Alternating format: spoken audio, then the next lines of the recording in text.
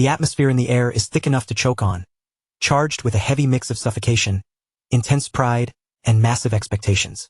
After months of anticipation, the grand awakening ceremony that everyone has been waiting for has finally arrived, turning the entire academy grounds into an absolute pressure cooker. If you look across the courtyard, you can see massive crowds of students flooding in like an endless wave, having traveled from every distant corner and hidden region of the continent just to be here today. These aren't just ordinary kids either. Every single one of them is a representative of a legendary, high-ranking noble bloodline, carrying the heavy weight and history of their family names on their shoulders. They stand tall, eyes flashing with ambition, absolutely desperate to flaunt their overwhelming power, trample over anyone who gets in their way, and prove to the world that they belong at the absolute top of the food chain. Now, the test they have to face is brutally straightforward, leaving zero room for trickery. Looming over the arena is a colossal steel wall, engineered to be insanely thick and completely indestructible. To pass, a student simply has to step up and strike it hard enough to leave a deep, unmistakable mark on that solid metal surface. There are no complex rules to exploit and absolutely no excuses allowed. The equation is simple. The more devastating the damage you inflict, the higher your score climbs. It is a raw, unforgiving exhibition of pure, unadulterated destructive power. Stepping up to the plate first is a nervous student from a low-tier minor family. You can see the desperate ambition in his eyes. He clearly views this terrifying trial as his one and only golden ticket to drag his name out of obscurity. He plants his feet, white-knuckling the hilt of his weapon as he channels every single drop of strength hidden within his muscles, throwing his entire body weight into one single, desperate strike. But reality is harsh. Despite pouring every ounce of his soul into the blow, the heavy impact subsides to reveal nothing but a pathetic, microscopic scratch on the surface that you can barely even see. With the weaklings out of the way, the real monsters finally begin to make their move. The true elite, born from the most powerful and untouchable noble houses on the continent, begins stepping out of the crowd. These highborn prodigies are practically overflowing with massive reserves of raw mana. One by one, they stride forward with smug, arrogant smiles, completely confident in their superiority, as they unleash the full, terrifying extent of their magical power onto the target. Yet, even with all their hype, the grand display falls completely short of being awe-inspiring. For all their vaunted genius and overwhelming pride, the colossal steel wall stands firm, taking nothing more than shallow, superficial dents. Even so, looking at those minor dents, a chilling realization washes over the entire crowd of onlookers. It becomes glaringly obvious to everyone watching that an ordinary, run-of-the-mill student wouldn't even have the right to even dream of standing on the same stage, let alone matching strides with these monstrously talented elite highborns. But right at that exact moment of intimidation, our main character chooses to walk right into the arena. He possesses the absolute audacity to step onto a stage where, looking strictly at the facts on paper, he is completely outclassed and utterly out of his depth. This is Theo Ragnar. He carries the name of the legendary Ragnar family, a clan famous for a bloodline rumored to inherit the literal legacy and power of ancient dragons. The catch? He is merely the illegitimate son. And because Theo was born from a forbidden union, completely outside the rightful and proper line of family succession, his arrogant, pure-blooded siblings have spent their entire lives treating him like absolute garbage, looking down their noses at him as if he were nothing more than a stain on their pristine name. To the rest of the family, Theo is less than human. Just a piece of useless background noise, a pathetic, talentless weakling permanently relegated to rotting at the very bottom of the clan's hierarchy.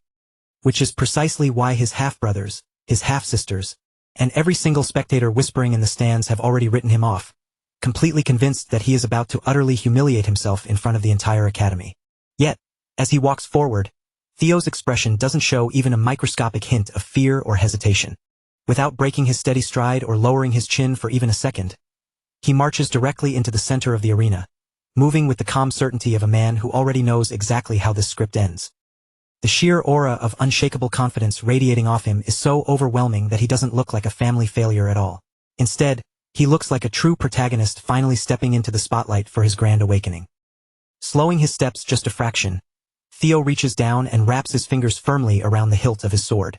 With complete tranquility, he walks right up to the shadow of the towering, immovable steel wall, and with a fluid, blindingly fast motion, he draws his blade, letting loose a perfectly controlled, elegant slash.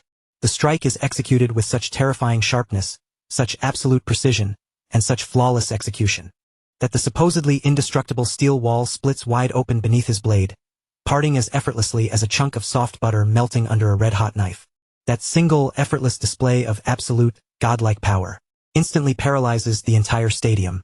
The spectators freeze dead in their tracks, their jaws dropping to the floor in sheer terror, completely unable to process the impossible sight they just witnessed.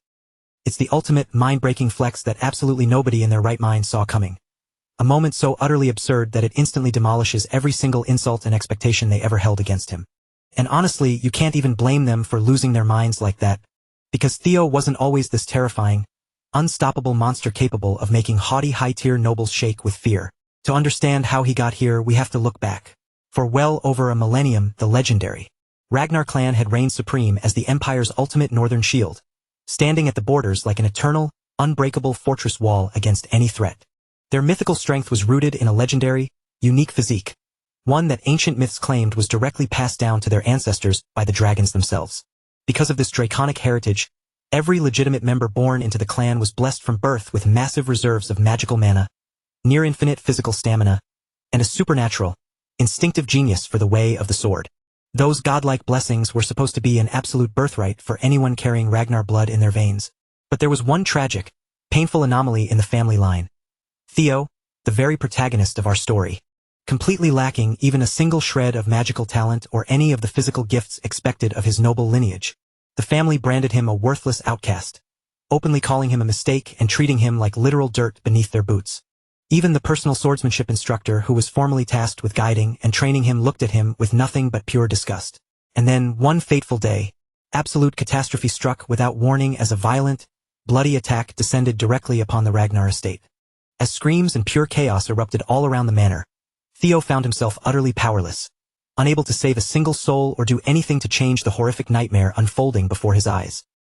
By the time he was left collapsed on the cold ground, mortally wounded and bleeding out as his life force slowly drained away, the grim truth finally clicked in his fading mind, revealing the mastermind behind the slaughter. It was Rendon, the very sword master who had sworn to train him, the teacher he trusted, was the monster who had orchestrated this ultimate betrayal. Standing over Theo's broken body, Rendon looked down at him with a cruel, mocking sneer, laughing as he mentioned how he had watched the boy practice diligently at the crack of dawn every single morning. To Rendon, all those exhausting hours of training, all those agonizing struggles, and every single desperate tear Theo had shed to try and grow stronger, had been nothing more than a pathetic, meaningless comedy act. No matter how desperately Theo thrashed against his fate, no matter how much agonizing effort he used to force a spark of life back into his broken, bleeding frame, the brutal reality was set in stone. He was never, ever going to escape from this living nightmare. Without a single microscopic shred of mercy or hesitation, Rendon stepped forward, his face a mask of cold indifference as he swung his heavy sword in a brutal, sweeping arc, slicing clean through Theo's arm with a sickening tear. A violent rush of crimson blood erupted from the horrific wound, spraying across the dirt and spilling everywhere as a wave of absolute, unadulterated agony hit his central nervous system all at once, blinding him with pain. Theo's physical shell gave out instantly under the trauma. He collapsed heavily onto the hard ground, his fingers clawing fruitlessly at the dirt as he shrieked in agony, screaming until his raw vocal cords nearly tore themselves completely apart. Rendon loomed over him like a shadow of death, showing zero human emotion as he reached down, grabbed a fistful of Theo's tangled hair, and violently yanked his head upward as if the boy weighed absolutely nothing at all. Holding the bleeding boy suspended by his hair, Rendon leaned in close, forcing Theo to listen to his low, venomous voice as he spat out that every single drop of blood being spilled here today was entirely Theo's own fault. With a cruel yank, he twisted Theo's head toward the horizon where the Grand Rose Palace was currently burning to ash, forcing his fading vision to watch the roaring flames swallow his entire life, before whispering that his family was being slaughtered because he was simply too weak to protect them. And then, as if tearing his soul apart wasn't enough, footsteps approached through the smoke, and another attacker dragged over the cold, lifeless body of Theo's mother, tossing her down like a broken doll right in front of his face. Rendon stared down at the weeping boy with hollow, dead eyes, utterly devoid of warmth, and stated flatly that even her tragic demise was a direct consequence of his own pathetic incompetence. Yet, even with his world shattered into pieces and his body fundamentally broken, something inside Theo stubbornly refused to just lie there in the dirt and wait for death to claim him. With his remaining hand trembling violently from blood loss, channeling the absolute last reserves of adrenaline hidden in his core, He reached out across the grass and tightly gripped the hilt of his sword once more. Blinded by a volatile cocktail of pure, burning rage and absolute despair, he dragged his mangled body forward, forcing his legs to move as he launched himself into one final, suicidal charge straight at Rendon. But the desperate rebellion was cut short.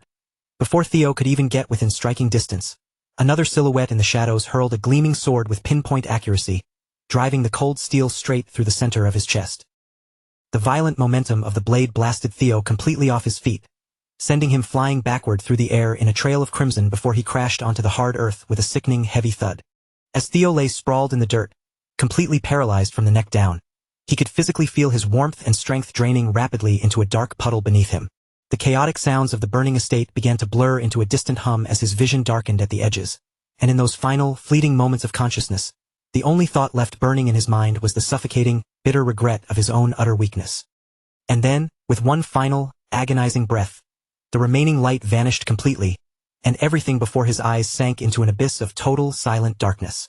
But as the darkness enveloped him, a cosmic anomaly occurred. For a soul like Theo's, the cold embrace of death was not where his tragic story was destined to end.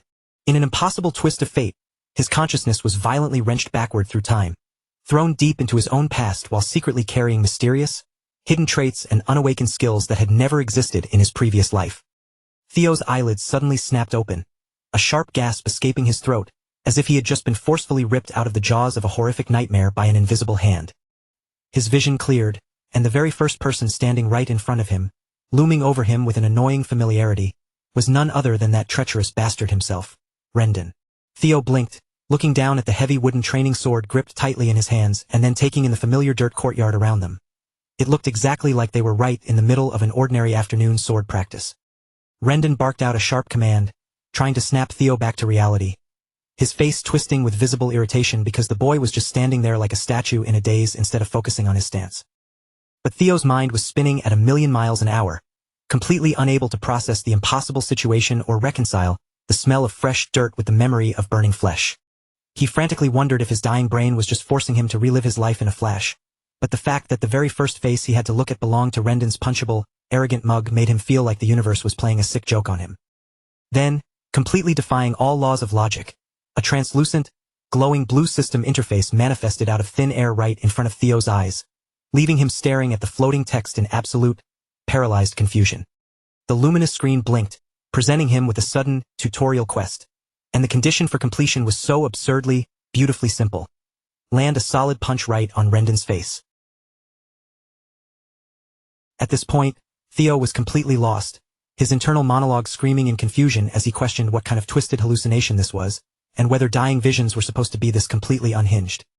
As he stared through the screen, he quickly noticed a crucial detail. Rendon was completely ignoring the bright text, staring right through it with zero reaction, meaning the glowing interface was entirely invisible to him. A dark, feral satisfaction began to bubble up in Theo's chest.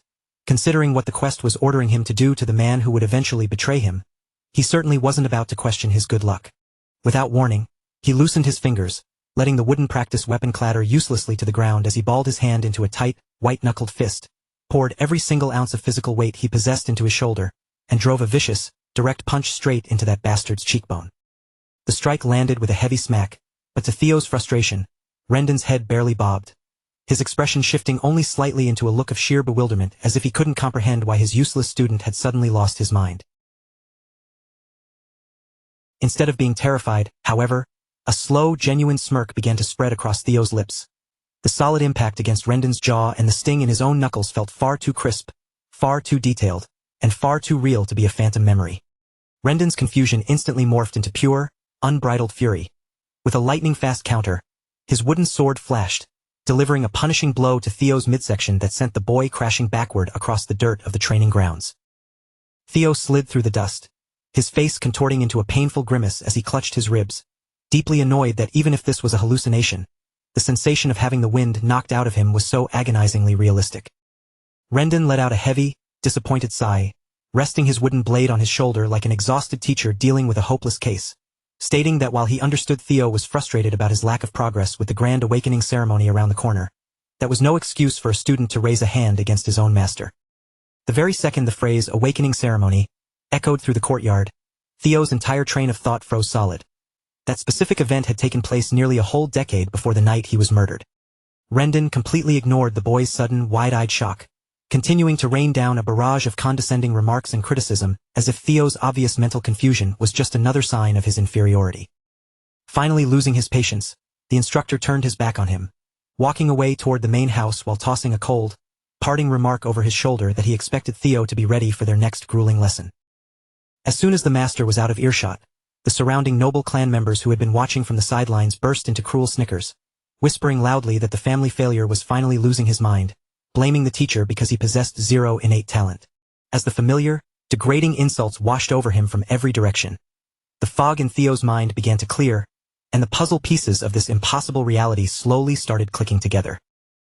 He lowered his trembling hand back down to the earth, digging his fingernails deep into the soil and deliberately scratching at the gravel, focusing entirely on the crisp, rough texture scraping against his skin. Then, he shifted his gaze to the throbbing bruise forming on his chest from Rendon's strike, the sharp, biting pain radiating through his nerves finally convincing him with absolute certainty.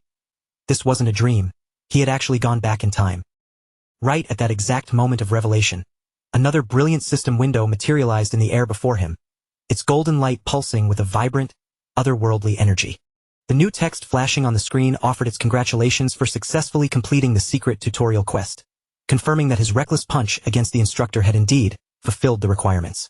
As the completion prompt faded, a massive notification banner took its place, announcing that as his rightful reward, the true, dormant talent of the Ragnar bloodline had now been permanently activated within his body. Suddenly, a brilliant, faint arcane aura began to shimmer outwardly from the very center of Theo's chest, pulsing with a warm, heavy heartbeat as if a primordial power hidden deep within his soul had finally been unlocked. Simultaneously, the system chimed a melodic tone, confirming with absolute authority that the ancient lineage reward had been properly integrated into his genetic makeup. The system's final declaration flashed in bold letters across his vision, announcing that from this historic moment forward, all of Theo's physical and magical statistics would begin multiplying at an incomprehensible speed. The radiant arcane energy continued to burn brightly like a miniature sun in the center of his chest as the system reconfirmed the status change, leaving no room for doubt that his regression was real, and every single one of his attributes would now skyrocket at a truly terrifying pace. Meanwhile, deep within the familiar walls of the Rose Palace, that absolute piece of garbage Rendon was sitting down with total composure, acting as though he belonged there. He sat directly across from Theo's mother, putting on a perfectly polite, sophisticated act as he delicately sipped tea with her.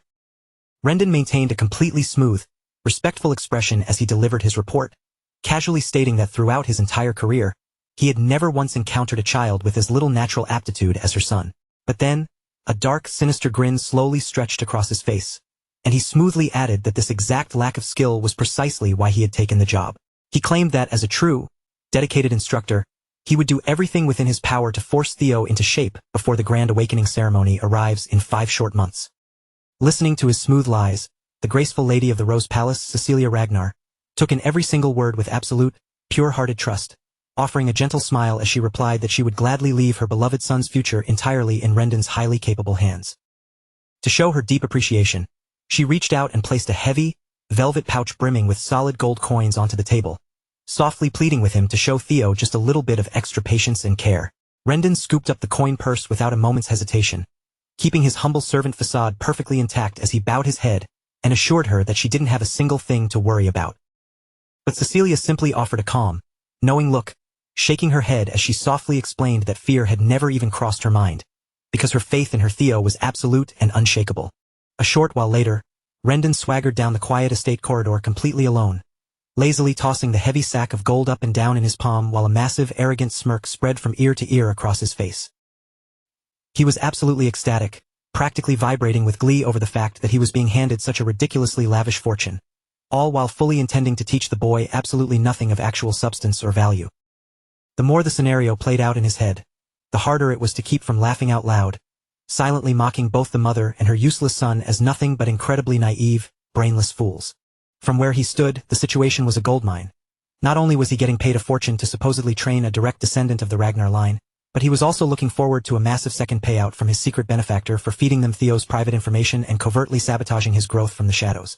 To a greedy snake like Rendon, this was the kind of flawless, highly lucrative setup that he had never been lucky enough to stumble into before. Just as he was basking in his own cleverness, Theo suddenly burst around the corner of the hallway, his legs moving like pistons as he sprinted at absolute full speed, rocketing right past Rendon in a blur without making even the slightest attempt to slow down. His fraudulent instructor was caught completely off guard, instantly clicking his tongue in deep annoyance and throwing a disgust-filled glare after the boy, muttering under his breath about what an absolute, brainless, pathetic loser the boy was, watching with narrowed eyes as Theo disappeared down the hall without giving his master so much as a single glance or acknowledgement. Theo's entire universe was pinned on a single room ahead, running as hard as he could to reach his mother's side, and the very instant her figure came into view, he cried out to her, a raw wave of desperate urgency bleeding through his voice. As Cecilia began to turn around at the sound of her name, the first sight that met her eyes was Theo standing in the doorway, completely out of breath, his shoulders shaking violently as his chest heaved up and down from the frantic sprint. Without uttering a single syllable of explanation, Theo threw himself across the room and crashed directly into her embrace, locking his arms around her waist and squeezing tightly as hot, heavy tears spilled over his cheeks, the mind-bending reality of holding her alive and breathing finally crashing over his soul.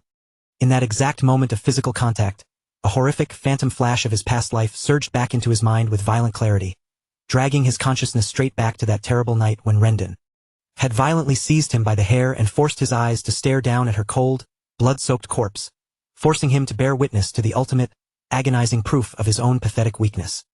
But right now, the agonizing nightmare was gone. She was standing right here in reality, safe and warm within his trembling arms, and that simple sensation alone flooded Theo with a profound, breathless joy that he could barely keep contained.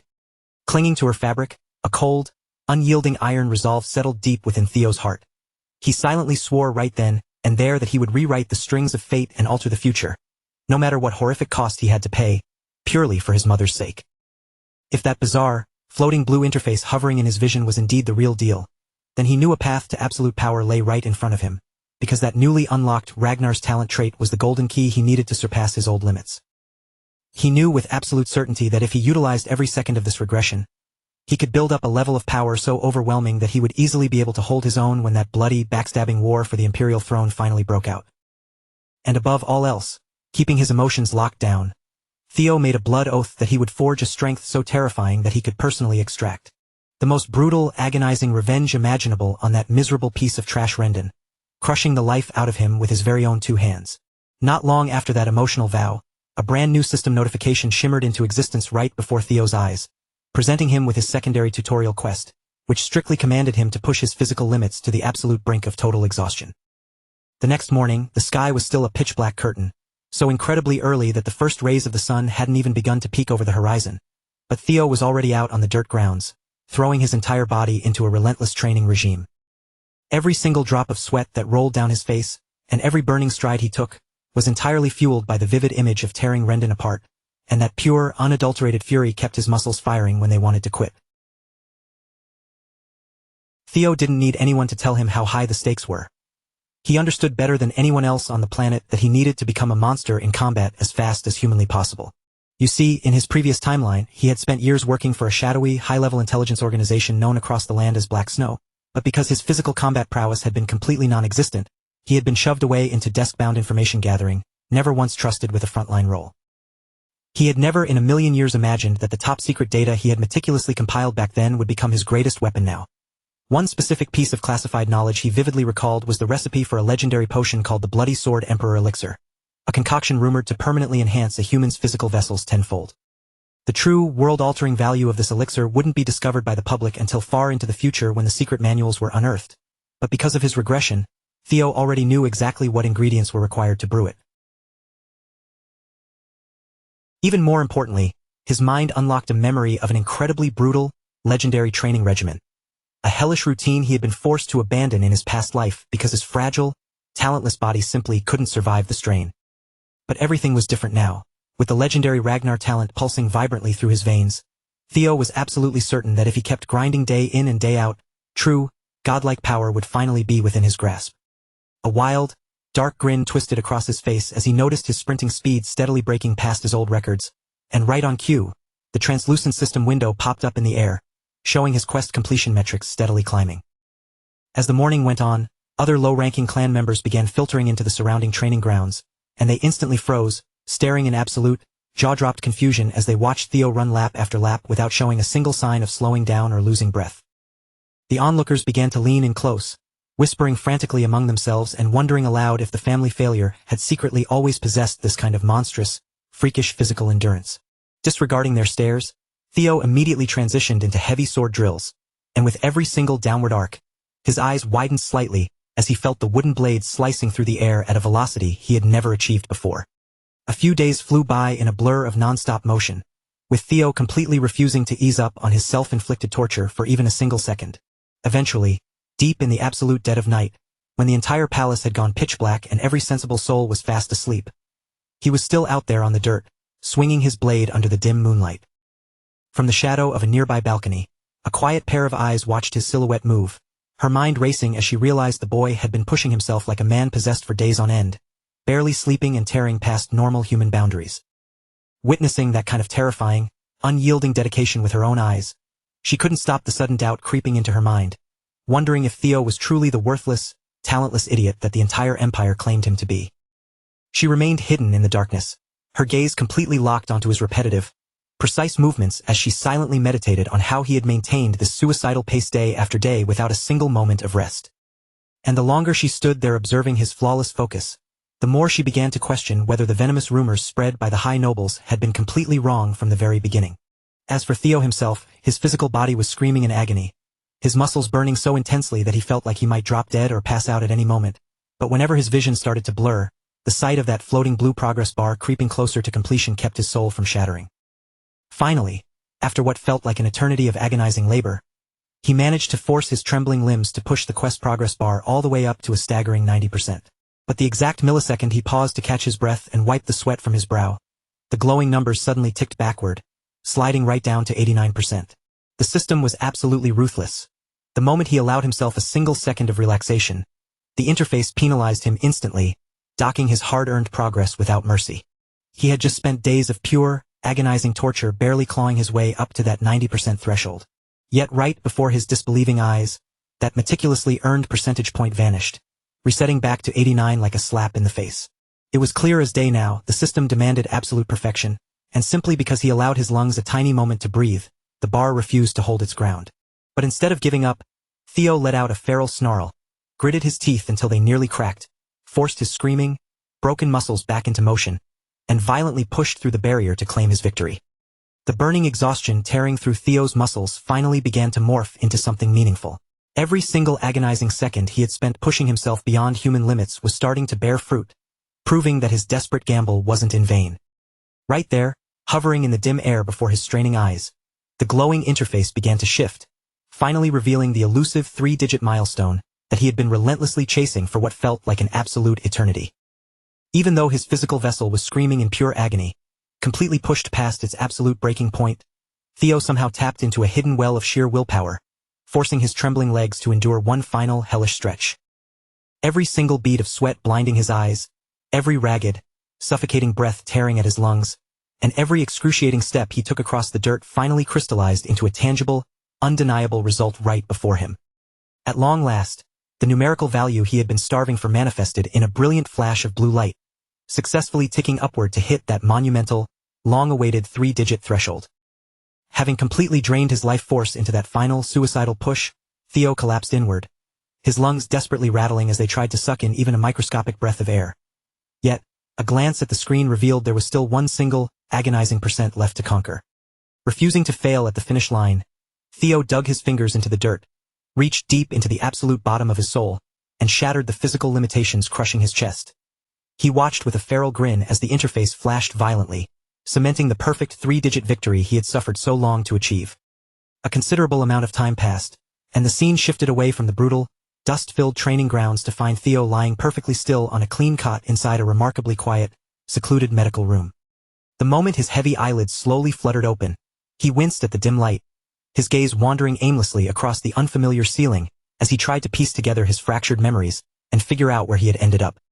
Right then, a stern but composed shadow fell over his cot as Evelyn appeared by his bedside, her voice perfectly level as she informed him that he was currently resting inside the private break room of Training Ground 4, before coolly adding that there had been absolutely no logical reason for him to destroy his own body like a madman.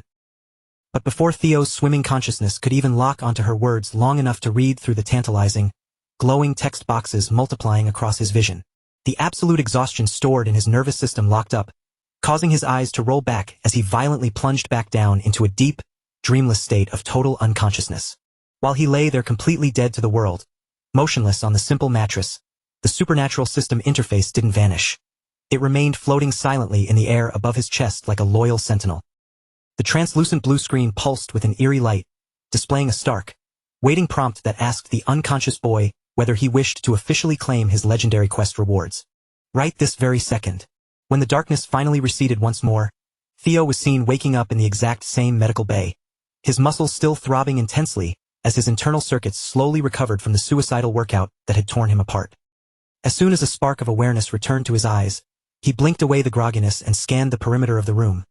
His brow furrowed in deep, visible confusion as he tried to assess the situation. Evelyn stepped back into his line of sight, her arms crossed as she reiterated that he was safe inside the resting quarters of the 4th training ground, her tone carrying a faint hint of a lecture as she reminded him once again that driving himself to the brink of death was completely unnecessary. Ignoring her voice for a split second, Theo focused his gaze on the floating screen and mentally clicked the confirmation button to accept the system's massive bounty. And the very instant he did, an explosion of brilliant, blinding neon blue light erupted from thin air, completely enveloping his entire physical body in a swirling vortex of raw energy. Standing just a few feet away, the seasoned hall manager could only freeze in sheer, unadulterated shock, her jaw tightening as she watched this bizarre, ancient power violently surge through the boy's veins, forcing his physical frame into a visible, terrifying metamorphosis. As the blinding light show slowly dissolved into the atmosphere, Theo found himself fully awake, sitting up on the cot. The moment his vision cleared, he found Evelyn standing right over him, calmly restating that he was in the safety of Training Ground 4's break room while softly scolding him for taking such idiotic physical risks. When Theo's gaze locked onto her face, a flicker of profound recognition flashed across his features, a reaction so sharp and knowing that it caught Evelyn off guard, causing her to narrow her eyes before formally introducing herself as the official manager overseeing the 4th training ground. She adjusted her posture, explaining to him that he had completely short-circuited and lost consciousness while training like a lunatic under her watch earlier that morning, leaving her no choice but to carry him into these private quarters to recover. Theo offered a polite, low nod of gratitude, thanking her for the intervention, prompting Evelyn to hand him a cold cup of water while delivering a chillingly calm reminder. Within the sacred laws of the Ragnar clan, attempting to open one's internal mana hall prior to the official awakening ceremony was an offense strictly forbidden by blood law. Theo's heart did a sudden flip, not quite understanding why she was suddenly throwing such a severe, execution-level taboo into a casual conversation. But he kept his face perfectly emotionless, nodding slowly as he claimed to be fully aware of the clan's law. Evelyn's eyes instantly morphed into 2 razor-sharp slits, her entire demeanor turning freezing cold as she leaned in, demanding to know why, if he was so well aware of the absolute penalty, he had just chosen to deliberately violate it. Theo maintained his confused, innocent facade, acting as though he was completely unable to follow her dangerous line of questioning, defensively asking why she was interrogating an innocent family member with such baseless accusations. You see, what the oblivious manager didn't know was that the hidden reward Theo had just extracted from the system wasn't a standard mana awakening at all. It was the literal mythical dragon heart. And because he had managed to complete the hellish tutorial quest far ahead of the system's expected schedule, he had been granted an ungodly additional multiplier. The accumulated, raw magical power belonging to 10 of his past lives combined. With a dangerous, predatory aura radiating from her posture, Evelyn demanded to know right then and there if he had illegally forced open his mana hall. At first, Theo was completely lost, until the memory of the system notifications right before he blacked out finally rushed back into his mind. The puzzle pieces clicked into place. He remembered with terrifying clarity that the interface had literally implanted a genuine dragon heart directly into his chest cavity, backed by the colossal mana reserves harvested from 10 of his previous incarnations. The sheer weight of this realization left him completely speechless and frozen in place, because acquiring an actual dragon heart wasn't just some standard high-tier loot, it was a world-shattering, godlike artifact that no human should ever possess. A dragon heart was considered an absolute myth for one primary reason. It possessed the unique, supernatural anatomy required to house an entire mana hall directly inside the organ itself. When a mana hall was successfully anchored within a heart of that caliber, the processing efficiency of magical energy became infinitely faster and more lethal. However, unlike dragons, humans were biologically forced to construct their mana halls deep within their lower abdomen, simply because a frail human heart would literally explode under that concentrated pressure. This exact anatomical limitation was why every single high-ranking warrior, especially the bloodthirsty elites of the Ragnar clan, spent their entire lives dreaming of a dragon heart. It was the ultimate, forbidden cheat code to absolute power, bypassing the slow abdominal center entirely. The catastrophic catch was that throughout human history, no mortal had ever successfully broken past the natural threshold of their own cardiac walls. And now, because the system had casually dropped a literal dragon heart into his ribcage, Theo had suddenly found himself trapped in a colossally dangerous predicament. There was absolutely no denying that these hidden rewards were completely unmatched on the continent, but it was equally undeniable that they had instantly painted a massive, invisible target on his back, trapping him in a web of deadly complications. To make his current situation an absolute nightmare, the woman staring him down right now was Evelyn Nereville, a legendary masterclass swordswoman who had only stepped down from active duty after losing her entire left arm in battle, now passing the time as the iron-fisted supervisor of these training grounds. In her glory days, Evelyn had reigned as the absolute commanding general of the feared white-armored dragon cavalry, a warrior so unervingly lethal that even the terrifying demon dragons spoke her name with respect. She was notorious for her unyielding, black-and-white moral compass. She didn't care about a person's high noble status or raw potential. The only traits she genuinely loathed were deceit and cowardice. In fact, in his previous timeline, because she had found Theo's stubborn, clumsy nature far too frustrating and unbendable, she had actually washed her hands of him completely, officially resigning as his personal master. Putting it bluntly, if a woman of her terrifying perception and caliber managed to decipher the supernatural truth beating inside his chest, Theo wouldn't just be expelled. He would likely lose his head before the sun went down. Yet, instead of letting panic compromise his posture, a subtle, highly dangerous smile slowly curved the edges of Theo's lips as his brilliant mind immediately began constructing a flawless counter-strategy. He reasoned that as long as she lacked any physical, concrete evidence to back up her wild suspicions, he had absolutely zero reason to cower before her gaze. Locking eyes with the legendary commander, Theo fired back with a sharp, incredibly daring response, asking her with a touch of mockery how a prestigious manager could openly talk about executing a direct heir based on nothing more than a passing gut feeling, before asking if she was truly prepared to forfeit her own life if her words proved false. The heavy room plunged into a suffocating silence. Evelyn's breath caught in her throat, completely paralyzed for a moment, unable to find an immediate answer to the lethal political question he had just hurled right back at her. Sensing her hesitation, Theo pressed his advantage even harder, his voice dropping into a cold register as he reminded her that he was still a rightful heir to the supreme Ragnar clan, and if her treasonous suspicions turned out to be hollow lies, this interrogation would be legally classified as a direct, unpardonable insult to the entire Ragnar name. Evelyn's fingers twitched against her side as she reluctantly conceded the point, her jaw tightening as she muttered that those were indeed the absolute laws of the Empire. Letting a dark, predatory shadow fall over his eyes, Theo leaned forward on the cot, staring right through her soul as he softly asked if she was fully aware of the exact, gruesome punishment that awaited any commoner who dared to humiliate a true heir. Evelyn didn't flinch for a second, her spine remaining perfectly straight and her voice ringing out with unshakable, absolute confidence as she looked him dead in the eye and answered that the punishment was immediate execution. Theo let out a low, satisfied breath, genuinely pleased to see that the stone-faced manager finally comprehended the lethal weight of her own accusations. He leaned back slightly, his eyes narrowing into a piercing glare as he coldly advised her to think twice before uttering such reckless claims again. Evelyn, on the other hand, stood completely frozen as the freezing sharpness in his tone cut right through her, her mind racing in absolute shock as she wondered if this commanding figure could truly be the same helpless boy she thought she knew. Yet, even as she reeled from his sudden display of authority, Evelyn simply couldn't shake the heavy sensation that had flared through her senses just moments ago. Her warrior instincts were screaming that the raw energy ripple she had detected was, without a doubt, a genuine mana wave. Because that gut instinct refused to quiet down, she resolved right then and there that she absolutely had to investigate this anomaly with the utmost scrutiny, rather than allowing a potential taboo to slip past her fingers unnoticed. In her eyes, it didn't matter if the boy carried the elite blood of the supreme Ragnar line pulsing through his veins. The ancient rules of the family were absolute. If he had dared to cross that sacred line, she fully intended to drag the truth into the light and make him pay the ultimate price.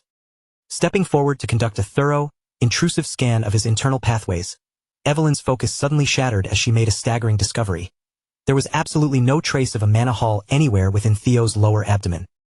The confident color instantly drained from her face, her jaw tightening as the absolute certainty behind her grand accusation crumbled into dust, forcing her to accept the humiliating reality that her senses had completely failed her. Watching her composure fall apart, Theo couldn't resist letting a smug, cocky smirk tug at the corner of his lips.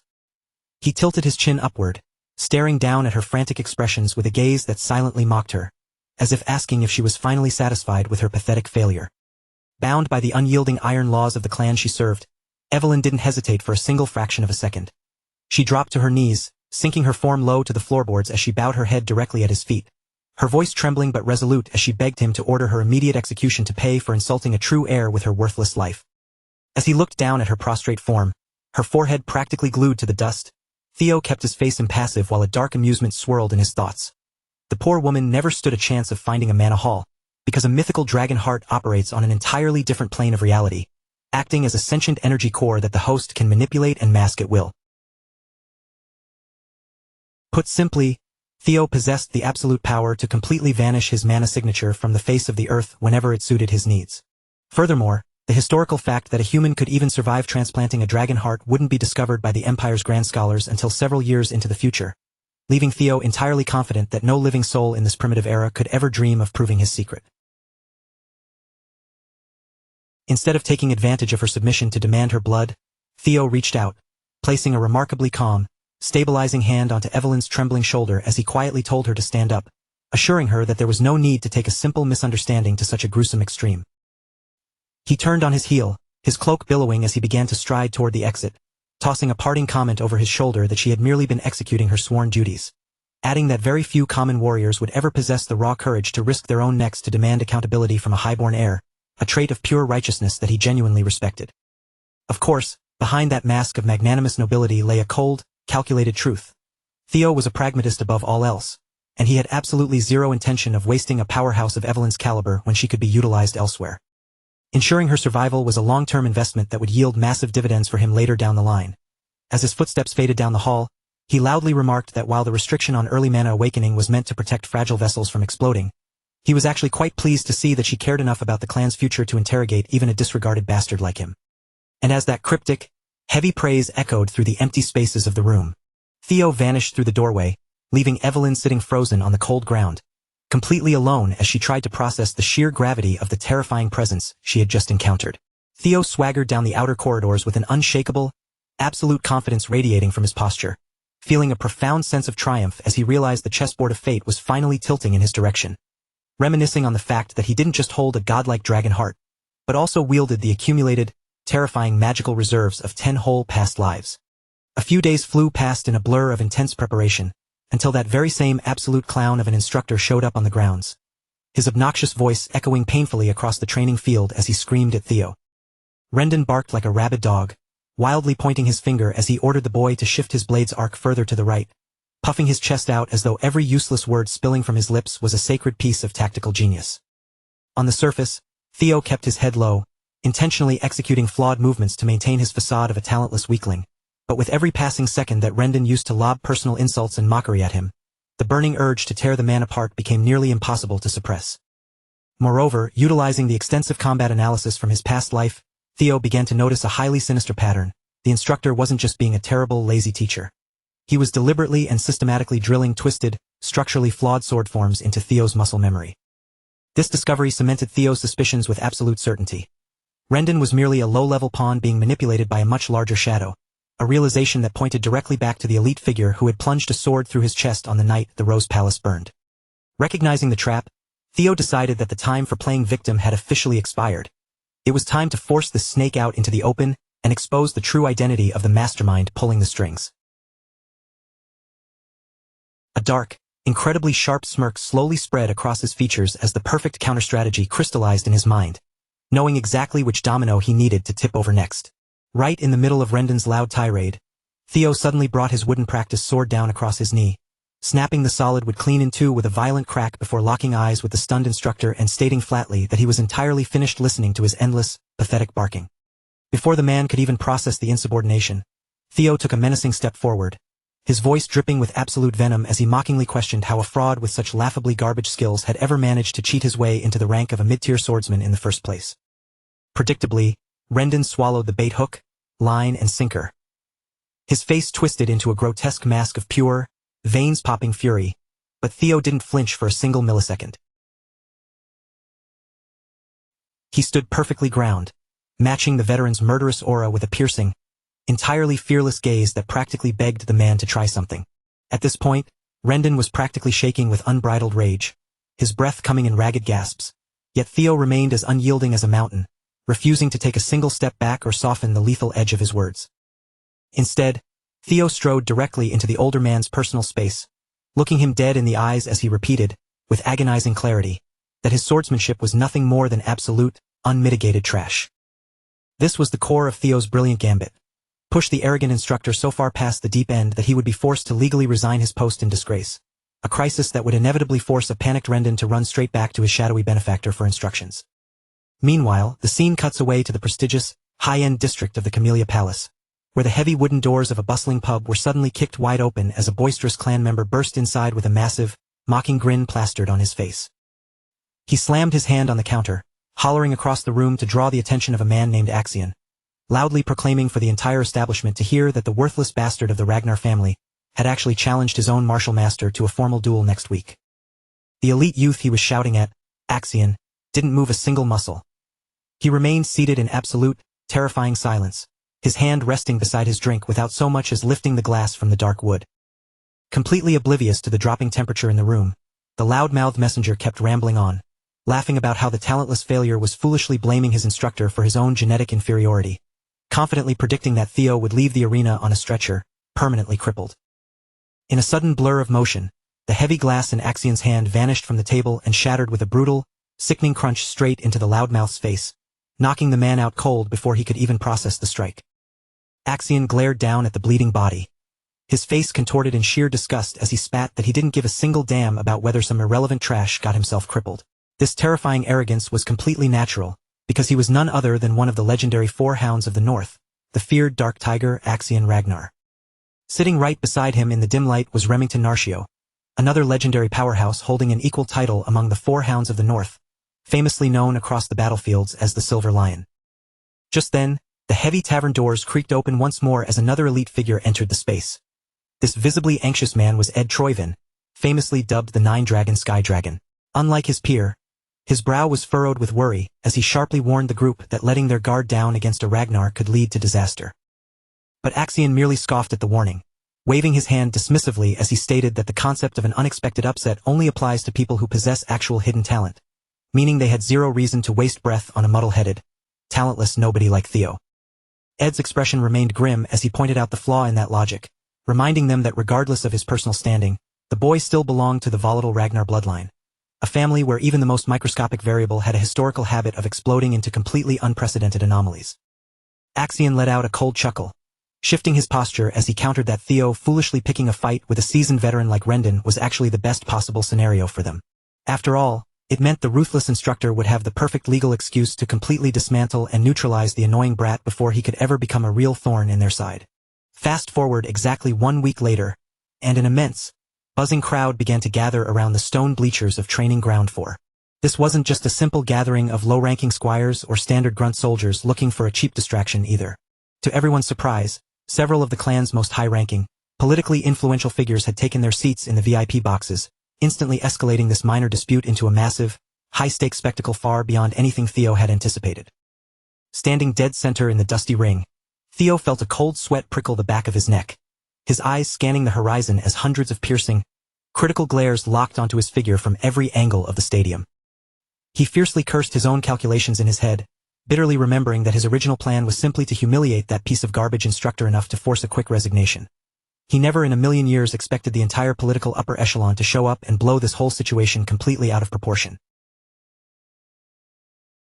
As the heavy war drums began to roll, signaling the start of the match, his mind flashed back to the exact moment of confrontation 1 week ago, when he had stood tall and looked down at Rendon to tell him just how utterly pathetic his life's work truly was. Theo cut him off without the slightest hint of mercy, making it painfully clear that Rendon was completely finished. His voice carried a cold, absolute finality that left no room for negotiation. As far as Theo was concerned, the man had already stripped himself of any remaining dignity and lost his position entirely. Now there was no paperwork left to sign, no excuses left to hear, and all that remained for the disgraced instructor to do was pack his things, disappear into the shadows, and get out of his sight for good. Right then, just as the tension in the room reached its boiling point, a translucent system message materialized in the air before him. It was cold, glowing, and entirely direct, confirming the arrival of Theo's third tutorial quest. This time, the system wasn't offering any vague objectives, riddles, or easy ways out. The text hovering in his vision spelled out a brutal, unavoidable reality. He had to face Rendon in actual combat, engage the veteran swordsman head-on, and emerge from the clash as the absolute winner. To understand how things escalated to this point, the moment pulls us back a few days, right to the precise second when Theo first stood defiantly before Rendon and openly challenged his authority. With sheer disgust written all over his face, Theo hadn't held back in the slightest. He had called out Rendon's useless, intentionally flawed teaching methods and mocked his pathetic excuse for ability. Standing tall, he had looked down at the instructor and told him straight to his face that he was officially fired and could leave the estate immediately. Predictably, Rendon hadn't taken the insult lying down. He immediately tried to argue back, his face turning red as he insisted that their signed contract still had plenty of time remaining. He raised his voice, claiming that Theo didn't possess the authority to just end things whenever he pleased. But Theo didn't give him a single inch or a moment to breathe. Keeping his composure perfectly, he calmly pointed out the cold truth of their arrangement. If the employer himself had dismissed him, then the contract was already worthless and there was absolutely nothing more to discuss. Deep down, beneath his calm and collected exterior, Theo was practically vibrating with rage. He wanted nothing more than to drive his fist straight into that bastard's smug face and shut his lying mouth for good. Yet, even with all that intense anger burning hot inside his chest, he forced himself to hold back. He clenched his fists tightly, knowing that he still couldn't fully trust the limits of his own current strength just yet, making a reckless physical outburst far too risky. Rendon, on the other hand, was in absolutely no position to simply accept being thrown away like garbage. Panic was beginning to mingle with his anger, because he still hadn't achieved the real, sinister purpose that had brought him to the Ragnar estate in the first place. For him, losing his role as the young master's instructor right now wouldn't just be an embarrassment. It would completely ruin everything his employers had planned. Desperate to regain control of the situation, Rendon took a heavy step closer to Theo, lowering his voice as he tried to smooth things over, put on a fake smile, and talk his way out of the dismissal. But just as he opened his mouth, a flashing system window suddenly erupted right in front of Theo's eyes. The glowing text delivered a command that was utterly impossible to ignore. He had to fight Rendon right here and now, and failure was not an option. He had to win.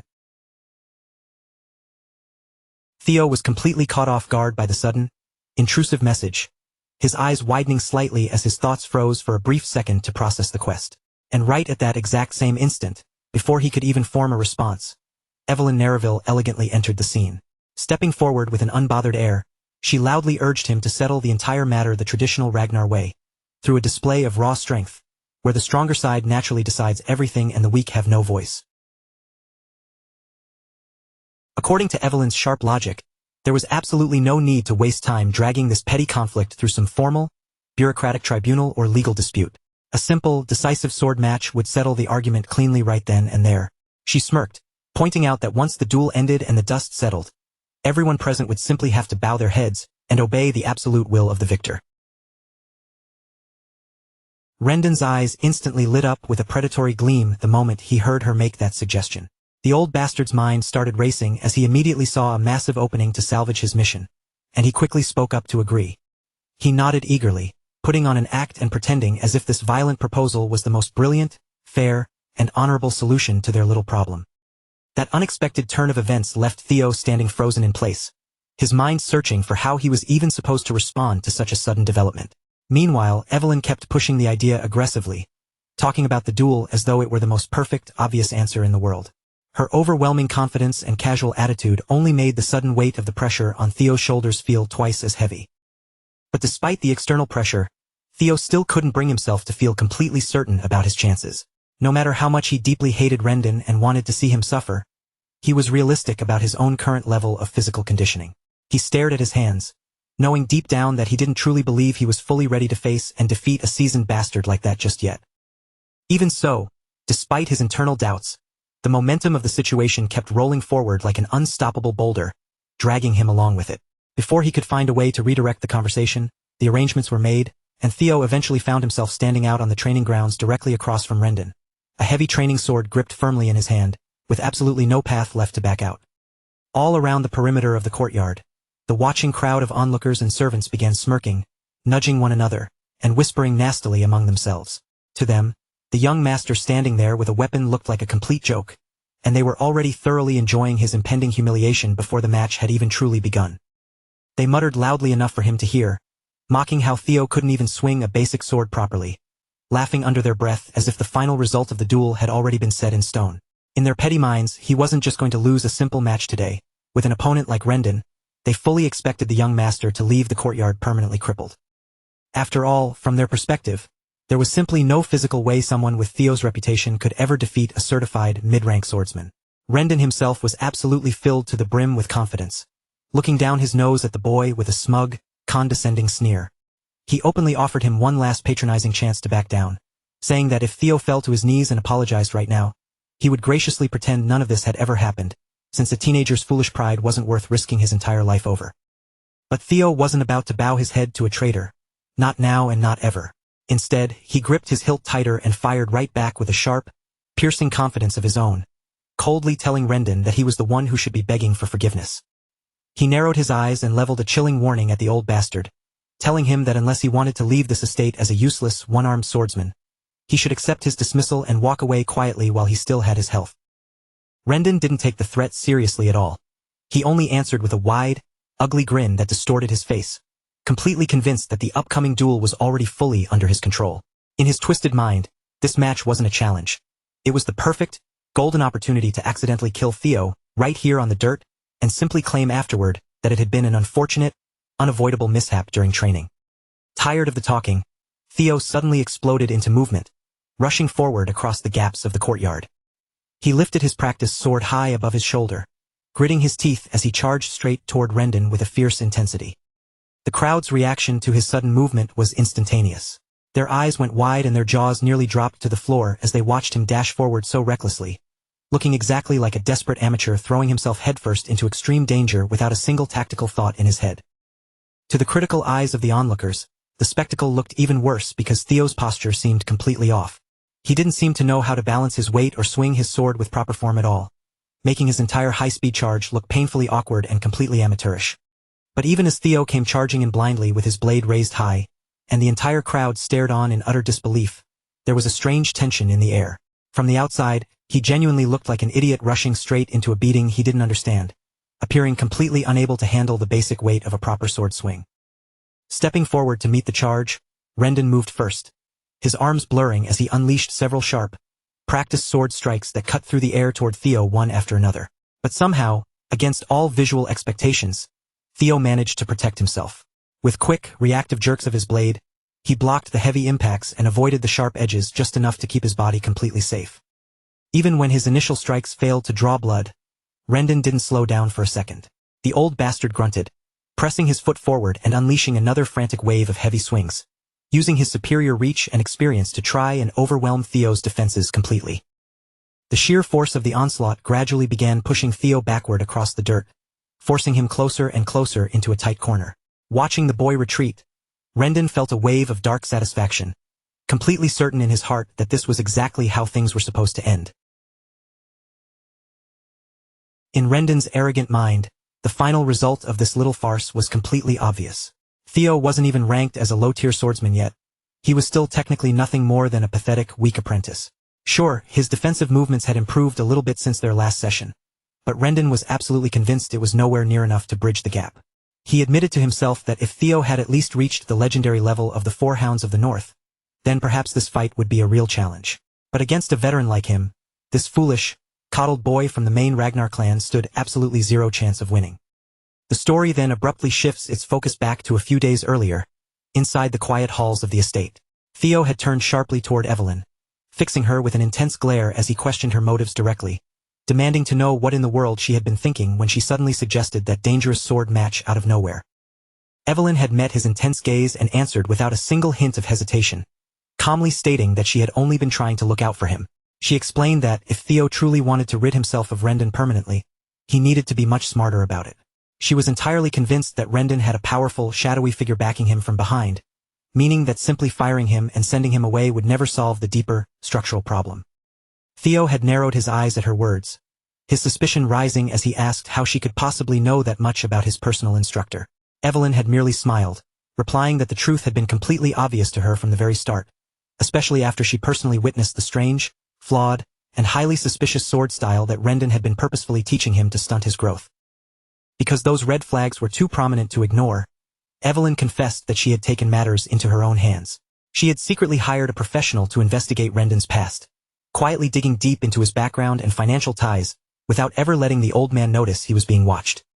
Theo was completely stunned into silence when he heard this revelation. In his previous life, Evelyn had never bothered to catch or expose Rendon's treachery, yet now she was actively working to bring the man down.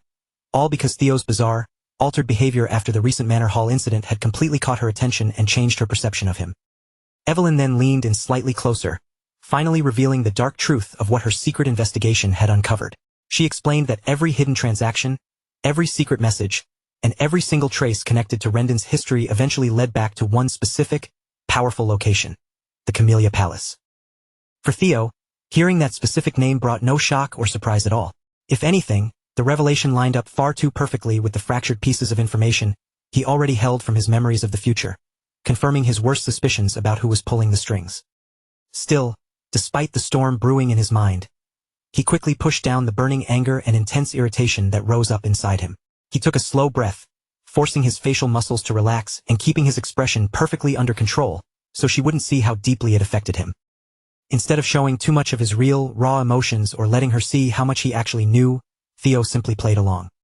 He scoffed lightly, stating in a measured tone that he was genuinely surprised Evelyn had managed to deduce that much complex political information all on her own. Theo successfully swallowed back the rest of his annoyance, keeping his voice entirely steady and choosing not to let a single drop of his internal anger spill out into the open room. He then nodded in reluctant appreciation, admitting that it was honestly quite impressive she had managed to figure out such a dangerous secret from the few clues available to her. But after giving credit where it was due, Theo brought the conversation back to their harsh reality and honestly explained the immediate problem. He pointed out that with his current level of physical skill, he feared he still lacked the power to defeat Rendon in a fair duel. So he straight up asked Evelyn what she actually intended to do to fix the mess she had started. Evelyn didn't hesitate for even a fraction of a second. She looked him dead in the eye, confidently telling him that he absolutely had the capacity to beat Rendon right now. Then, her tone turned serious as she warned him to stop continuously underestimating his own hidden potential so much. Flashing back into the tense reality of the present fight, the dust swirled around the two combatants.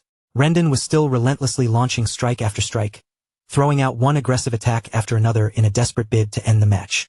But Theo was perfectly executing his defense, meeting every single blow with a chilling, calculated calmness that made Rendon's frantic attacks look far less threatening than they actually were. As the seconds ticked by and none of his strikes connected, Rendon's rock-solid confidence began to crack. A bead of sweat rolled down his temple because he physically couldn't understand what had happened to this brat. The precise, fast, and calm Theo standing before him right now was clearly not the same weak Theo Ragnar he had been training for months. The shifts in movement were subtle at first, but before anyone watching in the crowd fully realized what was happening, the entire momentum and psychological flow of the battle had completely turned on its head. Now, in a shocking twist of roles, Rendon was the one being heavily pushed into a difficult defensive position. He found his breathing turning ragged, forced to violently struggle just to parry the counterattacks of the very same opponent he had looked down on as a weakling moments earlier. The surrounding crowd could feel the heavy, unbelievable weight of Rendon's possible defeat creeping into the chilly air, and their smug, mocking whispers instantly began to fade into stunned silence. Even a mysterious, hooded man sitting quietly in the back rows, who looked suspiciously like Remington, appeared visibly shaken in his corner, his posture stiffening as if the simple fight was turning into something far more dangerous than he had ever anticipated. Meanwhile, standing off to the side, Evelyn looked like she was thoroughly enjoying every single second of the unfolding chaos. Watching Theo effortlessly hold his ground and pressure his instructor seemed to fill her with a deep, genuine satisfaction, and for some reason, a faint, proud smile tugged at the corners of her lips. Then, the narrative dips back into the memory of the past one final time, pulling back the curtain on their secret preparation. It reveals that during that single, intense week leading up to the scheduled duel, Evelyn herself had taken Theo under her wing and personally trained him in secret. During those late-night training sessions, Evelyn had openly admitted that, technically speaking, helping a student prepare to fight their own instructor went entirely against the clan's strict rules. But she had shrugged it off with a smirk, stating that in her eyes, Rendon was such a rotten, corrupt teacher that he didn't deserve to keep his prestigious position for another day anyway. Hearing her say those words out loud had been more than enough to break through Theo's stoic armor, causing a knowing, confident smirk to spread across his own face as he realized they were completely on the same page. A sudden rush of pure excitement had run straight through his veins, mixed with a strange, dark thrill that he couldn't quite hide from his expression. At that exact moment, Theo felt completely convinced that his risky gamble of forcing Evelyn to owe him a debt had turned out to be entirely worth it after all. Still, even with their alliance solidifying, one burning question continued to bother his mind. Theo wanted to know the deeper motive behind her actions, so he looked at her and asked directly whether her real reason for going this far to help him had something to do with the strange incident that happened between them last time. Evelyn chuckled softly, openly admitting that his guess wasn't entirely wrong, and that their previous encounter was definitely a part of her motivation. But then, her expression turned mysterious as she added that there was someone else high up in the hierarchy who would probably take a massive interest in Theo, simply because that person possessed a borderline obsession with discovering and gathering truly talented people. Back out on the dirt of the training grounds, the deadly duel continues to rage on with absolute intensity, showing no signs of slowing down anytime soon. But as the iron blades clash again and again, Rendon's cool, arrogant composure begins to noticeably fray at the edges. Every single exchange of blows forces him into a more awkward position, making his movements look increasingly frantic. It's as if the absolute confidence he paraded around with at the start of the match is being systematically stripped away with every sharp ring of steel echoing through the air. As his breath grows heavier, a genuinely disturbing thought begins to take root inside Rendon's panicked mind. He stares at the young master's unyielding gaze and starts to wonder if this pathetic little brat had actually been playing everyone for fools from the very beginning. His mind races with the terrifying possibility that Theo had been deliberately playing the role of a helpless, stupid weakling this entire time, all just to mask his true, monstrous combat ability until the perfect moment to strike. Then, right in the thick of their high-speed exchange, just as their weapons lock tightly together with a screech of friction, Theo does something completely unexpected. He leans forward, his eyes locking onto his instructor's trembling pupils, and calmly throws out a piercing question, demanding to know the exact identity of the shadowy figure pulling Rendon's strings from behind the scenes. Hearing that dangerous inquiry causes the old bastard to completely snap, his face contorting in a mixture of rage and panic as he aggressively lashes out with his weapon, screaming over the sound of metal to demand what kind of nonsense Theo is even talking about. But Theo doesn't yield an inch of ground. Instead, he presses his blade forward, fiercely reminding the traitor that he's already fully aware of the useless, fundamentally broken garbage techniques Rendon had been intentionally feeding him for years. Deciding he's completely done playing games or dancing around the edges of the truth, Theo cuts straight to the absolute heart of the conspiracy. He glares directly into the old man's eyes and bluntly asks the million-dollar question, whether Rendon has been acting as a secret agent, working hand-in-hand with the treacherous forces residing within the Camellia Palace. The very microsecond those forbidden words cross Theo's lips, Rendon's entire body goes completely rigid. For one brief, damning second, the old coot looks utterly paralyzed with genuine shock, his jaw tightening as though Theo had just reached into his chest and dragged out the one deeply buried secret he thought the young master could never possibly uncover. And that single, microscopic physical reaction is all the confirmation Theo needs to see. Rendon's bloodless complexion, his sudden, suffocating silence, and that unmistakable flicker of sheer panic in his wide eyes tell the young master everything he needs to know. His darkest suspicions about his instructor's betrayal are 100% correct. With the conspiracy officially verified, Theo has no intention of wasting another second talking to a dead man walking. In the very next heartbeat, before Rendon can even attempt to recover his guard, Theo pivots his hips and drives his sword cleanly through the air in a flawless, blinding arc, completely severing the old instructor's right hand at the wrist. The disembodied hand spins wildly through the air, painting a gruesome arc of crimson blood across the dirt, before tumbling heavily to the ground. Up in the stands, the entire gathering of spectators is instantly frozen in place, their murmurs completely dying out as they stare down in absolute, paralyzed disbelief at the horrific spectacle that just occurred right before their eyes. The corrupt teacher's face instantly twists into a grotesque mask of pure, unadulterated horror. He stares blankly at the empty space where his arm used to end, the brutal reality of what the young master has just done finally breaking through his shock and crashing down on him with full force. A split second later, a blood-curdling, pained shriek tears out from the very depth of Rendon's throat, a sound so raw, guttural, and ugly that it echoes off the stone walls. He frantically clamps his remaining hand over the spurting stump of his wrist, stumbling and staggering backward through the dirt like a wounded animal. Clutching his mangled limb as he gasps desperately for air, the broken instructor begins to bitterly spit out curses under his breath. His whole body trembles violently, his voice cracking and shaking under the overwhelming weight of immense physical agony, blinding rage, and the sudden, public humiliation of being bested by an apprentice. With total composure, Theo begins walking toward the miserable, groveling bastard, his boots taking slow, steady, and terrifyingly confident steps across the stained ground. With each step he takes, a profound realization resonates deep within his very bones. He can feel it with absolute certainty now. He really has broken through his limits and become genuinely strong. As he closes the remaining distance between them, looming over the shivering old man, Theo opens his mouth to speak. He chooses his words with lethal intent, intentionally digging up the exact same cruel phrases that Rendon had mockingly leveled against him during the darkest moments of his tragic previous life, making absolutely sure the old man hears every single syllable clearly. He looks down at the bleeding instructor, coolly stating that if the legendary Ragnar clan truly operates on nothing but the absolute law of the jungle, then that means raw, undisputed strength is the only currency that carries any value within these walls. He levels the tip of his practice blade right at the old man's chest, adding with a chilling calm that a pathetic, weak individual like Rendon should have known better than to ever dare set foot inside this sacred estate to begin with. An unbearable, suffocating aura of bloodlust begins to radiate from Theo as he slowly raises his sword high into the air once more. He hurls those old, mocking words right back into Rendon's trembling face, driving home the brutal truth that the weakest, most pathetic creature standing on this battlefield today was never the young master. It was him.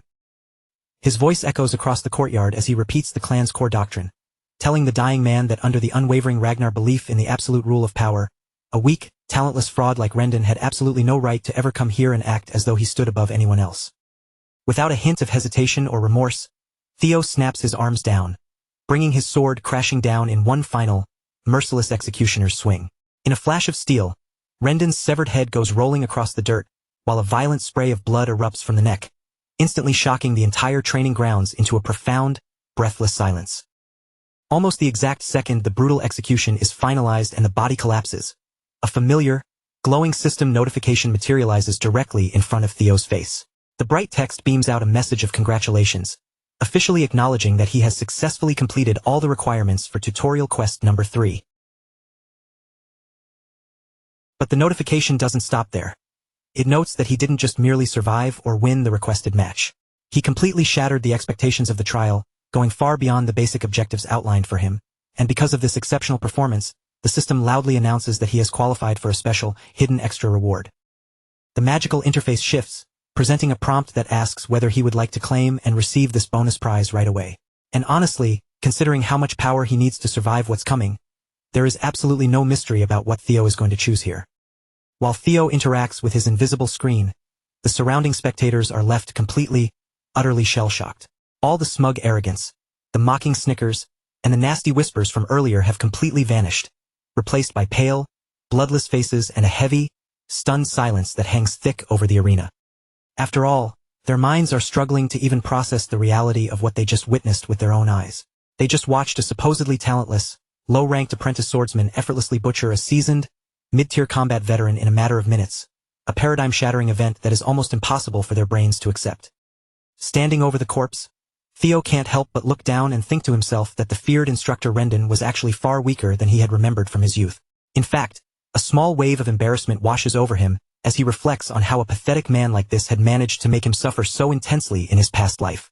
But as he grips his hilt, he smiles, knowing that this time around, the wheel of fate is already spinning in a completely different direction. Right on cue, the system window blinks again to reveal the contents of his extra reward, immediately activating a unique passive skill known as observation.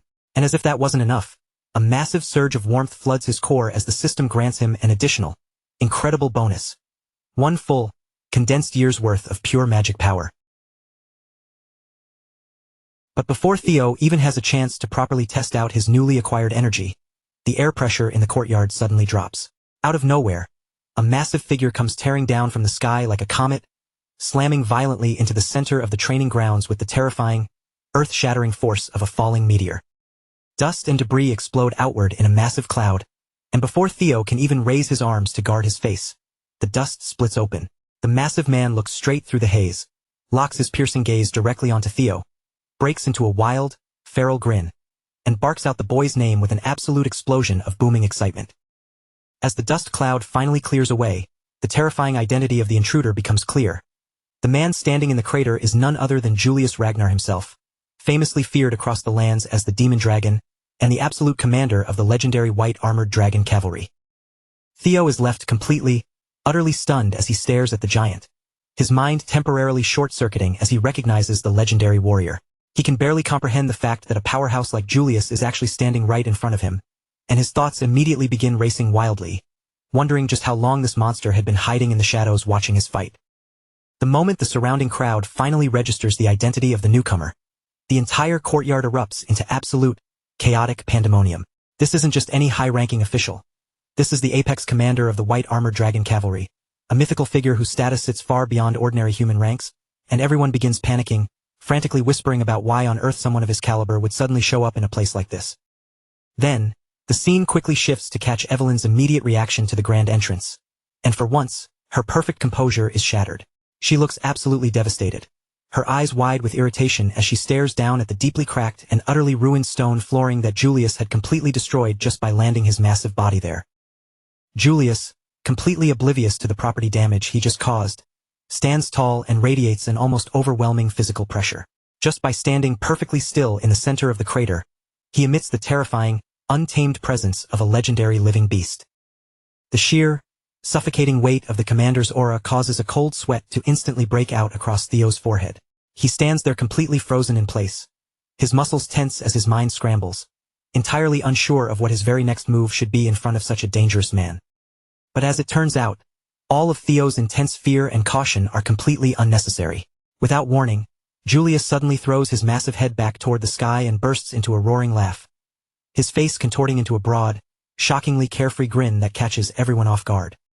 Despite his absolutely terrifying, muscular build and his fearsome reputation on the battlefield, the way Julius carries himself right now gives off a bizarrely familiar vibe. He somehow comes across like a much friendlier, boisterous, larger-than-life version of Brutus from the old Popeye cartoons. Before anyone can even process his strange demeanor, Julius bursts into yet another booming round of belly laughter, his deep, rumbling voice rolling over the stunned crowd like a wave of thunder. He takes a massive, heavy step forward, closing the distance to Theo in an instant, and brings his giant hand down to give the young master a heavy, resounding pat on the shoulder, acting for all the world as if the two of them were already old, familiar friends. And without wasting a single second on pleasantries or formal introductions, Julius leans in and casually throws out a mind-blowing offer, inviting Theo right then and there to come join the ranks of the elite White Armored Dragon Cavalry, the most prestigious military order in the entire clan. Still chuckling to himself, Julius shakes his head, openly admitting that he is honestly shocked to stumble upon someone carrying this much raw, unpolished talent in a backwater training yard. He grins, noting that while executing one's own official instructor is technically a bit disrespectful to clan traditions, even he has to admit that a worthless fraud like Rendon brought every single bit of that execution entirely on himself. Then, letting out another massive, booming laugh that rattles the ears of everyone nearby, Julius claps his heavy hand down onto Theo's shoulder once more, looking him dead in the eye as he openly invites him to bypass the standard trials and become a formal part of the White Armored Dragon Cavalry. Standing nearby, Evelyn watches the scene with a knowing look, appearing as though she had fully expected this exact, wild outcome from the very beginning. The rest of the crowd, however, can do nothing but stare forward with their jaws hanging completely open, unable to comprehend the fact that the infamous demon dragon has just personally scouted a completely unawakened apprentice to join the absolute pinnacle of elite knights. Off to the side of the courtyard, we catch sight of Remington's pale face once again. He slowly turns his head toward a high-ranking man standing right next to him, his voice shaking slightly as he asks whether the man has ever, in all his years of service, heard of a mere apprentice swordsman being personally scouted before they had even gone through their official awakening ceremony. The veteran warrior standing beside him looks completely lost, his brow furrowing as he clearly struggles to dig through his memories for an answer, before he finally shakes his head and sighs, admitting outright that he has never heard of such an absurd thing happening in the entire history of the clan. Of course, Remington didn't even really need to hear the confirmation, because he already knew the absolute truth of the answer before the words even left the man's mouth. The reality of the situation is undeniable, because in the entire documented history of their world, there has absolutely never been a single precedent quite like the anomaly standing before them today. Meanwhile, amid all the surrounding shock and awe, Theo remains perfectly calm, quietly analyzing the tactical situation in his own mind. He reasons that by all normal logic, it should be physically impossible for anyone to judge a person's true potential while their internal mana hall remains completely sealed shut. Even if someone's physical swordsmanship looks incredibly impressive to the eye, their capacity for magic power could still turn out to be completely lacking, meaning that no matter how legendary Julius Ragnar is supposed to be, he shouldn't have any logical way of knowing whether Theo possesses genuine greatness. And yet, looking up into the piercing, wild eyes of the giant standing over him, Theo can't help but harbor a lingering doubt, wondering if the monstrous instincts of the demon dragon Julius allow him to somehow peer directly through the physical veil and see the true, hidden potential sleeping deep within his soul anyway. But after only a brief, calculated pause to gather his thoughts, Theo looks up, sets his jaw, and flatly refuses the golden offer to join the elite cavalry. His facial expression remains completely steady and stone-faced, and his voice rings out across the silent courtyard without showing even the absolute smallest trace of doubt or hesitation. Julius stood frozen in the middle of the crater with his signature, boisterous grin completely wiped clean off his rugged face. He looked as if he had just been forced to bite directly into something painfully sour, his jaw twitching slightly in disbelief. For a legendary warrior who had arrived with an absolute mountain of confidence, expecting a wide-eyed, grateful acceptance, Theo's instant and icy rejection had clearly hit him in a way he never could have anticipated. The surrounding crowd of spectators was just as profoundly stunned by the young master's words. Their mouths hung open in absolute silence as they stared back and forth between the two, utterly unable to comprehend that a mere apprentice had just turned down the most powerful and prestigious military figure in the clan with that much cold, effortless calm. For a long, heavy moment, the entire training arena fell into a strange, suffocating silence. Not a single soul among the onlookers seemed ready to speak or even draw a loud breath, as everyone desperately tried to mentally process the unbelievable, rule-breaking scene that had just unfolded right in front of them. As the sun began to set and the day went on, word of the spectacular courtyard incident began spreading through every corner of the clan like a raging wildfire. It passed rapidly from one whispering mouth to another, morphing and growing until almost every servant, guard, and noble had heard some unbelievable version of the tale. Everywhere you looked, people simply couldn't stop talking about young Master Theo, the very same boy they had all mocked and dismissed as a hopeless imbecile just weeks prior. Not only had he utterly destroyed his own treacherous teacher, but when the fearsome demon dragon himself tried to scout him into the elite white-armored dragon cavalry, Theo had actually had the audacity to turn the offer down. Naturally, because the news was so explosive, everyone in the estate had their own strong opinion on the matter. Some of the more sympathetic members believed Theo was simply practicing deep modesty, while the vast majority assumed the boy had suddenly become incredibly arrogant, foolish enough to reject a golden honor that most knights would gladly kill to receive. Meanwhile, the narrative shifts away from the gossip and moves deep inside the walls of the Camellia Palace, where a powerful woman sits seething with an intense, quiet anger. Rendon's sudden death and execution had clearly ruined the smooth flow of their long-term plans, and the dark, tight irritation written across her beautiful face made it obvious that their schemes had gone badly off course. The identity of this dangerous woman is revealed to the audience. She is none other than Amel Ragnar, the calculating and influential lady who rules over the entire Camellia Palace. Standing nearby, a sophisticated man steps forward into her line of sight, gesturing smoothly as he tries to calm her rising temper by telling her there is absolutely no need to be overly concerned about a minor setback. In his critical eyes, the late instructor Rendon was nothing impressive to begin with, and the only reason he had been assigned to Theo's estate in the first place was precisely because of his miserable, easily disposable level of skill. Amel listens to his reassurance but quickly brushes that specific part of the argument aside with a cold wave of her hand, making it perfectly clear through her icy demeanor that Rendon's physical death itself isn't the real problem keeping her up at night. The man speaking so casually with her is revealed to be her blood brother, the formidable sky dragon Ed Troyvin, the very same powerful figure who had previously appeared plotting in the shadows of the pub. Amel leans forward, explaining sharply that the terrifying demon dragon had personally approached Theo on the dirt, but what bothers her even more is the persistent rumor that Evelyn Nereville was the one who covertly arranged the whole meeting. Because of that high-level interference, they can no longer easily intervene by forcing a new, easily controlled master onto Theo's schedule, and if the boy continues to draw this much high-profile attention, taking final control of the lucrative Rose Palace will become significantly more difficult. Just as the political tension inside the room reaches its peak, the doors swing open and Axion enters with an incredibly relaxed, almost lazy attitude. He scoffs lightly, casually asking his mother and uncle why the two of them are acting so incredibly worried over a minor family squabble. He walks over to a chair and tells them quite plainly that there is absolutely no way the Grand Clan head would take a serious, long-term interest in a minor training yard incident, so there is no logical reason for them to panic like children. As far as his own ambitions are concerned, their original plan to suppress the boy can continue exactly as they had always intended.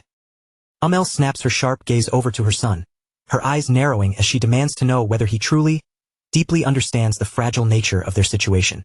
She reminds him that if they want to successfully seize the valuable Rose Palace without offending or alerting the supreme clan leader, the absolute safest and most guaranteed path is for Theo to remain completely weak, isolated, and powerless.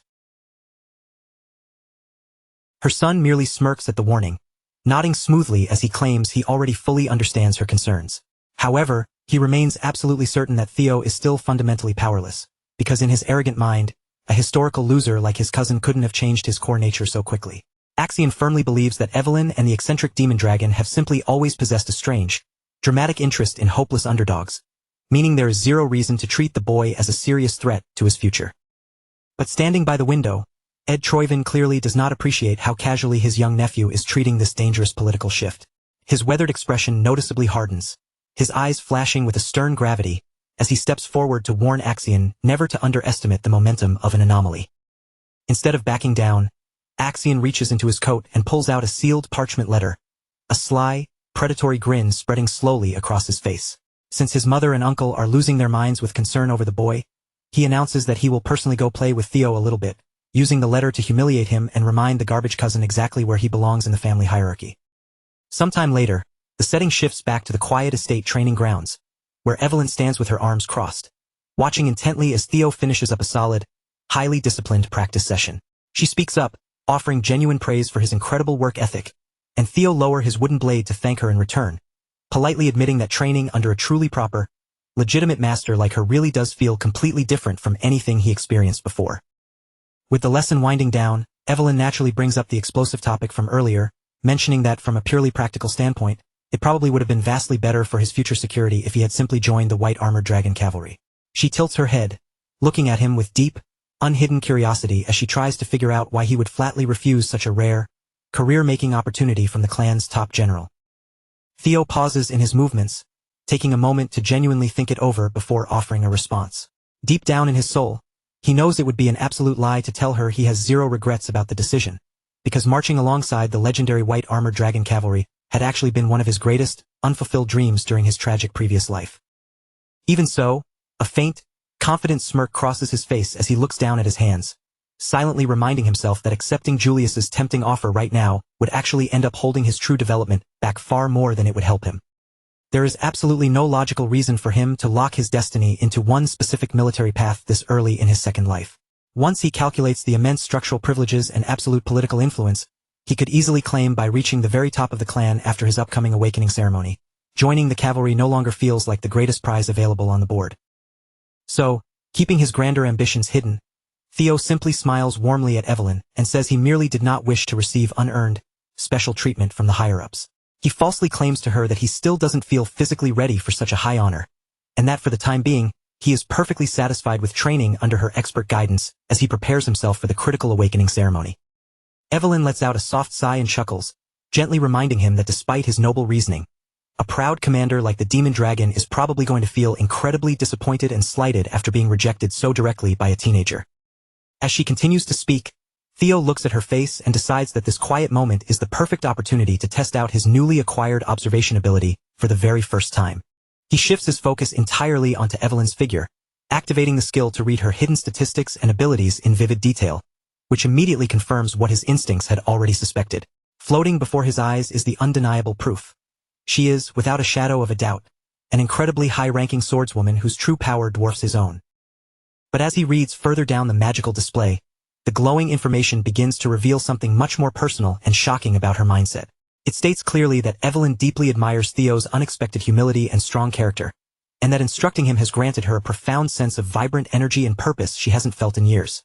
It even notes a lingering hidden sorrow, showing that she deeply misses her old days with the white armored dragon cavalry. Reading this, Theo feels a massive rush of internal excitement as he realizes the sheer, game-changing value of this new observation skill. This incredible ability grants him far more than simple, dry combat strength readings. It literally allows him to glimpse the raw emotional truth hidden beneath a person's spoken words and false expressions. Then, his eyes narrow slightly as his gaze focuses heavily on that very last detail on the screen. The specific part mentioning how much Evelyn secretly misses the white armored dragon cavalry. That single line catches him completely off guard, and he can't help but find it surprisingly meaningful and potentially useful for his future plans. Just as he closes the system window, a heavily built man suddenly enters the training grounds, his armor clanking as he steps forward and introduces himself as Sybil Dree. He stands tall, stating in a serious tone that he has traveled all the way from the southern inspection post because he has something of immense importance he absolutely needs to discuss with Theo.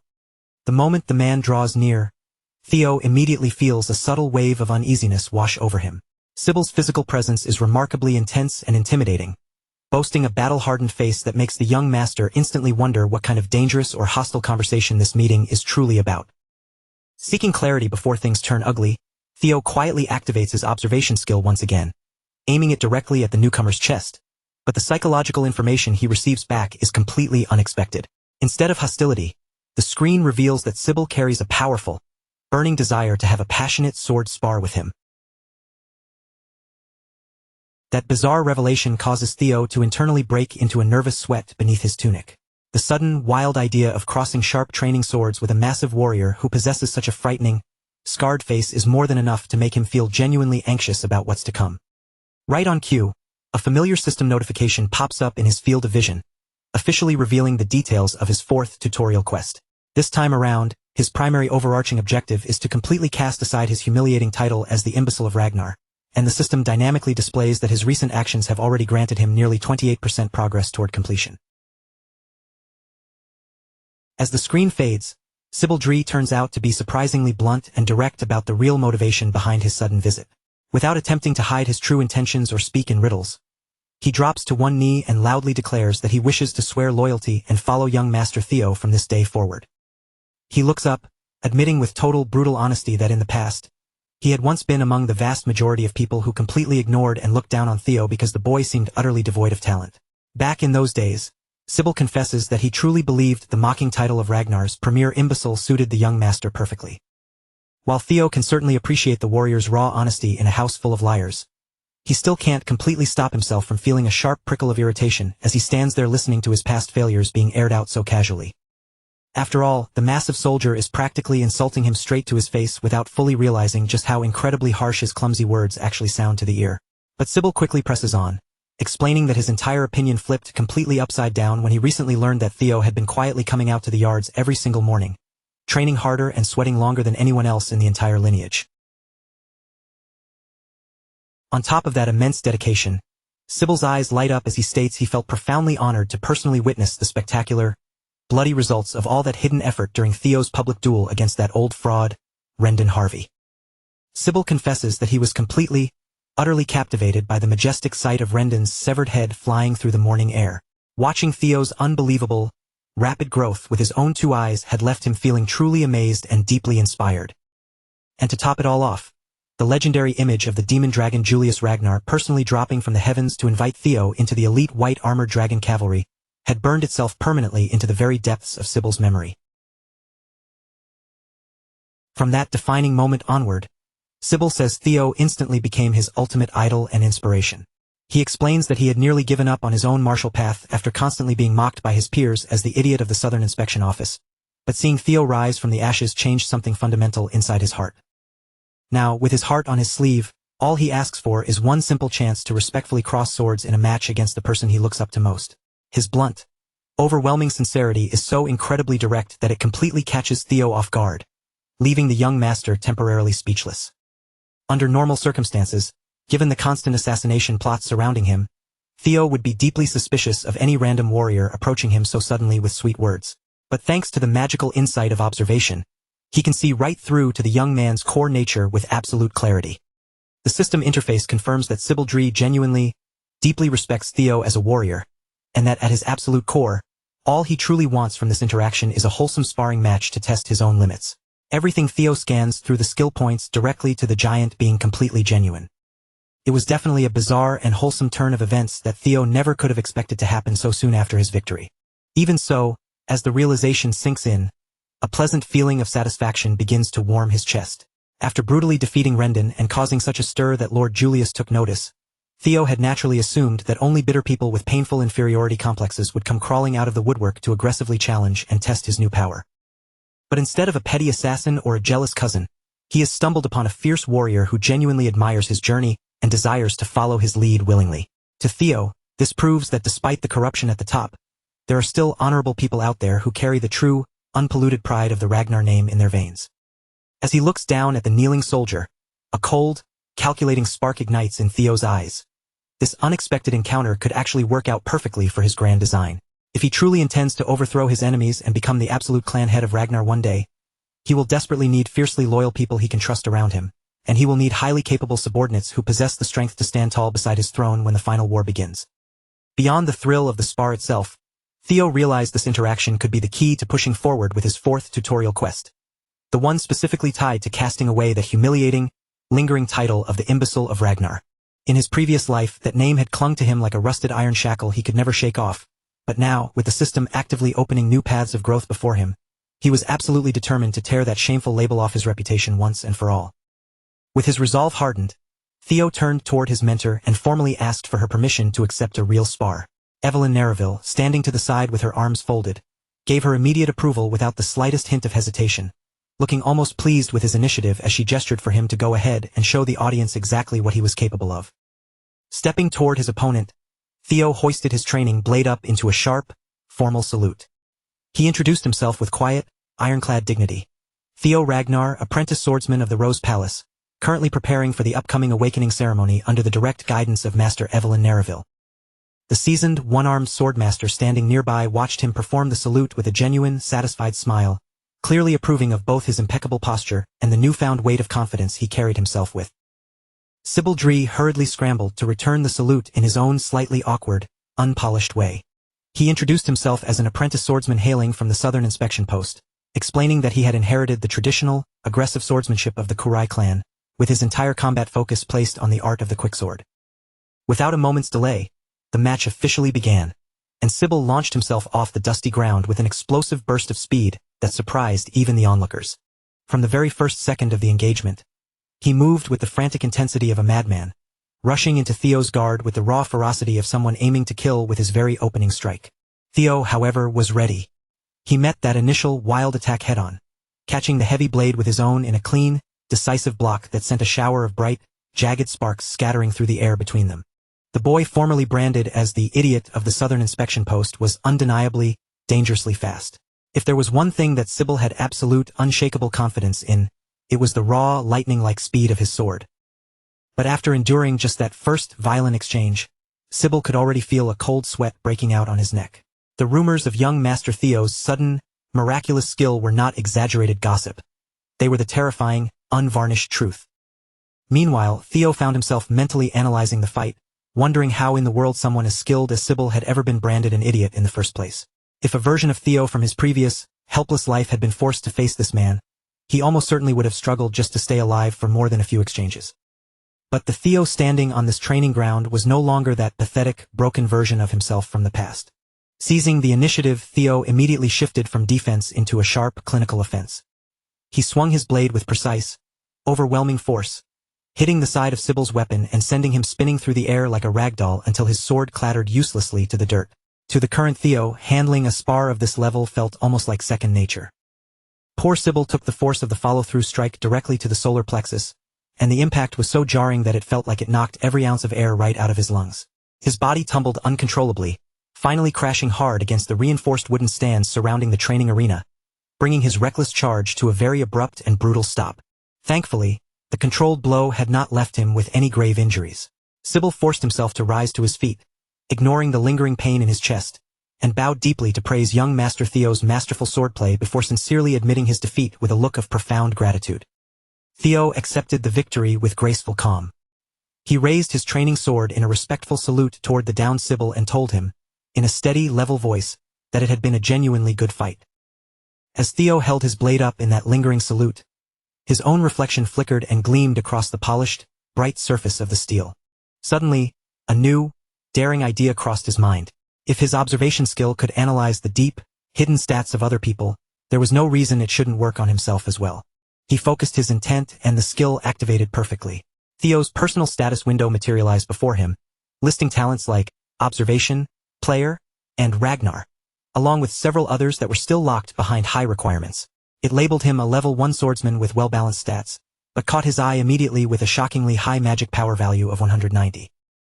Now that Theo had finally gained the innate ability to perceive and track his own stat points, those values would clearly appear as quantitative numbers from this moment forward. Beneath the talent section, his potential abilities were displayed in minute detail. Judging by the many dark, locked slots still waiting on the interface, Theo realized with a thrill that he could unlock at least 4 more powerful talents if he simply stayed the course and kept completing his quests. Being able to audit his own stat values and progress whenever he desired was a massive discovery, and Theo instantly understood just how vital that level of self-awareness would be as he moved forward. Theo reasoned that his strangely elevated magic power must be tied to the lingering essence from his previous life and the dormant dragon heart currently beating rhythmically inside his chest. What really bothered him, however, was the ominous, ugly number sitting right beside his luck stat, -49. He stared at that miserable, pathetic value, feeling a shiver run down his spine as he wondered if he had truly been cursed with such unbelievably bottom-of-the-barrel luck since birth. Maybe all the endless disasters, humiliations, and sheer misery he had endured in his previous life had been tied to this single, rotting stat all along. Theo realized he needed to find a way to raise it as quickly as possible, but he was so thoroughly absorbed in his own status screen and the momentum of the sparring that he completely failed to notice the growing crowd of young, ambitious men who had silently gathered around the edge of the arena, watching his every move from every side. After all, Theo had recently beheaded the fraud Rendon, a man who had posed as his teacher, and had even received rare public recognition from the clan's most respected military commander. Naturally, the sudden appearance of these young, hungry swordsmen around his private training grounds was only to be expected. Theo understood the politics. No matter how weak and worthless his former instructor had actually been, Rendon had still held the title and authority of a mid-rank swordsman. Because Theo had successfully taken down that imposter and earned the rare, booming approval of a legend like Julius Ragnar, it made perfect sense that young, prestige-seeking swordsmen would begin congregating around him, driven by rumors and the spectacle of his growth. Under the harsh Ragnar law of strength, people would only ever respond to Theo in one of two binary ways. They would either grow green with envy, or they would become completely fascinated by his rise and offer their genuine admiration. As for the group of young men currently hovering around the arena, Evelyn could read their stance at a single, experienced glance. They clearly belonged to that second group, as their eyes shone with genuine amazement now that they had seen the rumors about the young master were finally proven true. Respect and approval were written plainly across their faces. Each of them was likely imagining themselves standing in Sybil's place during that short, sharp spar, and each was quietly wondering whether they would have been able to defend against Theo's blade at all. That burning curiosity only made their desire grow stronger, pushing them to desperately want their own chance to cross blades with the young master. Among those gathered young swordsmen was Ead Nalen. Theo swept his gaze across the faces of the crowd, feeling a surge of satisfaction when he saw the way they were reacting to his presence. Theo deliberately singled out Ead Nalen by name, catching the young man completely off guard as he emerged from the pack. The young master gestured him forward, inviting him to step into the arena to test his skills in a proper spar. Ead Nalen gave a sharp, firm salute and formally introduced himself as the third son of Viscount Nalen, a practitioner specializing in the difficult double ascension swordsmanship.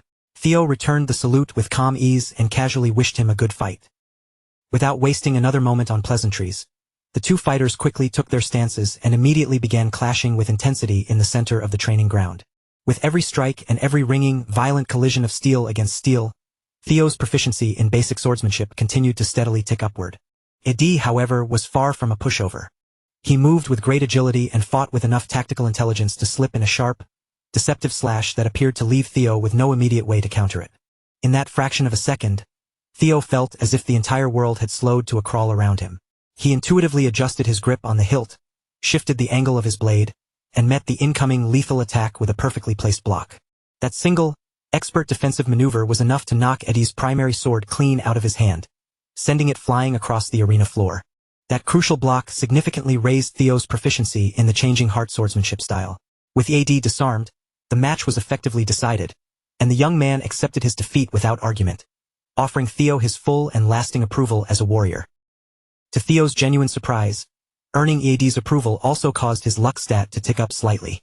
Seeing that change, he began to wonder if his luck might somehow be tied to his rising reputation within the clan.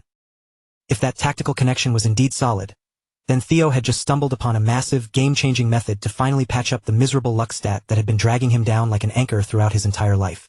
All he had to do was keep the pressure on, continue winning these brutal sparring matches, and earn the begrudging recognition of his peers. If he did that, he could actually, physically pull his own destiny out of the gutter and fix that rotting luck stat with his own two hands. The next young swordsman to step forward was Banat Ramiro, but to be completely honest, that match barely even qualified as a challenge for Theo. He dispatched Banat with surgical precision, forcing a quick submission and tucking another effortless victory under his belt. And just as he hoped, the moment Banat offered his sincere approval, Theo's status window blinked, and his luck stat ticked up by another point, finally confirming that this strange, merit-based method was actually working in real time. Following that victory, Eric Moran stepped into the circle. He managed to put up a somewhat decent fight, forcing Theo to actually engage his brain and move with more seriousness. But in the end, it was merely a short-lived struggle before he, too, was forced into an inevitable defeat. Immediately after, Theo secured the grudging approval of Manfred Nonbert, and without allowing the pace of the arena to slow for even a single heartbeat, he kept pushing forward, barreling through one grueling spar after another. Then, he completely overwhelmed Manuel Noir, sweeping his defenses aside so decisively that it looked as if Theo was simply clearing the floor of garbage, effortlessly tossing anyone who dared to stand in his path. Before long, Theo was absolutely locked into the hypnotic, high-speed rhythm of battle, his mental focus sharpening to a razor's edge with every single clash as he steamrolled through his winning streak, eventually dismantling Daniel Riemann. Still riding the high of his momentum and ignoring the fatigue setting into his muscles, Theo stood in the center of the ring and called out for the next challenger to step up and test their mettle. But this time, the usual roar of the crowd turned into a thick, awkward silence, and not a single person dared to step forward to face him.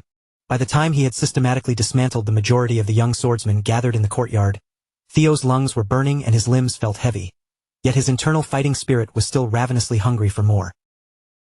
He raised his voice again, demanding the next challenger, yet the arena remained eerily still, with no one willing to be the next soul to step onto the stage and face the young master.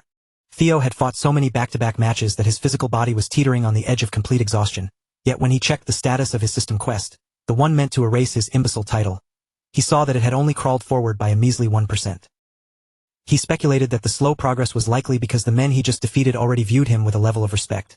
He probably needed to face much stronger opponents, or perhaps he had to prove his worth in front of the arrogant elitists who still truly looked down on him. He knew he needed a change of pace to break the stagnation. Just then, a man pushed through the hushed crowd and pointed out that Theo looked visibly spent. Theo argued back, snapping that he would rest when he truly had to, but for now, he could still swing his blade, and as he staked his claim to continue fighting, the armored, imposing figure known as the Silver Lion stepped out from the shadows before everyone's stunned eyes. That man was none other than the legendary Remington Narcio, and he formally bowed, requesting a high-stakes sparring match against Theo. Neither Theo nor the gathered crowd of swordsmen had ever dreamed that someone of Remington's high status would actually appear in this lowly yard, let alone personally ask for a spar. After all, Remington Narcio was one of the prestigious Four Hounds of the North. The Four Hounds of the North were an elite quartet consisting of Hulkus Lanka, Ray Ragnar, Remington Narcio, and finally, the volatile Axion Ragnar from the Camellia Palace. Together, they were widely recognized as the four absolute strongest members of the current generation in the entire Ragnar clan, all of whom were preparing for the upcoming awakening ceremony. Remington Narcio explained, with a courteous tone, that he had arrived at the grounds early precisely because he wanted to personally observe the young lord's swordsmanship style before the ceremony officially commenced. With a polite smile, Remington offered a crisp, respectful salute and thanked Theo for entertaining his request. The Silver Lion was renowned throughout the region as a true sword genius, gifted with predator-like senses and backed by a legendary, relentless work ethic. During the formal, traditional exchange, Theo stood tall, planting his feet firmly in the dirt, and introduced himself with proper, regal weight. He was the 31st son of the great guardian of the North, Kyle Ragnar. Theo Ragnar returned the salute with pride, clearly establishing his heritage as the 31st son of the great guardian of the North, Kyle Ragnar. Theo had never in a million years expected to encounter Remington in such a casual setting, let alone be given the chance to cross blades with such a famous prodigy. In his past life, Remington had been one of the few figures Theo had genuinely, deeply respected from afar. So when Theo told him that he was truly honored to spar against the renowned young deputy clan head of Narcio, those words weren't just empty, aristocratic flattery. He absolutely meant every single word. After the exhaustion of so many non-stop fights, Theo found himself completely swept up in the intoxicating, searing heat of the duel. More than anything else, he wanted to demonstrate his true potential to Remington, and both fighters readied themselves for a match that would surely be remembered. Suddenly, Theo watched as the Silver Lion's aura erupted with a terrifying, refined force, and for the first time in many days, he felt a flicker of doubt, wondering if his current, raw self could actually defeat a genius like Remington. The two warriors surged toward each other at the exact same moment, their practiced blades crashing together with the force of a thunderclap as sparks cascaded into the air. This was the moment of truth where Theo would finally learn exactly how powerful one of the Four Hounds of the North truly was. Every single collision between their blades shook the entire wooden stage violently, sending tremors through the floorboards and rattling the onlookers with the sheer weight of each heavy, masterful exchange. Theo kept his vision locked onto a path to victory, even as small, jagged fragments of steel began scattering across the arena floor, torn off by the immense pressure of their repeated, brutal clashes. Remington grinned as he pressed his offensive even harder, clearly savoring the adrenaline and the intensity of the duel just as much as Theo was. After enduring far too much stress from the fierce, relentless exchanges, one of the blades finally reached its breaking point and was cut clean through. Evelyn stood at the edge, watching with bated breath and without letting her sharp gaze drift for even a single second, tracking every subtle movement with intense attention. The crowd of young swordsmen who had been so easily dispatched by Theo earlier now stood frozen, utterly speechless, unable to tear their eyes away from the dramatic outcome unfolding before them. In the deathly, suffocating silence of the arena, the harsh, metallic sound of the broken blade striking the dirt rang out with absolute, chilling clarity. It was Theo's sword. In a singular, dominant display of pure strength, Remington had sliced through his opponent's blade with ease, skillfully stopping his own lethal attack only mere inches away from Theo's throat. To everyone watching, the result looked painfully, indisputably obvious. The young Master Theo had suffered a clean loss. Sybil stood nearby, unable to accept that his newfound idol had been defeated so quickly, but even he had to confront the harsh reality. No matter how rapidly Theo had grown, overcoming one of the legendary four hounds was still an almost impossible task. There was a reason they were hailed as the strongest of the current generation, and Remington Narcio had just proven that fact with ruthless efficiency.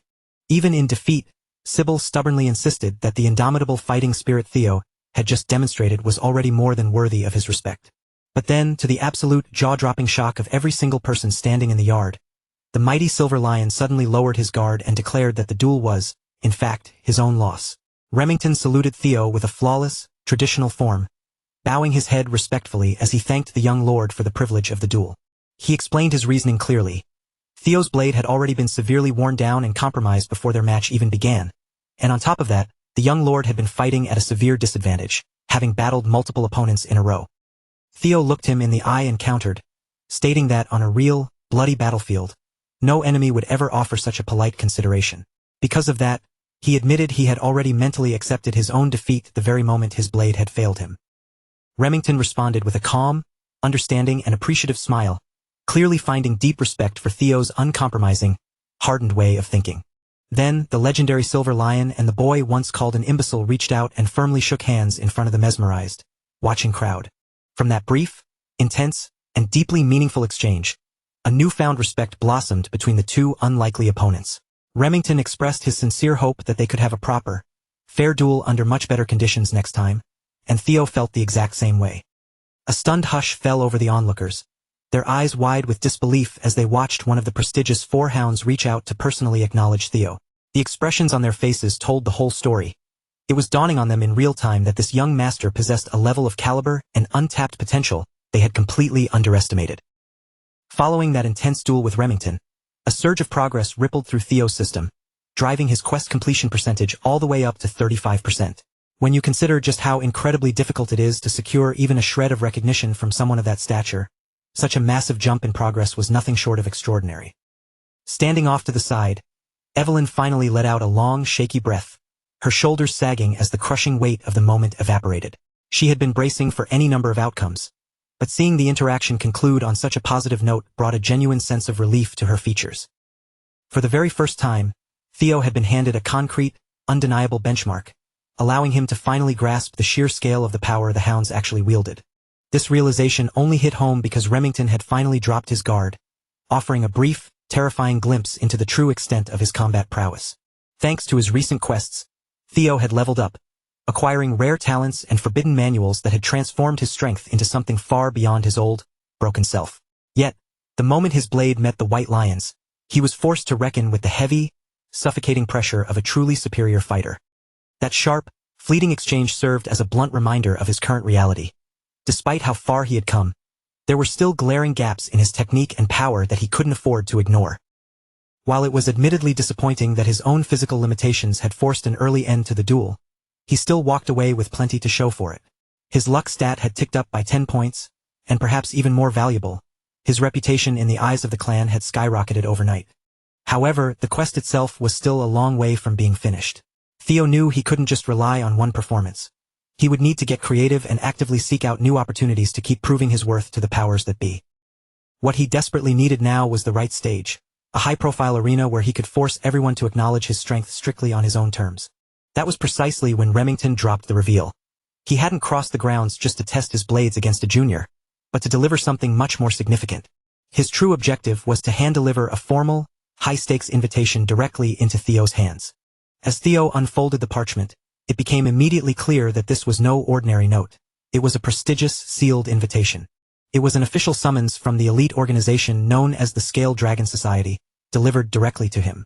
The mere mention of the Scale Dragon Society sent a ripple of electric excitement through the nearby young swordsmen. It was a notoriously exclusive club, an elite gathering of the next generation's brightest, famous for an admissions process so brutal and exhaustive that many simply gave up before even trying. And this wasn't just some mail-in request. Remington himself, a pillar of the hounds, had personally championed the invitation to bring the young master into their ranks. For any ambitious fighter looking to climb the social and political ladder, being invited to the Scaled Dragon Society was a monumental honor that could overnight solidify their standing in the Ragnar clan. Theo, carefully masking his inner ambition with a humble, composed expression, asked with just the right amount of hesitation whether someone of his background was truly fit for such an esteemed circle. The White Lion brushed off the concern with a casual wave, as if the answer were obvious to anyone with eyes. He assured Theo that he was more than qualified, and added with a light chuckle that the group wasn't nearly as stiff or terrifying as the rumors claimed. According to Remington, the majority of the members simply saw the society as a social gathering for talented peers to build connections, while they waited for the upcoming, life-changing awakening ceremony. Theo couldn't quite decipher if Remington had a hidden agenda, but he was certain of one critical detail. The Scaled Dragon Society was currently the inner circle for his half-brother, Axion. It was a den of vipers, full of people who would undoubtedly look down on him with open mockery and cold contempt. And for that very reason, it was the absolute perfect hunting ground for Theo to accelerate his quest and rattle his enemies. Beyond just the quest, embedding himself in the society would grant him an invaluable, front-row seat to monitor the movements of Axion and the power players inside the Camellia Palace.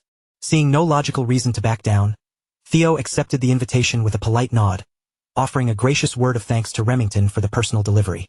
He gave his word that he would be in attendance, fully aware that by stepping into that hall, he was walking straight into the heart of his enemy's territory. Remington gripped Theo's hand, shaking it firmly and clearly satisfied to have brought another promising talent into the fold. He reminded Theo to reach out if he ever needed anything, noting that the banquet was exactly 2 weeks away, giving Theo a very narrow window to finalize his game plan. Watching from the sidelines, Evelyn took a slow, pensive drag from her cigarette, her eyes tracking Theo with a look of genuine, underlying concern for her young student's future. News of the invitation traveled fast, and before long, the word reached the corridors of the Rose Palace. Theo's mother, Cecilia, practically burst into his room, her face illuminated by a radiant, proud smile that was impossible to miss. Theo had actually been composing his thoughts to share the news with her personally, but one look at her glowing expression told him the word had already gotten out. Cecilia had already mobilized the palace's entire grooming and styling team, and they were already waiting in his room, eager to ensure he looked absolutely perfect for the event. Because this was the first time Theo had ever been invited to such a prestigious affair, his mother's excitement was infectious. She knew all too well that this was the inner circle, the place where Axion, the protege of that sly Amel, and brilliant prospects like Remington spent their time. The influence of these youths was so immense that even the High Council kept a close watch on their private gatherings. Cecilia understood the stakes perfectly. Every detail, from the cut of his coat to the subtle grace of his posture, would be scrutinized by the most critical eyes in the clan. Without wasting a single second, she pulled out a tailor's measuring tape, taking charge of his wardrobe preparations herself. Cecilia knew that Theo was smart enough to handle the etiquette, but the visual polish, the presence, and the sheer aura he projected were a different beast entirely. Fortunately, this was a facet of high society where she could offer expert guidance. Before she became his mother, she had been a celebrated actress, comfortable with the spotlight and the nuances of public perception. More than anything, the simple act of helping him, of being the one to stand by his side and prepare him for his debut, filled her with a deep, quiet happiness. Theo looked at her and felt a pang of understanding, remembering how she had spent years weathering the stigma of being a commoner concubine who bore a child labeled as illegitimate. She had lived for so long carrying that heavy, undeserved guilt, as if his existence were a shame she had brought upon herself. In the harsh, unforgiving hierarchy of the Ragnar clan, where raw power was the only currency, he could only imagine the immense emotional pain she must have endured in his past life. watching the world dismiss her son as weak. While she appeared cheerful and focused on the gala, he knew her outward excitement was really just a mother's heart, masking a fierce, protective worry for her son's path ahead. She stepped forward and wrapped her arms around him, holding him tightly as she whispered that she would always believe in him, no matter what the world said. To her, he was capable of conquering anything. The genuine, unconditional warmth of her embrace acted like a salve, slowly melting away the frost that had settled deep within Theo's heart. Theo closed his eyes and returned the hug, holding his mother close as a silent, powerful promise solidified within him. He was more determined than ever to sharpen his blade and push his limits to the breaking point, so that his mother would never have to lose sleep or worry about his safety ever again. While Cecilia was lost in the joy of his social ascent, Theo's mind was fixated on a far colder objective, dismantling that nest of snakes one piece at a time. The 2 weeks passed by in a blur of intense preparation, and finally, the night of the society banquet arrived. Remington arrived at the Rose Palace to act as his escort, pulling up in a grand, ornate carriage that screamed of high society luxury. The second Remington saw Theo step out of the palace, his jaw practically dropped. It was as if he were staring at a completely different person. Gone were the rugged training leathers. Thanks to his mother's meticulous care, Theo was dressed in an exquisite, high-end ensemble that gave him a sharp, refined, and completely new air of authority. Gone was the rough, unrefined look of a trainee warrior. In his place stood someone radiating the poise of a young aristocrat, looking for all the world like he had just stepped out from a gilded, noble portrait. Remington's eyes widened the moment he caught sight of Theo's transformation, and he immediately vocalized his surprise. Theo, however, only offered a small, dismissive reaction, fully expecting that the White Lion was just having a bit of fun at his expense. But as it turned out, Remington wasn't joking at all. A look of genuine, unmasked admiration flickered across his face, as the sheer change in Theo's demeanor was significant enough to make even a seasoned fighter like him pause in his tracks. Theo had to admit that the change was startling even to himself. His physique had tightened considerably, his muscles had filled out with a lean, functional power, and all of this tangible progress had been carved into his body through just 2 weeks of grueling, absolute focus. During those long 14 days, Remington had made it a point to show up daily, sparring alongside him. After countless hours of trading blows and talking between the sets, an unexpected bond had formed between the two. Beyond his growth as a fighter, Theo had also begun to cultivate a surprisingly loyal group of followers, with people like Sybil becoming increasingly drawn to his rising presence. As a result, poor Evelyn found herself caught in the crossfire, tasked with instructing what felt like an entire battalion of budding Theo fanatics, even though her original agreement was only to focus on the young master for a short stint. To say that those 2 weeks of training were lively would be a massive understatement. The grounds had been buzzing with non-stop intensity. Even at this very moment, Theo felt a lingering sense of exhaustion from constantly navigating the sea of enthusiastic faces crowding around him. And now, following all that exhausting preparation, he was finally on his way to his first formal high society banquet. Remington tried his best to soothe Theo's nerves, insisting there was nothing to worry about, though just before they arrived, the White Lion pulled him aside to deliver one final, serious warning. He cautioned Theo that his friend Axion possessed a volatile, mischievous streak that was notoriously difficult to read. In fact, it was Axion himself who had personally requested Theo's invitation, under the guise of wanting to meet the new star. Moreover, the entire atmosphere of this banquet had been engineered specifically with Theo in mind.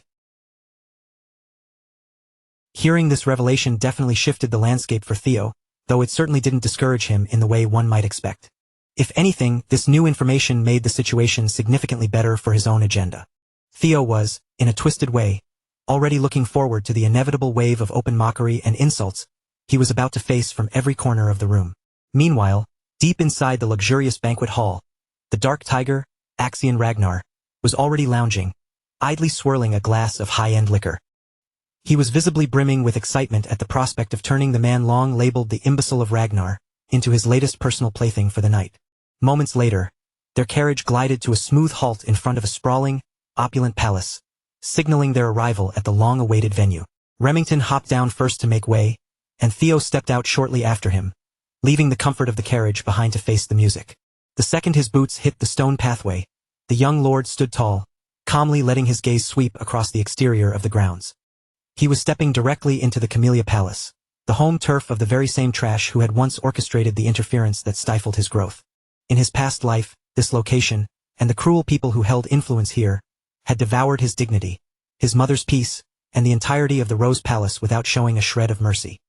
Those cold, vengeful thoughts were suddenly interrupted when Remington called out, signaling for him to head inside. The ever-boisterous Remington had received word that Axion would make a show of coming out to greet them, and by all accounts, he should have already been waiting near the entrance. Theo saw through the ploy immediately. He understood exactly why that bastard Axion had invited him. The fool must have thought that because the imbecile was finally gaining a bit of traction, it was his duty to step in and crush that momentum once and for all. But Theo hadn't wandered into this nest of snakes without a plan of his own. Tonight, he was going to show Axion exactly who he was trying to play with. As they paced toward the palace doors, Theo suddenly froze in his tracks, his eyes darting toward something that caught his peripheral vision. Far above, on the upper balcony of the Camellia Palace, the distinct, shimmering blue glow of a system quest caught his attention. His focus flickered toward the notification, and in that split second of distraction, he completely failed to notice a shape plummeting rapidly toward his position. Remington's reflexes were lightning fast, and he lunged to pull Theo out of the way, but he was a fraction of a second too late. The object burst into pieces, erupting into a thick, choking cloud of white powdery flour. Sheer panic flared in Remington's eyes as he shouted out, calling for Theo in a frantic, concerned tone. Thankfully, Theo was standing firm and entirely unharmed. It turned out that whatever had been launched at him from the upper floor was nothing more than a simple, crude sack of white flour. Remington was visibly furious at such a lowbrow, childish prank. Theo, meanwhile, remained calm, internally noting that his reflexes wouldn't have been fast enough to dodge this in his previous life, and had that happened, the suit his mother had meticulously prepared would have been ruined. For a fleeting moment, Theo wondered if Remington had been in on the stunt, but after seeing the genuine look of rage on the White Lion's face, he quickly dismissed the thought. The White Lion looked both completely baffled and genuinely offended by the sudden, messy spectacle. Apparently, throwing flour was the height of creative greeting those idiots upstairs could manage. And the ones dim-witted enough to orchestrate such an immature display had to be the smug, entitled young nobles currently peering down at them from the palace windows. Then, a familiar, arrogant voice rang out from the group, causing the nobles to part ways as he casually dismissed the entire incident as just a playful greeting between friends. A basic courtesy, he called it. Remington, however, wasn't buying the excuse for a single second, and his righteous indignation was clearly written all over his face. Finally, Axion revealed himself, leaning against the balcony with a relaxed, mocking smile, insisting he was merely offering his dear brother, Theo, a fun welcome. Theo immediately flicked his attention to his observation skill, scanning the dark tiger standing before him. Axion's profile was a dangerous mix: latent madness, psychopathy, and an alarming, raw potential for swordsmanship. Right at this moment, Axion was practically vibrating with anticipation, clearly thrilled that he had managed to secure a new toy to toy with. Theo simply offered a faint, polite smile and gave his thanks, a response that was so unexpectedly calm it instantly left his psychopathic brother visibly confused. He went on to remark that with such a warm welcome from Axion, he couldn't help but feel grateful, and added that he was now genuinely excited to see what the rest of the party had in store. Axion's confusion was short-lived, quickly warping into a look of delighted amusement. His brother had clearly become significantly more interesting and more unpredictable since their last encounter. Finally, Remington and Theo crossed the threshold into the main hall, where the creme de la creme of the noble society had already convened. It was an intensely private, exclusive affair, reserved strictly for a hand-picked few who were invited to rub shoulders, drink fine wine, and engage with the most talented young peers in the clan. Inevitably, the entire room's attention shifted toward the special guest. Most of the attendees couldn't fathom why Axion would invite someone they collectively viewed as a useless, broken bum. Even with the weight of the direct Ragnar bloodline, the reputation of the imbecile was so deeply ingrained in their minds that they couldn't see past it. To the majority of these nobles, seeing such trash invited into the inner sanctum of the Scaled Dragon Society was a sour, unpleasant surprise. Even so, they couldn't deny that he looked sharp, though it was clear to everyone that Axion was simply bringing in a new plaything to kick around. The gathered nobles didn't even bother to lower their voices, their scathing mockery cutting through the air and making the insults impossible to ignore. Remington, visibly tense and uncomfortable standing at his side, leaned in to whisper an apology to Theo, insisting that these social gatherings weren't usually this disgraceful. Theo, however, remained motionless, simply standing his ground and letting them spew every drop of venomous trash talk they had to offer. In reality, the more they jeered at him, the better it played into Theo's hands. Every sneer, every pointed jab, and every wave of arrogant laughter was just another reason to justify the retribution he was about to unleash. It would only make the eventual moment he crushed them all the more satisfying. Beyond the immediate verbal assault, Theo's attention was occupied by the faint, shimmering blue glow of a quest marker pulsing somewhere nearby. He knew, with absolute certainty, that it held significant importance, but he was still searching for a natural, non-suspicious way to pivot his position and investigate. Just then, Axion, the host of the evening, began his slow, deliberate descent down the grand staircase. He approached with a relaxed, predatory smile, casually asking his younger brother if he was finding the party to his liking. Theo shoved his turbulent emotions deep down, locking his expression into a mask of calm composure as he prepared to execute the strategy he had meticulously crafted in his mind. He offered a polite, practiced smile and thanked Axion once more for the invitation. Axion, still wearing that same thin veil of mocking amusement, sarcastically apologized for the flower incident from earlier, playfully admitting that perhaps he'd taken the welcome a little too far. In a blink of an eye, Axion closed the distance between them, moving with a blurring, unnatural speed. He clamped a firm, heavy hand onto Theo's shoulder, exerting visible pressure and forcing his brother to acknowledge the apology in front of the entire assembly. Remington looked ready to lunge forward and intervene, his muscles tensed for a fight, but Theo beat him to the punch, cutting in before the White Lion could make a move.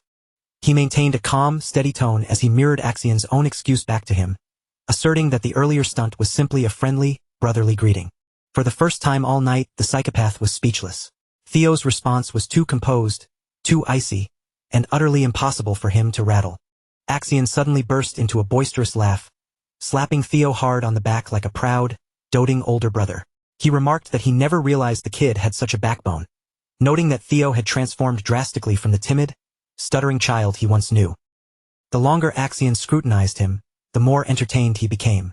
Strangely enough, he found himself feeling a warped sense of appreciation for this new, dangerous version of his brother. The surrounding nobles watched Theo smile and play along with Axion's charade, then began to whisper among themselves, sneering that he looked like nothing more than a trained, obedient dog. Some even had the gall to drag his parentage into the mud, unfavorably comparing Theo's illegitimate status to the highborn blood of the Troyvan lineage. To their arrogant minds, Theo and Axion shared blood, but they existed in completely different worlds. They were both of the Ragnar line, but Axion represented the prestige of the Troyvan clan, the premier swordmasters of the East, while Theo's mother was dismissed as a nameless commoner from nowhere. Theo only offered a thin, enigmatic smile as he listened to them lob these blatant insults at his family, letting every single word settle deep into his gut to feed the cold, growing fire of vengeance burning within him. Even so, there was one thing that deeply baffled the nobles. They couldn't grasp why someone as talented as Remington would lower himself to stand so close to the imbecile. The bile soon turned toward the White Lion himself, with several nobles openly labeling him a bastard child of the Narcio family. Remington had been vibrating with barely contained hostility since they entered the hall, and now, that tension reached a dangerous, jagged edge. The exact moment those nobles trampled across the forbidden line of his lineage, it looked as though Remington was ready to snap and tear the hall apart. Theo realized in an instant that if this vitriol continued for even a few more seconds, Remington would likely lose control, potentially stealing the spotlight and shattering the carefully laid plan. He had intended to bide his time and harvest more insults, but with Remington on the razor's edge, he knew his approach had to change immediately. So, right before Axion could usher him toward the upper floor, Theo planted his feet and came to a sudden, deliberate stop. He announced that since he had only just arrived, it was only fitting that he offer his own proper greetings to his new friends. With that, he strolled toward the banquet table where the gaggle of snickering nobles stood, and suddenly, every pair of eyes in the room was locked onto the imbecile of Ragnar. Theo reached out, his movements fluid and quiet, and snagged a bottle of wine from the edge of the table. He glided directly toward the noble who had been most vocal about Remington's lineage. He made a faint, mocking gesture as if to pour a drink into the man's glass. The noble smirked with sickening arrogance, asking with a sneer if he had said anything that wasn't true. Without a second of hesitation or warning, Theo tightened his grip on the bottle and swung it down, shattering the glass squarely against Blondie's head with brutal force. The sudden eruption of violence brought the entire hall to a grinding, horrified halt, leaving Remington stunned and even the ever-manic Axion visibly taken aback by the sheer audacity of the move. The noble clutched his skull, howling in agony as thick, crimson blood began to cascade through his dyed blonde hair, painting his scalp in grotesque streaks. Theo stood over him, his face a mask of chilling indifference, still gripping the jagged, blood-slicked neck of the broken bottle. Even after suffering such a violent strike, the bastard still had the audacity to push himself up, snarling and cursing at Theo for daring to humiliate him in such a public setting. But before the noble could finish his typical pompous rant, Theo lunged forward and buried his boot into the man's face, shattering his jaw with a single sickening crunch. Theo's brutal, calculated plan was finally in motion. His eyes went sharp and cold, bordering on the fanatical, as he calmly remarked that he had only offered a simple, friendly greeting, and he was deeply hurt by such a violent reaction. The surrounding nobles stood paralyzed, too terrified and mentally scrambled to comprehend the scene unfolding before them. Meanwhile, deep in his peripheral, Theo watched his quest progress tick upward, climbing steadily to 43%. Remington, having spent 2 weeks training at Theo's side, knew better than anyone that the young lord wasn't some mindless thug. Witnessing the carnage, he couldn't help but wonder if Theo was exacting this brutal punishment on his behalf. As the noble continued to bleed out across the opulent palace floor, Theo calmly announced that this was simply his own, personal version of a welcome greeting. Theo stepped effortlessly over the noble's arm, pinning his limp, spasming body against a raised platform and slowly applying more pressure with his foot, speaking with a polite, terrifying grace. Since he had already said hello, he explained, it was time to move on to the goodbye. Blondie began to panic, frantically shouting for Theo to stop, his voice cracking as he begged for mercy, but his pleas fell on completely deaf ears. Theo slammed his heel down onto the bastard's arm, completely pulverizing the bone, the sickening crack resonating loudly throughout the entire banquet hall. The very same nobles who had been flapping their gums just moments ago were now frozen, utterly unable to utter a single syllable after witnessing such cold, calculated brutality. That single, deliberate act of destruction sent Theo's quest completion counter jumping significantly higher, reaching 58%. The noble finally lost consciousness, his body slumping over in a state of shock and overwhelming pain, leaving a messy trail of drool and blood on the plush palace carpet. Theo kicked the unconscious carcass aside as if it were nothing more than refuse, then slowly turned his gaze toward the trembling crowd, asking with a smile if anyone else felt like saying hello. The raw, suffocating intimidation radiating from him drove his quest progress up once more, pushing it to a staggering 66%. Suddenly, knights who had been lurking in the shadows shed their cover, rushing in to swarm the area and surround Theo from every conceivable direction. They drew their steel in perfect unison, their eyes narrowed and fully focused on neutralizing the dangerous threat currently standing in the center of the hall. For swords converged on Theo, effectively pinning him in place. The knights shouted for retribution, demanding he pay the price for harming their young master, declaring that such a heinous, vile act could only be washed away with his death. Theo simply smiled. From his vantage point, the situation was unfolding perfectly, with his master plan becoming more effective by the second. He maintained a calm, inquisitive tone, asking the knights who exactly it was that he had just dismantled. With a hint of pride, they spat back that they were defending Ian Hanavi, the third young master of the Hanavi clan. Theo looked genuinely amused by their indignation. The Hanavi clan, after all, was one of the 6 prestigious snow clans that swore allegiance to the Ragnar. He had known from the start that the bodyguards of these pampered, spoiled nobles would eventually reach their limit. They had always looked down on the imbecile. So Theo coolly countered, asking them what the issue was if he chose to rough up their precious young master a little. With an unmistakable, chilling pride weighting every syllable, Theo leveled his gaze at the surrounding knights. He demanded to know if the lapdogs of a mere Bannerman clan truly possessed the suicidal audacity to threaten him, a direct descendant of the House of Ragnar. Did they honestly think they could bear the catastrophic fallout of threatening someone who shared the blood of Kyle Ragnar? The Ragnar bloodline wasn't some minor heraldry. It was a legacy that demanded absolute deference and never tolerated open, public disrespect. The second those words hit the air, the knights felt their resolve crumble. Their knuckles turned white as their fingers went slack, their grips loosening reflexively around the hilts of their blades. The burning, righteous fury they had felt moments ago, triggered by the sight of their young master's brutalization, was instantly extinguished and replaced by a far more primal inherited dread. The instinctive terror that every northern warrior felt toward the Ragnar clan. Moreover, a suffocating, dense aura began to radiate from Theo's frame, pressing down on the hall like an anvil. This wasn't the imbecile of Ragnar they had been told about, nor was it the harmless weakling they had spent the entire night mocking. As the adrenaline faded, the knights were forced to confront reality.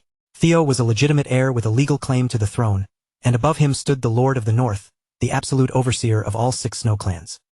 To voice a death threat against the dragon's blood? That was a transgression that crossed the line from insolence into absolute heresy. This was the kind of unforgivable sin where the complete erasure of an entire minor snow clan from the map would be viewed as a light, reasonable correction. For far too long, The protection granted by his heritage had been ignored because the world chose to see Theo as a failure. People had grown comfortable forgetting exactly what his lineage meant, but that period of willful ignorance was now over. The four knights realized their catastrophic blunder in the same heartbeat. They needed to grovel, to bow, and to beg for forgiveness. But before they could even bend a knee, Theo had already issued a silent, lethal command to a hidden presence in the shadows. A blinding, razor-thin arc of steel shivered through the banquet hall, moving with such lethal, kinetic speed that it seemed to briefly rob the onlookers of their sight. In the very next blink, the scene turned gruesome, for decapitated heads spun through the air, while fresh, dark blood sprayed across the pristine floor of the palace. Theo remained perfectly, terrifyingly still, standing like the calm center of a hurricane, while the gore of his enemies painted the carpet around his boots. The mysterious executioner materialized on the carpet, landing with such fluid, feline grace that the act of mass murder looked like a simple, effortless chore. Stepping into the light, she revealed herself. It was none other than his mentor, Evelyn Narraville. With the metallic tang of blood filling the hall, the remaining nobles finally grasped the gravity of their situation. This was no longer a game of wits or social posturing. As the reality of death sank in, Theo's quest to shed the label of imbecile surged, hitting a massive 70% completion. Axion stood frozen, utterly impotent, forced to watch as his meticulously planned banquet was hijacked, stripped of its prestige, and turned into Theo's personal bloody stage.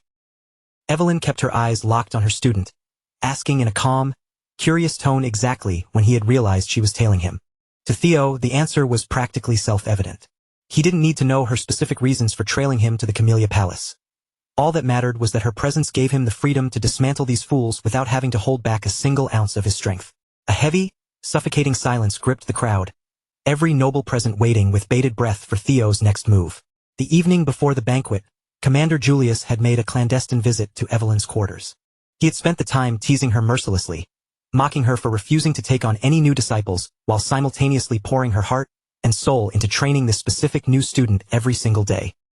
By now, Evelyn was well accustomed to the boorish commander letting himself in, so she didn't bother engaging with his baiting. Apparently, tormenting his old comrade had become the only hobby that brought Julius any real joy.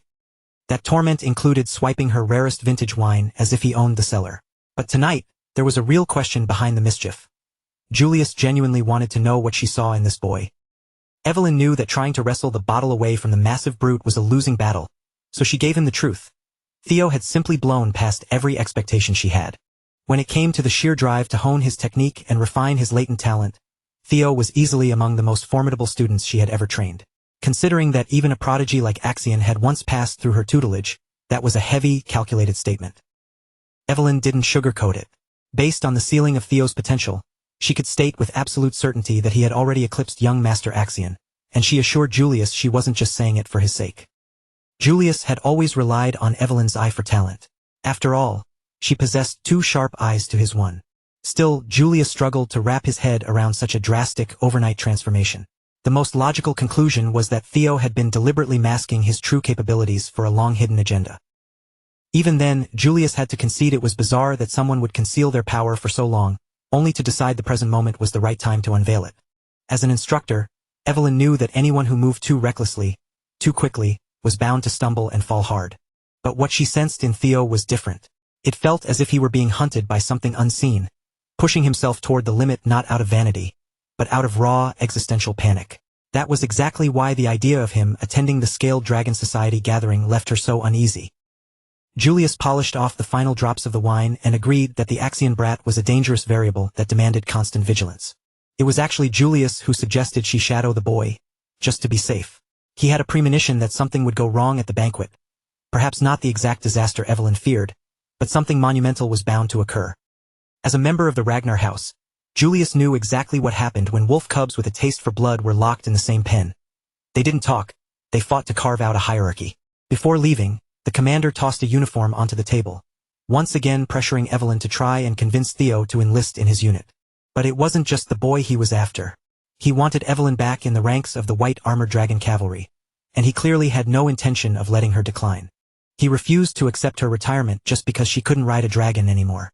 In his mind, she still had a duty to fulfill, and she had to come back to take responsibility for the legacy she had helped forge. After delivering his ultimatum, Julius marched out of the quarters, tossing a casual, infuriating thanks for the wine over his shoulder. Evelyn had lost a fortune in high-end wine that night, but in exchange, she might have just rediscovered a sense of purpose she'd long buried. Back in the present, surrounded by the carnage of the Camellia Palace, Evelyn began to piece the events together. She realized Theo must have detected her tailing him, and he had maneuvered the situation to his advantage. Maybe he had joined the Scaled Dragon Society specifically to draw out this exact confrontation. If that were the case, her maternal worries were entirely misplaced. Still, she couldn't help but wonder at what precise moment on his journey to the palace he had picked up her trail. In reality, Theo had felt his master's presence from the very second he stepped into that carriage. Thanks to his draconic heart, he could push his energy perception outward, allowing him to scan his surroundings with a sixth sense that went far beyond normal human perception. But those technicalities didn't matter. The only thing that mattered was that the stage for his retribution was officially set. Theo turned to Evelyn, his voice cutting through the hall as he noted that the nobles present had openly insulted a successor candidate of the Ragnar clan. He then asked what the appropriate penalty for such a grave crime would be. The accused nobles turned deathly pale, nearly fainting on the spot. Every single one of them knew exactly what that punishment was. Evelyn, unwavering in her adherence to the established laws, noted that under the rigid statutes of the clan, the immediate summary execution of the guilty was fully sanctioned. A dark, knowing smirk curled across Theo's lips. The intricate web he'd spent the night weaving was finally complete, and the moment had arrived to snap the jaws of his trap shut on those who had dared to mock him. Evelyn surged forward, poised to carry out his unspoken orders with lethal grace.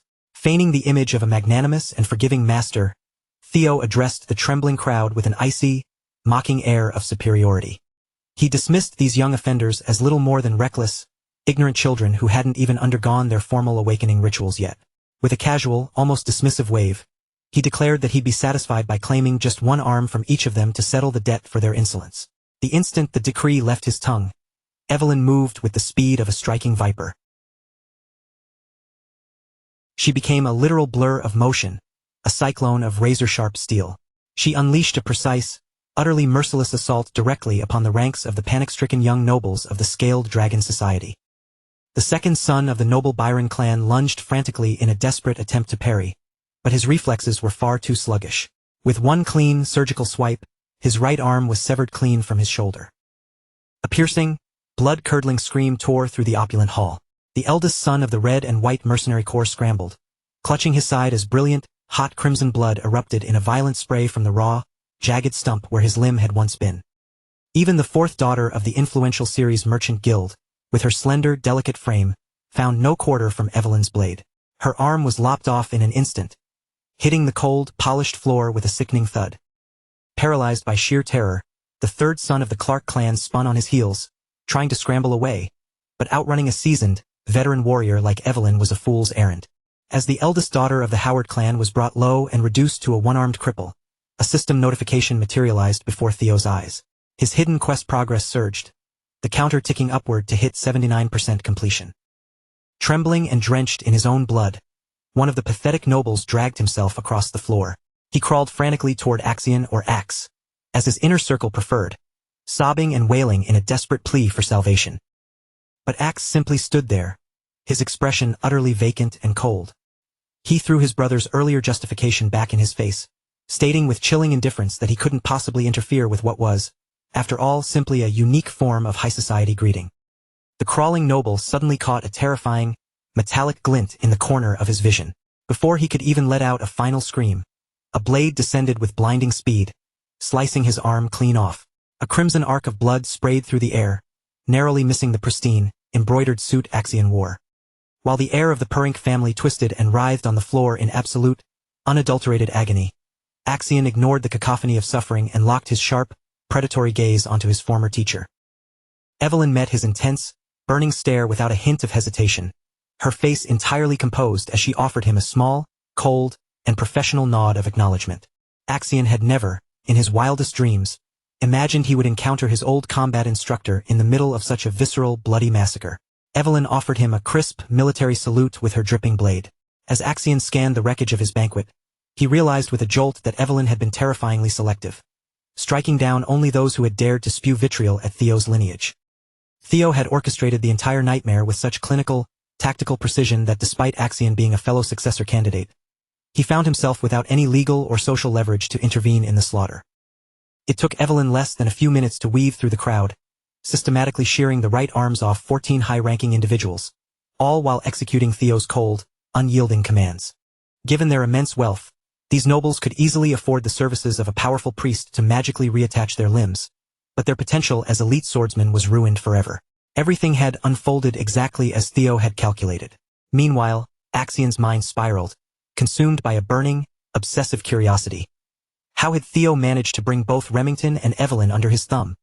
Theo Ragnar, the man who had been the laughingstock of the Rose Palace for years, had morphed into something profoundly, terrifyingly dangerous. Deep within Axion, his own twisted, psychopathic nature began to hum with a dark, wicked delight. Watching his brother, he felt an overwhelming, volcanic desire to finally crush this unexpected rival beneath his boot. With his objectives met and the price of their insults exacted, Theo calmly signaled to Evelyn and Remington that it was time to take their leave. The trio strolled out of the grand palace, their measured footsteps echoing against the heavy, suffocating silence of the hall, as the remaining nobles stared at Theo's back with wide, trembling eyes. Just before they parted ways, the two brothers locked eyes. Their gazes clashed in the air like sharpening blades. Neither man needed to speak to convey the mutual, seething hostility of their thoughts. Just as he was about to turn away, Theo shot his hand out, clamping onto Axion's arm with a vice-like, bruising grip that left deep, unsightly creases in his brother's expensive, custom-tailored suit. After holding him in that tense, suffocating moment, Theo released him with a mocking smirk. He gave a casual, taunting wave, chirping that he'd had an absolute blast at this bloody banquet. At that exact second, a distinct system chime echoed in his head. The final tutorial quest, the mission to shed the pathetic reputation of the Ragnar family's greatest fool, was finally and officially marked as complete. Axion stood frozen, trembling with a quiet, volcanic rage. He yearned to whip out his weapon and strike him down right there, but a sliver of cold logic held him back. Making a scene now would be the ultimate blunder. Unable to suppress his explosive fury any longer, the unhinged young lord stormed out of his own estate, tearing through the grounds and bellowing Theo's name at the top of his lungs toward the uncaring night sky.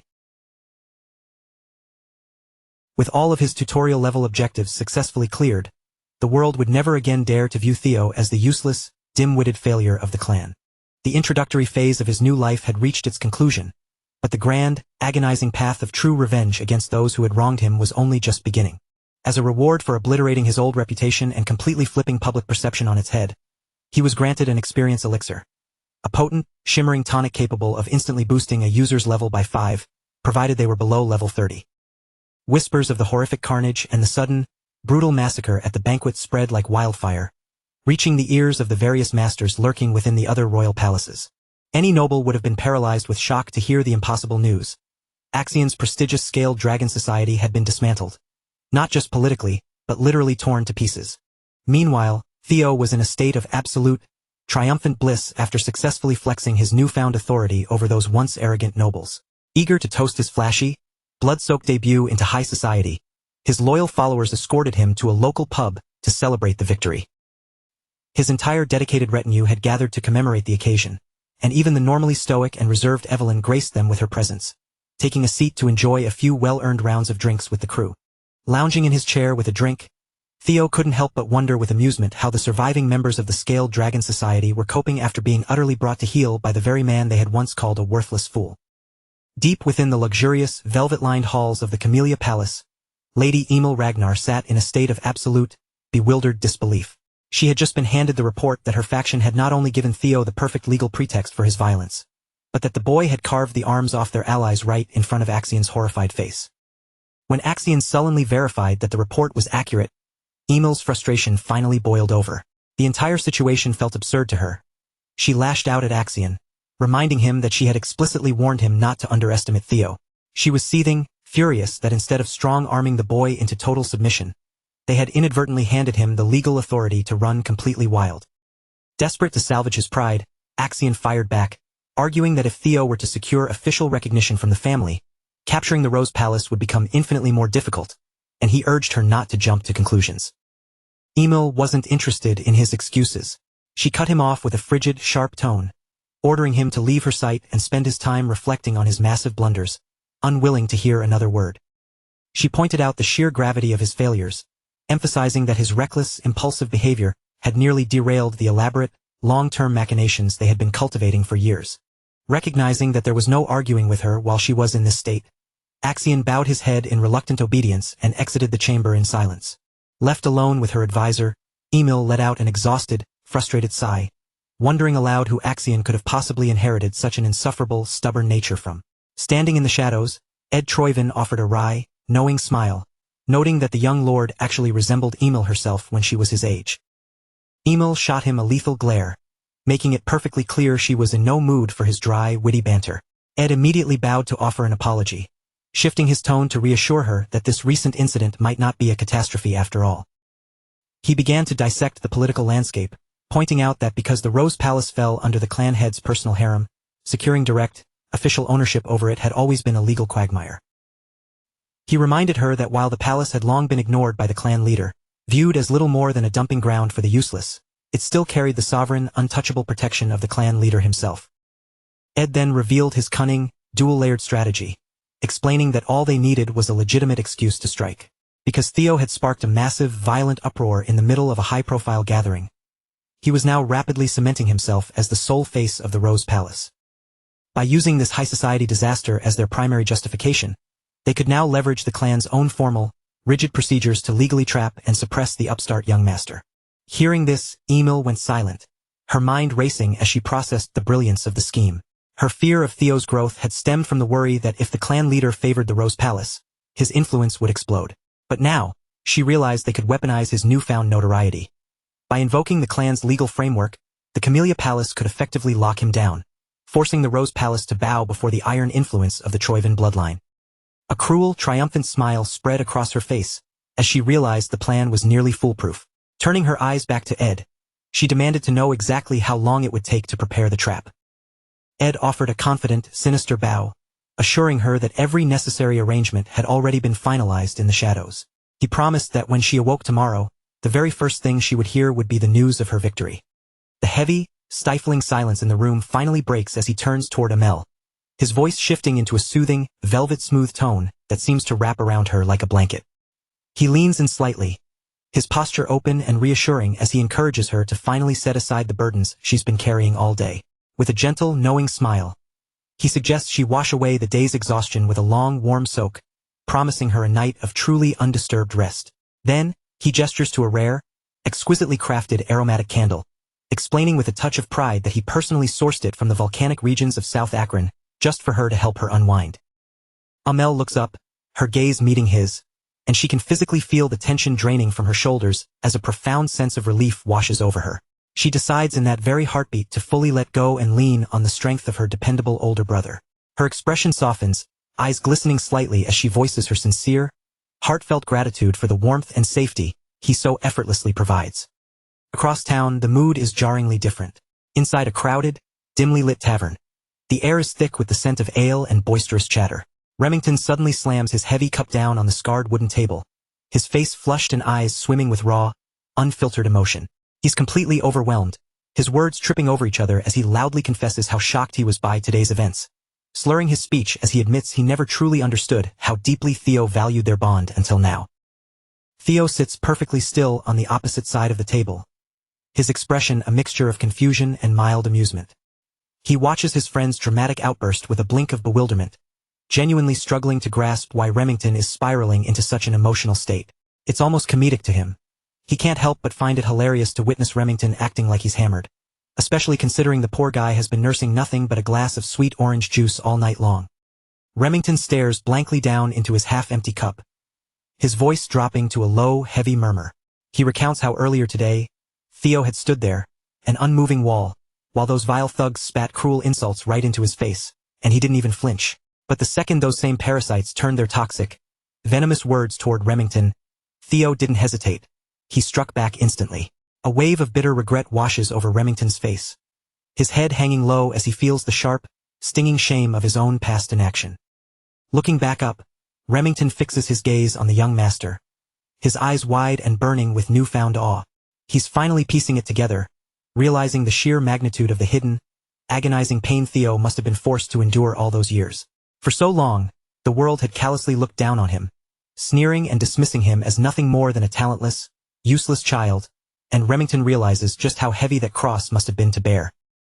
And yet, despite being crushed under the relentless weight of everyone's scornful expectations, the boy never buckled. He didn't crumble under the pressure.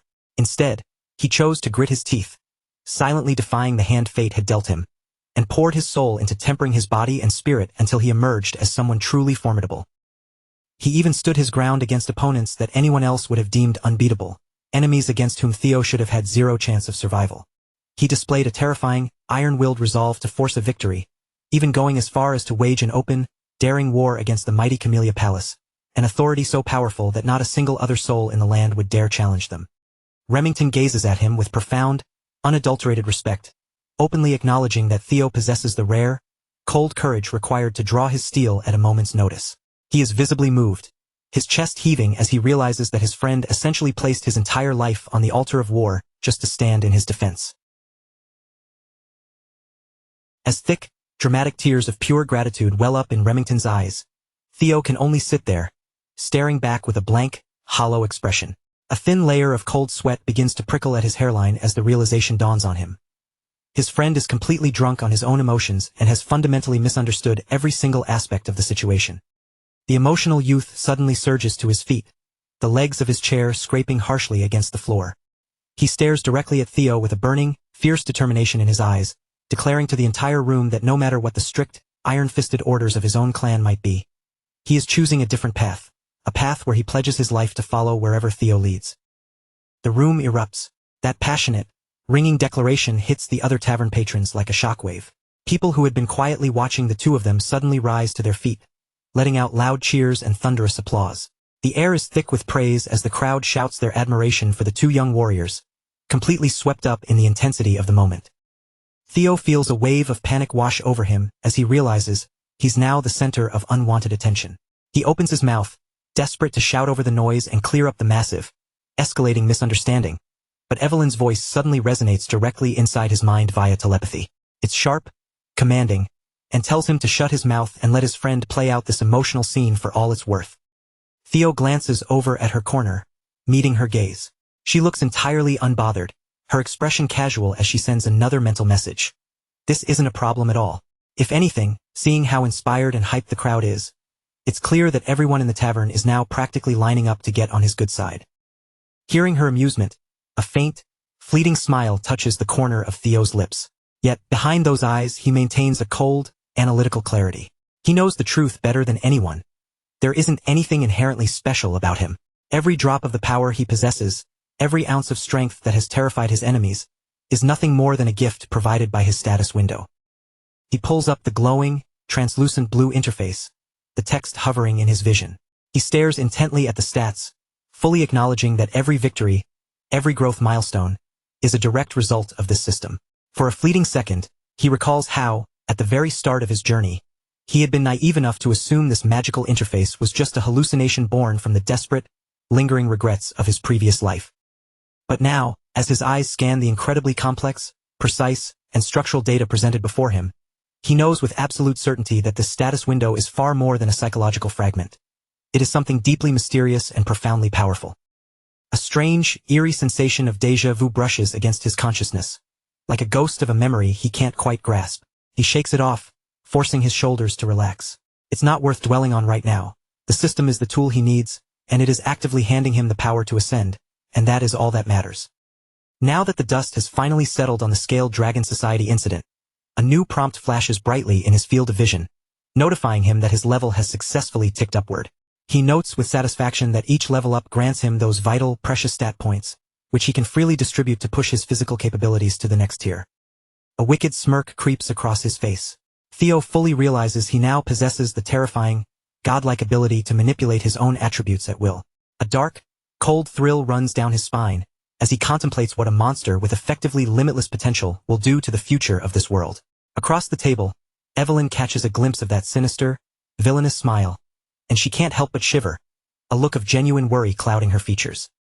Quickly reining in his thoughts and returning to the immediate reality, Theo decides his top priority must be establishing a defensive line against the inevitable, brutal retaliation of the Camellia Palace. He leans in closer across the table, his demeanor shifting back to business as he asks Remington if he is truly ready to assist him with a vital, dangerous task. Without even a second of hesitation, his loyal friend straightens up, his posture becoming rigid and firm. He gives his word with total conviction, swearing that he is prepared to do whatever Theo asks, regardless of the danger or the cost. Yet, beneath that veneer of confident, unwavering loyalty, Remington is clearly caught off guard. A faint, visible blush of surprise creeps up his cheeks when he hears Theo address him so casually and affectionately by his nickname, Remy. Theo reaches into the inner pocket of his coat, producing a securely folded piece of parchment. As he slides it across the wooden table into Remy's waiting hands, his tone turns ice-cold and deadly serious. He explains that the bloody, all-out war for the Grand Throne between himself and Axion is on the verge of igniting, and they have to start laying their foundation before the storm arrives. Remy falls completely silent, the gravity of the situation sinking in. Theo stares at him, lost in a sudden recollection of his past life. A time when Remington rose to become the undisputed, legendary head of the Narcio clan, commanding forces so incredibly formidable they were capable of going toe-to-toe with the Ragnars themselves. Looking at the young man sitting before him, our protagonist understands exactly how monumental this moment is. He realizes that by pulling a future powerhouse like Remy permanently into his camp right now, he is fundamentally rewriting the entire board and shifting the balance of power decisively in his favor. He presses the document firmly into Remington's palm. The young warrior grips the paper tightly, locking eyes with Theo, and swears with a fierce intensity that since his loyalty is now bound to him, he will unleash every ounce of his strength to ensure their success. A genuine look of appreciation warms Theo's face as he softly voices his thanks. But before they can exchange another word, the heavy, reinforced wooden doors of the tavern are violently kicked open. A booming, authoritative voice bellows Theo's name, shattering the tavern's atmosphere instantly. The entire tavern goes deathly quiet. A heavily armed squad of elite knights marches in, the rhythmic, heavy clanking of their armor echoing off the walls. The lead officer strides to the front, his expression stern as he announces with supreme authority, by the law of the sword, that Theo is officially under arrest, facing charges of assault, lethal threats, and unlawful intimidation. Hearing such absurd, fabricated charges, Evelyn slams her hands onto the table, her face flushing a deep crimson with pure, unadulterated rage.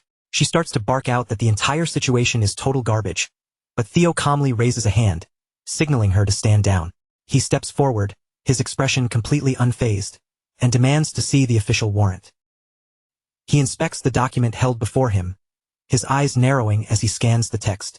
The seal is legitimate, but he notes with dark amusement that the ink on the parchment hasn't even fully dried yet.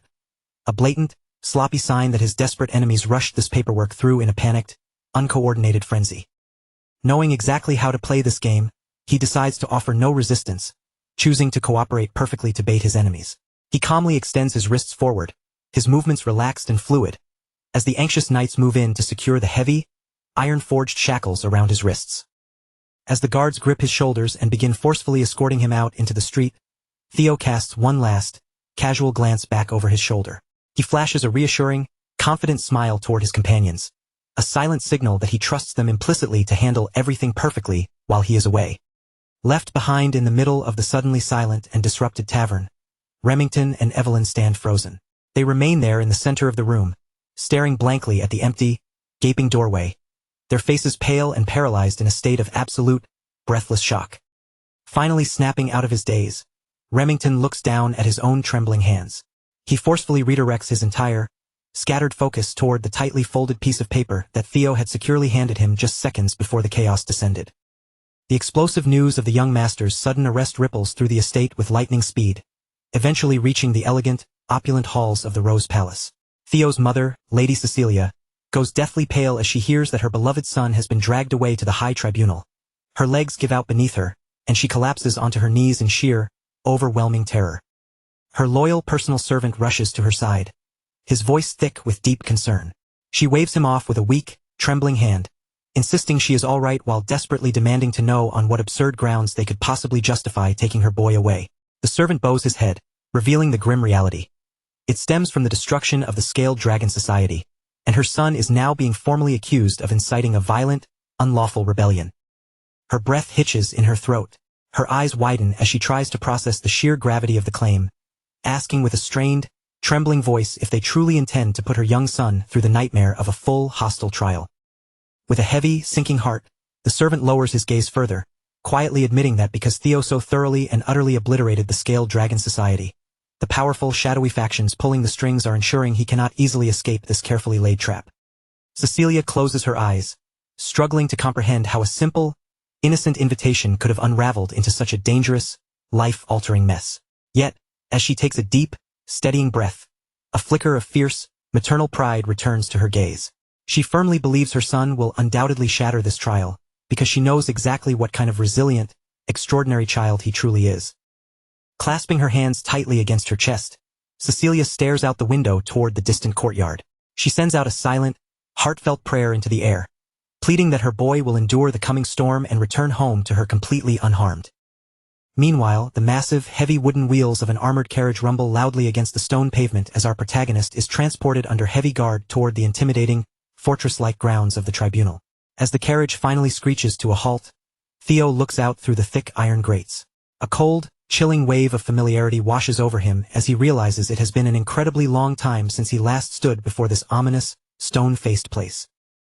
Reflecting on his recent actions, Theo understands the situation perfectly, because he didn't just defeat the Scale Dragon Society but completely wiped them off the face of the earth. His enemies aren't going to settle for a simple slap on the wrist.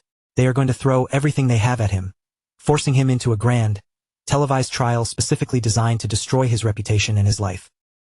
He understands the political game being played. Since he carries the blood and the title of a legitimate successor of Ragnar, this entire tribunal isn't just about a broken law. It is a calculated, cold-blooded trap meant to ruthlessly interrogate and dissect his legal qualifications to ascend to the throne. The heavy carriage doors slam open, and the armored knights loudly command him to step out. As his boots hit the cold, unforgiving stone floor, Theo walks forward with a steady, unhurried pace. He is fully aware that his enemies are aiming to crush his existence into dust. Yet a sharp, knowing smile forms on his lips, because every single piece on the board is moving exactly according to his own grand, hidden design. They march him up to the massive, ornate entrance of the High Court. The leading knights strike the ground with their spears, boisterously announcing to the guards inside that the high-profile prisoner, Theo, has been successfully escorted. They wait a brief moment in the shadow of the gates before receiving official, hushed permission to lead him into the main chamber. Stepping through the threshold, the protagonist's eyes scan the immense, towering room. A dark, calculated thought crosses his mind. If he is finally going to unveil the overwhelming power and the meticulous preparations he has been hoarding in the shadows, there is no better stage in the entire world than a grand, spotlighted event of this immense magnitude. As he is led to the center of the floor, he stops before a raised dais where several legendary, imposing figures sit, looking down at him. The sheer weight of their collective aura and their piercing, predatory gazes causes even someone as composed as Theo to feel a sudden, sharp spike of intense pressure in his chest. Glancing across the panel of judges, his eyes first lock onto the terrifying, battle-hardened form of Julius Ragnar, the notorious demon dragon captain who commands the elite white-armored dragon cavalry. His gaze then shifts toward one of the fabled 9 dragons tasked with protecting the entire Ragnar bloodline, the formidable, legendary sky dragon, Ed Troyvin. Theo silently admits to himself that if he were still living his previous life, the crushing, suffocating pressure radiating from these living legends would have completely overwhelmed him and broken his spirit on the spot. His eyes narrow as he notes that the legendary sword dragon lady of the Plum Blossom Palace, Osa Ragnar, is sitting right beside the venerable elder dragon head counselor himself, Wolfgang Ragnar, all of them gathered in one room, specifically to break him. Wolfgang's cold, piercing gaze locked onto Theo, and the instant their eyes met, a flood of memories rushed through Theo's mind. He realized with a start just how much time had passed since they were last in the same room. Of all the places he might have anticipated crossing paths with Wolfgang again, this high-stakes tribunal was certainly not one of them. Theo knew exactly the kind of man Wolfgang was, someone who valued pure, untainted bloodlines above all else. To a man of his stature, an illegitimate, half-blooded youth like Theo likely resembled little more than a stain on the glorious lineage of the Ragnar clan. Wolfgang didn't bother to hide his disdain. His lip curled in open, undisguised disgust the moment he looked at him. Fixing Theo with a frigid, unrelenting stare, Wolfgang demanded to know if he truly grasped the gravity of why he'd been summoned here today. This wasn't merely a formal meeting or a casual chat. Theo had been hauled before the tribunal to face the consequences for the trail of destruction he'd left in his wake. Wolfgang began ticking off the mounting consequences, his voice growing heavier and more severe with every name he rattled off. Because of Theo's reckless, violent outbursts, powerful allies like the Byron clan, the Ceres Merchant Guild, the Red and White Mercenary Corps, and the Hanavi clan were all officially severing their ties with the main family. Wolfgang's composure finally snapped. He barked at Theo, calling him a bastard and demanding to know if he possessed any shred of awareness regarding the scale of the damage he'd caused. In his eyes, Theo had dragged the sacred honor of the Ragnar name through the filth, and he made it crystal clear that Theo would be held personally responsible for this disaster. Surprisingly, Theo didn't fight back or try to deflect the blame. He offered a calm, steady nod, momentarily deflating the intense pressure in the room as he admitted that, yes, he had perhaps been a bit too careless. Then, Theo's tone shifted, his next words slicing through the heavy air of the tribunal like a razor-sharp blade. He coolly added that if he had truly been careful as they suggested, he shouldn't have stopped at merely breaking their limbs. He should have gone all the way and severed their heads instead. The chamber went deathly silent, the atmosphere turning brittle with shock, but Theo didn't skip a beat. He reminded them that those clans were all vassals of the Ragnar house. Their lands and their prestige were gifts granted by their lord, and in exchange, it was their bounden duty to offer Ragnar their absolute loyalty, their service, and, when necessary, their lives. That unwavering dedication, Theo noted, was the very bedrock of chivalry. And yet, even knowing full well what their obligations were, those clans had the audacity to openly defy the very lord they were sworn to serve. Theo's gaze intensified, his frustration sharpening as he continued his defense. If he had known they would behave with such unmitigated arrogance and disrespect, he declared, he wouldn't have hesitated to take their heads on the spot. Turning his gaze directly toward Wolfgang, he insisted that people who spat on their oaths deserved severe punishment to uphold the true principles of chivalry. After all, Theo argued, how could he, as a member of this clan, just sit idly by and watch the honor of Ragnar be trampled into the dirt? It was a legacy built over centuries, and he refused to watch it be dragged through the mud while he stood by as a spectator. For a heartbeat, the room was stunned into total silence, everyone weighing the logic of Theo's bold argument. Julius watched him with a look of quiet, thoughtful admiration. He realized that Theo's justification was so sound that he would likely avoid any truly catastrophic punishment. Wolfgang, however, took the opposite view. He felt Theo was merely twisting words and mocking the tribunal with clever, empty sophistry. But then, OSA Ragnar calmly interjected, demonstrating that she had clearly grasped the core of Theo's argument and admitting, to everyone's surprise, that he wasn't wrong. Wolfgang's face betrayed his confusion as his expression shifted. He hadn't expected OSA to jump to Theo's defense, and seeing her take his side in front of the others clearly threw him off balance. OSA explained her reasoning, noting that while the Ragnar house was undeniably a titan of power, that strength alone didn't define their greatness. If they intended to remain worthy of their name, they were obligated to listen to the voices of their vassals and knights. She warned that a clan that chose to rule the world through brute force alone would eventually find itself hollowed out and destined to collapse. Wolfgang absorbed her words, processing the weight of her critique. Though his expression remained stern and rigid, he conceded that he would take her warning into account. Theo observed OSA from across the floor. As the first wife of the clan head and widely revered as the most powerful swordswoman in the north, she was a terrifying figure. To his relief, she didn't seem hostile toward him. In fact, she seemed to be quietly aligning herself with his position. This only deepened Theo's confusion. He hadn't counted on OSA acting in his favor, and he couldn't for the life of him figure out what had compelled her to support him so publicly in front of the entire assembly. OSA turned her eyes back to Theo, her gaze stern, hoping he understood one crucial detail. Even if she agreed with his logic, the disciplinary action he was about to face remained a necessary formality. Theo didn't hesitate to ask what that punishment would be. Wolfgang delivered the verdict in a flat, cold, and entirely unforgiving tone. Theo would be sentenced to 3 months of probation. Theo immediately pushed back, declaring that he still intended to participate in the upcoming ceremony. Wolfgang's temper flared again, viewing it as blatant insolence, but OSA stepped in to consider the request. Ultimately, she granted Theo permission to take part in the awakening ceremony the following year. Ed stood silently, absorbing the implications. The children Theo had wounded were already scheduled to participate next year, so the decision was essentially sealed. The stage was set for future conflict. Still, due to the unexpected intervention of the demon dragon, Theo had escaped with a much lighter sentence than he'd initially anticipated. Ed was pleased with how his long-term plan was unfolding. He knew that delaying the ceremony would still cast a long, dark shadow of dishonor over the Ragnar name. And since Theo was the one representing the Rose Palace, burdening him with that disgrace would give the Camellia Palace the perfect opening to eclipse them. A subtle, cold smile played on Ed's lips as he felt his plan finally gaining momentum. From this point forward, he was certain Theo would have no choice but to succumb to his defeat. Ed understood one other thing as well. If Theo attempted to appeal this ruling, he would effectively be walking into a death trap. But Ed didn't for a moment think Theo would be foolish enough to commit such an act of recklessness. Then, Theo shattered that expectation before everyone's eyes. With a voice that was perfectly calm and steady, he announced that he did, in fact, intend to appeal. The entire room, Ed included, was instantly blindsided by the bold proclamation. Ed had to struggle to keep his expression neutral. Internally, he mocked Theo as an insufferable fool, becoming even more convinced that there was truly no bottom to the boy's arrogance. As the situation pivoted further in his favor, Ed could barely contain his satisfaction. Meanwhile, Julius looked at Theo with a concerned gaze, asking if he fully understood the gravity of what he was doing by launching such an appeal. Theo replied that his understanding was absolute. He knew this wasn't a matter that could simply be swept under the rug with 3 months of probation, and he knew full well the demon dragon had been pulling strings behind the scenes. Regardless, Theo was committed to his own agenda, declaring that within the mighty and proud halls of Ragnar, to appeal was to declare war. Theo had no intention of accepting even a light slap on the wrist. In the Ragnar clan, he stated, the ultimate truth was only spoken by those who possessed the strength to prove it on the battlefield.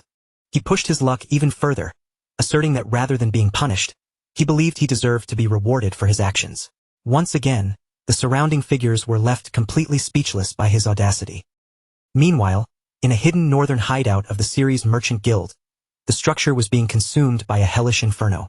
Amidst the swirling smoke and burning debris, Evelyn fought her way through the last of the enemy ranks, cutting down the final line of resistance standing in her path.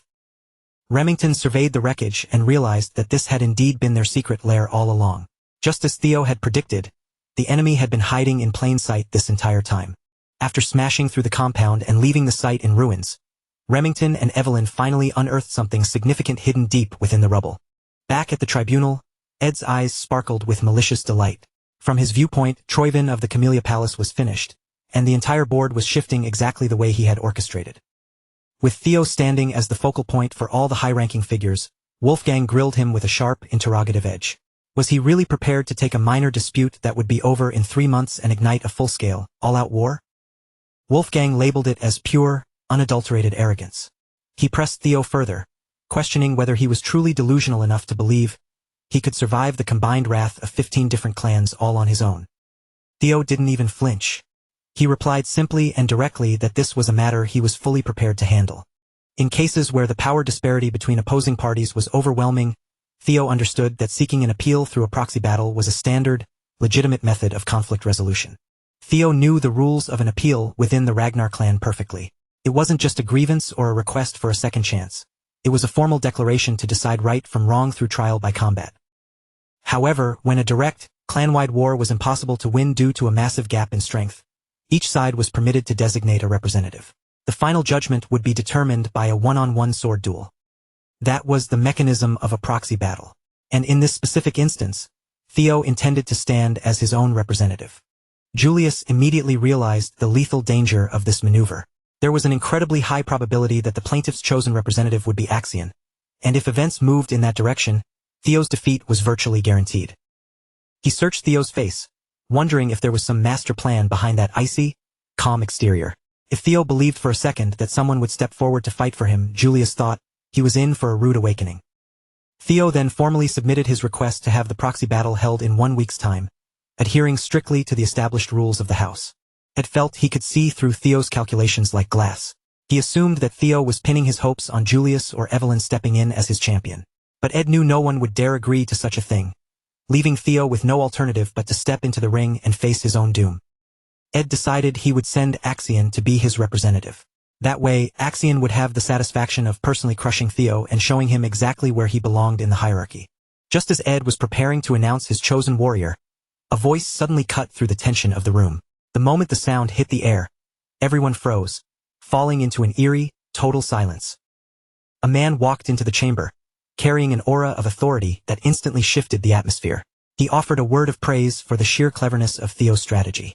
Fixing his gaze on the boy, he remarked that Theo had changed quite a bit since the last time they'd crossed paths. The man who had just arrived at the center of the tribunal was none other than the clan head himself, Kyle Ragnar. The moment Kyle Ragnar stepped into the tribunal, the very air in the room seemed to shift, thickening with an overwhelming, oppressive weight. Every single person present, from the high-ranking officials to the guards, bowed low in a show of profound respect. Theo, acting on instinct, dropped to his knees as well, pressing his head toward the cold stone floor to greet the man known as the living incarnation of the great dragon god. Just as the tension hit its peak, a shimmering system window flickered into existence directly in Theo's line of sight. A cold, mechanical quest notification flashed, commanding him to seize control of the Camellia Palace and unearth the dark, treacherous secrets buried deep within its foundation. Theo's eyes narrowed, his gaze locked onto the glowing blue text. This was the first true, high-stakes quest he had received since completing the initial tutorial, and he immediately began to wonder if this mission was connected to that strange, pulsing blue light he had witnessed earlier. A realization struck him. He had completely pushed the memory of that mysterious light to the back of his mind. Between the chaos of the recent trials and the constant threats surrounding him, he had almost forgotten the bizarre, supernatural phenomenon he'd encountered. Theo forcibly reined in his wandering thoughts before they could spiral out of control. He couldn't afford to be distracted by mysteries right now. His father stood only a few feet away, and the immediate crisis at hand demanded his absolute, undivided attention. He had to navigate this situation with precision. The unexpected arrival of the clan leader himself was a massive, game-changing variable that threatened to destabilize his entire strategy and potentially derail his carefully laid plans for the Camellia Palace. Maintaining a disciplined, controlled posture, Theo lifted his gaze toward his father, his voice steady as he asked the reason for his sudden appearance. Kyle commanded him to rise, his tone regal and detached. With the entire room hanging on his every word, Kyle addressed the assembly, stating that he had already been briefed on the situation and was fully aware of Theo's bold attempt to demand an appeal through a proxy battle. Theo confirmed the accuracy of the statement with a sharp nod. Kyle followed up by pointing out the practical difficulty of his son fighting his own battles. He fixed his gaze on Theo and demanded to know who he had chosen to serve as his champion for the proxy duel. Theo instantly recognized this as a calculated test of his resolve. He stood his ground, refusing to hide behind any allies, and answered firmly that there was no one else worthy of standing in his place. He made his intent clear. He was prepared to act as his own representative and fight his own battle for the appeal. Kyle's expression suggested he believed Theo would suffer a humiliating defeat if he stepped into the ring personally. Theo, however, refused to accept that preordained judgment, silently noting that his father had no logical reason to declare the outcome before he'd even been given a chance to prove his worth. In that fleeting moment, Theo's resolve turned to iron. No matter the caliber of the opponent standing before him, he had no intention of lowering his head or compromising his ambition for anyone, not even his own father. Upon hearing his son's defiance, Kyle suddenly broke into a boisterous, echoing laugh. The sound reverberated off the stone walls of the trial room as he turned to the stunned onlookers, asking them with a smirk if they had heard the sheer audacity of his son's declaration. Kyle seemed genuinely impressed by the display.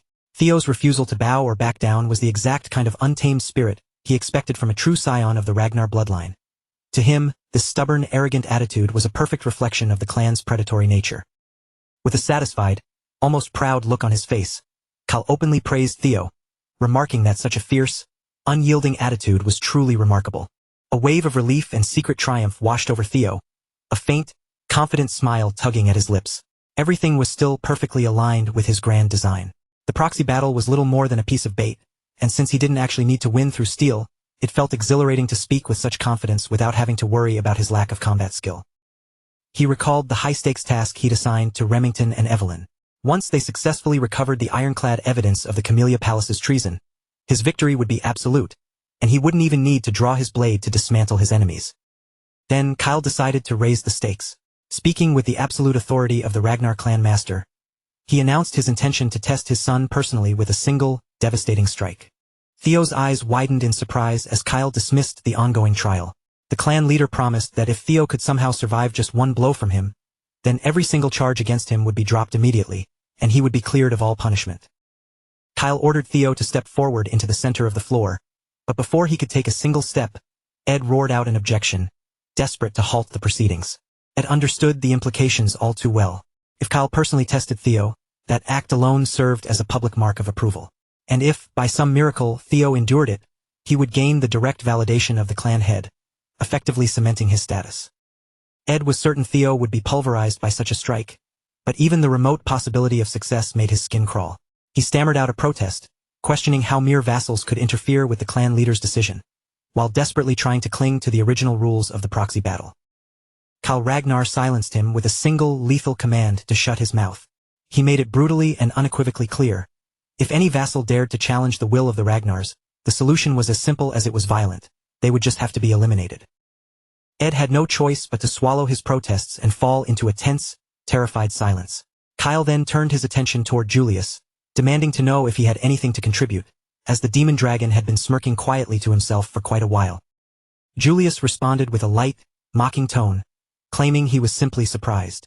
He added that, after such a long absence, it was truly unexpected to see the king take a personal interest in anyone once again. Kyle didn't see the need to prolong the suspense. He locked his gaze onto Theo and asked, with simple, terrifying directness, if his son was prepared to accept the challenge. Theo understood that the situation had just undergone a violent, unpredictable pivot. This was far from the outcome he had anticipated, but after a brief, tense pause, he broke into a grin and accepted the challenge head-on. Even so, Theo spoke up, asserting that the terms were far too lopsided. He pointed out that comparing a single strike from the clan leader himself to a long-term proxy war against petty vassals was entirely unreasonable. Kyle asked if Theo was attempting to back out of the deal, but Theo denied it instantly. He maintained that he only wanted a fair exchange, noting that the stakes of the trial had suddenly become significantly more hazardous. With a playful, confident smile ghosting his lips, Theo added that if the risk was being drastically increased, it only followed that the compensation for surviving should rise accordingly. Kyle asked what specific reward Theo desired. Theo shifted his gaze toward Ed, letting the weight of his words linger before stating clearly that he wanted something of value, perhaps something comparable to the Camellia Palace itself. Watching the interaction, Ed was rendered completely speechless, frozen by the audacity of Theo's outrageous demand. Ed's fury bubbled over, while Wolfgang reacted with open, sputtering disbelief. To his mind, attempting to negotiate such a deal with the clan leader was absolute, unadulterated madness. Wolfgang firmly believed someone needed to put this arrogant bastard in his place. After all, binding agreements were meant to be made between equals, and Theo had absolutely no right to act as if he stood on the same level as Kyle. Wolfgang was certain that Theo's unchecked arrogance would result in a swift, humiliating failure.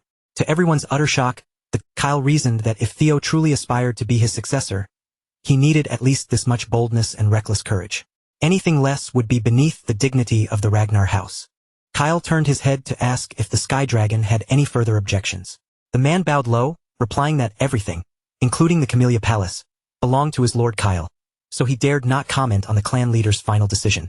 Satisfied, Kyle ordered the immediate preparation of a stage, eager to test his son's mettle personally. Theo felt a momentary flicker of hesitation, but he quickly steeled himself, stepping forward to face his father. The surrounding vassals retreated to the sidelines, their eyes wide as they silently observed the confrontation that was about to unfold. Ed stood by, his face contorted with frustration and rage. The meticulously crafted trap he had set to ensnare Theo had somehow morphed into a public stage that might actually grant the boy everything he wanted. Even so, Ed forced himself to stay calm. No matter how much Theo had leveled up, there was simply no way he could physically withstand a single strike from the clan head. Even the most elite, high-ranking swordsman would have struggled to survive such an overwhelming blow. Ed convinced himself that Theo was walking toward his own execution. But Theo had already seen through Ed's pathetic intentions, and thanks to the substantial rewards he'd reaped from the tutorial, he was quietly confident that his death wouldn't be coming anytime soon. Kyle took note of the subtle shift in his son's presence. He wondered to himself if Theo had managed to secretly consume a rare elixir. Even then, he knew a simple elixir shouldn't have been enough to trigger such a profound physical transformation, but ultimately, he decided it didn't matter how the boy had achieved this strength, only that he had it. Theo realized with a jolt that his father had analyzed him almost instantly. Even the formidable 9 dragons hadn't detected that he had used an experience elixir, yet Kyle had perceived the change with unsettling ease. Kyle scrutinized Theo, asking in a low, resonant voice if he felt sufficiently warmed up for the challenge. Theo affirmed that he was ready.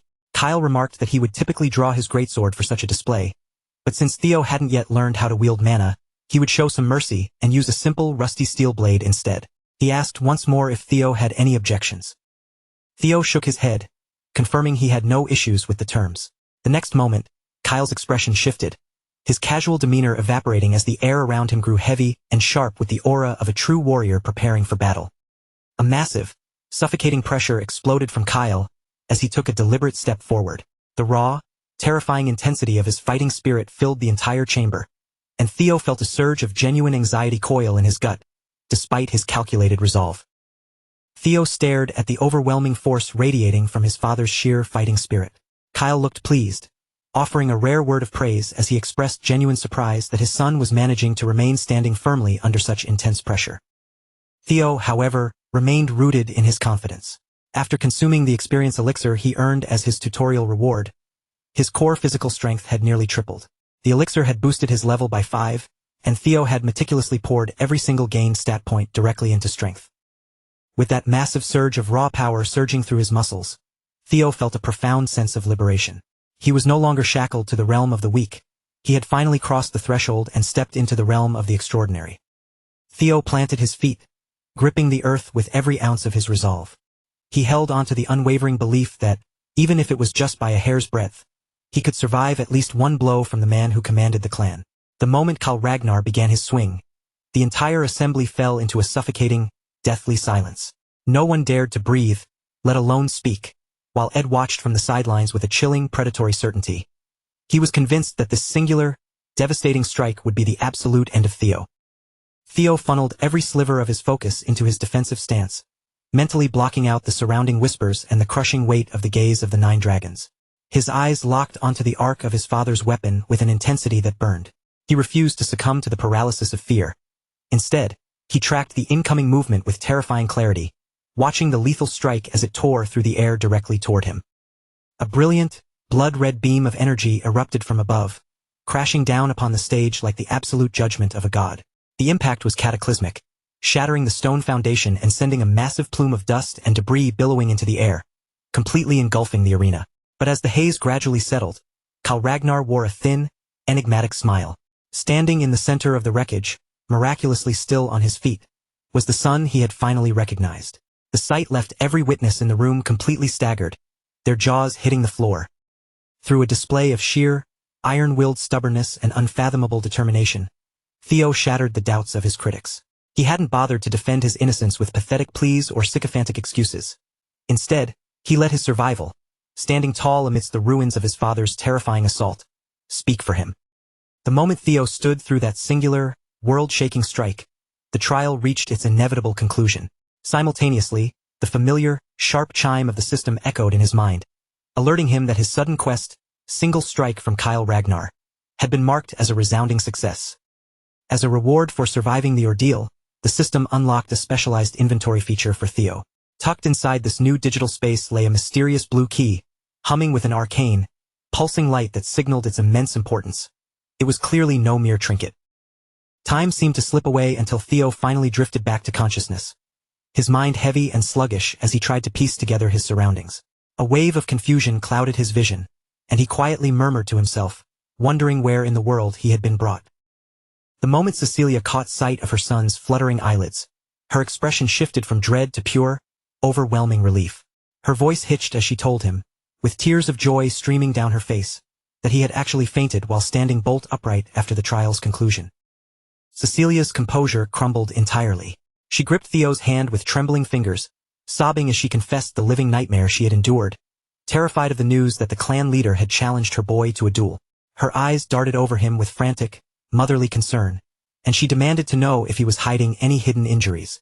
She was prepared to summon every physician in the territory the instant she saw so much as a bruise, a fracture, or a dislocation. Theo offered a soft, calming smile to soothe his mother's panic, though his gaze continued to drift around the unfamiliar room.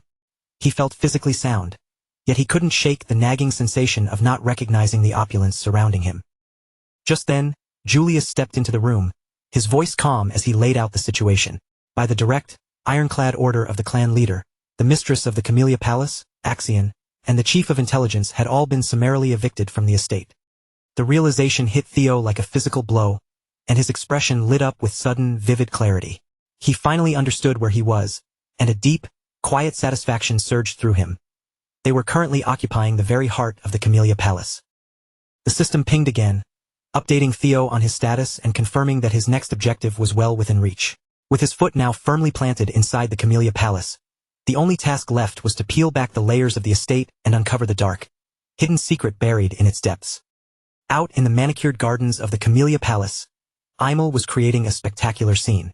Her frustration had boiled over into a public tantrum, and she shrieked at the top of her lungs, demanding to know by what right she was being forced to abandon what she considered her own private property.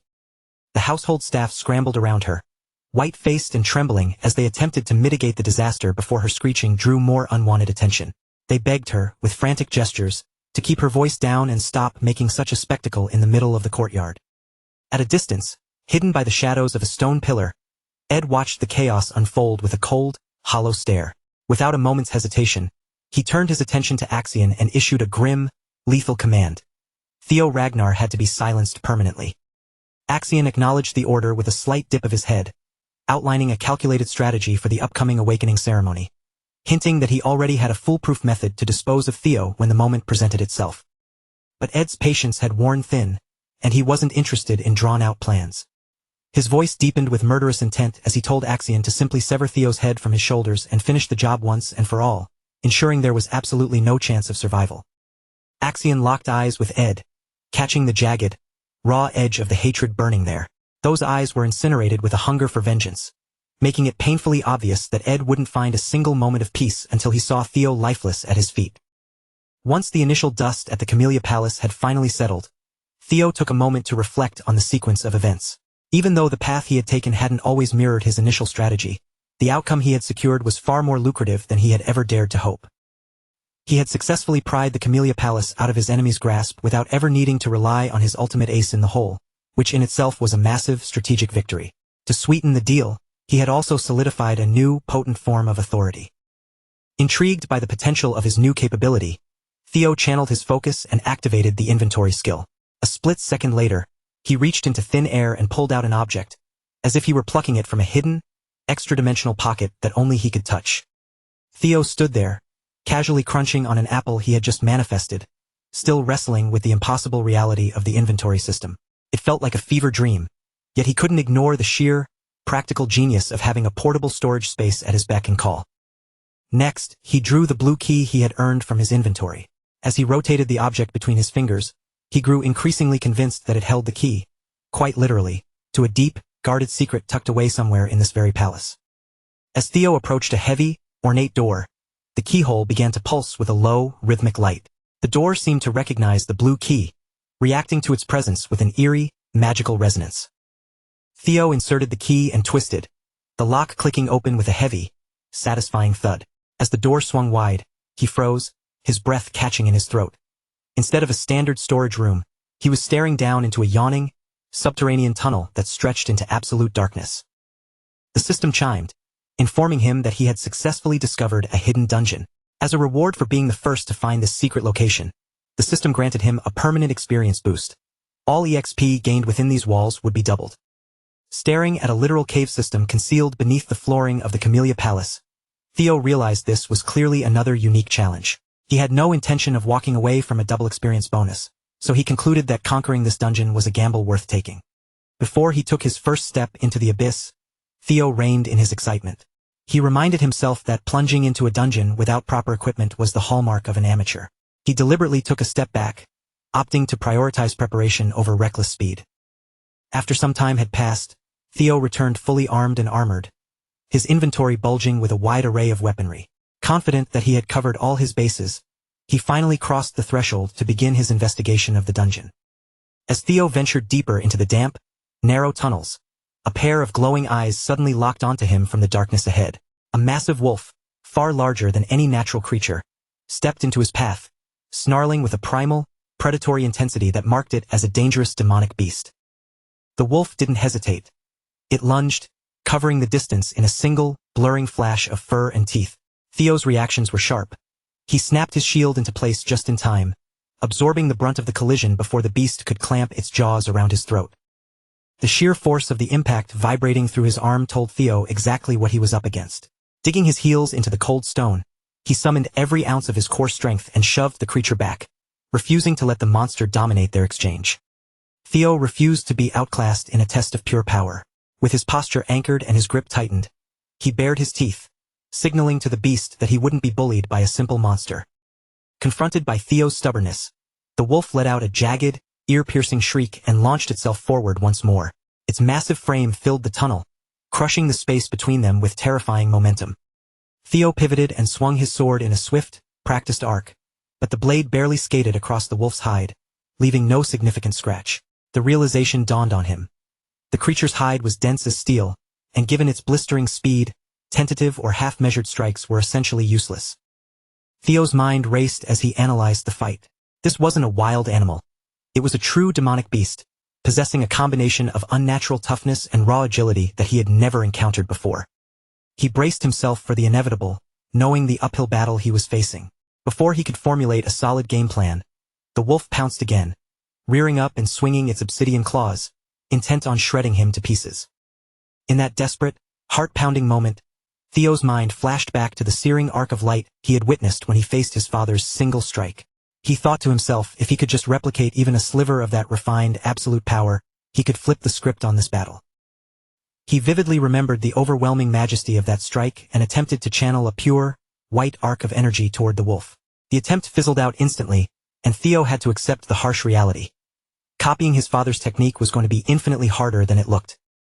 The single strike wasn't just a fancy name. It was a title for a technique that guaranteed total lethality. It wasn't about showy theatrics or complex swordplay. It was the art of funneling everything into one, singular, decisive moment of destruction. The missing piece of the puzzle finally clicked into place. To mimic his father's mastery, he couldn't rely on flashy tricks. He had to strip his fighting style down to the bone and focus on pouring every last bit of his intent into one perfect strike.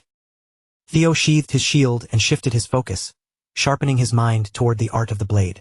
He recalled the secret sword techniques Evelyn had shared with him, forms that prioritized lightning-fast precision over blunt, overwhelming force. He exploded forward, a burst of speed catching the wolf off guard, and drove his blade directly into the beast's eye. The monster let out a guttural, wounded roar, stumbling backward as it desperately tried to distance itself from the stinging, precise pain. Seeing the beast retreat, Theo knew his shift in strategy was finally yielding results. A surge of confidence ignited in his chest as he prepared for a follow-up attack, certain that victory was now within his grasp. 2 months later, back at the bustling clan training grounds, Ed scanned the area and noted that the crowd was far more bloated than it had been in previous weeks. Sybil nodded in agreement, pointing out that with this many disciples crowding the area, they were going to have to find a much larger space for their training sessions. Lately, an irresistible rumor had been sweeping through the clan, that the young Master Theo had actually been personally trained by the clan head himself to master the single strike. Because of this legend, disciples were flooding the area, all hoping to catch a glimpse of him or even score a sparring session. While Sybil was deep in a discussion about Theo, a voice suddenly cut in from behind, thick with mocking derision. The speaker addressed Sybil with such casual, biting disrespect that the entire atmosphere turned sour instantly. Standing there was Henry Morris from the Plum Blossom Palace, a sneer plastered on his face. He asked, with dripping sarcasm, when their legendary young master was planning to finally grace them with his presence, noting that it had been 2 full months of waiting. Morris sounded genuinely annoyed as he claimed he had assumed Theo was the type of dedicated warrior who never missed a single day of training. Henry Morris snorted and labeled Theo a spineless coward. In his mind, Theo had merely fabricated a fake story about his training and had now gone into hiding because he was terrified to face the music in front of everyone. Sybil's face twisted into a mask of pure, indignant rage, but Henry wasn't even slightly intimidated. He just kept running his mouth. He sneered at the group, brazenly suggesting that the entire legend of Theo's single strike was likely nothing more than a fabricated lie, pointing out the suspicious lack of any real witnesses to verify the claim. He insisted that Theo had probably just spun a tall tale and exaggerated his own feats until the rest of the clan was gullible enough to believe it.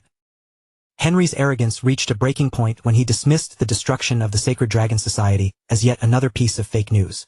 That was the final straw for Sybil. With his patience completely evaporated, he lunged forward, throwing his entire body weight behind a vicious, crunching punch that slammed directly into Henry's face, instantly wiping the smug, mocking grin right off his lips.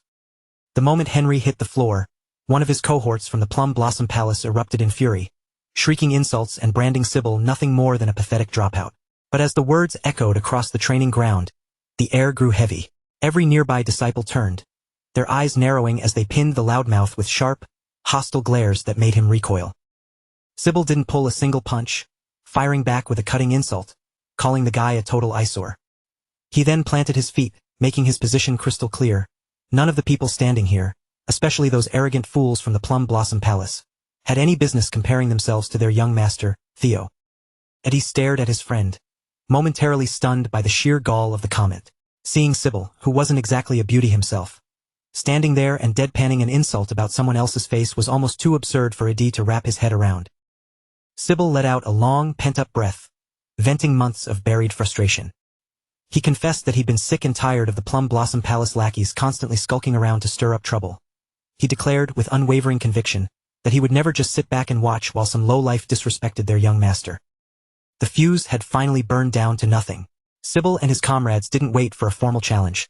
They drew their steel in one fluid motion, the blades gleaming under the sunlight as they openly declared war on the Plum Blossom Palace group. The opposition was just as bloodthirsty, eager to finally crush these so-called dropout losers and put them in their place. But just as the two sides were about to collide in a lethal frenzy, a figure suddenly blurred into the space between them. In the blink of an eye, every sword raised for the attack froze mid-air, locked in place by a sudden, invisible pressure. The fighters were paralyzed by the unexpected intervention, their heads snapping toward the intruder. Sybil recognized him in a heartbeat. It was Ray Ragnar, one of the elite 4 hounds of the clan. Before the tension could even begin to dissipate, another voice cut through the stillness, cackling with dark, amused laughter, as if they were witnessing a comedy routine rather than an imminent bloodbath. Emerging from the shadows was Hulchu's Lanka, another formidable member of the 4 hounds. His presence immediately ratcheted the danger level up, casting a suffocating pall over the entire courtyard. Sybil felt his blood run cold, barely able to process the sight. Not one, but 2 members of the 4 hounds had descended upon the training grounds simultaneously. While everyone stood in stunned silence, trying to figure out why these high-ranking elites were here, Hulchus scanned the crowd, his eyes narrowing as he noted a glaring absence. Hulchus whipped his head toward a cowering man from the Plum Blossom Palace and demanded to know the location of the Luster Tiger. The man looked back in total confusion, clearly having no idea who or what Hulchus was referring to. Hulchus grew visibly agitated, his voice rising into a sharp, booming roar that echoed off the surrounding walls. He demanded to know if everyone here had suddenly gone deaf, making it explicitly clear that he wasn't interested in the riffraff. He was hunting for the true master of this training ground. With no further preamble, Hulchus announced his intentions with chilling simplicity. He hadn't come to watch, he had come to hunt. He was here to issue a direct challenge to Theo Ragnar. Meanwhile, in the depths of the hidden dungeon, far removed from the petty politics of the training ground, Theo was operating at his absolute limit. His body was pushed to the brink of collapse, and his weapon finally gave up the ghost, the steel shattering into fragments from the sheer strain of endless, relentless combat. Just as the blade splintered, a familiar chime rang through his mind. The system interface materialized in front of him, glowing in the darkness with a notification that he had, once again, achieved a new level. A cascade of system windows flooded his vision, one after another, detailing the significant boost to his base stats. The numbers were a testament to his grueling progress, and among them, the kill count for demonic beasts sat at a staggering 170. Theo slumped onto the cold dungeon floor, surrounded by the cooling carcasses of the monsters he'd slaughtered. A grim, hard-won throne.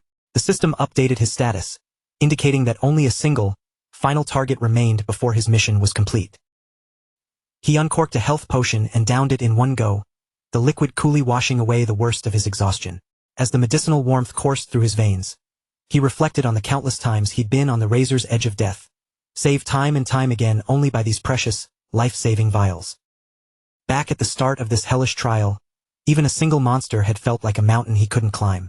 But as his strength grew, the battles had become increasingly manageable. Still, he couldn't help but feel a strange sense of vertigo. The 2 months he'd spent inside this void had passed in what felt like a blink. The system pinged again, a stark reminder that only one demonic beast was left standing between him and the exit.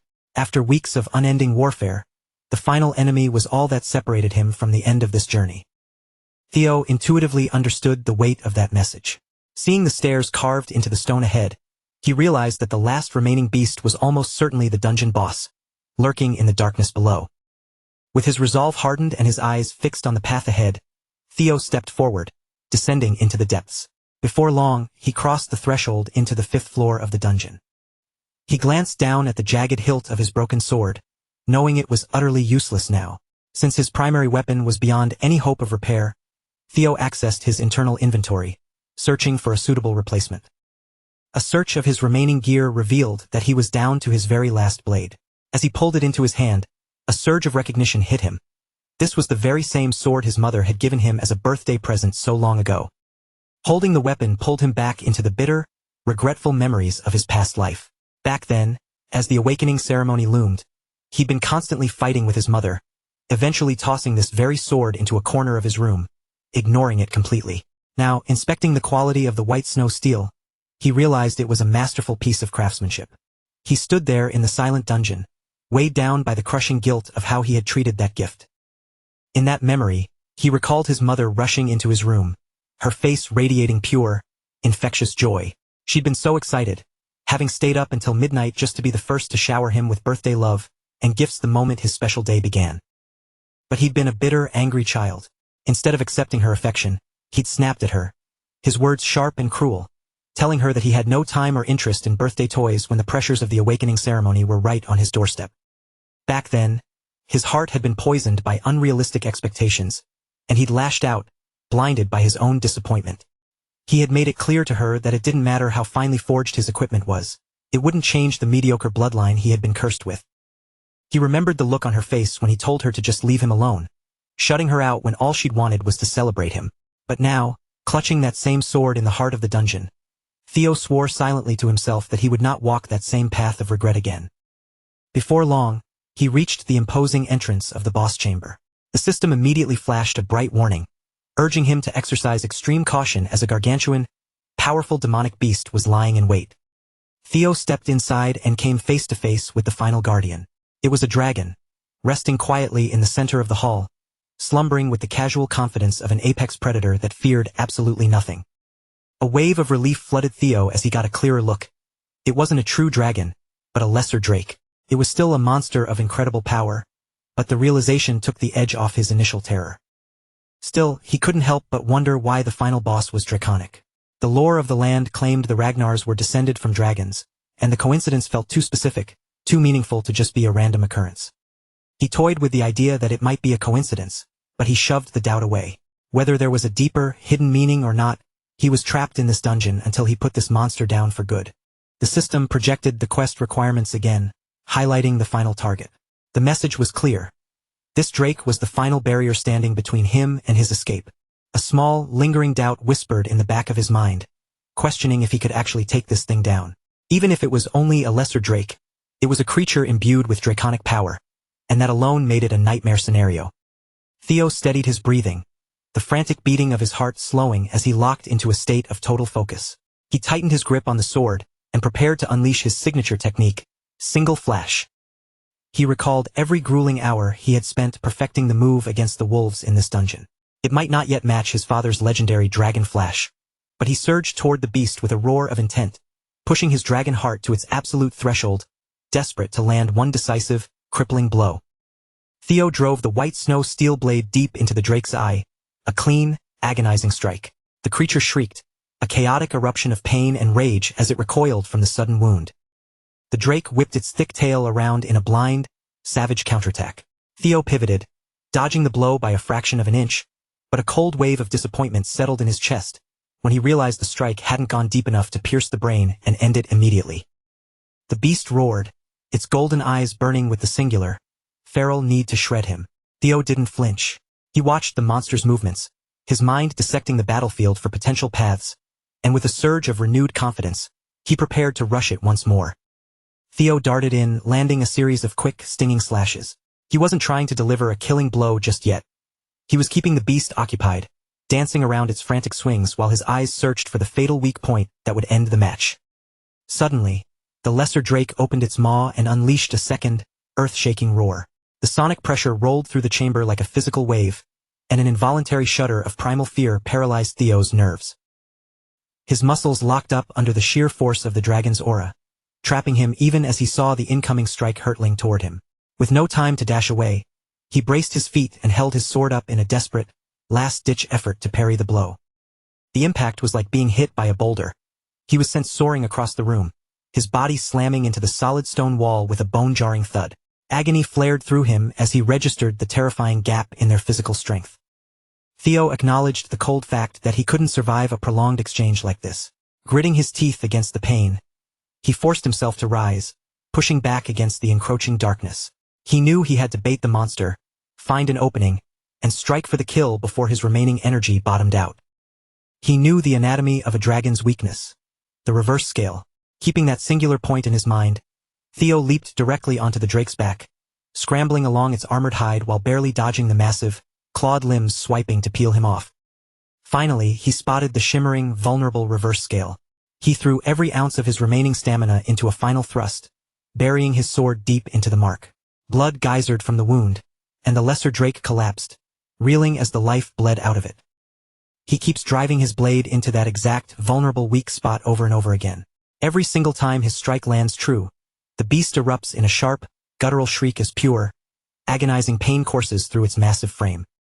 For a split second, Theo is absolutely convinced that his calculated strategy has finally paid off, and he braces himself, expecting the lesser drake to collapse right at his feet. But to his shock, the creature refuses to go down. It digs its claws into the ground and stands its ground, and that sudden, unexpected resistance catches Theo completely off guard. Meanwhile, over at the training grounds, the tension is boiling over. Hulkus is visibly losing his patience with Ray, his brow furrowing as his face tightens with mounting frustration. He makes his stance crystal clear.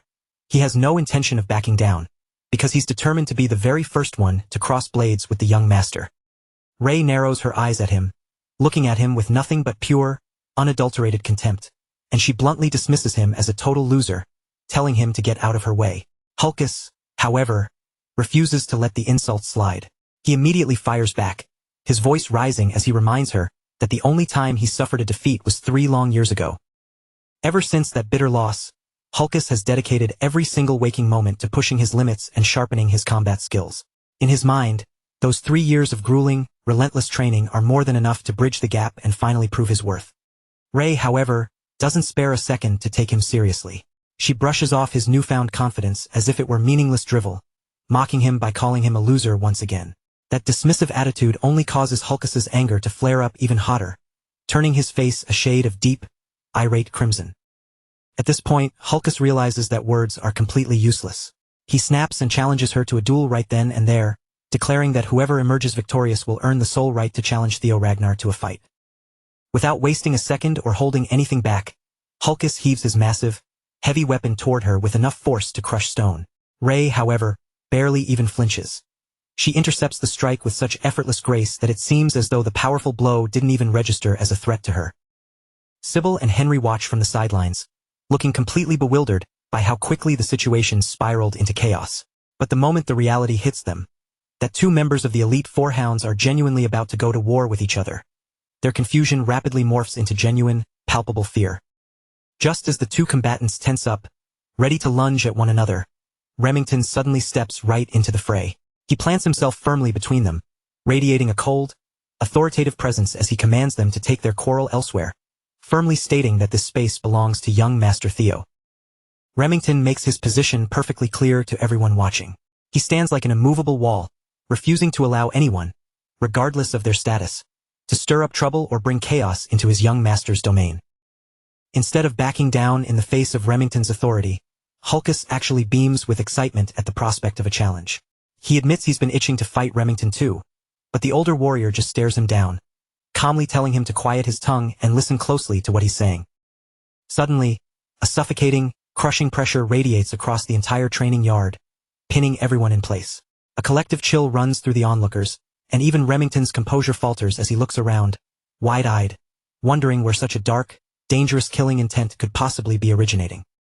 The very second that terrifying aura hits them, every head turns instinctively toward the main entrance. And there, walking with a steady, imposing gait into the heart of the training ground, is Theo himself. Remington stands there, visibly stunned by the raw, heavy pressure cascading off of Theo's frame. As he tracks the young master's approach, he can't help but be plagued by the question of what on earth could have happened to him during his intense, secluded training sessions. Ray and Hulkus, meanwhile, react in a completely different way. Their faces light up with pure, electric excitement. The moment they lay eyes on Theo, their gazes sharpen to a point, knowing that the master they've been so desperately waiting for has finally arrived. With one solitary, powerful step onto the grounds, Theo floods the entire area with his newly acquired skill, Lesser Drake's Fear. The atmosphere in the training yard turns heavy, dense, and instantly suffocating for everyone nearby. Back inside the dark, oppressive silence of the dungeon, Theo had finally managed to plunge his blade through the lesser drake's protected reverse scales. That fatal strike spelled the end for the monster, and the system immediately flashed a notification, congratulating him on successfully bringing down the beast. The instant Theo's steel made contact with those sensitive reverse scales, the lesser drake completely lost its sense of composure. The creature's massive body began to thrash uncontrollably, rampaging through the narrow space as if it had been driven into a state of blind, frantic madness. For a terrifying stretch of time, Theo genuinely believed that he was going to meet his end in that dark hole. But after several grueling minutes of dodging and weaving, the monster finally reached its limit and collapsed, proving beyond a shadow of a doubt that those scales were indeed its only fatal weakness. Once the dust settled and the battle finally reached its conclusion, the system chimed in again, informing Theo that he had successfully harvested 2 incredibly valuable items from the corpse: the lesser drake's tooth and its jagged claw. The tooth, as he discovered, was a high-grade material perfect for weapon enhancement, while the claw possessed a unique, innate property capable of honing and sharpening a blade's edge far beyond normal limits. After carefully reviewing the spoils of war, Theo makes the decision to use them to repair the sword currently at his hip. That blade, after all, was a heartfelt gift from his mother, and losing it was simply an outcome he refused to accept. But the rewards didn't end there. To his surprise, Theo also gains a brand new ability, Lesser Drake's Fear. As the text of the skill manifests before his eyes, he stands there, genuinely taken aback by the revelation. He hurriedly pulls up the detailed description to see what he's actually working with. He quickly realizes that this isn't just a combat maneuver.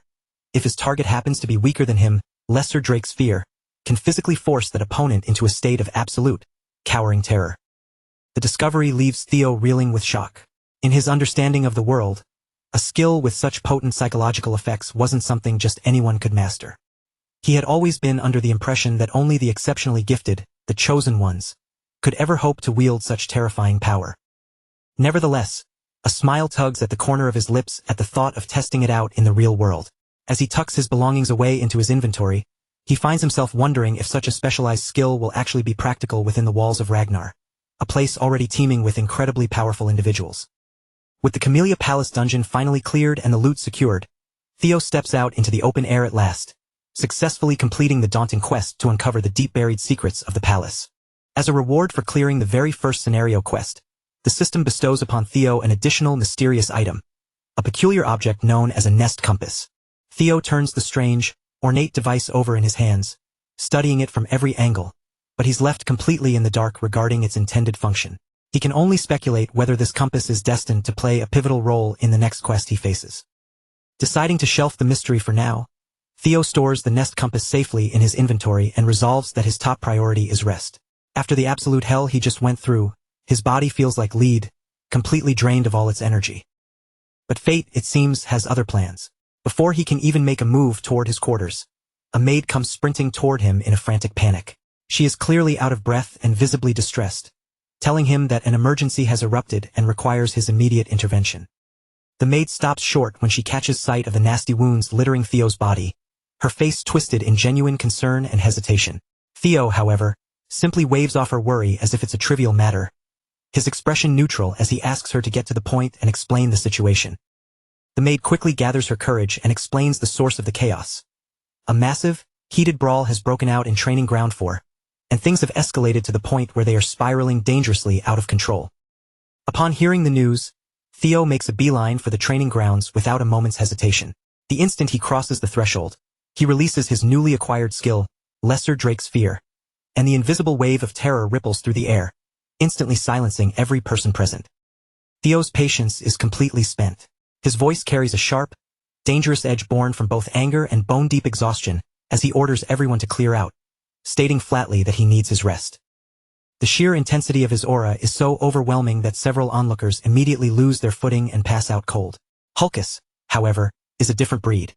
He responds to the terrifying killing intent with a surge of adrenaline. His excitement peaked as he charges straight at Theo, desperate to see who among them is truly the stronger warrior. Hulkus swings his heavy sword with everything he's got, aiming a lethal strike directly at Theo. But Theo meets the incoming attack with eerie, absolute calm, parrying it with a single, fluid swing of his own blade, leaving everyone in the surrounding crowd frozen in utter disbelief. The force of the impact sends Hulkus stumbling backward, his heels skidding across the dirt. For a few heartbeats, he just stands there, trying to process what on earth just occurred, unable to fathom how his full power strike was brushed aside so casually. Even Theo is caught off guard by the massive difference in his own strength following his dungeon training. Yet, despite the shock, Hulkus refuses to retreat, his eyes gleaming with an even more intense fighting spirit than before. Hulkus has always held the reputation as the weakest member of the Four Hounds of the North, largely because of his reckless, one-track mind and his stubborn refusal to adapt his fighting style. Despite that label, he lunges at Theo again, howling for him to properly block his next blow. Even though others might call him the weak link, nobody in their right mind has ever dared to underestimate the raw, brute physical strength Hulkus possesses.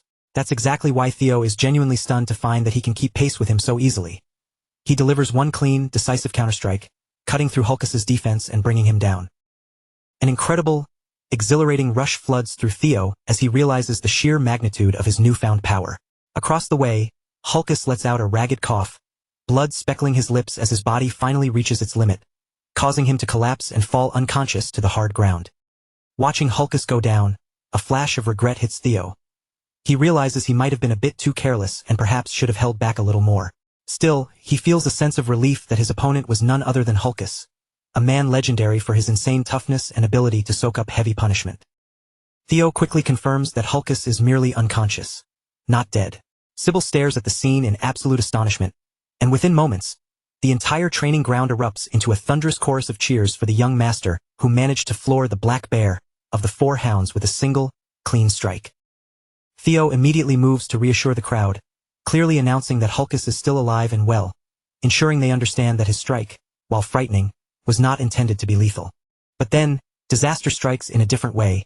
Theo's own sword suddenly snaps in two. The sight is an immediate, crushing blow to his spirits, as that blade wasn't just a simple tool. It was a precious, irreplaceable gift his mother had given him. Despite his personal dismay, the crowd continues to roar in wild celebration.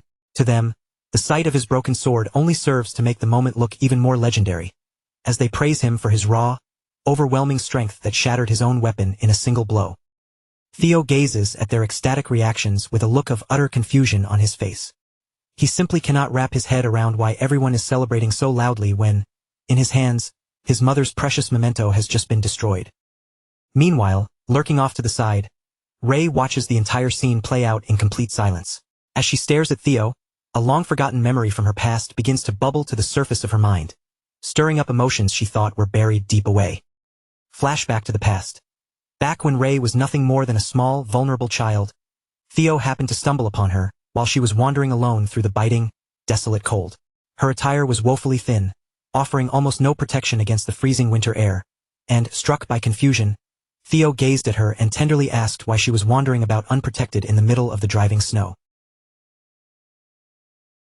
Moved by her plight, Theo didn't hesitate. He reached up, unraveled his own scarf, and wrapped it securely around Ray to shield her from the elements. Yet, even with that small gesture, she was still shivering violently, so he made the choice to bring her back to his home. As they walked, he spoke to her with a gentle, reassuring tone, promising her that once the blizzard finally let up, he would see to it that she was returned to her own home safely.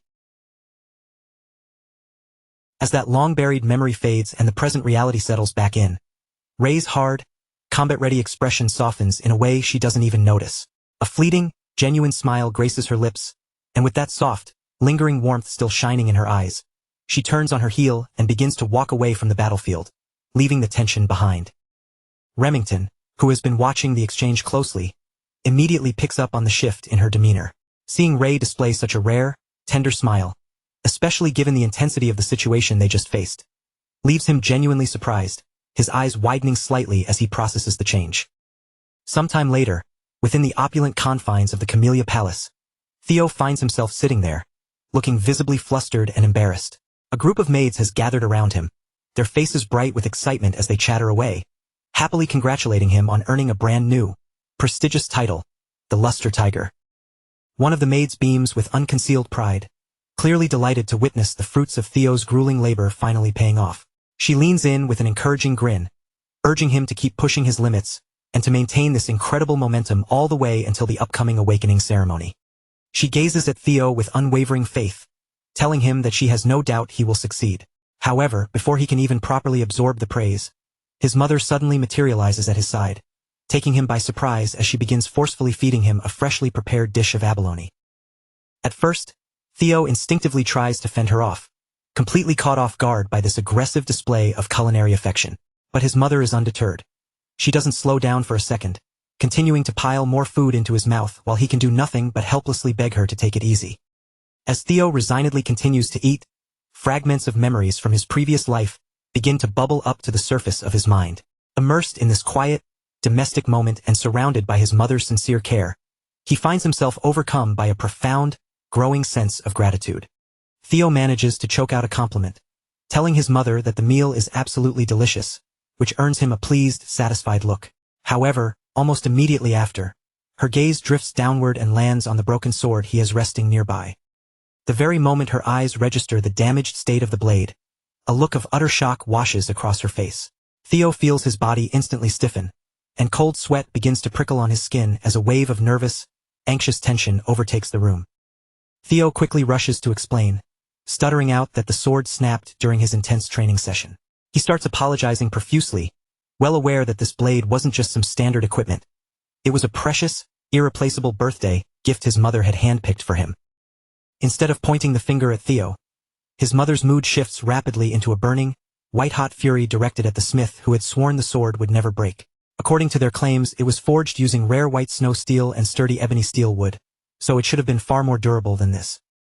Theo cautiously asks if she's referring to the exotic steel wood imported from the southern jungles, and she confirms it with a sharp, indignant nod. She explains that it's an incredibly rare and costly material, and seeing the sword shattered leaves her feeling deeply betrayed and disappointed. If the smith had been telling the truth, the weapon should never have snapped so easily. Only now does the full reality of the situation dawn on Theo regarding how truly valuable the materials in his weapon actually were. He stares at the fragments in surprise, coming to the realization that he had completely underestimated the worth of the gift his mother had bestowed upon him. The revelation sparks even more questions in Theo's mind. He can't help but ponder how on earth his mother managed to secure such rare, high-end materials and commission such an impressive sword in the first place.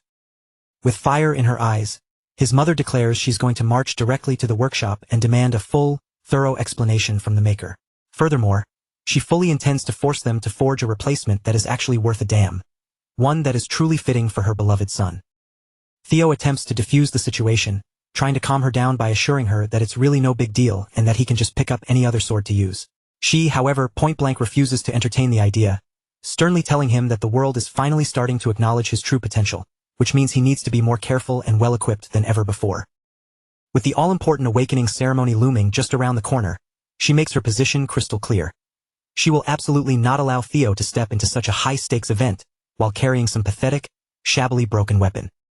Theo experiences a quiet, warm sense of happiness at seeing just how much his mother dotes on him and worries for his reputation. But then, Cecilia abruptly announces that they need to get moving immediately now that the debate is settled, leaving Theo completely confused about where she actually plans on dragging him. Cecilia reveals their destination with a flourish. They are heading straight to the premier workshop in all of Winterra, a world-renowned establishment known as the Basque Workshop. The Basque Workshop is widely recognized as one of the top 3 manufacturing powerhouses in the entirety of Winterra. A huge part of its legendary status stems from its sheer massive scale, which is large enough to rival an entire industrial factory. Yet, even with that enormous facility and its sterling reputation, the most extraordinary thing about the workshop isn't the steel or the steam. It's the master artisan who runs the entire operation. That master is a woman ranked as a special-class individual by the intelligence agency, and she holds the prestigious title of Master Craftsman, a rare, coveted honor shared by only 2 other artisans in the entirety of the Ragnar territory. When Theo finally lays eyes on her, he is rendered speechless. Standing right there in front of him is the elf often whispered about as the literal incarnation of capitalism, the formidable and famous demon craftsman herself, Kirsten. Theo had never in his wildest dreams imagined he'd meet such a high-powered tycoon in person, and he immediately starts wondering how on earth his mother could possibly have any ties to someone like the demon craftsman. Before he can find an answer, Cecilia abruptly snaps at her, demanding to know why she's still puffing away on that pipe. The instant those words land, Cecilia calling Kirsten her mother, Theo's brain completely grinds to a halt. He stands there in stunned silence, his jaw slightly ajar, totally unable to process the bizarre revelation he just heard. Kirsten immediately bristles, telling Cecilia in no uncertain terms to stop calling her mother, insisting that their dynamic is far more complicated than a simple parent-child bond. Theo vividly remembers being told, back when Cecilia first fled home, that his mother was an orphan with no family left in the world. So finding out she's connected to a high elf like Curson leaves him utterly floored. Then, a sudden, secondary realization strikes Theo like a bolt of lightning. If Cecilia truly has blood ties to a high elf, that would mean his own strikingly handsome features might actually be inherited because he's part high elf, a quarter elf to be exact. Curson shifts the conversation, demanding to know why Cecilia has suddenly decided to pay her a visit after all this time. Instead of offering a polite greeting, Theo's mother marches up and throws the shattered sword right back at her, declaring it a piece of defective garbage. Curson's pride is stung, and she immediately flares up in anger, refusing to believe the accusation. Hearing her own daughter insult the sword is offensive enough, but it cuts especially deep because Curson takes immense pride in the fact that she personally forged it with her own 2 hands. However, the moment Curson snatches up the blade to inspect it, the reality of the situation hits her. She runs her eyes over the steel and finally sees the undeniable truth. The blade is well and truly broken. Cecilia presses the advantage immediately, challenging her with a sharp look, asking if she still wants to sit there and claim the weapon wasn't defective. Faced with the undeniable proof of the snapped steel in her grasp, Curson is rendered completely and utterly speechless. The high elf quickly pivots, demanding to know who exactly was wielding the sword when this happened. Cecilia answers her without missing a beat, telling her point-blank that Theo was the one who used it. Curson shoots a skeptical, piercing glance toward the boy standing behind Cecilia and asks if she's talking about that kid. Cecilia immediately barks at her mother to watch her tone, proudly declaring that Theo is a rare genius who is destined to rule over Ragnar from this day forward. Theo steps forward, maintaining his composure, and introduces himself to the legendary high elf with impeccable, polite etiquette. With a respectful bow, he expresses his genuine gratitude for the rare opportunity to meet the renowned master of the Basque workshop face-to-face. Curson seems to recall who he is, offering a begrudging nod of approval and even praising Cecilia for doing a good job raising such a boy. She then pivots back to business, asking if Theo was the only one who had used the blade, and Theo confirms that indeed, he was the sole user. Cecilia remains adamant that the sword was a defective piece of junk, but Curson grows visibly intrigued and surprised by Theo's confirmation. Realizing that the situation is far more nuanced than a typical customer complaint, she signals for them to step inside to discuss it properly. As they collectively shuffle into the workshop, curiosity gets the better of Theo, and he turns to his mother to ask point-blank if she's actually related to this infamous demon craftsman. Cecilia nods, admitting that he's hit the nail on the head. Theo, now even more intrigued, presses to know if Curson is her biological mother, but Cecilia brushes it off, telling him he wouldn't understand the complexities of it, since she's rarely ever spoken about that chapter of her life. She elaborates just a bit, explaining that although it was only for a relatively short period, Curson did once take her under her wing and acted as her foster mother during her formative years. Cecilia then adds with a slight, knowing smile that Curson has always been obsessed with collecting anything she finds aesthetically pleasing, whether it be fine music, exquisite jewels, the theater, or even people. According to her, that peculiar trait was exactly why Curson had chosen to take her in as a foster child in the first place. Curson abruptly cuts the conversation short, telling them to stop digging up the past, dismissing it as a pointless waste of time that really doesn't need to be hashed out in public. Cecilia lets out a quiet, knowing sigh, sensing that Curson is being intentionally evasive. Meanwhile, Theo's interest is piqued even further, and he asks his mother how she eventually ended up leaving this place behind. Curson chimes in to answer for her, dryly revealing that Cecilia ran off because she was head over heels in love and wanted to marry the leader of the Ragnar clan. Curson admits with a hint of bitterness that she never in a million years expected her daughter to willingly uproot herself and move to such a desolate, miserable place. In fact, she seems genuinely baffled that Cecilia managed to hold on and survive there for as long as she has. Cecilia, however, doesn't show a shred of shame or regret. She says she simply couldn't help herself. She was utterly drawn to the clan leader's rugged manliness and handsome looks, especially considering how deeply and devotedly he loved her in return. Curson looks genuinely disappointed, leaning back as she recalls the memory of Cecilia running away from home, only to eventually show up again last year, begging her to forge a special sword as a gift for her son, Theo. Curson calls Cecilia shameless for having the nerve to ask for such a favor after everything, but Cecilia immediately snaps back in annoyance, clearly deeply unhappy that Curson would choose to air their dirty laundry right in front of her son. The two women soon descend into a heated, bickering argument, and Theo stands there, watching them with a faint, small smile. He's never seen his mother display this side of herself before, and as he listens to their history, he can't help but reflect on his past life. how he never truly made the effort to learn anything about who she was as a person. And he feels a pang of guilt, realizing just how ungrateful he had been as her son. Theo finds himself lost in thought, quietly wondering if his past self was so blinded by an all-consuming obsession with the clan that he was completely oblivious to everything else. Looking at Kirsten now, he can clearly see that she harbors a deep, genuine care for his mother.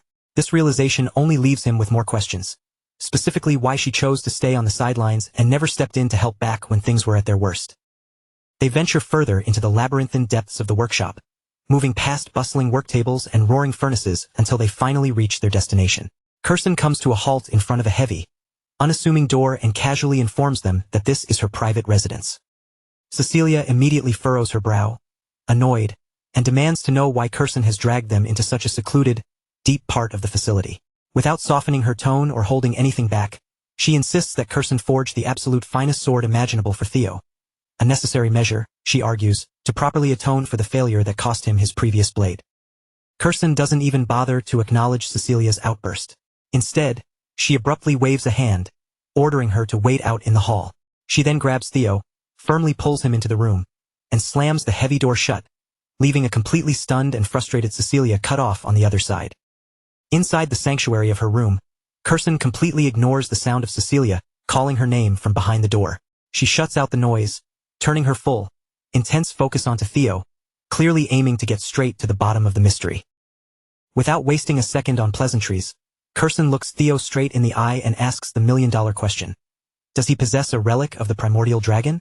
Caught off guard by the gravity of the question, Theo pauses and asks if she's referring to the ancestor of the guardian dragon that watches over the clan. He tries to clarify, noting that he's only ever heard old, dusty legends about various treasures scattered across Windterra specifically for the descendants of Ragnar. Kirsten's expression hardens instantly as she makes it abundantly clear that this is no mere fairy tale. Her gaze intensifies as she presses him again, demanding to know for certain whether he truly doesn't have any kind of relic on his person. Frustration begins to bubble over, and her eyes even grow glossy with unshed tears. She simply cannot comprehend how Theo managed to shatter the sword she poured her heart and soul into, because in her professional estimation, that blade should have been indestructible unless it had collided with something of relic-tier power. She asks him, with a hint of desperation, if he even has a clue how priceless that weapon actually was. Theo tries to offer an apology, recalling that the blade was damaged during his high-stakes battle with the Lesser Drake. He still hasn't the faintest idea what a relic is, but Kirsten eventually tires of trying to explain it through conversation. She sighs, realizing it would be far faster to just show him what she means. Kirsten reaches into the shadows of the room and produces a heavy, ornate casket that is completely sealed shut, bound tight by thick, iron-forged chains. She nudges it toward him and asks if he notices anything inherently unusual about it. As Theo fixes his gaze on the casket, a faint, ethereal blue glow begins to manifest in his field of vision. He immediately wonders if this is linked to an active quest, as the shimmer is identical to the magical light he witnessed on the secret dungeon door inside the palace. Kirsten admits that, to her own eyes, the casket looks perfectly ordinary.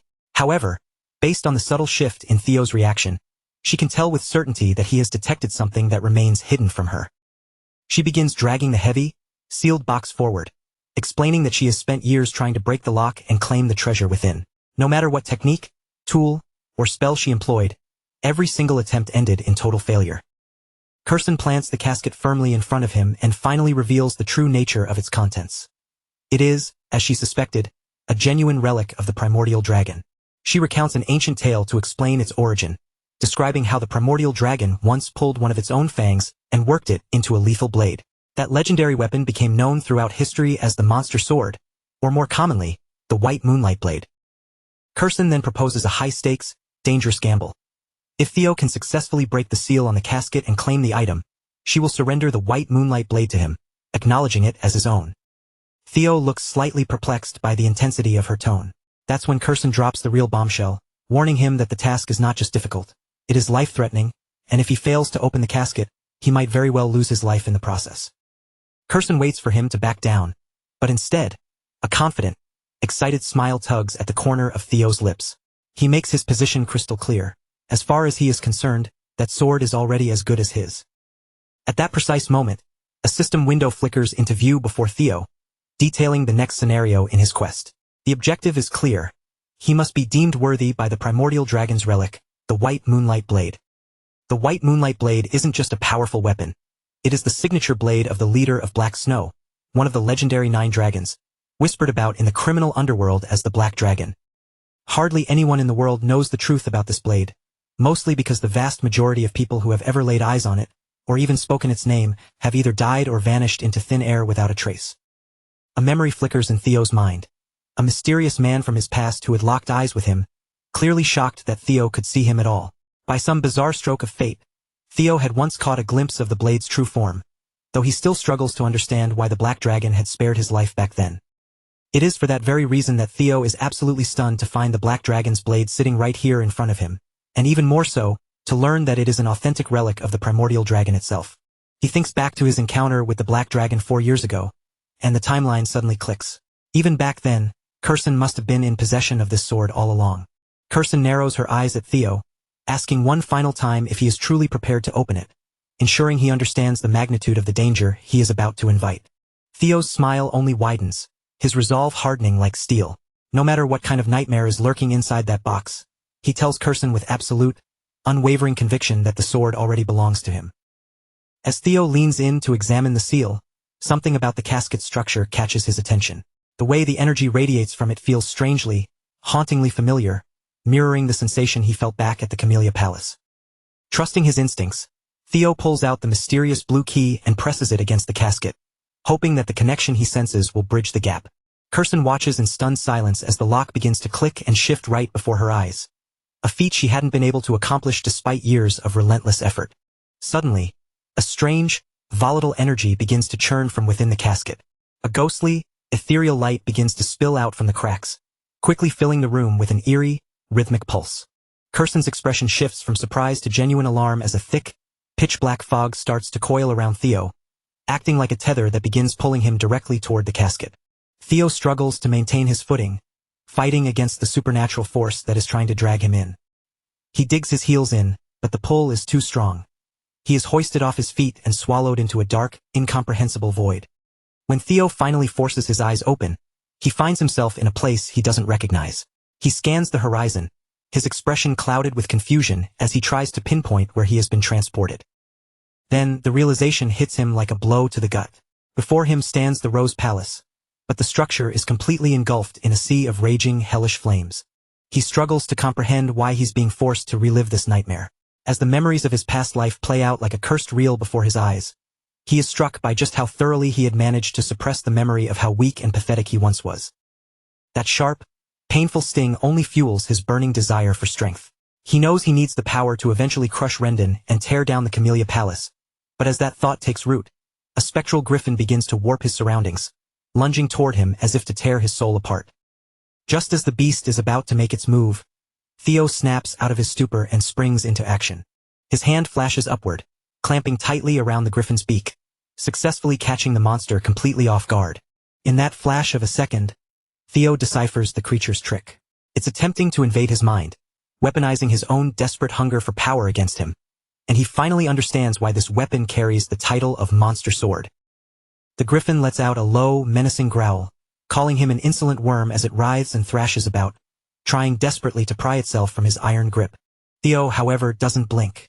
With calm confidence, he tells the beast that the despair it's trying to force upon him is something he conquered a lifetime ago. He mocks the creature, asking if it truly believed he would be swayed by such hollow power after all the trials he has already survived. The griffin seems genuinely bewildered by his defiance, and Theo uses this window to study it more closely. That's when he notices a detail he had missed. This creature looks nothing like the massive beast from his memories. The monster continues to fight to break free, but Theo's grip remains like a vice.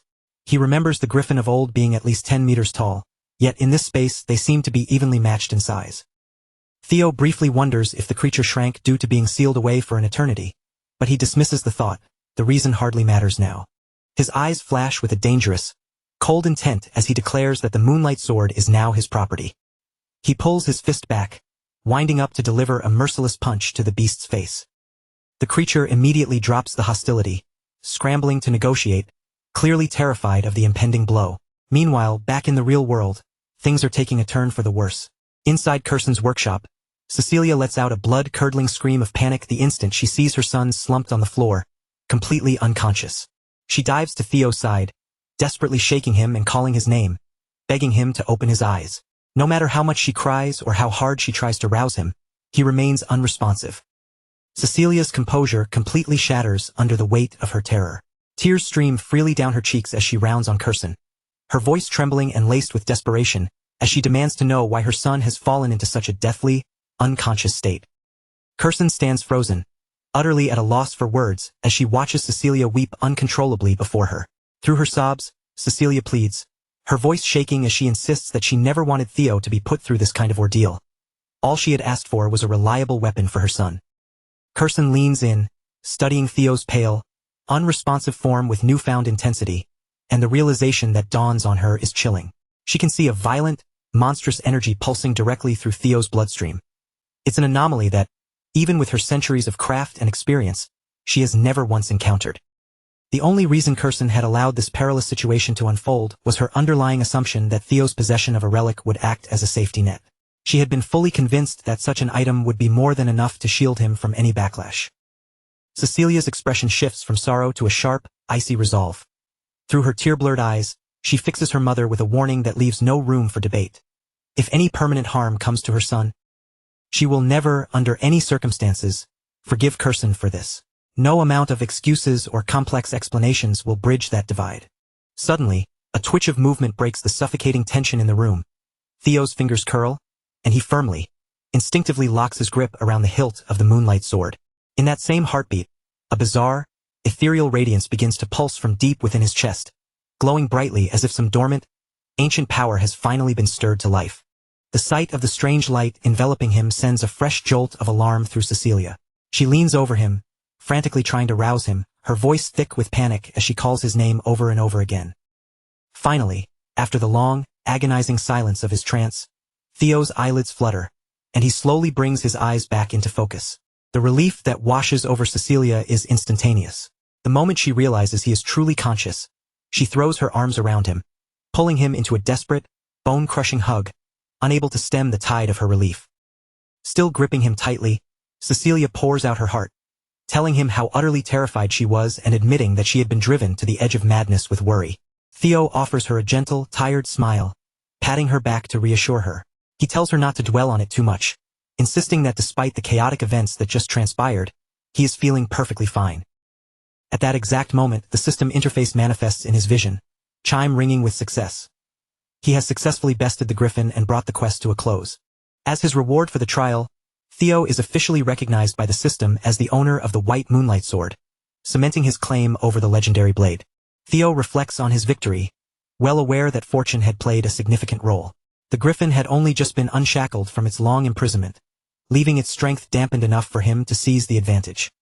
Furthermore, the monster's attempts to break him with psychological warfare had proven futile. The specific fears and temptations it tried to plant in his mind were phantoms he had already vanquished long ago. The system continues to feed him information, noting that because he has observed the monster-class energy within the White Moonlight Sword, his own internal magic capacity has surged significantly. His magical energy reserves break through the 200 threshold, vaulting him into a tier of power he could only have dreamed of reaching before. Simultaneously, an aura begins to emanate from Theo's entire frame, as if the sheer volume of his newly awakened power is literally trying to burst out through his skin. Theo realizes with a start that his magic is beginning to manifest divine properties, elevating his overall combat level to that of a high-ranking master swordsman. Yet, instead of feeling pure, unadulterated joy, a cloud of disappointment hangs over him. He possesses this incredible strength, but it's essentially useless to him. He's forced to keep it bottled up and restrained until he successfully passes his awakening ceremony. Curson stares at him, genuinely taken aback, and offers him a rare, genuine congratulation on his success. Theo wastes no time in holding her to her word, asking if she intends to honor their deal, and she nods, assuring him that a high elf's word is bond. Even now, clutching his prize, Theo can feel the sword humming with a restless, defiant energy, clearly not yet ready to fully obey his command. A flicker of anxiety takes hold of him, and he wonders if the blade refuses to acknowledge him as its true master. Curson quickly steps in to allay his fears, explaining that the sword isn't rejecting him. It's merely suffering from 400 years of confinement. Now that it's finally back in the open air, it's desperately trying to purge all that pent-up, dormant frustration. She gestures to the thick, reinforced workshop wall and suggests that he try swinging the blade at it with every ounce of his strength. Theo hesitates, asking if that's really wise, but Curson instantly scoffs at his caution. To her, even a legendary weapon in the hands of a boy, especially one who hasn't even hit his awakening ceremony yet, couldn't possibly do any meaningful damage to her fortress-like workshop.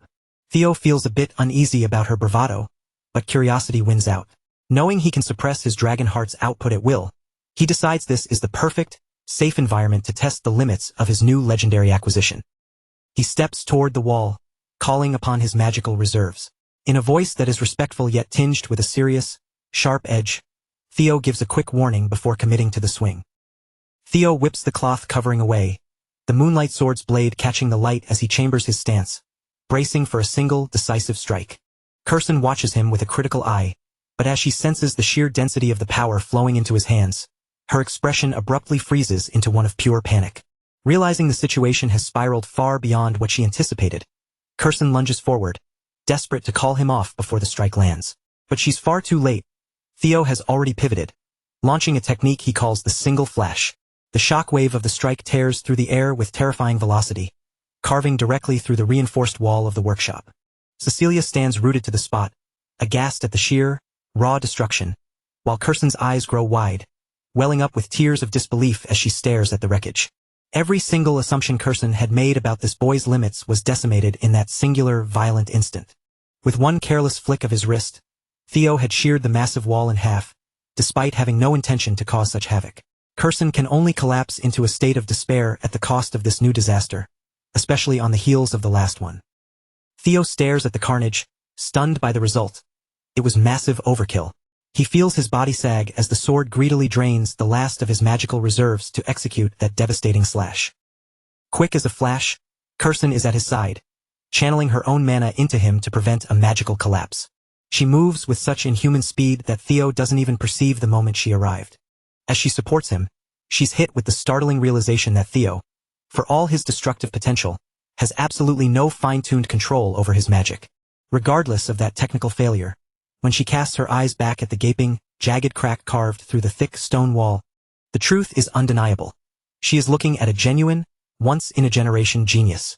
A flash of pride ignites in her heart at the thought of having such a talented grandson, yet the predatory glint in her eyes tells a different story. She is already calculating how to exploit Theo's immense talent for her own gain. Curson rests a hand on Theo's shoulder, declaring with authority that she is officially taking him under her wing as his patron. According to her, all he has to do now is spread his wings, show the world his strength, and let his name ring out across the continent. In reality, Curson intends to leverage him as a walking, breathing billboard for her workshop, using his meteoric rise to ensure the Basque name becomes synonymous with supreme power. Theo sees right through it instantly. The naked, ambitious hunger in Curson's gaze is far too transparent to be mistaken for anything else. Theo doesn't even bother hiding the amused smirk tugging at his lips.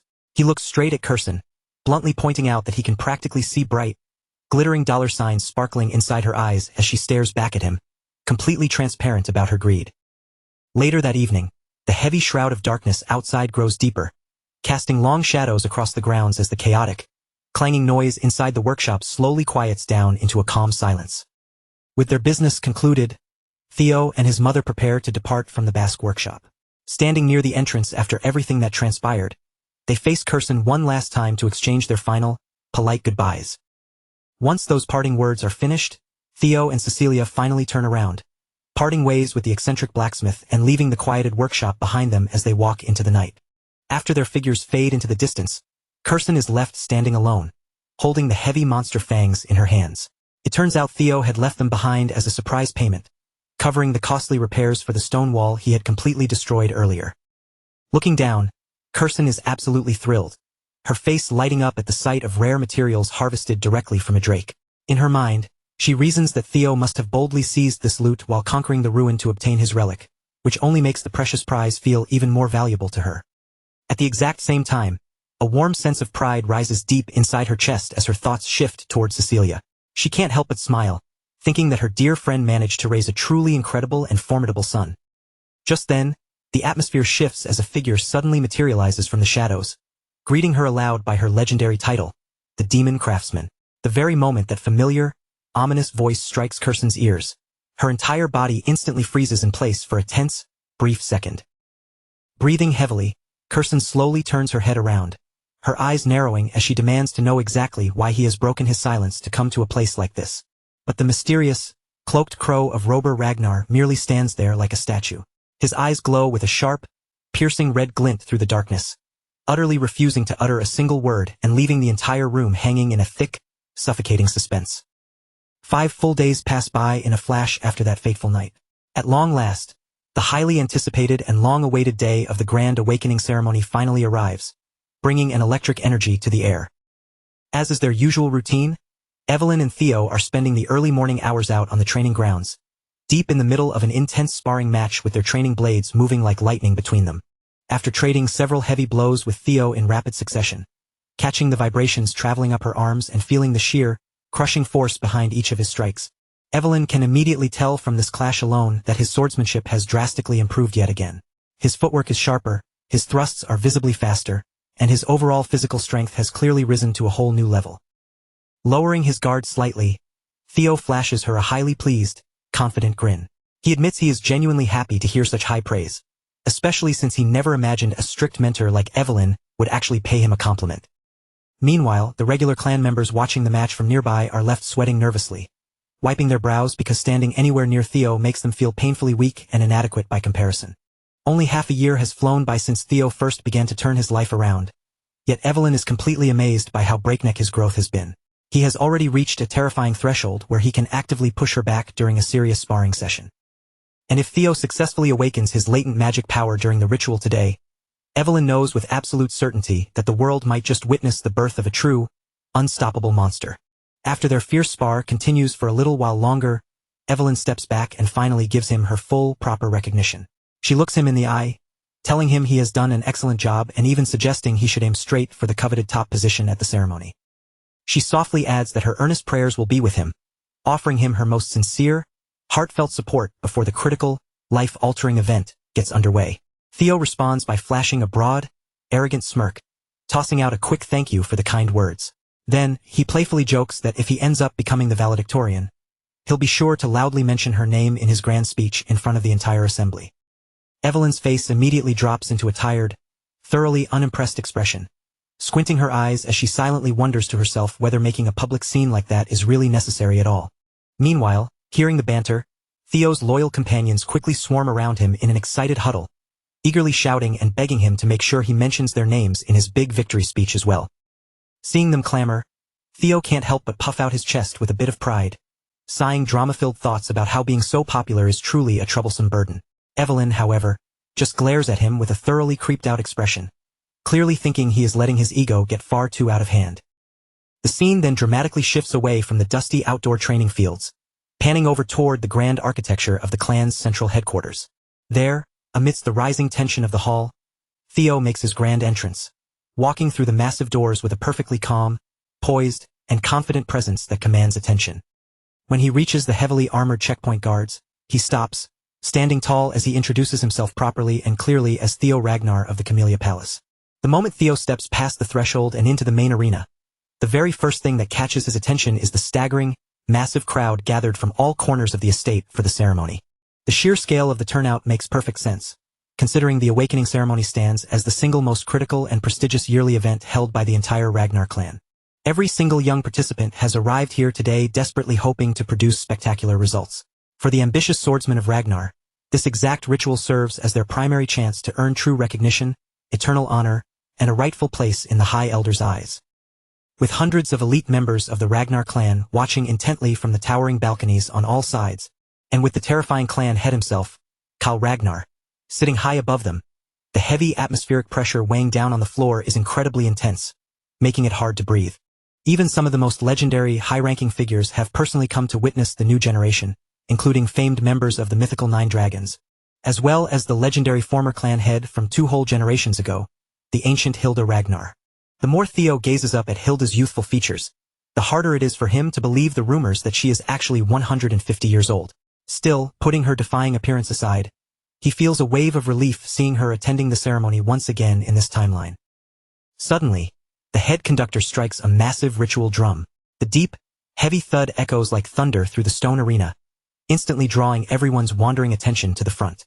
The stern man standing before the crowd is Vanna Ragnar, the chief judge tasked with overseeing the trial and a renowned master swordsman of the prestigious Dragon Gate. Vanna barks an order that instantly snaps the restless crowd to absolute silence, announcing that the preliminary examination will now officially begin. He explains that the test is deceptive in its simplicity. Each youth must pick up one of the basic iron swords laid out on the ground, step onto the stone platform, and leave a visible mark on the massive steel wall.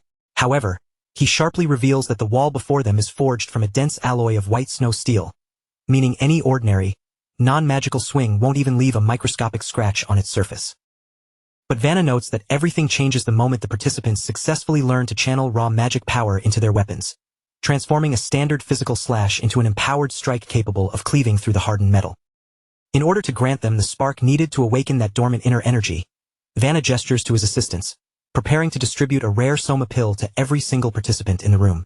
He explains that each concentrated soma pill contains the dense essence of 10 full years' worth of pure magic, making it a miraculous elixir designed specifically to force open their tightly sealed mana halls. Vanna strictly instructs the youth to swallow the pill immediately and focus their minds entirely on unlocking the mana hall located deep within their dantian. He warns them that only after successfully breaking that internal seal will they possess the necessary magical shroud to cut deep into the white snow steel wall with their blades. Their performance and future standing in the clan will be strictly judged based on the exact depth and precision of the cut they manage to leave behind on the metal.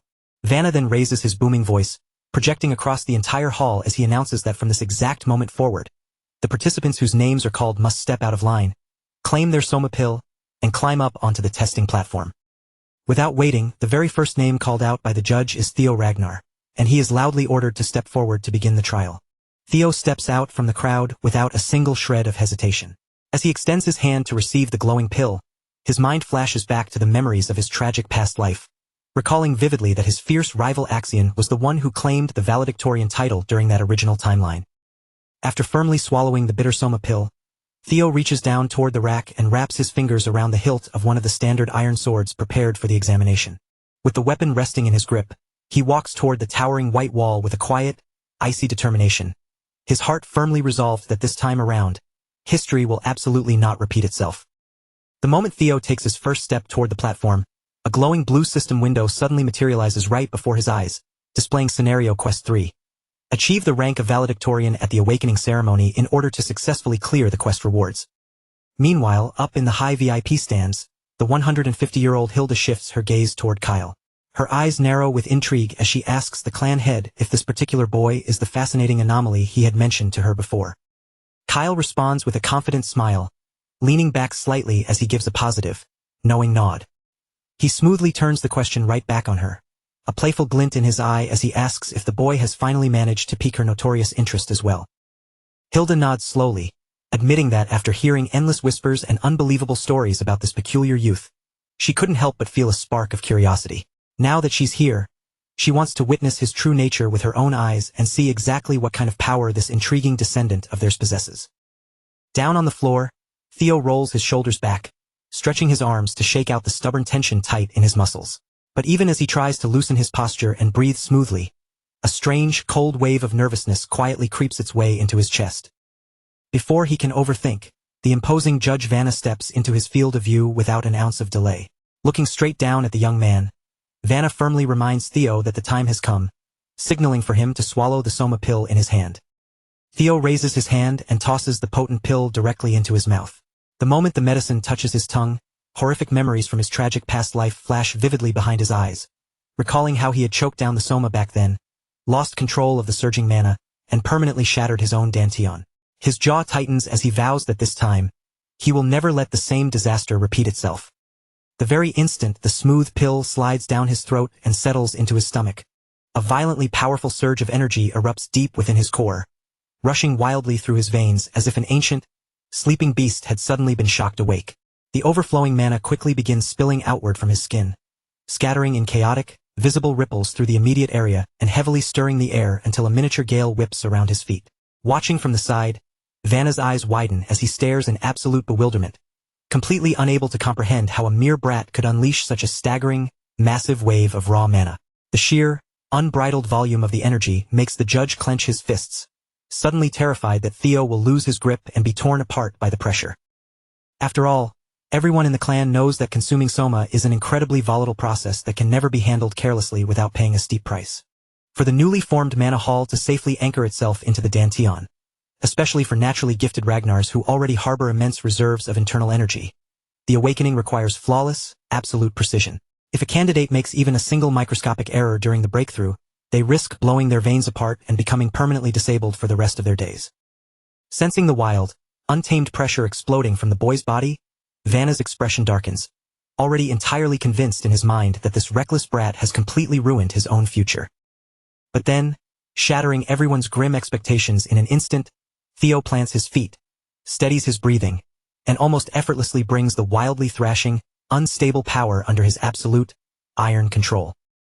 Feeling the energy lock perfectly into place, a profound wave of pure elation washes over Theo as the incredible truth sinks in. His body now simultaneously plays host to both a legendary Dragonheart and a perfectly formed mana hall. When he compares this to the agonizing, bloody struggle of his previous life, it almost feels comically disappointing how smoothly and flawlessly everything went this time around. But none of that matters now. From this glorious moment forward, the path of magic is officially open to him, and he no longer has to painfully suppress the colossal, sleeping power hidden away inside his Dragonheart. Theo centers himself, taking a deep breath to align his focus as every muscle in his body coils like a tight spring, preparing for the ultimate strike. Then, with a sharp, deafening burst of physical force that cracks the stone beneath his boots, he launches himself high into the air above the platform. And in the very next heartbeat, as he hovers at the apex of his leap, he opens the floodgates and lets every ounce of his hidden power loose without holding back a single thing. The massive torrent of his awakened mana instantly takes physical form before the stunned audience, twisting and condensing into the terrifying, majestic image of a roaring dragon. The ethereal dragon of pure mana surges forward through the air, screaming straight toward the towering white wall with an overwhelming, world-shaking momentum. In one blinding, cataclysmic flash of light that forces the spectators to shield their eyes, the spectral beast slams dead center into the reinforced structure. A massive, jagged fissure instantly tears across the dense white snow steel, leaving behind a colossal, deeply carved scar so prominent that not a single soul in the arena can possibly deny its existence. Vanna is left standing frozen, his mouth hanging agape, completely paralyzed by the impossible spectacle he just witnessed. Shaking off his shock, he points a trembling hand forward and barks out without a second thought that Theo Ragnar has, without a shadow of a doubt, passed the trial with flying colors. The crowded stands erupt into chaotic murmurs as the spectators sit frozen in sheer disbelief, their minds reeling after bearing witness to such an explosive, unprecedented display of raw destructive power from a discarded prince. Right then, a glowing blue system notification materializes directly in front of Theo's face, warmly informing him that the crippling curse of terrible misfortune that had plagued his entire existence has finally been permanently lifted. At the exact same time, across the lands, the heavy weight of his name and the legendary tales of his staggering performance begin to spread like wildfire to every corner of the martial world. A genuinely bright, deeply relieved smile spreads across Theo's face as he lowers his sword. At long last, after all his suffering, he has finally broken his chains and stood at the exact same starting line as everyone else. The system interface continues to scroll before him, revealing that a multitude of powerful individuals have now fixed their intense gaze upon him after witnessing his spectacular feat. The Grand Master Osa Ragnar Plunis immediately desires to claim the boy and take him in as a personal disciple, while over in the shadows Julius Ragnar glares at the arena, his chest tightening with bitter displeasure at the massive mountain of attention suddenly gathering around Theo. Meanwhile, the calculating Rober Ragnar keeps his guard up completely, narrowing his eyes as he studies Theo with deep, calculated caution rather than falling into simple, mindless admiration. And finally, perched high above the rest, the ancient and legendary Hilda Ragnar has also locked her eyes onto him with a newfound, profound fascination. Theo feels a surge of thrill knowing that both the feared Black Dragon and the renowned Sword Dragon are now actively tracking his progress. But the realization that he has managed to capture the elusive attention of Hilda makes his heart soar even higher. After all, it is common knowledge that Hilda possesses the mythical heart of Garuda, and Theo can't help but let his mind race with the intoxicating thought of how incredible it would be if he could somehow claim that godlike power for his own arsenal. Following Theo's terrifying, act-defining display, the rest of the young contestants shake off their fear and step forward one by one, desperately trying their luck against the imposing white wall. The next hopeful contestant unleashes everything he has, but only manages to leave behind the most pathetic, microscopic scratch. A mark so incredibly thin it looks no wider than a stray strand of hair. Staring blankly at his own miserable result, The boy drops to his knees and cries out in pure, bitter frustration, realizing with agonizing clarity just how immense the gap is before he can even dream of approaching the level of the monstrous Master Theo. Stepping out from the ranks next, Ray Ragnar marches up to the platform with a stern look, drawing his weapon to give the steel challenge his own best attempt. Right after him, Hulkus Lanka steps into the spotlight, squaring his shoulders as he faces the daunting white wall with every ounce of physical strength he can muster. Then, Remington Nacrio follows close behind, gripping his sword tightly as he tries his absolute hardest to prove his worth to the watching elders, just like all the rest. Each and every one of them pours their absolute soul into their strikes, yet despite their frantic efforts, not a single person manages to even spark a comparison to the catastrophic, Deep Canyon Theo left violently carved into the steel. One exhausted contestant nearby slumps over, his spirit absolutely crushed into dust, crying out that all 4 of the legendary hounds of the North have put on a monstrous, terrifying show. And yet, even when combining all of their fearsome elite strength together, not a single one of those praised prodigies managed to create a mark that surpassed the breathtaking achievement of the young Master Theo. At long last, a heavy silence falls over the stadium as the announcer calls the name of Axion Ragnar, prompting the crowd's favorite to finally step forward into the ring. The moment his boots click against the stone and he begins his slow, deliberate walk toward the daunting testing wall, the massive crowd of spectators starts whispering frantically among themselves. Voices in the stands buzz with claims that the entire ceremony has officially devolved into a legendary clash between the Luster Tiger and the Dark Tiger, though many skeptics openly doubt whether Axion can truly match Theo's god-tier performance. Hearing the surrounding crowd speak of Theo with such reverent awe and high praise only serves to fan the flames of Axion's deep-seated hatred, pushing his simmering irritation past its absolute boiling point. With his knuckles turning stark white around the hilt of his sword, Axion strides toward the white wall, radiating a fierce, suffocating, and bloodthirsty presence that chills the air.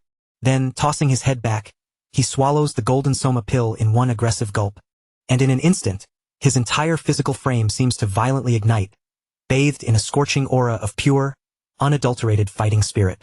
Crackling arcs of dense mana begin to sparks and snap wildly around his limbs, flickering aggressively through the air as his terrifying pressure starts to skyrocket to its absolute limit. The violent energy coils fiercely around Axion's frame like a gathering storm. From the center of that blazing, crackling surge, a massive presence begins to manifest out of thin air, materializing in a blinding flash of crimson light. A gigantic crimson dragon, woven entirely from concentrated mana, bursts out from his aura. It lets loose a deafening roar as it drives forward, its ethereal claws slashing straight toward the white snow steel wall with absolutely terrifying, destructive force. The sheer, raw power behind that explosive strike leaves the Chief Judge Vanna completely speechless. He can only stare with wide eyes, having never once expected to be thoroughly shocked this many times in a single day by a single generation. A massive, deep crack instantly spreads across the reinforced surface of the wall, the heavy scar carved so deep into the white metal that even the spectators sitting in the furthest rows of the arena can see it plain as day. Without wasting a single moment to let the dust settle, Vanna raises his booming voice across the stadium, announcing to the tense crowd that Axion Ragnar has also successfully passed the first stage of the trial. The crowd instantly loses all control, leaping to their feet and shouting in pure excitement. The stadium echoes with cheers because Axion's devastating slash has left behind a fractured crack that looks every bit as enormous and deep as the one Theo made. Now, a heavy layer of tension settles over the entire arena. Everyone present understands that the casual eyes cannot tell the difference, meaning the judge's final, precise grading is the only thing that will decide who truly stands above the other as the absolute best. As the afternoon sun dips below the horizon, dusk slowly begins to fall over the massive stone arena, casting long shadows across the scarred testing ground. Vanna steps forward to the edge of the elevated platform, raising his hands as he loudly declares that the opening stage of the Grand Awakening ceremony has officially come to an end. Looking over the roster, the judge notes that he is especially pleased this year, since an unprecedented number of young participants have managed to raise their metrics and scores by a remarkable margin. He instructs every single candidate who successfully passed the wall test to immediately begin preparing themselves, warning them that the even more grueling second stage of the awakening ceremony will commence in exactly 4 days. Then, a hush falls over the crowd as the final official rankings that everyone has been anxiously waiting for are finally about to be revealed on the central boards. And sitting right at the very top of those highly anticipated results is the name of the lone valedictorian for this first stage of the awakening ceremony. Every single person in the crowded arena falls into a dead silence, holding their breath in collective suspense as they wait for the official voice to announce the winner. The two clear frontrunners of the day, Axion and Theo, stand perfectly still at the center of everyone's intense gaze. Each one silently waiting and hoping to hear his own name called out as the victor. When the final verdict is read aloud, it is Theo Ragnar who has defied all odds, successfully managing to seize the ultimate victory for himself. Hearing the announcement, Theo stands completely stunned in place for a brief moment, while the entire arena around him suddenly erupts into an absolute frenzy of thunderous cheers and applause. Vanna Ragnar reads off the official evaluation with clear satisfaction, announcing that Theo's spectacular performance earned a perfect 10 out of 10 from every single judge. He explains that whether it came down to technique, raw magic power, precision control, or execution speed, every single facet of his attempt was deemed entirely flawless. While Theo's small circle of loyal followers bursts into ecstatic celebration, most of the elite candidates from the mainstream branches struggle to accept reality, whispering in disbelief that the infamous Flash Tiger has somehow taken first place over the favored Axion. Then, a shocking detail is leaked from the judging table. The actual physical depth of Theo's deep sword mark was incredibly close to the legendary evaluation record, once held by the young Master Thorkel. That single piece of information sends the crowd into an even greater, roaring uproar. After all, Thorkel Ragnar is an absolute enigma within the clan, one of the 5 major candidates of the entire Ragnar family, and a figure many believe is currently the closest to the ultimate line of succession. The second-place salutatorian award goes to Axion Ragnar, but the deep, toxic displeasure written across his face is impossible for anyone to ignore. Even though he also received a mathematically perfect 10 out of 10 score from the panel, he is ultimately pushed down into second place simply because the physical length of his sword mark was just a fraction shorter than Theo's. Realizing that this single, microscopic difference cost him everything makes his blood boil with pure, unfiltered rage. Further down the board, Remington Narcio secures a proud 3rd place, Ray Ragnar takes 4th, and Hulkus Lanka claims the 5th spot, leaving the formidable Hounds of the North firmly locked into the elite top ranks of the generation. Meanwhile, the clumsy rookie from the Southern Inspection Post, and Theo's very first dedicated follower Sybil Dree, barely manages to scrape into the final passing bracket, landing right at 87th place. The crowd is informed that the perilous second stage of the awakening ceremony is set to take place in 4 days within the frozen reaches of the dangerous winter mountains. All 87 examinees who passed are strictly advised to spend that time preparing as thoroughly as humanly possible. With that final, ominous announcement, the assembly is officially dismissed, and the dramatic first day of the ceremony comes to a close in a far more unexpected and historic way than anyone could have imagined. That very night, Theo's rapidly growing faction wastes absolutely no time heading straight to a local tavern, eager to raise their glasses and celebrate their massive, collective success at the trials. The entire establishment practically shakes down to its foundations with roaring cheers for the top-ranking members of their group, filling the smoky tavern with loud, jovial voices and chaotic excitement. Every single warrior present feels completely vindicated now that the true, undeniable strength of Training Ground Number 4 has been proudly shown to the world. Endless praise and rowdy applause for their leaders, Sir Theo and Sir Remington, flow freely through the room, right alongside the endless casks of liquor. Theo smiles warmly, raising his hand to thank his men for standing loyally by his side. But deep down, he knows better than anyone that these trials are far from over. His real, true goal is to ensure that every single person in this room survives and passes the second stage together. He leans over, clapping a hand onto the shoulder of his close friend Remington and pulling him in tight beside him. With absolute, ringing confidence in his voice, he announces to the entire roaring table that the two of them will collectively aim to become the absolute valedictorian and salutatorian of their entire graduation batch. Even the usually strict Evelyn finds herself completely swept up in the warm, festive mood of the tavern, looking at the 2 young men and genuinely believing that, somehow, they might actually have what it takes to make that impossible dream a reality. Remington raises his own mug, personally congratulating his young master for the brilliant, jaw-dropping display of power he unleashed on the platform earlier. Watching Theo's relentless, agonizing hard work finally bear such magnificent fruit fills everyone at the table with genuine, profound pride. But even amidst the joy, Remington can't completely stop a heavy, lingering feeling of shame from settling deep into his chest, secretly feeling as though he has already fallen far behind the rapid pace of his brilliant friend. Sensing his mood, Theo offers Remy a gentle, reassuring smile. He quiet matches his tone, telling him that he only got a little bit lucky with the measurements this time around, and reminds him that arbitrary ranks and titles like that should never matter between true friends. Those sincere words instantly clear away the useless, heavy worries that were beginning to cloud Remington's mind, allowing the young warrior to finally relax his shoulders and smile genuinely. With their spirits lifted, the 2 of them clink their glasses of orange juice together in a firm toast, locking eyes as they promise each other that they will give absolutely everything they have in the dangerous second stage ahead. Some time later, after the party begins to wind down, Theo finds himself walking completely alone along a quiet path through the nearby snowy mountains, his boots crunching softly in the fresh powder. Now that he is finally away from the deafening noise of the tavern and the staring eyes of the crowd, his mind begins to truly process the monumental weight of what it means to have taken first place in a Ragnar awakening ceremony.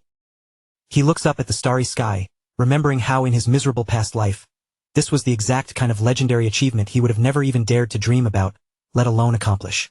Even though it wasn't a life-or-death battle to the finish, the fact remained that he had just defeated the prodigy Axion fair and square in a contest of pure skill and power. He looks down at his open palms, able to barely believe just how incredibly far he has managed to push himself in such a short amount of time. Theo slowly clenches his hands into tight fists, his eyes burning with intense anticipation, as he declares to himself that this historic day is merely the opening chapter of his true story. Defeating and beheading that treacherous fraud Rendon was a necessary step, but it is nowhere near enough. That man was nothing more than a pathetic lackey serving the real masterminds pulling the strings from above. Theo's true, ultimate enemies are the psychopathic Axion and the cunning Sky Dragon supporting him from the safety of the shadows, and Theo is entirely ready to use every single ruthless tool he can get his hands on to tear them down. No matter how many years it takes or what sacrifices must be made, he is fiercely determined to exact his absolute, ultimate revenge in the future. For the time being, however, there is another highly critical matter that requires his immediate attention: the mysterious Nest Compass he recently received as a scenario quest reward.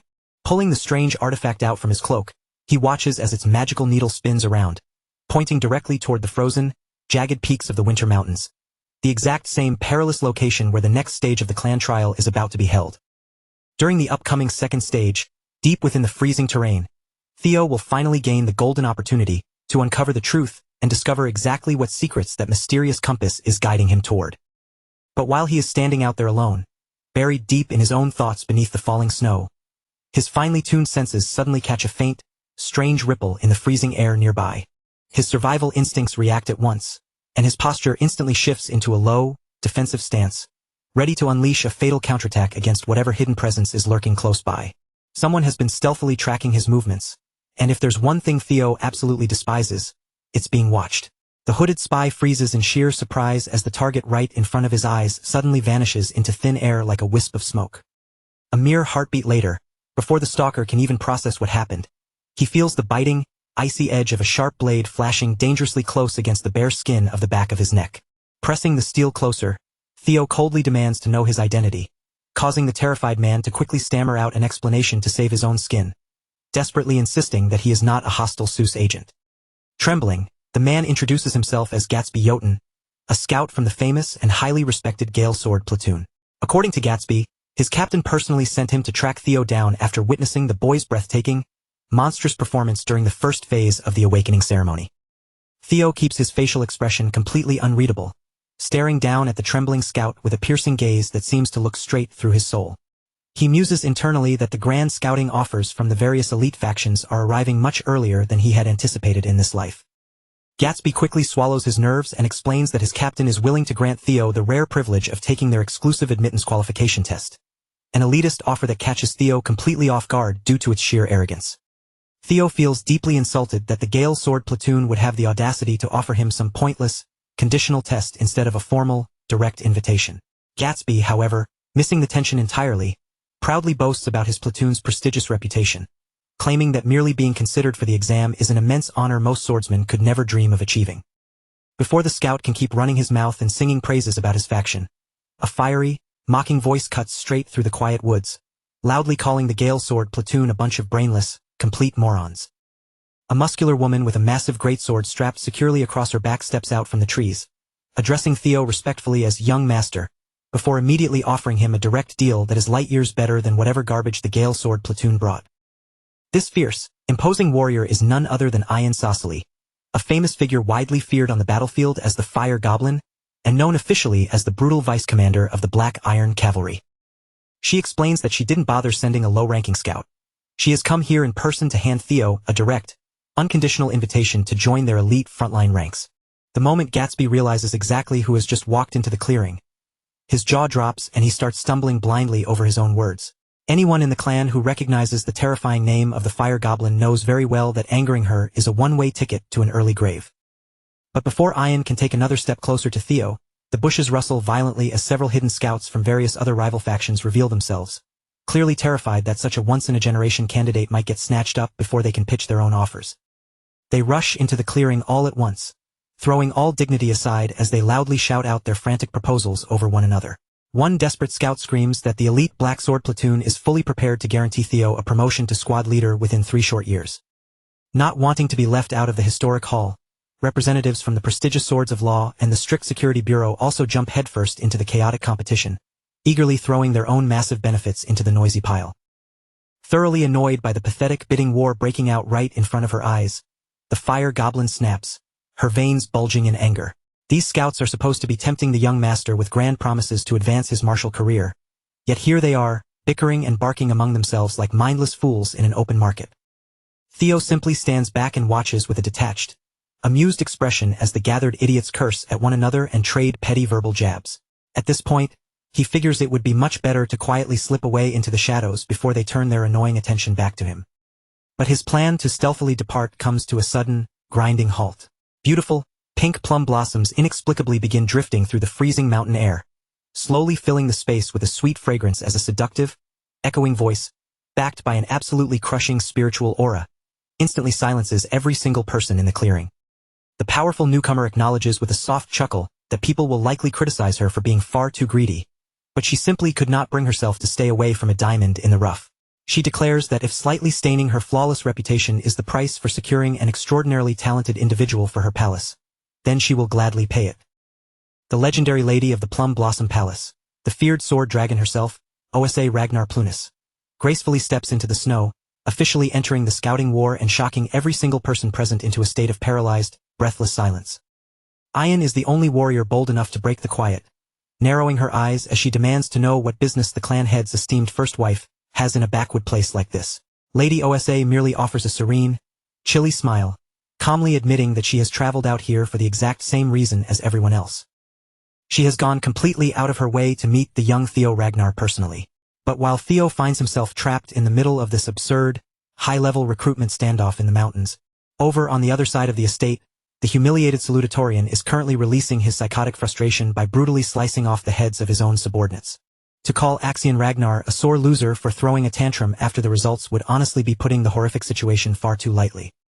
He is actively slaughtering his own loyal men without a shred of restraint or mercy, cold-bloodedly using their lives as nothing more than stress balls to vent his humiliation before his mind completely snaps from the rage. Axion moves like a demon across the blood-slicked training ground, effortlessly maneuvering between terrified young swordsmen and hacking them down one after another, treating their living bodies like nothing more than disposable flesh-and-blood training dummies. Axion Ragnar is starving for blood to wash away his shame, and right now, the warm blood of his own followers is exactly what is painting the stone floor.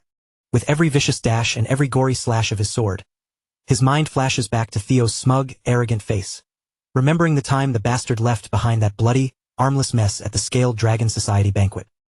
Furthermore, the unbearable sight of Theo unleashing such an impossibly dense, authentic draconic aura during his single slash at the trial wall has burned itself deep into Axion's twisted, envious mind, driving him mad. The excruciating fact that he lost the valedictorian title by a matter of a few measly inches makes this sudden defeat completely unacceptable to his ego. The only thought violently pounding through his skull over and over is the desperate, burning desire to wrap his hands around Theo Ragnar's throat, rip him apart, and tear his chest wide open, until he can actually get his hands on the real target. Butchering his own helpless, screaming subordinates will just have to suffice. By the bloody end of his horrific rampage, Axion has completely tossed his notched blade aside, switching to an even more primal, brutal, and hands-on method of ripping bodies apart to satisfy his psychotic rage. When the heavy breathing settles and he finally begins to calm down, the entire training courtyard is littered with the mangled, lifeless corpses of young swordsmen who had foolishly thought they were just coming out today for a routine sparring session with their young master. Suddenly, the heavy iron gates creak open, and another lone individual calmly steps into the gory arena. Axion's bloodshot eyes instantly snap in that direction, his body tensing like a wild animal cornered in its cage. Without even pausing to look or check who has actually entered the courtyard, he blindly reaches down, snatches a discarded sword from a corpse, and moves with explosive, murderous intent. He hurls the heavy iron blade with lethal, whistling accuracy, sending it spinning through the air straight toward the intruder's skull. But for a legendary powerhouse of his caliber, someone like the Sky Dragon, stopping such a simplistic, childish outburst requires absolutely zero effort. With a bored look, he casually extends 2 fingers and catches the flying sword by the very tip, freezing its deadly momentum right out of the air. Ed Troyvin tosses the weapon aside and spits on the ground, loudly cursing his nephew for acting so pathetically, reminding him that slaughtering random trash out of spite will never change the final scoreboard. Once Axion rubs the blood from his eyes and finally gets a clear look at his uncle standing before him, the wild, manic madness clouding his expression begins to settle back down into a cold simmer. The Sky Dragon narrows his eyes and advises the boy that in critical moments like this, a true warrior needs to cool his head and formulate a calculated plan. Ed Troyvin reveals with a dark smile that he has already set certain lethal chess pieces in motion behind the scenes, and all Axion needs to do now is play his part perfectly. Standing amidst the corpses, the wicked uncle and his unhinged nephew lock eyes, fiercely determined to transform the second stage of the awakening ceremony into Theo Ragnar's permanent funeral ground. Meanwhile, back in the quiet, snow-covered woods, the gathered military scouts quickly step aside for the Lady of the Plum Blossom Palace, hurriedly clearing a path for her with a thick mixture of profound fear and absolute political respect. Every single one of them understands in their hearts that whatever luxury benefits they had planned to offer Theo will look completely laughable and meaningless now that a literal dragon is directly competing for him. Just as the frustrated scouts are about to quietly open their mouths to complain about how deeply unfair the situation has become, before the frustrated scouts can even open their mouths to voice their complaints, the atmospheric pressure twists violently, and the entire space surrounding Theo and Lady OSA is suddenly cut off from the outside world. In a blink of an eye, the technique seals the two of them safely inside a private, shimmering domain that belongs exclusively to her. Standing frozen on the outside, Ayan's eyes widen as she immediately understands exactly what that phenomenon means. After all, a legendary master manifesting an absolute isolation zone in a sudden situation like this can only point to one extraordinary conclusion. Within that swirling, impenetrable mass of vibrant energy, the legendary Lady OSA is likely planning to personally pass down some of her highly coveted, closely guarded martial teachings directly to the young Ragnar prodigy. To the frustrated scouts watching from the outside, the barrier appears to be nothing more than a small, spherical, enclosed space. However, the moment Theo steps past the threshold, the interior boundaries stretch endlessly, expanding so impossibly wide that the horizon seems to go on forever in every direction. Theo recognizes the breathtaking environment at once as one of Lady Plum Blossom's absolute signature techniques, a reality warping skill where she can freely manifest a perfectly sealed space completely severed from the world beyond it. He had only ever heard mythical campfire stories about this legendary move in his past life. Yet now he is standing right inside it himself, making him realize with a wry smile just how quickly his growing reputation is catching up to him. Observing his wide-eyed astonishment, Lady Plum Blossom lets out a soft, melodic laugh that echoes through the void. She acknowledges with amusement that the tyrannical demon dragon will undoubtedly be absolutely furious once he learns what she is doing behind his back. But she confidently notes that if she decides to bestow a personal gift upon a promising youth, then absolutely no one in the clan has the right to stop her. And when a legendary figure of her caliber refers to an action as a gift, there is only one priceless thing it could possibly mean to a swordsman. With a fluid, graceful motion, she slowly draws her slender blade from its ornate sheath, and as the cold steel comes free with a sharp hiss, she begins speaking in a calm, analytical tone about the fierce, overbearing intensity of the current clan head's signature swordsmanship. She explains that his particular brand of swordsmanship is akin to a raging dragon fire falling straight from the heavens, a cataclysmic, unyielding destructive force that exists solely to burn, crush, and completely incinerate every single obstacle in its path. But as she raises her weapon, she notes that Lady Plum Blossom's sword could not possibly be more different. Rather than attempting to overwhelm everything with a single blast of destructive power, her personal style fully embraces endless shifts, fluid variations, and infinite possibilities woven into every microscopic movement. Theo blinks and looks around in absolute awe, realizing that the frozen, snowy trail he had been walking on just moments ago has completely transformed into a breathtaking, peaceful field filled to the brim with bright, blooming plum trees as far as the eye can see. Lady Plum Blossom begins to step forward with a perfectly calm, rhythmic grace, and each of her elegant strides sends gentle, glowing ripples spreading across the surface of the crystal-clear, mirror-like water beneath her bare feet. This ethereal display represents the true form of the dragon that she relentlessly pursues, not a beast of simple, mindless destruction, but a divine entity defined by constant change, illusion, and infinite variation. As the legendary sword dragon begins marching forward at a slow, mesmerizingly steady pace, her unsheathed blade starts to flow through the empty air like liquid silver, With every effortless swing and twist of her wrist, vibrant plum blossoms miraculously begin to bloom along the path of her steel, causing countless pink petals to drift down softly around them like a quiet, fragrant rain. Her razor-sharp sword glides with impossible gentleness directly through those falling petals, moving in perfect tandem with them, as though the deadly blade and the delicate blossoms are dancing together as a single entity. The mesmerizing flow of her physical movements is incredibly strange and beautiful, bending and twisting in spatial ways that look almost completely impossible for a human eye to track or follow. She slashes, thrusts, and chops through the air in an unusual, hypnotic rhythm, each masterfully executed motion carrying a distinct tempo that feels simultaneously delicate as a whisper and deadly as a guillotine. By the time the breathtaking demonstration finally comes to a seamless end, she slowly lowers her sword to her side, watching as the remaining petals spiral elegantly along the flat edge of the blade before settling beautifully onto the ground. For a martial fanatic like Theo, the visual sight is nothing short of breathtaking, an experience so overwhelmingly beautiful and pure that he can only stare in a daze, feeling as if his eyes have just been treated to a priceless, divine treasure. What makes the entire performance even more utterly absurd is that this complex sequence of movements took place within the span of a single, fleeting breath. What she has just personally shown him is the celestial flower rain, the legendary first full-bloom technique of the plum blossom style, and as the First Lady slowly opens her eyes, her deep, piercing gaze turns directly toward Theo to gauge his understanding. Theo is left completely speechless, his mouth slightly agape as his heart pounds loudly against his ribs after witnessing something that truly transcends the boundaries of ordinary, mortal swordsmanship. In that one continuous, blinding movement, his sharp eyes managed to count an astounding 120 intricate circles and hidden variations, proving precisely why the elders whisper that when it comes to pure, unadulterated swordsmanship, she may actually stand a step above the clan head himself. He realizes that if he can absorb even a small fraction part of what he just witnessed and successfully apply those fluid principles to his own single flash technique, his combat power will skyrocket. Bowing his head with genuine, deep humility, he quietly asks her whether someone of his low standing truly deserves to receive such an incredible, priceless gift. Lady Plum Blossom merely lets out a light, musical laugh, waving her hand dismissively as she gently tells him not to worry about such trivial debts, stating that it is more than fine as long as he thoroughly enjoyed watching her perform. With those final words, Lady Plum Blossom officially releases the restrictions of the isolation zone. The peaceful, blooming field of plum trees instantly dissolves into mist, and the bitter cold of the snowy woods returns to surround them once more. Before turning to leave, she looks back over her shoulder and informs Theo that if he ever wishes to learn what lies beyond that first introductory technique, he is welcome to come find her at her palace at any time after the awakening ceremony concludes. Hearing such an open, direct, and unprecedented mentorship offer from the First Lady leaves every single high-ranking scout standing nearby completely stunned, their minds going blank with shock. The First Lady simply smiles, noting that she merely wishes for Theo to become a fresh, unyielding new wind in this desolate, rigid clan, and after saying her piece, her physical body beautifully scatters into a cloud of plum petals that drifts away on the winter breeze.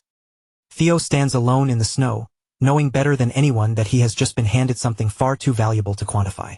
Even someone as fiercely independent and calculating as him would find it impossible to act shamelessly and show zero gratitude toward the kindness of the First Lady. Now, however, his long-term political situation has become delightfully complicated.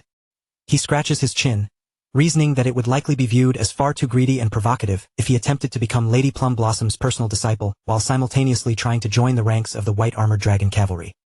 3 days fly by in a flash of intense preparation, and at long last, the highly anticipated second phase of the clan trial finally begins in earnest. All 87 of the qualified candidates who survived the initial wall test gather at the base of the jagged winter mountains near the northern Great Wall, weapons in hand and ready to face the next brutal challenge. This notoriously dangerous, frozen location is perfectly suited for the ruthless trial ahead. The massive winter mountains stretch across an enormous, unforgiving distance, reaching all the way from their icy clan homeland toward the dark horizons of the treacherous Demon Sea. Here, in this incredibly hostile, frozen wasteland, generations of the Ragnar family have stood on the front lines, protecting the rest of humanity from extinction with everything they have. For more than 1,000 bloody years, they have continuously waged a brutal war of attrition against the cursed land beyond the Great Wall, constantly cutting down the countless demonic fiends that crawl out from the depths of the Demon Sea. Standing atop a stone outcropping, the high-ranking swordsman and official second stage exam overseer, Jackie Ragnar, barks out a warning, reminding the youths that their generation will one day inherit this grim duty, which is exactly why the dangerous winter mountains serve as the ideal testing ground for them. However, he notes that since the examinees are still technically just apprentice swordsmen, They are strictly forbidden from crossing past the fortifications into the actual Demon Sea, meaning the active exam boundaries will be strictly limited to the inner valleys of the Great Wall. Jackie clears his throat and projects his voice, announcing that the core rules of today's exam are deceptively simple on the surface. For the next 15 days straight, the candidates must survive in the wild, hunt down the dangerous demonic monsters roaming the frozen peaks of the Winter Mountains, and successfully retrieve the physical bells securely fastened around the beasts' necks. He explains that there are exactly 7 differently colored bells scattered out there in the wilderness.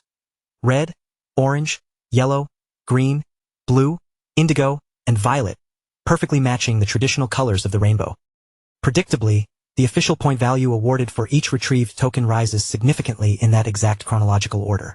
Of course, a higher point value directly translates to facing a significantly stronger, more lethal demonic fiend. Overseer Jackie makes sure to heavily emphasize just how suicidal the Violet Bell fiends are, bluntly warning the crowd that those specific abominations possess a power level that is far beyond the capabilities of any apprentice swordsman. Even so, despite the extreme risk of death, the legendary Violet Bells are worth an absolutely enormous, game-changing number of points on the leaderboard. As for the specific tactics they employ to track and hunt down their targets, the Overseer states that the choice is left entirely to the discretion of the examinees. The exact method matters absolutely not at all to the High Elders, as long as the candidates physically bring the bells back to the camp to be counted before the 15-day timer expires. Hearing this, every single candidate in the clearing immediately understands what the Overseer is really implying.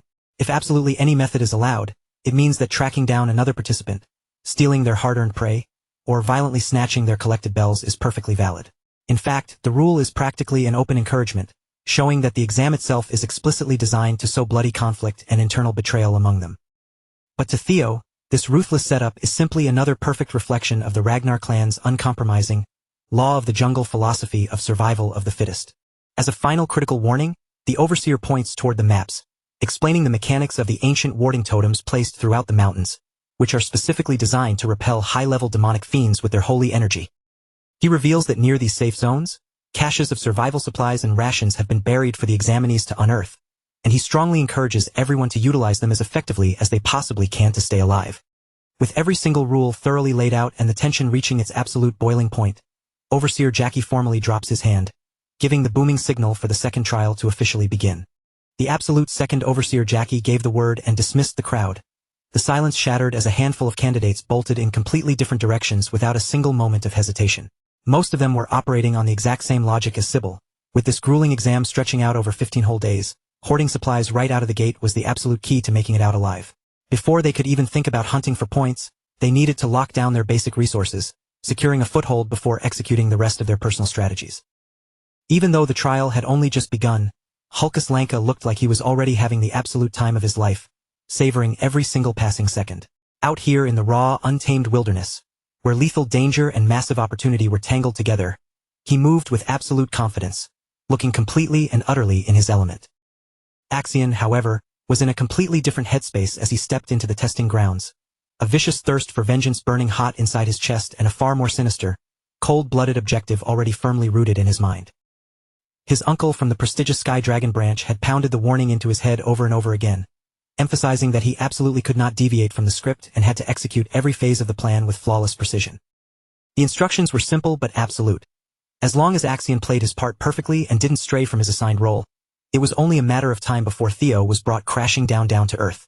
With that singular, obsessive goal dominating his every thought, Axion tore ahead through the terrain at a breakneck, reckless pace, completely blind to the fact that someone was ghosting his movements, silently tracking him from the shadows. And the shadowy figure glued to his trail was none other than the perpetually enigmatic and unpredictable Ray Ragnar. Watching the rest of the crowd scatter and fan out toward the massive mountain range, Theo took a breath and set off at a steady pace toward the dense tree line, ready to kick off his own strategy for the trial. But he hadn't even made it a few yards into the brush when a deeply familiar voice suddenly cut through the cold air, calling out to him from right behind his back. Remington came jogging up to match his stride, closing the distance quickly before turning to Theo with a serious look, asking if he still remembered the time he had openly called the two of them friends. It turned out that over the frantic 3 days of preparation leading up to this exam, the Silver Lion had been doing some serious soul-searching, turning those exact words over and over in his head. Now, looking at Theo, it was clear he didn't just see him as a companion anymore. He saw him as a true, formidable rival, and that profound realization had planted a fierce new ambition deep in his heart. It was a burning desire to push himself until the day he could finally look down and surpass young Master Theo in raw strength. Hearing such a raw, unexpected confession, the young dragon's eyes widened slightly, visibly caught off guard by the sudden declaration. But the shock lasted only a second, and Theo's stunned expression quickly melted into a warm, genuinely delighted grin. He knew that feeling intimately, understanding the exact weight of what Remington was trying to say. After all, ever since the moment their blades had clashed violently against each other back at the training grounds, a deep, unspoken bond of mutual respect had quietly taken root and blossomed between the two warriors. In reality, Theo harbored those exact same sentiments toward the Silver Lion, viewing Remington not just as a trusted comrade, but as a worthy competitor he fully acknowledged. Catching that response, Remington let out a booming, relieved laugh, rubbing the back of his neck as he confessed he'd been sweating bullets thinking the whole dynamic was just wishful thinking on his part. With that heavy weight finally lifted from his chest and his mind crystal clear, Remington locked eyes with Theo and boldly laid down the gauntlet, declaring that he fully intended to take him down when they reached the second stage of the selection. Without a hint of mockery, Theo accepted the challenge with absolute sincerity, offering a genuine smile as he wished him the best of luck in actually chasing that goal down. Then, determined not to squander another single heartbeat of their time, Remington pivoted, exploded forward with blinding speed, and vanished into the dense, snow-draped shadows of the winter mountains. Theo remained standing in place for a beat, just watching the empty path and letting the profound weight of the moment sink in. A powerhouse as incredible as Remington had actively chosen him as the gold standard, the ultimate benchmark to overcome.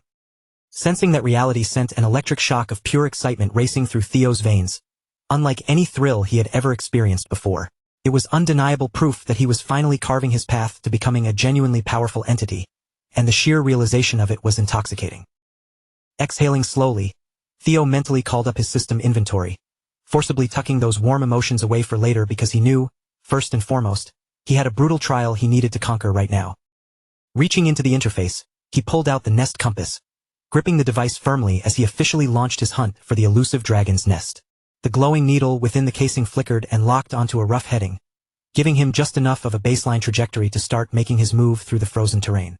Meanwhile, far off along the jagged, vertical face of one of the mountain's most perilous cliffs, the distinct, pulsing blue radiance of the system was softly illuminating the interior of a well-hidden, shadowed cavern. Steered entirely by the subtle vibrations of the nest compass, Theo found himself tracking a path that led deeper toward the harsh, treacherous outer fringes of the winter mountains. But the moment he finally arrived at the exact coordinate where the artifact signaled him to stop, he blinked in utter confusion, looking around the bleak landscape only to find absolutely nothing that seemed remotely out of the ordinary or important. Glancing down at the device, he noticed the needle had suddenly tilted sharply downward, pointing dead into the frozen earth beneath his boots, forcing Theo to realize the prize had to be right under his feet. He stared at the snow, realizing with a slight grimace that if he wanted to uncover whatever secret the compass was screaming about, he was going to have to physically excavate the spot. Leaning on his heels, he couldn't help but think that if this was going to be the trend, he seriously blundered by not packing a basic shovel into his inventory. Because drawing a masterpiece like the white moonlight blade just to hack away at frozen dirt and gravel would be an absolutely insulting, criminal misuse of a legendary weapon. Right as Theo was weighing his options on how to tackle the hard ground, his finely tuned combat instincts suddenly flared violently, sending a sharp prickle across his skin that screamed an enemy was closing in fast. Without changing his posture or betraying his alarm, he smoothly slid his hand down to the hilt of his blade, drawing it from its sheath with a faint, metallic hiss. In the next fraction of a second, he spun on his heel with explosive force, his piercing glare locking instantly onto the clumsy, unwanted presence lurking back in the treeline. Realizing the thick brush was obscuring his line of sight, Theo decided that if the mountain wind wouldn't clear the view for him, he'd just have to force the issue. Unraveling his strength, he unleashed a massive, horizontal sweeping strike, sending a pressurized wave of air tearing outward that leveled everything in its path. The dense cluster of trees was cleanly sheared apart in a perfect, terrifying straight line, the raw impact of the vacuum slashing open the frozen earth itself. Letting a cold, suffocating drop of pure killing intent leak into the air toward the rats who had been playing spy, Theo's tone dropped to a menacing, gravelly pitch as he barked an order for them to show themselves immediately. The brush rustled as a few shadowy, unsavory figures stepped out into the open, their faces twisted in genuine confusion over how their carefully masked presence had been blown so effortlessly. The moment Theo's eyes registered the face of the man leading the group, his breath caught, a flash of genuine recognition catching him off guard. But as the shadows parted, It wasn't just a lone stalker. There were 3 of them standing shoulder to shoulder. In the timeline of his previous life, Theo knew these monstrous criminals all too well. They were the infamous, blood-soaked trio known as the 3 Scoundrels of Vuk Mountain: Hyde, Cow, and Rune.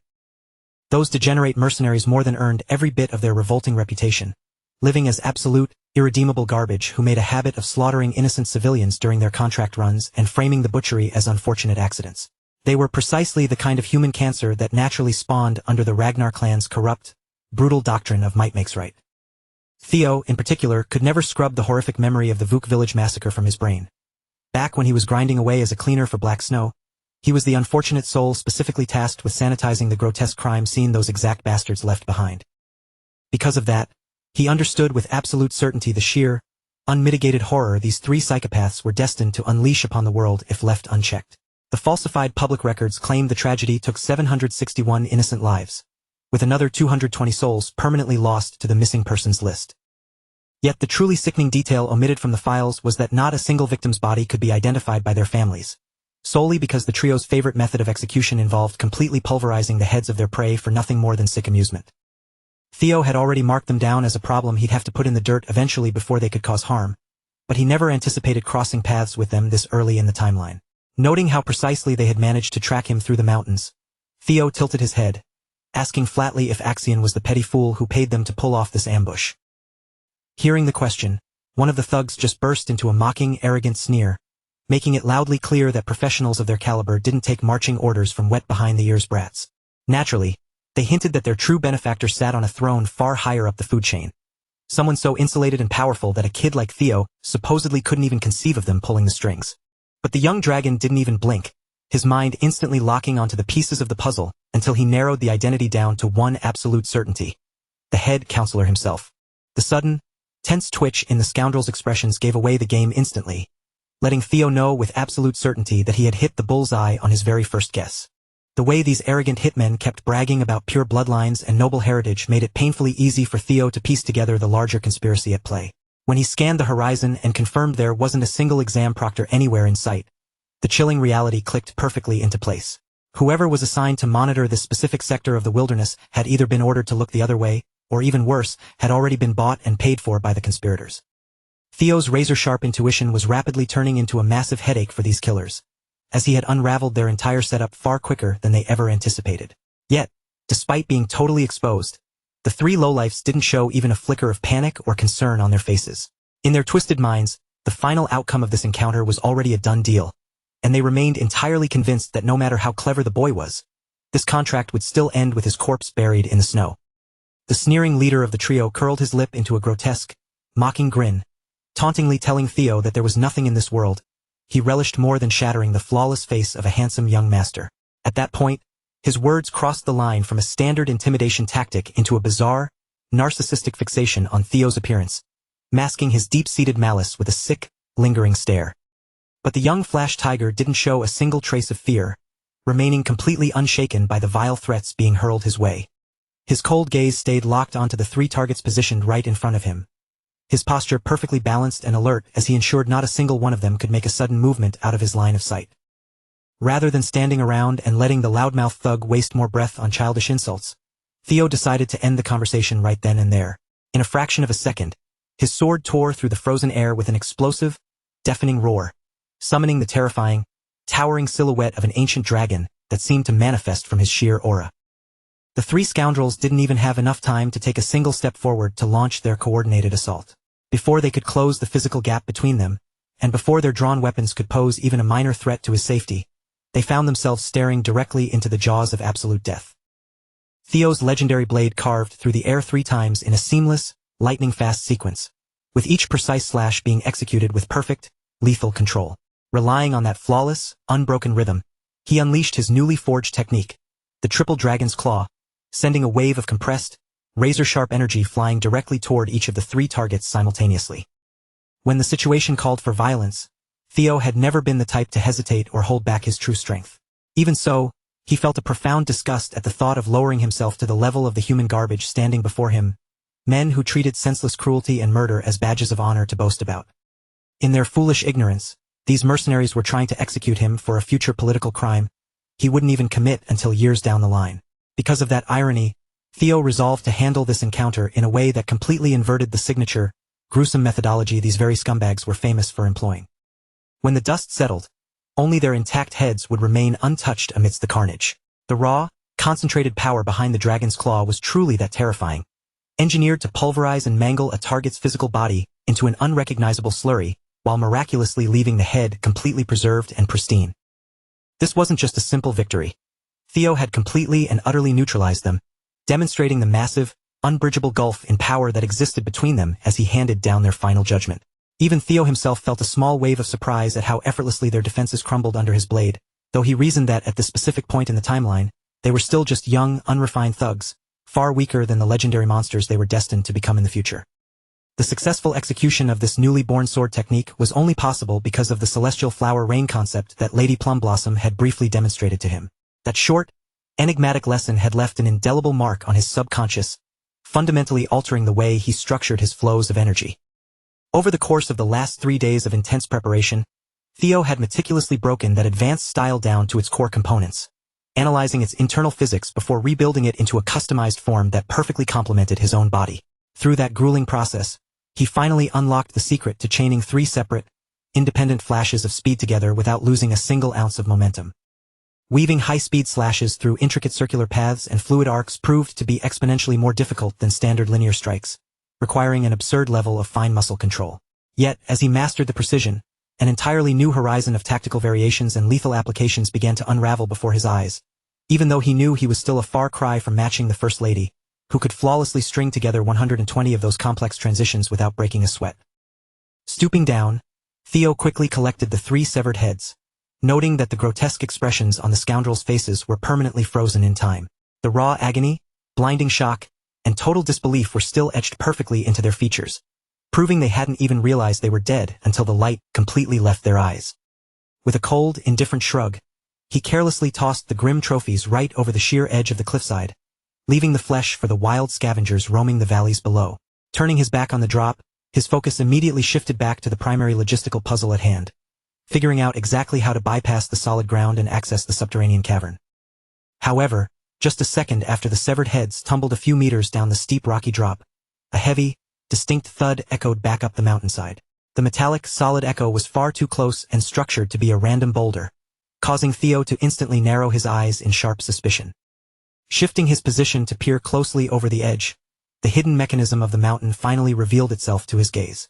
A completely invisible staircase was built directly into the vertical cliff face, masked by powerful illusion magic, and its hidden steps were now clearly outlined by the bright crimson blood dripping from the scoundrel's remains.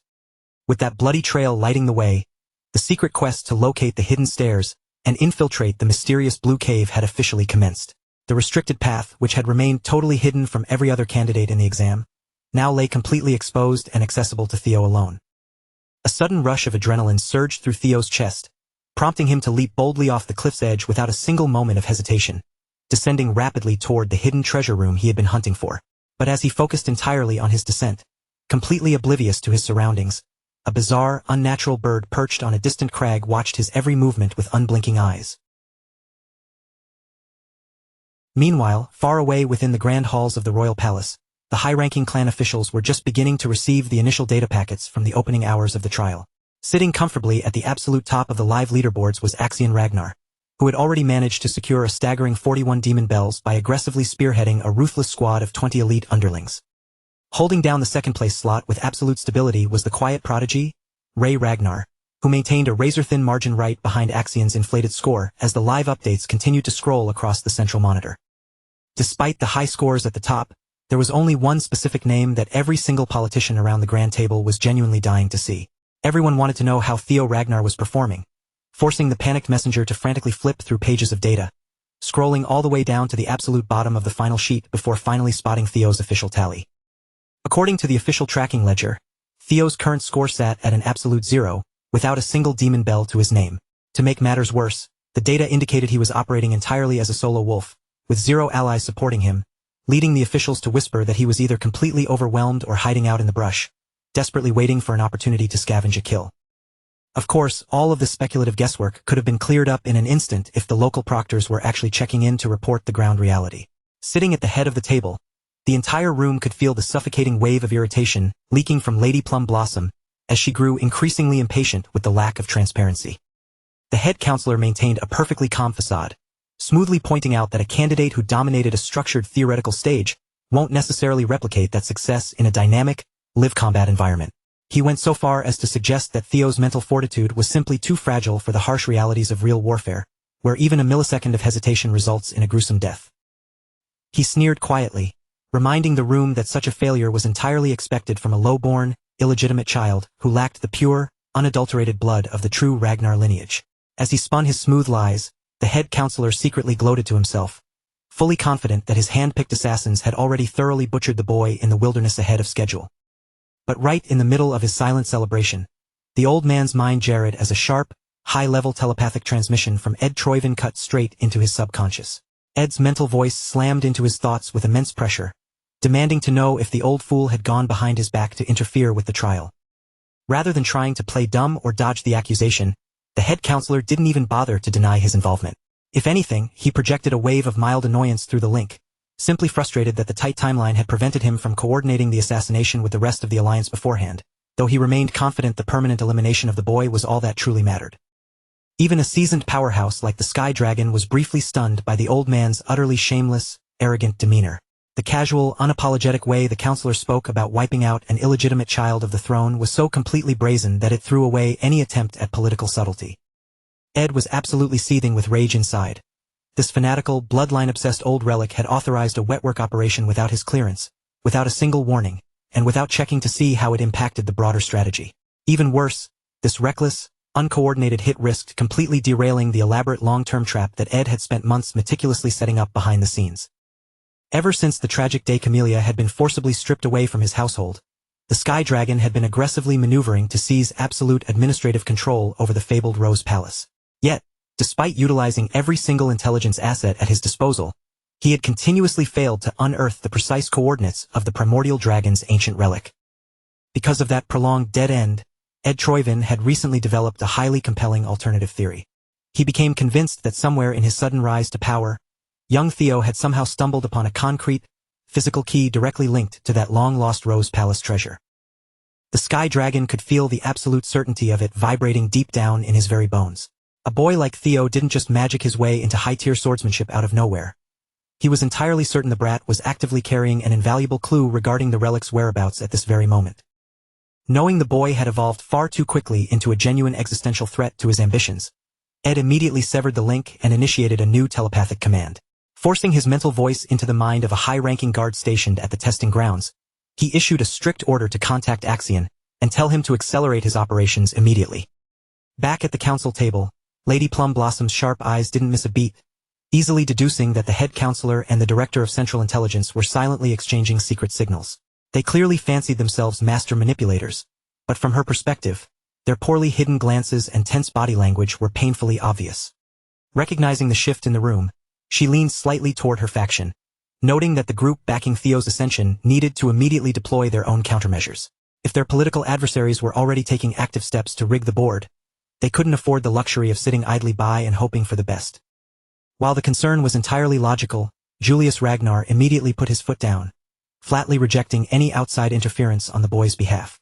Living up to his terrifying moniker as the Demon Dragon, he firmly believed that Theo possessed a fierce, unbreakable spirit that wouldn't shatter just because a few unexpected obstacles were tossed into his path. Julius trusted his warrior instincts above all else, remaining completely unbothered by the 0-point score on the board. As far as he was concerned, the kid was perfectly fine, likely just embroiled in a hidden variable of the mountain that the palace's standard monitoring arrays weren't advanced enough to see yet. Changing the subject, Julius narrowed his eyes as he brought up the lingering irritation that Lady Plum Blossom had secretly arranged a private rendezvous with Theo without consulting him first. Faced with the sudden interrogation, the First Lady merely offered an innocent, beautiful smile, completely brushing off the tension with a soft, teasing laugh.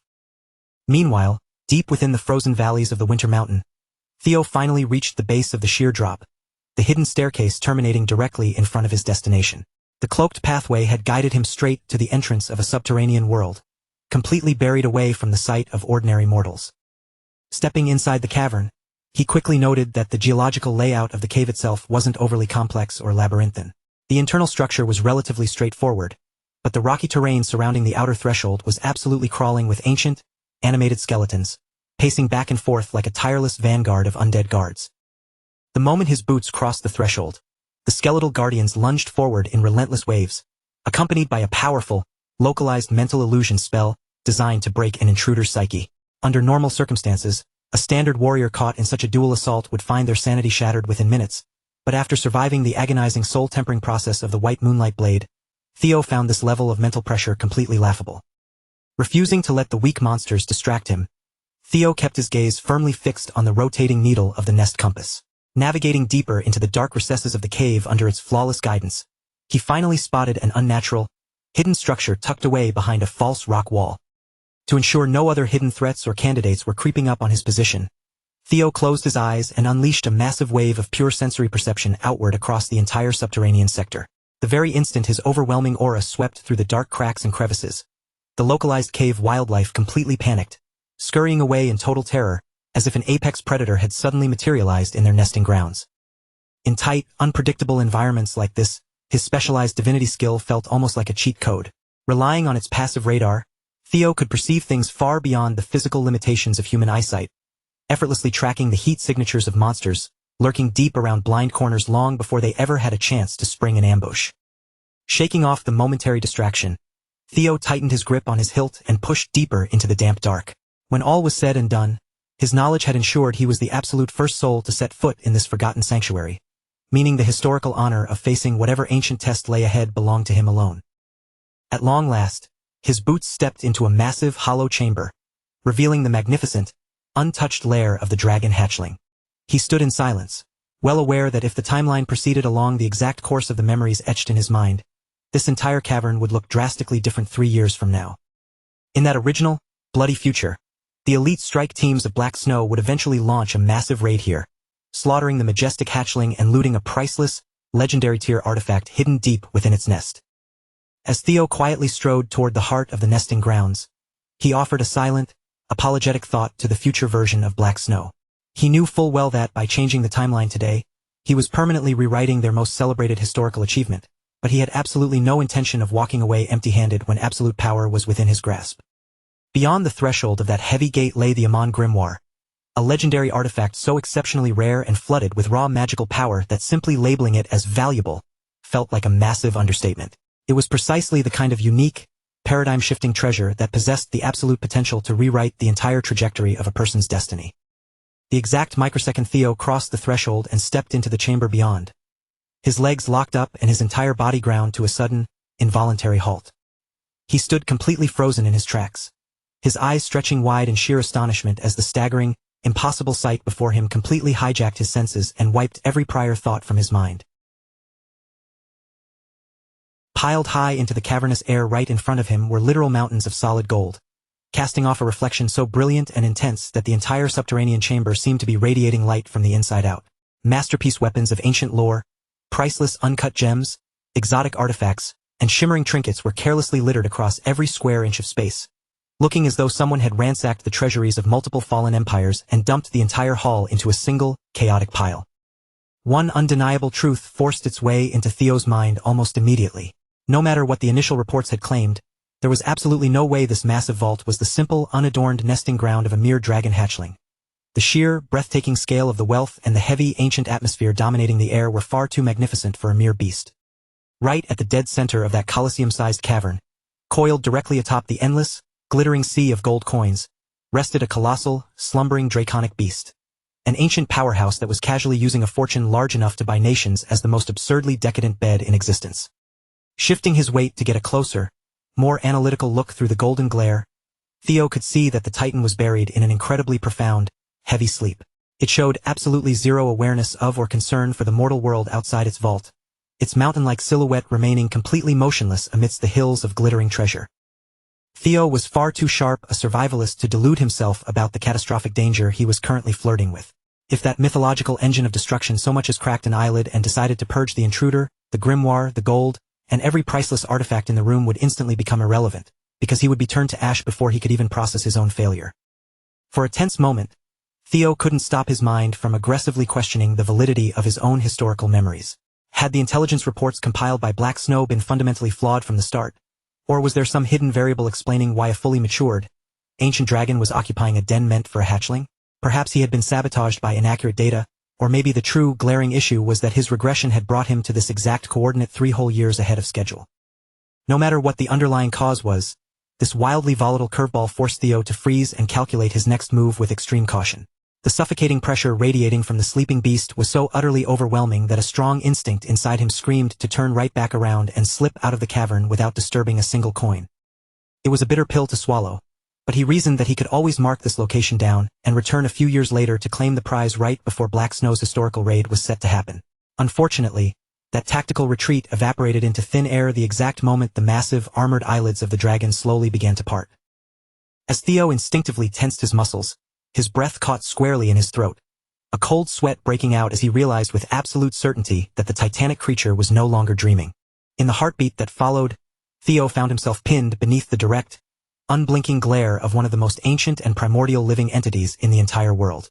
The atmospheric pressure between man and beast instantly ratcheted up to a suffocating degree, yet neither side broke eye contact or flinched away. To Theo's absolute bewilderment, the great beast suddenly vibrated the air, speaking in a flawlessly articulate human language that rumbled through the bedrock as she noted he was the first true selector to successfully breach her inner sanctum in a very long time. Despite possessing a physical mass and a terrifying aura that could easily crush a man's spirit, the ancient dragon displayed a bizarre, almost serene composure. There was no trace of immediate bloodlust or wild hostility bleeding into her deep tone, and she went so far as to introduce herself with the casual grace of an old acquaintance hosting an overdue chat. The great beast explained that within the formal annals of the Ragnar clan, she was officially revered as the legendary guardian dragon and the undisputed sovereign of the Winter Mountain. It was a name so deeply woven into the lineage that any child reared anywhere near the clan's territories would have had the moniker of Lodbrok beaten into their heads since infancy. Refusing to commit even the slightest tactical or diplomatic blunder in front of such a force, Theo didn't hesitate for a second, immediately dropping down onto both knees. Lowering his head flush against the stone floor, he executed a flawless, deeply respectful bow to the living myth he had only ever known through stories as a divine ancestor. Lodbrok's golden eyes narrowed slightly, a spark of genuine curiosity lighting up her ancient features the moment that specific word echoed through the vault. The fact that this tiny, unassuming human youth had just unironically addressed her as his ancestor clearly grabbed her full attention. After all, from the very moment he could walk, Theo had been taught the foundational myth that the guardian dragon Lodbrok had served as the direct battle companion to Sigurd, the progenitor who raised the Ragnar clan, and that she was also the literal biological mother of Friedreif.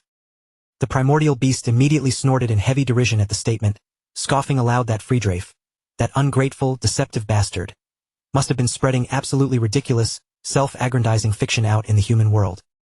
Lodbrok openly clarified that while she and Sigurd had indeed run in the same circles as temporary allies for a brief era, that historical association was merely a professional sign of mutual respect toward a mortal contractor who had literally bartered his soul away to the dragon race. There had never been even a shred of genuine emotional intimacy or familial warmth between them. Furthermore, she laid down the cold biological fact that humans and true dragons were fundamentally incapable of crossbreeding or producing offspring. That definitive declaration left Theo's mind racing in shock, forcing him to question whether the entire Ragnar dynasty actually carried a single drop of real draconic blood, or if their entire divine history was just a massive web of fabricated propaganda designed to elevate their political authority to godlike status. Lodbrok smoothly corrected his spiraling doubts before they could completely unmoor him, stating that the core legend itself wasn't an outright lie. Thanks to the absolute, high-level blood covenant forged between her and Sigurd, a physical portion of her own divine dragon essence had indeed been permanently grafted into the man's genetic line. Just as Theo's mind lit up with a dozen new inquiries, his lips parting to press her for the deeper, darker secrets regarding the true origin of his family's bloodline, Lodbrok raised a massive clawed hand, cutting him off instantly and signaling with cold finality that the casual, introductory pleasantries were now officially over. From this millisecond forward, she would exclusively operate under her sacred mandate as the guardian dragon appointed to test the worth of the selectors.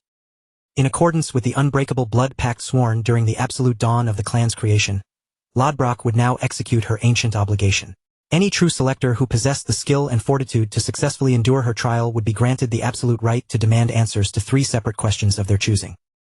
Hearing those terms, Theo finally let out a slow, quiet breath, silently offering a wave of relief to the heavens, as he realized this encounter wouldn't degenerate into a hopeless, suicidal brawl to the death. Since his long-term grand strategy required him to eventually dismantle the current hierarchy and stand at the absolute apex of the clan, unearthing the suppressed, foundational lore of his lineage was an invaluable asset. With only 3 precious inquiries allotted to him, he knew he had to analyze his options flawlessly, crafting questions that would extract the maximum possible strategic leverage.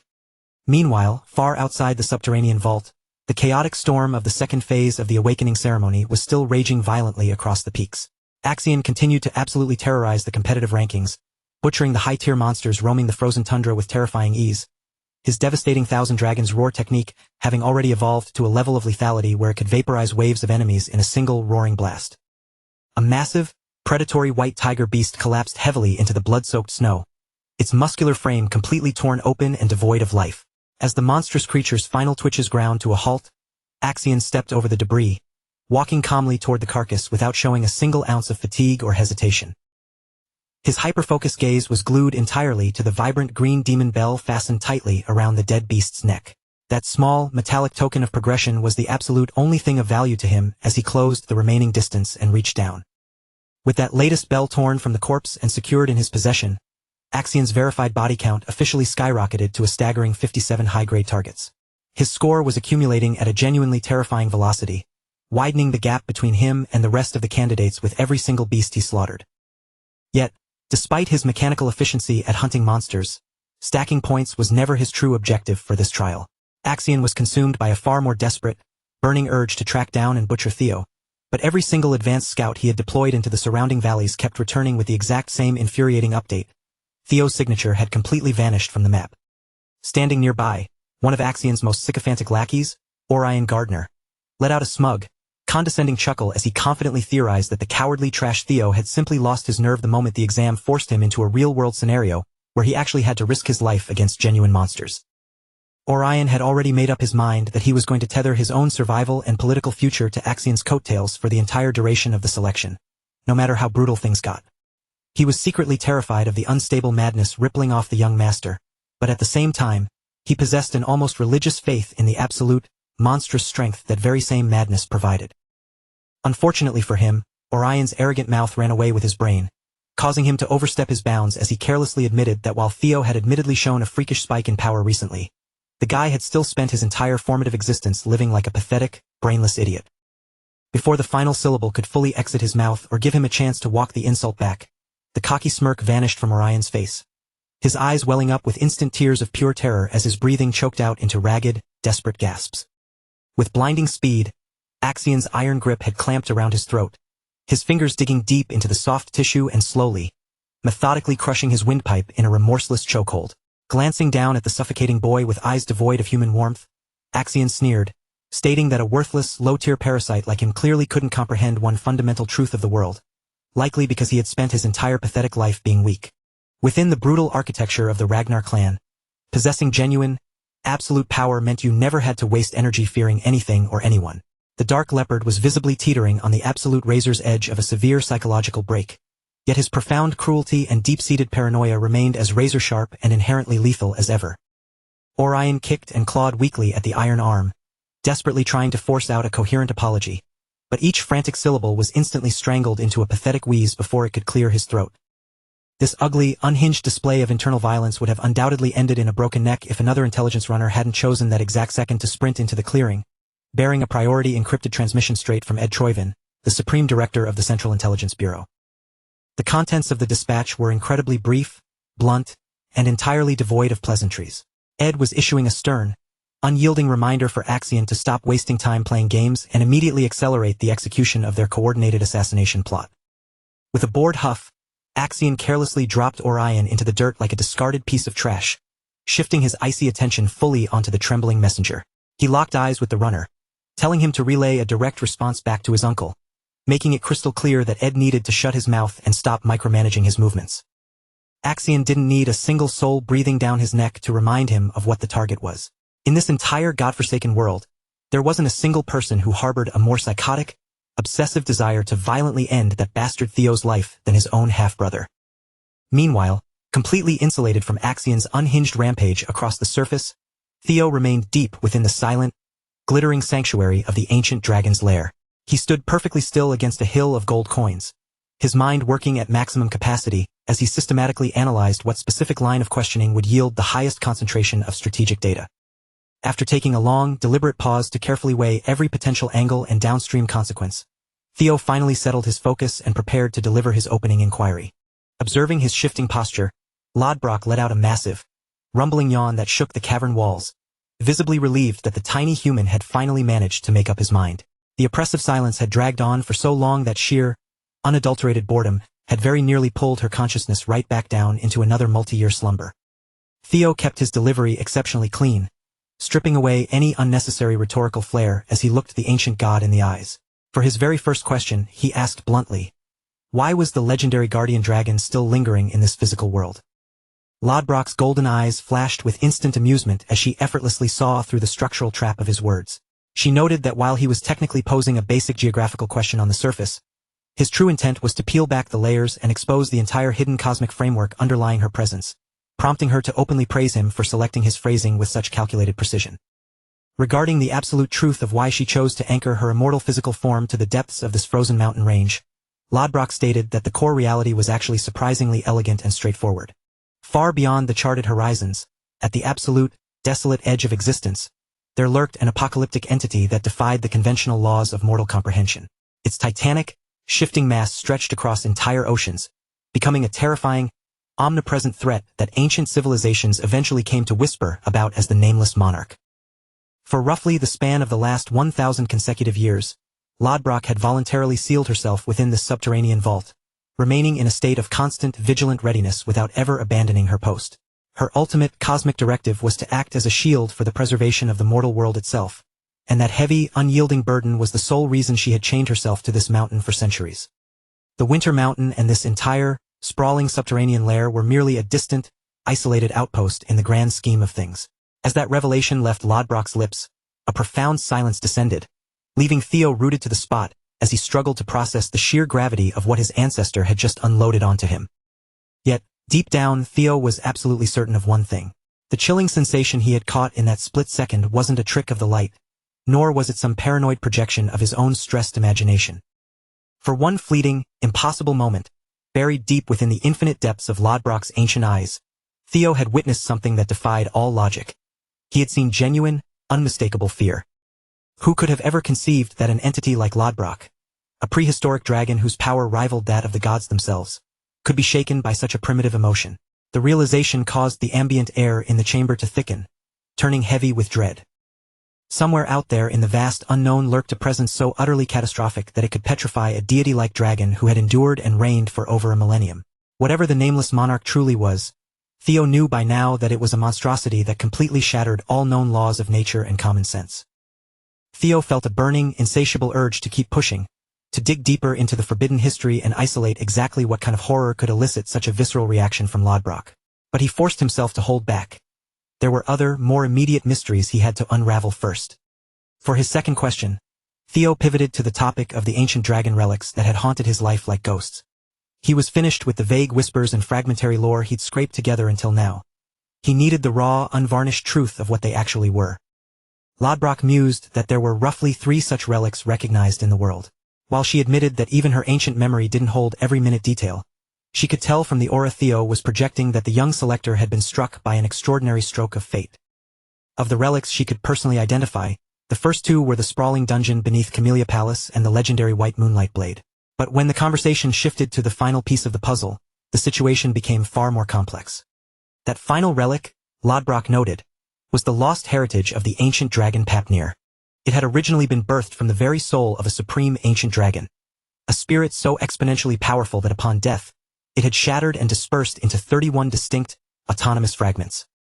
Those shards were then bestowed upon chosen humans with a singular, grim purpose: to serve as the ultimate bulwark against the darkness and resist the terrifying existential threat known as the Nameless Monarch. However, Lodbrok cautioned that ancient dragon relics didn't always manifest in one static, predictable form. Some solidified into physical items, others crystallized into transformative experiences, and in the rarest, most volatile cases, they dissolved into intangible, abstract phenomena that couldn't be held by any mortal hand. The moment those words settled into his consciousness, a long-missing cog inside Theo's mind clicked into place. All the disjointed, scattered clues began to align with terrifying clarity, forming a picture he had never dared to consider until this moment. Finally, the truth dawned on him. The final relic had been in his possession all along, disguised not as a sharp blade or a pile of gold, but embedded within the very impossible miracle that had defined his second life.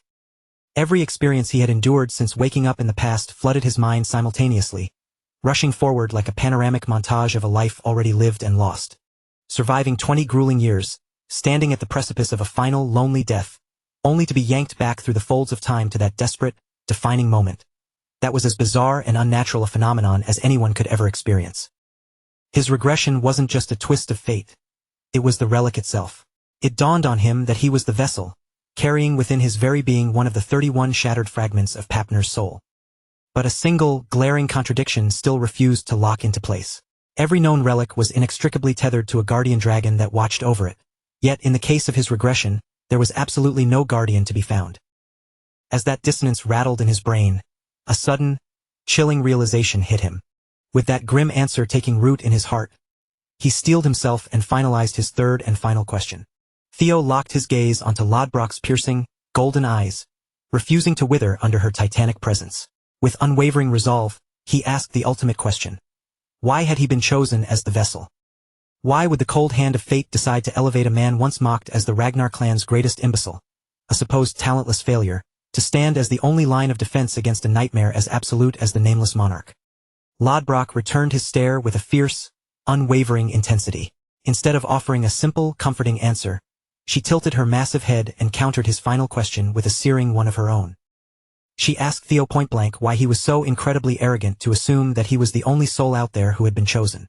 That sharp, sudden rejoinder hit Theo harder than any physical blow. In that single instant, he realized his entire worldview had been tragically narrow, blinded by his own limited perspective. There was zero guarantee that he was the sole recipient of these relic powers. In reality, the tapestry of fate might be infinitely larger, more chaotic, and far more lethal than he had ever dared to calculate. Men like the Sky Dragon Ed Troyvin, the Demon Craftsman Curson, and even the mysterious Black Dragon were all intimately aware of the relic's existence, and they weren't just observing them from afar, they were actively hunting, hoarding, and weaponizing them. If that was the case, the horrifying reality was that they, too, might have been chosen by other fragments of Papner's soul. If that possibility held water, even darker questions emerged. Were they seeing the same cryptic omens he was? Had any of them also been granted the power of regression, allowing them to carve through time just like he had? These revelations pushed Theo closer to the forbidden truth of their reality, yet they simultaneously rendered the world a far more dangerous and tangled web. The path ahead was no longer a straightforward climb to power. It was a minefield. The cold, hard facts were sobering. A nameless monarch sat at the edge of the planet, powerful enough to terrorize an ancient dragon, and Theo was likely just one player in a high-stakes game played by multiple regressors. With Lodbrok's 3 answers finalized, the trial was officially brought to a close, entitling Theo to his prize. Yet, he was so profoundly lost in the implications of what he had just learned that he nearly forgot the original reason he had braved this den, to seize the Amon Grimoire. However, his priorities had shifted entirely. Now that his understanding of the stakes had expanded, he no longer cared for a mere item from the hoard. He hungered for something with true, world-altering significance. As his reward for conquering the trial, Lodbrok granted him the absolute right to demand any single object or desire from her vast, legendary collection. Lodbrok spoke with a rumble of immense pride, detailing the sheer, overflowing scale of her hoard. Across the vast stretch of history, she had pilfered treasures from every corner of the earth, and the dizzying array of wealth before Theo was nothing short of obscene. Mountains of iridescent gems, arcane relics humming with power, and rare elixirs that could cure any mortal ailment lay scattered among the piles. Ancient skill manuals, master-forged weapons, impenetrable dragon-scale armor. If a human could imagine it, Lodbrok had almost certainly stashed it away in her endless stockpile. Whatever Theo requested, it would be a fortune that dwarfed the dreams of emperors and gods alike. Lodbrok gestured grandly, urging him to name his desire with care, promising that her word was bond and she would provide whatever he named. At that exact moment, the corner of Theo's mouth twitched, curving into a subtle, sly smile. He looked like a gambler who had just realized he held every winning card at the table. When the ancient dragon finally prompted him to declare his chosen desire, Theo Ragnar straightened his posture, looked her directly in the eyes, and announced with chilling confidence that he wanted none of her gold. He wanted Lodbrok herself. The request was so wildly outside the bounds of anything the Dragon Queen had anticipated that even she paused, genuinely caught off guard. To the dragon, his words registered as a crude, audacious joke. She looked at him as if he were a petulant child testing her frayed nerves. She moved to dismiss his answer, commanding the Ragnar descendant to drop the theatrics and state his real choice. But Theo didn't back down an inch. He stood his ground, meeting her gaze steadily, and reiterated that he had already been crystal clear about exactly what he wanted. For a long, heavy moment, Lodbrok froze. Then, her eyes narrowed into dangerous slits as she pressed him again, ensuring he wasn't just hallucinating the gravity of what he was asking for. Once Theo gave a curt, final nod to confirm his seriousness, the ancient dragon erupted. A terrifying, uncontrolled aura detonated throughout the chamber, and the ground beneath Theo's feet began to fracture and quake as the pressure surged outward like a tidal wave. Lodbrok unleashed the primal, soul-crushing weight of her full dragon fear, pinning him to the spot with enough force to turn a lesser man to jelly. She viewed his audacity as a supreme insult, a mortal daring to overstep the eternal boundaries between man and dragon. Theo felt the massive, suffocating weight slam into his chest, his very bones creaking under the strain. But even as his internal organs screamed in agony, he forced his trembling legs to stay planted. With a roar of her own, the dragon unleashed a psychic attack so potent it forced blood to burst from the pores of Theo's face. Refusing to yield, Theo countered by summoning his own pathetic, budding Drake's fear, projecting every scrap of defiance he could muster against the tsunami of her power. It was a futile, almost comical gesture.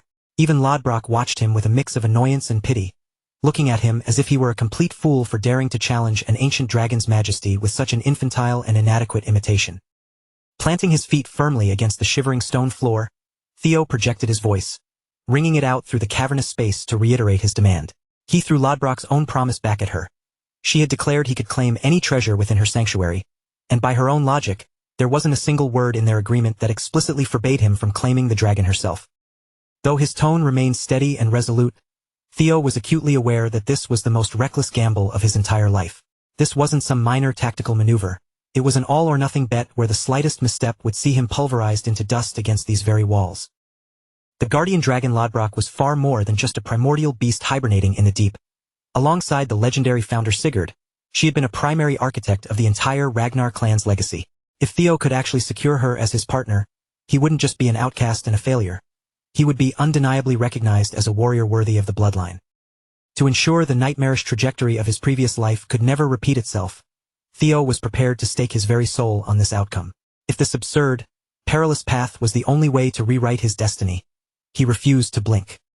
Pouring every ounce of his willpower into his plea, Theo commanded the guardian dragon to surrender herself to his service as she had sworn. If her ancient vows carried even the slightest shred of integrity, she had no choice but to honor his request.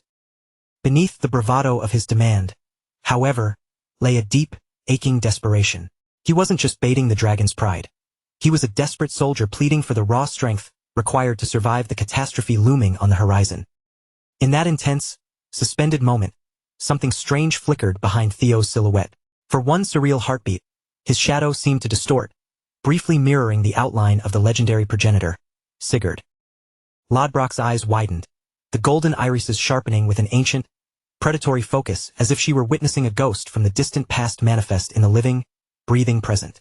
Then, a tectonic roar exploded from her throat, rattling the entire mountain and shattering the silence of the vault. And to Theo's utter disbelief, she gave him her answer. She accepted. The ground seemed to stop vibrating, leaving Theo standing in a state of absolute shock. Despite his ironclad determination, deep down, he never truly expected this ancient, godlike being to yield to his terms. Before the echoes of her roar had even died away, the atmosphere in the cavern shifted violently. The titanic, mountain-like mass of the dragon began to rapidly contract, the scales and talons blurring as she folded her form down, eventually settling into a silhouette that mirrored the structure of a human. Even contained in this smaller, mortal frame, her golden eyes retained their terrifying, piercing intensity, tracking Theo's every movement as if she were dissecting his very soul. Lodbrok conceded that Theo had managed to pique her interest, and because of that, she would indulge this experiment. She stood before him, exuding a regal, otherworldly beauty that held all the latent, crushing dignity of an ancient dragon. For several long, breathless seconds, Theo couldn't muster a single word. He was completely paralyzed, blindsided by the sudden transition and her daunting physical presence. Lodbrok cut through his hesitation with a dry quip, reminding him that she had lived for over 2 millennia, so he'd best keep his wandering, inappropriate thoughts in check. As Theo finally scrambled to collect his composure, he stepped forward to address her again. He raised a steady hand, pointing directly toward her chest, not in an attempt to be vulgar, but to highlight a grim underlying truth. He was highlighting the jagged, hollow wound she had carried since a catastrophic battle half a century ago. She had lost her heart in that duel, and ever since, she had been a lingering spirit waiting for the inevitable. At most, she had perhaps 3 years left before her life force completely withered away. This was the core reason she was anchored to this den. No matter how celestial her power remained, her internal decay prevented her from physically venturing into the outside world to aid him. Armed with that grim knowledge, Lodbrok gave him one final opportunity to back out. She demanded to know if he still intended to claim her as his reward, knowing full well she was essentially a dying relic, shackled to this cave and incapable of moving freely in the outside world. Theo simply offered a knowing smile, as if the question were redundant, and reaffirmed that his resolve had not wavered for a single second. He reiterated his desire to claim her, regardless of her condition. Under any other context, it would have sounded like the ramblings of a lunatic, but in that moment, his conviction was absolute and chillingly serious. In that instant, the pact was sealed. The guardian dragon was officially bound to Theo as his prize. Lodbrok labeled his decision pure folly, but there was no malice in her tone, more of a begrudging acknowledgement that such irrational, suicidal bravery was precisely what made a chosen one tick. In that moment, new titles were etched into Theo's status: the guardian dragon's partner and the direct heir to the clan's progenitor. These were names that carried a suffocating amount of weight, tying his destiny irrevocably to the deepest roots of the Ragnar dynasty. Theo made a solemn vow. He would not just survive, he would scale mountains of power far higher than his current reach, and he would hunt down the remaining relics of the primordial dragon Fafnir. A shimmering, invisible thread, a soul link, snapped into existence between the dragon and the human, weaving their destinies together far more intimately than any standard reward could imply. Through that neural connection, Theo swore he would find the ultimate medicine, something capable of repairing or replacing the heart Lodbrok had lost. After all, among the scattered, world-shaking relics of the primordial dragons, he was certain a miracle existed that could save her from her slow death. As the trial concluded and the bond synchronized, a wave of energy rushed through Theo, leveling him up and leaving him feeling the sharp, refined change in his core. To Theo, this was the bare minimum required to bear the title of her partner. Lodbrok offered a faint, imperceptible smirk, noting that she would see how well he lived up to the task of caring for her. However, she tempered his enthusiasm with a hard reality. She couldn't leave the domain yet. Until she hit her hibernation cycle, he was on his own to navigate the hostile politics and threats waiting outside. Then, with a casual gesture, she produced an ancient tome from thin air, a heavy, weathered volume that felt as if it possessed a pulse of its own. Lodbrok explained that if their souls were to truly synchronize, Theo would need to master the secrets within this artifact to unlock his mind gate. She estimated he had roughly a month of rigorous study ahead of him, advising him to pace himself rather than rushing headlong into such a volatile process. Then, the system flashed a notification. He had secured an additional, secondary reward. He had gained the Amon Grimoire. As Theo skimmed the properties, he was genuinely breathless. It was a repository of magical theories dating back to the genesis of the world. It was a treasure map to the fundamental laws of the universe, and he felt a profound wave of relief knowing he had actually managed to secure it. But the time frame she mentioned hit him like a bucket of ice water. He questioned the 1-month requirement, and Lodbrok explained that opening a mind gate was no trivial feat. She tilted her head, curious if he had something more pressing on his calendar. Theo groaned in frustration, explaining that the second phase of the awakening ceremony was currently unfolding, and it only lasted 15 days total. With less than half a month remaining, he was desperate to finish the exam before diving into the training. Lodbrok watched him quietly, her eyes narrowing as she mentally calculated the situation, already reaching a conclusion that would dash his hopes.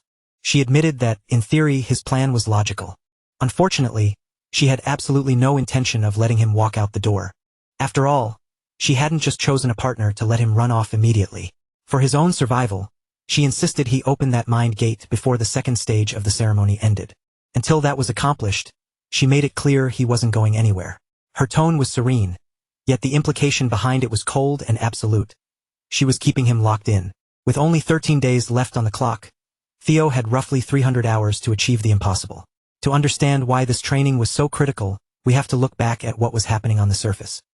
3 days before the second phase of the ceremony kicked off, Axion's uncle had been busy detailing the secret mechanics behind the totems and how they established safe zones against the encroaching fiends. The secret wasn't the totem itself. It was the fiend summoning marble hidden at its core. That marble was essentially a miniature battery, saturated with high-intensity fiend energy.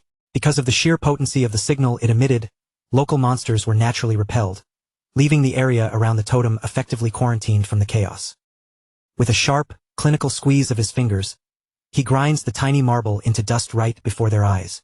The debris drifts through the air, a silent but terrifying demonstration of the pure, unadulterated catastrophe packed inside such a minuscule object. The instant the marble shatters, a grotesque fiend erupts into existence, materializing out of thin air without a second of hesitation. It's a chilling reminder that, regardless of the location or the hour, this summoning method ignores all boundaries, unleashing chaos on command. In a matter of moments, a cluster of these twisted fiends begins to congregate around the man. The sight serves as a brutal testament to the utility and the lethal danger of these specialized summoning marbles. Without a flicker of doubt or a wasted motion, he taps into the raw energy of his dragon spirit, crushing more marbles one after another to swell the ranks of his summoned army. He calmly outlines the mechanics. The entire second stage of the exam is built around the culling of these fiends to rack up points. The implication is crystal clear. If Theo wants to climb the scoreboard and secure his future, he has absolutely no choice but to hunt down every single one of these monsters released in his path. Watching the scene unfold, Axion begins to grasp the sheer scope of his uncle's machinations. He realizes that these marbles aren't just for show. They are sophisticated bait, meticulously designed to lure Theo into a deadly, prearranged slaughterhouse. His uncle is quick to interject, reminding him that this is merely the opening move of a much larger scheme. They aren't interested in a simple, pathetic kill. They need secrets, the lost knowledge of the Rose Palace. Axion's own hatred for Tegai has curdled into something far more toxic and obsessive, and he hungers to drag the information out of Theo through his own hands, savoring every moment of the torture. However, the uncle shatters that arrogance with a single, cutting remark, a calculated jab intended to pull Axion back from his descent into reckless vanity. He spells it out bluntly. There is no massive, insurmountable wall of power separating Axion from Theo. Despite the fantasies Axion clings to about being the puppet master, the situation remains volatile and is certainly not guaranteed to play out according to his ego. Simultaneously, he points out a fatal flaw in Theo's character, his capacity for compassion. It is this very softness that will be his undoing.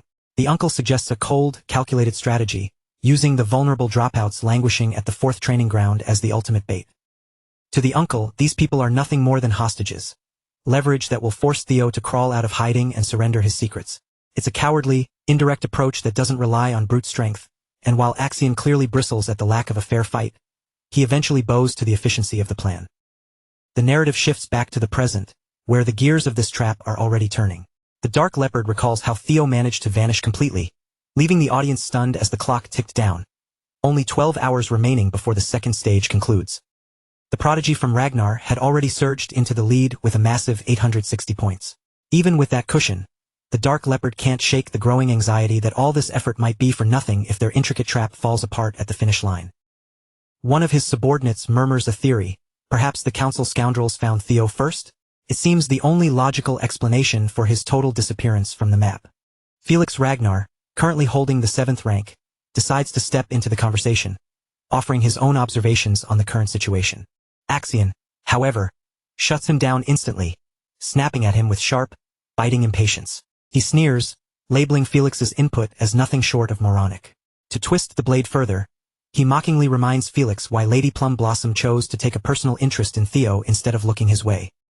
Felix is left reeling, his face flushed with fury. He can't fathom why Axion is being so needlessly vicious when he was only trying to assist in tracking their common target. The insult lands deep, and the humiliation begins to boil over, turning into a potent, simmering anger within Felix. Axion couldn't care less. He has absolutely zero regard for Felix's wounded pride or his bruised ego.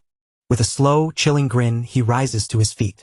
He declares with icy resolve that if Theo won't show his face voluntarily, he will simply drag him out into the light by force. And make no mistake, he already has everything required to do just that. He has at his beck and call the elite members of both the Scale Dragon Society and the Plum Blossom Palace. His plan is simple and monstrous. March forward and slaughter the failed examinees gathered at the 4th training ground. This sociopath intends to turn the area into a graveyard, keeping up the butchery until Theo has no choice but to emerge. Unseen in the shadows nearby, Ragnar remains completely still, eavesdropping on every single word of their dark plot. She remains focused and silent, holding the third-place position as she weighs the gravity of what she's just heard. Elsewhere, the scene cuts to a battle in progress. A frost lizard fiend being systematically carved up by a group of warriors. The yellow-bellied creature falls, and the group erupts into cheers, treating the kill like a monumental triumph. But the grim reality is that their point tally is pathetic, and with the clock counting down to the final 12 hours, they are running dangerously low on time. Their thoughts drift back to Theo, weighted down by the concern of their own preparations to support him. One of them tries to keep spirits high, speculating that maybe Theo is off on some far more important mission. After all, simply surviving the hell of the exam is the real hurdle. The rankings themselves are just secondary. Even so, deep down, they all harbor the same hope. To see Theo soar to the top once again and claim the valedictorian spot he clearly deserves. As they continue their light-hearted banter, entirely unaware of their surroundings, a cold-blooded blade suddenly pierces through their ranks. In a single, ruthless motion, Orion Gardner has executed Sybil in cold blood. The remaining group members freeze in absolute terror, their voices trembling as they demand to know why the Scaled Dragon Society would commit such a vile act. The horror deepens as they realize the truth. They aren't enemies or obstacles. They are bait. They are about to suffer a gruesome end solely to force Theo out of his hiding place. All for the crime of being in the wrong place at the wrong time. Meanwhile, the scene shifts to the glittering, treasure-filled vault of Lodbrok's nest. The guardian dragon watches with genuine amazement at the speed of Theo's progress, particularly his success in breaching his own mind's gate. To pull this off in less than half a month is nothing short of extraordinary. The system confirms he has officially made his first real breakthrough into the fundamental principles of magic, a feat fueled by the knowledge he carried over from his past life. Mastering the Aemon Grimoire hinges on two things: the raw volume of one's mana and the inherent quality of that power. Thanks to his unique mana haul and the dragon heart, the process is practically instinctive. He is internalizing techniques at nearly double the speed of an ordinary mage. The result is the manifestation of a lower-ranked skill, Hatchling Synchro. This technique grants him the uncanny ability to perceive the inner workings of objects using psychokinesis. Lodbrok finally acknowledges it. Theo has proven his worth as her partner. With these core fundamentals locked in, he now has the foundation to build something truly formidable through relentless refinement. She hints that as he ascends to higher tiers of power, the threshold will eventually break, and he will begin to hear her voice clearly. The ultimate reward will be when Theo becomes capable of channeling Lodbrok's own power, inheriting the same devastating strength once held by the clan's progenitor. But there is a ticking clock for her, too. The guardian dragon only has 3 years to recover. Even so, Theo stands ready and focused, eager to show her just how quickly he can bridge that gap. Seeing that his resolve is ironclad, Lodbrok formally declares that the primordial covenant is now complete. With a final, gentle farewell, she bids him leave, clearly looking forward to the day their paths inevitably cross again. Finally, Theo steps back out into the world, back to the reality of the exam. He's secured the pack, yes, but he is far from being in the clear. He's sitting on 0 points with only 12 hours of the exam remaining, and he has no idea what kind of storm is waiting for him on the outside. Even to someone as seasoned as Theo, it feels as if life has deliberately cranked the difficulty to the absolute limit. At every turn, he's confronted with an insurmountable barrier, forcing him to navigate a gauntlet where every single decision carries the weight of potential catastrophe. Theo's mind races as he quickly audits his remaining options. He realizes with cold clarity that continuing to hunt fiends through traditional means is a dead end. There's simply no mathematical way to claw his way to the top spot in the 12 hours he has left. As the clock ticks down, he realizes the old strategy won't cut it. He needs to deviate from the established rules and pivot to something far more aggressive. The solution is to forcibly liberate Bells from the other candidates. He recalls the methodology Axion used to seize first place in his previous life, and he deduces that the same logic holds true now. The most efficient path to the top isn't killing monsters, it's hunting his own rivals. The strategy crystallizes in Theo's mind with sharp, dangerous focus. Hunt down the rival from Ragnar, seize the points he requires, and violently carve his way into the number 1 rank. Of course, sketching out a high-stakes strategy in one's head is a world away from actually executing it on the battlefield. Just then, a figure stumbles out from the dense tree line behind him, fighting through the foliage with a battered, broken gait. Theo's attention snaps toward the sound, his senses locking onto the intruder the moment they collapse into view. Their ruined state is simply too jarring to ignore. The figure resolves into Ray Ragnar, and the atmosphere around Theo shifts instantly from calculated planning to volatile concern. She looks shredded, her frame marked by such severe trauma that Theo's immediate instinct is to blame some monstrous, high-level fiend. Yet, As he scans the damage, a nagging intuition tells him that this doesn't add up. Try as he might to make sense of it, his gut refuses to accept that a warrior of Rei's caliber could be brought low by a mindless monster in a standard skirmish. Then he spots the damning evidence. A clean, deliberate sword wound carved across her frame. The realization hits him like a physical blow. This wasn't a beast's rampage. This was an act of human malice. Panic flaring in his chest, Theo rushes to her side, his voice tight and strained with desperate questions. Rei, however, is teetering on the edge of consciousness. She barely manages to choke out a single, frantic command. He has to head west. Before she can offer any further context, her resolve finally fractures, and the last of her energy vanishes. She collapses forward, dead weight, into Theo's waiting arms. Calling upon his newfound skill, the uncanny ability to commune with the residual memories clinging to objects, Theo reaches for the sword she carried, grasping at the weapon in hopes of unearthing the truth buried within. As the ability takes hold, sensory fragments flood into Theo's consciousness, as if the weapon itself is a window dragging him backward into the scene of the crime. The first flash he perceives is Rei, moving with ghostly precision, keeping herself expertly concealed. She had been lurking in the shadows, tailing a dangerous, organized group that had gathered with the singular, malicious intent of entrapping Theo's allies. The candidates who had failed at the 4th training ground were already restrained, helpless, stripped of their dignity, and suffering under a barrage of brutal violence. Having reduced them to this pathetic state, their tormentors were already debating whether or not to end their lives permanently. One of the goons challenges Orion, sneering at why he'd bothered capturing 9 of these useless clowns, when a couple would have sufficed for leverage. But just as these psychopaths are poised to cross the line into murder, Rei finally breaks cover, stepping out from the shadows with reckless bravery to confront Axion head-on. The Dark Leopard urges Axion to handle this as a private affair, signaling that she has no intention of intervening in his personal vendetta. Rei refuses to be a bystander to this atrocity. Defying the overwhelming odds, she steels herself, drawing her blade to challenge Axion directly. Axion wears an expression of profound disappointment, as if Rei's very existence is an insult to him. Convinced she's become a pawn for Theo, he readies his own weapon, prepared to strike her down without mercy. The skirmish ignites instantly, turning into a blur of chaotic violence the moment they launch themselves at one another.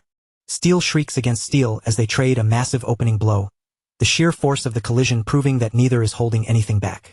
When the dust settles on their exchange, it's Rei who is left reeling, bleeding out from a savage, deep tissue slash that has brought her to the brink of death. At that point, the vision cuts to black. The memories refuse to yield further. Theo's mastery of the skill is still too shallow, and everything beyond that decisive blow remains locked away. Theo is left seething, consumed by a cocktail of burning rage and confusion. How could Axion sink so low as to use his friends as human collateral just to lure him out? Rei, meanwhile, is floored that Theo managed to deduce the reality of the situation without a word from her. Desperate to piece together the rest of the puzzle, Theo presses her, begging for the truth behind Axion's ultimate objective. Barely clinging to consciousness, Rei wheezes out the answer. Axion had been hunting for Theo from the very beginning. Capturing him was always the primary mission. When Theo proved impossible to track, Axion pivoted to this cruel strategy, banking on the fact that taking his friends hostage would be the only way to force his hand. The realization lands like a hammer blow, and Theo's fury surges to a boiling point. The same enemies who made his past life a living hell are back at it. Only this time, they've drastically underestimated him. He is not the broken, helpless boy he once was. With a voice vibrating with icy, controlled rage, he demands to know Axion's exact location and what the next phase of his twisted plan looks like. Simultaneously, one of Axion's subordinates delivers the update. Theo has been spotted at the northern cliffside. The news hits Axion like a jolt, his attention locking onto the intel with predatory hunger. His men are certain of their assessment. Since Theo has already made contact with Rei Ragnar, they're betting their lives he'll be heading their way any second. The prospect of finally getting his hands on Theo fills Axion with a sick, twisted joy. A cruel, jagged grin stretches across his face as he settles in to await his prey. A subordinate quickly reminds him, however, that there's absolutely no reason for him to risk a fair one-on-one duel. After all, his true priority here isn't the petty satisfaction of revenge. It's securing the clues related to the relics. They suggest that Axion's men handle the Theo problem, instead, leaving Axion free to focus on the high-priority objective that will actually secure their success. They advise him to trigger the summoning marbles, seeding the surrounding area with monsters to create a massive, chaotic distraction. Axion doesn't hesitate for a second, signaling his complete and total approval of the plan. Back with Ray, she is clinging to her last reserves, physically gripping Theo as she begs him to reconsider. She warns him that even the Central Intelligence proctors have been pulled into this, revealing the sheer scale of the conspiracy working to see him destroyed. To Ray, this is a death trap far beyond what Theo can handle in his current state, regardless of how much sheer willpower he possesses. She insists that the exam has effectively ceased to be a test and has morphed into a literal slaughterhouse designed for his execution. Charging in is the definition of suicide, and she pleads with him to seek out the proctors for an official intervention instead. Even hearing the danger, Theo knows the clock is against him. There's simply no time for the safe play. He offers her a word of genuine, hard-won gratitude for the risks she took to bring him this warning. Yet, gratitude won't override his moral compass. He can't simply turn his back and let his friends face the fire alone. The second Ray coughs up the location, Theo is already in motion, his mind made up to execute this reckless plan regardless of the consequences. Watching him go, Ray can only stare in disbelief, certain that Theo has completely abandoned his senses. The risk-to-reward ratio is disastrous, and from her vantage point, he's sprinting directly into a shallow grave. She continues to scream at him to pull back, to take the path of least resistance. Theo snaps back, his composure finally shattering to reveal the raw emotion underneath. He declares that he refuses to watch anyone else precious to him be discarded, not for a second time. They had a pact to finish this second stage together, and Theo is absolutely not going to let that promise die here in the dirt. Ray speaks in a hushed, weary tone about the cursed destiny that seems to dog the heels of every Ragnar, reminding Theo that for people born into their station, sacrifice is merely the cost of doing business. In the harsh reality they inhabit, losing everything is rarely a tragedy. It's just an inevitable preordained choice. Theo isn't having any of it. He instantly pushes back, throwing her own recent history right in her face. He highlights the glaring contradiction in her fatalism, noting that she herself couldn't remain a passive observer when Axian's casual cruelty was erupting right before her eyes. Deep down, even Ray couldn't stomach the sight of that unfolding terror. No matter the lethal risk involved, her instincts overrode her logic, and she moved to intervene before she could even convince herself it wasn't her problem. That specific moment pulls Theo violently back into the haunting memories of his previous life, a time when everything he held dear was consumed by infernos and torn limb from limb while he watched in helpless silence. He was a prisoner of his own weakness back then, trapped inside a clan that obsessed over absolute strength, yet he was utterly incapable of guarding the few things that actually mattered to him. Theo has finally hit his limit. He is done being the man who stands by while others are stolen away, and he is certainly finished with being a puppet forced to dance at the whim of others. With every searing memory of his past failures weighing on his heart, he makes his stance crystal clear.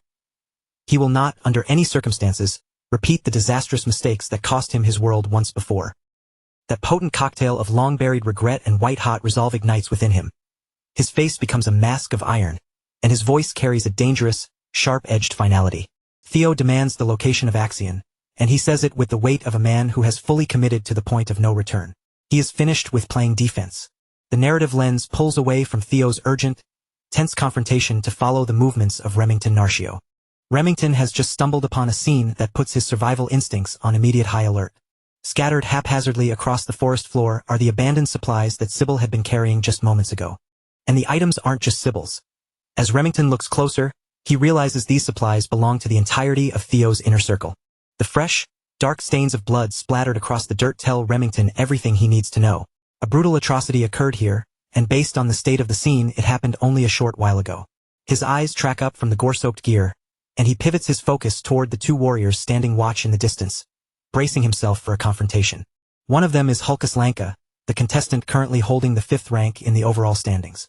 Standing firmly beside him is Erica Lanka, who commands an even higher level of respect as the 4th-ranked participant, making the air around them feel significantly more lethal. And then the true nature of this group becomes clear. Remington Narcio himself is revealed to be the lackey standing directly behind Axian, guarding the coveted second-place spot. Back in the thick of the woods, Theo is already in the midst of a violent, high-speed struggle against a frost-bound fiend that has dared to block his path. The beast lunges with lethal intent, but Theo avoids its reach with sharp, fluid motion, refusing to grant the monster the dignity of wasting more than a second of his time. The instant the creature leaves an opening, Theo ends the fight with a single brutal and decisive strike. He doesn't pause to appreciate the kill. His mind is entirely consumed by the urgent, frantic need to reach his friends. Theo begins to sprint in the direction of Axian's position, fueled by the desperate, clawing hope that at least some of his companions are still drawing breath. He pieces the puzzle together. Ed is masterfully pulling Axian's strings, using the boy's volatile emotions to ensure Theo is purged from the exam without triggering an all-out war with the clan. Adding to the nightmare is the chilling confirmation that the Intelligence Bureau proctors are actively colluding with Axian. For Theo, that collaboration is the final piece of evidence proving that the entire system has been rigged to ensure his destruction. As more monstrosities swarm him, Theo cuts through the horde with his triple dragon's claw strike, all while calculating that these proctors are likely keeping a tight leash on Axian to ensure he doesn't lose his mind before the trap is fully sprung. Even so, Theo ignores the risk, prioritizing raw speed above all else because he knows how easily Axian breaks.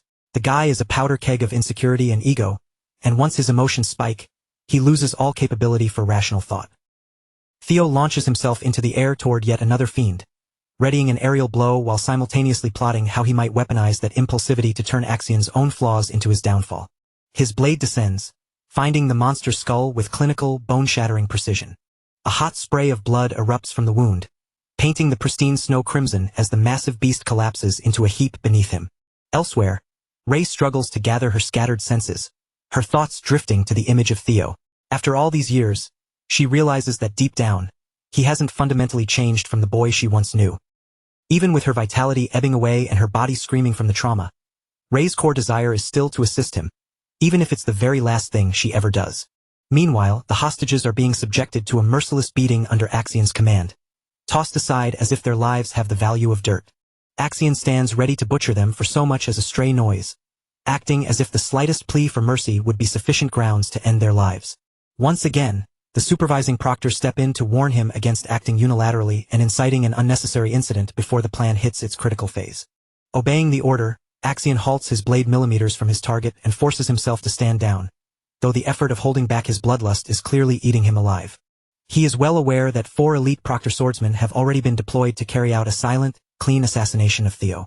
Axian's uncle clearly doesn't trust him to do the job personally, a fact that stings and fuels his bottomless frustration. To Axian, Theo is nothing more than a pest, yet he's being denied the pleasure of squashing him. Just as the conspirators prepare for the trap to close, the very person they've been hunting finally steps onto the stage. Axian locks eyes with Theo as he emerges from the treeline, his clothes soaked in gore like a seasoned executioner. Theo's expression is an icy void, his gaze locked onto his targets with a terrifying, absolute focus. Then, Theo's eyes scan the ground to find his companions, beaten and broken in the dirt, and the sight tears through his composure like a jagged blade. His gaze shifts slowly to the vermin responsible for orchestrating this scene, cataloging each one of them with a silent, simmering, and lethal fury. Only after he has marked his enemies does Theo finally direct his full, undivided attention back toward Axian. Axian has clearly been anticipating this moment, posing with his weapon drawn as if this death trap was the specific confrontation he had been craving. Finally, Theo's vision settles on the still, silent forms of his friends, and the finality of their state hits him. His hand white-knuckles his weapon, the muscles in his forearm rippling with a rage he is barely managing to leash. Axian mirrors the motion, whipping his own sword out with an eager, manic energy, desperate to charge into the fray. But yet again, a curt warning stops him in his tracks, commanding him to hold his position and avoid any reckless engagement. With a sneer of frustration, Axian eases his blade down, breaking his stance, even though the violent urge to lash out is written all over his face. To keep the negotiation from spiraling, Axian fixates on his demands, chillingly ordering Theo to spill every secret he holds regarding the artifacts if he wants his comrades to survive the hour. But instead of the fearful submission he expects, Theo Ragnar locks eyes with him, his expression cool and steady, and drops a question that completely shifts the momentum. He asks, with biting curiosity, if Axian is actually afraid of him. This isn't just a reckless jab, it's a calculated strike at the heart of Axian's insecurities. Theo is ruthlessly manipulating the man's fragile ego, baiting him into a trap of his own making. With a sneer of performative arrogance, Theo mocks him for being a total coward, arguing that he's gone to such pathetic, extreme lengths, hiding behind hostages, simply because he is terrified of suffering a humiliating public defeat. Axian's temper is already redlining, his face twisting with mounting fury, but Theo doesn't give him a moment to breathe. He presses the attack verbally, twisting the knife with every syllable to ensure the insult lands deep. Theo scathingly points out that the only reason Axian needs this army of sycophants hovering around him is to safeguard his own fragile reputation and pride. And what's more, he is hunkering down behind this disgusting hostage game, using battered, defenseless allies as a meat shield because he lacks the backbone to face Theo in an honest, one-on-one clash. To Theo, the whole display is just a frantic, transparent attempt to stave off a loss against someone he's convinced is beneath him. A pathetic truth that proves Axion isn't fit to hold the title of one of the four hounds. By now, Axion is absolutely livid, vibrating with a rage that is exactly what Theo hoped to provoke. Theo continues to needle him, leveling a direct, icy dare for him to step up and resolve this like a real member of the Ragnar clan. Unless, of course, Axion would prefer to tuck tail and run, proving to everyone present that he is exactly the coward Theo claims he is. That final, stinging challenge shatters Axion's restraint, and the pressure cooker of his rage finally bursts wide open. Theo calmly lays out the stakes of the duel. If he loses, he yields the artifact intel and his own life. But if he emerges victorious, his friends walk away free and alive. The Black Leopard is completely consumed by his bloodlust now. He sneers at the Ragnar fool, arrogantly reminding him of his place in the clan hierarchy before narrowing his eyes into a lethal, predatory glare, seemingly blind to the fact that Theo is leading him straight into the lion's den. The CBI observers try to intervene, fully aware that Theo is masterfully using his words to drag Axion off the rails and onto a path that doesn't fit their script. They shout for Axion to stick to the pre-approved strategy, but he has reached his breaking point. He's completely finished with their careful, bureaucratic maneuvering. With a snarl, Axion accepts the challenge and marches forward to meet Theo head-on, falling right into the singular, deadly confrontation Theo has been orchestrating from the start. The watching proctors realize with dawning horror that the situation is veering into chaos, the exact opposite of their design. Still, they stand by, hands ready to intervene with lethal force if it looks like Axion is about to face a total, crushing defeat. Axion barks a sharp order to his men. Do not interfere. He insists that a Ragnar duel must be governed by tradition and honor. For the moment, he also commands them to leave the hostages untouched. The duel ignites with Theo striking first, a lightning-fast blade arc that catches Axion entirely off guard and forces him to scramble back. With the duel officially sanctioned, the gloves are off. Both combatants stop playing games, their steel meeting in a deafening, serious clash that levels the playing field. Axion tries to maintain his superiority, talking down to Theo while unleashing a barrage of heavy, bone-crushing strikes designed to overwhelm him through sheer, brute force. He is determined to make Theo feel the vast disparity between them, so he calls upon the Heaven Dragon Shout, unleashing a fierce, roaring surge of mana packed with devastating, raw power. The shockwave of that attack is so immense that even Theo senses his mortality flickering. His instincts scream that one slight miscalculation here will be his last. In a heartbeat, Theo channels his own inner fire and readies a charged, vicious counterslash, refusing to yield an inch of ground to the incoming blast. He meets Axion's force with his own, the Triple Dragon's Claw. Theo's strike slices through the middle of Axion's attack, shattering the energy wave and leaving Axion visibly stunned, his eyes wide with disbelief at what he's just witnessed. Standing before him now isn't the easy target he expected, but a hardened, confident warrior capable of weathering, and even shattering, the strongest techniques Axion can muster.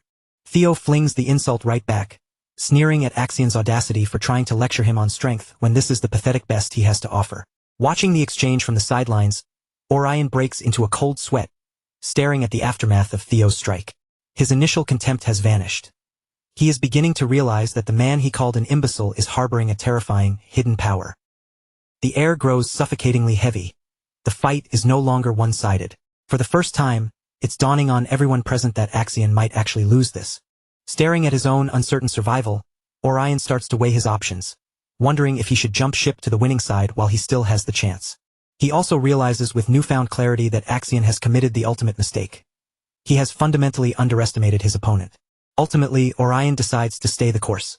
Those damn proctors are lurking everywhere, eyes fixed on the battle, and he is certain they will find a way to dispose of Theo regardless of who wins this specific duel. Relieved of the need to choose, Orion turns back to his subordinates to issue new instructions. He orders them to scatter and track down the remaining proctors, ensuring they stay well clear of the blast zone where Theo and Axion are tearing each other apart. The ugly truth of Axion's history begins to bleed out. He was groomed from birth to seize the clan throne, with his mother and uncle acting as puppet masters, dangling him like a lure because their own influence relied entirely on his success. But the Ragnar name was just a thin, convenient veil. Behind closed doors, they knew exactly what he was. A Troivan. Even amidst his growing frustration, Axion is forced to begrudgingly acknowledge Theo's performance, shouting his praise for the way he has managed to hold the line. He lunges forward, throwing his entire body into a desperate, final effort strike aimed at ending Theo's life. But Theo intercepts it with zero surprise, wearing a confident, mocking smile that suggests he had anticipated this exact move seconds ago. Axion is dancing exactly to Theo's rhythm, blinded by the very anger Theo worked so hard to trigger. Miles away from the front lines, the situation within the council has erupted. News of Theo's return and his direct, violent engagement with Axion is spreading like wildfire. Theo's few supporters are electrified by the word that he's alive, their relief palpable as they track the developments. Meanwhile, the factions that wanted him erased are stunned, openly frustrated that their hired thugs failed to finish the job as instructed.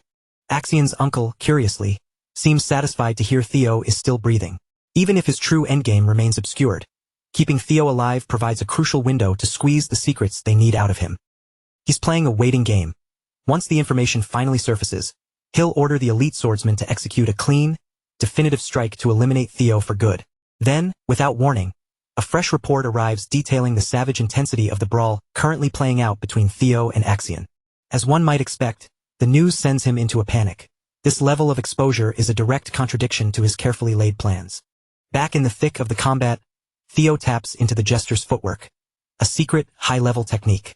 This ability grants him a massive edge in mobility and evasion, allowing him to weave through the combat zone with impossible erratic speed. Axion swings his blade again and again, his frustration mounting, but he's swinging at air. Not a single one of his savage attacks can find its mark. With every failed strike, the cold, hard reality settles over Axion. Theo's power has soared to a level he never thought possible. Axion's features harden into a mask of cold intensity. His gaze narrows, turning into a predatory, dangerous glare as he meticulously tracks and analyzes every subtle shift in Theo's posture and movement. With a smirk of arrogant superiority, he dismisses his opponent, remarking that Theo's speed is nowhere near as formidable as common gossip would have the world believe. Now that he feels he has successfully synced with the rhythm of Theo's footwork and spotted a barely perceptible flaw in his defensive technique, he abruptly launches his sword forward with blistering speed. The blade rockets across the gap, transformed into a lethal projectile aimed squarely at Theo's skull. The maneuver catches Theo completely off guard, not merely due to its raw velocity, but because the sight of the flying steel instantly triggers a suppressed, agonizing memory from his past life. Back then, he had been trapped in a fog of confusion and indecision, utterly paralyzed and unable to process the danger closing in on him, when a razor-sharp blade suddenly tore into his flank, striking him down before he could even register where the assault had originated. Axion gloats, explaining that no matter how sophisticated a secret technique might be, it's bound by physical laws and predictable patterns. Once those patterns become transparent, he can pinpoint exactly where his target will materialize. Blood begins to streak down the steel, but Theo has narrowly cheated death. He has managed to catch the projectile with his bare hands, stopping the momentum just an inch from a fatal wound. In that split second, as his hands lock onto the weapon, the final piece of the puzzle clicks into place. Theo finally confirms the identity of the person who orchestrated his execution in his first life. Axion was a key traitor, one of the architects who set the destruction of the Ragnar clan in motion. A wave of raw, unfiltered hatred surges through Theo's veins, tempered by a cold, grim satisfaction. He now knows for a fact that Axion was the parasite who delivered the killing blow all those years ago. On the day he died, Theo hadn't even scratched the surface of the conspiracy. He hadn't uncovered the true monsters lurking behind the fall of the Rose Palace. He had been utterly defenseless back then, scrambling through the wreckage of his life, lacking the strength, the intelligence, and the agency to mount any kind of resistance. It was only after Rendon removed his mask that Theo began to peel back the layers of the lie. Later, Evelyn's investigation connected the dots between Rendon and the shadowy figures of the Camellia Palace. From that starting point, the remaining fragments of the conspiracy fell into place with chilling logical precision. The strike team that led the assault was comprised entirely of agents loyal to the Troyven clan. And among those treacherous dogs, only one individual was known for wielding such an obscure, unconventional throwing technique. The man standing before him now, the sly, manipulative traitor, was none other than Axion Ragnar. His ego was so bloated, his arrogance so immense, that he would casually discard his own blade just to land a finishing blow on his prey. Theo had entered this fight with only a suspicion, a whisper of a doubt. But now, the ugly reality stands manifested in the flesh right before his eyes. His grip tightens around the sword blade, his fingers digging into the sharpened metal with a terrifying, superhuman force. Then, fueled by a volcano of pure, unadulterated fury, Theo wrenches his hand closed and shatters the blade, snapping the steel into pieces with his bare strength. Theo is burning to understand their endgame. What possible motive could drive them to such lengths, orchestrating these elaborate, soul-crushing schemes just to extinguish his life and the lives of his companions? Witnessing such raw, visceral power exerted by someone he considered weak, Axion is left completely speechless, momentarily stunned by the feat. But the tragedy for Axion is that Theo is no longer the broken, helpless man he remembers from his previous life. This time, he is a fortress, fully committed to defending not just his own existence, but the lives of the allies standing with him. Theo flings the mangled shards of the broken blade back at their owner, hurling them toward Axion with deadly accuracy. Axion bats them away with a flick of his wrist, sneering at the attempt and mocking the move as a pathetic, amateurish imitation of his own skill. But suddenly, the air shifts. Axion feels a massive, oppressive wave of anger radiating off Theo. That agitation rapidly transmutes into something far more dangerous as a palpable bloodlust begins to bleed out from his opponent. It is a murderous intent so thick and suffocating that it feels like the oxygen is being vacuumed out of the air around them. Accompanying that presence is a massive, surging column of mana, outputting a level of power that Axion never dreamed Theo possessed. Axion's pupils dilate as the realization crashes into him. Theo has been concealing his true depth of skill this entire time. In the blink of an eye, Theo vanishes from Axion's field of vision, moving with such unnatural speed that he appears to have simply dissolved into the air. He rematerializes in a crouch directly beneath Axion, already coiling his muscles for a devastating upward thrusting strike. The sheer, kinetic weight behind the blow connects solidly, sending Axion reeling backward and forcing him into a desperate, backpedaling defense. Now, the roles have reversed. Axion is on the ropes, his movements frantic as he struggles to parry Theo's relentless, high-pressure onslaught. Theo successfully slices through the air, grazing Axion's face with a precise, razor-sharp cut, a bloody testament that the man's guard has been breached. With a mocking smirk directed at the volatile warrior, Theo asks exactly when he intends to stop playing around and actually unleash his full potential. The barb sinks deep, further unhinging Axion and stoking the fires of his already volatile temper. But then, in a sudden, violent reversal of fortune, Theo's arm is snatched mid-swing before he can retreat. Axion retaliates instantly, raking his own blade across Theo's face and carving a jagged mark of his own. The duel has leveled out. This is no longer a one-sided slaughter. They are locked in a high-stakes dance, trading lethal blows that could end the fight at any heartbeat. Theo opts to vanish from sight once more, executing a feint that leaves his opponent striking at empty space. He reappears with a slash so forceful, so overwhelmingly potent, that it hammers the sword right out of Axion's grip. For a singular, agonizing second, Axion is left completely defenseless, utterly exposed to whatever Theo decides to do next. Theo levels one final, cold question at his opponent as he pulls his blade back, coiling his body to plunge the steel deep into Axion's gut. The final execution is poised to land. At this range, Axion is completely trapped with no path to evade the strike. Meanwhile, over in Remington's sector, he meticulously traces the blood splatter and realizes, with a sense of dread, that the patterns were left by a broken body being dragged across the terrain. The first name that flickers into Remington's mind is Axion. It feels bizarre, almost nonsensical, but it's the only answer that fits. After all, Axion has already locked down first place. There shouldn't be a single logical reason for him to be acting this reckless and desperate. But Remington's intuition is sharp, and he starts connecting the dots. He realizes with a sinking feeling that their true objective wasn't just the ranking. It was to hunt Theo down the moment the second stage of the exam kicked off. Hulkus is practically seething with rage, openly disgusted that Axion would stoop so low as to use such a cowardly, underhanded method. Erica, however, doesn't even blink. Her face remains unervingly calm.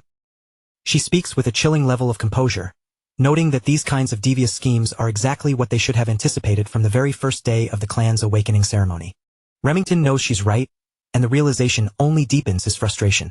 Because he understands the nature of the Ragnar clan all too well, he doesn't hold back his disdain. He detests their entire philosophy, how they worship raw, unbridled power and use that warped belief as a convenient excuse to cross moral lines that should never be touched. Erica's eyes narrow instantly, her expression sharpening into a warning. She snaps at Remington, telling him to watch his tongue before he says something that lands him in serious trouble. Remington couldn't care less about offending her. His priorities are clear. He has to save his friends' lives, and he's acting exactly how he imagines Theo would if he were standing right in his shoes. He makes his plea for help, and to his relief, Hulkus doesn't hesitate for a second, nodding in agreement and bracing himself to move. Erica, however, remains completely detached, showing absolutely no interest in helping them. She turns her back on them with a cold dismissiveness, remarking that she only showed up hoping to encounter Theo. Since he's nowhere to be seen, she sees no point in wasting her valuable time playing hero for a bunch of weaklings. Her brother just stares at her, completely baffled, and asks if she really has to be such a cold-hearted jerk about the whole situation. Remington sees that Erica still has a flicker of curiosity about Theo, so he plays that card. He tells her that if she truly wants to meet him later, helping them right now is the best move she could possibly make. That does the trick. With the trio now united, they set off at a sprint, determined to track down exactly where those hostages are being held. As they rush through the terrain, Remington can't help but pray that everyone is still safe and breathing by the time they reach their destination. They don't get very far before a wall of figures suddenly cuts them off, blocking their path entirely. The warriors of the Scaled Dragon Society emerge from the shadows to confront them, leaving no doubt that the betrayal they feared is now a grim reality. Orion looks downright irritated, sneering at the white-haired punk for running to Theo's side and gathering a group of muscle-brained fighters to back him up. Hulkus is immediately insulted by the remark, but Remington keeps his tone low and steady, warning Orion that he'd be much smarter to just step aside and let them pass. Orion clearly has no intention of backing down. He squares his shoulders, itching for a fight and looking ready to bring the violence straight to their doorstep. With all diplomatic options off the table and the path ahead blocked, Remington unsheathes his blade with a sharp metallic ring, signaling that the time for talking has officially ended. All three of them surge forward in unison, launching themselves into the fray to carve a path through the members of the Scaled Dragon Society. Meanwhile, the scene shifts, focusing back on the hostages held in captivity. One of the captives manages to snag the shattered piece of a blade that Theo had discarded during the heat of their battle. Suddenly clicks. Theo hadn't thrown that broken weapon just to lash out at Axion. It was a calculated move. He had intentionally aimed for it to land right near the hostage. That jagged piece of steel is their only lifeline, a tiny, concealed opening hidden within the chaotic blur of the combat. With trembling hands and strained knees, the hostage wiggles into position, meticulously trying to saw through the thick ropes binding his wrists. Back at the epicenter of the fight, Axion's life has been saved at the 11th hour by one of the higher-ranking swordsmen. Having observed the fight spiraling into a total disaster, they finally decided to intervene. The man stepping into the fray is Liam Troyven. Even as he steps forward, Liam looks fully prepared to deal with whatever disciplinary fallout comes from interrupting a private duel. Liam forcibly thrusts himself between the two combatants, shattering the intensity of the clash just before Theo can deliver his final blow. He barks orders to his subordinates, telling them to attend to Axion, effectively shifting the focus away from the duel. Liam immediately turns his aggression toward Theo, while the surrounding proctors chime in, singing the praises of the young master for managing to hold his own in such a lethal encounter. They waste no time handing Axion's blade back to him, ensuring their young master is rearmed and ready. Axion doesn't look murderous because of the interruption. If anything, his expression is one of profound disappointment, as if his toy has been taken away. Meanwhile, Liam's savage slashes begin to put heavy pressure on Theo, each blow carrying a weight that makes the battle significantly more grueling. Even so, Theo maintains his rhythm, parrying and countering Liam's strikes in a tense, near-equal exchange. Liam drives forward with a lightning-fast strike, but Theo blocks it with a clean, precise motion, refusing to give an inch. From that short, intense exchange, the high-ranking swordsman is visibly impressed by Theo's ability to defend against both him and Axion. Still, the reality is clear. Theo's raw skill isn't enough to match Liam in a direct, head-on collision. With the other proctors distracted and out of view, Liam realizes this is the golden opportunity to permanently eliminate this budding prodigy. For the sake of the Troyven clan, Liam leaps into the air for a devastating overhead strike, intending to end Theo Ragnar's life with one final, lethal blow. But then, the situation takes an incredibly twisted turn that absolutely no one saw coming. It isn't Theo who gets run through. Out of nowhere, a blade pierces straight through Liam's chest. The person holding the hilt is none other than Axion himself, his expression cold and detached. Axion speaks with icy calm, reminding his own men that he had explicitly warned them from the very start. They were never to interfere in his battle. In a heartbeat, the battlefield descends into total chaos, as Axion turns his blade against his own allies, betraying the very men who had rushed in to protect him. The other swordsmen stare at the young master in absolute shock, demanding to know why he would lash out so viciously against one of their own comrades.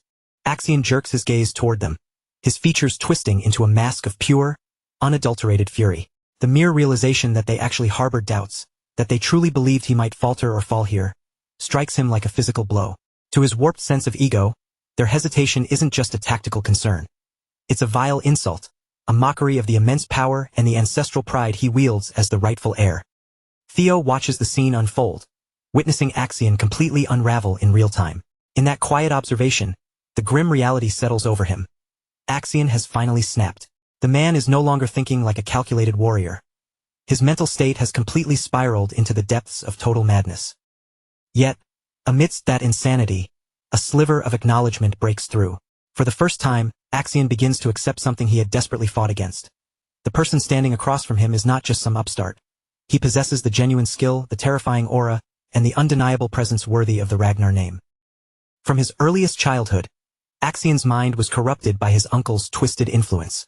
He was force-fed grand, intoxicating dreams and poisoned promises, constantly spurred to climb over the heads of others until he alone could claim the coveted Ragnar throne. Even now, with his world crumbling, Axion insists that Theo's current display of strength is a fluke.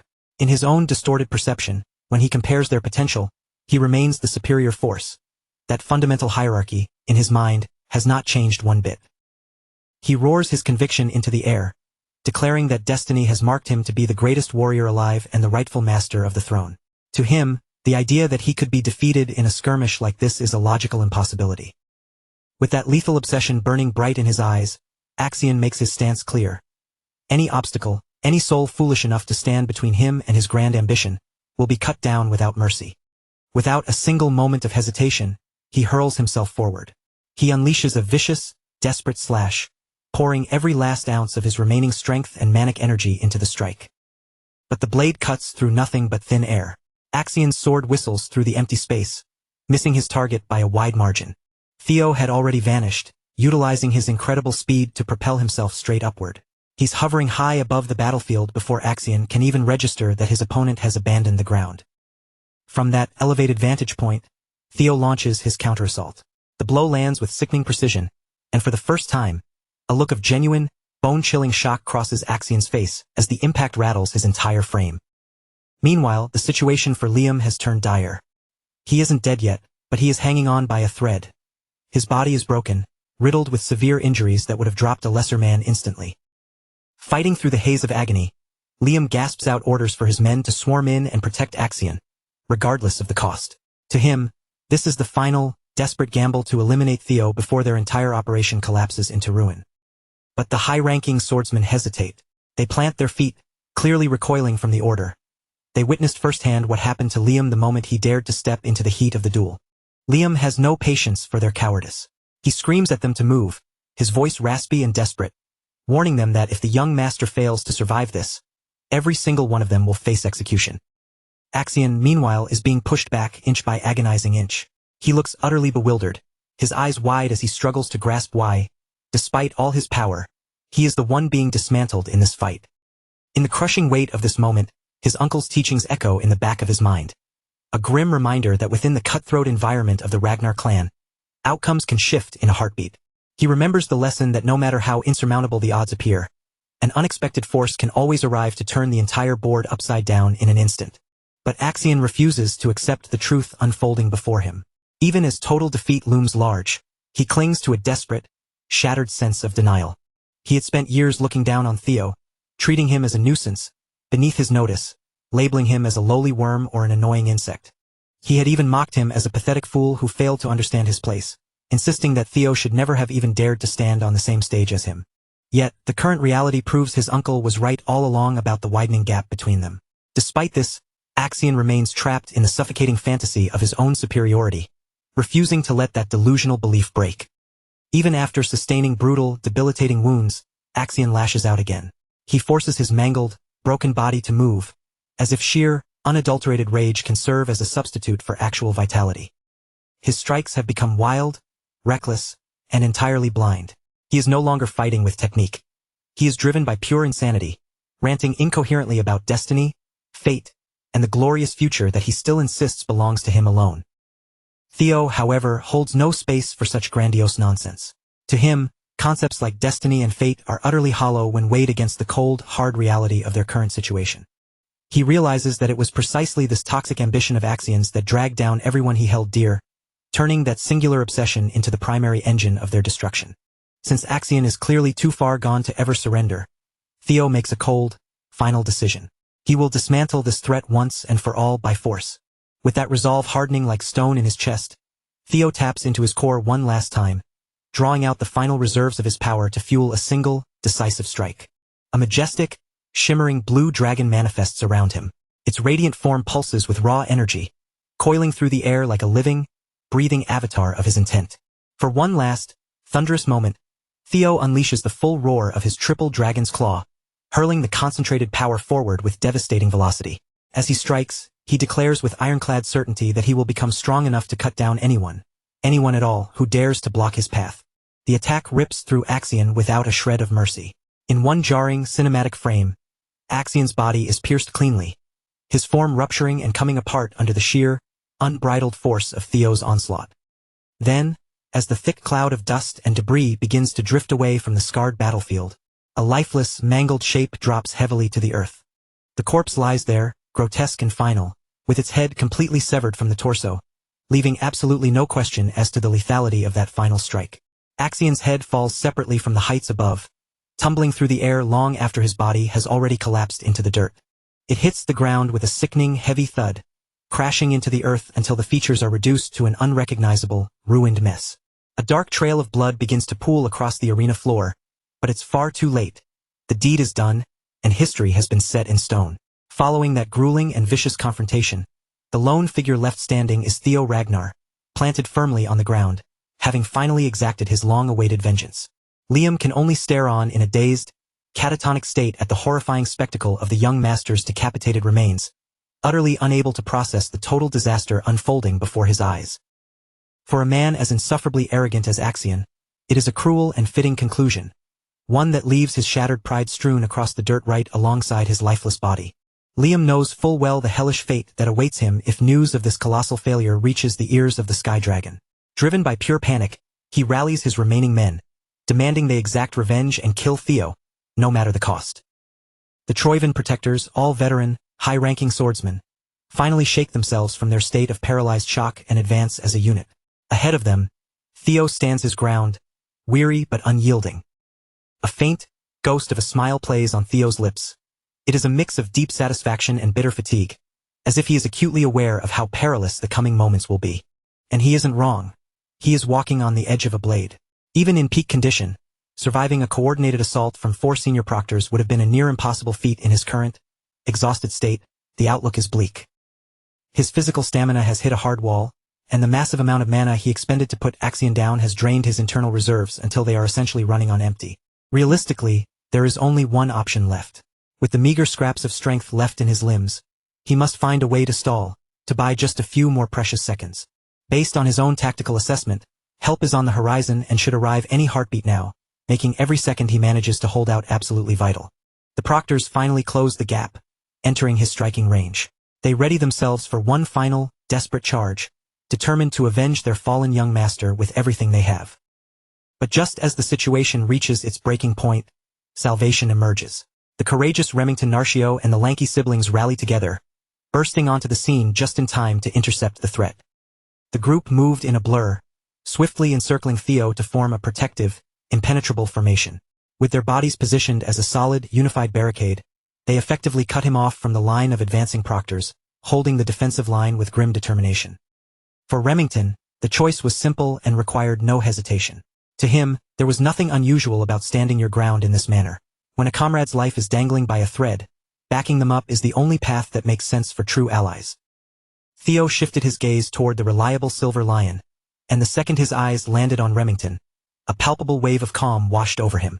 The crushing weight of the fight finally began to lift, replaced by a quiet, grounding sense of relief.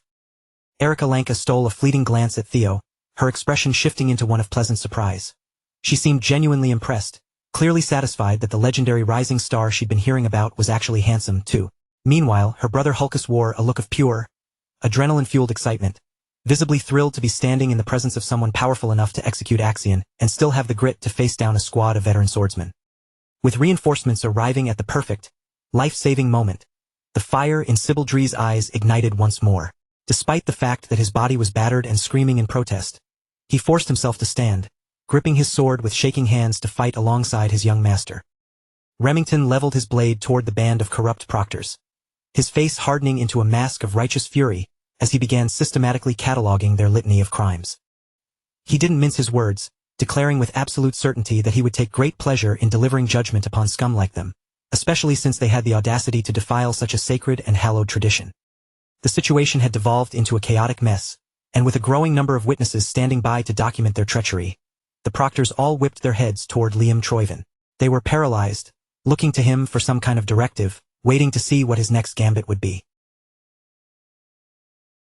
But if they dared to be honest with themselves, every available path was a dead end.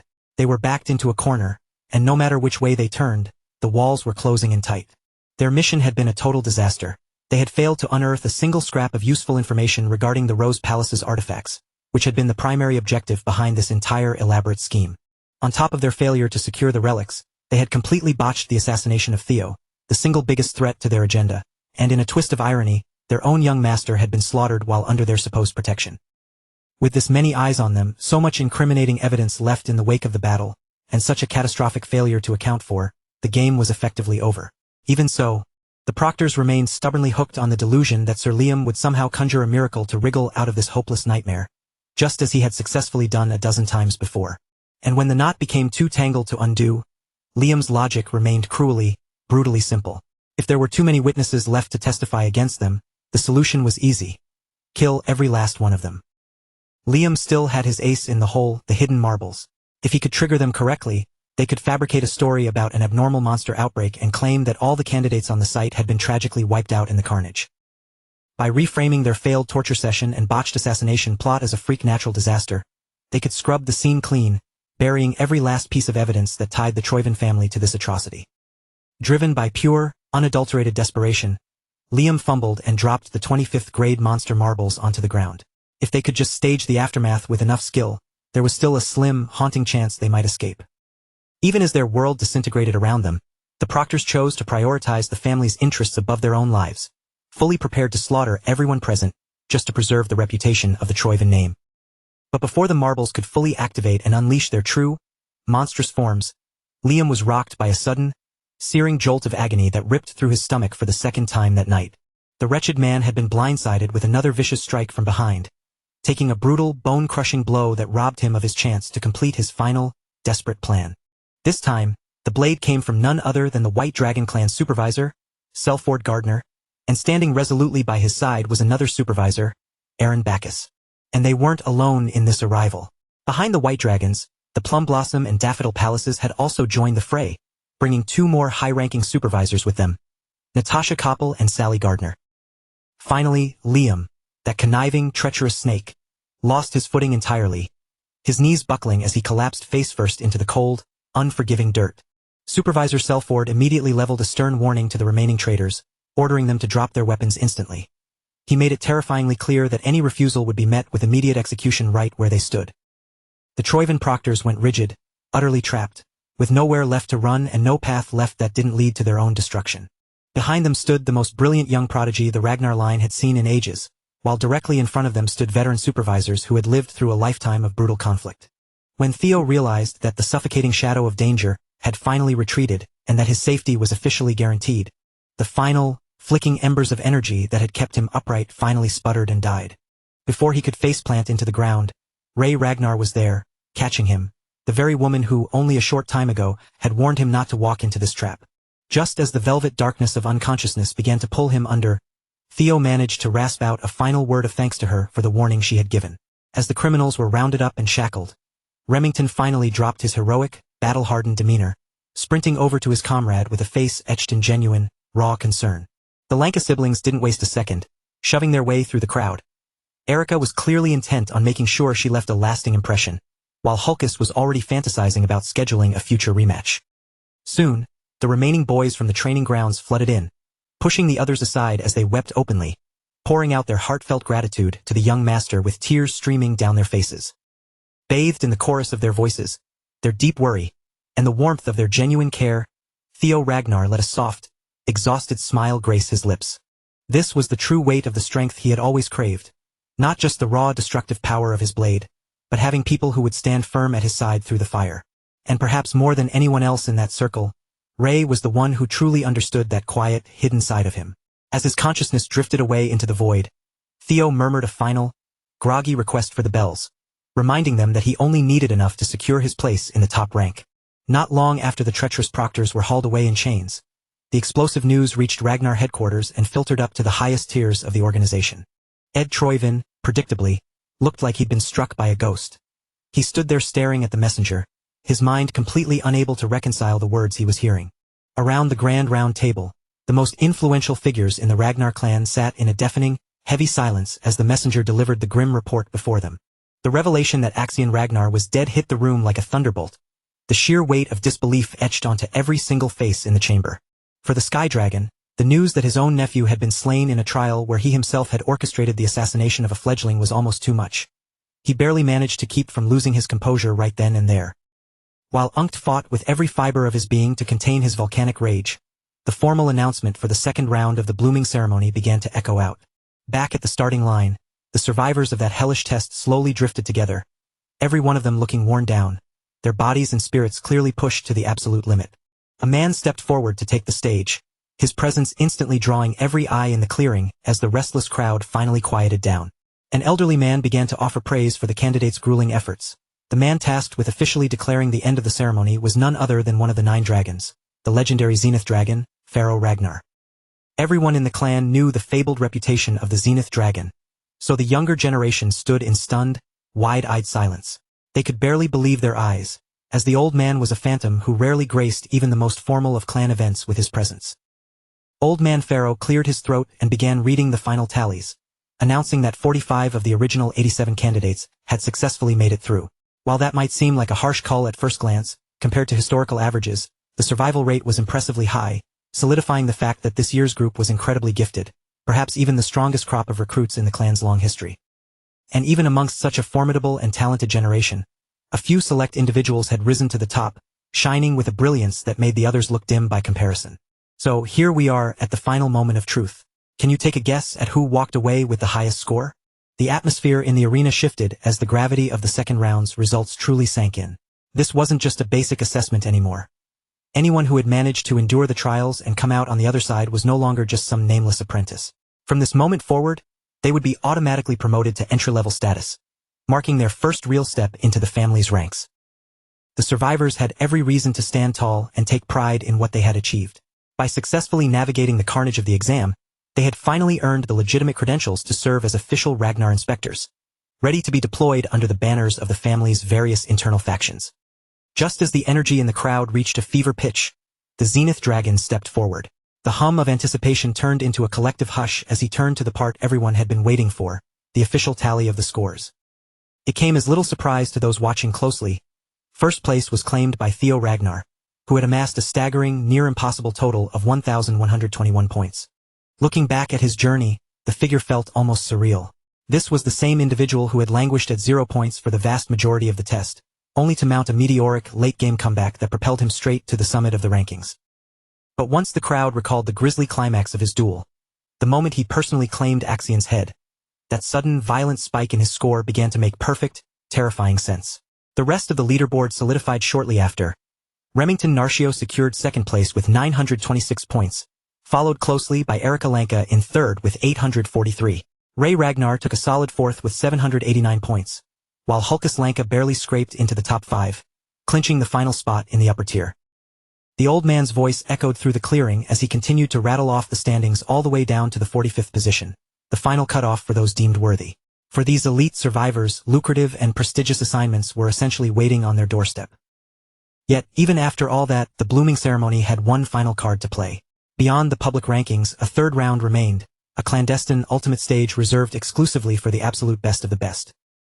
When the candidates who had successfully gathered enough bells to enter the secret trial were prompted to identify themselves, the familiar faces of the top performers immediately stepped forward, their hands held high with pride.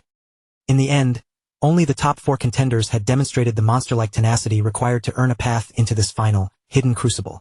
This secret segment of the ceremony focused on the mastery of the quality breathing method. Once a candidate possessed enough bells, they were meant to study the intricate, ancient inscriptions etched into the metal, attempting to decode the wisdom hidden within those cryptic messages. It sounded like a straightforward academic task, but in reality, it was anything but. To actually read the etchings, decipher their deeper meaning, and extract genuine insight from them demanded an incredibly refined level of discernment. Only those sharp enough to bridge that gap could integrate the resulting visions into their own fighting style, securing their qualification for the final assessment. In his previous life, Theo had managed to scrounge up a single bell, and even then, it was purely by the grace of blind luck. Even with that relic in his possession back then, he had been utterly unable to grasp even the smallest fragment of the secrets hidden inside it. This time, however, the playing field was vastly different. Theo wielded the power of hatchling synchronization, an extraordinary ability that allowed him to reach past the surface and commune directly with the essence and intent of inanimate objects. Because of this innate talent, the encrypted characters were no longer mere static text. Their true, hidden meaning bloomed within his consciousness as a series of vivid, high-definition visions and lived experiences. He found himself an observer of countless historical scenes, watching legendary warriors and masters refine their craft across different eras. In the span of a few heartbeats, these visions funneled a profound, deep-seated understanding of the truth directly into his mind. Under normal circumstances, having even a single candidate qualify for this final hurdle was considered a rare event. Yet, this year, 4 of them stood ready. To the best of Theo's recollection, Ray and Remington were not supposed to have mastered the quality breathing method on this particular night. It left him wondering just how deeply his own intervention had shifted the gears of their progress. As the icy floor of the arena slid open, the Zenith Dragon gestured for the top 4 to step onto the stage, challenging them to put their new enlightenment on display. When his turn finally arrived, Theo Ragnar stepped into the spotlight. With Axion now permanently erased from the equation, he understood that the tides of the future would begin to shift with unprecedented speed. But instead of feeling a sense of looming dread regarding the path ahead, Theo felt a profound, anchored calm settle over his spirit. This time, the outcome would be different. He possessed the wisdom and the tools to finally take hold of the wheel and shape a better future with his own 2 hands. As he paced toward the center of the clearing, faint, electric sparks began to dance around his boots, snapping against the frost-covered ground with a sharp, ozone-tinged glow. The sparks escalated in intensity, quickly swelling into the sound of rolling thunder. After sifting through the memories and essence of so many bells, Theo had finally resonated with his true, natural attribute. To prove the depth of his newfound mastery, he entered the first stage, saturating his internal mana with the primal, volatile energy of the roaring thunder. The second stage was the expression, a moment where the thunderous mana ceased to be a contained force, manifesting outward in a visual display that left the observers breathless. As the boys from the training grounds watched their leader standing there, crackling with the raw, untamed fury of a thunderstorm, they could barely suppress their collective awe. Usually, a top-tier candidate would be celebrated as a generational genius for reaching this milestone.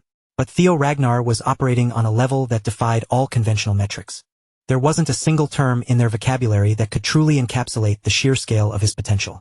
With the dragon heart thrumming rhythmically and powerfully within his ribcage, Theo advanced to the 3rd level of comprehension, demonstrating an absolute, iron-fisted control over the chaotic energy he had just unleashed. In the shadows of the crowd, Erika Lanka watched with wide-eyed fascination, captivated by the strongest man of her era, while her brother stared on like a wide-eyed child witnessing a myth come to life. Even the Zenith Dragon, a man who had seen it all, couldn't help but acknowledge that he had never anticipated such a meteoric rise in comprehension speed from any candidate. At this point, the audience was certain they had seen the crescendo of the demonstration. Control was considered the absolute ceiling for the vast majority of prodigies at this stage of their training. But Theo had zero interest in settling for mediocrity or sharing the glory. With flawless control already proven, his mana surged with renewed, explosive vigor, climbing to an entirely different altitude. In a heartbeat, the arena was drowned in a blinding, golden-yellow luminescence, as if an ancient power was stirring beneath the surface. Theo's eyes flared open, his focus sharpened to a razor's edge. In one fluid, practiced motion, he unsheathed his blade while jagged bolts of lightning danced violently across his skin. With a forceful, sweeping swing of his sword, he manifested a lightning strike that took the form of a pressurized wind blade. Finally, Theo had unlocked a ranged offensive. The strike didn't just dissipate. It solidified, taking the terrifying, distinct shape of a ravenous thunder dragon as it roared through the air. Among the 5 stages of comprehension, he had hit the 4th, expansion.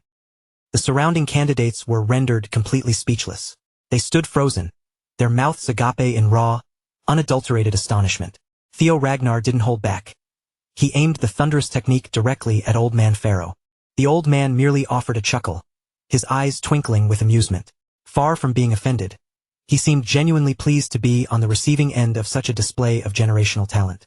Just before the dragon could make contact, the zenith dragon casually raised a single finger, pulling ambient water molecules from the air to form tiny, crystalline dewdrops. Those innocuous drops compressed themselves with terrifying density, hardening into a defensive wall that met the thunder dragon head-on and halted its momentum entirely. The zenith dragon wasn't even slightly perturbed by a candidate having the audacity to test his might so brazenly. On the contrary, he looked absolutely delighted, as if he had just unearthed a priceless, flawless diamond buried deep within the common gravel of this year's ceremony. The silence from the spectators was heavy. A single, haunting question seemed to circulate through every mind in the arena. Was this guy actually one of us? Sporting a much warmer, livelier expression, Old Man Pharaoh formally awarded Theo an additional 1,000 points as a testament to his bold mastery. Of course, Theo had calculated that the old man's affinity for true prodigies would likely net him a bonus, making that final, dangerous stunt a perfectly executed gamble.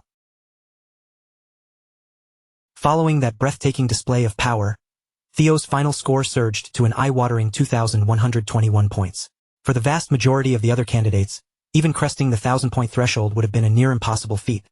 Yet Theo had not only cleared that bar, he had effectively doubled it, leaving the rest of the field in the dust. The sheer magnitude of his performance was so staggering that the only name anyone could reasonably mention in the same breath was the legendary Lord Thorkel himself. Evidently satisfied and in high spirits after witnessing such a fearless exhibition, the Zenith Dragon gestured for the remaining 3 top-tier candidates to take their places on the stage. Remington Narcio stepped up next, having successfully harmonized his mana with the element of water and attained the 3rd stage of comprehension, control. He was awarded an additional 500 points for his efforts. Ray Ragnar followed, demonstrating the 2nd stage of comprehension, expression, which netted her another 300 points. The frigid, icy nature of her attribute was a perfect, chilling reflection of her composed demeanor.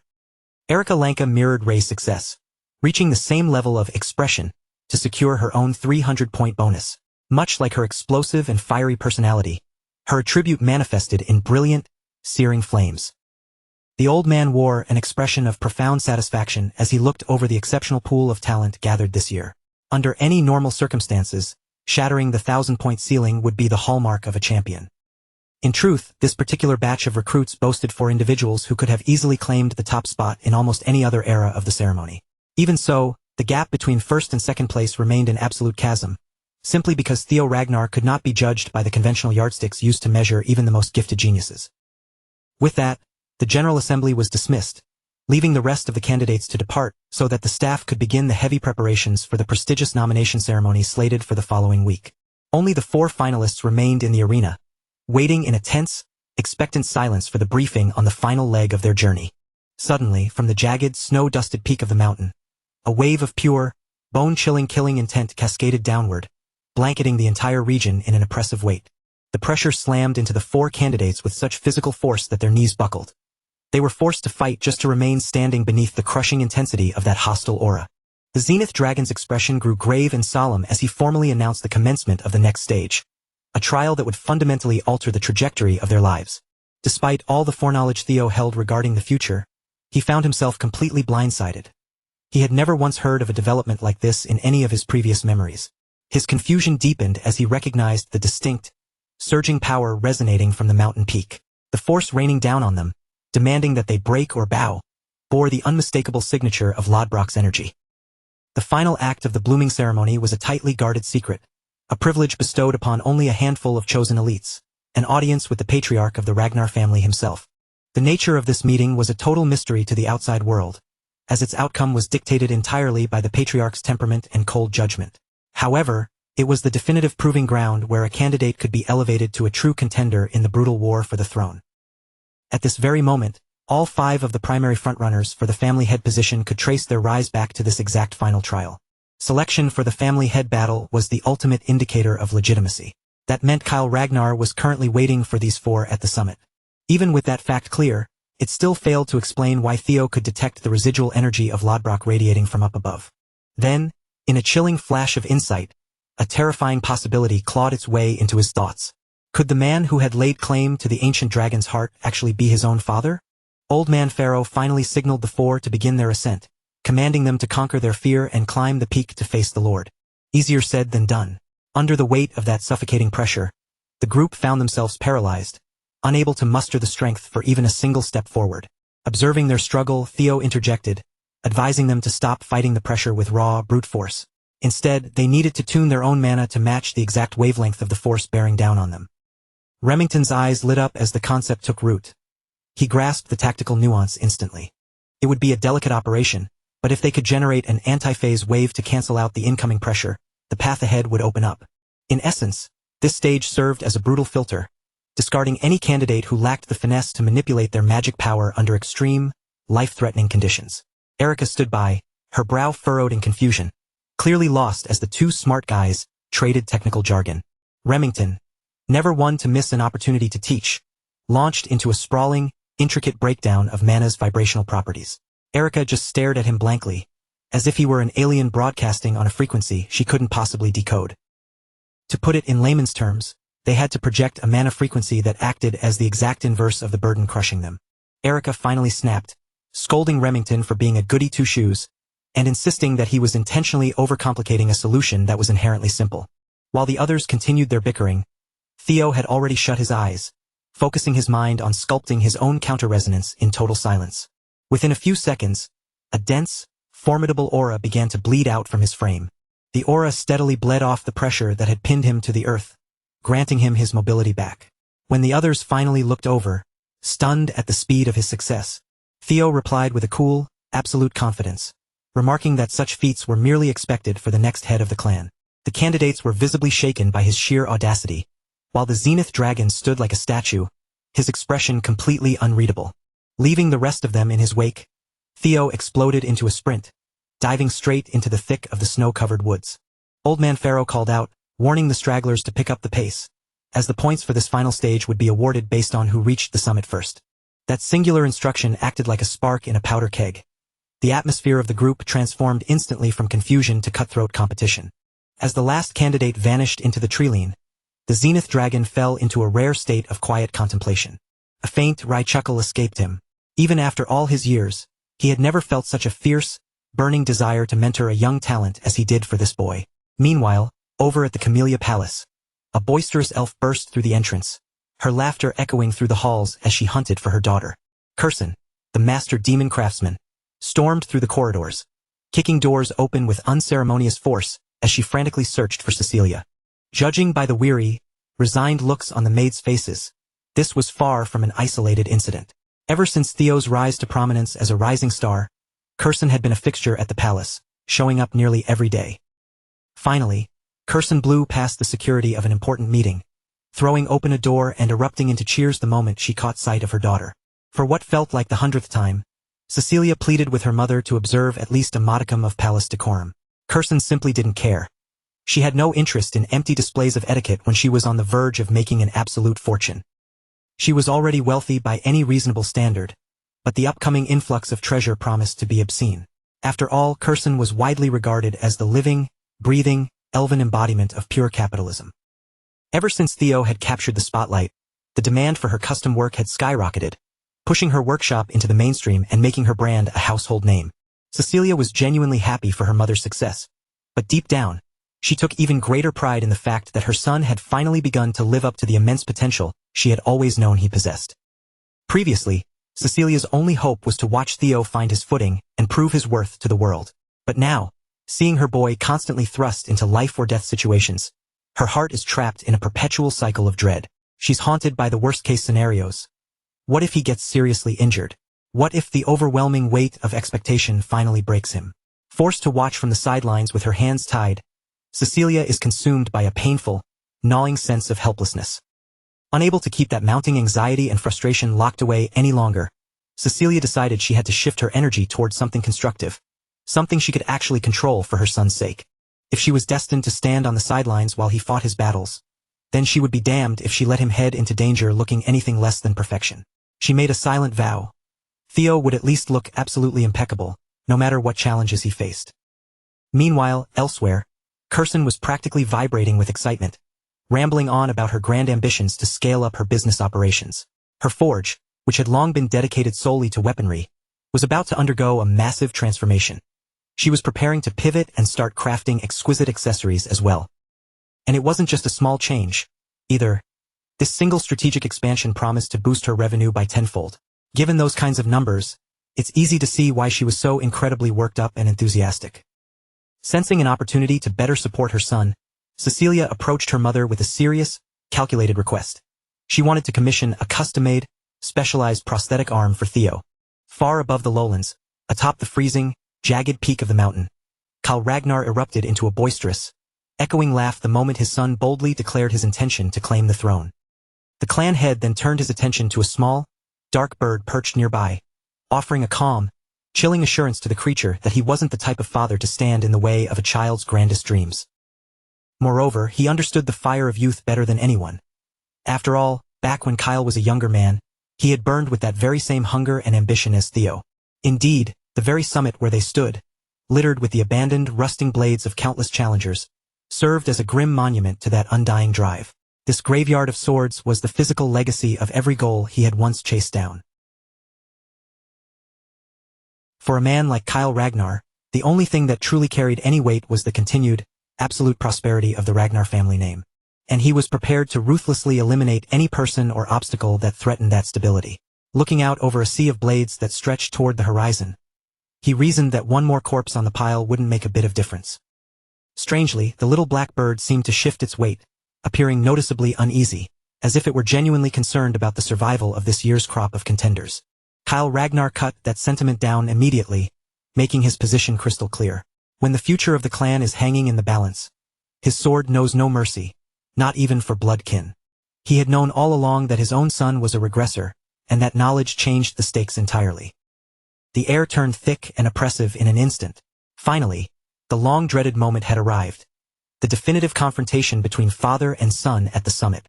But as Kyle's gaze landed on Theo's battered, trembling form, the mocking smirk that had graced his lips vanished without a trace. The jovial, carefree demeanor of a proud father evaporated into thin air in a heartbeat. Standing in his place was a specter of war, a guardian of the grave surrounded by the jagged steel of enemies he had cut down in his prime. It had taken Theo a grueling 4 hours to fight his way up the mountain, a climb that should have taken him an hour at most.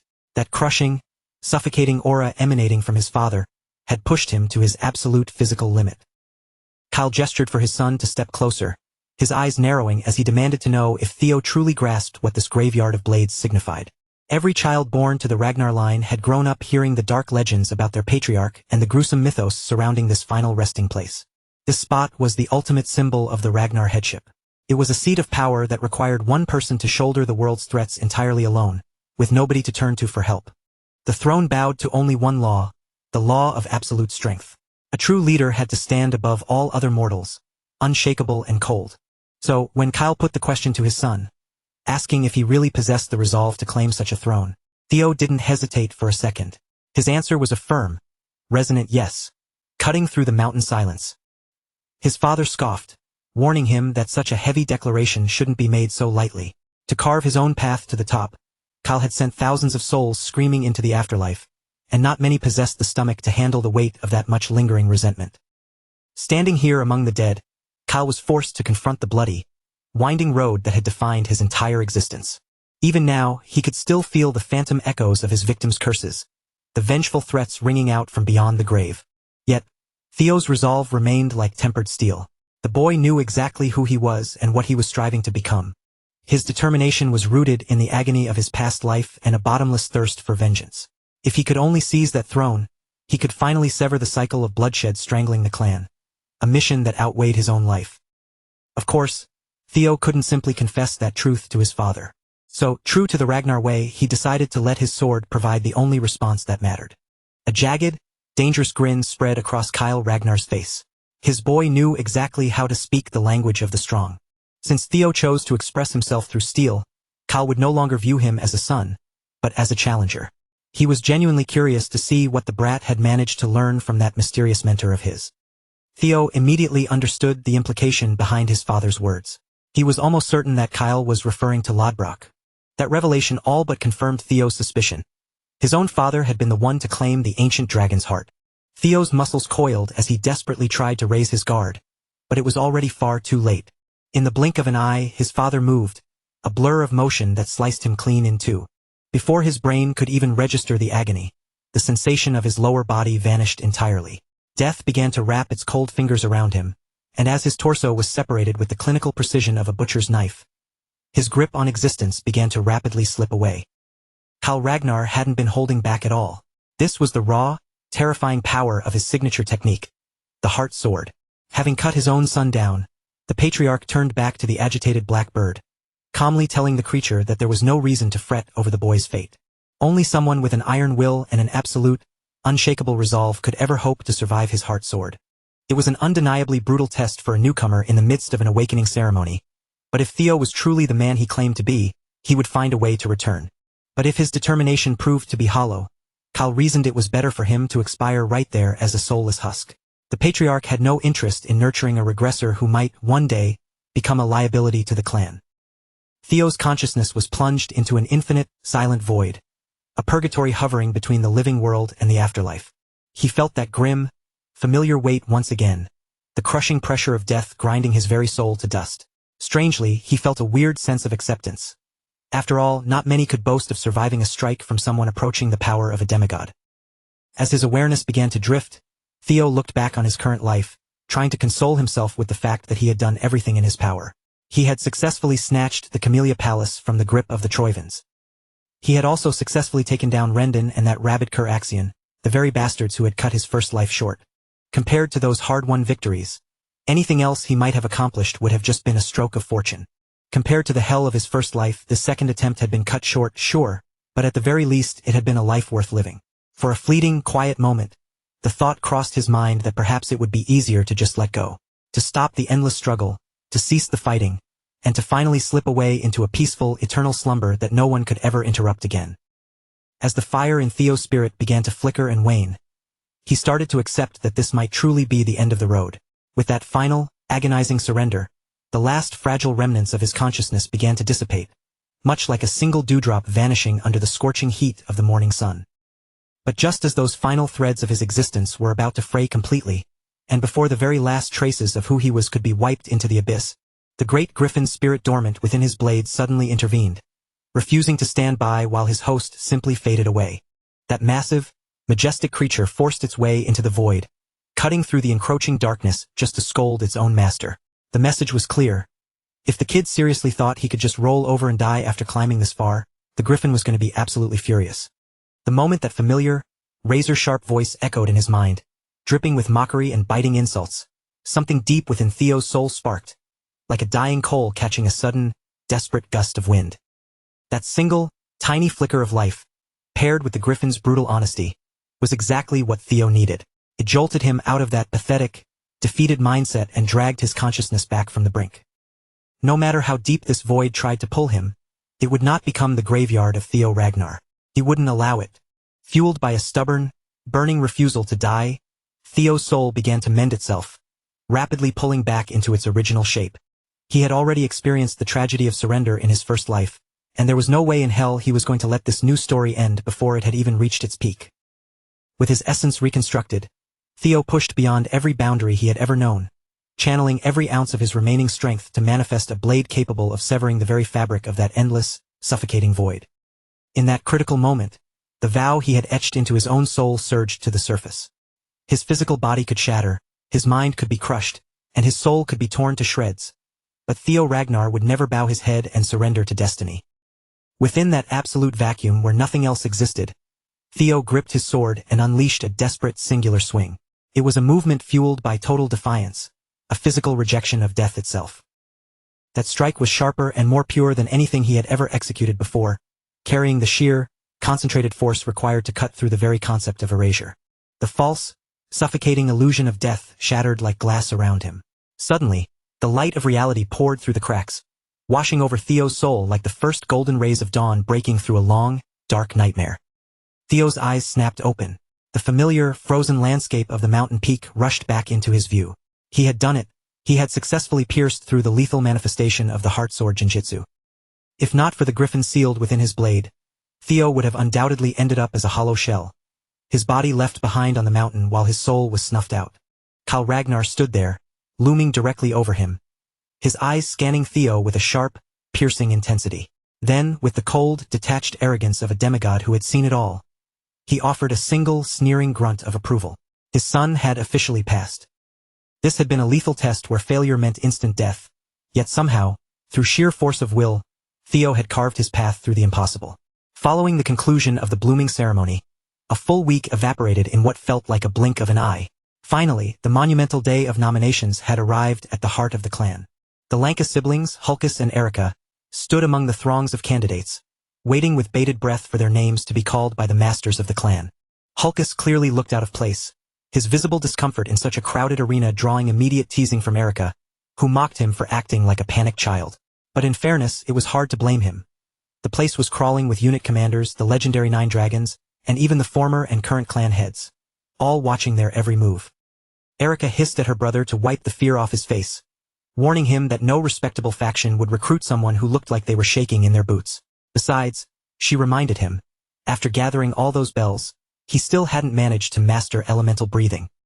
That remark hit home, and the look on Hulkus's face proved that the failure still cut him deeper than he wanted to admit.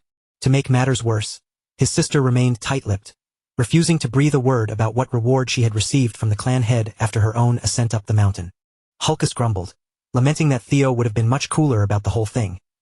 He probably would have just spilled the beans if someone had asked him nicely. In his heart, the life of a Lanka was defined by one singular purpose: to act as the sharpest sword for the Ragnar family. Driven by that philosophy, Hulkus had already made his choice. He was ready to pledge his absolute loyalty to the most impressive figure in their entire graduating class. The young man who seemed to embody the perfect blend of raw power, sharp character, and limitless ambition. It was a staggering level of hero worship. Hulkus was prepared to gamble his entire future on this young master, despite having barely exchanged a handful of words with him. His strategy was simple. By quietly embedding himself into whatever unit Theo chose, he could naturally fall into the young master's circle without needing to make a scene. The most surprising part of the whole situation was that, for reasons known only to the patriarch, Theo wasn't being taken directly into the inner sanctum of the clan head's manor. That detail meant that small fry hopefuls like Hulkus, along with the growing crowd of students idolizing Theo, still had a fighting chance to follow their rising star into whatever faction he picked. Suddenly, the ambient roar of the arena and the anxious chatter of the candidates were cut short, as the rhythmic, thunderous boom of the ceremonial drum signaled that the long-awaited nominations were finally starting. Without a second to spare, the announcer called for the overall valedictorian of the year, Theo Ragnar, to step forward and claim the honors he had so violently earned. The stands were packed with both commoners and elite swordsmen, and a collective cheer erupted, all of them rooting for the boy who, until recently, had been the most mocked and underestimated soul in the entire clan. Theo stepped forward before the high-ranking pillars of the Ragnar clan. He accepted the acclaim with a calm, steady smile, letting the roar of the crowd wash over him without losing his cool for a single second. Tucked away in the middle of the spectators, Evelyn Narraville watched him with a quiet, knowing gaze, offering a silent cheer for the young man she had helped nurture. If she were acting purely on her own desires, she would have loved to see Theo join the white armored dragon cavalry. But she knew better. That was just her own selfish, private wish.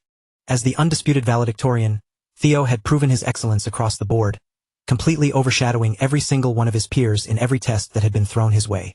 Just as the moment arrived for him to state his preferred faction, a shocking movement rippled through the gallery of the 9 dragons. Ed Troyvin, the Sky Dragon and head of the Central Intelligence Bureau, stood up in silence, instantly freezing the entire arena in place. The atmosphere turned icy. A ripple of nervous whispers spread through the crowd. Was this madman about to throw his life away to avenge his nephew? Doing so would be pure suicide, especially with so many powerful figures watching from the dais. The announcer, refusing to let the tension boil over, quickly stepped in, firmly signaling for the Sky Dragon to sit back down. Theo suspected that Ed Troyvin was still reeling from the loss of Axion, but considering the sheer weight of the power currently watching him, he didn't feel particularly worried about a personal attack. Then, to everyone's utter disbelief, Ed Troyvin flashed a brilliant, albeit obviously fake, smile, and extended an invitation to Theo. He wanted the boy to join the Central Intelligence Bureau as its new deputy director. Theo had killed the man's own nephew, yet here he was, being offered a high-ranking post instead of a death sentence. Within the ranks of the Ragnar clan, being named valedictorian meant everything, but for Theo, it carried an even deeper significance. Only a short while ago, he had been at the absolute nadir of the succession line, fighting just to survive. Now he had finally cracked that shell, emerging into the world as if he were spreading his wings for the very first time.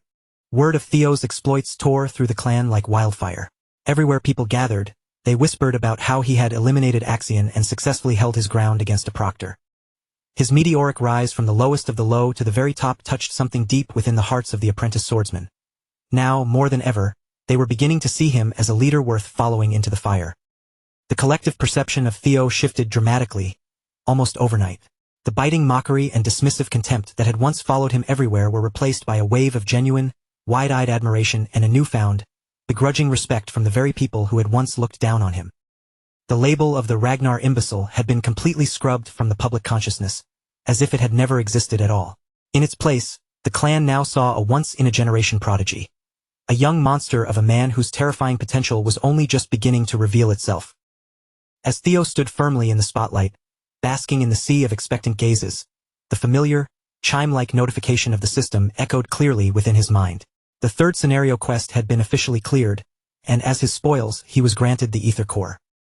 Theo was caught completely off guard, though in the best possible way. The system had been silent for so long that he'd nearly forgotten the quest was even active, and given the sheer amount of time and effort it took to secure, this ether core had to be a reward of massive significance. But before he could even begin to process his latest boon, he was interrupted by that two-faced snake Ed Troyven, who stood there offering him a seat as a deputy director in one of the family's most prestigious and influential factions. Theo didn't respond immediately. Instead, he coolly activated his observation skill, fixing his gaze on Ed Troyven and peering intently past that thin, artificial mask of a smile. One single look was enough for the truth to crystallize. Theo saw exactly what this man was angling for.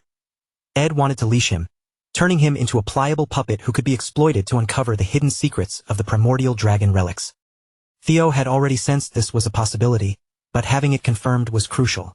The Sky Dragon likely believed Theo had already stumbled upon one of those relics, but unfortunately for Ed, Theo had absolutely no intention of bowing to any member of the treacherous Troyven clan. For Theo, dismantling that wretched, cursed family with his bare hands wasn't just some casual, lingering grudge. It was a core pillar of his existence, a mission he had sworn to carry out at any cost. The demon dragon, Julius Ragnar, refused to stay silent, his voice booming as he called out Ed's transparent attempt at coercion. He didn't bother wrapping his disdain in pleasantries, flatly accusing the snake of trying to dress up a blatant revenge plot as a legitimate job offer. The Sky Dragon simply waved off the outburst with a sharp, mocking laugh. He conceded that, as an uncle, he might harbor some lingering resentment, but he framed his actions as purely professional. He just wanted to recruit the most capable talent for the Bureau. Julius clicked his tongue, clearly unimpressed and thoroughly irritated by the charade. Ed Troyven was as slick and deceptive as they came, and even under the intense scrutiny of the entire assembly, he continued to weave his web toward his own hidden agenda. Before the verbal sparring could escalate into something more volatile, the official announcer intervened, firmly calling for order and directing the 9 dragons to hold their tongues so the nomination process could proceed. When the question was put to him which faction he intended to join, Theo maintained his composure, answering calmly that he hadn't yet settled on a path. In reality, Theo was playing a much deeper game. He wanted to hear the terms each faction was prepared to put on the table. He was effectively turning the nomination ceremony into a bidding war, forcing them to compete for his services. The Sword Dragon, Osa Ragnar Plunis, the formidable director of the Plum Blossom Palace, was the first to strike. She promised to take Theo on as her direct disciple and immediately install him as a junior lord. Since Lady Plum Blossom had no heirs of her own, the position of direct disciple and junior lord wasn't merely a title. It was a gilded, clear-cut path toward inheriting her entire, legendary legacy. In essence, she was offering to adopt Theo as her successor, essentially handing him the keys to the Sword Dragon's throne. By now, 2 of the 9 dragons had already thrown their hats into the ring, which only made sense. For a talent as potent and rare as Theo, such intensity was to be expected. Facing conditions this absurdly generous, the average commander or bureau director knew they didn't stand a ghost of a chance in the competition. Even as the bidding war reached a fever pitch, one more heavyweight decided to crash the party. He made a grand, thunderous entrance, descending from the heavens with the explosive force of a storm, his arrival silencing the entire arena. Wrapped in layers of bandages and obscured by a haunting mask, Robert Ragnar, the dreaded leader of Black Snow, better known as the Black Dragon, had arrived to join the hunt for Theo. The audience watched in paralyzed shock. Most of these people had never seen the man in the flesh, yet it was clear he'd been lurking in the shadows, observing every second of the awakening ceremony since it began. Robert conceded that Kyle had been correct all along. This boy, Theo, was infinitely more intriguing than he had initially gambled on. The Black Dragon made his pitch, If Theo pledged his loyalty to Black Snow, he would be granted the rank of Null Snow right out of the gate. Black Snow was a shadow organization where agents typically lived and died in total obscurity. The Null Snows were the rare exception, the highest-ranking officers, permitted to maintain public identities and bask in the glory and fame of the wider world. In Theo's previous cycle, only 8 people in history had ever held that rank. Back then, he had clawed at the walls of reality trying to reach it, only to fail repeatedly. To have it handed to him now immediately was staggering. Just as the Black Dragon seemed to have silenced the room, Old Man Pharaoh, the Zenith Dragon, interjected with a calm, steady voice, pulling everyone's focus back to him. Theo Ragnar had left an indelible mark on him during the 3rd stage, and because of that, he felt compelled to state that Zenith Academy would be honored to accept such an extraordinary talent. That marked 4 of the 9 dragons who had personally stepped forward to plead their case to Theo. And, naturally, the demon dragon Julius Ragnar was not about to be left out. As the commander of the elite white armored dragon cavalry, Julius wasn't the type to sit on the sidelines while others scrambled to secure Theo's allegiance. Yet, despite the extravagant, tempting bribes offered by the others, Julius held fast to his code of honor, refusing to promise Theo even a shred of special treatment. His own men were practically frothing at the mouth, furious that their commander would insist on playing fair during such a critical recruitment window. But Evelyn had anticipated this. For the white armored dragon cavalry, honor was something you bled for, and Julius refused to undermine that by giving anyone a free pass. Still, Julius offered a proud, rock-solid guarantee. If Theo chose his faction, he would receive every resource and support needed to sharpen his edge, along with the immense pride of serving as a true dragoon. Theo understood the commander's stance perfectly, and he couldn't help but respect that unwavering honesty. He was just about to deliver his final decision when a sultry, intimate voice, smooth as silk and seemingly spoken directly against the shell of his ear, rippled through his mind. It was the former clan head, Hilda Ragnar, and the question she posed stopped Theo's heart. "Are you a regressor?"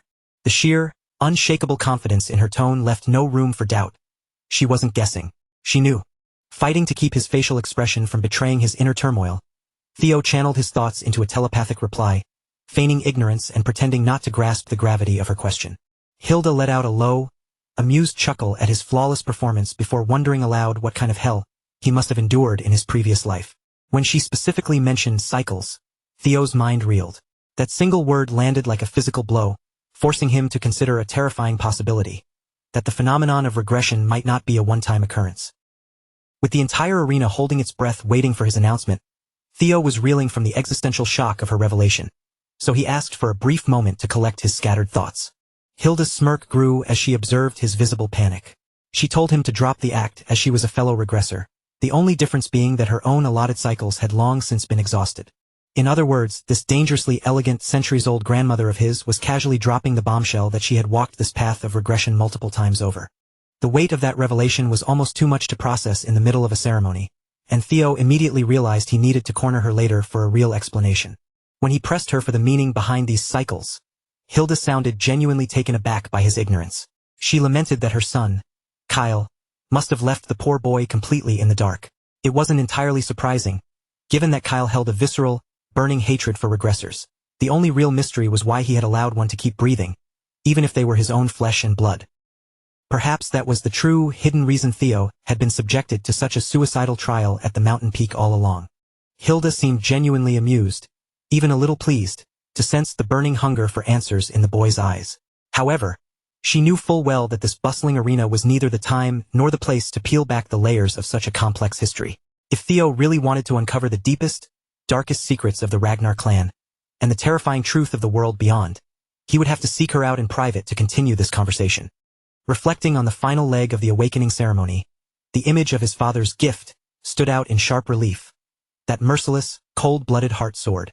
It had been a trial explicitly designed to break him, a test of spirit that offered zero mercy or paternal warmth. At the very least, one crucial truth had been hammered home. If Kyle Ragnar truly harbored such a deep-seated, visceral hatred for regressors, then Theo needed to be twice as careful, guarding his tongue and his thoughts whenever he stood in his father's presence. Perhaps this was precisely why the patriarch had moved to claim Lodbrok's heart. The ancient dragon had been notoriously tolerant, even welcoming, toward the existence of regressors, a trait that, in Kyle's eyes, likely made the dragon a liability to be eliminated. To think that a mere human could bring down a legendary, godlike being of that stature sounded like a fever dream, an act of defiance that no sane person would even dare to contemplate. But then again, they didn't call Kyle Ragnar a demigod for nothing. With a man like that, the impossible had a habit of manifesting as cold, hard reality. His father moved through life with the relentless, unbreakable momentum of an apex monster.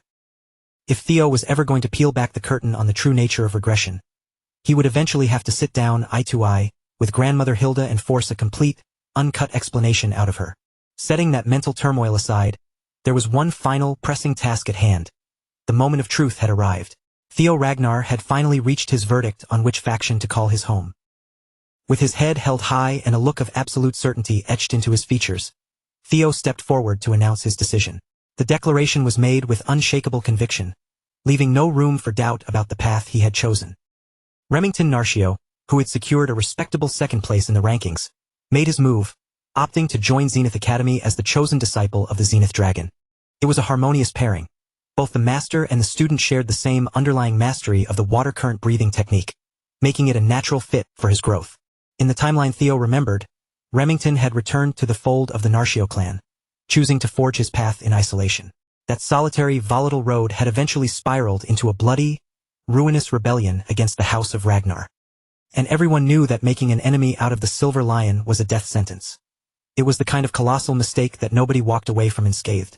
But this time, the script had flipped. Remington stayed within the clan, a fundamental change sparked by Theo's own trajectory and influence. For the moment, the two rivals were forced to go their separate ways, but it was merely a temporary parting of the seas. They would dive into the challenges of their respective factions, sharpening their skills on different fronts, united by the unspoken promise that they would cross blades again, once they had both ascended to a higher level of power. In such a remarkably short span of time, their dynamic had shifted from hostile rivalry to something akin to brotherhood, a bond forged in the heat of battle and cemented by mutual respect and high-reaching ambition. As everyone had anticipated, Rey Ragnar made her return to the Daffodil Palace, the icy domain where her mother, the Ice Dragon, reigned supreme.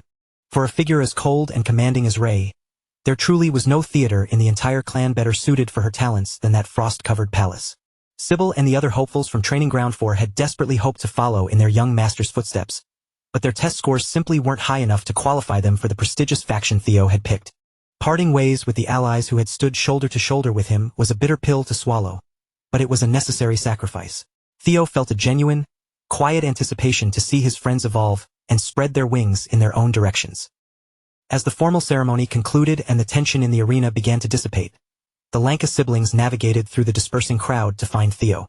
Hulkus immediately put on a facade of nonchalance, pretending that it was a total fluke, a stroke of pure coincidence, that they had all ended up choosing the exact same faction.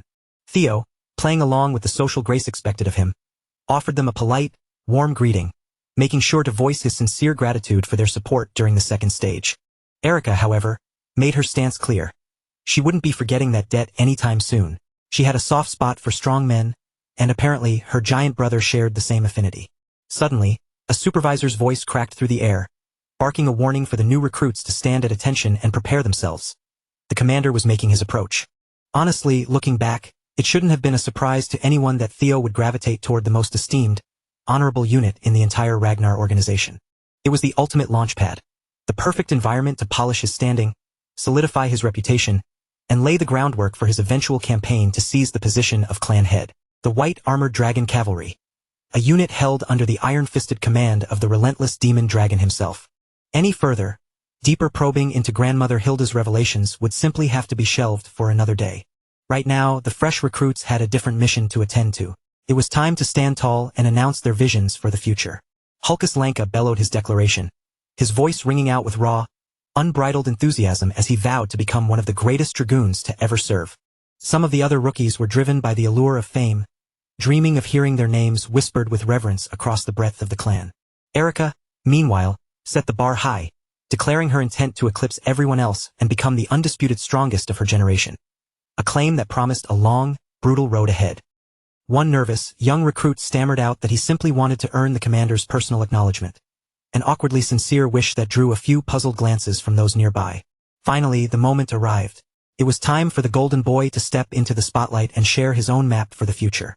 With eyes fixed on the horizon, preparing for the cataclysmic war that was fated to erupt in exactly 5 years, Theo issued his vow. Within half a decade, he would rise to lead the ranks and claim the title of commander of the White Armored Dragon Cavalry. To stand directly before the current commander and plant such a bold, ambitious flag took an almost supernatural level of nerve.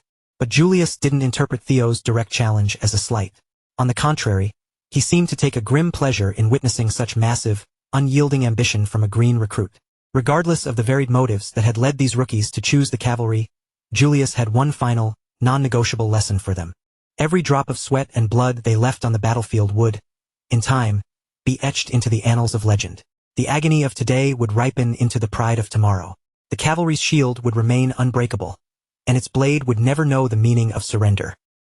From this instant forward, they were bound by a single unbreakable creed, tasked with protecting one another's backs without a moment of hesitation. They were embarking on a path forged through grit and sacrifice, and at the end of that road, the sweet, heavy scent of glory awaited them. With that closing decree, the demon dragon offered his formal congratulations, officially inducting his new rookies into the fold of the cavalry. As if to demonstrate the sheer, terrifying power of the brotherhood they had just joined, the commander's mount made a sudden, overwhelming entrance. His partner was Gullah, a majestic flying dragon whose massive, hulking presence served as the living, breathing symbol of the Dragoon Corps. Hard on Gullah's heels, the rest of the draconic pack swept across the sky, their wings spreading with such colossal force that they nearly swallowed the afternoon sun in shadow. Mounted atop these beasts were the senior cavalrymen, descending with the heavy, seasoned pride of true veterans. For the remainder of the day, each rookie was paired with one of these seniors, who would act as their personal mentor and guide them through the grueling first steps of their life in the White Armored Dragon Cavalry. The highly anticipated admittance test was finally about to begin, signaling that the anxious fresh recruits would at last head out into the treacherous, wild nesting grounds to search for flying partners of their very own. The breathtaking sight unfolding before the rookies was almost overwhelming, with seasoned dragoons soaring high through the open sky in perfect formation, their massive wings cutting sharply across the clouds in a spectacular display of raw power and strict discipline. Looking up at that sky, it was easy to see why every single child born into the prestigious Ragnar clan had dreamed of standing in that exact spot one day, with a loyal flying dragon partner of their own waiting proudly and patiently at their side. As the groups were divided, the person officially assigned to guide young Theo through the dangers of this trial turned out to be none other than Evelyn herself. Theo was genuinely surprised to see her standing here, completely away from her usual post at Training Ground 4 and back among the active cavalry once again. Unable to hide his curiosity, he looked up at her and directly asked whether she had finally returned to active frontline duty. Hearing his question, Evelyn answered with a bright, genuinely relieved smile warming her face, happily telling the young master that she was indeed taking up that proud mantle once more. Thanks to a brand new, masterfully crafted prosthetic arm provided by the legendary demon craftsman, Evelyn could at long last return to the one thing she loved above all else, serving as a true dragoon and riding freely through the endless skies. In truth, just a few days earlier, Mommy Cecilia and Kirsten had suddenly paid Evelyn a surprise visit, coming to see her in person at her quarters, just so they could express their deepest gratitude. At the exact moment they arrived, Evelyn had been right in the middle of putting the rowdy boys from Training Ground 4 through another incredibly harsh and grueling training lesson. As was her nature, Evelyn humbly tried to brush off all the high praise and thank yous, politely insisting that Theo's spectacular success came entirely from the young master's own natural talent, rather than anything special she had done as an instructor. But Cecilia firmly believed otherwise. In her eyes, Evelyn's early recognition, unwavering support, and strict guidance had clearly played a monumental role in her son's rapid growth. And knowing Theo had someone so incredibly dependable by his side made Cecilia determined to repay her in a truly meaningful way. Even as they spoke, Evelyn continued to talk about herself with deep humility, as though she had done nothing out of the ordinary, and Cecilia's expression softened into a look that showed she clearly did not like hearing the skilled swordswoman put herself down like that.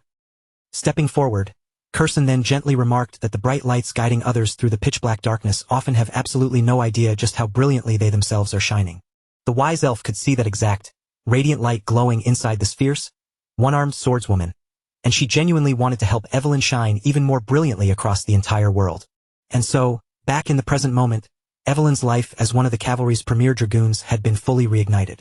Cecilia had given Theo all the credit for the miracle, telling Evelyn that her son was the one who had ultimately called in such an enormous favor from the craftsman, allowing Evelyn to finally grip the leather reins of her beloved dragon once more. Theo had absolutely no idea that any of this emotional scheming had taken place behind the scenes, but even without him knowing a thing, his doting mother had once again proven to the world that she truly was the best mom anyone could ever ask for. Deeply moved and eager to repay that life-changing favor, Evelyn Nereville formally swore herself to Theo's service, solemnly pledging to become the young master's loyal, unbreakable sword from that day forward. Theo accepted her earnest vow without a single shred of hesitation, and together, the two of them flew straight toward the perilous, rocky nest of the white armored dragon cavalry. The infamous nest of white dragons was definitely not the kind of hospitable place where ordinary human beings could ever hope to settle down comfortably. Despite what the grand name suggested, the craggy territory was actually home mostly to vicious flying wyverns, and it served perfectly as the rugged testing ground where the cavalry held its ruthless admittance trial. Technically speaking, any recruit who failed to find a compatible beastly partner during the time limit would fail to be inducted into the cavalry altogether, though in practical reality, that kind of total failure almost never happened to Ragnar recruits. Theo wasn't especially worried about his own performance, but as he looked around, he couldn't help but feel a little bit concerned about the notoriously brutish Lanka siblings, and how they would manage to handle the delicate nature of this test. Noticing his gaze, Evelyn explained that choosing a dragon partner usually came down to raw instinct, natural chemistry, and a rare kind of sixth sense. Once the absolute right one appeared before you, a person simply knew it in their heart. Stepping up to the edge, their first observation point overlooked the dusty stomping ground of the Opteryx, a massive, brown-scaled wyvern species widely known across the land as a tyrannical and relentless predator. Moving along, next came the damp, treacherous den of the poisonous aviary, bizarre creatures with long serpentine bodies that could spray a deadly violet poison mist and strike with razor-sharp tail stingers fully capable of becoming lethal weapons in an instant. Peering downward, they also spotted the blade dragons known as Sigia, which were surprisingly docile herbivores that usually preferred to burrow deep underground and build their secure nests beneath the earth, relying purely on sudden ambush tactics only when dangerous enemies wandered too close. Then, looking much higher up in the windy skies, they saw the speed dragons, often called velociraptors, small, lightning-fast, and incredibly intelligent creatures that hunted in highly coordinated packs and spat bursts of searing fire from their snapping jaws. While most of the diverse wyvern species managed by the cavalry fell neatly into these four distinct groups, unfortunately, absolutely none of them gave Theo that sudden, instinctive feeling of a deep connection that he was desperately looking for. But then, as Theo closed his eyes and searched carefully through the dark memories of his previous, first life, one particularly infamous and terrifying wyvern suddenly came to mind. He remembered it clearly. Exactly 6 years after the devastating Great War first began, a massive, horribly mutated wyvern would descend without warning upon the white dragon's nest and launch a terrible, bloody raid, ruthlessly slaughtering hundreds of precious mounts raised by the white armored dragon cavalry. That unstoppable monster was eventually given the fittingly terrifying name of the evil shadow dragon. On that dreadful, historic day, 8 entire villages were burned completely to the ground, and dozens of brave warriors lost their lives trying to halt its rampage. The sheer scale of the disaster was so alarming that the higher-ups of the Ragnar clan would later officially classify the evil shadow dragon as a dangerous Class 2 calamity. A demonic, chaotic fiend that could absolutely not be ignored. In the end, finally defeating that vile creature required the sheer power of both the demon dragon and the sword dragon to be deployed together in combat, and the beast had earned its dark name precisely because of its terrifying, supernatural ability to melt completely into the shadows. Thinking about it, this trial was basically a bloody, high-stakes version of training your dragon, and Theo, being the ambitious person he was, realized he would absolutely love to form a partnership with that exact abnormal, legendary beast. From what he could recall of the old historical records, the young beast currently had one incredibly obvious physical feature that completely set it apart from all the other ordinary wyverns in the nest. After flying around the vast nesting grounds on horseback for some time, Theo's patience finally paid off, and he got incredibly lucky, spotting that glaring, unique distinction with his very own eyes down in a dark ravine. Meanwhile, while the frantic rookies down below were each doing their absolute best to somehow secure a flying partner of their own, the formidable commander was relaxing atop the deadly, wind-swept cliffs with the loyal Gullah standing silently at his side, calmly watching over the entire training area in his usual composed, authoritative manner. However, his rare moment of quiet peace was suddenly interrupted when the powerful presence of the sword dragon entered his immediate territory. On this particular day, however, Commander Julius didn't seem to mind the unannounced interruption at all. After all, his faction had just secured the most insanely talented prospect in the clan's entire history, meaning a dragon he had never realistically expected to catch had fallen right into his grasp.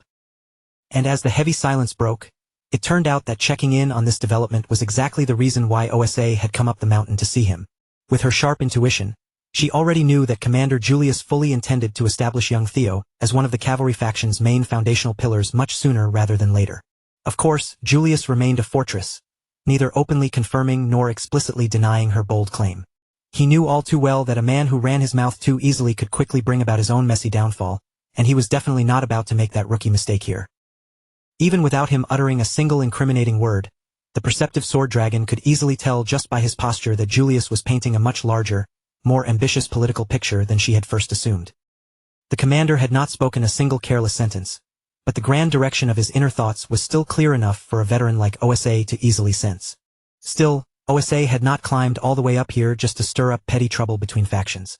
On the contrary, she had arrived bearing a serious, official proposal meant entirely for the ultimate sake of the Golden Boy's future growth. Hearing this, Julius kept his spoken answer incredibly short and blunt.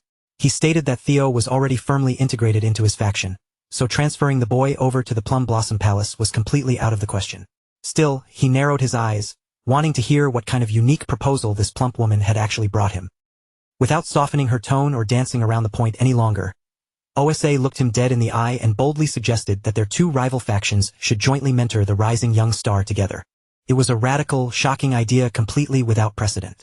The fiercely competitive factions within the Ragnar clan did not normally mix their secret teachings or bend long-standing traditions for a single recruit, no matter how exceptionally talented he might be. Shifting the focus back to Theo and Evelyn, the two riders skillfully guided their large flying mount downward, steering it closer toward that isolated, distant corner of the nesting grounds that Theo had expertly picked out from high up in the sky. As they descended, a frustrating sight unfolded down below on the rocky ledge, where four rowdy, aggressive little troublemakers had completely surrounded a single, smaller wyvern covered in unique bluish-white scales, ruthlessly ganging up on the poor creature from every single side. Peering over the edge of the saddle, Evelyn sighed, already well aware of this particular white wyvern's miserable situation and the relentless way it constantly kept getting bullied by the rest of the pack. She explained that the cavalry's handlers had tried absolutely every solution they could think of to intervene, but no matter what tactics they employed, nothing had managed to fix the deep-seated problem. The harsh reality of the nest was that all the other wyverns kept aggressively rejecting him at every turn because, in their strictly instinctual eyes, this outcast was simply not a pure-blood creature of their kind. The unfortunate, solitary creature had actually been born from an accidental union between a captive female wyvern and a wild male viper, making him a strange hybrid that the ordinary beasts completely refused to accept as one of their own. Viper, as Theo quickly recalled from his vast knowledge, were highly dangerous Class 1 demonic fiends that usually lurked deep within the treacherous waters of the Demon Sea. Honestly, the cavalry's researchers didn't even understand how one of those shadowy monsters could have possibly reproduced with a standard wyvern in the first place. By all accounts of magical biology, a bizarre union like that should never have been physically possible, and the mere idea that such an unnatural pairing could actually produce a living, healthy offspring sounded completely absurd to anyone who heard it. Theo could barely believe the bizarre piece of beast history he was currently listening to, and the more Evelyn explained the circumstances of the creature's birth, the more completely wild and unprecedented the whole situation became to him. After all, Class 1 demonic fiends were definitely not just your average dangerous monsters. They were literal disasters to human civilization itself, living, breathing calamities that existed solely to spread terror and destruction. If a single full-grown viper ever managed to breach the defensive line of the Great Wall, the catastrophic damage it would unleash would be completely unimaginable, and to make matters worse, they were notoriously hideous, terrifying creatures to behold. Viper were well documented as ghost-type monsters that lived and lurked entirely within the shadows, and the moment Theo heard that specific detail, the grand truth behind his future memories immediately clicked into place. It all made sense now. The infamous evil shadow dragon from his past life must have gained its incredibly rare, terrifying stealth abilities from the latent viper blood flowing through its veins right now. Evelyn continued her story, noting that the initial birth of this white hybrid had caused a massive, chaotic uproar within the ranks of the dragon cavalry. There had been plenty of heavy internal resistance from the traditionalists at first, but after a long debate, the leadership finally decided to keep him in the nest rather than destroy him, hoping they could closely observe his unique development. But almost immediately after he hatched, the relentless bullying began, with the purebred wyverns utterly refusing to acknowledge a half-blood as part of their territory. The handlers knew that keeping him entirely isolated in a cage wouldn't solve anything either, leaving even the veteran leaders of the cavalry with no clear answer for what they should do with the growing outcast. After listening quietly to the long list of hardships the little guy had endured, constantly being pushed away, bitten, and abandoned simply because of where he came from, Theo felt those heavy words hit him much harder than he ever expected they would. With no official rank to give him, the sympathetic handlers of the cavalry had simply given the lonely hybrid the name Umbra, a solemn word that literally translated to shadow in the ancient language of the world. A knowing smile gradually spread across Theo's face as he looked straight down at the bruised, lonely wyvern standing its ground below, and a powerful, undeniable feeling suddenly settled deep within his chest. His perfect flying partner had finally appeared right before him. Without giving the unsuspecting Evelyn a single second of warning, Theo suddenly stood straight up from his secure leather saddle and loudly announced his final choice right then and there. Instead of waiting patiently for Evelyn to guide their giant mount down to a safe landing spot, the absolute madman simply threw his body directly off the side of the flying beast into the open air. With zero physical preparation, no parachute, and absolutely no hesitation holding him back, he was simply far too excited to drop down and meet Umbra properly. Evelyn's heart practically leapt right out of her chest as she watched the young master placed under her direct care suddenly decide to skydive from a lethal altitude on a chaotic whim. But Theo didn't care about the danger. He was just that fiercely determined to step in, change the course of destiny, and help Umbra live a completely different, happier life this time around. After all, Theo himself had been miraculously granted a second chance at life to rewrite his failures. So why shouldn't the future evil shadow dragon be allowed that exact same golden opportunity at a fresh new beginning? Mid-fall, Theo instantly stirred his internal mana, cutting through the wind currents as he dropped straight from the heavens like a brilliant bolt of blue lightning, leaving Evelyn standing stunned by his sheer recklessness, with absolutely no time to reach out and stop him. As his body plunged at a terrifying speed toward the jagged cliff face looming down below, Theo smoothly drew out multiple sharp throwing blades from his gear and sent them flying violently through the empty air ahead of him, each weapon launched at a precisely calculated speed and a slightly different downward angle. Right on cue, his eyes lit up with a sharp glow as his specialized hatchling synchro skill activated, allowing him to instantly seize absolute control over the falling blades through pure psychokinesis. Utilizing that incredibly clever mechanical trick, he managed to forcefully arrest his terminal velocity, turning the hovering, stationary blades into a series of makeshift, floating footholds right in the middle of the open air.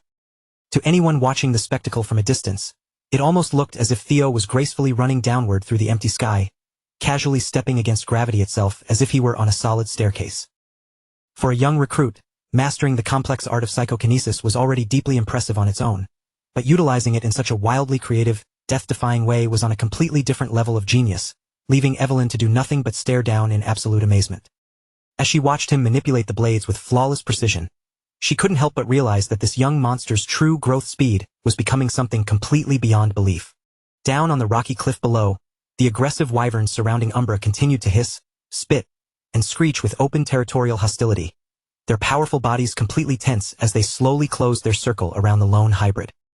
Even with the overwhelming odds stacked against him, the heavily bullied beast utterly refused to lower his head in submission, fiercely meeting their low snarls with his own defiant, albeit raspy, growl.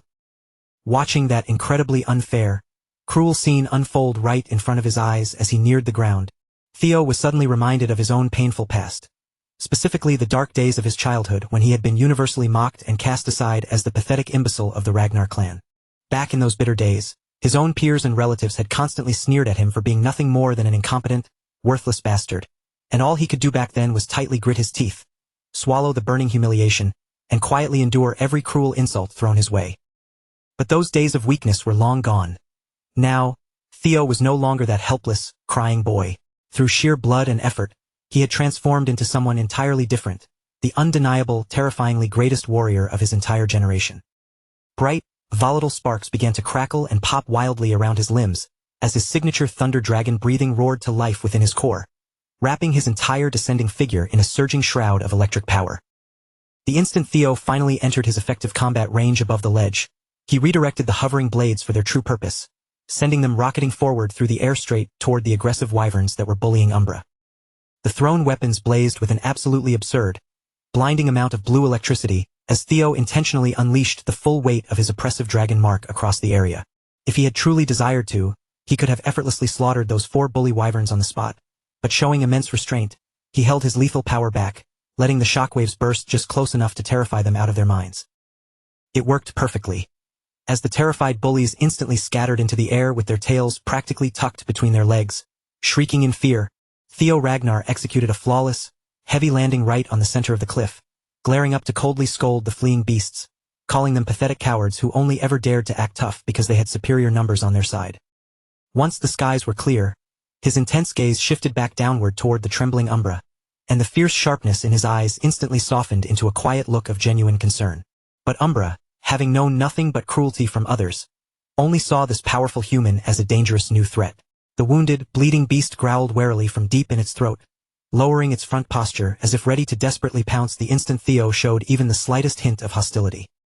And the moment Theo took a gentle step closer, Umbra chose to completely retreat instead of fighting, abruptly spreading his tattered wings and taking off into the foggy ravines to hide who knew where. Evelyn finally brought her mount down onto the cliffside, catching up to Theo and quickly explaining that the poor hybrid was extremely on edge from years of abuse, meaning approaching him would be a long, difficult process. However, when she gently advised Theo to take things slow and try again another day, he immediately voiced his disagreement. To Theo's mind, what Umbra needed more than anything right now wasn't space, but someone willing to stubbornly stay by his side through the fear. After all, if the creature truly wanted to be alone, why would he keep lingering around this dangerous nest despite being ostracized and beaten time and time again?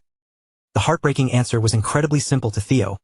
Umbra was desperately lonely, and the invisible, deep wounds currently carved into his heart were far harder for him to endure than any physical injuries on his scales. Considering Umbra's exhausted, wounded condition, Theo knew the little guy couldn't have flown very far into the upper peaks, so he and Evelyn quickly climbed back into the saddle of their mount and immediately set out to track down the fleeing creature. Just as Theo had smartly calculated, Umbra very quickly ran out of physical stamina due to his existing injuries, forcing him to halt and rest his shaking body on one of the jagged, isolated rocky peaks nearby. Yet, even though he was completely weak, panting, and entirely exhausted, the very instant his sharp senses detected the humans approaching through the mist, he gritted his teeth and forced himself back up onto his wounded feet to face them. He stood there, terrified but defiant. Over the years, many highly skilled dragoons from the cavalry had confidently tried to tame this particular shadowborn wyvern, but because they lacked true understanding, every single one of them had ultimately failed. Throughout his entire miserable life, Umbra had always been extremely cautious whenever humans ventured anywhere near him, and now, with his battered body covered in freshly bleeding, painful wounds, that basic instinct to stay guarded and defensive was sharper than ever before. Recognizing the creature's immense distress, Theo turned and quietly asked Evelyn to fly back and fetch something substantial that could feed the poor, starving beast.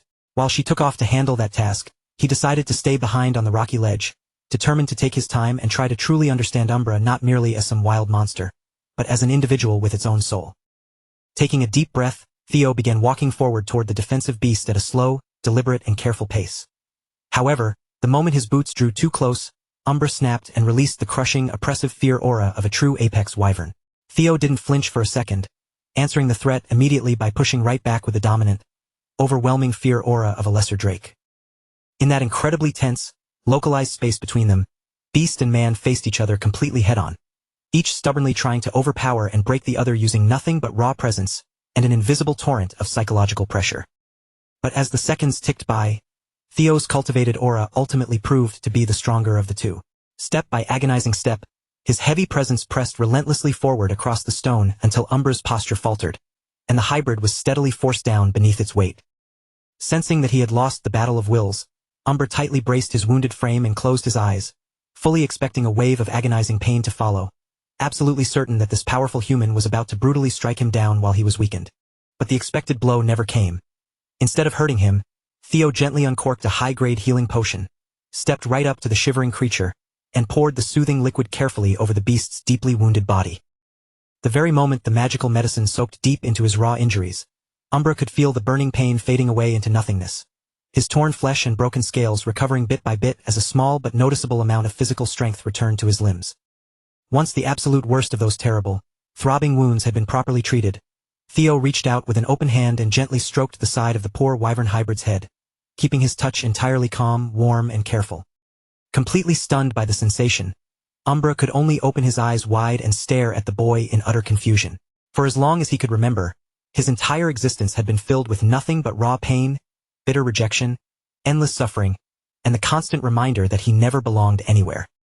And yet right now, a completely strange human was standing right beside him in the dirt, unconditionally offering him genuine warmth instead of cruel violence, and heartfelt kindness instead of terrifying fear. Because of the literal dragon heart beating powerfully inside his own chest, Theo found that he could feel Umbra's raw emotions echoing clearly within his mind the moment he established close physical contact with the wounded beast. Through that spiritual connection, he first sensed the fierce, burning rage bubbling inside Umbra, a red-hot, explosive anger directed entirely at the arrogant herd that had violently thrown him away like garbage. But tightly intertwined with that explosive rage was a deep, crushing sadness, born from Umbra's desperate, childlike wish to simply be accepted by the very same group that constantly rejected him. And beneath absolutely everything else, the clearest, Most heartbreaking feeling of all was the long, aching loneliness that had been buried for years deep inside the lonely wyvern's heart. Even now, Umbra's immediate feelings toward Theo himself were painfully conflicted and tangled up. The hybrid was still deeply wary of this mysterious man who had suddenly appeared out of nowhere to offer him unprecedented warmth. But at the exact same time, a quiet, vulnerable part of his soul desperately hoped that this incredible warmth would stay for just a little while longer, silently praying that this human would not simply turn around and walk away like everyone else. Reading those thoughts perfectly, Theo looked into Umbra's glowing eyes with a completely serious heart and made a solemn, unshakable vow that he would never abandon him, nor would he ever turn his back on him no matter what happened in the future. To make that grand promise feel tangible and real to the creature, Theo reached into his pouch, pulled out the sparkling gem he had received as a reward from his previous mission, and held it out as a personal gift to his brand new friend. The absolute millisecond Umbra saw the incredibly shiny gem gleaming brightly in Theo's open palm, its polished surface sparkling under the sunlight with a beautiful, eye-catching luster. The half-blood beast became completely and utterly captivated by the sight, his eyes going wide as he found himself physically unable to tear his intense gaze away from the treasure. Even so, the young wyvern still possessed a fiercely stubborn side, and acting like a true textbook tsundere, he quickly jerked his head slightly to the side, trying his absolute best to pretend that he wasn't interested or tempted at all. But there really wasn't much resistance his pride could offer when Theo simply chuckled, leaned forward, and gently fastened the glittering gem directly around his scaly, bluish-white neck. Gently patting the beast's neck, Theo then looked him in the eye and confidently promised Umbra that if he chose to follow him from this day onward, the two of them would go out and find plenty more of these shiny, priceless treasures together. For Umbra, who was already staring back down at the heavy gem against his chest with barely hidden, pure desire, an enticing offer like that was becoming almost physically impossible to refuse. To make the lifetime deal sound even more ridiculously tempting, Theo grinned and playfully suggested that they could eventually craft custom reins and riding saddles completely covered in rare gems. Something so dazzling, flashy, and beautiful that it would easily turn every single head in the clan. Of course, he noted with a smirk, pulling off a luxury upgrade like that might require them to go and rob someone's wealthy grandma. And the specific wealthy grandma he happened to have in mind at that exact moment was none other than his own doting relative Kurson. Far away from the nesting grounds, deep inside the safety of her personal crafting workshop, the legendary elf artisan Kurson suddenly shuddered as a chilling, ominous sense of impending doom washed over her, making her feel as though a very large, catastrophic amount of her personal savings was about to suddenly vanish into thin air. Completely surrounded by these incredible promises of loyal companionship, boundless treasure, and a grand future filled with glittering things, Umbra finally let go of all his doubt, throwing his head high into the air and letting out a booming roar of pure, unadulterated joy. With that roar, Theo Ragnar was officially systematically recognized as the true master of the unique Viper wyvern. At that exact same moment, a familiar notification chimed in his mind, confirming he had successfully unlocked the specialized wyvern taming skill. This powerful passive skill would grant him significantly greater riding mastery depending entirely on how much absolute trust his partner placed in him, while simultaneously providing both the rider and the mount a permanent 10% attribute boost in overall combat power. A few minutes after the contract was sealed, Evelyn finally made her way back down into the rocky ravine to return to the area. She arrived walking on foot, casually dragging two massive, heavy bulls by their thick horns, while her own personal wyvern mount stood nearby, heavily panting and still catching its breath after the immense physical effort of transporting the cargo. But the moment she looked over, she froze in absolute shock. The very same aggressive beast that not a single elite dragoon in the entire cavalry had been able to successfully tame over the years was now curled up peacefully close to the young master, practically cuddling with him like a giant pet. Quickly breaking her out of her daze, they handed the massive bulls directly over to Umbra, and the hungry wyvern happily dug into the heavy, fresh meal, tearing into his lunch with clear, absolute satisfaction. When Evelyn looked over at Theo with immense curiosity and directly asked him how on earth he had managed to pull off such an impossible taming feat, Theo simply smiled and casually explained that he had merely taken proper care of Umbra's deeply wounded heart first. After establishing that emotional foundation, he added, the glittering gemstone gift had easily stepped in and finished the job. Indeed, the vicious, terrifying outcast from before now looked almost exactly like an adorable, over-eager puppy, even happily nudging and offering some of the raw bull meat back to his new master. By this point, watching the bizarre scene play out, Evelyn had absolutely no choice but to shake her head and accept reality. Whether the young master was dealing with stubborn, difficult people or wild, dangerous beasts, Theo possessed a strange, magnetic charm that simply worked miracles. Then, when Umbra smoothly lowered his long neck and broad back toward the ground in front of Theo as a clear, submissive sign of absolute trust, Evelyn smiled warmly and formally congratulated the young master for officially passing his admittance test. But just a mere moment later, her smile completely vanished as she noticed his movements, suddenly realizing that Theo was absolutely not planning to make this some simple, slow, ceremonial first ride on his new mount's bare back. Evelyn immediately threw her hands up and panicked. She reminded him frantically that Theo had not received a single hour of proper high-altitude flight training yet, and trying to ride a wild, powerful wyvern without any reins or a safety saddle was practically inviting a horrific, fatal accident. Theo only flashed a confident, wide grin at her maternal concern, waving his hand off as he calmly assured Lady Evelyn that he would be perfectly fine up there. With the passive benefits of his newly acquired wyvern training skill surging through his muscles, he firmly believed he could easily make up for any formal riding experience he still technically lacked. And just like that, without waiting for another lecture, the two new partners powerfully launched themselves straight up into the air, leaving a speechless Evelyn standing frozen on the ground below, staring up as they took off into the clouds. As Umbra soared upward through the wind currents with obvious, overwhelming excitement, Theo could feel his thoughts through the bond, guessing that his new partner must have been incredibly eager to fly out and show his savior something deeply special. For the absolute first time in his entire miserable, tormented life, Umbra looked genuinely, completely happy as he spread his wings under the open sun.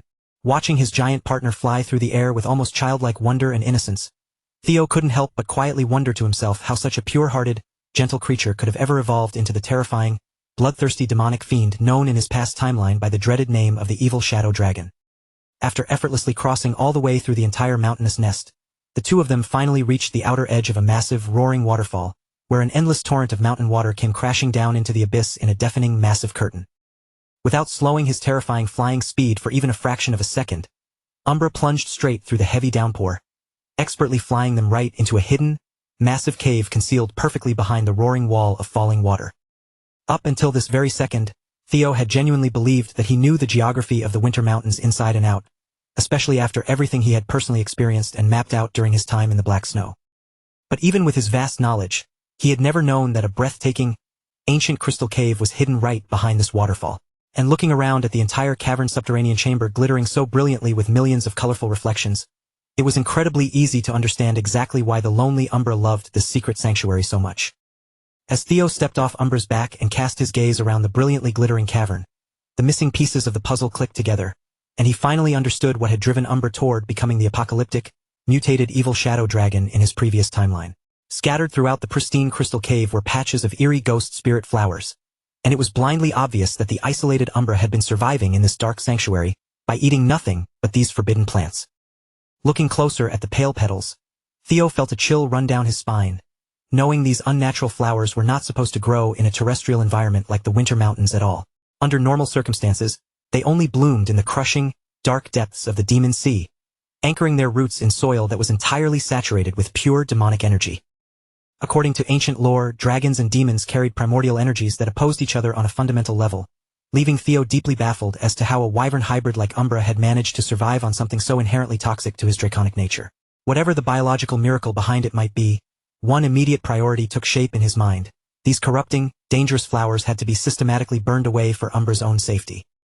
The moment Theo kindled a small flame in his hand, Umbra let out a low, defensive growl, instantly making it clear that he did not like the idea of his only food source being destroyed. But Theo gently patted his snout and managed to calm him down by softly promising that he would only target the vegetation and wouldn't touch or damage a single beautiful crystal. Accepting the reassurance, the young wyvern stepped deeper into the subterranean shadows, and as Theo followed him past a thick cluster of glowing pillars, another completely shocking, macabre sight slowly came into view against the far rock face.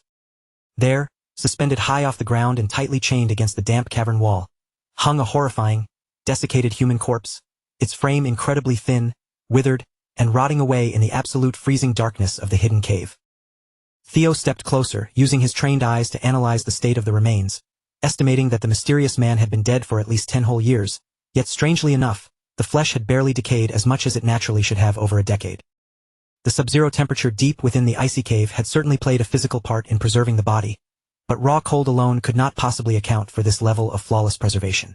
To Theo, a corpse remaining this intact after so long pointed directly to an enormous, lingering pool of high-density magical power built up within the dead man's cells. In life, This prisoner must have been an absolute monster. A high-ranking martial expert possessing terrifying, world-shaking strength. Realizing that a complex anomaly like this was not something he could fully examine or dissect while stranded in the middle of an admittance test, Theo made a mental note to return here another time to investigate the dead man's identity properly. But the exact millisecond Theo turned his back on the chained remains to walk away, the frozen air in the cave violently shifted, and the withered face of the corpse suddenly stirred as its sunken eyelids snapped open, revealing a dead glare burning with absolute, murderous resentment. An unholy aura burst from the wall as the rotting entity began to shriek a name over and over again, its raspy, dried voice echoing off the crystals as it desperately screamed the name of the current Ragnar clan head, Kyle. Umbra reacted with lightning-fast animal instincts to the sudden threat, instantly lunging forward through the air and throwing his heavy shoulder into the reanimated corpse, slamming it deep into the stone wall before it could break its chains and move freely. Positioning his entire scaly body as a physical shield between the thrashing monster and his master, Umbra bared his teeth and roared furiously at the undead enemy that had dared to project its malicious hostility toward Theo. Even while pinned flat against the solid rock by the wyvern's immense weight, the frenzied corpse refused to stop, continuing to spew Kyle's name from its decaying, black-veined mouth along with a torrent of dark energy. At that exact flash of movement, Theo felt a sharp, icy sense of impending danger wash over him, realizing in a heartbeat that his new dragon friend was about to walk right into a serious, fatal trap. The maddened corpse suddenly lunged its head forward, trying to sink its rotten, cursed teeth straight into Umbra's exposed foot, but Theo didn't hesitate for a second, throwing his own bare arm directly into the trajectory and taking the brutal bite instead of his partner. The dead jaws clamped down with unnatural, bone-crushing force and utterly refused to release his flesh, while the entity hissed, cursing the names of Kyle and Robert Ragnar with a multi-generational hatred that seemed to crawl straight out from beyond the grave. Hearing those two names uttered in the same breath was more than enough for Theo to realize something was deeply, dangerously wrong with the clan's history. His powerful father and the legendary Black Dragon had to be intimately connected somehow to this random, chained corpse hidden away in the dark. At that critical, life-threatening moment, a loud crash echoed from the waterfall entrance as Evelyn finally burst into the cavern, taking in the bloody sight and instantly sprinting forward to come to Theo's rescue. Drawing her weapon with her new prosthetic arm, she unleashed the signature high-tier technique of the elite white-armored dragon cavalry, the Blade Barrage, striking the target with ruthless, blinding precision. Countless piercing thrusts rained down upon the wall in a fraction of a second, completely shredding the corpse's head until it was practically erased into dust, and only when the skull collapsed did the dead jaws finally go slack, freeing Theo from the horrific bite. Theo staggered backward away from the wall, his vision swimming as his legs completely gave out beneath him, and he dropped heavily onto his knees in the dirt, breathlessly apologizing to Evelyn for letting his guard down and allowing the situation to go so terribly wrong. The moment he spoke, an absolute, unbearable agony began to spread violently outward from the puncture wounds on his arm, racing through his veins like liquid fire burning beneath his skin. As it turned out, the corpse's desperate bite had been deeply infused with a lethal, ancient toxin manufactured from pure demonic energy, and Theo knew that without a highly specific immediate antidote, he would end up dying a slow, excruciating death right here on the cave floor. Evelyn completely panicked at the sight of his blackening veins and immediately tried to lift his limp body onto her shoulder so she could rush him back to the medical bay at headquarters, but Umbra aggressively stepped into her path, spreading his wings and flatly refusing to let her take his master away. The panicked wyvern used his head to firmly push her back, then kept gently nudging Evelyn away from the dying young master, whining loudly as if desperately trying to make the human understand that moving him now would kill him. Sensing the sheer, intelligent urgency in Umbra's behavior, Theo gripped his burning chest and forced himself to look up into his partner's eyes, weakly asking him if he truly knew a way to save his life. Without a single shred of hesitation, Theo made his choice, choosing to place his entire life completely in Umbra's hands.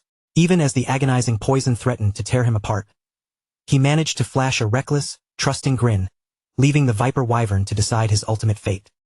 Evelyn immediately rejected the crazy idea, horrified by how utterly suicidal it sounded to trust an untamed beast. She yelled at him that a concentrated corpse toxin mixed with concentrated demonic energy was basically an uncurable death sentence if it wasn't treated by professional clan doctors immediately. But Theo understood his own body better than anyone. He wheezed out that even if they miraculously made it back to headquarters for ordinary treatment, his survival rate would still be less than a dismal 30%. That was exactly why he preferred to gamble everything right here on Umbra's cryptic instincts. His logic was sound. After all, Umbra had successfully evolved into a powerful Class 2 demonic hybrid precisely by eating those toxic ghost spirit flowers for years. The beast must have faced off against that demonic corpse before, meaning he had somehow discovered the secret method to suppress both volatile demonic energy and lethal corpse toxins within a living body. Before the darkness took over and his consciousness slipped away completely, Theo looked up at Evelyn one last time, begging her with his final breath to please put her fears aside and follow Umbra's lead completely.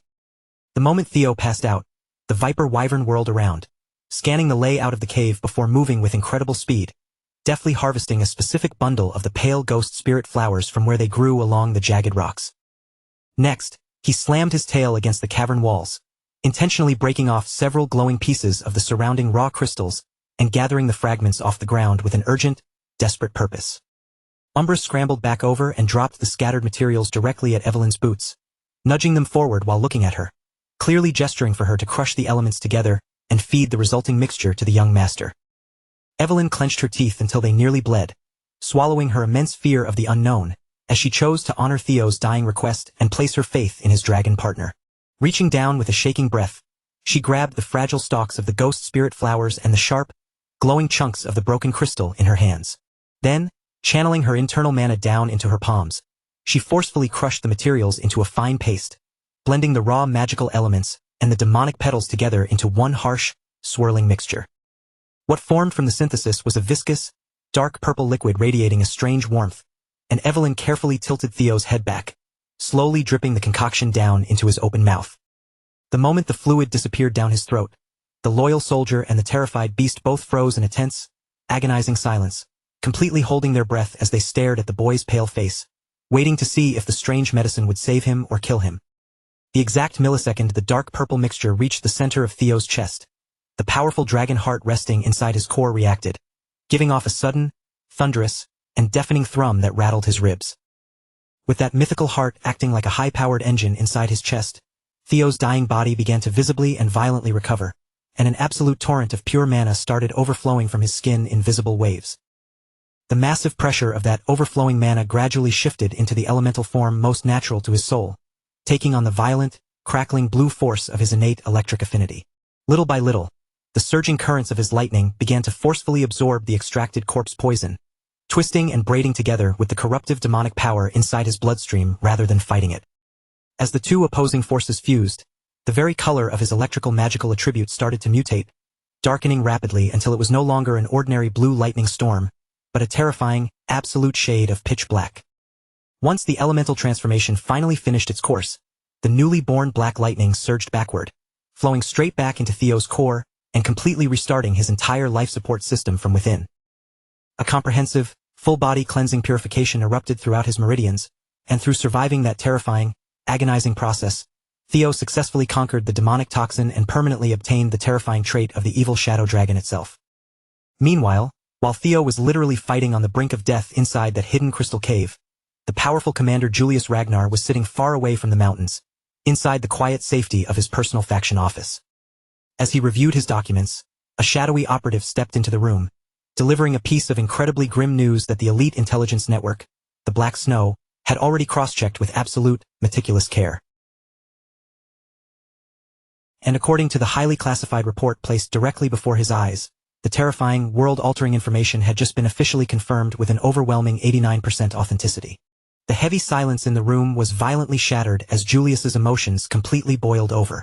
In a sudden, explosive burst of unbridled fury, the demon dragon slammed his fist down with such terrifying force that his massive wooden office desk splintered and exploded into a shower of broken shards.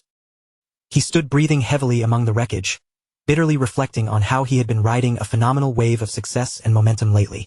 With things going so smoothly, a cynical part of him supposed he should have anticipated that a catastrophic piece of news would eventually come crashing down to ruin everything he built. Yet, even with his lifelong cynicism and strategic preparation, the sheer, devastating scale of the disaster detailed in the intelligence report was far beyond anything he had ever braced himself to hear. There, written in cold, uncompromising ink, was the nightmare scenario. Trainer Isvin, the highly decorated captain of the White Armored Dragon Cavalry's elite 5th platoon, had tragically fallen in the line of duty, and 15 of his finest, most loyal soldiers had been slaughtered right alongside him.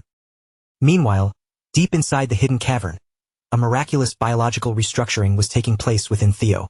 The legendary body-cleansing purification was an ancient, mythical secret art that violently purged every single impurity from a cultivator's veins, entirely rewriting their physical constitution so their core could channel and multiply magical power with unparalleled efficiency. Under ordinary circumstances, executing such a flawless transmutation required a circle of incredibly powerful masters to continuously pour their own life force into the recipient for days on end without a single moment of rest. To make it even more impossible, historical records proved the agonizing process only ever succeeded on fragile children under the age of 5, whose pathways hadn't yet hardened. For an adult like Theo to successfully undergo such a priceless, mythic transformation, an absolutely unbelievable one-in-a-million chain of cosmic coincidences had to line up flawlessly in real time. The first critical factor was the hyperlethal corpse toxin raging through his circulatory system, which, despite its deadliness, carried a staggering, densely concentrated reservoir of ancient magical power. Furthermore, that residual power had been heavily warped and intensified by raw demonic essence, which had grown exponentially stronger over a decade by feeding directly on the ghost spirit flowers that bloomed in the dark. And right when the toxic energy was about to dissolve his organs, Umbra's improvised herbal antidote was introduced to his bloodstream, acting as the perfect, volatile catalyst capable of anchoring and stabilizing the rampaging chaos.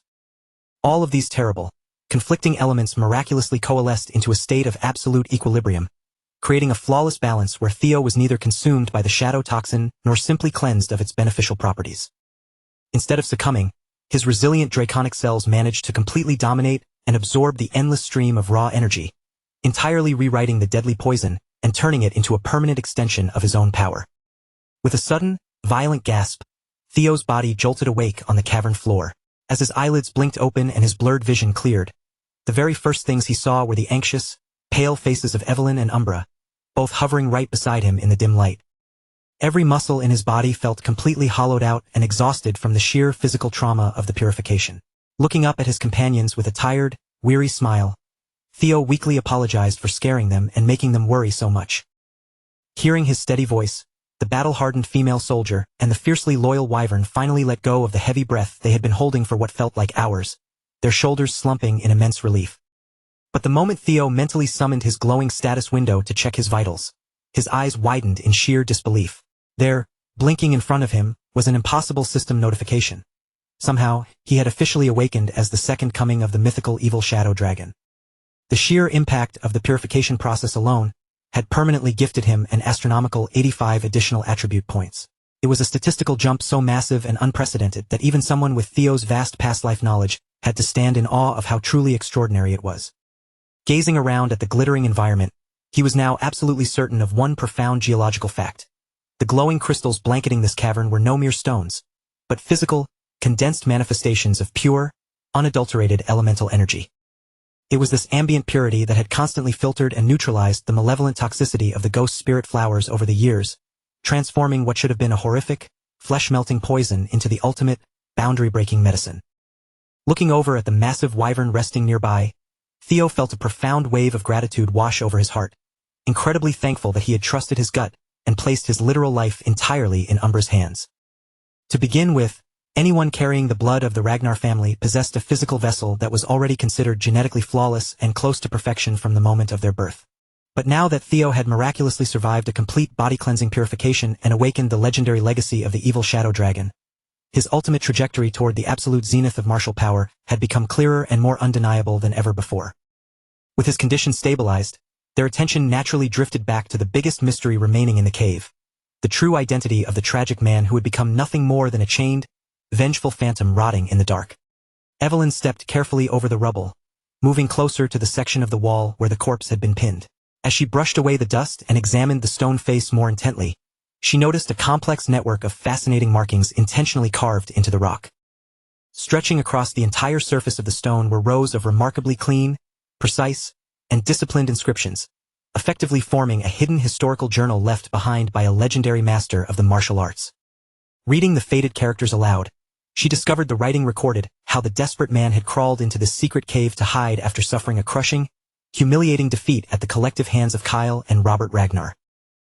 He had fully intended to nurse his wounds in absolute silence, slowly rebuilding his shattered strength over the years to carefully plan a flawless campaign of bloody vengeance before his mortal shell finally gave out on him. Tragically, his physical condition only deteriorated further with each passing month, because Robert Ragnar's final strike had completely ruptured his mana hall, utterly obliterating the foundational core that his entire martial power depended on. To make matters worse, The toxic ghost spirit flowers he was forced to eat, just to stave off starvation, only accelerated his internal decay, systematically poisoning his mind and dragging him closer to the grave. In the bitter end, his sanity completely shattered into a million pieces long before he could ever take his first step toward enacting his grand revenge plan against the clan. With absolutely no escape from the icy tomb, the dying warrior was forced to accept the agonizingly bitter reality that he would pass away trapped in the dark, forever burdened by an unquenchable, burning grievance. In his final hour of clarity, the man chose to leave a legacy behind. Using his remaining energy, he melted down his legendary personal weapon, the Emerald Serpent Sword, transforming the priceless metal into unbreakable bindings to chain himself to the wall, praying that a future generation would find the sanctuary and fulfill his dying wish. As Evelyn wiped away another layer of moss, the next section of the wall revealed something even more jaw-dropping: the legendary, lost flying sword manual belonging to the mythic god of Tempest. The presence of that legendary art meant the ruined corpse could be none other than the mythical swordsman of old who once commanded the sky itself, the tragic, betrayed prince who had lost to Kyle Ragnar during the bloody war for succession 40 years ago. History books claimed that the legendary Wind Baron, Hector Ragnar, had met a glorious end on that ancient battlefield. But the terrifying truth was that he had survived the slaughter, only to suffer a lonely, miserable, and forgotten death deep inside this dark cavern. As a fiercely traditional and loyal knight of the Ragnar family, Evelyn Nareville's face went completely pale. Without a word, she immediately dropped to both knees on the cold stone, bowing her head to offer the tragic, fallen elder the absolute highest level of military respect. Even though the Wind Baron had ultimately lost the war to the current clan head, he was still a direct royal Ragnar of the older generation, possessing a fully legitimate, blood-right claim to the throne of the family. According to her strict vassal code, by assisting in the destruction of his remains, Evelyn had technically raised her blade against a legitimate successor to the clan, a supreme, unforgivable act of treason that carried the immediate penalty of public execution. Tears of shame welling in her eyes, she begged Theo to execute her on the spot. Theo, however, looked down at her kneeling form and completely rejected her dramatic plea without a moment's hesitation. He flatly pointed out that what her blade had struck down was no longer a true noble of Ragnar, but merely a mindless, hollow phantom completely consumed by ancient hatred. More importantly, she had acted out of pure necessity to protect him, the current living successor. Invoking the absolute authority of his royal lineage, Theo looked into her eyes and strictly commanded Evelyn to wipe this day from her mind and forget every single detail that had transpired inside this hidden cave. And if her rigid, overbearing sense of knightly duty still wasn't satisfied by that order, he gestured toward the wall with a smirk, suggesting that she take the Wind Baron's secret flying sword techniques and claim them for herself. Evelyn gasped and immediately protested the idea, frantically insisting that a mere vassal like her was nowhere near worthy of inheriting an ancient power that historically rivaled the legendary arts of the Nine Dragons. But Theo remained completely unmoved by her protests. Standing tall and firm in his decision, he looked her straight in the eye and imperiously declared that from this day forward, Evelyn would officially become the sole legacy successor of Hector Ragnar. In his grand vision for the future, there was absolutely no one else in the entire empire more competent, loyal, or deserving of carrying that legendary Tempest legacy into the new era. He calmly reasoned that by accepting the inheritance, she would ensure the Wind Baron's ultimate techniques wouldn't rot in the dark, allowing his soul to finally rest in peace. Furthermore, as his designated legacy disciple, absolutely no one in the clan could ever question her actions or label it a crime. As the sworn personal sword of Theo Ragnar, this was the exact evolutionary path that made the most sense for her growth, and it was the destiny he firmly believed she was always meant to walk. Deeply moved and overwhelmed by the young master's profound trust and wisdom, Evelyn Nareville, one of the most prideful high-ranking swordsmen in the entire Ragnar military, deeply prostrated herself before Theo with absolute, undying reverence. Placing her hand over her heart, she solemnly pledged her eternal life and blade to his cause as his ultimate, faithful vassal, humbly begging him to officially accept her lifelong oath of fealty. Looking down at her intensely serious expression, Theo couldn't help but let out a soft, amused smirk.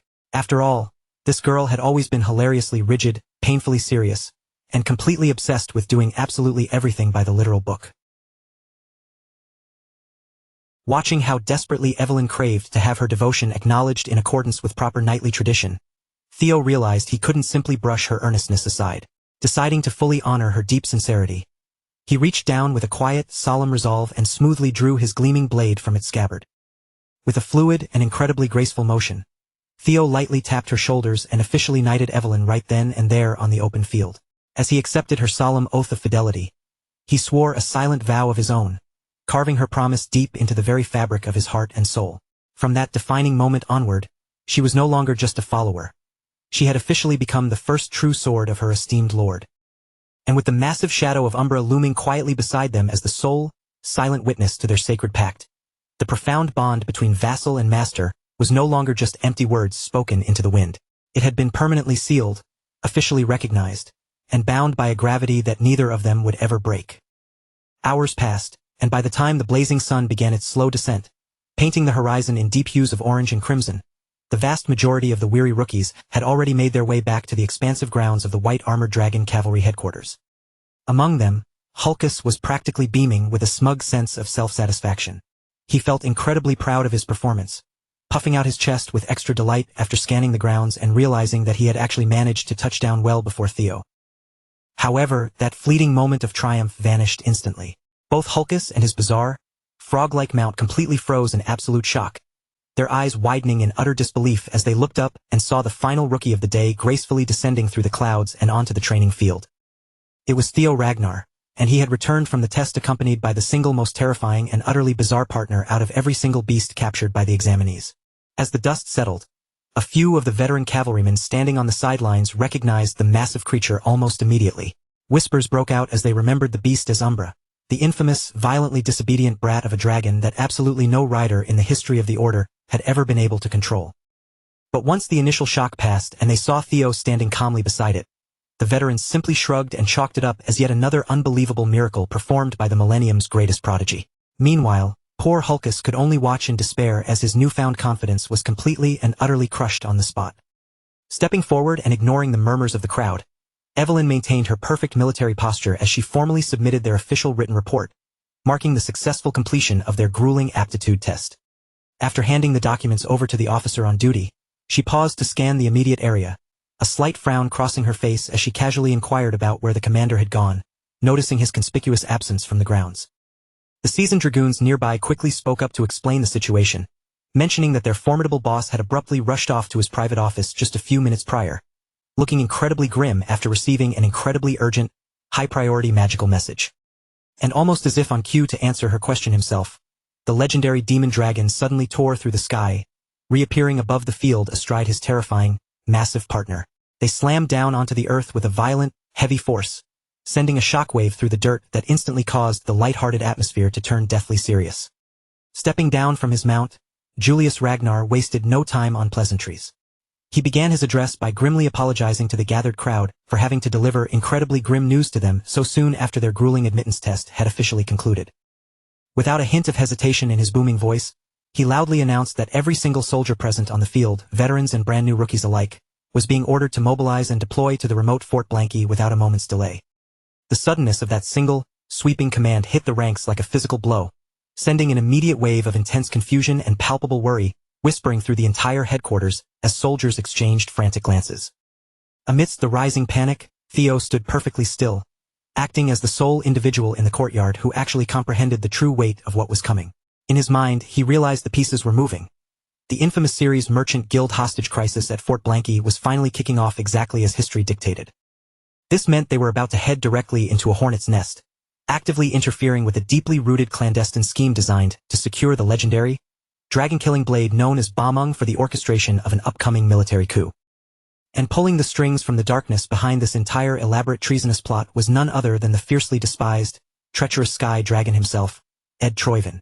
Unable to hold back his confusion, one of the veteran dragoons quickly stepped forward to ask for further clarification, pointing out that deploying completely green recruits who hadn't even gone through basic combat formation training was an incredibly irregular and highly dangerous breach of protocol. Julius met the soldier's gaze and delivered the brutal, unvarnished truth without a shred of sugarcoating. He revealed that Trainer Isvin, the veteran captain of the elite 5th platoon, along with every single soldier under his direct command, had completely vanished off the grid while on patrol. A heavy silence fell over the crowd at those words, because absolutely everyone knew Captain Isvin. As the longest-serving and most resilient knight within the White Armored Dragon Cavalry, it was completely unthinkable to the men that someone of his immense strength could be taken down so easily. Standing in the back, Theo's expression darkened as he contemplated the grim news. To him, this sudden and violent deviation felt like yet another massive butterfly effect, a direct and chaotic consequence triggered by his own interference in the timeline. According to the highly calculated intelligence provided by Black Snow, there was a staggering 89% probability that the entire 5th platoon had already been wiped out. Julius firmly stated that even if by some miracle they were still breathing, they would be in absolutely no condition to fulfill their duties, meaning every able-bodied soldier present would temporarily operate under the 5th platoon's banner to execute the mission in their stead. To lead this ragtag force, Evelyn Nereville was abruptly appointed as the acting captain for the operation. With the official deployment set for exactly 3 days from now, the pressure was immense, forcing the fresh rookies to desperately cram a standard month's worth of basic combat and riding training into a dangerously narrow 72-hour window. Even after reading through the bleak official reports and looking at the hard data, Julius's fierce pride made it impossible for him to truly accept that an old, battle-hardened warrior like Isfin could have fallen into an enemy trap so easily. Yet, his stubborn disbelief did absolutely nothing to extinguish the roaring fire of pure rage burning hot inside his chest. Thirsting for blood and absolute vengeance against whoever had touched his men, the commander finished his harsh announcement and made a sharp, incredibly forceful exit from the field. In the original timeline, the whole affair had begun relatively simply, with the notorious Black Skull Bandits taking a high-ranking representative from the powerful Ceres Merchant Guild hostage. Under normal circumstances, with an elite cavalry unit sent to intervene, the entire incident should have been resolved swiftly without a single military casualty. But Theo knew better than anyone that the true, sinister motive underlying this entire chaotic situation had absolutely nothing to do with a simple hostage negotiation or a mere ransom demand. All of those loud, public distractions and bandit skirmishes were nothing more than a carefully coordinated smokescreen, deliberately orchestrated to mask the illicit theft and secret transportation of the priceless Dragonslayer sword, Bamong. The second Ed Troyvin successfully wrapped his greedy fingers around the hilt of that legendary, god-killing blade, the signal would be given, and the devastating coup to overthrow the kingdom would officially plunge the world into fire. However, as Theo looked around at the frantic preparations of the soldiers, he couldn't help but notice that when compared to the memories of his previous life, the flow of events was already beginning to warp into a completely uncharted direction. If this dangerous deviation was truly a ripple effect caused by his own actions, then he knew he had a responsibility to witness it unfold with his own eyes and see it through to the bitter end. And with that heavy realization weighing on his shoulders, the hidden, high-stakes quest to intercept and claim the Dragonslayer sword officially commenced. Following 3 grueling, sleepless days of incredibly rushed and intense basic training, the newly formed unit finally mobilized, moving their operations far into the northern stronghold, where the howling winds and freezing climate were harsh enough to bite straight through leather armor and freeze a man's bones. High up on the perimeter, a solitary soul bandit watchman stationed inside the wooden guard tower suddenly squinted into the distance, his eyes catching an unsettling anomaly far away, a massive, pitch-black shape rapidly expanding across the night sky and completely blotting out the pale light of the moon. A second later, his breath caught in his throat and his eyes threatened to pop out of his skull as the horrific reality sank in. He wasn't looking at a storm cloud. He was staring directly at a massive, heavily armed battalion of wyverns belonging to the legendary white armored dragon cavalry. But before the terrified sentry could even raise his horn to sound a proper alarm, a brilliant flash of light illuminated the sky, and the entire wooden watchtower was instantly blasted into a million splinters by a violently explosive magical strike. Sailing high above the chaos on her mount, Evelyn looked down at the sprawling enemy base with cold, calculating eyes before cutting her hand through the air, loudly barking out the order for her airborne vanguard to begin raining explosive payloads directly onto the stronghold below. In an instant, the formations of massive wyverns swept through the midnight sky like a terrifying fleet of World War II heavy bomber planes, carrying absolute destruction beneath their leathery wings and unleashing hell upon the earth. The highly coordinated aerial bombardment struck the bandit stronghold with terrifying, surgical precision, tearing through massive stone walls, shattering defensive turrets, and spreading widespread devastation exactly where the enemy's infrastructure was most vulnerable. As fire and debris rained down from above, the panicked bandits scrambled across the courtyards like rats, shrieking in terror as they desperately tried to push their way into the deep inner castle walls just to avoid being blown to pieces by the unrelenting assault. Unfortunately for them, their desperate retreat was already far too late. Having already leaped down from their flying mounts mid-air, the elite dragoons touched down gracefully on the snowy ground with their heavy blades already drawn, instantly cutting down every single straggler left stumbling in the smoke and chaos. Evelyn moved through the battlefield like a whirlwind, directing her advancing ground troops without missing a single beat, systematically leading them forward to ruthlessly slaughter every single bandit that dared to cross their path. This absolute, unmitigated destruction was the steep, bloody price anyone had to pay for foolishly daring to provoke the wrath of the white armored dragon cavalry. Meanwhile, deep in the dark woods just outside the chaos, the corrupt merchant responsible for sneaking the legendary sword out of the armory was breathing a massive sigh of relief, silently thanking his lucky stars that he had managed to slip away from the stronghold just minutes before the explosive attack began. Clutching his cargo tight, he smiled greedily in the dark, thinking that all he had to do now was safely hand over the divine blade to his contact, collect his insanely generous payday, and then spend the remainder of his days lounging in absolute luxury with his newfound riches. But unfortunately for the treacherous merchant, his fate had already been written in stone, and he had been completely doomed to fail from the very second he decided to participate in this treasonous plot. His overwhelming avarice led him straight into a quiet, completely unceremonious dead end, as a mysterious hooded figure stepped out from the shadows of the trees and severed his head with a single silent flash of steel. With the dead merchant's body hitting the crimson snow, the hooded figures carefully retrieved Bameng, securing it safely for transit out of the war zone. Now that the legendary sword was finally in their possession, they were free to take complete control of the surrounding area. With their primary, high-value objective now firmly locked away in their grasp, the stage was perfectly set, and the next terrifying phase of their sinister, kingdom-shaking plan could finally begin. Out in the freezing darkness beyond the perimeter, the sinister hooded figures began rolling out their massive, long-range siege cannons. With a heavy metallic clank, they locked the terrifying weapons into place, aiming the barrels directly toward the unsuspecting stronghold. The time had finally come to wipe those arrogant, wyvern-riding pests completely off the face of the earth. Meanwhile, inside the stone walls of the fortress, the elite cavalrymen had already made incredibly short work of the localized resistance. They effortlessly cut down the frontline attackers and subdued every low-life bandit who had been foolishly occupying the stronghold, leaving the courtyard littered with disarmed criminals. The battle-hardened veterans were already laughing smugly among themselves, treating this entire emergency deployment like it had been nothing more than a routine, low-stakes cleanup job. But while the older soldiers let their guard down and relaxed, Theo stood in the center of the yard, unable to shake a deeply unsettling feeling that everything about this victory had gone far too smoothly. When he really thought about it, the scenario simply didn't add up. It was completely hard to believe that the highly trained, original 5th platoon could have ever been completely wiped out by a disorganized pack of amateurs who could barely put up a proper fight against their vanguard. Determined to uncover the hidden truth, Theo quietly activated his hatchling's synchro ability. He closed his eyes, focusing his heightened spiritual senses to pierce directly into the raw, unguarded memories of one of the heavily bound, captured bandits groveling on the floor. What he discovered deep within the man's mind confirmed his worst fears.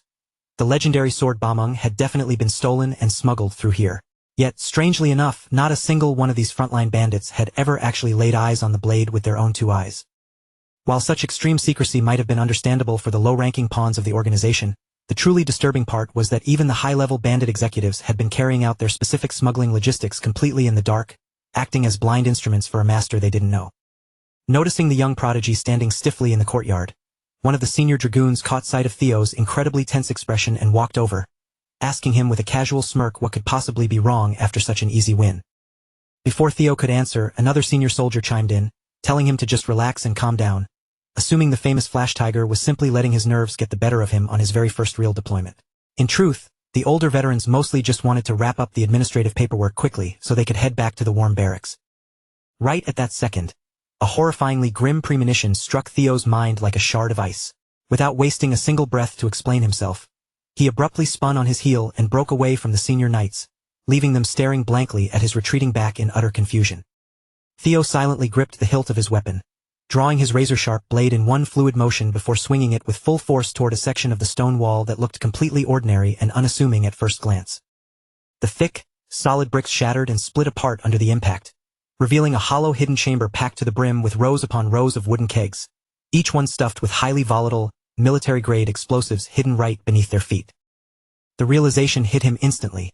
From the very second they marched in, this entire stronghold had been a massive, meticulously calculated trap. Theo immediately took total charge of the situation, raising his voice to an authoritative shout as he urged everyone to drop what they were doing and begin a full-scale evacuation.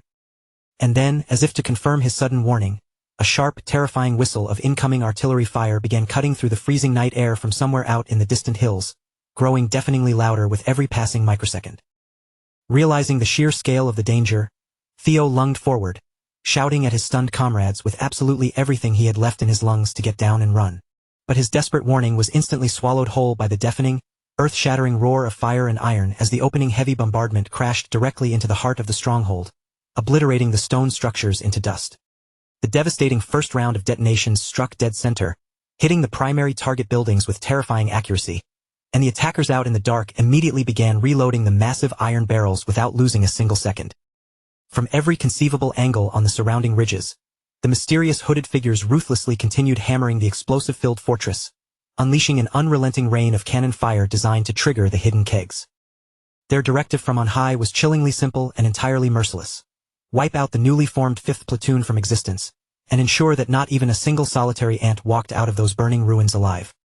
Meanwhile, far away from the screaming and the flames, the wealthy mastermind who had personally ordered this brutal assassination sat completely alone in a silent, suffocating room, her pale skin bathed in the cold light of the moon. It was Lady Amel Ragnar, the disgraced former mistress of the luxurious Camellia Palace. Her eyes were vacant and bloodshot as she rocked back and forth, tenderly cradling the horrific, headless corpse of her deranged son, Axion, tightly against her chest. The execution of her child had caused the woman's fragile sanity to completely fracture, and now, consumed by an all-consuming madness, she wanted Theo Ragnar's severed head brought to her feet, no matter how many lives or resources it cost to achieve it.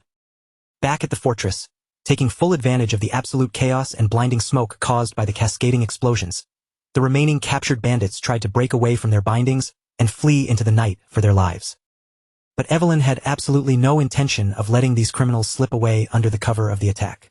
Gritting her teeth against the heat, she immediately ordered her nearby troops to execute the escaping prisoners on the spot. As the massive stronghold burned furiously and crumbled into pieces around them, the disciplined dragoons went straight to work, drawing their sidearms and cutting down the fleeing criminals without showing a single shred of hesitation.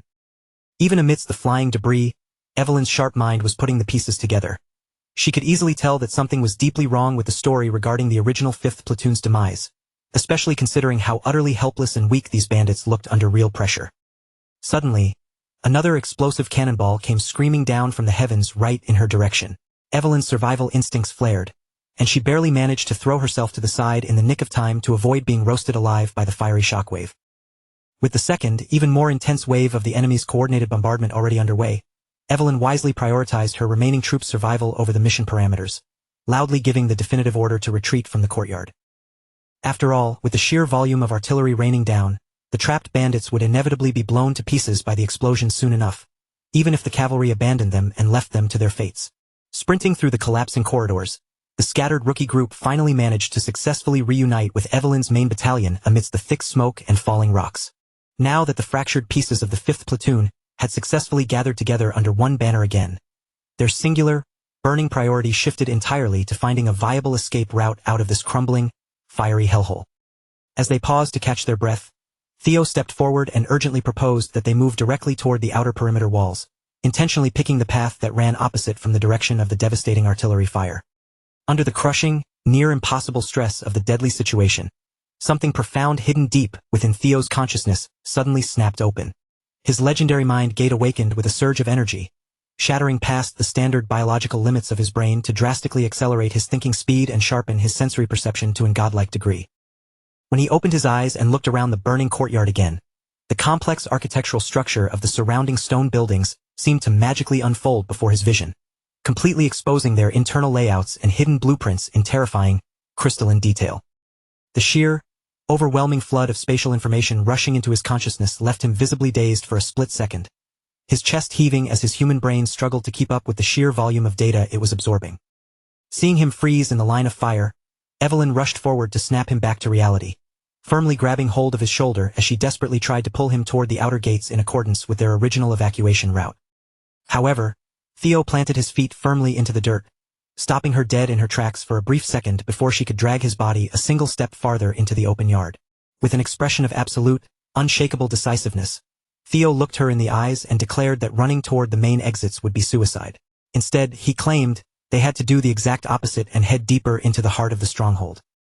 Evelyn trusted her master's tactical judgment with her entire soul, so without a single moment of hesitation or questioning, she spun around and fiercely ordered the rest of the surviving troops to follow his lead into the dark. Right now, there were exactly 21 human lives hanging precariously in the balance, and every single one of those terrified soldiers was now relying entirely on the golden prodigy to guide them out of the jaws of death alive. Utilizing his newly heightened perception, Theo could clearly see that the obvious exit gates were not a path to salvation at all. Waiting right outside the threshold was a secondary line of artillery fire and a heavily armed, carefully coordinated ambush party. That was meant to be the final, inescapable trap prepared specifically to catch any survivors.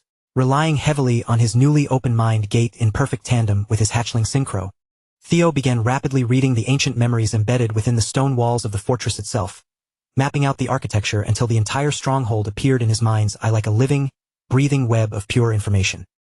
The unseen enemy commanders outside had confidently assumed that no one could possibly survive staying inside the burning castle, but with Theo now completely seeing through the stronghold's secret layout, a narrow path forward revealed itself. Focusing on the corridor to the left, his heightened senses immediately picked up the faint, ticking danger of even more hidden explosive caches just waiting to erupt into a fireball. Shifting his attention to the path on the right, he calculated that another massive wave of external artillery bombardment was scheduled to come crashing down on that exact position within seconds. That meant the single safe route left available to them in the entire fortress was the ancient, central stone staircase that led directly downward into the dark belly of the castle. Without losing another second, Theo turned and led his weary comrades down the central stairs, every single one of them sprinting with desperate speed as the entire mountain stronghold shook violently around them. True to her duty, Evelyn deliberately stayed at the very back of the rushing line, keeping her blade drawn as she made absolutely sure that none of her younger troops fell behind or were swallowed up by the encroaching chaos.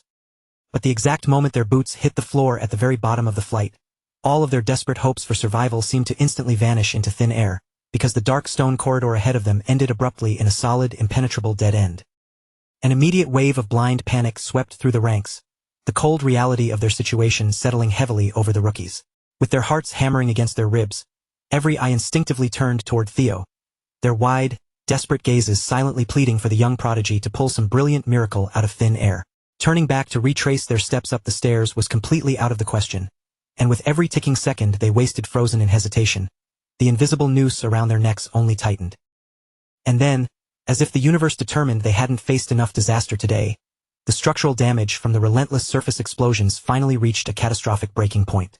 The heavy stone ceiling directly above their heads began to groan under an immense, unyielding weight, cracking violently as the compromised roof foundations started to buckle and collapse inward. Massive, jagged slabs of ancient masonry and thick, splintered support beams tore free from the structure, plunging downward in a chaotic avalanche of debris that sent a thick, blinding cloud of dust billowing through the air. The newly formed 5th Platoon found themselves mere heartbeats away from being completely crushed and buried alive beneath tons of falling stone.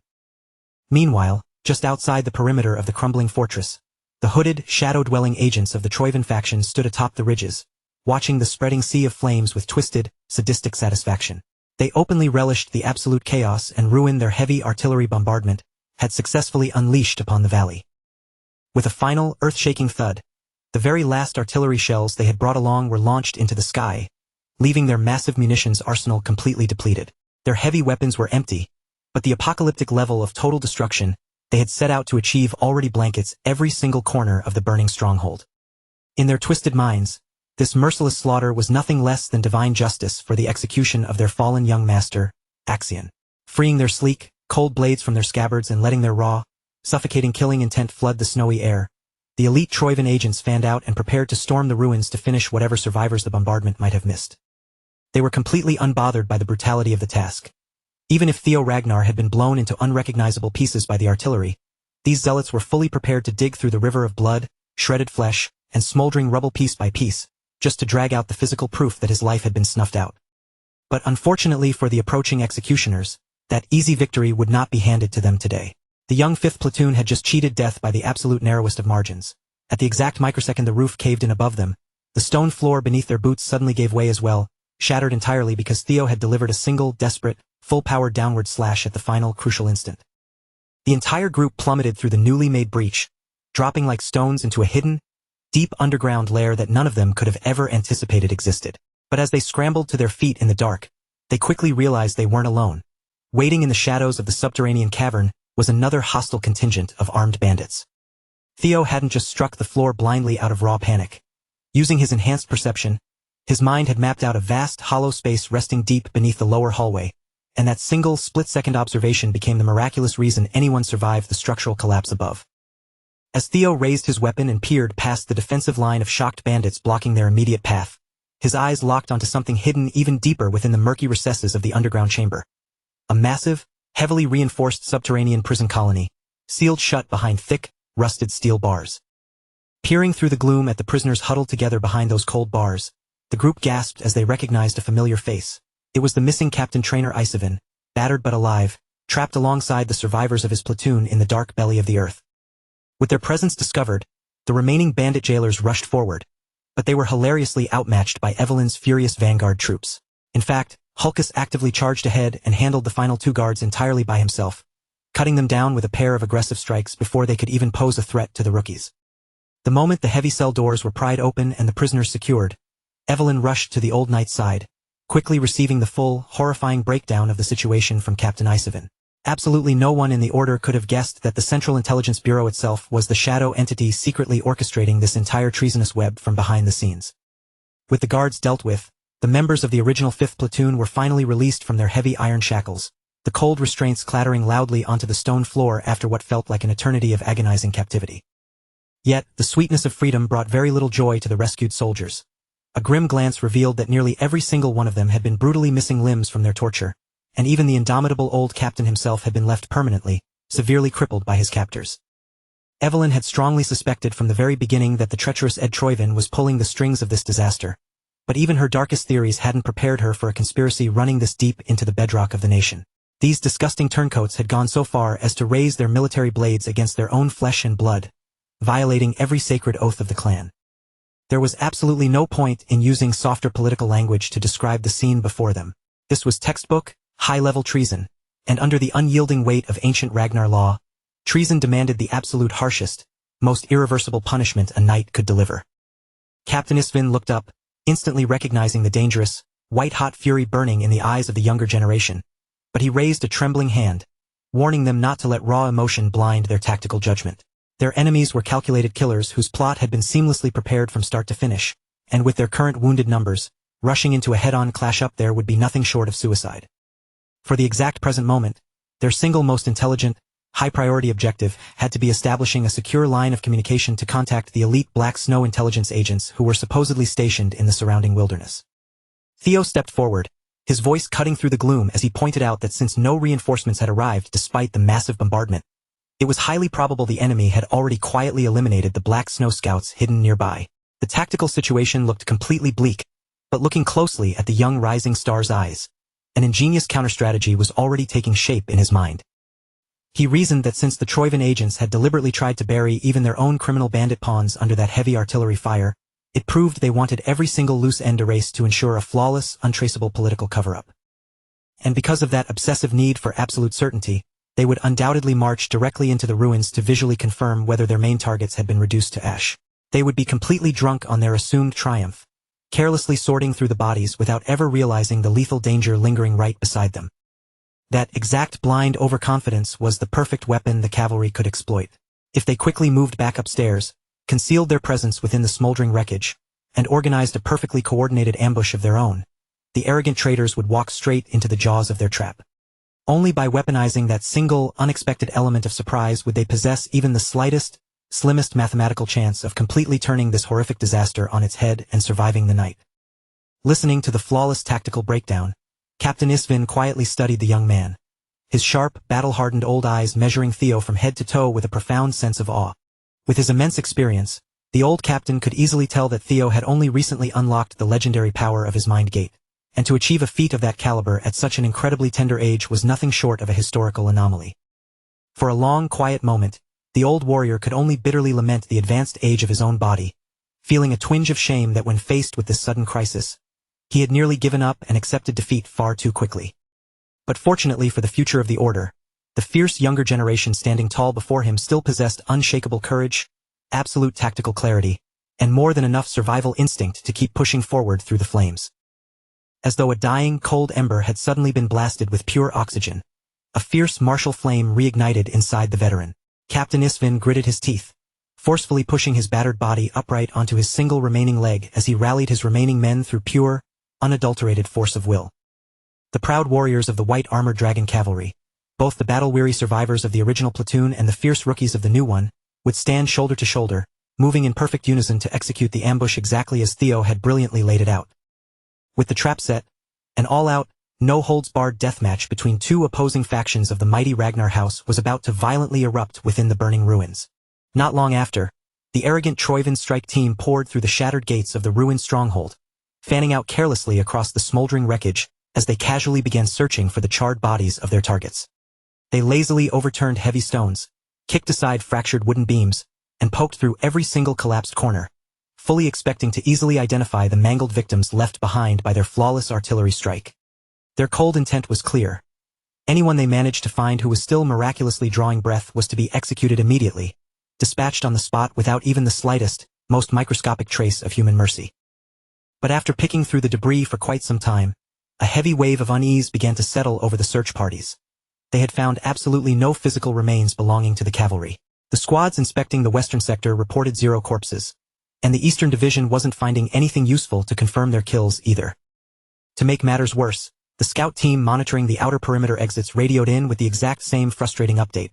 Not a single fleeing dragoon had been spotted breaking past their line of sight. Across the entirety of the burning, flattened landscape of the stronghold, the only dead bodies scattered through the rubble belonged exclusively to the disposable pawns of the Black Skull bandits. Suddenly realizing that something was horribly, terribly wrong, the veteran leader's combat instincts flared. His eyes narrowed in suspicion, and he sharply barked at his men to halt, stopping them before they wasted another second wandering blindly through the ruins. But in the very next millisecond, the trap sprung, and fresh blood splattered across the snow. The hidden dragoons erupted from the smoldering rubble like ghosts, unleashing the lethal ambush they had flawlessly prepared right beneath the enemy's feet.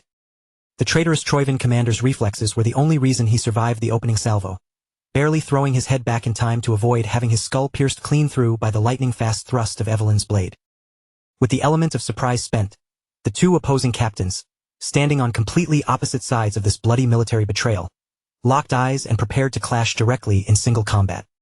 Desperate to regain the upper hand, the Troivan captain immediately tried to fight dirty, throwing low kicks and utilizing underhanded combat tricks to break Evelyn's guard and throw her off balance. But Evelyn was a masterclass warrior. Her mind remained entirely composed, far too skilled to be thrown off by such petty tactics. With a breathtaking, incredibly sharp acrobatic twist, she effortlessly slipped out of his strike zone, flipping backward to create just enough physical space to completely reset the rhythm of the duel on her own elite terms. Realizing the sheer gravity of their blunder, the Troivan captain screamed at the top of his lungs, desperately warning his scattered units that they had walked directly into a counter-ambush, but his frantic warning came far, far too late. He fiercely barked out an order for the survivors to immediately shift into a defensive ring formation. Yet by the time the words actually left his mouth, half of his elite vanguard had already stopped breathing entirely.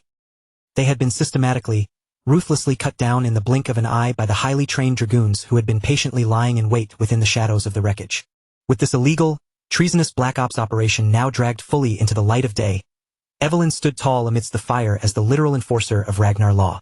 Brandishing her weapon, she coldly used that absolute legal authority to sentence every single traitor present to immediate death. The cornered Troivan captain, however, had absolutely no intention of laying down and dying quietly. Snarling in defiance, he charged forward to meet Evelyn head-on, their weapons colliding with a shower of sparks as they traded a rapid, fierce exchange of lethal strikes. Relying on his raw power, he managed to temporarily check her fluid movements, even turning the tide to launch several sharp, incredibly dangerous counterattacks of his own, proving to everyone watching that he still possessed more than enough military skill to make this a fight to the death. Deep down inside, the Troivan captain was reeling, his mind unable to process the impossible sight before him. After an absolutely relentless aerial bombardment, enough to reduce an entire mountain fortress to nothing but dust and gravel, these supposedly doomed wyvern-riding bastards were somehow still standing upright, blades drawn and eyes defiant, staring him down. That creeping shadow of sheer disbelief shattered his concentration for a single, critical moment. In the high-stakes dance of a life-or-death battle, that tiny flicker of hesitation was all it took for the tide to turn from a struggle into a death sentence. Evelyn, with her hunter's instincts honed to a razor's edge, instantly identified that microscopic opening in his defense. Her eyes narrowed into predatory slits, and she lunged forward with explosive speed before he could even dream of recovering his guard. She moved for a clean, efficient kill, her steel flashing in a lethal arc toward his exposed neck. The turncoat barely managed to jerk his body to the side at the last possible millisecond, saving his head from being severed cleanly from his shoulders. But Evelyn wasn't the type to offer second chances. She pressed her relentless assault, driving him back step by agonizing step, her blade carving through his defenses and opening fresh, jagged wounds that forced crimson blood to spray with every single desperate exchange. As she forced him into a corner, Evelyn's voice boomed across the ruins, warning the remaining stragglers of the Central Intelligence Bureau that their only path to survival was to drop their weapons and surrender immediately. She made it clear that at this stage of the operation, any further resistance was nothing more than a pathetic, meaningless struggle against an outcome that had already been sealed in stone. The moment Theo's perfectly timed ambush had sprung and the hidden cavalry surged forth from the rubble, the entire battlefield had been locked into a terminal checkmate. She offered a path of mercy. Those who chose to cast aside their blades and submit willingly would be allowed to breathe for the time being, so they could eventually face a proper, fair judgment in a lawful military trial.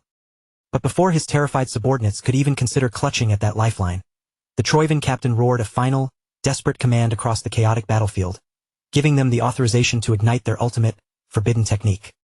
Every dragoon on the field froze in their tracks for a breathless second, startled not just by the sudden shout, but by the horrific, ominous weight behind those specific orders. It was instantly obvious that the Troivan agents had been clutching one final, dirty card against their chests, a last-ditch gamble they had preserved for the exact moment the walls closed in. Then, without warning, one of the Troivan agents completely snapped. Abandoning all reason and discipline, he turned feral, his eyes bulging as he lunged straight for Theo like a starved beast finally unshackled from its heavy iron chains. Theo felt the shift in the air immediately. The man's aura didn't just grow. It spiked with a sharp, distorted intensity that felt profoundly unnatural and far too volatile to ignore. These fanatics had actually triggered the forbidden reverse blood surge technique, a dark, ancient power that grants explosive, godlike strength by forcibly draining the user's own life force to fuel the flames. Even with Theo's formidable training, keeping pace with an agent empowered by such a twisted, taboo art was an absolute nightmare. Every single strike he exchanged was heavier and faster than humanly possible. One crazed assailant was already a handful, but then the rest of those brainwashed bastards started swarming toward him in a frenzied pack, all of them hungry to claim his head as a trophy for their cause. Seeing Theo caught in the center of a lethal vortex of blades, one of the severely injured officers from the original 5th platoon surged forward, physically throwing himself into the path of the enemy to absorb the crazed strikes with his own body. As his life began to ebb away, the officer offered no screams of agony or curses against his killers. Instead, wearing a calm, almost serene expression, he simply looked at Theo and urged him to run. Watching such a brave, honorable man willingly sacrifice his life right before his eyes, all for the sake of his own survival, hit something profound and fragile deep inside Theo's heart. That singular, crushing moment of loss ignited a raw, primal furnace of fury within Theo, a cold, focused wrath so intense it seemed to erupt from the very center of his soul. With that white-hot rage fueling his movements, Theo unleashed the most devastating, lightning-quick triple dragon's claw he had ever channeled in his life, carving a path through the fanatics in a single, brutal, sweeping strike. But he wasn't finished. Pushing far beyond the boundaries of his physical capacity, the young master dove deeper into his own consciousness, forcefully tapping into the absolute limit of his mind gate. In that suspended second, the world around him seemed to grind to a crawl. Theo's eyes tracked dozens of moving objects at once, marking the exact position of every frenzied enemy pulsing with that unnatural, forbidden power. He released a second triple dragon's claw, a technique even more terrifyingly powerful and refined than the first, surging with focused, jagged intent. His blade moved in a complex, twisting dance, weaving through the chaotic battlefield with a lethal, terrifying precision that effortlessly sidestepped his own allies while shredding the enemy into ribbons. The sheer, overwhelming synthesis of raw power, perfect control, and elite swordsmanship left even the battle-hardened veterans standing in the background paralyzed with absolute shock. When the churning dust finally began to settle, the very ground of the ruined stronghold was scarred with deep, terrifying grooves, as if the concept of destruction itself had been physically carved into the stone. Of all the treasonous agents caught in that horrific, overwhelming display of martial arts, the only one left standing was the Troivan captain. Seeing that the annoying thorn in his family's side had evolved into a threat of this magnitude, the captain hardened his resolve. Even if it required his own life, he would drag Theo down into the grave with him. With a guttural shout, the captain surged into his own reverse blood surge, his body launching forward like a steel-tipped arrow loosed from a tensioned bow. Meanwhile, Theo's platoon seniors were still frozen in place, standing there in stunned, slack-jawed admiration, completely useless as they continued to stare at the rookie's monstrous exhibition of skill. But Theo was not basking in the glory of his victory. He was barely holding himself upright, his knees trembling as he fought to remain conscious after dangerously overdrawing the power of his mind gate. A technique possessing that much force and structural complexity was still well beyond his ability to use comfortably, and the massive internal strain had pushed his body far past his safe threshold. To make matters catastrophically worse, the last remaining lunatic was now diving toward him like an enraged, burning meteor, incinerating his own life force with every frantic microsecond. As a devoted vassal of the Troivan house, he was ready to drag the young man straight to the pits of hell. Theo desperately tried to coil his mana for a defensive parry, but after the intensity of his last assault, his internal mana hall had become hopelessly twisted and dangerously unstable. The Loyalist's own mana hall was beginning to fracture and glow with the heat of impending detonation. He wasn't just trying to strike a blow anymore. He was literally transforming himself into a living bomb to vaporize the entire area. Thankfully, Theo's official first sword reached the scene in the nick of time to shield her master. For the very first time, Evelyn unleashed the legendary God of Tempest technique, utilizing a massive, localized squall to catch the suicide bomber and send him soaring high into the night sky. After propelling that rat into the firmament and keeping him suspended in the air, Evelyn dashed upward, gathering pure, concentrated wind pressure at her fingertips. With a sharp thrust, she pushed that gathered energy outward, knitting the raging winds into a crushing, suffocating maelstrom that completely entombed him. Theo watched in absolute awe as Evelyn's power clamped down around the traitor's fracturing mana hall, forcefully suppressing the unstable energy and nullifying the suicidal explosion before it could rip through the air. Once the detonation had been successfully smothered and neutralized, sending the Troivan captain crashing back down to the hard earth like a discarded ragdoll was an easy task. With the final remnant of the enemy force handled with such lethal cleanliness and the immediate threat neutralized, Theo finally felt the crushing, mountainous weight of total exhaustion crash down on him. His body finally shutting down to demand the rest he had been so ruthlessly denying it.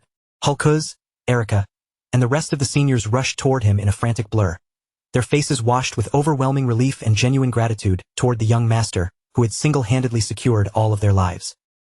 Right then, the sun finally crested over the horizon, its brilliant, warm rays spilling across the scarred battlefield and illuminating Theo's exhausted, yet genuinely contented smile. There was absolutely no debate regarding who had dominated this operation. Theo and Evelyn had carried the entire burden of the battle with breathtaking skill, transforming what should have been an easy massacre into a resounding, historic victory. For the first time in what felt like an eternity of tension, everyone was finally able to breathe, and the suffocating atmosphere of the battlefield slowly faded into a warmer, almost celebratory vibe.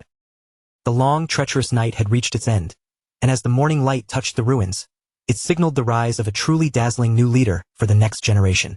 Inside the cold, miserable, and suffocating walls of the distant Rose Palace, deep within the suffocating, shadow-drenched corridors of the palace, Lady Amel Ragnar was completely unraveling.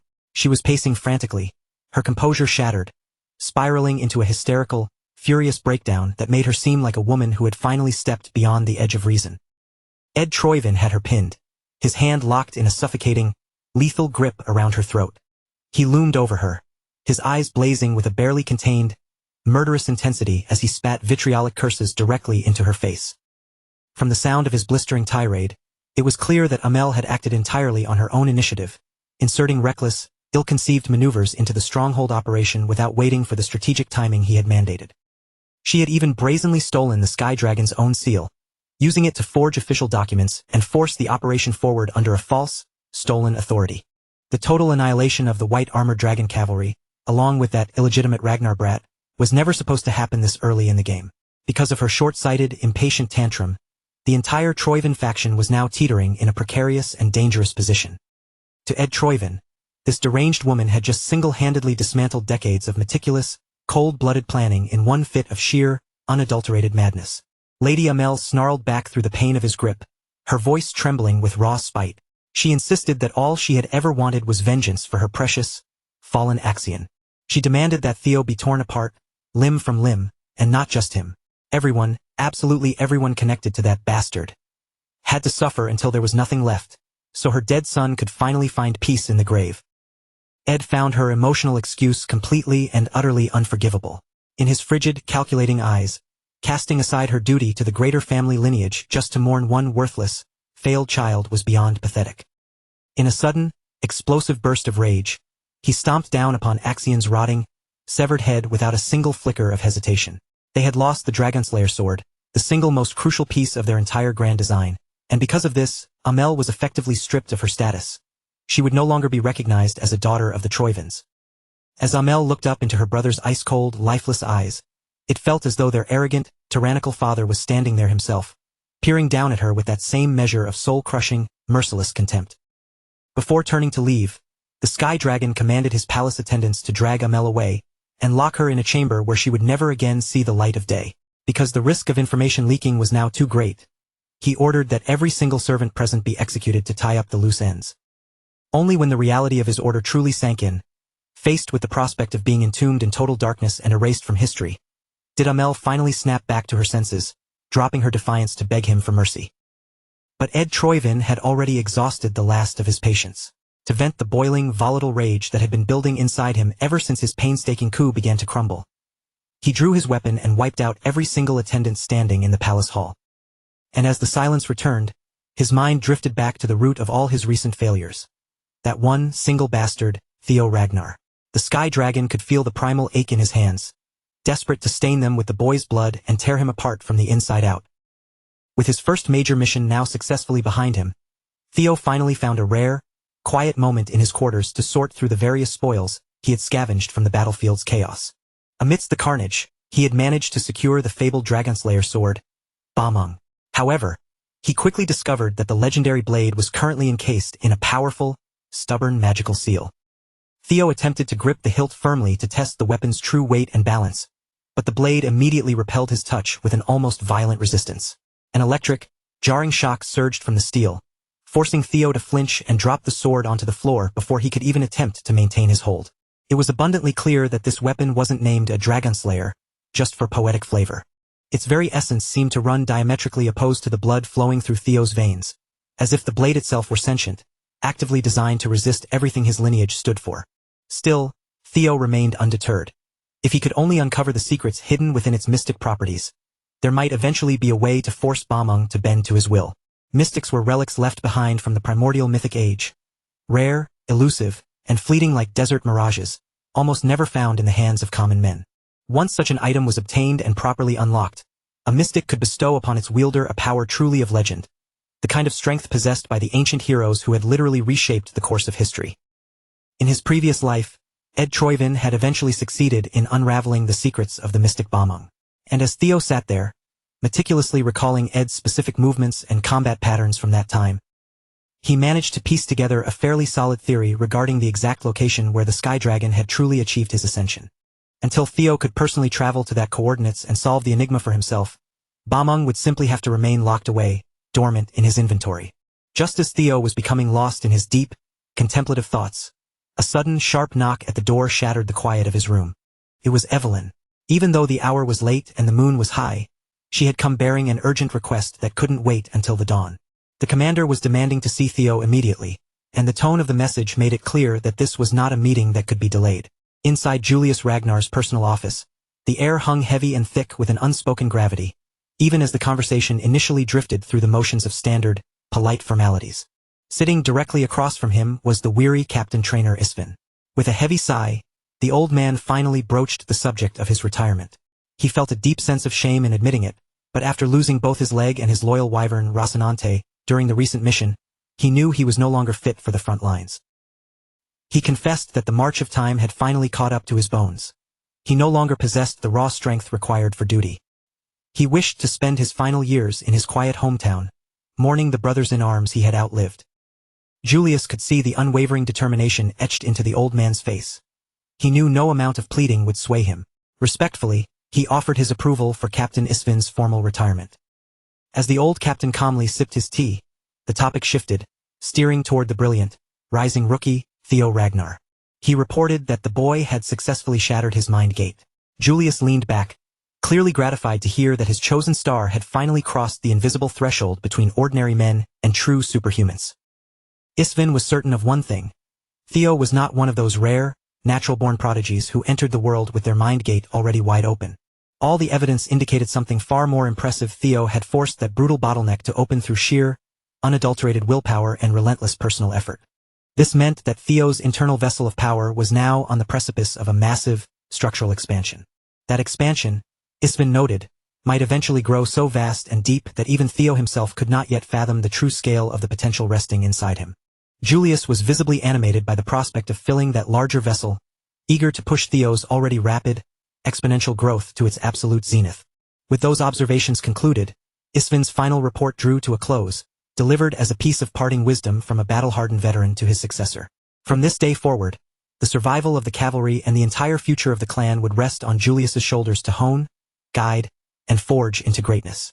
That very night, the demon dragon met Theo at the central training grounds, enveloped by the cool, hushed darkness of the compound. Commander Julius offered high praise for every feat Theo had accomplished during their recent deployment, but Theo remained characteristically humble, redirecting all the credit to the bravery of his comrades. Then, the commander steered the dialogue toward much deeper waters, questioning Theo on how far his personal martial theory had matured.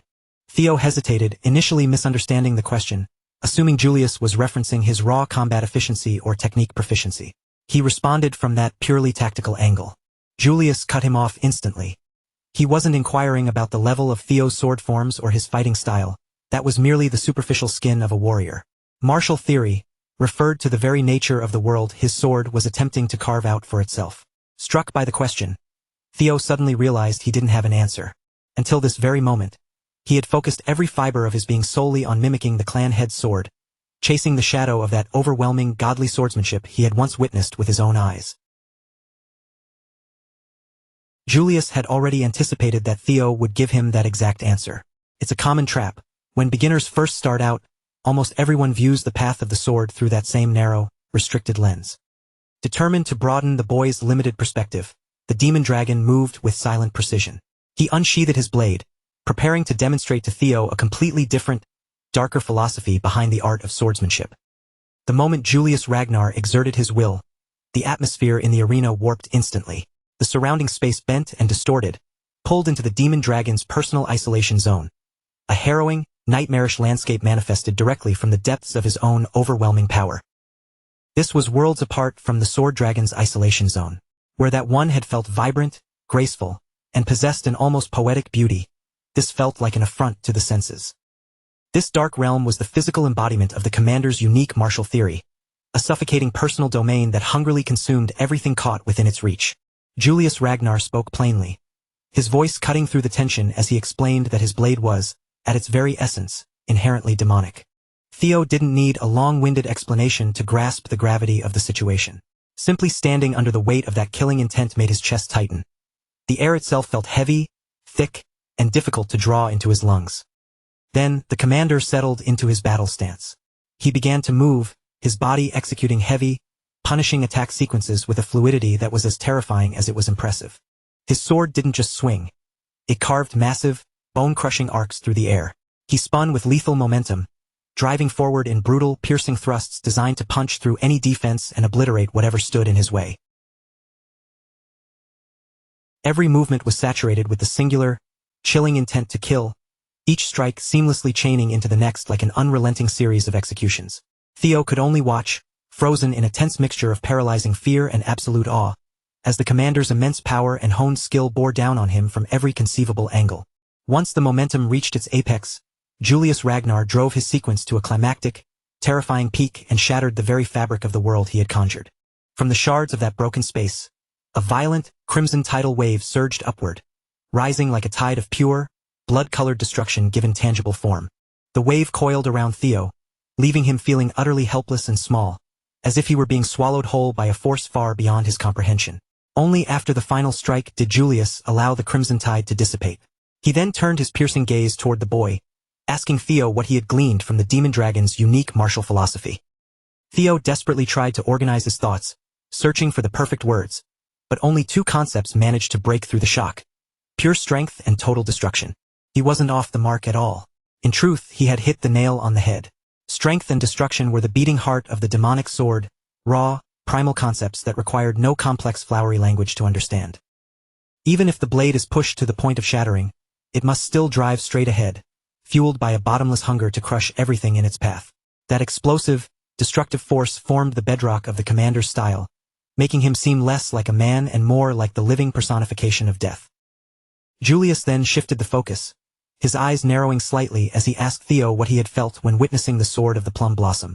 Theo reflected for a moment before answering that her swordsmanship felt dazzling, elegant, and possessed a natural grace that was beautiful to behold. Julius nodded, seemingly satisfied with that interpretation. It made sense. After all, the sword of Lady Plum Blossom embodied the very essence of life. Her style mirrored the life cycle of a seed, taking root, breaking through the soil, and unfurling into a vibrant, blooming flower. It was a pure, undeniable expression of living, breathing existence. It was slow, gentle, and overflowing with endless variations, refusing to be constrained by a single, rigid path or predictable trajectory. It ebbed and flowed, twisting and adapting to whatever obstacle stood before it, spreading outward in every direction until it reached its full, brilliant bloom. In that short, intense span of time, 2 of the 9 dragons had shown Theo 2 radically different interpretations of martial theory. Seeing Theo fall into a state of deep contemplation, Julius posed a final, lingering question. Were life and death truly separate, diametrically opposed concepts? Most people would automatically say yes, but the way the commander asked suggested that the answer might be far more complex than a simple yes or no. However, Julius had no intention of spoon-feeding the truth to the boy. That would just ruin the fun of discovery. With a wave of his hand, he dispelled the isolation zone and prepared to walk away. Before he departed, he reached into his robe and tossed a bound book toward Theo with a careless, casual flick of his wrist. Within those pages was recorded a long, heated, and incredibly detailed debate between Commander Julius and Lady OSA regarding the fundamental principles of the sword. It was, by all accounts, a highly unusual situation for anyone to find themselves in. In some strange twist of fate, Theo had somehow ended up in a position where he was effectively a disciple to both the sword dragon and the demon dragon simultaneously. Of course, that debate hadn't been a recent conversation. It had occurred on that fateful, monumental day inside the white dragon's nest, and the text had been written right there as well. After Julius penned the final word and snapped the book shut, he had pouted, clearly annoyed by the realization that he would no longer have the exclusive right to mold Theo's immense potential. But Lady Plum Blossom only wanted what was truly best for the young man, and even a man as stubborn as the commander couldn't find a reason to argue with that intent. By this point, the expectations placed upon Theo Ragnar were immense, enough to rival or even surpass the other candidates vying for the succession. His talent was monstrous, and he was progressing at a speed the world had rarely seen. Yet, that rapid growth came with its own set of dangers. He was bound to hit his next wall much sooner than any ordinary cultivator. This book was intended as a bridge, a way to help him hurdle that wall far faster than anyone would have ever deemed possible. Even so, Julius couldn't shake a quiet, nagging fear that one day, Theo might rise to become a sworn enemy of their clan. Those who stood at the absolute pinnacle understood the truth better than anyone. Prodigies who ascend too quickly often meet tragic, untimely ends, one way or another. If history were to repeat itself, the very knowledge they were gifting him could one day be turned against the Ragnars in a wave of bloodshed. Hearing Julius voice those dark premonitions aloud, Lady OSA became entirely convinced of one thing. Commander Julius was, without a doubt, the right individual to guard that book and keep a watchful eye on Theo's development. The moment Julius felt certain the boy's heart would not be corrupted by greed or ambition, he would feel ready to pass those secret teachings onto the young dragon. As it turned out, that day arrived much sooner than anyone had dared to hope. Now, the gathered wisdom of the 2 dragons, considered first and second in the world of the sword, was finally resting in Theo's own hands. Theo couldn't help but feel a wave of humility, wondering if he truly deserved something so profoundly valuable. But Julius had already made his assessment. He had judged Theo's worth and deemed him worthy of the challenge. So, Theo accepted the book with deep, sincere gratitude, feeling the weight of the pages, a weight far greater than paper and ink should possess. Looking back, he realized his meteoric rise hadn't been a solitary journey. It was only made possible by the handful of mentors who had constantly nudged and guided him toward the light. They had offered him their support without demanding payment, repeatedly picking him up and setting him on the right path as he climbed toward the summit of power. From the chaos of the Rendon incident all the way to this very moment, Commander Julius had consistently favored him. For that kindness, Theo silently swore a vow that he would find a way to repay the debt. As it happened, an opportunity to repay that favor was already presenting itself, though for Theo it was hardly going to be a pleasant or easy experience. The demon dragon had developed a sudden craving for a specific jewel, and it had been far too long since he'd come across a new toy, interesting enough to satisfy his boredom. That book was certainly a valuable roadmap for Theo's future, but that was just the gentle introduction to his education. The truly grueling, painful side of the lesson was about to commence right there on the arena floor. Watching from the sidelines, Evelyn quietly turned her head away, unable to bear the sight of her master's struggle without feeling a deep, aching sympathy for him. Before she retreated, she took extra care to ensure the arena was completely locked up, leaving absolutely no room for Theo to attempt a desperate escape. She even went as far as wrapping heavy chains around the door from the outside, murmuring apologies under her breath while effectively sealing him inside to face the impending nightmare. The brutal, relentless training session dragged on through the entire night, the sounds of struggle only finally ceasing when the first pale light of dawn began to creep across the sky. When the heavy chains finally hit the ground with a loud clatter and the massive gate groaned open, Evelyn stood at the threshold, the first to lay eyes on what remained inside the arena. Her master, usually so vibrant and composed, looked as though he had single-handedly survived an entire battlefield overnight, his body completely battered and exhausted from head to toe. Looking at the state of him, there was simply no denying the truth.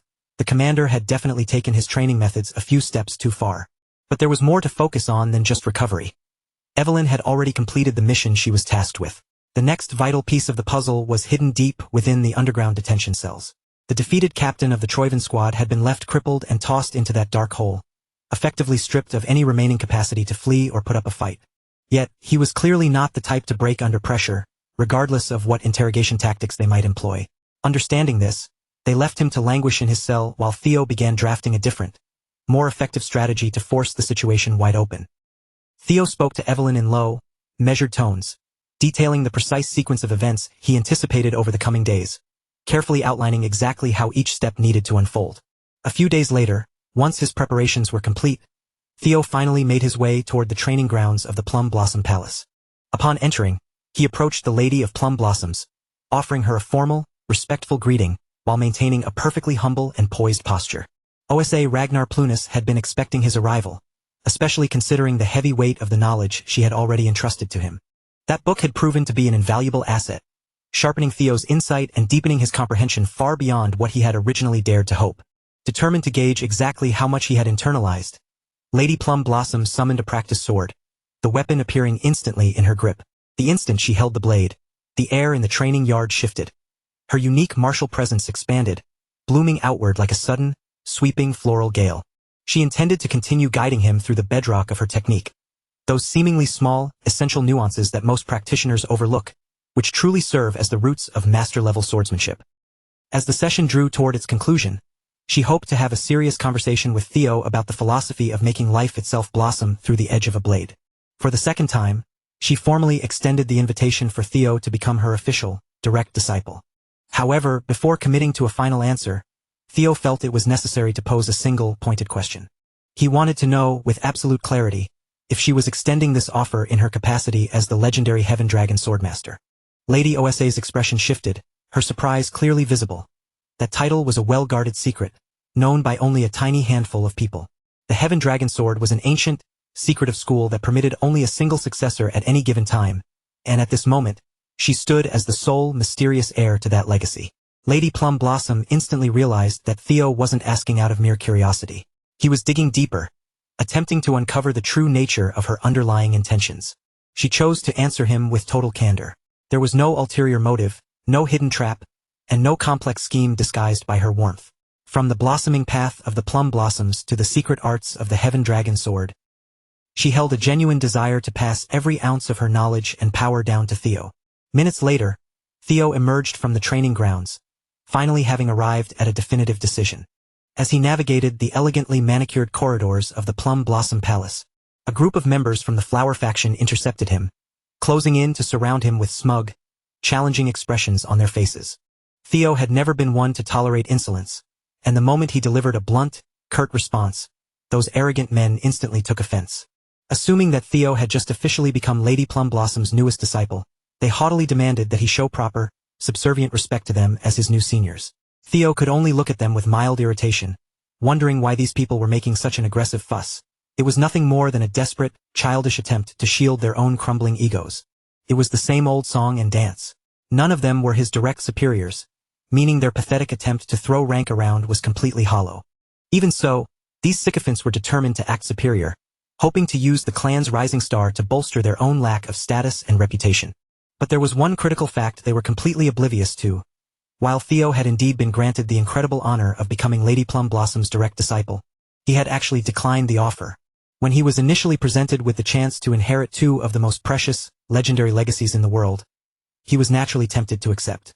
Yet, He still struggled to comprehend why Lady Osa held him in such high regard when he had done nothing to provide her with a tangible benefit.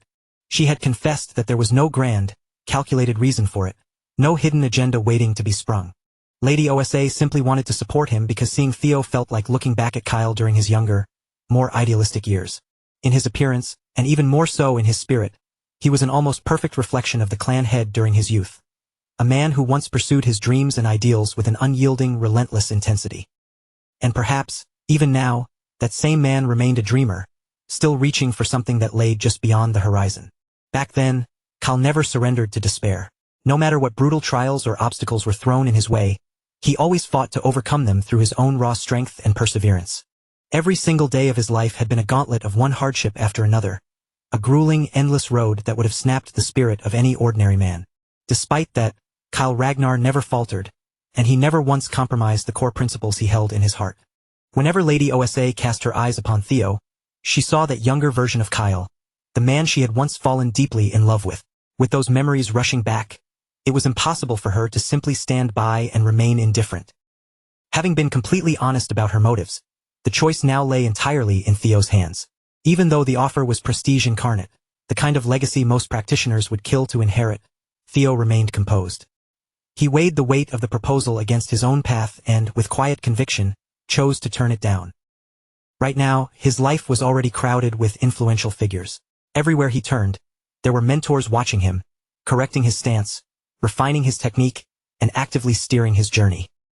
Lady Plum Blossom was certainly a monumental part of that, but she was merely one thread in a much larger tapestry. So many individuals had scrutinized Theo, shaping his spirit through their own unique perspectives, and leaving indelible marks upon his character. The demon dragon had taken him under his wing, personally overseeing his development, while his senior dragoons, Evelyn, Selford, and Aaron, remained relentless, pushing him toward the next level, day in and day out. Even those who stood beside him as peers had helped forge the man he was becoming. Remington, Hulkus, Erica, and the boys from Training Ground 4 had all contributed to his growth. Honestly, Theo would even credit people like Axion and Ed Troyvin. Even their interference had taught him vital lessons.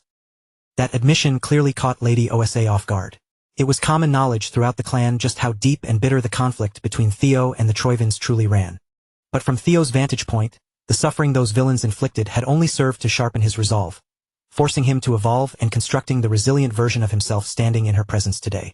His sword had been refined by every person who had touched his life, those who loved him, those who guided him, those who challenged him, and even those who wronged him. Because of this, he couldn't say with a clear conscience that he was the right fit to carry one school's traditions into the next generation.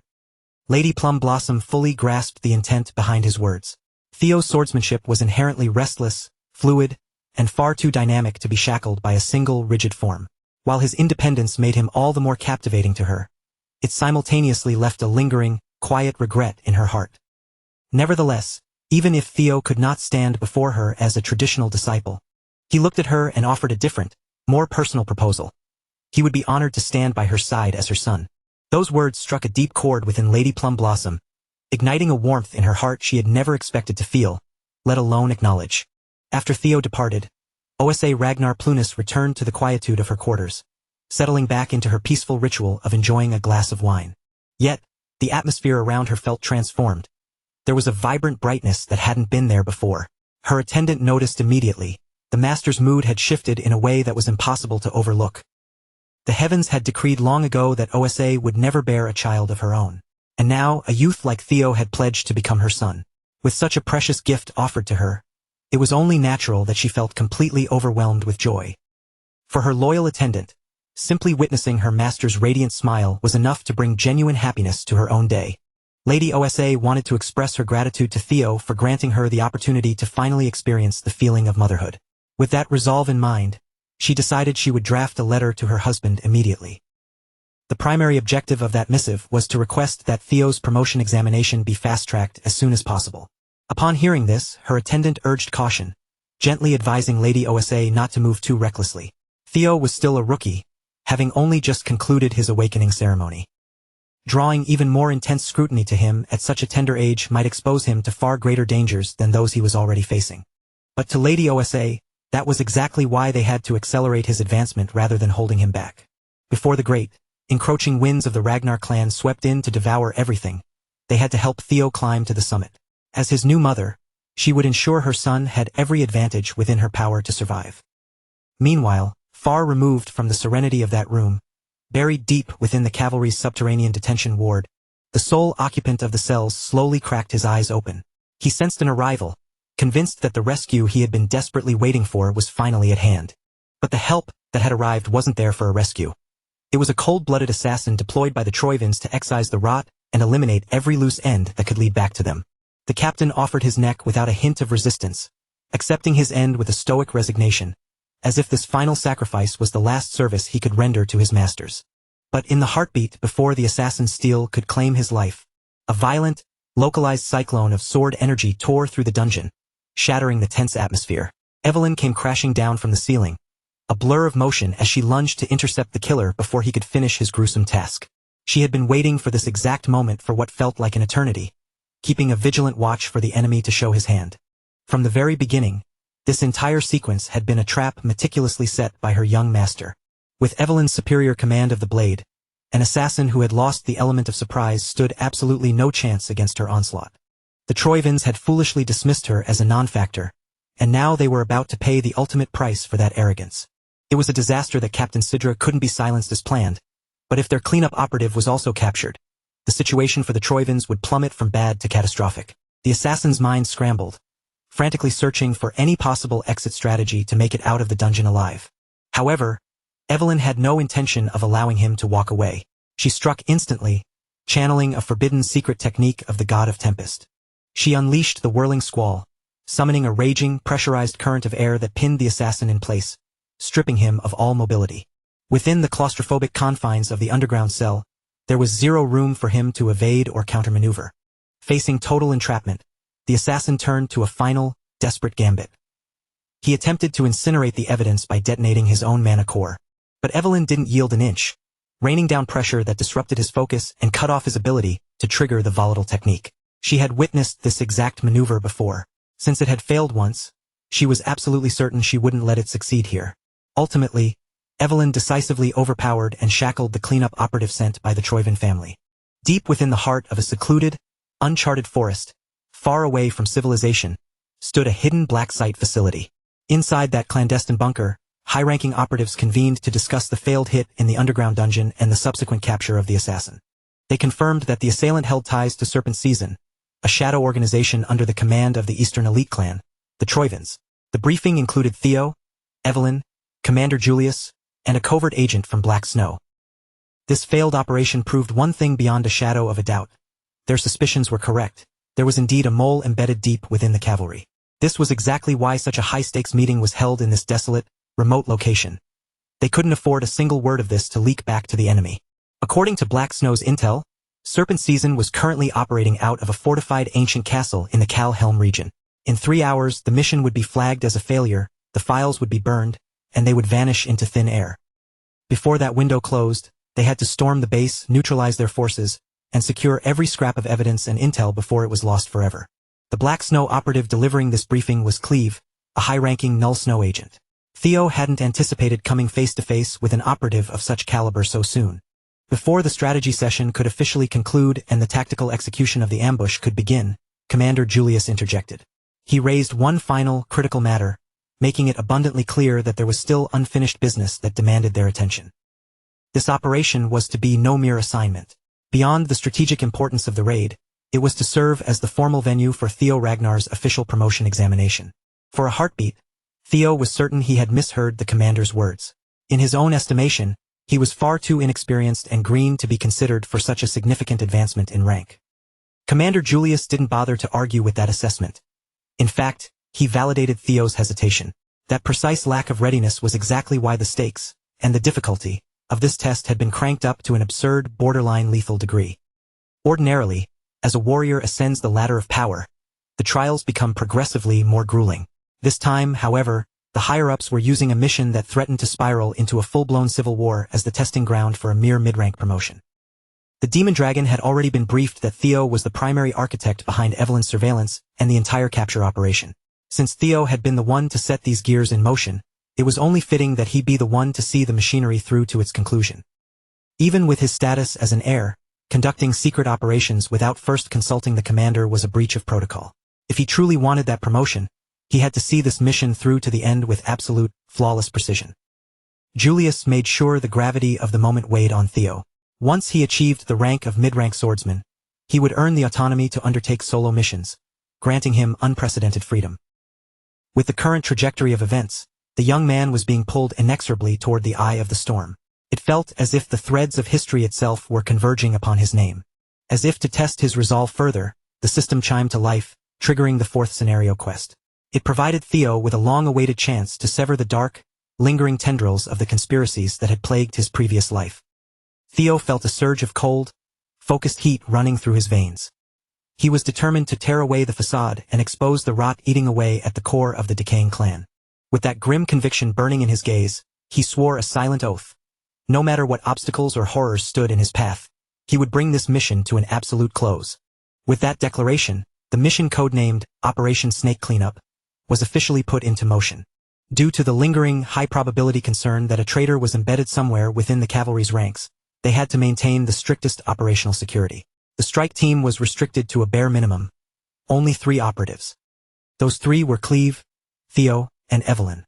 As highly skilled swordsmen, they held a distinct advantage should the situation devolve into a close-quarter skirmish, but in terms of pure numbers, they were venturing deep into hostile territory at a severe disadvantage. Regardless of the risks, there was no time for hesitation.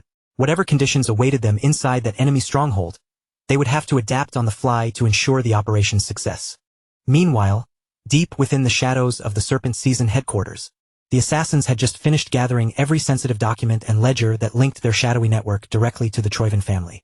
As they were finalizing their contingency plans for an emergency evacuation, a small, spherical object suddenly tumbled across the floor and rolled into the center of the room. The moment it came to a rest, its purpose was obvious. A thick cloud of smoke billowed out, signaling the start of the ambush. Before the assassins could even gather their wits or draw their steel, heads were already parting from shoulders, rolling through the haze. Cleve clearly earned her reputation as a high-tier Null Snow operative. Only one of the assassins managed to survive the initial onslaught, but he was in dire straits, blood gushing rhythmically from a gaping, jagged wound across his throat. Cleve wasn't the sort to let wounded prey escape simply because it had stumbled out of her direct line of sight. She pivoted sharply, intent on finishing what she had started. With her sector neutralized, Cleve and Evelyn moved to secure the intelligence documents, while Theo was dispatched to investigate the subterranean levels. Even while he was on the move, Theo couldn't help but feel a lingering sense of awe after witnessing a combatant of Cleve's caliber in action. According to the structural blueprints they had been provided during the briefing, the staircase leading down to the basement should have been just around the next corner. But for a split second, Theo's vigilance wavered. He was moving with too much haste, driven by a need for speed, and his boot snagged a nearly invisible tripwire. The second the wire tensioned, a concealed mechanism triggered, propelling a lethal array of projectiles directly toward his face, aiming to skewer his eyes. Had Theo's reaction time been even a fraction of a second slower, he wouldn't have been able to dodge the strike. He drew his blade in a blurred flash of motion, the steel ringing as he parried the sudden, point-blank storm of hidden stingers. Quickly activating hatchling synchro to parse the weave of the environment, Theo's vision expanded, highlighting every hidden danger in the hallway. A web of tripwires and deadly traps sprang into view, and beyond the inanimate threats, several hidden assailants were lying in wait, prepared for a surprise attack. To eliminate the entire nest of threats in one stroke, Theo unsheathed multiple blades, flooding them with crackling black lightning. His thunder dragon breathing technique had reached a new level of potency following his recent upgrade, making the discharge far more devastating than before. The unfortunate assassins lurking in the shadows were erased in an instant. The blades carved through them, and the surging black lightning incinerated their nervous systems simultaneously. With those obstacles cleared, Theo bypassed the remaining tripwires and traps with significantly greater ease. The security measures here were far more rigorous than expected, almost aggressively so. To Theo, this was a glaring indicator that something of high importance was stashed away in the basement. Finally, Theo reached the lowest subterranean level of the ancient castle. The second he crossed the threshold, the nauseating, heavy stench of fresh blood and the horrific sight of mangled flesh and gore flooded his senses. Standing amidst the carnage was a lone figure, a man cloaked in a vivid red robe and hat, calmly chanting as if he were leading a holy, solemn prayer. The blood-stained priest did not seem pleased by Theo's interruption of his crimson ceremony. Theo recognized the nature of the man instantly. This was a practitioner from the infamous Holy Demon Church. That putrid organization peddled a twisted, nihilistic doctrine, prophesying that an inevitable apocalypse would soon descend to swallow the world whole. They promised their brainwashed followers that a Messiah would arrive from the heavens, using that saccharine lie of salvation to exploit and capture the hearts of the desperate masses. In just a few short years, this very cult would serve as the spark for the Great War, the catastrophic conflict that would herald the Empire's ultimate collapse. Maintaining a tight defensive stance, Theo activated hatchling synchro, focusing his sensory perception on the disturbing priest before him. What he observed was a repulsive, crimson aura fueled by anomalous mana that defied the standard laws of nature, pulsing through what appeared to be a fractured mind gate. Theo surmised that this was the divine grace the blood priests were so fond of praising. To them, however, Theo was nothing more than an insolent, unenlightened heretic. Because of that, the priests declared that Theo would be granted the singular honor of serving as a blood sacrifice for their one and only god. The blood priest abruptly bridged the gap, lunging toward Theo with both of his gore-streaked, clawed hands. Theo managed to parry the grab just in time, but the moment their force collided, a chill ran down his spine. The priest's flesh was unnaturally dense, far harder than anything that should be possible for a human body. Theo and the blood priest engaged in a frantic dance of death, their blades and bodies clashing repeatedly. Every heavy exchange of force echoed through the cramped confines of the basement, creating a deafening rhythm of combat. But no matter how Theo pivoted to adjust his angle or poured every ounce of his remaining strength into his strikes, every single attack he launched was casually brushed aside, rendered utterly ineffective against the priest's bizarre defense. Theo could feel the overwhelming, terrifying weight behind each of the priest's movements. He realized with a sinking heart that if even one grab landed, or if that monster managed to lock him down for a single, fleeting second, his life would surely come to an end. Then, at the worst possible moment, disaster struck. The blood priest caught Theo's sword dead in his tracks, clamping down on the cold steel with nothing but his bare, calloused hand. A desperate strike, one into which Theo had poured the absolute limit of his power, was brought to a dead stop with a casual, almost insulting ease. With his weapon completely neutralized and his guard shattered, the priest retaliated with a brutal shove, sending Theo flying through the air until he slammed hard into the cold basement wall. Blood priests were supposed to be low-level fodder within the hierarchy of the Holy Demon Church, yet even this minor zealot possessed a monstrous, overwhelming power that defied all logic. Theo's options were evaporating rapidly. If he unleashed the triple dragon's claw in such a confined space, the resulting blast might collapse the entire foundation and bury him alive, but his standard mana-infused strikes simply weren't penetrating the priest's hide. Trapped in this impossible deadlock, he had to wonder, what move could he possibly have left with only a sword in his hand? In that split second of desperation, time seemed to dilate around him. The sage advice and brutal lessons once imparted by the demon dragon bubbled up to the surface of his consciousness. He remembered the demon dragon's philosophy, a style defined by explosive, absolute destruction, a force so pure and overwhelming that it mirrored the finality of death itself. The sword dragon, conversely, had offered him a different perspective, one that focused on the pulsing, vital root buried at the core of true swordsmanship. Life and death were not binary, opposing forces standing isolated from one another. They were intertwined parts of a singular, greater whole. Before Theo could fully process this revelation, the maddened priest roared and charged again, his intent clear. He wanted to crush Theo's skull and paint the floor with his lifeblood. Theo barely managed to scramble out of the way at the very last microsecond, his motion ragged, desperate, and devoid of grace. He continued to slip past one lethal blow after another, flirting with death on every turn, and the priest's mounting irritation began to manifest in his increasingly erratic, aggressive attacks. It was in the midst of this life-or-death struggle that Theo's epiphany finally crystallized. Life and death did not reject one another. They existed in a perpetual cycle, with death acting as the necessary precursor to the end of life. And from that ending, life could germinate once more, utilizing the remnants of what had passed as the catalyst for a new beginning. Superficially, they looked like disparate powers, but in reality, they were a single, unified force. Theo realized he had been dispersing his mana too thinly. He needed to condense every drop of his potential into a single, focused flash of light, something faster, more refined, and infinitely more destructive. The priest, still anchored in the arrogant belief that his skin was utterly invulnerable, stood his ground against Theo's incoming strike without a shred of hesitation or fear. Theo tested this newfound clarity in the heat of battle, and in that singular heartbeat, he successfully awakened a brand new technique, Dragon Flash. Initially, the priest only chortled, completely unbothered by the sharp, high-pitched whine emanating from Theo's blade. But that smug, mocking laughter rapidly devolved into pure panic as the skin he had trusted so implicitly was suddenly shredded to ribbons. The technique carved through him with a life of its own, rampaging through the priest's anatomy and tearing him apart from the inside out. This time, the roles were reversed. Theo delivered a crushing counterstrike, sending that pale, wretched bastard crashing violently into the basement stonework. The priest snarled, his eyes wild with malice as he labeled Theo a seed of evil for achieving a breakthrough in the middle of a slaughter, an existence that could never be permitted to draw breath. Theo couldn't care less about the priest's deranged, apocalyptic ranting. At that moment, his focus was entirely locked onto finishing the fight.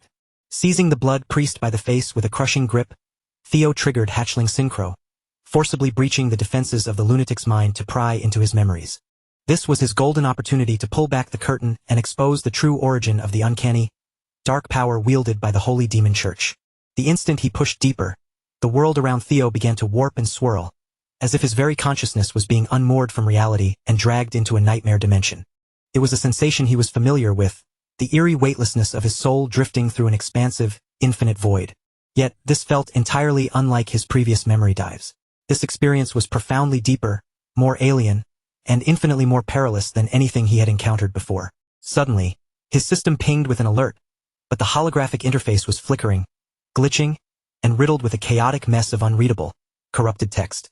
As if the very framework of the system were struggling under the strain, it issued a desperate warning. He was on the verge of confronting an entity of an exponentially higher order. The system urged him to flee immediately, but where could Theo possibly run when he was adrift in an endless, suffocating darkness that stretched to eternity? Then, a deep, primal voice boomed through the void, vibrating through Theo's very soul as it demanded to know the identity and essence of the intruder. As his perspective seemed to recede, Theo realized with horror that the infinite darkness surrounding him was merely a tiny, microscopic fragment of a single eye belonging to a being far beyond human comprehension. Theo had landed himself in a catastrophic mess. Without intention, he had disturbed the tranquil, ancient slumber of what felt like the final boss of the entire universe. The deity worshipped by the holy demon church had finally fixated its attention upon Theo's existence. Exasperated by Theo's terrified silence, that godlike entity exerted its presence once more, demanding an answer with crushing force. Forced to confront the very grace that the cultists spent their lives praising, Theo found himself entirely paralyzed, robbed of the ability to move or even gasp for air. It felt as though that entity was peering directly through his flesh and soul. Then, with an aura of terrifying, absolute certainty, it whispered his name, Theo Ragnar. As it turned out, this primordial force had already been actively hunting for him. To that supreme existence, Theo was nothing more than an ugly blight upon the fabric of reality, an error that had to be purged. The deity's massive, shifting form began to coil and reshape itself, constricting around Theo's soul from every conceivable direction. It bent, twisted, and mutated into non-Euclidean forms that no mortal mind could hope to grasp. And just as Theo's consciousness was about to be extinguished, a brilliant, blinding golden light suddenly erupted around him, acting as a bulwark against the suffocating gloom. An avatar of the ancient, primordial dragon, Lodbrok, tore through the fleshy, abyssal form of the god, shattering its hold and hauling Theo to safety.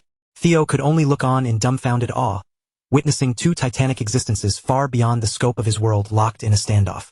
Lodbrok addressed him with a strange, intimate sweetness, yet her warning was cold and absolute. This entity was a threat that Theo was nowhere near ready to confront.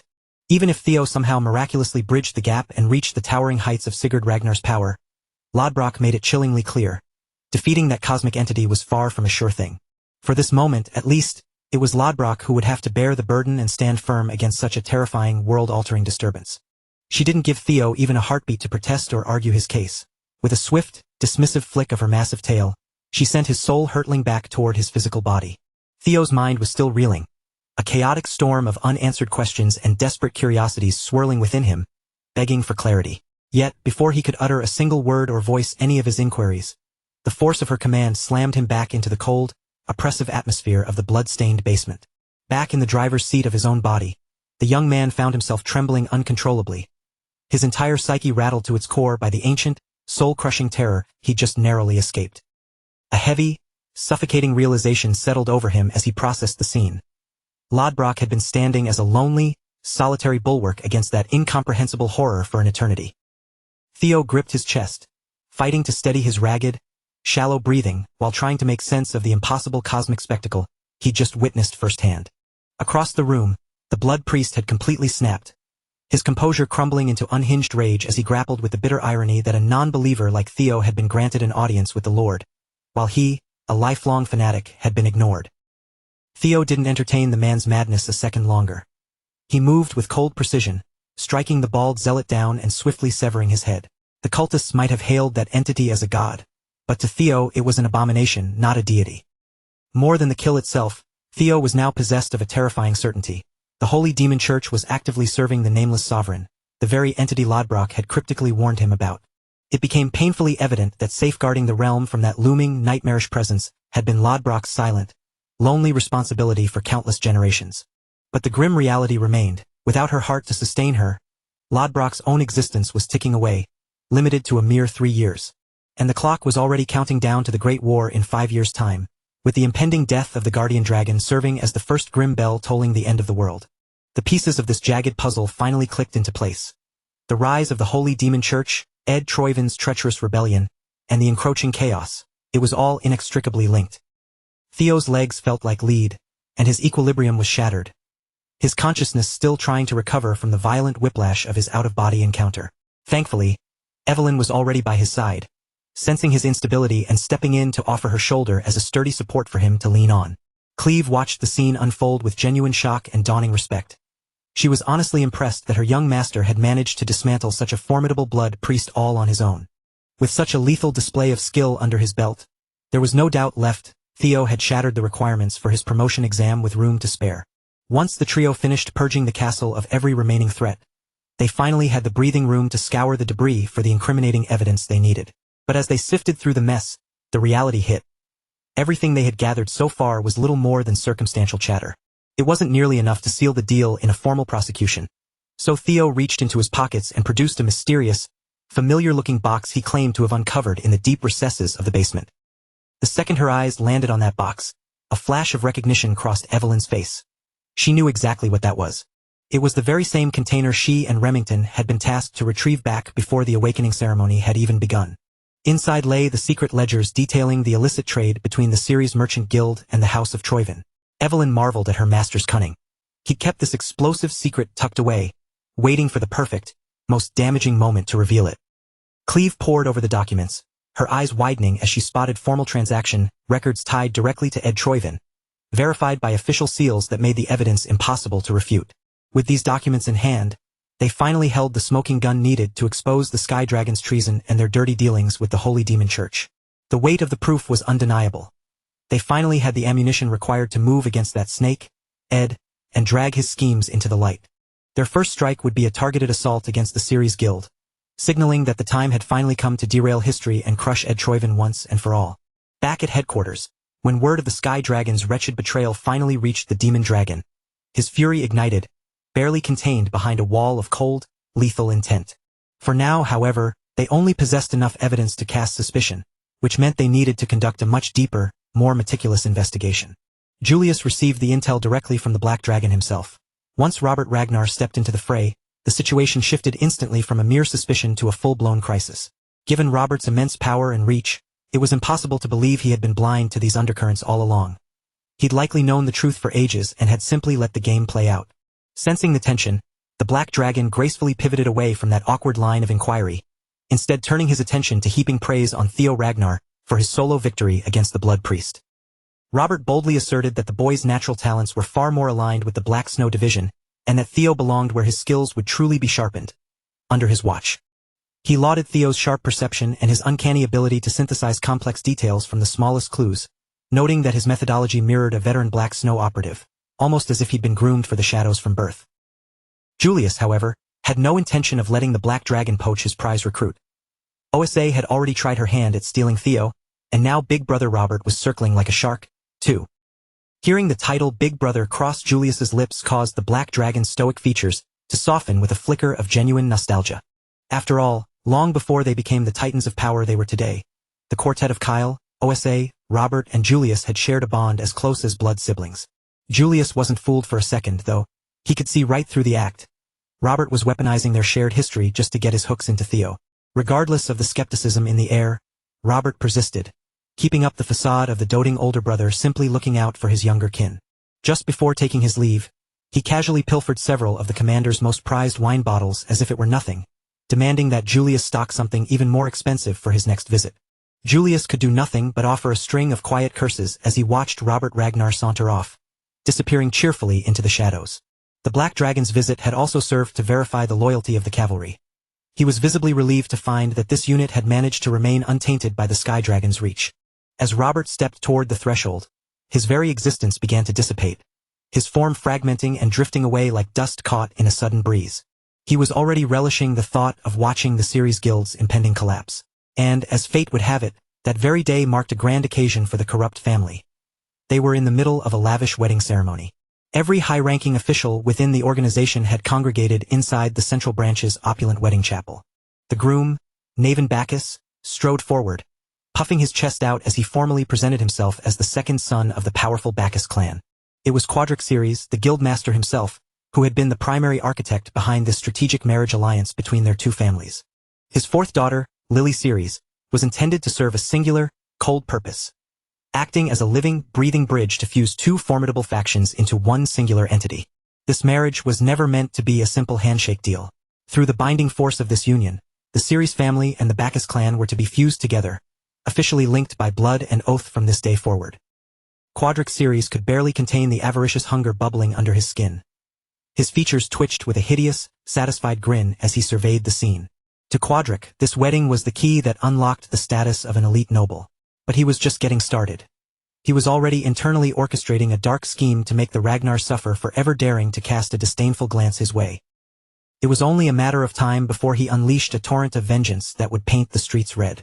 While Quadric basked in his own porcine delight, the patriarch of the Bacchus clan sat in icy silence, his blood boiling. As one of the prestigious 6 pillars of Ragnar, being forced into this union felt like a stain of humiliation on his house's honor. Yet, the iron grip of financial ruin left him cornered. They desperately needed the dowry from this alliance just to keep their family from spiraling into total insolvency. It was a desperate measure born of desperation. The bitter patriarch had sent Naven, a mere illegitimate child, to stand in as the sacrificial groom. Naven, however, found the whole spectacle darkly amusing. He scanned the room, easily picking up on the visible, bubbling rage radiating from the stiff-backed elders of his own clan. Still, he was no fool. He harbored deep-seated doubts, knowing that merchant families as calculating and ruthless as the Ceres clan would never offer a helping hand out of simple, altruistic goodwill. Despite those suspicions, the Ceres store had been put on the line as collateral, giving this entire transaction a very tangible, high-stakes price. But Naven was operating on a different wavelength. He was quietly mapping out his own design, a path to immense wealth paved with the spilled blood of his allies. In reality, he had arrived here to watch this wretched, cursed family crumble into dust, and he played his part with such chillingly convincing acting skills that no one suspected a thing. Naven flashed a winning smile, vowing with practiced sincerity that he would cherish his bride-to-be with the deepest, most devoted affection. To his surprise, Lily Ceres wasn't swayed by his polished rhetoric. Instead, she countered by demanding proof that he truly intended to stand by his promises. Sensing that she had a specific, dark agenda in mind, Naven leaned in, listening with rapt attention as she finally laid her cards on the table. He offered a cavalier concession, promising he would aid her in any task, provided that it didn't involve digging into his own pockets for money. In a move clearly designed to twist the knife in the pride of the bald patriarch, Naven even pledged to hand over the sacred Bacchus family seal. But Lily Ceres couldn't have cared less about a meaningless family heirloom or a decorative seal. Her hunger was singular and violent. She demanded the head of Theo Ragnar, the man who had left her with a sickening, jagged scar where her arm had once been. Naven had to struggle to keep his composure, privately dismissing the woman as a complete lunatic. She was effectively asking him to commit a public assassination of a Ragnar heir in broad daylight. Quadric scrambled to intervene, trying to silence his daughter before she could dig an even deeper grave, but Naven's subsequent response was arguably even more deranged. He agreed, offering his bride exactly what she craved, promising with a cold grin that he would gladly sever Theo Ragnar's head to cement their union. Outside the chapel, the citizens of the central branch were jolted out of their mundane affairs as they looked up, eyes widening at the swarm of wyverns blackening the sky above them. The creatures descended rapidly, and before they even touched the ground, Theo, Evelyn, and Cleve abandoned their mounts mid-air, dropping down in a daring, dramatic arrival that demanded total attention. This was a far cry from their previous tactical, covert operations. There were no shadows to hide in today, They had arrived openly, marching proudly under the regal, intimidating banner of the Ragnar clan. From this second forward, they were executing justice in the name of the clan, broadcasting their intent to the entire world. Cleve stepped forward, her voice ringing out as she publicly enumerated the treacherous crimes the series merchant group had committed against the Ragnars, presenting the legal warrant that authorized them to tear apart every corner of the guild for proof. She laid down a cold, uncompromising law. Anyone who dared to stand in their way would be dealt with lethal force, no exceptions made. She then offered the targets a final, slim window of opportunity to surrender quietly and allow the authorities to conduct their search without further bloodshed. Quadric was fully aware of the mountain of crimes he had buried, but rather than crumble, he chose to puff out his chest and project a wall of feigned innocence. Cleve began a slow, deliberate countdown, giving these criminals one last chance to step away from the brink of total annihilation. However, Quadric sneered, dismissing the warrant as a cheap, fabricated scrap of paper, loudly insisting that his family would never bow to such a transparent attempt at intimidation. He played the victim with alarming confidence, accusing the investigators of engaging in a dirty, underhanded frame-up to destroy a loyal family. Quadric remained obstinate, swearing that his clan's loyalty to the Ragnars was beyond reproach. Then, to combat what he labeled unreasonable harassment, he barked orders for his soldiers to slaughter the law enforcers. He certainly put on a masterclass in feigning innocence, but nearby, the Bacchus patriarch felt the walls closing in. Realizing he was being dragged into this criminal mess, he scrambled to distance himself. Seeing that the situation was plummeting into a bloodbath, he desperately tried to nullify the marriage agreement right then and there. But the pig Quadric had no intention of letting his golden ticket slip away. He had come too far to allow for such a convenient, quiet escape. It was far too late for excuses. In the eyes of the enforcement team, the marriage had already bound these two families into a single, treasonous entity. Quadric scoffed, arguing that if the cavalry truly held ironclad proof, they wouldn't have brought just 3 people. They would have blacked out the sun with an entire army. Armed with that twisted logic, he intended to manipulate the Bacchus clan, force them to draw their blades, and carve a path of escape through the enforcement squad. Before the two masters could continue their frantic debate, Naven calmly inserted himself into the fray, moving with the casual air of a spectator enjoying a show. For him, this chaotic turn of events was merely the perfect stage to hand over a gruesome wedding gift to his new bride. Disregarding the furious protests of his own patriarch, Naven drew his blade, darting through the city with predatory agility as he locked onto the law enforcers. The moment that steel cleared its scabbard, the Bacchus house was officially and irreversibly branded an accomplice to the Ceres family's crimes. Trapped by the situation, the bald patriarch had no choice but to bite his tongue and order his men to back Naven up in the assault. Meanwhile, the tension had reached a fever pitch. Theo, Evelyn, and Cleve found themselves ringed by city guards, a forest of lethal spear tips bristling toward them from every direction. Cleve cast a final, heavy look at the panicked civilians, warning them to scatter immediately unless they wanted to risk being executed alongside the traitors.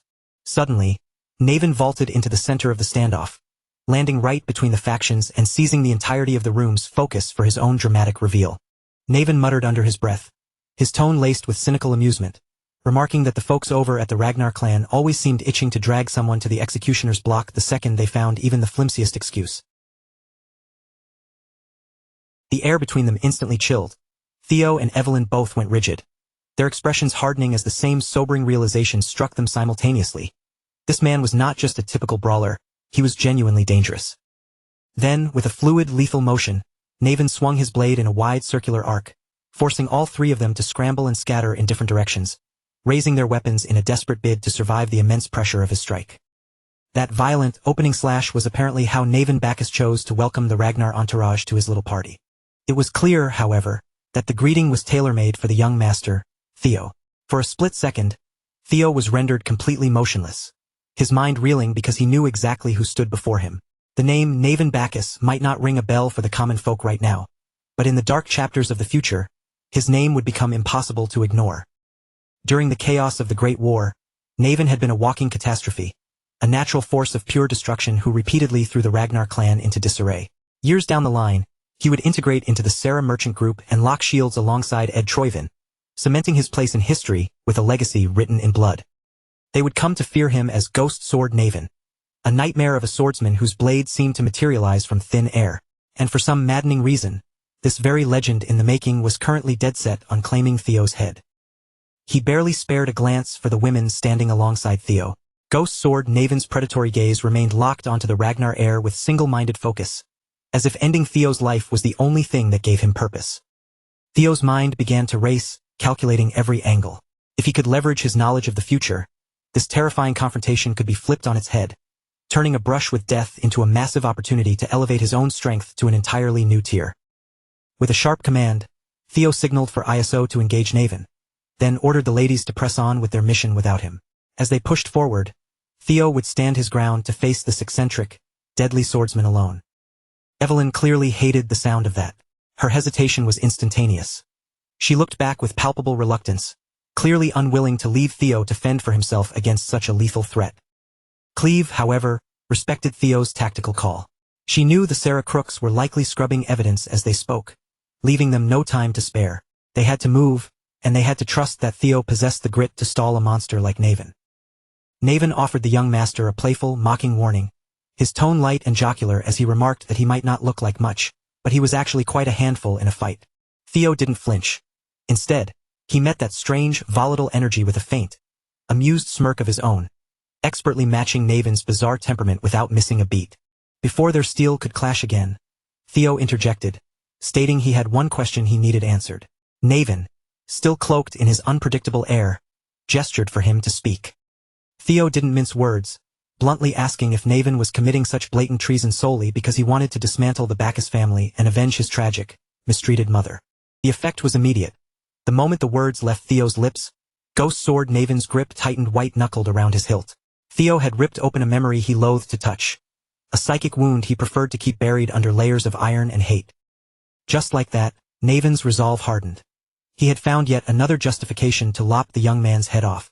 But Theo didn't cower. Instead of bowing to the surge of hostility, he maintained his steady composure and urged Naven to hear out his proposal. Theo pledged that he would gladly lend his own strength to dismantle the rotting Bacchus clan from the inside. At that precise moment, a hidden recruitment quest flickered into existence, showing Theo the path to turning Ghost Sword Naven into an ally, though he knew he'd have to use every ounce of his silver-tongued charm to pull it off. Naven Bacchus had never been just another face in his family. He was an anomaly, the unofficial, undisputed strongest blade the Bacchus clan had ever produced. Despite possessing talent that could stand shoulder to shoulder with the likes of Thorkel Ragnar, Naven had never received a shred of the recognition he was owed. The reason was as cold as it was brutal. He was a bastard, the son of a woman who worked in a brothel. His overwhelming talent didn't earn him glory. It only served to amplify the grief of his mother, a burden of pain she eventually couldn't bear to carry any longer. While still just a young boy, Naven was forced to endure the horror of watching his mother take her own life right before his eyes. From that dark day on, his loathing for his own bloodline had burned with an inextinguishable intensity. Theo understood this jagged part of Naven's past, and he gambled that if he played his cards correctly, that hatred could be the key to securing an incredibly powerful comrade.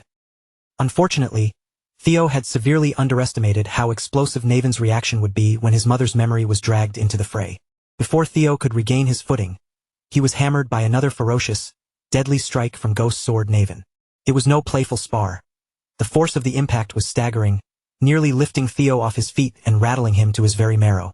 Naven saw zero incentive to entertain such an absurd offer from a total stranger, especially not from some pompous Ragnar brat who stood there radiating such misplaced confidence. In Naven's eyes, the Bacchus clan was already careening toward a cliff, and he didn't need to partner with some arrogant punk just to watch them hit the bottom. That may have been true, but Theo pointed out the obvious. If Naven just stood by and let the ship sink, he would inevitably be dragged into the abyss with the very family he despised. Even that warning barely moved the needle for Naven. As far as he was concerned, he had zero regrets, no future to speak of, and nothing tying him to the living world. Theo, however, understood that Naven's bleak resignation wasn't just personality. It was the symptom of the ether fever, silently devouring him from the inside out. Naven was dying. His body had remained frail and youthful, far too weak to handle the immense, crushing weight of the mana he carried. Ether fever was treatable if caught early with rigorous care, but Naven had long missed that critical window, sealing his fate to a life that was rapidly evaporating. His incompetent family had essentially broken him before he could ever truly begin. At this rate, Naven had only about 5 miserable years left on this earth. For a brief moment, even Naven was taken aback. It wasn't every day that some noble young master managed to excavate such buried, painful secrets from his past. Even so, Naven remained unmoved. In his mind, the Bacchus collapse was inevitable, and when it finally happened, he was more than content to be buried in the rubble. Theo's lips curled into a smug, confident smile as he dangled the ultimate bait. Would Naven change his tune if Theo offered him a cure? For the first time, Naven's icy veneer cracked. His expression shifted into pure shock as he snapped back that such a thing was impossible. There was no cure for ether fever. Technically, Naven was right. In the current era, nobody knew the secret to curing it. But Theo carried the memory of his past life, where a cure had eventually been discovered and released to the public. And in a twist of cruel irony, that discovery had been made just days after Ghost Sword Naven had finally succumbed to his illness. In this timeline, however, Theo was likely the only living soul who knew that a cure existed. With unwavering conviction in his voice, Theo assured Naven that they could purge that wretched ether fever from his system entirely. Not a maybe, not a possibility, but 100% certainty. As they had already established, the corrupt Bacchus clan was going to be razed to the ground no matter what, with or without Naven's help. But if Naven chose to join forces with Theo, he wouldn't have to vanish along with them. He could survive, live a full life, and rise to become a figure of genuine importance. He could leave a lasting, meaningful mark on the world, not as a doomed, forgotten blade of Bacchus, but as a hero who had helped reshape the future for the Ragnar house. All Naven had to do was trust Theo's word just once and take that terrifying leap of faith. Meanwhile, moving closer to the chapel, the city guards had hastily cobbled together defensive measures intended to stall Evelyn and Agent Cleve. Of course, against combatants of their caliber, those standard mortal traps and barricades were almost laughably pathetic. The real nuisance was just the constant annoyance of swatting away arrows. Deflecting them one by one was less about genuine danger and more about the sheer irritation of the interruption. From their vantage point, Evelyn and Cleve watched as the violent clash between Theo and Naven suddenly came to a dead halt. Instead of continuing their dance of steel, the two men stood motionless, locked in an intense, low-voiced conversation. Cleve's grip tightened on her weapon, her patience frayed to the breaking point. Every wasted second only fed her desire to settle this mess the old-fashioned way, by butchering every hostile target within her reach. The only thing tethering her bloodlust was the weight of her superior's orders. Her mission wasn't simply to clear the field. She was tasked with observing Theo Ragnar and determining, once and for all, if he possessed the caliber required for recruitment. The Black Dragon demanded cold, hard intel, not guesswork. They needed to see exactly how the boy would react when his back was against the wall and the pressure became suffocating. After all, one of the primary functions of Black Snow was the ruthless vetting of those who might one day stand at the vanguard of the Ragnar clan's future. As a member of Null Snow, Cleve bore that responsibility heavily.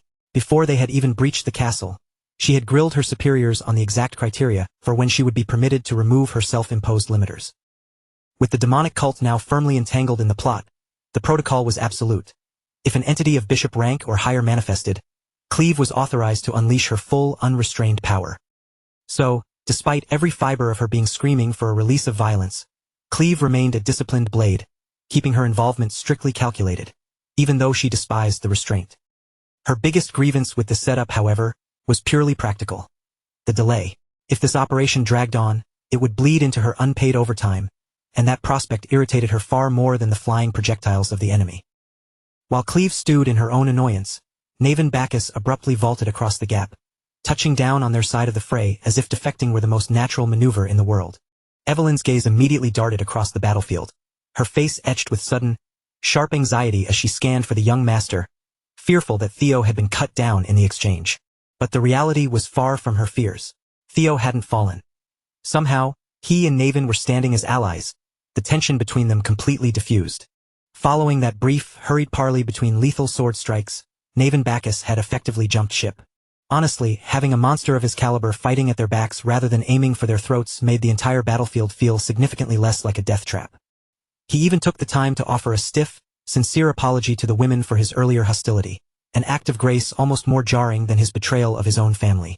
With that bridge built, they were moving forward as a unified front. It would be disastrous to let lingering resentment fester while they barreled toward the same target. With that final gesture, Theo's hidden system quest successfully clicked into place as completed. Naven didn't waste a single heartbeat proving his worth as an asset. The moment he aligned with them, he tore into the enemy formation like a demon unleashed, weaving through their conventional defenses without taking so much as a scratch. With a single explosive burst of speed, he launched himself skyward, soaring high above the defensive line. The hapless soldiers below assumed his aerial position made him a sitting duck, blindly believing he'd be helpless while suspended in the air. Naven only looked bored by their amateurish contraptions. With one devastating, sweeping arc of his blade, He shredded their rows of anti-siege equipment as if he were harvesting dry wheat. The soldiers unfortunate enough to be within range of those machines were punished with total annihilation, their bodies torn asunder before they could even register the threat. While Naven was busy turning the battlefield into a slaughterhouse, the bald patriarch bellowed at him, screeching in outrage that an illegitimate whelp would dare turn steel against his own blood. Naven spat out a laugh the moment that word, family, hit his ears. Hearing that sentiment crawl out of that man's mouth caused his blood to boil over, focusing years of suppressed agony into one razor-sharp edge. Naven finally delivered the judgment he had been craving for years. He swung his blade in one fluid, merciless motion, bisecting the shouting patriarch before he could let out another breath. The man's bald skull split open under the force of the strike like ripe fruit hitting pavement, denying him even a shred of dignity in his final moments. Evelyn stood rooted to the spot, staring in stunned awe. The rumors hadn't been exaggerated. The man truly moved with the lethality of young Lord Thorkel himself. Theo didn't give them time to dwell. He barked an order for the women to seize the momentum of Naven's rampage and push through the crumbling enemy formation. With Naven carving a bloody road through the chaos, they finally held a clear, unblocked path to seize that gluttonous pig, Quadric Ceres. And as for Quadric, the man was rapidly unraveling, his composure shattering as reports flooded in that his defenses were being dismantled layer by layer. Only now, with the wolves at his door, did he finally panic and consider disposing of the incriminating documents that could bury his guild. One of his attendants, face drained of color, frantically urged him to start by incinerating the files linked to the House of Troyven. But the pig erupted in a fit of rage, violently rejecting the advice. In his twisted mind, those documents were his personal property, and no one else dared touch them. The terrified subordinate had only been trying to speak logic, hoping to stem the tide of casualties and mitigate the inevitable disaster. Quadric, however, had no ears for common sense. If he torched the Troyven connection, how would he recoup the fortune he'd sunk into them? Even with the noose tightening around his neck, he was still clawing at every last copper he thought he could squeeze out of the world. Suddenly, a new voice cut through the room, dripping with disdain as it mocked Quadric for being a pathetic creature drowning in vulgar, short-sighted greed. Quadric's eyes bulged in desperate hope. The one man capable of handling the encroaching cavalry had arrived exactly when he needed him most. Outside, the momentum of the four-person strike team had become an unstoppable tide. Everywhere they marched, a carpet of fallen bodies marked their progress. Theo, still maintaining a relentless pace, suddenly throttled back when he spotted a massive crowd pouring out of the doorway ahead. Leading the pack was a high-ranking official of the Holy Demon Church, and behind him, a sea of hundreds of hooded fanatics lined the chapel entrance, ready to enact the bloody will of their god. Quadric practically fell to his knees in relief, offering thanks to the Abyss for sending him a bishop of the cult at the 11th hour. Given that these lunatics were also chained to the Troyven conspiracy, he calculated that they might be willing to intervene to save their own interests. The bishop deigned to offer assistance, though not out of loyalty. He simply saw the pig as a tool that might still be useful when the final day of judgment arrived. However, the moment the bishop demanded the handover of the Troyven records, the pig's greed flared up, and he immediately tightened his grip on his stash. His obsession with his hoard was jeopardizing their larger agenda. And at this point, the bishop decided that a little physical correction was in order. The bishop lacked the temperament to coddle the ego of an arrogant fool. Furthermore, Quadric was nothing more than a wretched, expendable non-believer. Without hesitation, the bishop issued the order for Quadric's execution. He had no more use for the pig's coin or his life. As callous hands clamped around his windpipe, crushing his trachea, the pig miraculously managed to wheeze out a pathetic, desperate apology. He stammered that he'd been far too rude and frantically cautioned them that killing him now would only make the messy ties with the Troyven faction infinitely more complicated to unravel. Quadric might have been a gluttonous, bottom-feeding pig, but when he felt the cold steel of death hovering over his neck, his instinct for survival kicked in, forcing him to grovel and beg with every ounce of his pathetic being.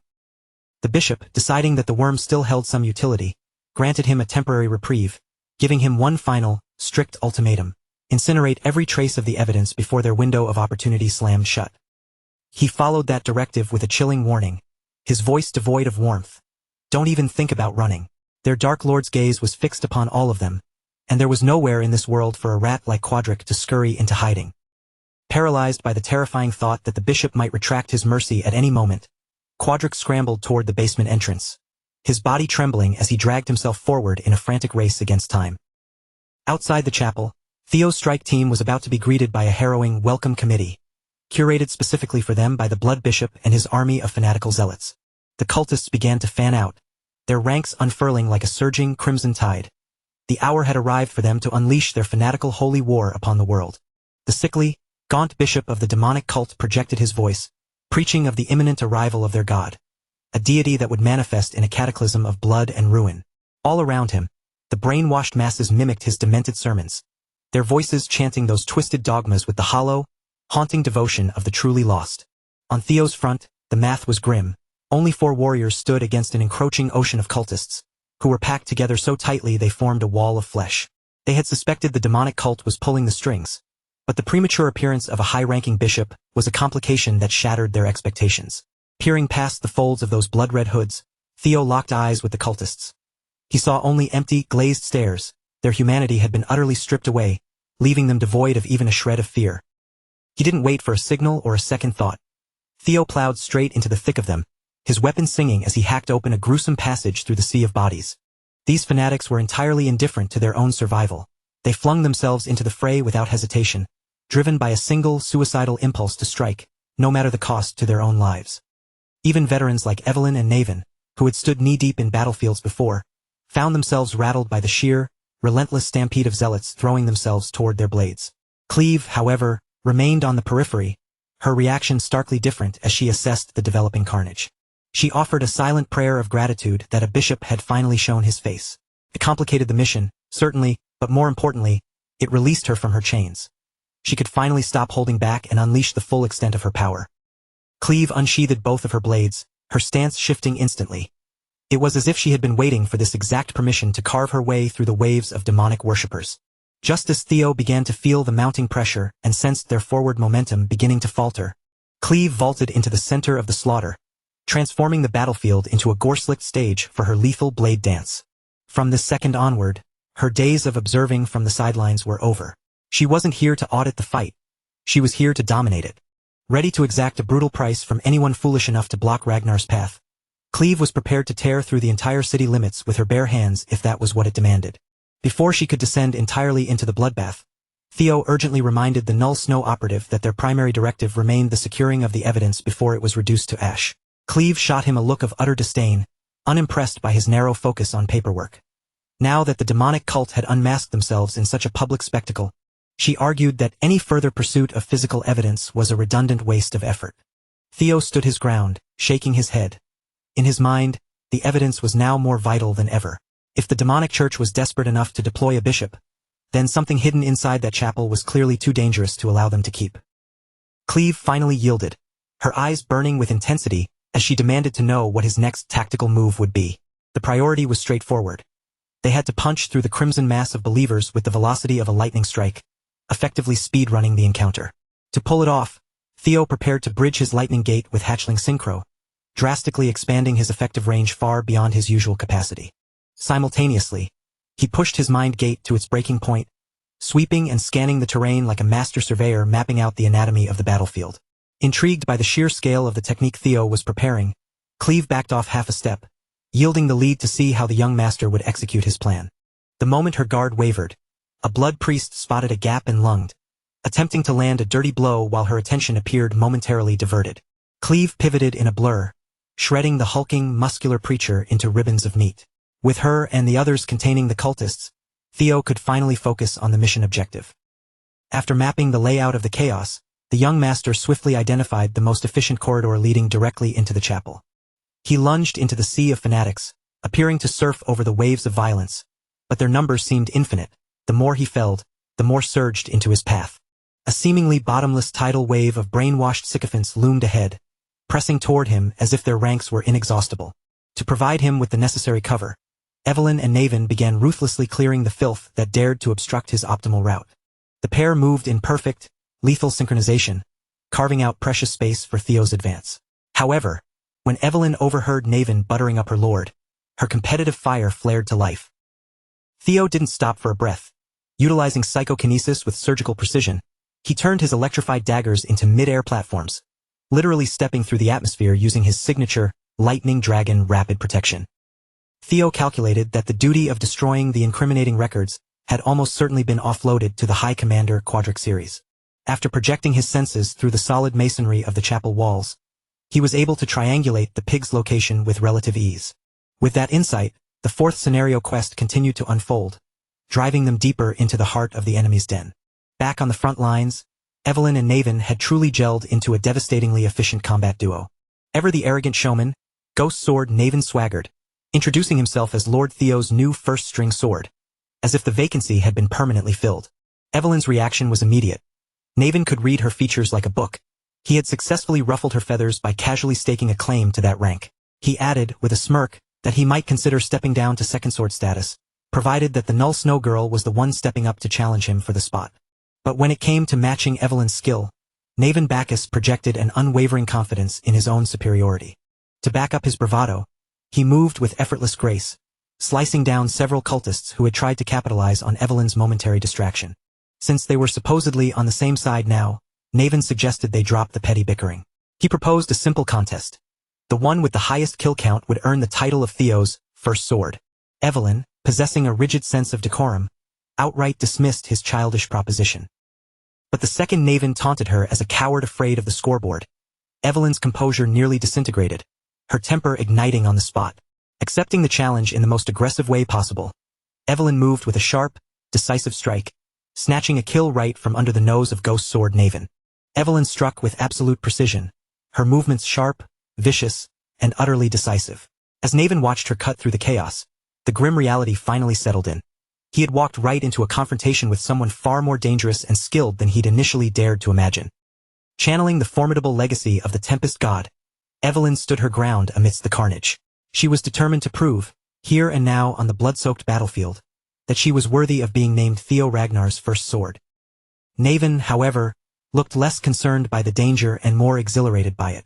Even with the gore and chaos surrounding them, he felt a spark of genuine excitement in his eyes.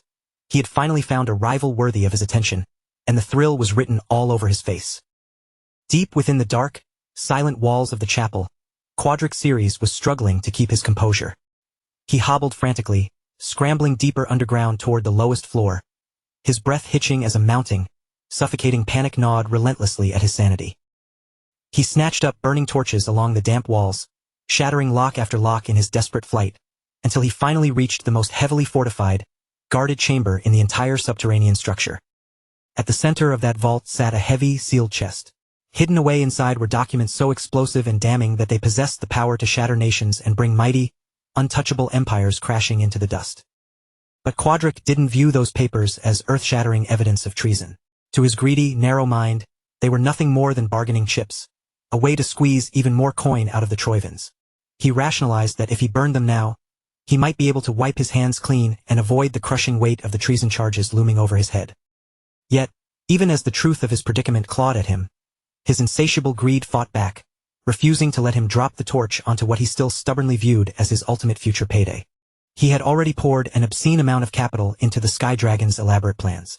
The mere thought of losing the revenue streams tied to those documents twisted his stomach in knots, an agony even sharper than his terror of facing the law.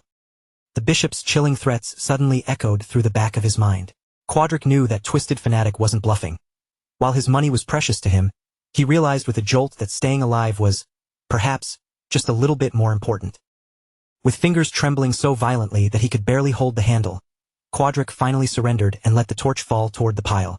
But at that exact, critical second, Theo burst into the room like a streak of dark, crackling lightning, moving with such speed that he stopped the precious evidence from being claimed by the flames. As soon as Quadric laid eyes on Theo Ragnar, his face contorted through a whirlwind of terror and disbelief. Theo stood there like a grim harbinger of death, and this time, he hadn't just come to reclaim property. He had come to exact a final, brutal judgment. The corrupt, stubborn businessman understood perfectly well that he had run out of road. Seeing no way out, he immediately groveled, desperation staining his voice as he begged for even a shred of mercy. Theo had absolutely no patience left for such pathetic, hollow pleas. Veins of violent electric energy began to flood the cramped room, the air humming and crackling with a lethal, sharpened pressure that made the very atmosphere feel heavy. For his blatant rebellion against the honor of the Ragnar clan, Quadric Ceres received his ultimate sentence right there in the dark: death. With that repulsive, greedy man finally purged from existence, a notification shimmered in the air. Theo's fourth scenario quest, Ties of Evil from a Past Life, was officially marked as complete. Theo began sifting through the scattered paperwork, but his brow furrowed as he scanned the documents. No matter how closely he examined the pages, he couldn't immediately grasp why these specific records were valuable enough to mobilize a demonic cult and a high-ranking bishop. He had already handed the secret ledger to Cleve. That should have been more than enough to condemn Ed Troyvin for his crimes. Still, Theo knew how the game was played. The Sky Dragon connection could easily be brushed off as a disposable lie, a scapegoat the Troyvin clan would eagerly sacrifice if it meant saving their own necks. Theo wasn't looking for a minor win. He wanted the total, irreversible destruction of that treacherous, arrogant house. With a literal library's worth of incriminating evidence sprawled out before him, the potential to drag the entire Troyvin clan into the abyss was there. The challenge, however, was sifting through thousands of pages of drivel to find the smoking gun. Then, by some stroke of intuition he couldn't quite explain, one specific, dusty book caught his attention, as if an invisible force had guided his hand straight toward it. He pulled it from the stack, reading the title aloud. Rose Palace Investigation Report. As he flipped through the pages, he found detailed records concerning the pursuit of primordial dragon relics. Every single word handwritten in the distinctive, arrogant script of Ed Troyvin himself. Theo read in silence, his eyes widening. The Sky Dragon had already secured 2 relics, and their research concluded that yet another one was hidden deep within the foundations of the Rose Palace. The Rose Palace, the place he once called home. In an instant, the puzzle pieces fell into place with agonizing clarity. The systemic discrimination, the fabricated accusations, the hollow ruin of his mother, and his own pathetic end in his past life. It all happened because of this. The book contained explicit, cold-blooded orders to remove Cecilia and Theo Ragnar from the board, all to keep a potentially game-changing relic from being discovered. For the first time in his new life, the cold hatred Theo felt toward Ed Troyvin surged into a boiling, uncontrollable rage he had never experienced before. Acting on pure instinct, his hands blurred as he ripped the incriminating pages mentioning his name and his mother's name directly out of that wretched, history-altering book. Then, Theo forced a long, jagged breath, fighting to calm the turbulent storm inside his chest, desperate to center his focus back onto the mission at hand. To ensure his final, perfect revenge, he knew there were 2 vital items hidden within this hoard that could inflict the most devastating pain imaginable upon the Troyvin clan. They had been arrogant enough to keep the very relics they had spilled so much blood to obtain hidden away in this forgotten basement. And just like that, with a grim sense of satisfaction, 2 more cube-shaped relics of the primordial dragon were safely stowed away in Theo's possession. Outside the vault, the battle raged on. Naven and Evelyn remained locked in a fierce, unwavering struggle against the relentless, screaming horde of blood cult fanatics. In the heat of the fight, Evelyn was pulled back by a flicker of memory. 7 years ago, she had watched Naven claim second place at the blooming ceremony, only to see him fade into obscurity immediately afterward. Naven seemed genuinely touched, even honored, that someone had actually remembered his name from those days. But he was quick to shake it off. This was hardly the time to get sentimental. After all, his current kill count was rising rapidly, putting him firmly in the lead for the coveted title of Lord Theo's first sword. Determined to wipe that cocky, self-assured smirk off his face, Evelyn gathered her strength and unleashed a series of ferocious, whistling blasts of wind, drawing directly from the Wind Thunder God technique. With one sweeping, wide-area assault, she carved a path through the enemy lines, cutting down cultists in droves and dragging their little rivalry right back to a dead heat. But before their friendly competition could take another turn, the bishop's right-hand man exploited the distraction, darting from the shadows to launch a lethal, surprise strike at Naven. Naven was nearly caught off guard and pulverized into the earth, but with lightning-fast reflexes, he threw himself sideways at the last possible microsecond, narrowly dodging the crushing blow. The cultist loomed over him, gripping a massive, gore-stained axe, snarling with fanatical rage that he would not let his god's grand design be derailed by mere mortals. Naven and Evelyn locked eyes, and they reached the same unspoken conclusion in an instant. The winner of their duel would be the one who ended this freak's life first. Evelyn, bolstered by the lingering strength of the Wind Baron's legacy, and Naven, the genius who had once been forgotten but was now reclaiming his brilliance. Both lunged forward with hungry intensity, each racing to deliver the killing blow before the other could even twitch. But before either could claim the final kill, Selford made an explosive cinematic entrance, crashing into the fray atop his powerful wyvern and crushing the enemy underfoot in a shower of debris. Pinned beneath the massive, suffocating claws of the wyvern, the bishop's right-hand man could only let out a choked, desperate growl of pure agony. Selford surveyed the wreckage, looking incredibly pleased with himself, clearly basking in the glory of an entrance he deemed absolutely legendary. However, instead of receiving the enthusiastic applause or recognition he clearly anticipated, Selford was met with nothing but icy, murderous glares from both Evelyn and Naven. They felt as though their hard-earned prey had been snatched away at the final moment, and the two warriors instantly erupted with lethal frustration, their killing intent shifting aggressively from the cultists toward the unwelcome intruder. Marching in right behind Selford, the rest of the white armored dragon cavalry's 5th platoon stormed into the square, their disciplined formation trailing close on his heels. They had been mobilized with top-priority intelligence revealing that the demonic cult and the Ceres merchant guild were locked in a deep, clandestine alliance. Fueled by that urgent report, the entire platoon had been deployed in a desperate rush, managed to arrive just in time to stop the chaos from spilling over into the surrounding districts. In a matter of heartbeats, the once orderly central square of the Ceres territory devolved into a chaotic, full-scale war zone, with armored dragoons clashing in a violent, steel-shattering struggle against the fanatical cultists. And once the bloodthirsty, massive wyverns were unleashed into the fray, the cultists' sheer numerical advantage became completely irrelevant in the face of such raw, overwhelming power.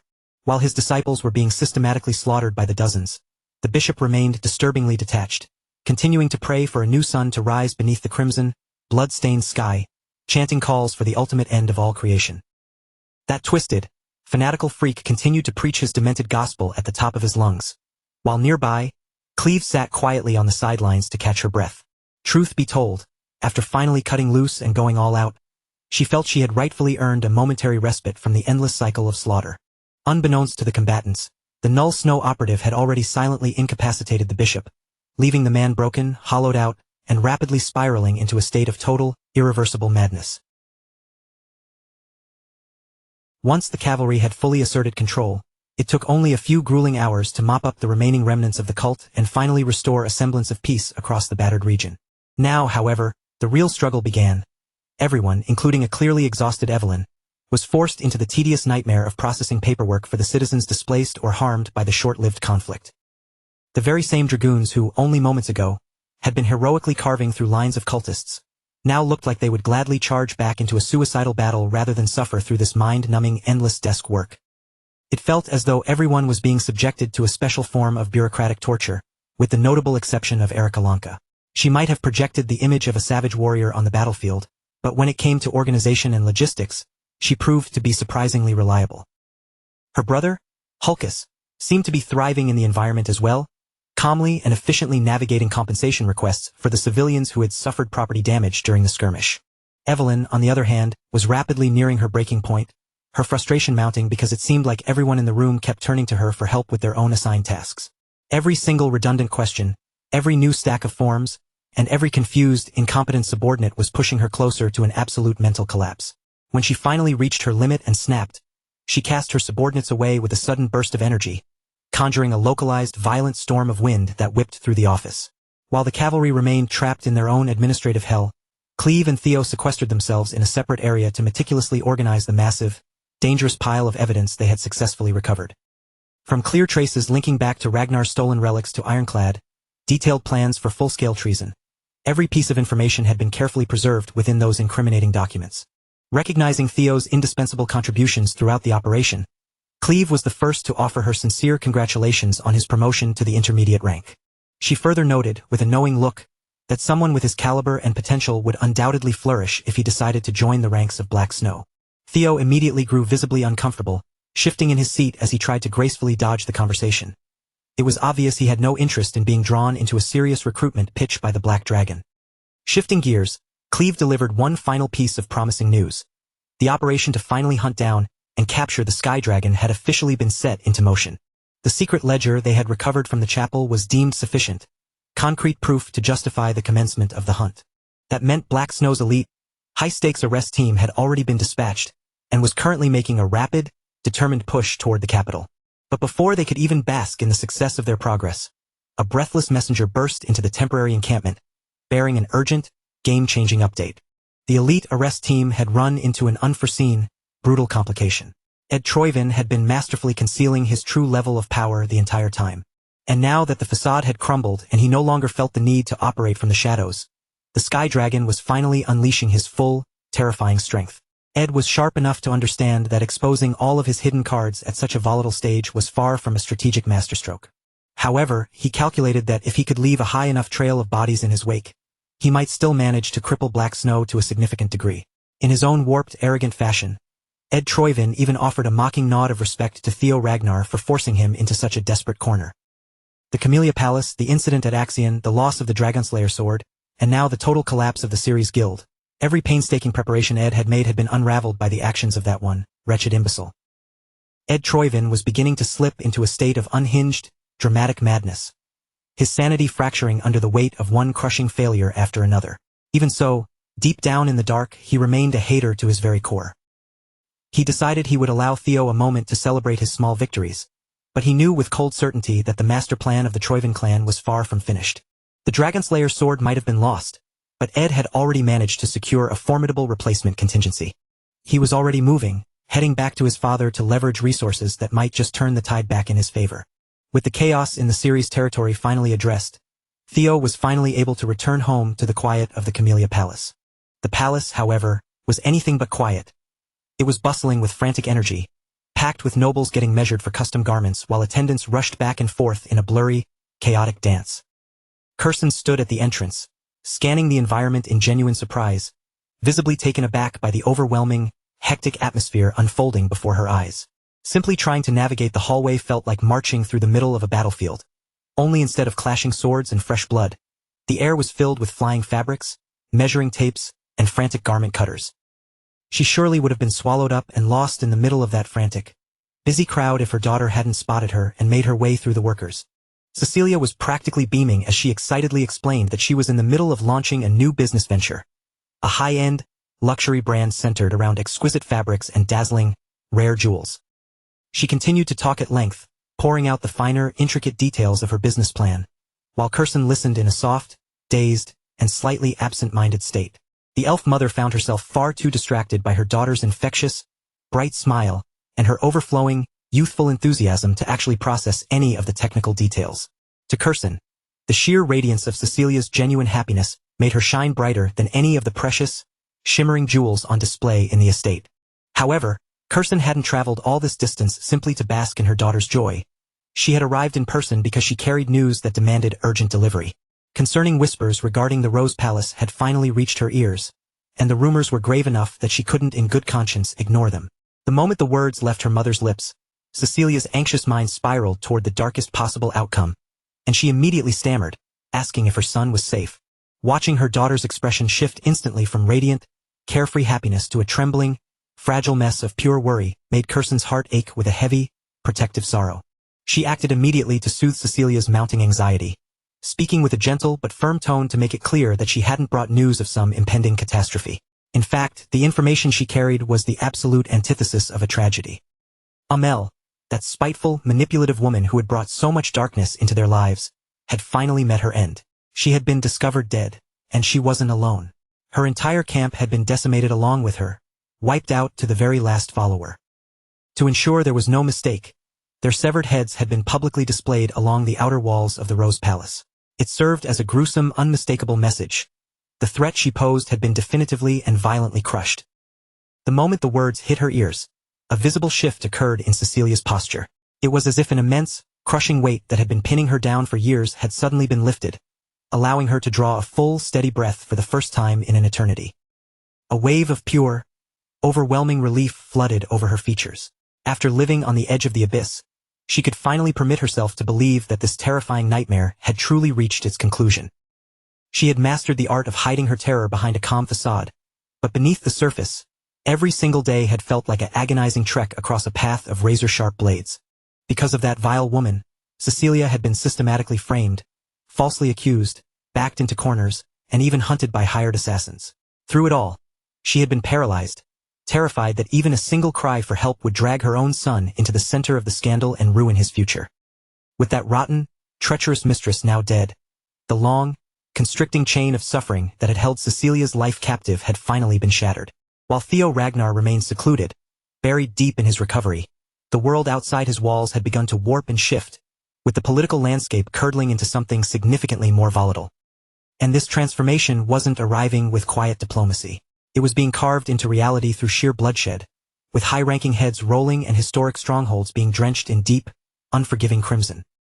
The Troyvin family had blatantly ignored the Draker family's official summons, failing to respond to their appeals before the deadline passed. In the brutal, unforgiving language of the nobility, that silence was nothing short of an explicit declaration of war. That night, the Nine Dragons Council Chamber was forced into an emergency session. They had severely underestimated Ed Troyvin's tactical cunning. It was now clear that he had been weaving this grand, manipulative scheme for far longer than anyone had suspected. To make matters worse, the suspicious, aggressive movements of the warlords across the northern continent now appeared to be inextricably linked to his endgame. Even so, some of the more traditionalist members of the council wanted absolutely no part of the Troyvin conflict. To them, the minor posturing of a few northern warlords was hardly cause for a full-scale panic. Their true anxiety lay in the glaring, empty seat previously occupied by the Sky Dragon. The head of the family maintained a stoic silence, yet beneath the surface, several of the elders were becoming restless, clearly eager to reopen the long-festering, unresolved question of succession. Then, in a move that caught everyone off guard, the Black Dragon interjected, insisting that there was no better moment than the present to finalize their next leader. He argued that if the heirs were allowed to turn on each other right before a major war broke out, the consequences would be nothing short of catastrophic. He was clearly attempting to mitigate the chaotic, unpredictable variables that would explode once the fighting started, but the conservative heads in the room snapped back instantly, characterizing his suggestion as absolute blasphemy. Fortunately, one of the Nine Dragons eventually intervened, his authoritative command slicing through the mounting friction and forcing the room into a tense, begrudging silence. He proposed that what they really needed was a formal, structured gathering where every involved faction could be brought to the table. He signaled that he would begin the orchestration of such an event immediately. Conveniently, he already had a pre-existing event on the calendar that would serve as the perfect staging ground to test the political waters. Once they observed how the situation played out there, they could determine exactly which crisis demanded their immediate, undivided attention. Meanwhile, Theo remained safely tucked away within the hidden sanctuary of Lodbrok's lair, effectively insulated from the toxic political schemes currently spreading across the outer world. Having been pushed to his absolute physical limit by his father, he was mending at an impressive pace. With no external pressures or petty distractions to cloud his focus, he spent his waking hours refining his technique and honing the edge of his blade. The welts and bruising left by the patriarch's brutal training were still vibrant across his skin, vivid, painful reminders of that encounter. Yet, in spite of the damage, Theo's physical state had arguably never been better. His movements were fluid, blisteringly fast, and terrifyingly precise.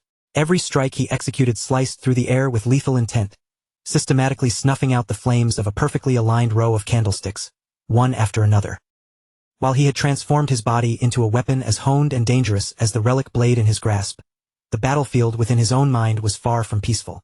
The haunting, spectral voices that had once dragged his grandfather into the depths of insanity continued to infiltrate Theo's subconscious, sliding in through the cracks whenever his mental defenses faltered.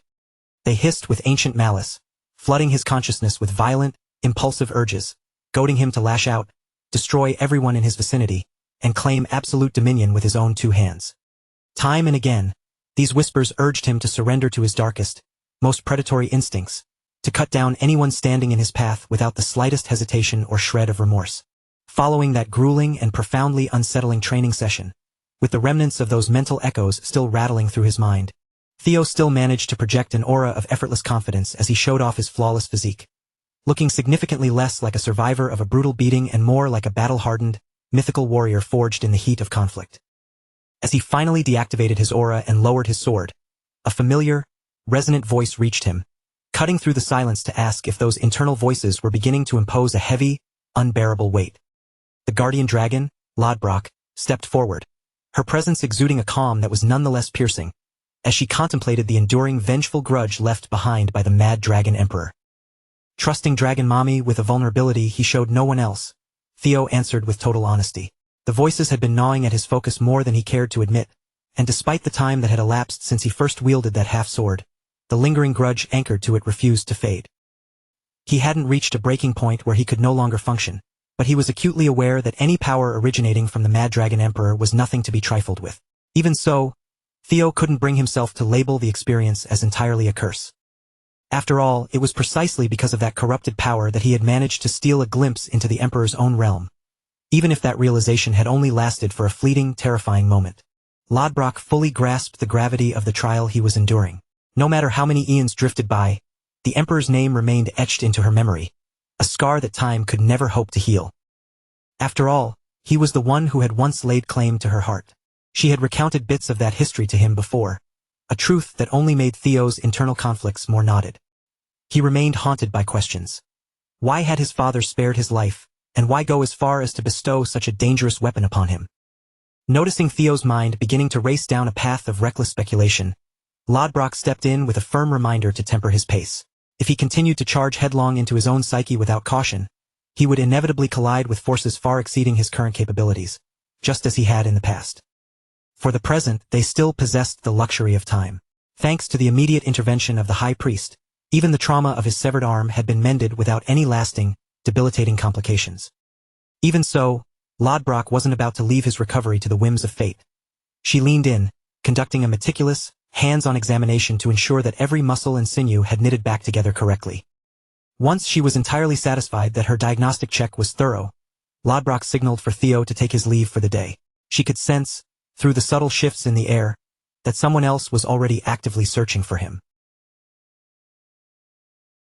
Before he could depart, however, Lodbrok issued one final, sharp reprimand. He needed to cease the habit of wrecking her sanctuary every time he came over to practice his swordplay. After all, the pattern of their little routine had become painfully, humorously obvious. Theo created the chaos, and invariably, someone else was left to mop up the wreckage. No sooner had Theo navigated his way back to the grounds of the Camellia Palace than he was intercepted by a face he hadn't encountered in quite some time. His devoted, energetic fanboy, Sybil Dree. Sybil approached with his usual, palpable excitement, practically vibrating as he delivered an important, formal message to his young lord. It was an official invitation.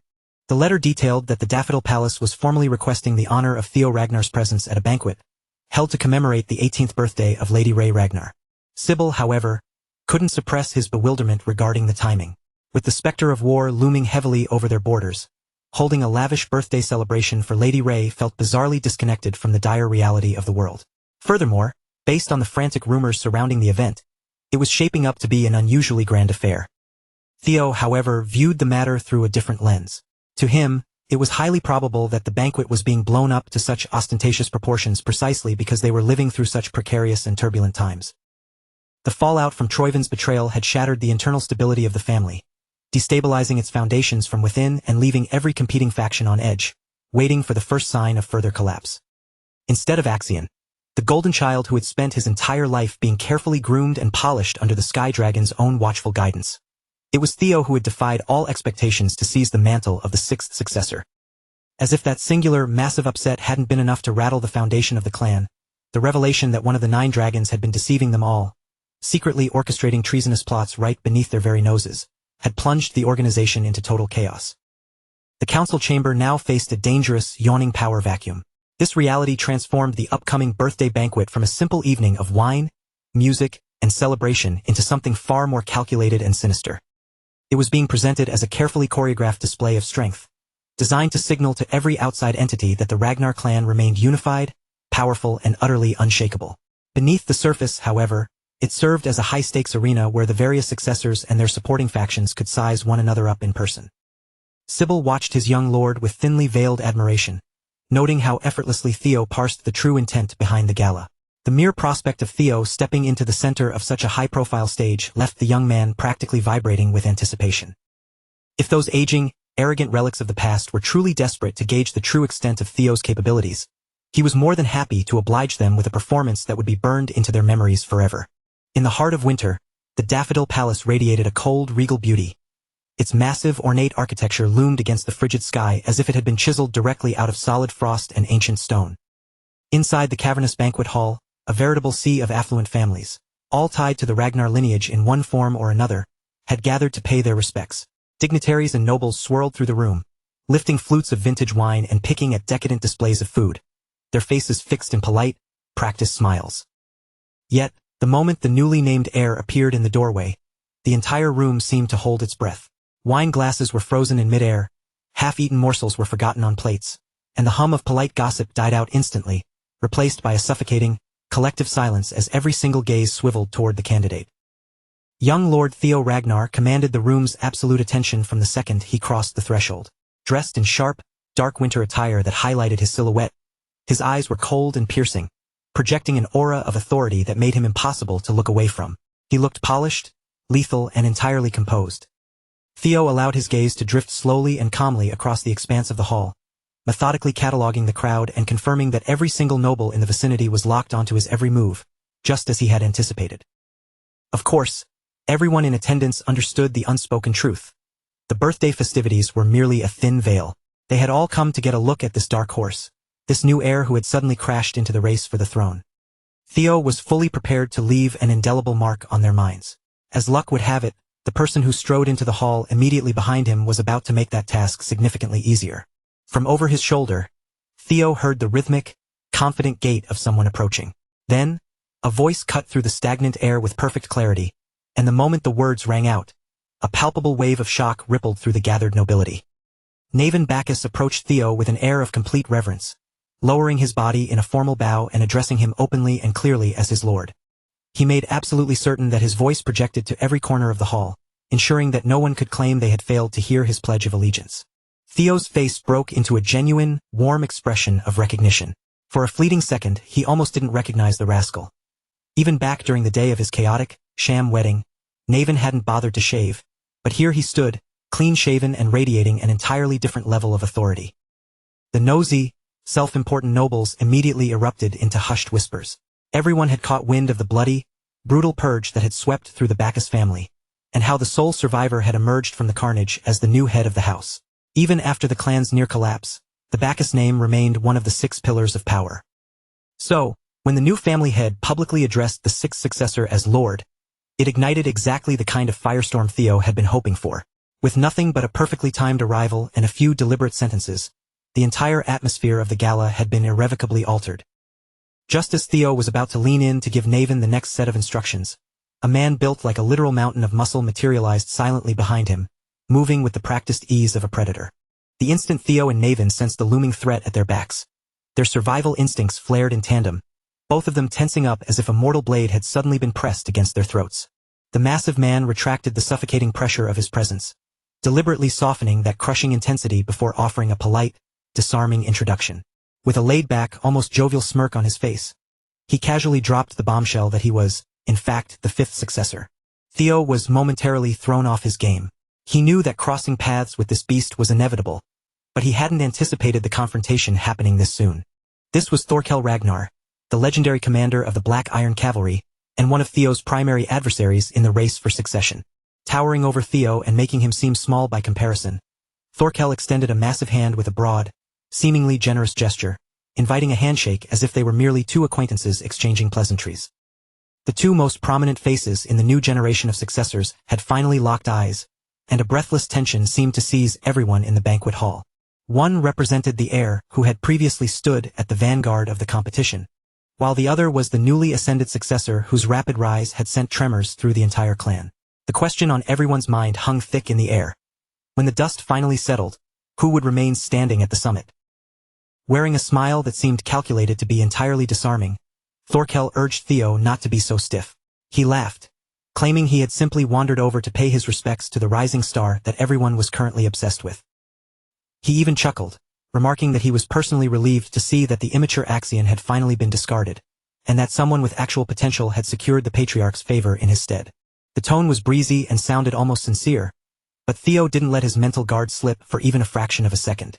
Within the ranks of the Ragnar, where raw might dictated respect and any sign of weakness invited an immediate, vicious strike, only a fool would accept a rival's offer of friendship with open, trusting arms. Therefore, keeping his senses dialed to the limit while masking his vigilance behind a veneer of formal courtesy, Theo reached out to meet Thorkel's grip. He recited the appropriate polite pleasantries, remarking on how deep an honor it was to finally meet the celebrated commander of the Black Iron Cavalry, while carefully reminding the man that he himself served with the White Dragon Squad. Thorkel's eyes twinkled with amusement. He clearly appreciated how carefully the boy navigated the conversation, drawing a firm, respectful line between them without resorting to open aggression. Then, Thorkel's grip hardened into an iron vice, and his aura flared outward, swelling and wrapping around Theo in a heavy, suffocating shroud of pressure. He utilized that raw, overwhelming power to demonstrate the chasm between them, forcibly pressing the clan's youngest rising star down until he was forced onto one knee, all while framing it to the surrounding nobles as a mere display of formal etiquette. Looking down at a kneeling Theo, Thorkel told him to stay relaxed, smoothly suggesting that, from this day forward, Theo should address him simply as Big Brother. This was exactly how a true, terrifyingly competent Ragnar heir conducted himself. Clever, inscrutable, dangerous, and backed by a level of power that commanded submission. However, when it came to a direct confrontation of raw power and will, Theo was never the sort of man to crumble under pressure or accept humiliation lying down. And to Thorkell's genuine surprise, the little brother actually possessed the inner fortitude to push back against that smothering, oppressive aura. Theo willed himself back to his feet, maintaining his composure far better than his rival had anticipated, and with a voice marked by a bold, eerie calmness, he returned the greeting and called Thorkell brother. Elsewhere in the opulent hall, the lanky siblings arrived, with Hulkus audibly groaning about the misery of being forced into a stiff suit for a formal function.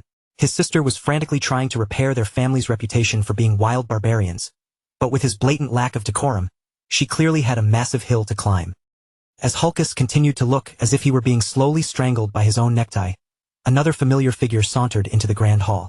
Remington Narcio, widely known as the Silver Lion, walked in with an easy, fluid stride, his eyes scanning the room to find his old comrades. The pretty boy of the West had cultivated a massive reputation over the last few months, with rumors circulating that he was giving the Ascendant Dragon a run for his money. Yet, Remington remained fundamentally unchanged. He was still the same humble, reliable knight he had always been. He had made the long trek all the way north simply to reconnect with Lord Theo and see how the men of the white-armored dragon cavalry were faring, which created a moment of excruciating, painful awkwardness when the birthday girl herself happened to wander close enough to overhear his comment perfectly. The Silver Lion instantly lost his cool, looking less like a proud, gallant knight and more like a guilty, caught-in-the-act stray cat, bowing his head and offering a barrage of frantic apologies to Lady Ray. Lady Ray simply chuckled, waving a hand to dismiss the tension as if it were nothing more than a passing breeze. She was far too astute to be offended, fully aware that this extravagant birthday gala was merely a facade, a stage for far more serious political theater than mere celebration. Suddenly, the atmosphere in the room shifted violently. Every guest within the vicinity felt the shockwave of two opposing auras slamming into one another right at the heart of the banquet hall. Two distinct, overwhelming powers were locked in a fierce contest, radiating outward from the center. The sheer pressure of their collision was so intense that the very air seemed to thicken and grow suffocating, forcing the onlookers to gasp for breath. The northern hounds gathered nearby recognized the signature of that power instantly. They knew Theo well enough to guess that he was at the eye of this storm. If there was any trouble to be found or a scene to be made, Theo was inevitably the catalyst. To any casual observer, Theo and Thorkell appeared to be engaged in nothing more than a friendly, masculine handshake. However, the crushing weight of their clashing auras revealed the true nature of their interaction, creating a dead zone around them that kept even the boldest of nobles at a respectful distance. At long last, Thorkell pulled his hand away and let out a boisterous laugh. With a charismatic, carefree grin, he jokingly conceded that he couldn't compete with his own little brother, effectively declaring his surrender for the sake of the moment. Theo didn't miss a beat, matching his older brother's relaxed demeanor perfectly. With a modest smile, he deflected the credit, insisting that any success he'd shown was merely a reflection of the guidance his big brother had provided him. Thorkell mused aloud, noting that excessive humility could sometimes be perceived as a slight against one's opponent, though he made it crystal clear that his previous admission of defeat had been entirely earnest. He even went as far as to candidly judge that had they faced each other when they were both the same age, the outcome would have been overwhelmingly lopsided in Theo's favor. Theo fully grasped the magnitude of that admission. Coming from the most celebrated, legendary young genius in the clan's recent history, such praise carried immense weight. For Thorkell, discovering such a fascinating and formidable younger brother seemed to bring him nothing but genuine, unbridled delight, a sentiment that beamed clearly across his face. Turning away from the confrontation, he addressed the crowd of nobles who were watching the exchange with bated breath, urging them to raise their glasses in a toast to the rising star of the Ragnar lineage. As the tension dissipated and the laughter of the banquet resumed, Thorkell leaned in to ask Theo if the debut he'd orchestrated for the new successor met his expectations. Theo inclined his head, offering a polite, appreciative nod in return. Despite the pleasantries, Theo was under no illusions. He quickly realized that Thorkell was far more than just a brute with superhuman strength. Behind that infectious, carefree smile lay a razor-sharp intellect, constantly calculating and acutely aware of every move on the board. By demonstrating his overwhelming martial prowess, Thorkell had reinforced his own dominant standing. By graciously acknowledging his newfound rival, he had simultaneously cemented the favor of the watching crowd with seemingly effortless charm. Just like that, the delicate atmosphere Theo had spent the night cultivating alongside Naven was swallowed whole by Thorkell's spectacle. In just a few effortless motions, the elder brother had successfully steered public opinion firmly back into his own corner. Thorkel Ragnar might appear to be nothing more than a giant, hulking mass of muscle with a friendly demeanor, but beneath that sociable mask lurked a ruthless contender, one capable of analyzing the power struggle for the throne from every possible angle. Following that explosive contest with his brother, Theo found himself suddenly swarmed by his peers. The mood lightened as they exchanged laughter, passed around wine, and allowed the festivities to carry them into the night. What Theo failed to notice, however, was the shifting gaze of the room. After witnessing his display, a significant number of high-born noblewomen had quietly bumped him to the very top of their list of most eligible bachelors. While the main hall buzzed with music, clinking glasses, and lively social banter, an old, bitter man looked down from the balcony above, his eyes seething with barely contained rage. The elder dragon had been banking on the disgraceful behavior of a half-breed to serve as the perfect catalyst for getting Theo expelled from the gathering entirely. If that dim-witted fool Thorkel hadn't interfered and shifted the momentum, the old man could have easily hijacked the flow of the party to suit his own agenda.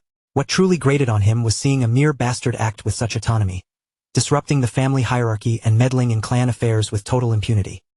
Since he couldn't lash out at someone as powerful as Thorkel, he began hunting for a softer, more vulnerable target. The old fossil was practically vibrating with the need to cause misery. His gaze finally locked onto Captain Evelyn Nareville, who was laughing and drinking in the company of her comrades. The elder dragon's hateful, predatory eyes lingered on her for a moment that felt like an eternity. In his warped sense of superiority, he felt he had the right to play judge and jury on who belonged in this hall and who did not. And tonight, of all nights, Evelyn had traded her rugged, utilitarian armor for a stunning, elegant dress that highlighted a side of her beauty most people had never been privileged enough to see. Her comrades were in high spirits, showering her with genuine compliments, as they rarely had the opportunity to see their captain out of her standard combat uniform. Evelyn, however, felt distinctly uncomfortable with the attention, clearly unused to being called cute. Every instinct she had was screaming at her to strip off the dress and retreat back into the comfortable, familiar safety of her plate armor. This night was meant to be a reprieve, a time to celebrate and unwind. Instead, some arrogant bastard took it upon himself to drench Evelyn in a glass of wine, ruining her dress and leaving unsightly dark stains marring her skin. The moment that vitriolic, hateful voice reached her ears, years of suppressed trauma ripped open, and the old, deep-seated fear surged back with overwhelming intensity. The elder dragon sauntered toward her with the arrogance of a man who owned the very ground he walked on. Evelyn's body began to betray her. She started to tremble, and she couldn't hide the involuntary shiver of terror that racked her frame. The old monster sneered down at her, his voice dripping with condescension as he asked how she found the audacity to crawl out of the gutter and try to mingle with the nobility. One of Evelyn's loyal comrades instinctively stepped forward, attempting to shield her. Even though the man standing before them was one of the legendary 9 dragons, such blatant, inhumane cruelty was beyond the pale. Evelyn, however, clamped a hand on Erin, holding her back before she could say or do something that would lead to her own destruction. For Erin's sake, she knew they could not afford to incite one of the most dangerous, high-ranking sociopaths in the entire clan. Evelyn fought a losing battle to mask both her white-hot rage and her paralyzing fear, but the internal struggle was painfully obvious on her wine-splattered face. This was the first time Erin had ever witnessed her indomitable captain look so utterly terrified, and she was left to wonder what kind of dark, twisted history existed between Evelyn and this elder. The elder dragon loomed over the two women, his voice cold as ice as he reminded Evelyn that he had explicitly warned her never to set foot in his presence again. Suddenly, his venomous gaze darted to a flash of metallic sheen, hidden beneath her decorative scarf. Without a second of hesitation, he lunged for her prosthetic arm, tearing it violently away from her body. With absolute disregard for human decency, the elder dragon proceeded to dismantle the intricate, thoughtful gift the young lord had bestowed upon Evelyn. He callously tossed the shattered, twisted metal to the floor, as if it were nothing more than a piece of discarded trash. The monster mocked it, sneering that it was merely a toy attached to a useless, pathetic stump of flesh. In his twisted worldview, trash deserved to be treated as trash, crushed, broken, and trampled underfoot. With that done, he issued a final, chilling ultimatum. She was to vanish from the hall at once, or he would personally ensure she was torn apart limb from limb. Not wanting to draw any more lethal attention toward her comrades, Evelyn choked down the bile of her humiliation, forced herself to endure the agony, and fled the hall. Watching her retreat like a terrified child brought a grotesque sense of satisfaction to the elder dragon. He even chuckled to himself, remarking with a smirk that now that she was gone, The stench of the filth in the room was finally beginning to clear. Erin stood there, her hands trembling with indignation. She simply couldn't bite her tongue any longer after witnessing such a blatant act of injustice. She leveled a firm gaze at the man, threatening to drag the entire incident before the office of the law to ensure he'd face the consequences. But the old bastard didn't even flinch. He just stared back at her with a condescending sneer, his eyes cold, as if she had completely lost her grip on reality for daring to challenge him. He let out a short, dismissive laugh, his expression twisted with arrogance. If she was really that desperate to run off and play the informant, he couldn't care less.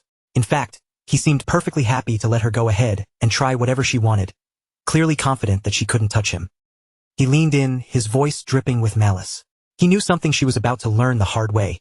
If she really decided to walk down that path, she'd quickly discover the brutal truth of Ragnar's reality, where only the strongest survive and justice is just a hollow word.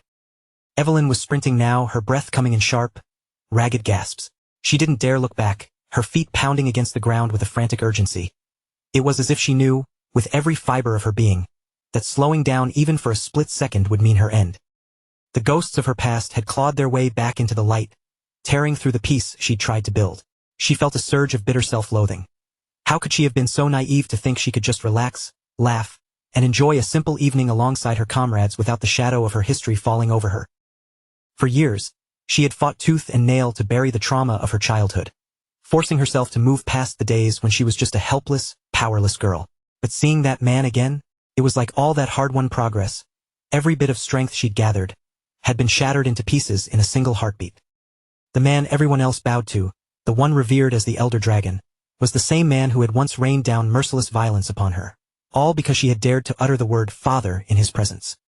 Back then, she was just a child, and the pain had been impossible to comprehend. She'd spent so many nights weeping in confusion, wondering why she was being punished so cruelly, never finding an answer to why she was forced to suffer like that.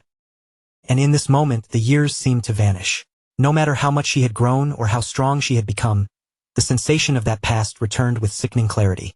Deep down, under the armor and the accolades, she was still that terrified, lost little girl. She ran blindly, her vision swimming with hot, stinging tears that blurred the world around her, her chest heaving with every ragged breath. She was so consumed by her own internal panic that she completely failed to notice the figure standing directly in her path. The demon dragon watched her, his brow furrowing with genuine confusion. He couldn't understand why she was bolting from the banquet hall like a deer caught in a trap, heading in the complete opposite direction of where she was supposed to be. Then her eyes finally snapped into focus as she realized who was standing before her. Her legs gave out, her frantic momentum dying instantly, and the dam finally broke. All the fear and humiliation she had been fighting to suppress came pouring out of her at once. Back inside the banquet hall, the party was still in full swing. Theo and his circle were busy clinking glasses, laughing, and sharing stories, blissfully unaware of the cruel scene that had just unfolded. But that peaceful ignorance was quickly reaching its breaking point. The atmosphere shifted instantly. The jovial mood of the party was shattered when a sharp, agonized scream from the old bastard ripped through the hall, freezing everyone in their tracks. The scream was immediately followed by the sickening, wet crunch of bones being snapped, punctuated by the old man's hysterical, foul-mouthed curses directed right at the captain of the white-armored dragon cavalry. Julius Ragnar, the demon dragon, stood there in his most terrifying form. He had heard the truth straight from Evelyn's own lips, and now, his eyes burned with an icy, predatory rage, the kind that only stops when it's been satisfied with blood. As Julius finally unclenched his grip, releasing the mangled, useless arm from his hold, the elder dragon scrambled backward in a panic. The veneer of his confidence had cracked wide open, and his security team, seeing the danger, rushed in to surround the two of them. Julius had made his warning perfectly clear to that old fool. He had promised that any harm done to Evelyn would be returned to him in full measure, and he was a man of his word. The old bastard, gasping in pain, immediately tried to spin the narrative, shouting that this assault was a direct act of betrayal against the honorable Ragnar name, labeling Julius a dangerous criminal who needed to be apprehended before he did more damage. Yet, the demon dragon didn't budge. He stood like a statue, completely unfazed, even as the security team fanned out, their weapons drawn, circling him from every angle. The law council was moving in now, and for a moment it seemed like the pressure was mounting.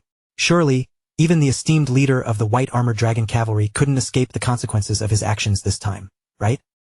With cold, official voices, the council members declared his crime, formally accusing him of assaulting the Elder Dragon's head counselor. They issued a stern warning. If he didn't submit, he was looking at serious jail time. They tried to maintain their authority, suggesting it would be better for everyone if he just cooperated with their arrest, but Julius wasn't there to play along with their bureaucratic games. The leader of the law council caught a glimpse of the molten, murderous rage burning in Julius's eyes, and a bead of cold sweat immediately began to trickle down his spine. Ignoring the council, Julius began to recite the solemn, written oath, the very words that had been sworn upon the blade during the dark days of Ragnar's autumn. 4 years ago, he had stood in front of those same decrepit old men, who were hiding behind their dusty, outdated authority, and he had made that vow on his blade. Back then, the agreement had been crystal clear. Evelyn was off limits, and nobody was to lay a hand on her. So, since the Elder Dragon had chosen to spit on that oath, Julius felt completely justified in taking his own form of vengeance. Theo, like everyone else in the hall, had moved closer to see what all the noise was about. As he listened to the exchange, the pieces began to click into place, and he finally realized what had gone down.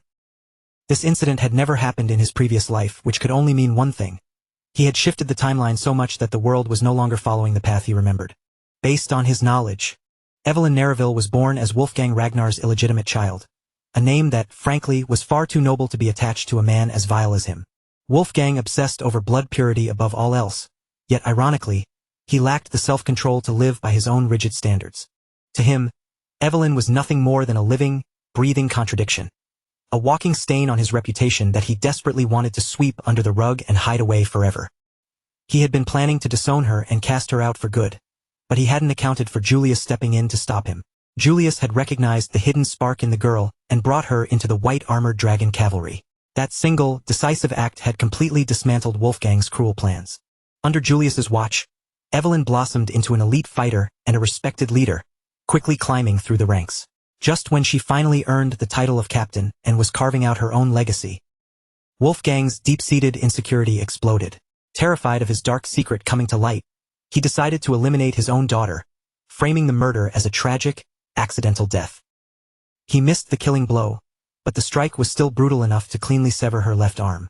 She barely cheated death, but the loss of her limb meant she could no longer handle her mount, effectively ending her career. That injury forced her into an early retirement, leaving her to rot away managing the 4th training hall, exiled from the noble circles she once moved in. But after crossing paths with Theo Ragnar, her life had been pulled back toward the honor she once held. In a way, the entire chain of events leading to this explosive confrontation could be traced back to the ripples Theo had caused since his return. And if that was the case, then Theo felt a personal responsibility to step in and fix the situation before it went too far. However, stepping in wouldn't be simple. The air in the room was thick with the demon dragon's suffocating killing intent, and any wrong move could tip the scales into a bloodbath. Wolfgang turned to the surrounding nobles, trying to play the victim and sway them to his side. He railed against Julius, painting him as an arrogant villain showing zero respect for an elder who had served Ragnar for decades. He even accused the demon dragon of abusing the sacred authority of the 9 dragons just to bully a family member, labeling his actions as nothing less than treason. Listening to that old rat whine about the abuse of authority, while he himself was a walking example of moral rot, only caused Julius's temper to flare even brighter. The entire situation was teetering on the edge of a total catastrophe, and it likely would have imploded if Theo hadn't stepped forward to bridge the gap.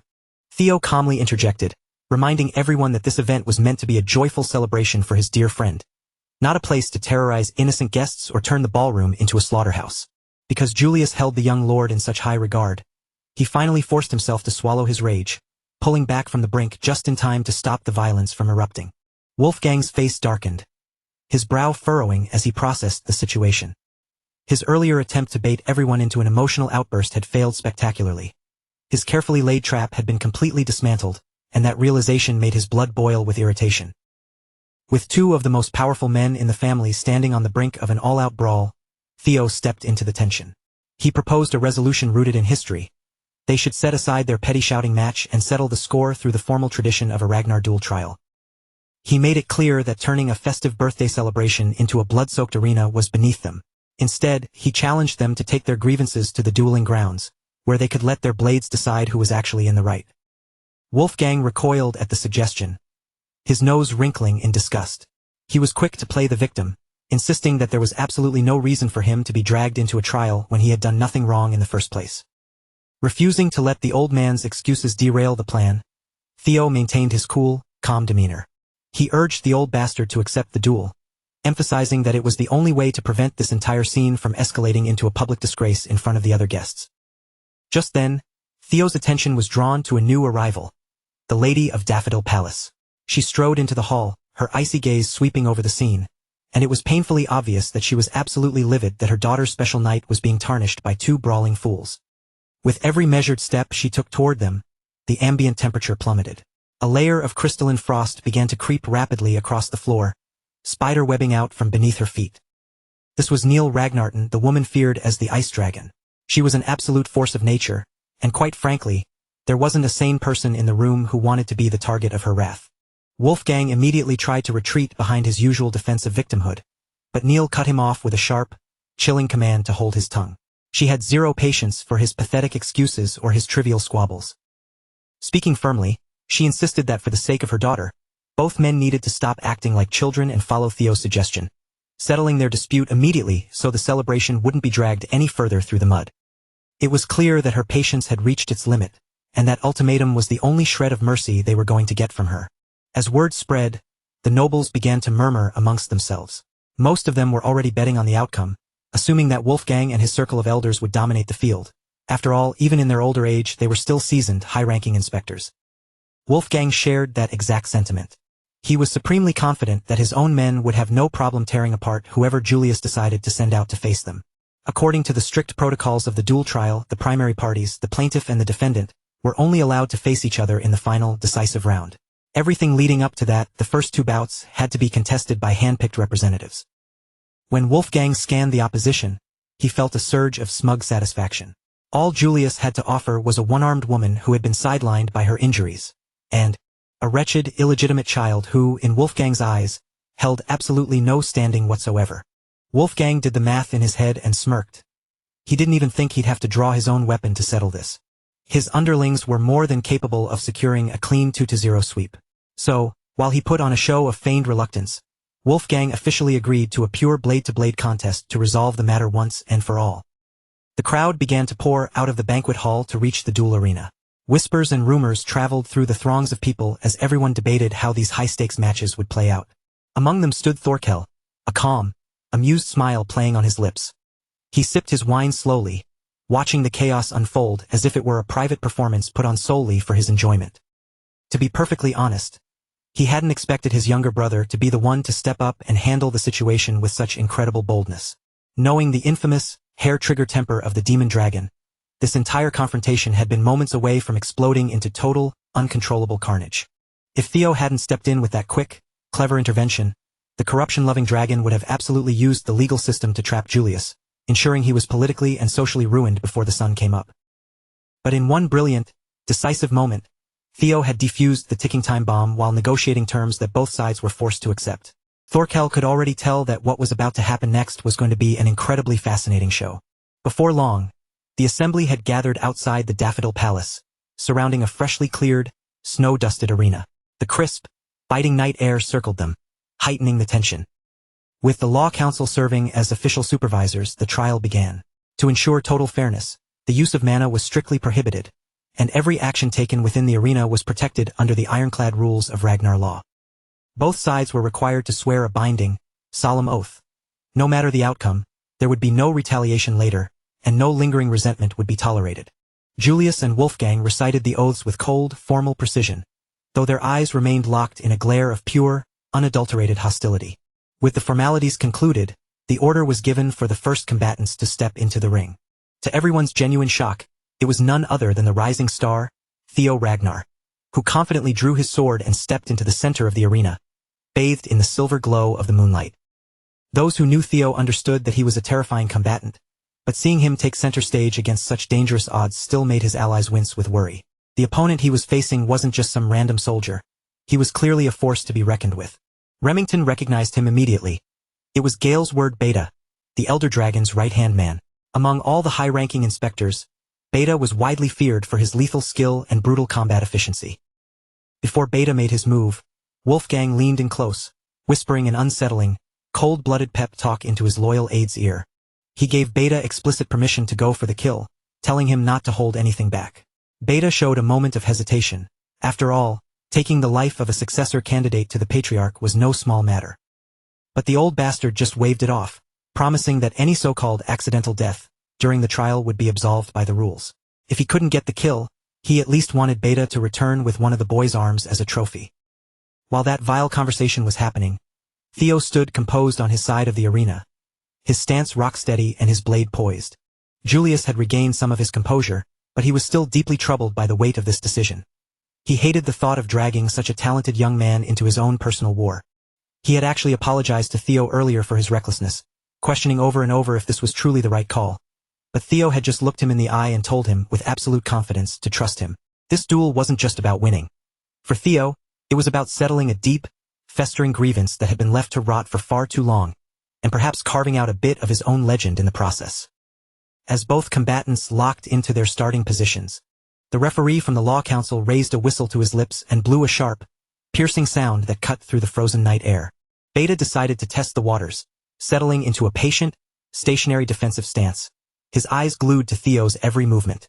Theo, however, refused to play the waiting game and surged forward with a sudden, explosive burst of speed. Beta stepped up to intercept him, and their weapons collided with a jarring force. With no mana to shield them, it was purely a test of raw physical strength.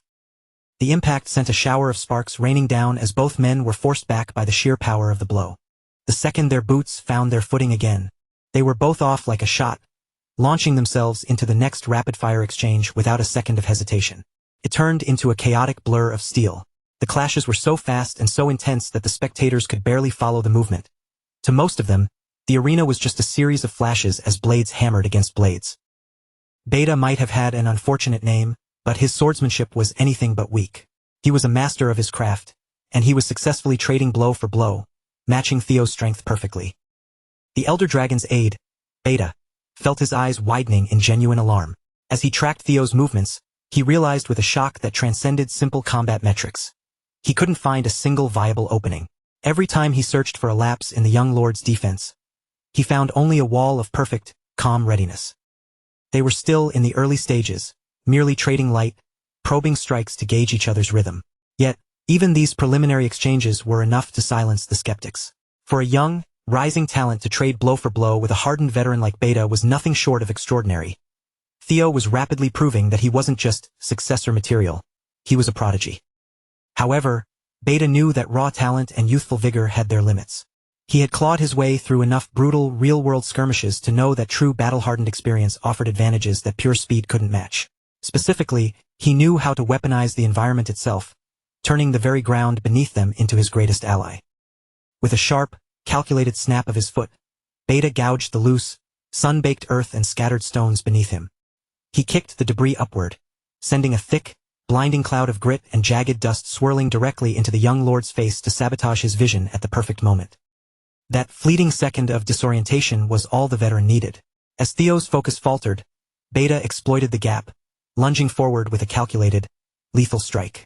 He felt a sickening surge of pride, convinced that his seasoned battlefield instincts had finally outclassed the boy's brute force. And, because he still recognized that Theo held the status of a successor, a position that required at least a veneer of aristocratic decorum, Beta made a choice to be merciful. He decided he would end the young lord's life with a swift, efficient decapitation, sparing him the prolonged agony of a messy, drawn-out defeat. But just as Beta's blade whistled toward his neck, Theo didn't just react, he flowed. With a display of effortless precision, he snapped his torso backward, a mocking, sharp smile etching itself across his face as the lethal strike sliced harmlessly through the empty air. The truth was, Theo had anticipated that Beta would underestimate his combat history. He had laid that opening out like a piece of cheese on a trap, and the fool had walked right into it, completely blind to the fact that he was the prey. Now, Beta's momentum had carried him too far. His arm was extended, his center of gravity was compromised, and his guard was shattered. It was a golden, absolute opportunity for a counterattack. In that final, frantic split second, Beta's primal survival instinct screamed. Every nerve and cell in his body ignited, forcing him into a desperate, contorted maneuver to throw himself clear of Theo's retaliatory strike. Yet, as he tumbled away, Beta's mind reeled from something even more disturbing than the near-death experience. Theo had pulled his punch. The young lord had intentionally aborted the killing blow at the last possible moment. It made no logical sense. Why would an ambitious star forfeit a victory that had been handed to him on a silver platter?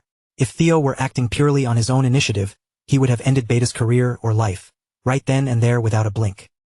Unfortunately, that was exactly when the voices in his head chose to return, surging back with a deafening, chaotic intensity. They hammered at his psyche, demanding retribution against everyone who had ever mocked, abandoned, or discarded him. His internal landscape transformed into a blood-soaked nightmare. He was no longer fighting an opponent, but lashing out at the entire world. The overwhelming, dark urge to annihilate everything began to cloud his vision, weaving a suffocating shroud of pure bloodlust around his thoughts. Beta, watching from a distance, could see the shift in the young lord's aura. He sensed that something had fundamentally snapped in Theo's demeanor, and he was too terrified to rush back in recklessly.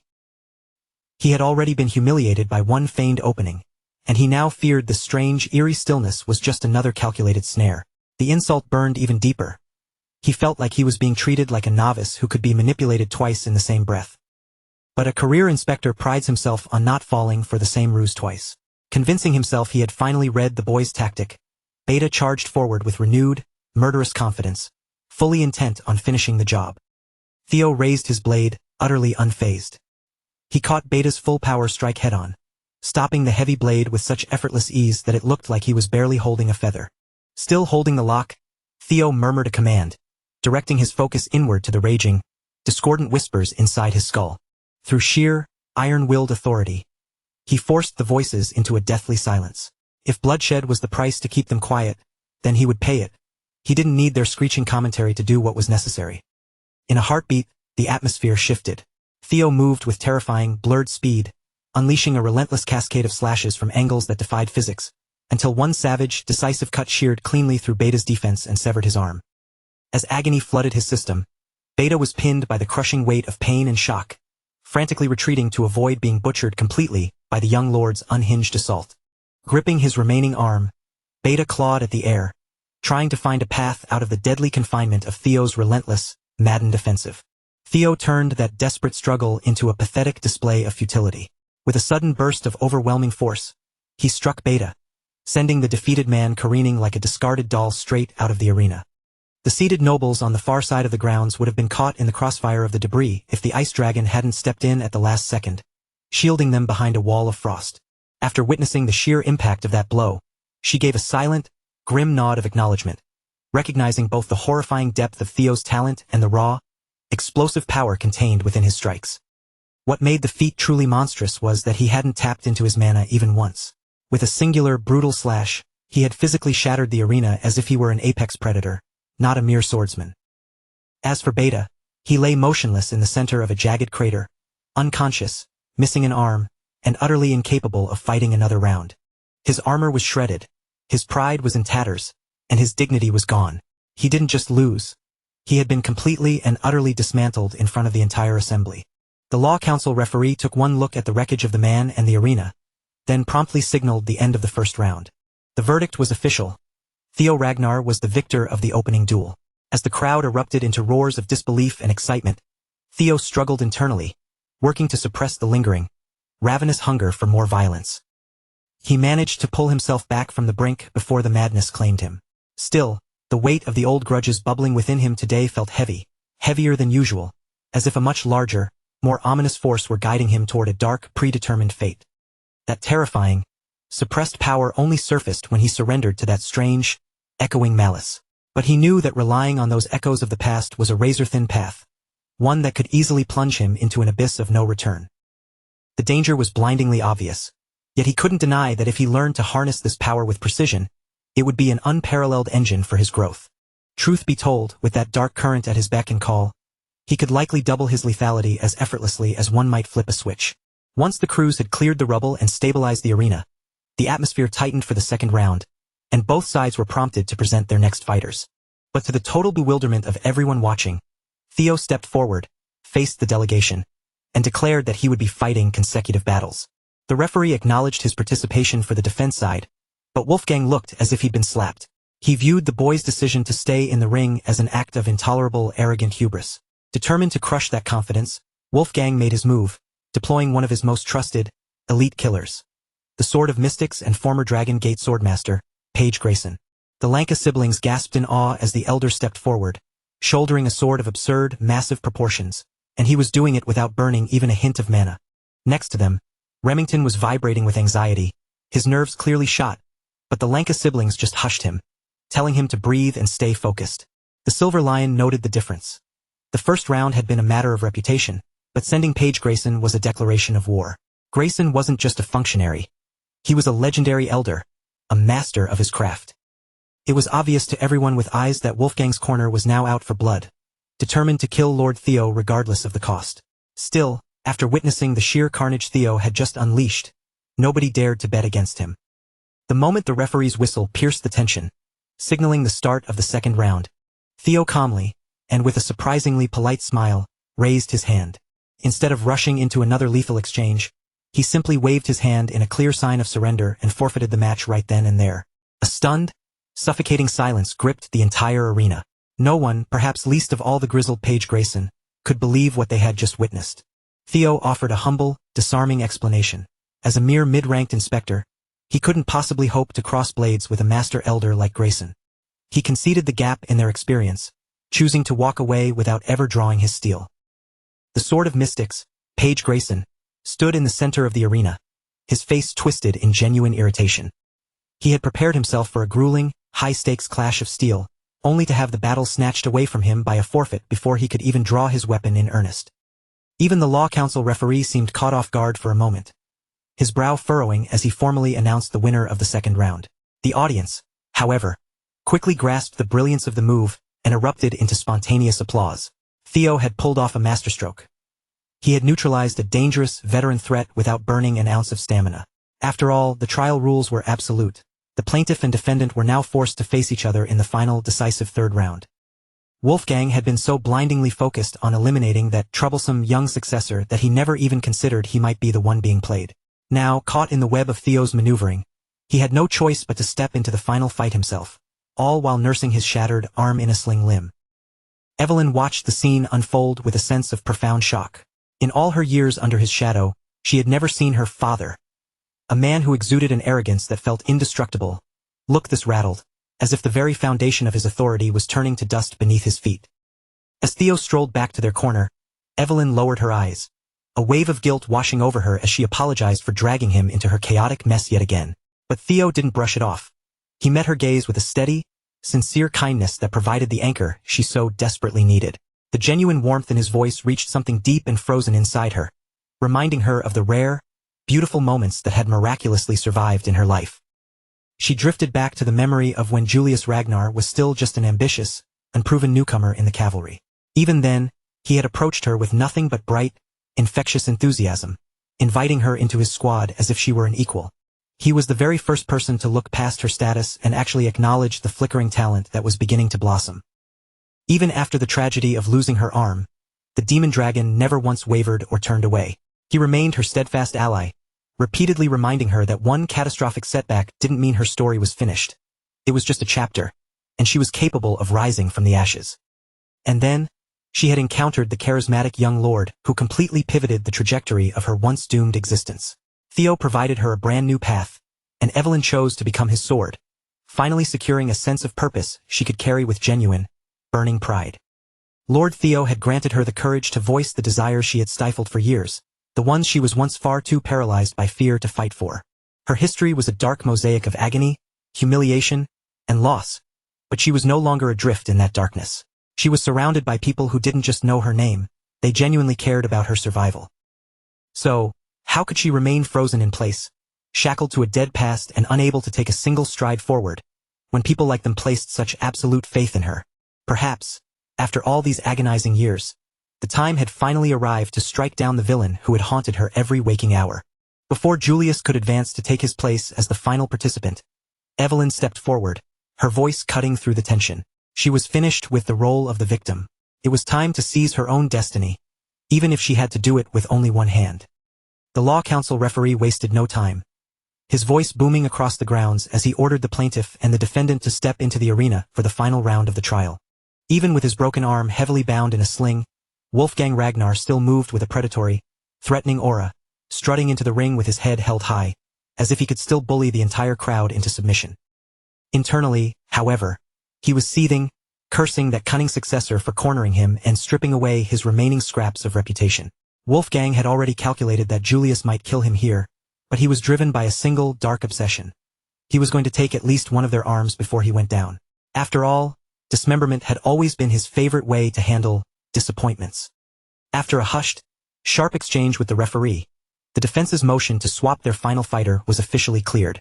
Dressed in her sleek, form-fitting combat gear with her blade drawn at her side, the one-armed captain strode into the arena. Her confidence was palpable.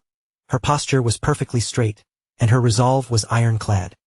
The second Wolfgang laid eyes on his crippled, unlawful daughter approaching him. He erupted into a jagged, cruel laugh. With a sneer of utter contempt, he asked if she had finally returned to beg him for mercy on her knees. But his pathetic, venomous taunts didn't even land. They shattered against her composure like a dull blade striking solid stone. Evelyn raised her rapier, the tip catching the light as she locked her gaze onto the man she despised more than anyone else in the world. She didn't need a lengthy, emotional diatribe to dismantle his ego.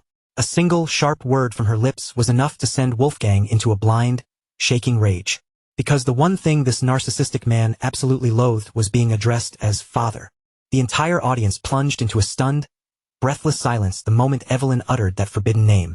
Almost no one present knew the real connection between the elder dragon and Evelyn Nareville.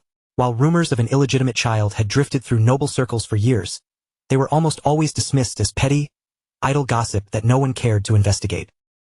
Thrown off balance and spiraling, Wolfgang immediately tried to paint Evelyn as a lunatic, shrieking that she was just babbling nonsense. Seeing his violent, unhinged reaction, Evelyn realized that if a single word could rattle him this profoundly, she really should have used it years ago. She didn't offer him a shred of grace. She began to methodically expose every ounce of the abuse she had endured at the hands of that miserable excuse for a man. She laid out the truth. When she was just a small, defenseless girl, Wolfgang had beaten her so viciously that she had hovered on the brink of death.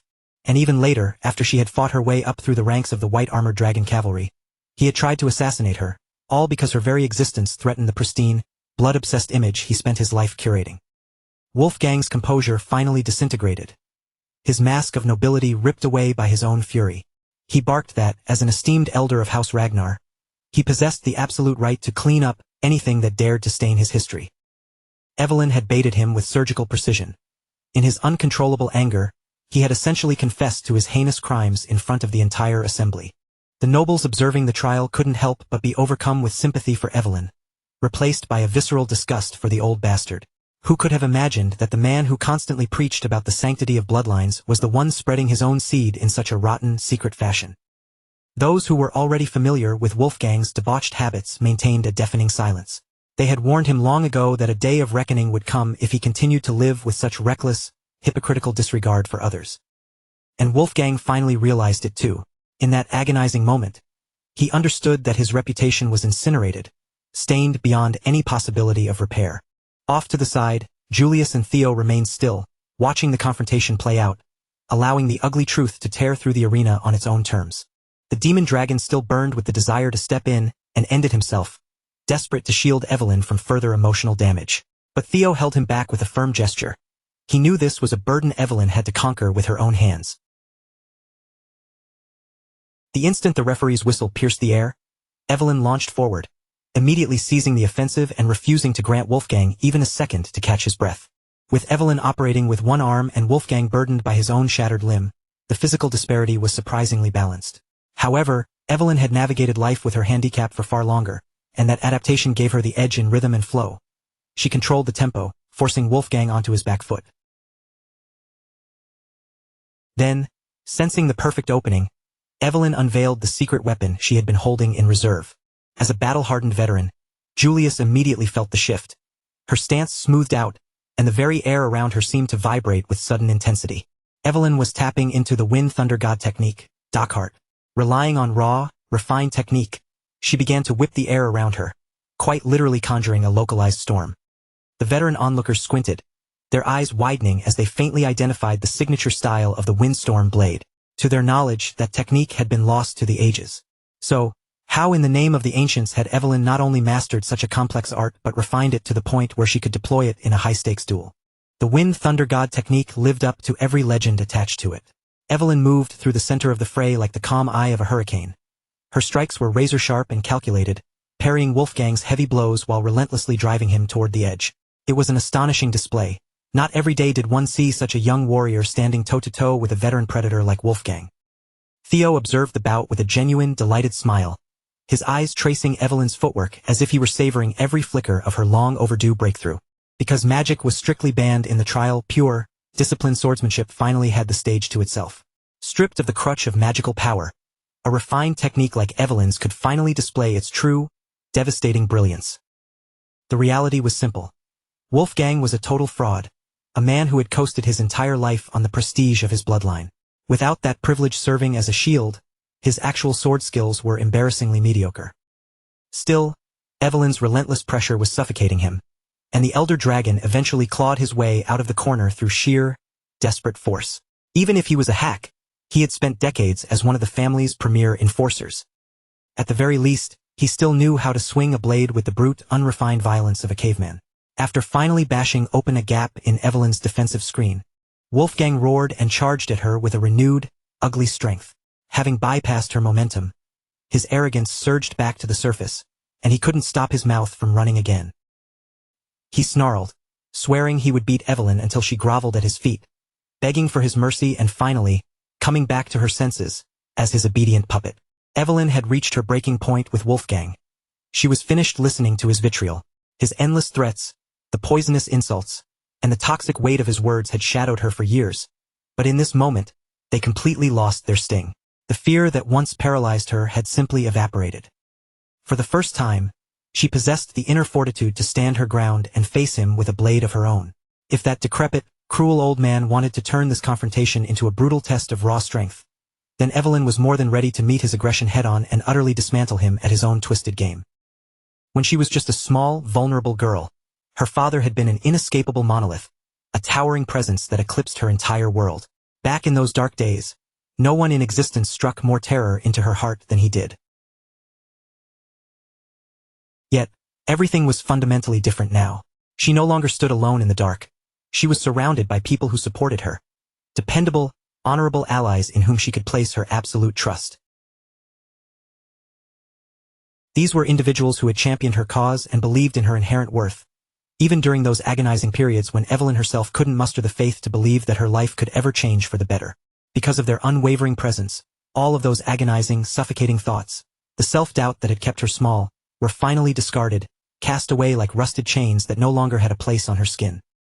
The frightened, trembling child who had once clung to a monster simply because he was her parent was gone. In her place stood a woman who had come into her own, firmly grounded, holding the reins of her own destiny with an iron grip. At long last, she had finally summoned the lethal strength required to cut down the bastard who had turned her entire existence into a waking nightmare. The weak, broken girl who had been abused, treated with absolute contempt, and left with nothing had successfully forged herself into a formidable warrior, one capable of striking down the very creature that shared her own blood. The nobles gathered around the arena couldn't help but be visibly moved by the sheer intensity of Evelyn Nareville's resolve. Each strike she landed seemed to echo with years of suppressed pain, finally shattering into freedom with every swing of her sword. The intense bout finally reached its climax, and the verdict was clear. Evelyn was the undisputed victor of the final round of the duel trial. Her quest for vengeance had finally been etched into reality, and as a price for his sins, she had severed one of that scumbag's arms. Even after suffering a humiliating, undeniable defeat in front of the entire assembly, Wolfgang stubbornly refused to acknowledge reality or accept that he had been outclassed. He lurched forward, clearly intending to launch a desperate, last-ditch assault on Evelyn with whatever remnants of strength he still possessed. But before he could even begin to manifest that pathetic final surge of fury, icy, razor-sharp restraints snapped into existence, freezing him in his tracks. Thank goodness Lady Neil, the ice dragon, intervened before the situation could devolve into further chaos. She offered a scathing, sharp reprimand, calling out Wolfgang for his utter disgrace to the legacy of the 9 dragons and his blatant disregard for the rules of the duel. The moment the referee formally announced Evelyn's name as the winner, the full weight of the victory finally crashed down upon her, and the reality of her newfound freedom settled into her bones. Following the rigid, binding terms established by the duel trial, the verdict was delivered with absolute, irrevocable clarity. She was officially declared not guilty. As Evelyn made her way back toward her corner, It felt as though an invisible, crushing stone that had been strapped to her back for years was finally sliding off her shoulders. Evelyn Nareville was, at long last, truly and entirely free. Julius and Theo were waiting for her, welcoming their comrade back with expressions of unmistakable pride. They didn't offer her pity. They greeted her with the profound, hard-won respect that she had undoubtedly earned through her bravery. Finally, she was free to grow, to reach for the skies, and to flourish without the paralyzing fear that had kept her locked in a cage for so long. Deep in her heart, Evelyn recognized that this victory belonged not just to her, but also to her lord and the captain of the cavalry, who had paved the way for her to reach this momentous day. Across the wide expanse of the arena, Wolfgang's lackeys scrambled frantically to retrieve their beaten master, desperate to get him the urgent medical attention he so clearly required. They managed to recover his fallen sword as well, but when Wolfgang caught a glimpse of his own distorted, ruined reflection in the polished steel, the sting of his public humiliation only burned that much brighter. With a guttural snarl, he shoved his subordinates aside, snatched the weapon from their grip, and began a staggered, murderous march back toward Evelyn's corner, his eyes burning with a dark, menacing glare. Wolfgang roared out Evelyn's name, spitting it out as if it were a vile insult. He screamed "wretched girl" at the top of his lungs, waving his sword around like a total madman who had completely severed his connection to sanity. There was absolutely no ambiguity in his intentions. That pathetic piece of garbage was determined to strike Evelyn down once and for all, completely disregarding the fact that the duel had already concluded. But this time Julius didn't hesitate. He stepped firmly into Wolfgang's path before the old man could get anywhere near enough to threaten her. The demon dragon seized him with his one good hand, forcing him to his knees with the same ease one might use to discipline an unruly child. Wolfgang's blinding rage had clearly rotted his senses. He must have completely forgotten that he had actually gotten off lightly by losing only one arm. Julius stared the bumbling old fool down, his gaze heavy with cold, lethal pressure, and asked him if he truly had such a death wish that he wanted to lose the arm he still had left. If Wolfgang was so desperately eager to end up a limbless mannequin, then the demon dragon was more than prepared to oblige him and finish the job. The air in the arena was thick with suffocating tension, reaching an absolute breaking point as every single spectator held their breath, waiting for the explosive violence that seemed mere seconds away. The situation might have descended into an even bloodier nightmare if not for a sudden, urgent interruption. A messenger sprinted into the arena, shouting the dire news that the Troyven family had officially launched their invasion, demanding that everyone present return to their assigned posts immediately. Julius clicked his tongue, his face twisting in genuine, palpable frustration. The timing could not have been more disastrously inconvenient. He had wanted nothing more than to leave Wolfgang in a state of permanent, broken ruin, but that long-awaited vengeance would have to be set aside for now. It took every ounce of his discipline to turn away and release his grip, but he quickly signaled his trusted aides. They were now officially at war, and the white-armored dragon cavalry needed to be at the front lines. Wolfgang, being the absolute dense idiot that he was, still somehow failed to grasp that the world had moved on and left him in the dust.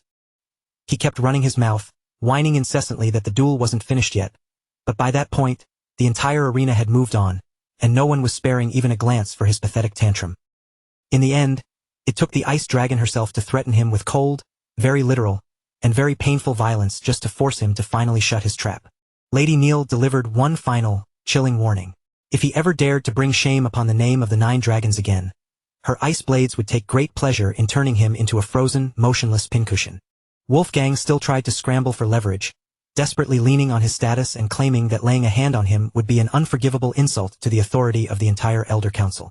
Lady Neil simply told him to look at the council members himself. When Wolfgang swung his eyes toward them, he saw that every single one of them had already turned their backs on their disgraced leader. They had completely, irrevocably washed their hands of his shameful conduct. Not one of them could continue to support or defend a representative who had so brazenly violated the sanctity of the duel and brandished his sword like a spoiled, petulant child. By the time the night finally drew to a close, the Elder Dragon had lost far more than just a match. He had lost his arm, the backing of his council, and the last shred of respect he commanded within the Ragnar clan. Seeing Wolfgang reduced to this broken, humiliated state, stripped of everything he had held dear, gave Julius a small but distinct sense of justice. Watching a greedy, arrogant old man lose every single thing he had desperately clung to made for a deeply satisfying conclusion to the ordeal. But even as the high-ranking members of Ragnar remained hopelessly entangled in their own messy political games and internal drama, Ed Troyven was busy maneuvering in the shadows like a master villain, remaining perfectly calm and preternaturally confident as his grand plan continued to advance. His military forces had already successfully secured control over the central plateau, and from that strategic position, they were now steadily and relentlessly closing in on the walls of Castle Harmon.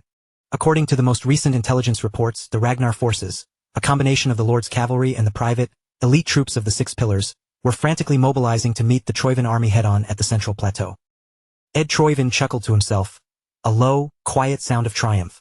Those arrogant, foolish old dragons were moving exactly in the patterns he had predicted. It was almost time for them to wake up and realize that this war was merely the opening act of a much more devastating scheme, as the final piece of the puzzle was finally real. With all their focus and military might locked onto the plateau, Troivan would have the freedom to sink his teeth into the ultimate prize. Every single component of his wicked takeover had perfectly fallen into place, and all that remained now was to set the final stage of his plan into motion. Meanwhile, in a completely different sector of the map, the territory belonging to the Bacchus family remained eerily, strangely quiet. Following the absolute disaster of the Sarah's Guild, one of the Six Pillars had undergone a truly drastic and mysterious transformation. Even the veteran guards stationed along the massive stone walls couldn't help but whisper and gossip among themselves about the enigmatic new head of the house. Ever since Lord Navan took the reins of power, he'd done nothing but isolate himself from the rest of the world, spending his days and nights buried in a haze of alcohol. With the Bacchus territory standing on such shaky ground, even his own subordinates and vassals were beginning to whisper behind his back, questioning if a man so utterly spiraled could truly be called the head of the house. One of the grizzled, long-serving guards scoffed at the state of things, pointing out that with almost their entire family locked away in prison, the Bacchus domain was little more than a giant pile of debt waiting to bury them.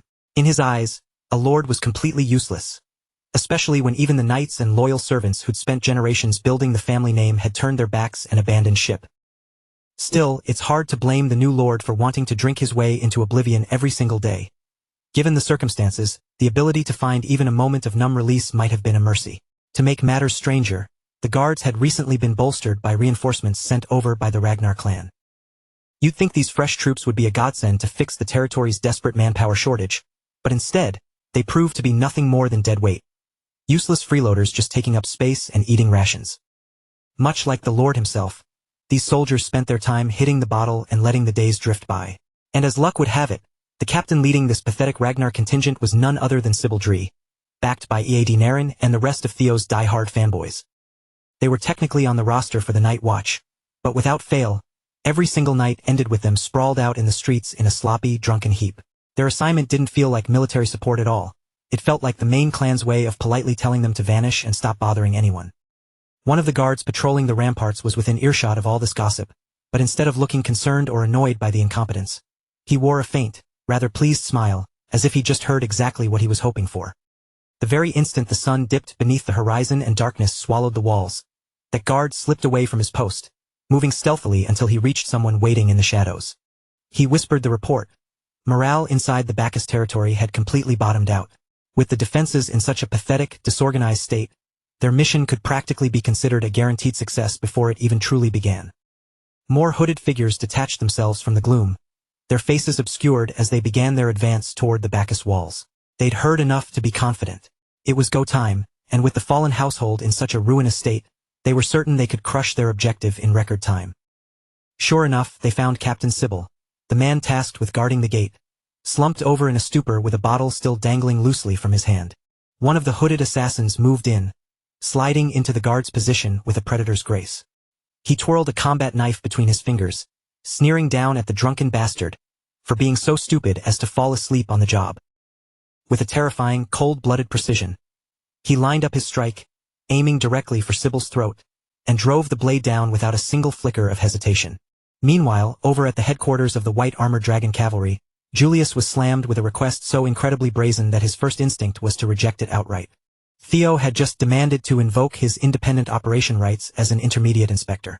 Captain Demon Dragon shut that down immediately, laying it out plain. In the middle of a war, military operations were the only priority, and he wasn't about to grant a special exception to the successor, no matter who he was.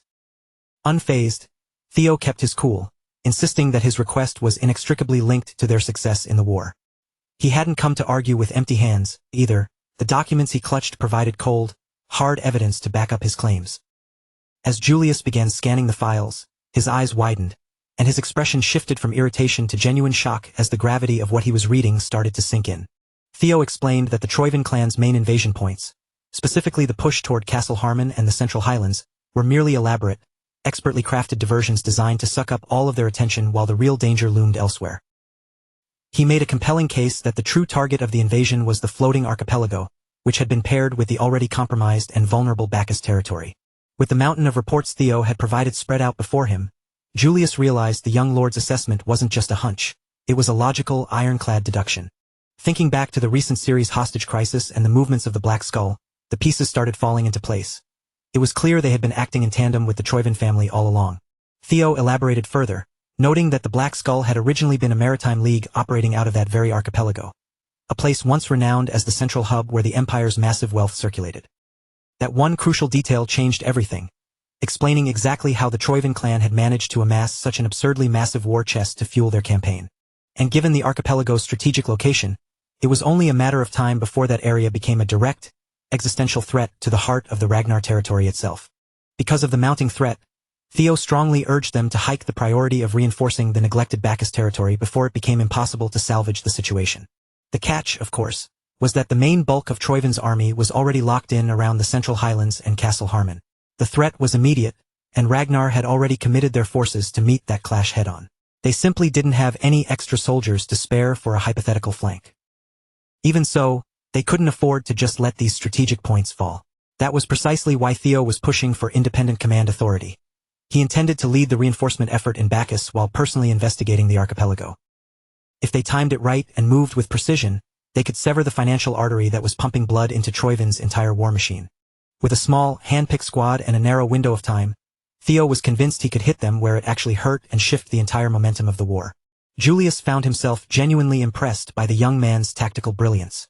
With a plan this audacious and backed by such clear reasoning, how could he possibly justify saying no? This wasn't some entitled personal whim. This was a mission-critical objective, and in the heat of a crisis, they needed to leverage every tactical advantage they could find. Still, Julius couldn't help but offer a word of caution.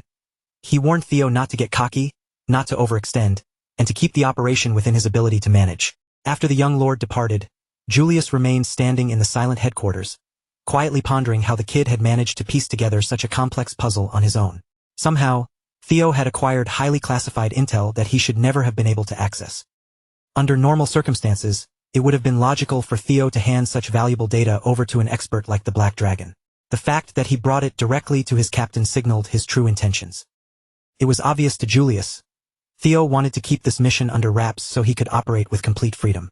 In reality, that request for permission was little more than a polite formality. Julius surmised that Theo had likely set his plan into motion long before he even walked through the doors of headquarters, and as it turned out, that suspicion was dead on the money. Theo had already infiltrated his men into the Bacchus territory, and tonight, they finally dropped the drunken fool act to face their enemies. Captain Sybil shed his intoxicated facade in a heartbeat, catching his hooded attacker completely off guard and cutting him down with swift, brutal efficiency. As the bottle of booze flew from Sybil's grip, it spun through the air, and the liquid inside splashed out in a bright, glistening arc. The masked attacker caught a whiff of the liquid mid-air, only to realize, too late, that what had been sloshing around in the bottle wasn't alcohol at all. It was orange juice. Sybil had been stone-cold sober and sharp as a tack the entire time. In fact, he didn't even drink. After enduring days of acting like a useless, stumbling drunk, he was finally able to shake off the act, loosen his muscles, and swing his sword with the full weight of his training behind it. Without the cover of surprise, the Troyven operative stood absolutely no chance against a warrior who had honed his skills alongside Lord Theo. Sybil's squad tore through the enemy vanguard with terrifying ease. With the first wave effectively wiped out, they didn't waste a second, immediately turning their attention to lighting the signal beacon. None of them could have ever predicted that their first real field assignment would involve purging Troyven spies from the shadows. Looking back at the pageantry of the blooming ceremony, they never could have imagined their path would lead them to a mission as grim as this. While Sybil was focused on getting the signal fire roaring, the sneaky operative he'd supposedly finished off suddenly surged back to life, having laid face down in wait for the perfect opening. Sybil's team let their guard dip for just a fraction of a second, and in that split-second opening, Sybil came terrifyingly close to meeting his end. Just as the enemy's blade was about to find its mark, a figure appeared out of thin air, perfectly timed, and cleanly severed the operative's head before the strike could connect. It was Naven himself. True to form, the first thing he did was berate the boys for getting sloppy. If any of them had been maimed, he asked, how would he have been able to look Lord Theo in the eye ever again? Realizing he'd made a grave tactical error, Sybil stiffened, immediately correcting his posture and offering a respectful, deep salute to the head of the Bacchus house.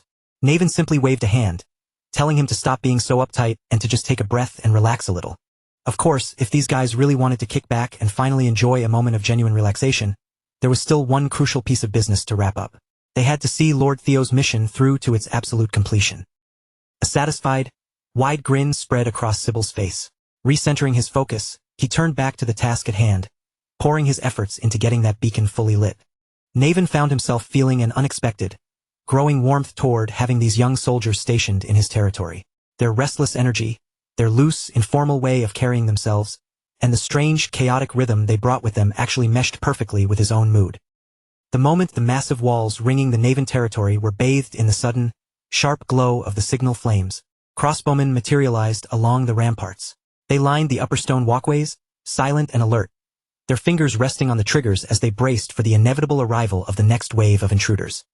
Perched high upon the highest tower of the castle, Naven surveyed the unfolding battlefield with a cool, detached calm, his eyes tracking every flicker of movement down in the darkness. Just as his lord had predicted with chilling foresight, the enemies were indeed beginning to crawl out from the shadows of the night. Even now, Naven couldn't shake his wonder at how Theo had managed to peer through the Troivans' complex attack strategy with such pinpoint, terrifying accuracy. At this point, there was simply no other way to frame it. Theo was just built differently than the rest of them. As the beacon's fire cut through the gloom, exposing the Troivan rats skittering in the dark, Sybil bellowed a command, his voice echoing across the yard as he ordered his men to defend Bacchus Castle at any cost. As the hooded invaders desperately clawed their way up the sheer stone of the towers, a relentless rain of thousands of arrows descended upon them, hammering into the climbing figures until the entire assault dissolved into a brutal, messy bloodbath. By the time Theo descended from the sky on the back of his viper wyvern, Umbra, the battle was already raging in full, violent force. He landed just in time to peer down and watch his boys proving their worth on the field. Seeing those familiar, fierce faces brawling below, a surge of adrenaline hit Theo. He spurred Umbra forward, diving deeper into the fray, eager to finally reunite with his squad after such a long time apart. When the morning sun finally crept over the horizon to illuminate Bacchus Castle, the ground outside the fortifications was littered with the crumpled, lifeless bodies of Troivans' failed operatives. The mission to hold the territory had been an absolute success, exactly as Lord Theo had ordered, and Sybil stood there, chest puffed out, radiating the kind of hard-won pride only a leader who's seen his men survive can feel. Theo already knew Sybil was a loudmouth on any given day, but his post-battle report was on an entirely different level of enthusiasm. It seemed the rush of adrenaline from obliterating an entire enemy battalion was still coursing through his veins. Naturally, after such a stellar, decisive defense of Bacchus territory, the reinforcements were more than entitled to some serious recognition and praise. And for good old Sybil, just a single, heartfelt compliment and a moment of genuine acknowledgement from Theo was enough to make his eyes well up with instant tears. His comrades could barely contain their envy at the captain's moment in the spotlight. Naven, meanwhile, hadn't really expected Theo to show up in person, but it was a pleasant, welcome surprise, though, as it turned out, there had been no actual need for Theo to intervene in the fighting at all. Thanks to the incredible performance of the reinforcement squad, the operation had unfolded with far more grace than anyone anticipated, leaving even Naven genuinely caught off guard by their tactical competence. Theo gathered his loyal fanboys, and officially recruited them to serve with the Camellia Palace Guards. Watching how rapidly they had matured and grown into their roles filled him with delight, especially knowing their efforts had impressed someone as formidable as Naven. At the start, the family head hadn't expected much from them at all. They were, after all, only intermediate inspectors, and their practical, blood-soaked experience was still relatively thin. But when the pressure mounted and the moment truly mattered, they had stepped up, held their ground, and delivered results with absolute precision. Their combat techniques might still be a little rough around the edges, sure, but they were dependable people with fundamentally honest hearts. Listening to Naven sing their praises so highly made Theo feel like a proud older brother watching his younger juniors finally step into the light. Since Naven seemed to have developed such a genuine liking for Sybil and his crew, Theo proposed that they would be the perfect candidates to fill the vacant knight order left behind in the wake of the Bacchus family's troubles. If the Ghost Sword Naven were to personally oversee their training and mold them into a proper, disciplined knight order, then Sybil and the boys might finally find the room they needed to truly flourish. Naven seemed genuinely open to the suggestion, his expression shifting from stoic to thoughtful as he began to weigh the potential of the idea. For the first time in an age, a spark of genuine anticipation flickered to life within him. Theo was deeply gratified that his subordinates had discovered a place where they could stay together, continue to hone their strength, and remain in a position to help push his larger plans forward. With his business concluded and no further reason to linger in the territory, Lord Theo began to offer his final farewells. He had verified everything he set out to confirm, and now the time had come for him to press onward toward his next objective. That destination was the floating archipelago, a place he intended to infiltrate and investigate thoroughly, all by himself. Naven thought he would have grown accustomed to his lord's reckless, daring boldness by now, yet somehow Theo still managed to catch him completely off guard. The archipelago was notorious for its intense hostility toward outsiders, and even simply gaining entry was considered a Herculean task. Fortunately, Theo was never the type to move forward without a calculated, ironclad plan. After several days of smooth, steady travel across the open water, Theo finally pulled into the bustling port city of Dion. Pulling his hood low to mask his features and avoid drawing unwanted eyes, he steered his course straight for a local pub, wasting absolutely no time. But trouble, the kind that thrives in places like this, found him almost the second he stepped through the door. A brute of a man, nearly twice his size, deliberately slammed his shoulder into Theo as he made his way inside. The giant was clearly looking to bully someone into a brawl, but Theo remained ice-cold, tossing back a sharp, backhanded insult that cut right through the big guy's ego. Then, before the stunned troublemaker could even process what happened, Theo snatched up a full pint of ale and smashed it squarely against the man's skull. The tavern exploded into a frenzy the moment the glass shattered. Patrons immediately pivoted toward the commotion, eager to watch a good scrap, but the pub staff kept pouring drinks as if this violent outburst at the entrance was just another mundane Tuesday. Tucked away behind a door at the far end of the pub's hallway, however, lay a sterile, neatly organized office that felt like it belonged in an entirely different world from the chaos outside. Inside, the man managing the establishment listened with a grim expression as his subordinate delivered a harrowing report. They were being strong-armed into supplying the Troivans with consistent shipments of high-grade gunpowder and steel. All of these precious, vital commodities were being extorted as payment, categorized as a supposed rental fee for the legendary dragon-slaying sword. Antonio Spinola, the heir to the Spinola patriarch, had every justification to be blindingly furious. The Troivans had tried to dress their letter up as a professional request, but anyone with a brain could see it for what it truly was. A lethal, bloody threat. They had pilfered the dragon-slaying sword from its rightful keepers, and now they were having the audacity to rent it back to those very people in exchange for their most valuable resources. Antonio didn't even want to dignify the report with a response. Just hearing the extortionate terms made his blood boil, but at the end of the day, the Spinola family found themselves backed into a corner with absolutely no room to maneuver. Without the power of that dragon-slaying sword, the floating archipelago itself would plummet into the abyss. If they had never allowed that legendary blade to be stolen in the first place, they wouldn't be living under the suffocating, greedy thumbs of these ruthless overlords today. He was still frantically trying to organize his racing thoughts, grappling with the crushing, terrifying realization that the floating archipelago might already be beyond rescue. A place with no hope left for its inhabitants to hold on to.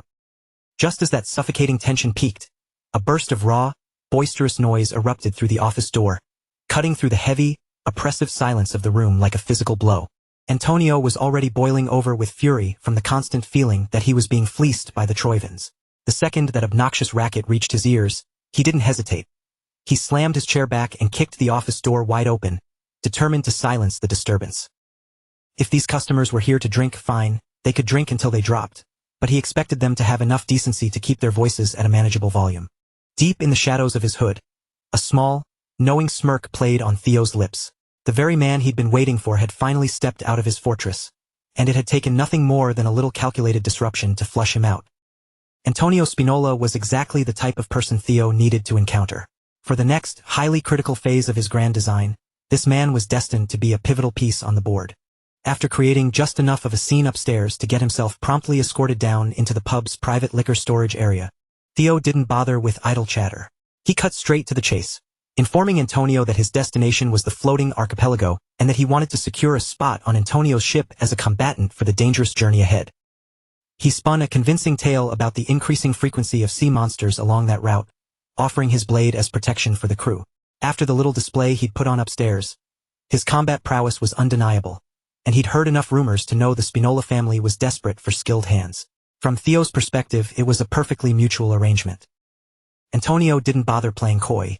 His gaze remained sharp and suspicious as he admitted that Theo wasn't entirely wrong. They were indeed scrounging for competent crew members.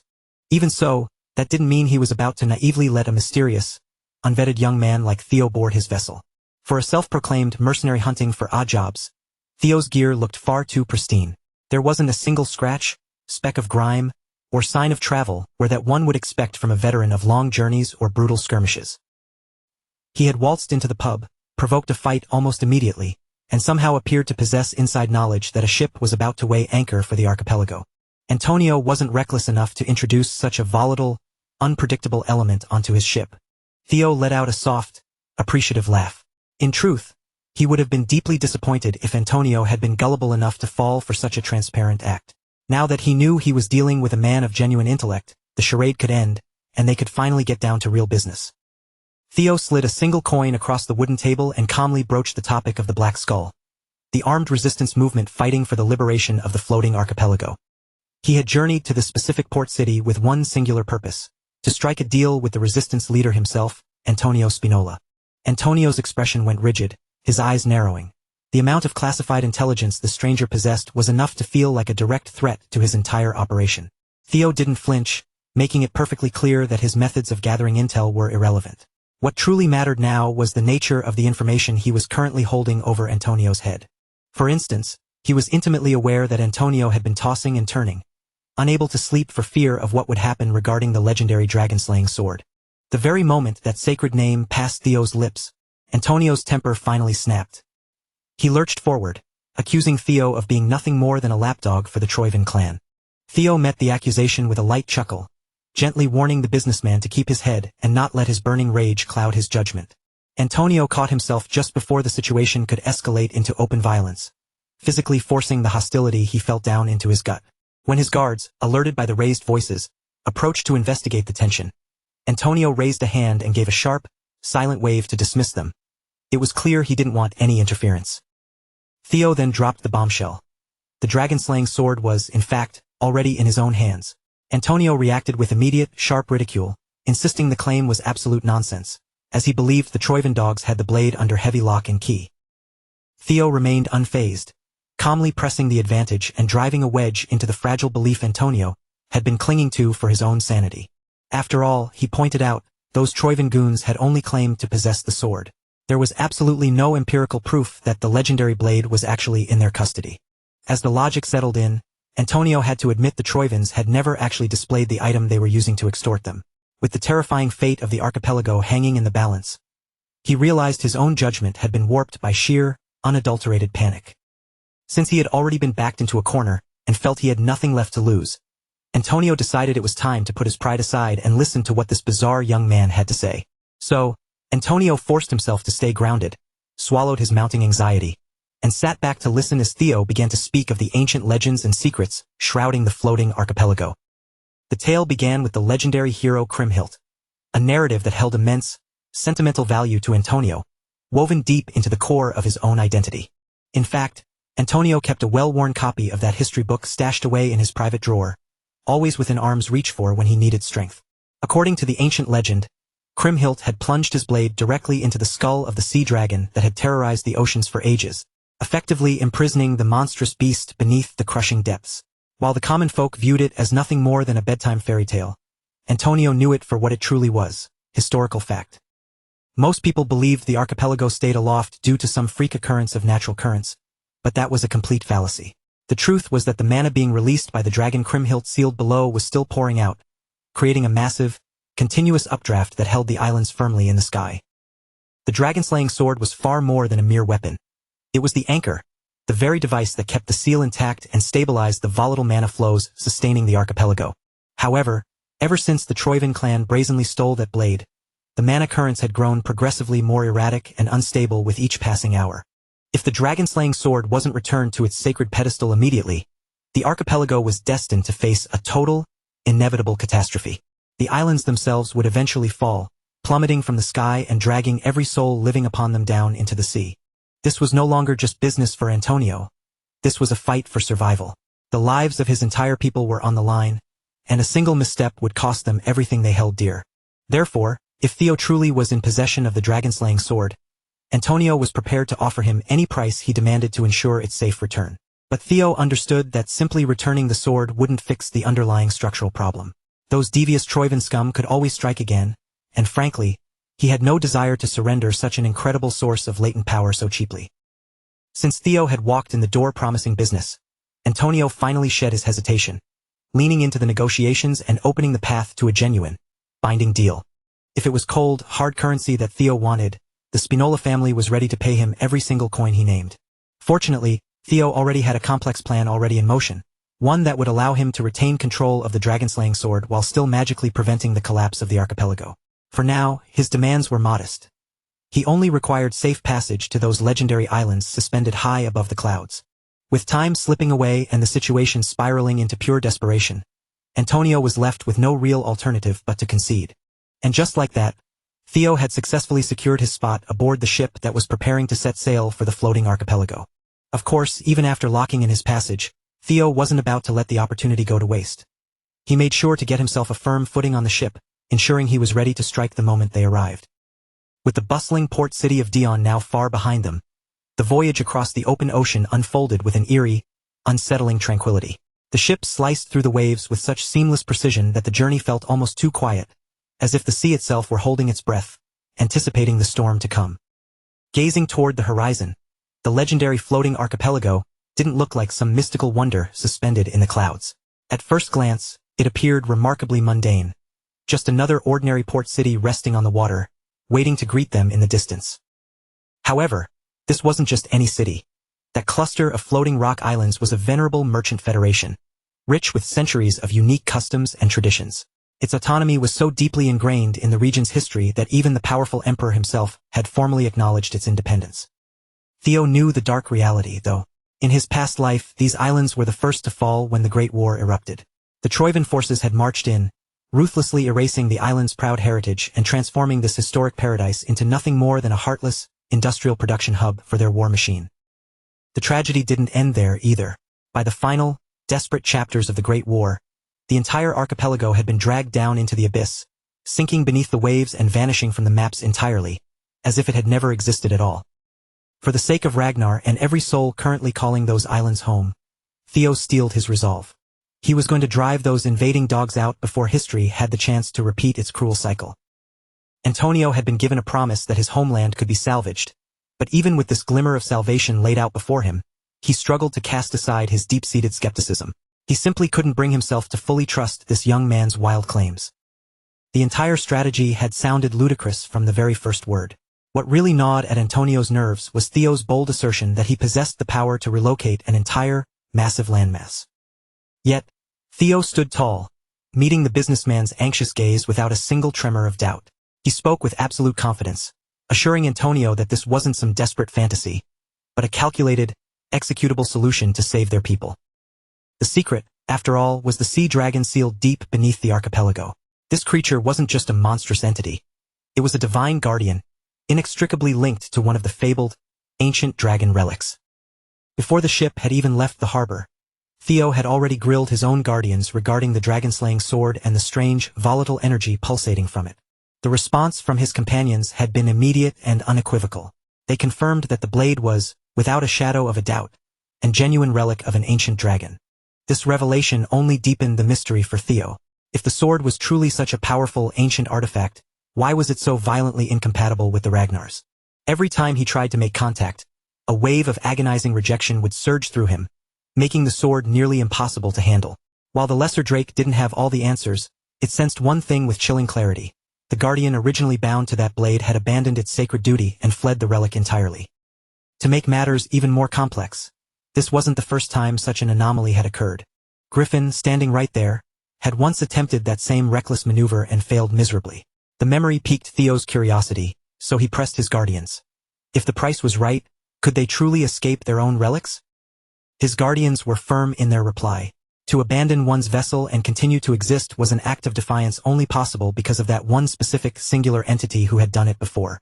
It was not a feat any ordinary guardian could replicate.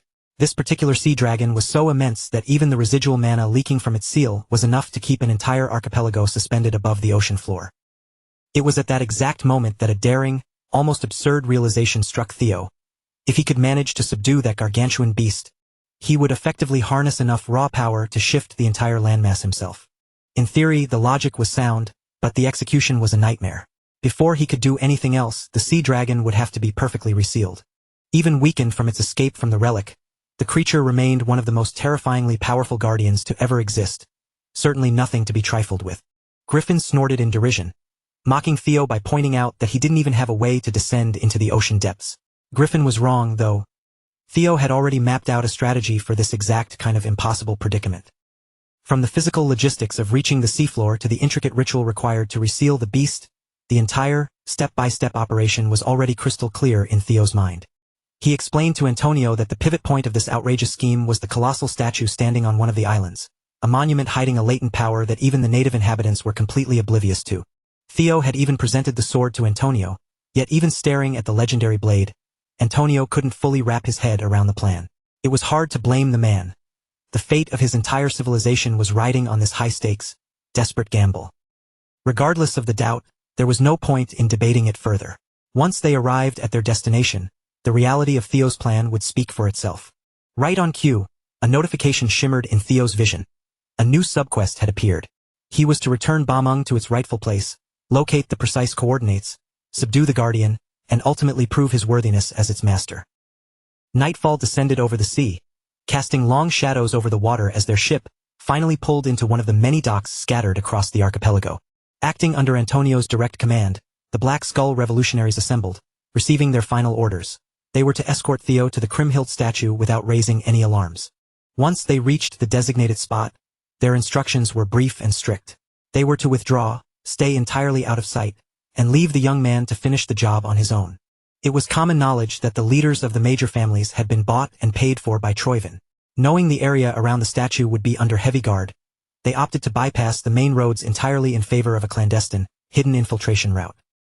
The survival of their floating home was at stake. Each member of Black Skull growled the words with a fierce, burning resolve, their determination piercing through the gloom of the night. Before setting out, Antonio offered Theo a final wish for luck. Theo remained silent, his gaze coolly sweeping over the lineup of Black Skull operatives standing before him. Almost instantly, his eyes narrowed as he spotted one individual who didn't seem to fit the group's profile.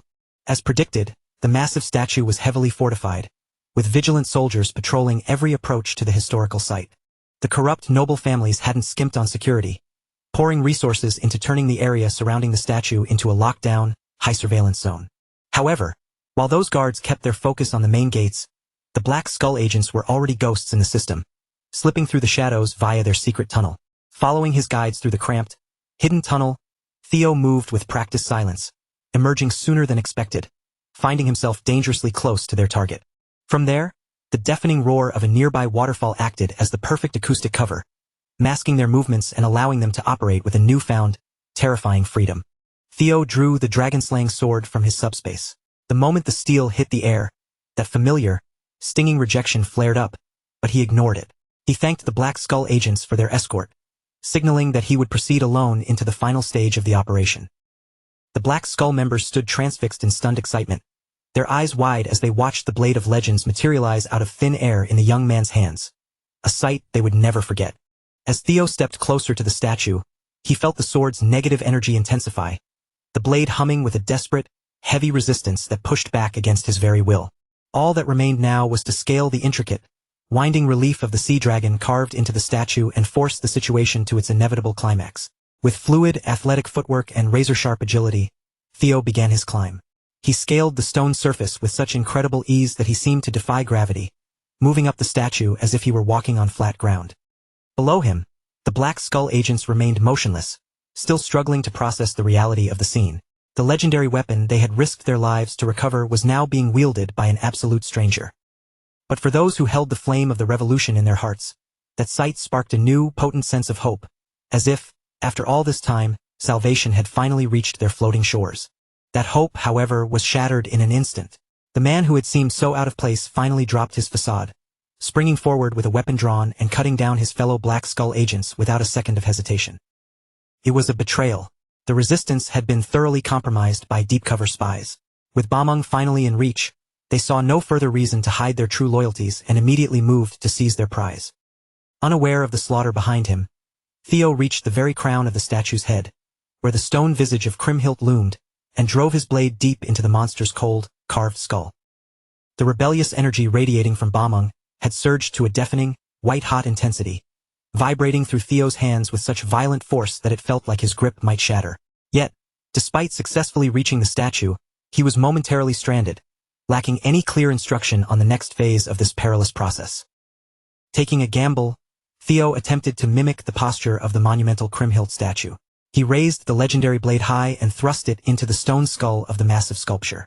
To his immense frustration, the sword sank into the rock, but not a single thing changed. The structure remained perfectly still. With one palm badly charred by the intense rejection of the blade, Theo quickly downed a healing potion. As he felt the soothing magic begin to dull the searing pain, he began to mentally dissect every cryptic clue provided by the system's subquest, desperately searching for the missing piece of the puzzle. That was the precise second the concealed spies made their move. They lunged from the shadows, attempting a perfectly coordinated, lightning-fast ambush meant to catch him entirely off guard from his blind spot. It was, objectively speaking, a well-executed sneak attack, sharp and timed to perfection. Unfortunately for them, Theo's combat senses were far too finely tuned, and his instincts too honed by years of war, to fall for such a predictable, underhanded maneuver. The spy stumbled to a halt, his face frozen in a mask of genuine shock. He clearly hadn't expected his strike to miss so cleanly. He had walked into this assuming it would be a routine, low-effort hit, but as his frantic gaze swept the area, he realized with mounting dread that Bameng had vanished from sight. That split second of hesitation and panic was all the invitation Theo required. He pivoted on his heel and delivered a brutal, wind-sucking kick that drove straight into the spy's midsection with punishing force. The assailant doubled over, his expression twisting into a grimace of pure, unfiltered rage. He was absolutely furious that a momentary lapse in focus had left him battered and completely exposed before his target. The bald spy fought to regain his balance, digging his heels into the ground to remain upright. Even through the agony of the impact, he could feel the dull, throbbing ache of internal injuries taking hold, but he forced himself to stay locked in the fight. His comrades didn't wait. They scrambled toward him in a frantic rush. Their faces were tight, etched with genuine concern as they hollered out to their leader, Lord Grey, who had evidently been orchestrating this betrayal. Grey, however, raised a hand, barking a sharp warning to his men. They were not to charge Theo recklessly. He made it chillingly clear that if they just threw themselves into the fray without a strategy, they would be decimated in a single clean sweep. Beyond the boundaries of the statue grounds, the guards were suddenly jolted into a state of high alert. A sharp, rhythmic sound, like the cracking of ancient stone, echoed violently from the heart of the restricted site. Every single one of them tilted their heads, looking toward the top of the monument, and were instantly struck dumb, their eyes widening in collective horror at the unfolding spectacle. The colossal statue of Kriemhild, a landmark that had stood as a silent witness to countless generations of history, was buckling. Massive, spiderweb-like cracks raced across its surface, and the entire structure began to disintegrate, shedding chunks of stone like dead skin. At a safe distance from the chaos, Antonio and his remaining crew paced nervously, waiting for any scrap of news. Far too much time had elapsed since the infiltration squad had vanished into the tunnels, and the growing silence was becoming unbearable. Without warning, one of the agents stumbled back through the hidden passage. He was a wreck, wounded, gasping for air, and barely able to stand, and he delivered the devastating report. Grey and his brothers had revealed their true colors, turning on their own kin and slaughtering everyone in their path. The gravity of the situation slammed into Antonio with the weight of a physical blow. He had been so blind. The Troivan lackeys had not only infiltrated his ranks, they had burrowed deep into the organization's foundation, hiding in plain sight. Meanwhile, perched high upon the crumbling shoulders of the sea dragon statue, Theo was locked in a lethal dance with the very traitors who had gutted his support team. They didn't possess the raw power to actually threaten his life, but they were remarkably, irritatingly effective at getting in his way, constantly dragging out the fight to stall his progress. What made this particularly troublesome was the fact that Grey and his cohorts were clearly trained killers. They moved with the calculated, cautious rhythm of seasoned combatants who knew exactly how to manage a crowd. Even when Theo purposefully left his guard down to bait them into a mistake, they stubbornly refused to take the opening. They weren't fighting to win. They were fighting solely to waste his time. Theo's mind raced as he dodged their strikes. He quickly surmised that they had already seized control of the nearby 3rd District and were merely biding their time until reinforcements could arrive to finish the job. Since his enemies refused to take the bait, Theo realized he had to stop playing their game. He ceased the defensive dancing and surged forward, taking the offensive with overwhelming intensity. He unleashed a relentless barrage of attacks, his movements blurring as he struck at the statue's surface. Each blow tore through the masonry, sending jagged shards of stone raining down like shrapnel. As his unbridled assault chipped away at the exterior, the stone grew dangerously thin. Suddenly, the outer layers gave way, revealing an ancient, metallic container concealed deep within the statue's hollow core. The instant Gray caught sight of the narrow, deliberate slit carved into the box, clearly designed as a perfect receptacle for a blade.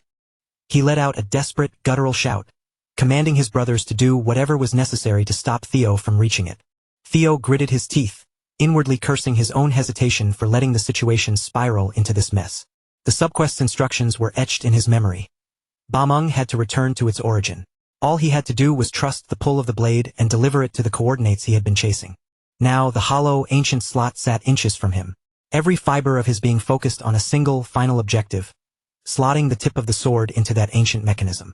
Seeing the intent, Gray lunged forward, throwing his entire body weight toward Theo in a final, frantic attempt to block his path and prevent the inevitable. But the attempt was doomed from the start. Gray was far too sluggish, and Theo's movements were simply operating on a different, faster plane of existence. With a decisive motion, Theo drove the blade into the slot. The world erupted in a blinding, ethereal light that flooded the entire site, unleashing a violent shockwave that blasted the Troivan dogs backward, sending them plummeting through the air. Even as Bameng's fierce rejection tore through his nerves, and a wave of crushing magical pressure hammered against his body, Theo didn't flinch. He gritted his teeth, locking his hands firmly around the hilt, refusing to let go. At that same instant, the ear-splitting, thunderous roar of the statue shattering into pieces finally reached the ears of the useless guards stationed at the perimeter. They snapped their heads toward the monument, the very thing they had sworn to protect with their lives, and watched in stunned silence as it crumbled before them. None of them could have possibly anticipated that they would be the ones to witness the historical collapse of the great Colossus on this night. The sheer force of the fall knocked the wind out of Theo, plunging him into darkness and, for reasons he could not fathom, tearing him away to a completely foreign, unrecognizable location.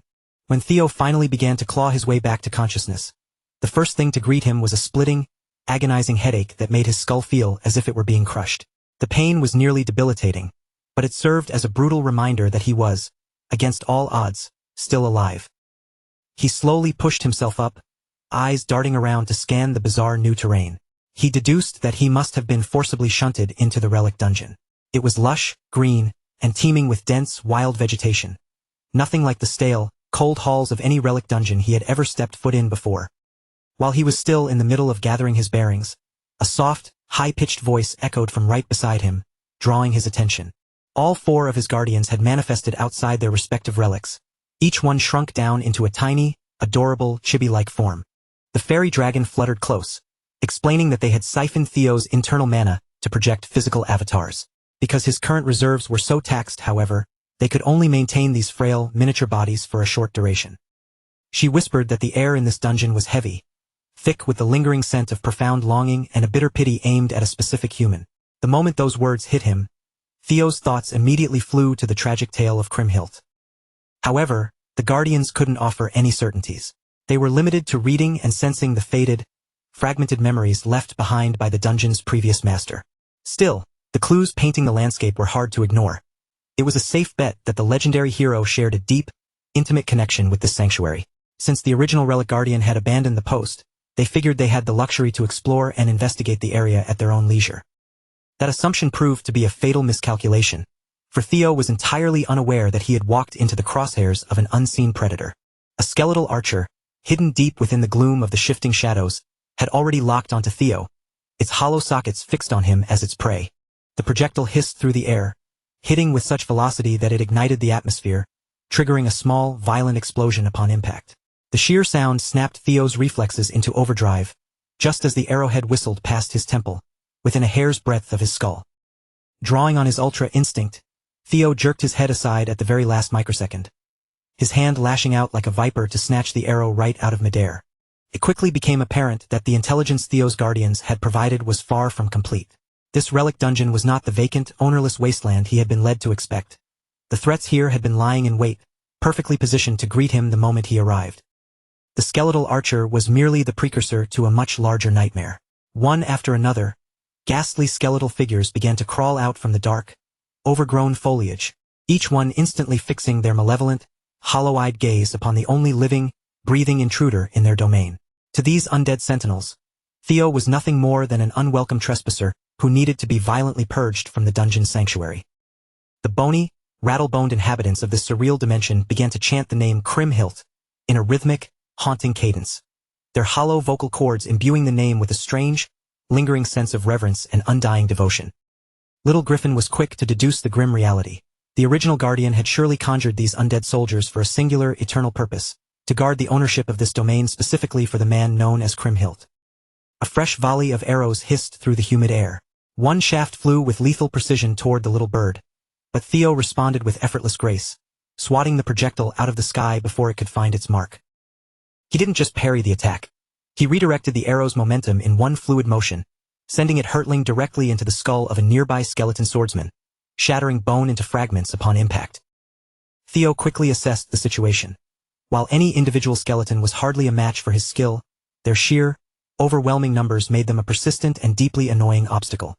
He toyed with the idea of obliterating them all in one massive, sweeping strike to end the trial quickly, but watching how they moved and reinforced one another, it was clear that victory wouldn't be won through sheer brute force alone.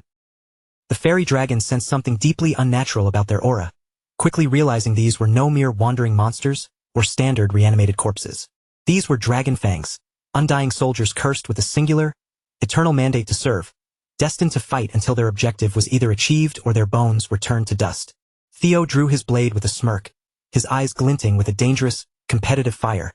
The rising threat didn't intimidate him. It only made the challenge more exhilarating.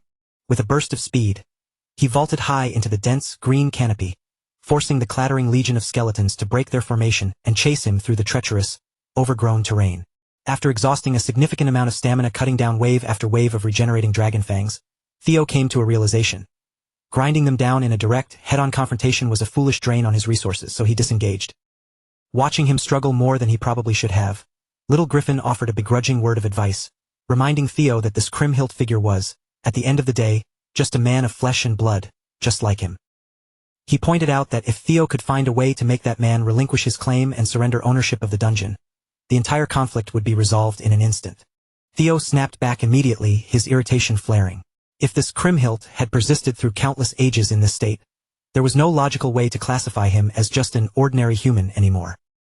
Little Griffin retreated into a sullen, ruffled huff, muttering under his breath about how much he regretted wasting such high-level strategic advice on a bone-headed stubborn youth. While Theo racked his brain for a new approach, a sudden system notification popped into his view. To focus on the text, he reached over and clamped his hand firmly over Little Griffin's beak, silencing the bird's complaints. The message confirmed that this dungeon was the final legacy left behind by Leviathan for his hero, Kriemhild. Theo's task was clear. He had to wrestle ownership of that legacy away from its spectral landlord. Processing the system's revelation, Theo had to reluctantly admit that as insufferable as that bird could be, Little Griffin had actually been right all along. Fortunately, despite how perfectly coordinated the dragon fangs were in their pursuit, they simply lacked the sheer velocity to keep up with Theo's movements. Swinging from the thick, hanging vines to maintain his momentum, Theo kept darting through the space, his mind working in overdrive to solve the impossible. How to seize power from a man who was already dead. Desperate to expand his processing power and sharpen his focus, Theo triggered his hatchling synchronization. In the blink of an eye, his perception surged, his vision sharpening far beyond the limitations of a mortal man, and every detail of the environment, every leaf, every shadow, every shift in the skeleton's movements, began to flow through his brain with terrifying clarity. If his gut was to be trusted, he was still missing one critical piece of the puzzle required to claim the dungeon for himself. Guided by the heightened focus of the synchronization, Theo finally spotted a single dragon fang hovering at the edge of the pack, carefully keeping its distance from the aggressive, mindless swarm. This specific skeleton emitted an aura distinct from the rest. It stood out from the others like a beacon of intent that Theo couldn't afford to ignore. When the main pack of fangs lunged at him in a coordinated assault, Theo noticed that this specific one broke rank and attempted to retreat. That confirmed his theory. This was no mindless drone, but the key he had been searching for. With a burst of inhuman speed, Theo closed the gap, moving so swiftly that he was upon the abnormal fang before it could even begin to flee.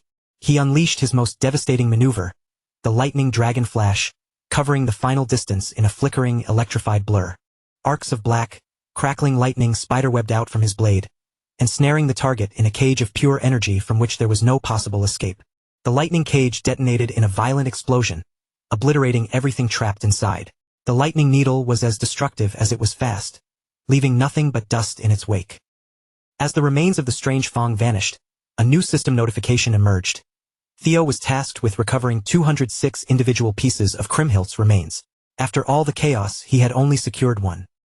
The number was absolutely absurd, bordering on impossible, but at the very least, he finally had a concrete, clear-cut objective to pursue. The unique dragon Fong he had just shattered had yielded Kriemhildt's third cervical bone, the first step in a long, tedious process. With the path forward finally illuminated, Theo set his eyes on the long, gruesome harvest ahead. Collect every single bone of a dead man, and only then would he finally secure his exit. Meanwhile, back in the real world, a formidable sailing fleet cut through the churning waves, pulling into the archipelago's port amidst the fury of a brewing storm. Stevedores rushed to the docks as an attendant moved toward the singular passenger descending the gangplank. Peering through the dense, swirling fog, the man remarked with a cold smile that the harsh weather was actually a perfect cloak for his agenda. However, the moment the port workers stepped onto the newly arrived ship to begin their duties, they froze, their faces drained of color at the sight awaiting them. The deck was a nightmare of iron and gore. It was slick with blood, and every single member of the crew had been butchered with ruthless, systematic efficiency. The man leading the arrival had heard rumors that his previous band of bumbling spies, the ones sent to undermine the Black Skull, had let the precious dragon-slaying sword slip right through their fingers. But honestly, in the grand scheme of his plans, it didn't really matter whether those incompetent fools failed or who was currently clutching Bamung. For all intents and purposes, the floating archipelago was already a prisoner, trapped firmly within the suffocating grip of Troyvin. Noyle, the ninth of the 9 lords of Troyvin, had arrived to personally ensure that the task was finished once and for all. In the dead of that rain-lashed night, the inhabitants of the archipelago were jolted from their sleep by the terrifying, deafening roar of explosions rocking the city. They could only watch in helpless horror as the great merchant institution that had safeguarded their home for centuries finally began to crumble. Deep inside the confines of the relic dungeon, Theo had just finished his frantic, grim speedrun of bone hunting, having successfully met the system's impossible requirement by tracking down and recovering every single one of the 206 pieces of Kriemhildt's remains. The system now pushed Theo to look deeper, guiding his consciousness to peel back the layers of time and inspect the fragmented, ancient memories that had been carved into the hero's scattered remains. As the physical world around him began to dissolve into a hazy, indistinct blur, Theo couldn't help but wonder what the true, flesh and blood person behind the myth of the legendary hero actually looked like.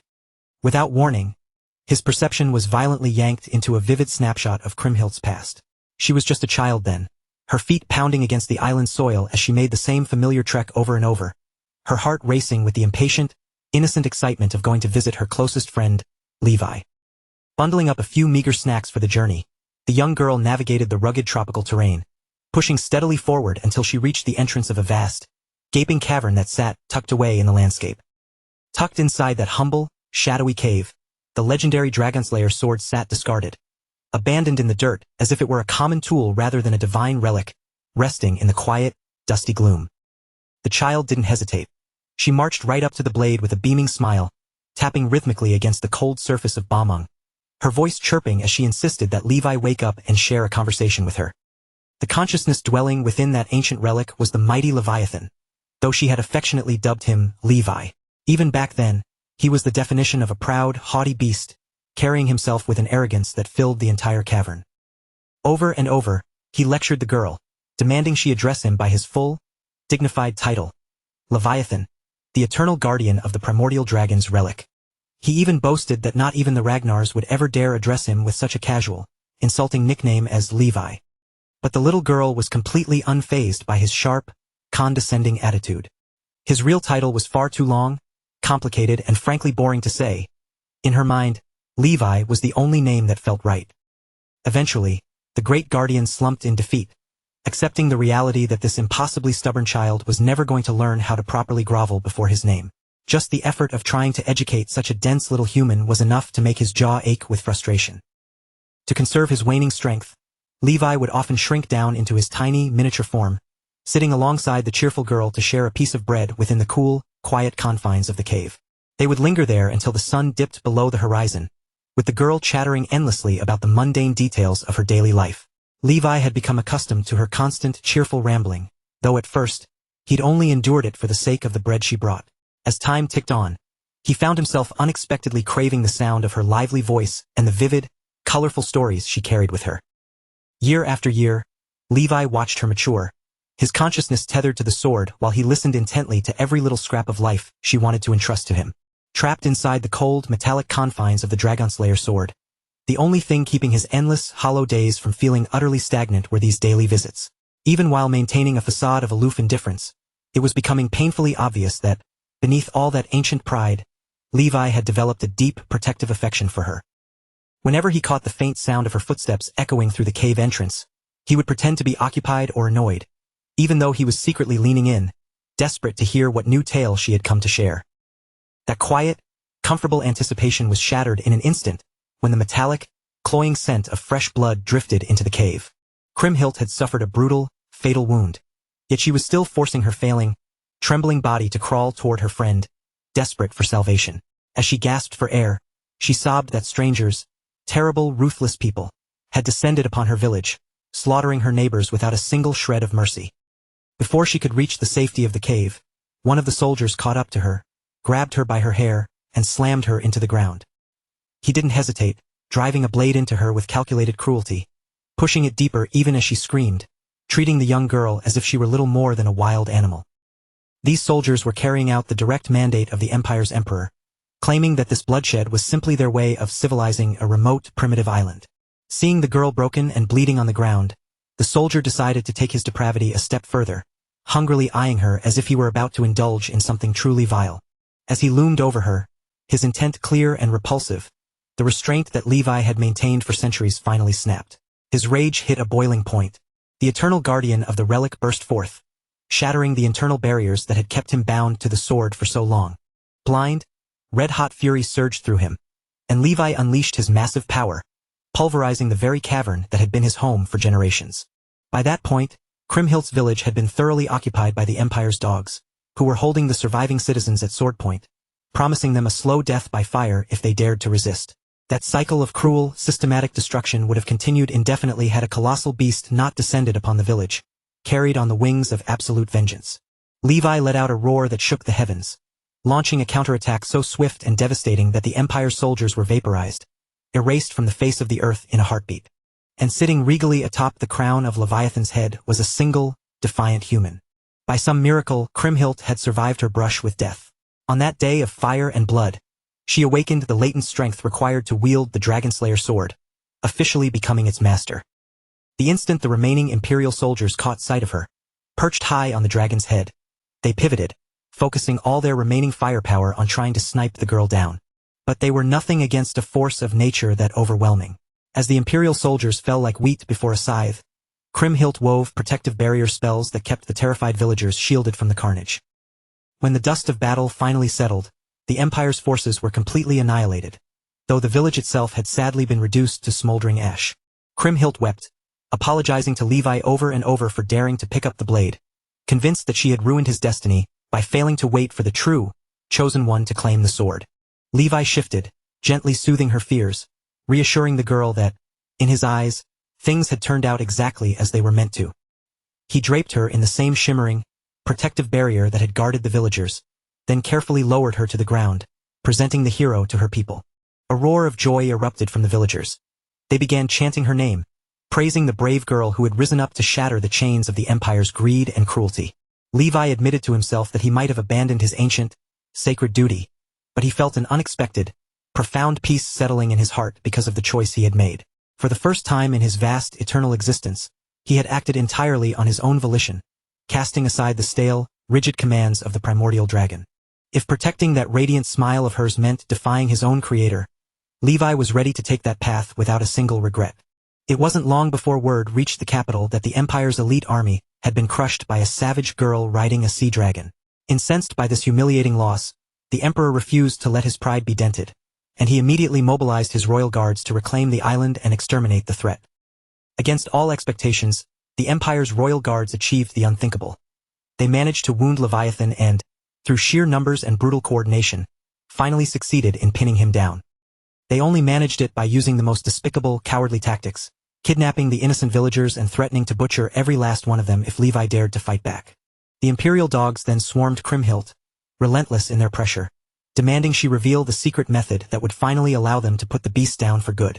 Levi begged her to save herself and give them what they wanted, reminding her that he was an eternal guardian.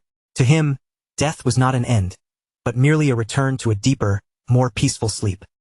The residual magic humming within the Dragonslayer sword after his emergence should have been more than enough to anchor him back into that eternal slumber. For the sake of Kriemhild and the villagers she cherished, Levi was more than willing to accept the end of his watch. When compared to the eons he had already spent drifting through time, the moments he'd shared with her were painfully, tragically short. Yet, even in that brief window he had never felt so human, so connected to anyone else. Kriemhild climbed onto the head of her dearest, oldest friend, her hands trembling as she took a firm, final grip on the hilt of Balmung. Using the water to force his limbs to obey, Levi guided the hero, compelling her to carry out something that felt agonizingly cruel. Levi understood, with a clarity that only a being of his age could, that from the very second he chose to escape the fate written for him, an ending as tragic as this had become inevitable. Still, with his final strength, he urged Kriemhild to discard her guilt for shielding her people. This would be the last service he could ever perform for her, his final act of love. Those final years had been the most radiant, blissful period of his entire existence, a stretch of time bathed in a warmth and joy he never dared dream he would be permitted to experience.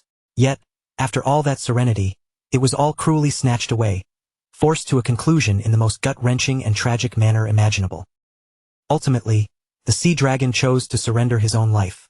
It wasn't because he had been bested by an enemy, but because he was desperate to shield his hero, and the innocent souls she cherished, from being utterly decimated by the Empire's cold, calculated retaliation.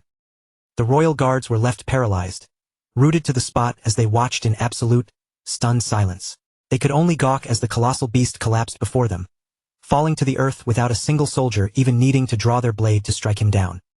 Watching this monumental tragedy unfold, the mastermind behind the entire operation couldn't contain his twisted delight.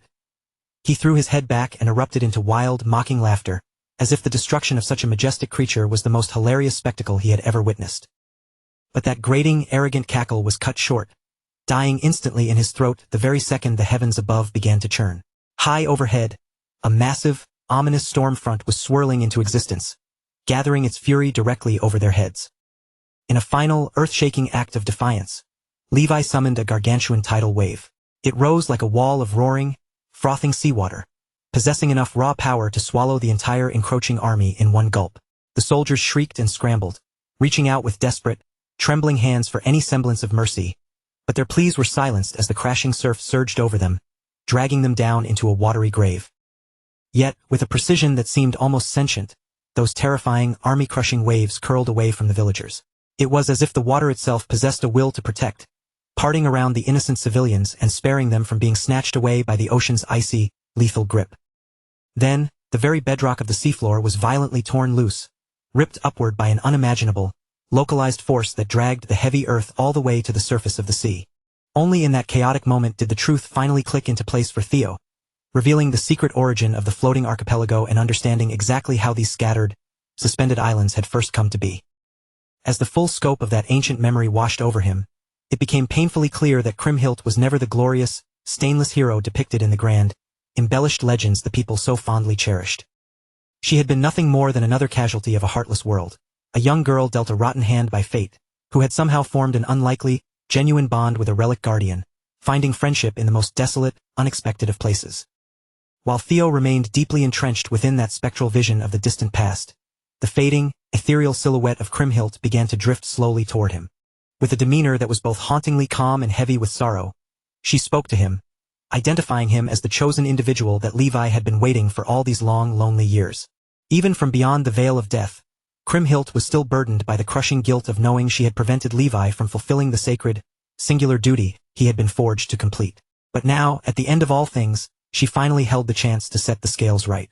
She released her lingering claim over the Dragonslayer sword and offered the relic to Theo, clinging to the hope that he might succeed where she had failed and finally bring some measure of solace and happiness to that stubborn, lonely beast.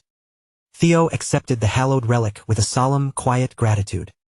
He then reached out to soothe the spirit of the girl, gently assuring Kriemhild's soul that Levi had, in fact, known true joy in his life, all because she had been by his side. Upon hearing that sincere and heartfelt reassurance, the heavy, invisible weight that had anchored her spirit seemed to dissolve, and Kriemhildt's long-troubled soul finally drifted into a state of long-overdue peace. Back in the reality of the present, the useless, disorganized guards had swarmed the ruins of the Colossus.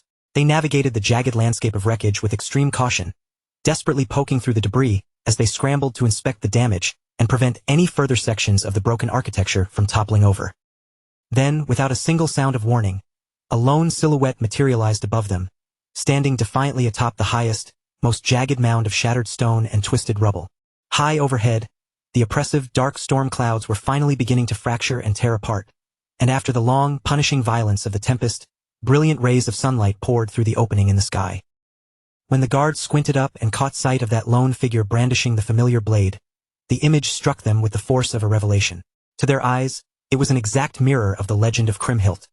They fell to their knees, convinced it was a divine omen that a savior had finally descended to rescue their sinking, hopeless homeland.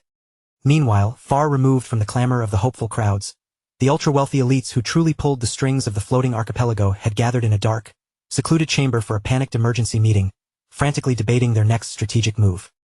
Troivin's ninth dragon, Noil, watched these parasitic aristocrats assemble with unsettling speed. The sight of them scurrying about like frightened rodents seemed to afford him a dark sense of amusement. One of the elderly leaders spoke up, his voice trembling as he insisted that this was absolutely no time for lethargy, especially with a catastrophic disruption having just shattered their carefully laid plans.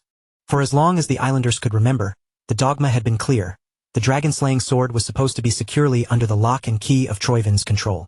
But now, a complete foreigner had suddenly emerged from the wreckage of the Colossus, brandishing that very weapon. Because of his appearance, the commoners had begun to rally around him, crying out in hope that he was the second coming of Kriemhild. If this trend wasn't checked immediately, the immense authority held by the three merchant shipping clans would evaporate, slipping through their fingers and landing squarely in the hands of this mysterious outsider. This was never the deal they had signed up for when they formed their alliance with the Troivins. They had bartered away their integrity, personally handing over the blade Bomung, all for the sake of securing their own luxurious, untouchable positions. Noil dismissed their mounting dread as if it were nothing more than a buzzing fly. The constant, high-pitched whining of their complaints was already beginning to grate on his nerves. Even so, one of the more powerful merchants dared to push back, his face flushing with indignation. He was clearly offended that a mere emissary of the Troivin bloodline would treat the heads of the three shipping clans with such blatant disrespect. That sliver of defiance proved to be a fatal miscalculation. Noil didn't even blink. He simply raised a hand, and in the next heartbeat, the arrogant merchant was reduced to a sickening, airborne mist of pulverized bone and blood. Noil hadn't journeyed to this floating rock to coddle the egos of these bloated, greedy pigs. As for the general populace, he viewed them with even less regard. They were nothing more than insects, meant to be crushed under the heel of his boot whenever they became a nuisance. Truthfully, Noil found these merchant lords utterly repulsive. In his cold estimation, they were nothing more than spineless traders who had eagerly sold out their own birthplace just to protect their profit margins and social standing. If these fools had managed to follow their simple instructions, none of this chaotic mess would have ever seen the light of day. But now that their stranglehold on the sinking archipelago was loosening, they were panicking like cornered animals, completely blind to their own failures. One of the moguls, scraping together the remnants of his shattered courage, called out Noil for his blatant hypocrisy. They all were well aware of just how deeply the treacherous Troivin family relied on the very resources of the archipelago they were currently destroying. The ninth dragon immediately closed the distance, looming over the old man and crowding his personal space. He used his sheer, overwhelming presence alone to force the man into silence for the crime of speaking an inconvenient truth. Then, Noil stripped away all their pretense and narrowed their entire existence down to one brutal, singular command: keep their mouths shut and follow the orders they were given.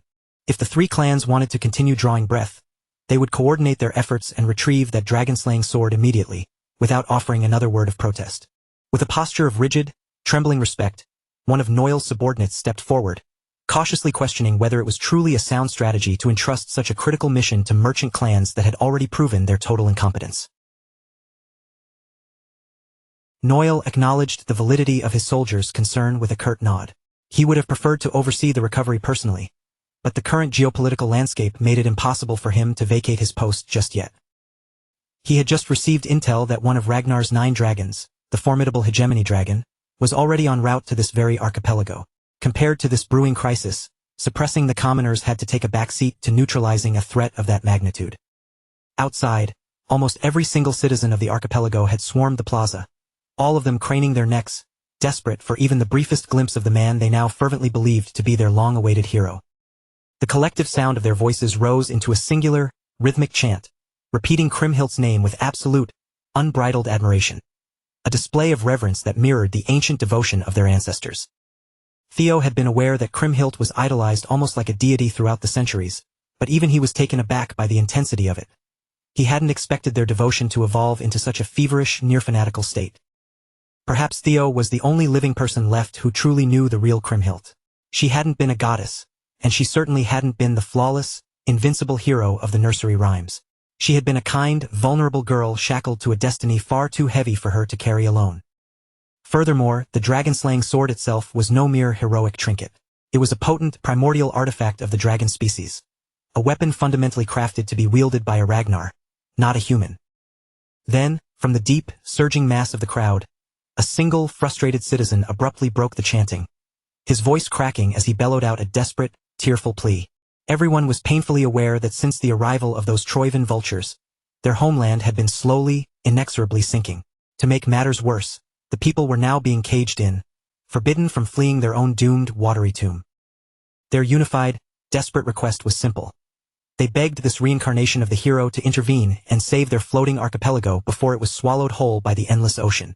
Choosing to capitalize on this massive misunderstanding and weaponize the atmosphere in his favor, Theo hoisted the legendary blade high above his head, capturing the eyes of every person below, and began to address the desperate masses.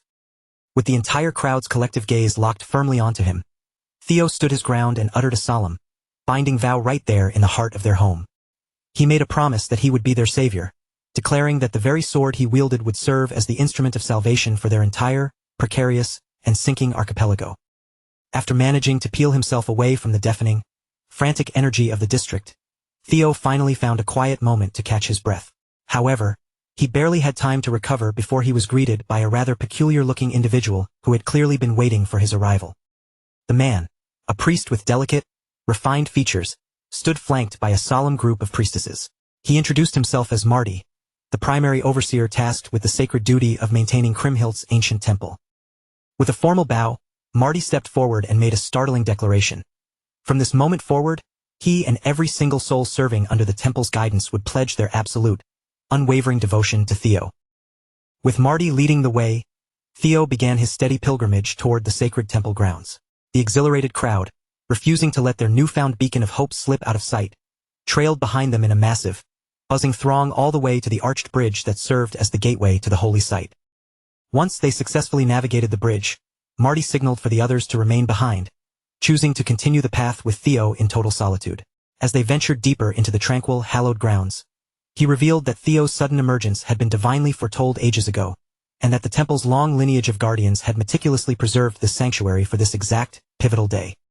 Inside the hushed, cavernous halls of the sanctuary, Marty produced a necklace that had been worn by Kriemhild herself hundreds of years in the past. The system instantly pulsed, identifying the piece as a potent enchanted accessory, and a specialized key designed to unlock a hidden, subterranean gate. Marty emphasized that this specific necklace was an absolute necessity.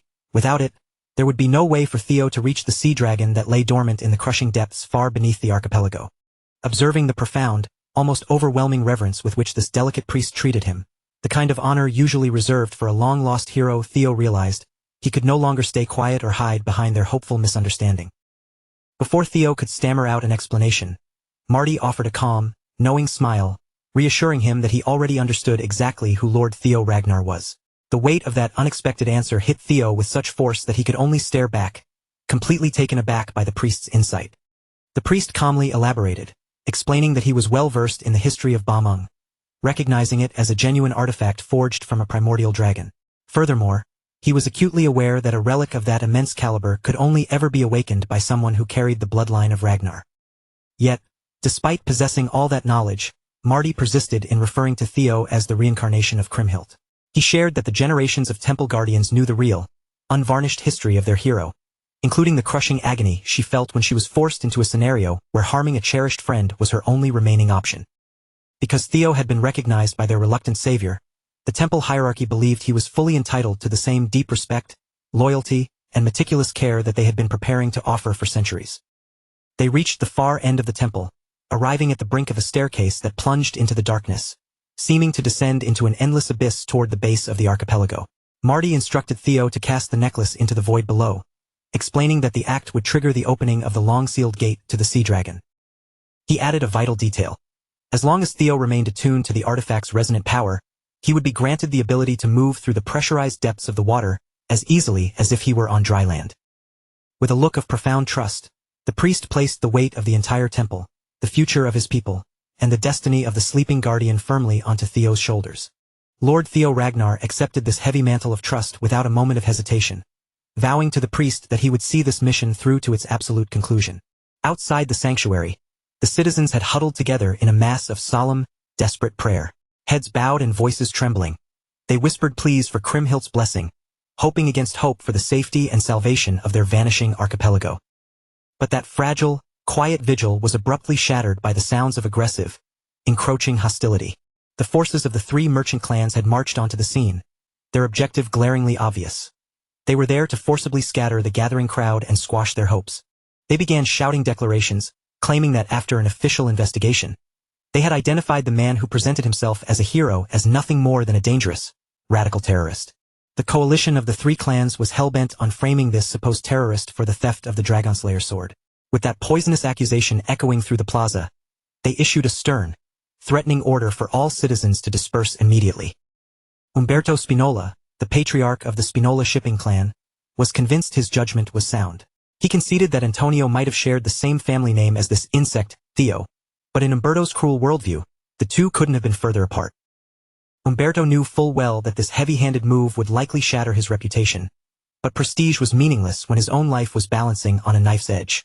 If he failed to retrieve the blade, he knew the ruthless Noil would end him in an instant. Consequently, public opinion had become entirely irrelevant. Even if the cost meant drenching the plaza in the blood of every man, woman, and child present, Umberto was prepared to trade their lives to ensure his own survival.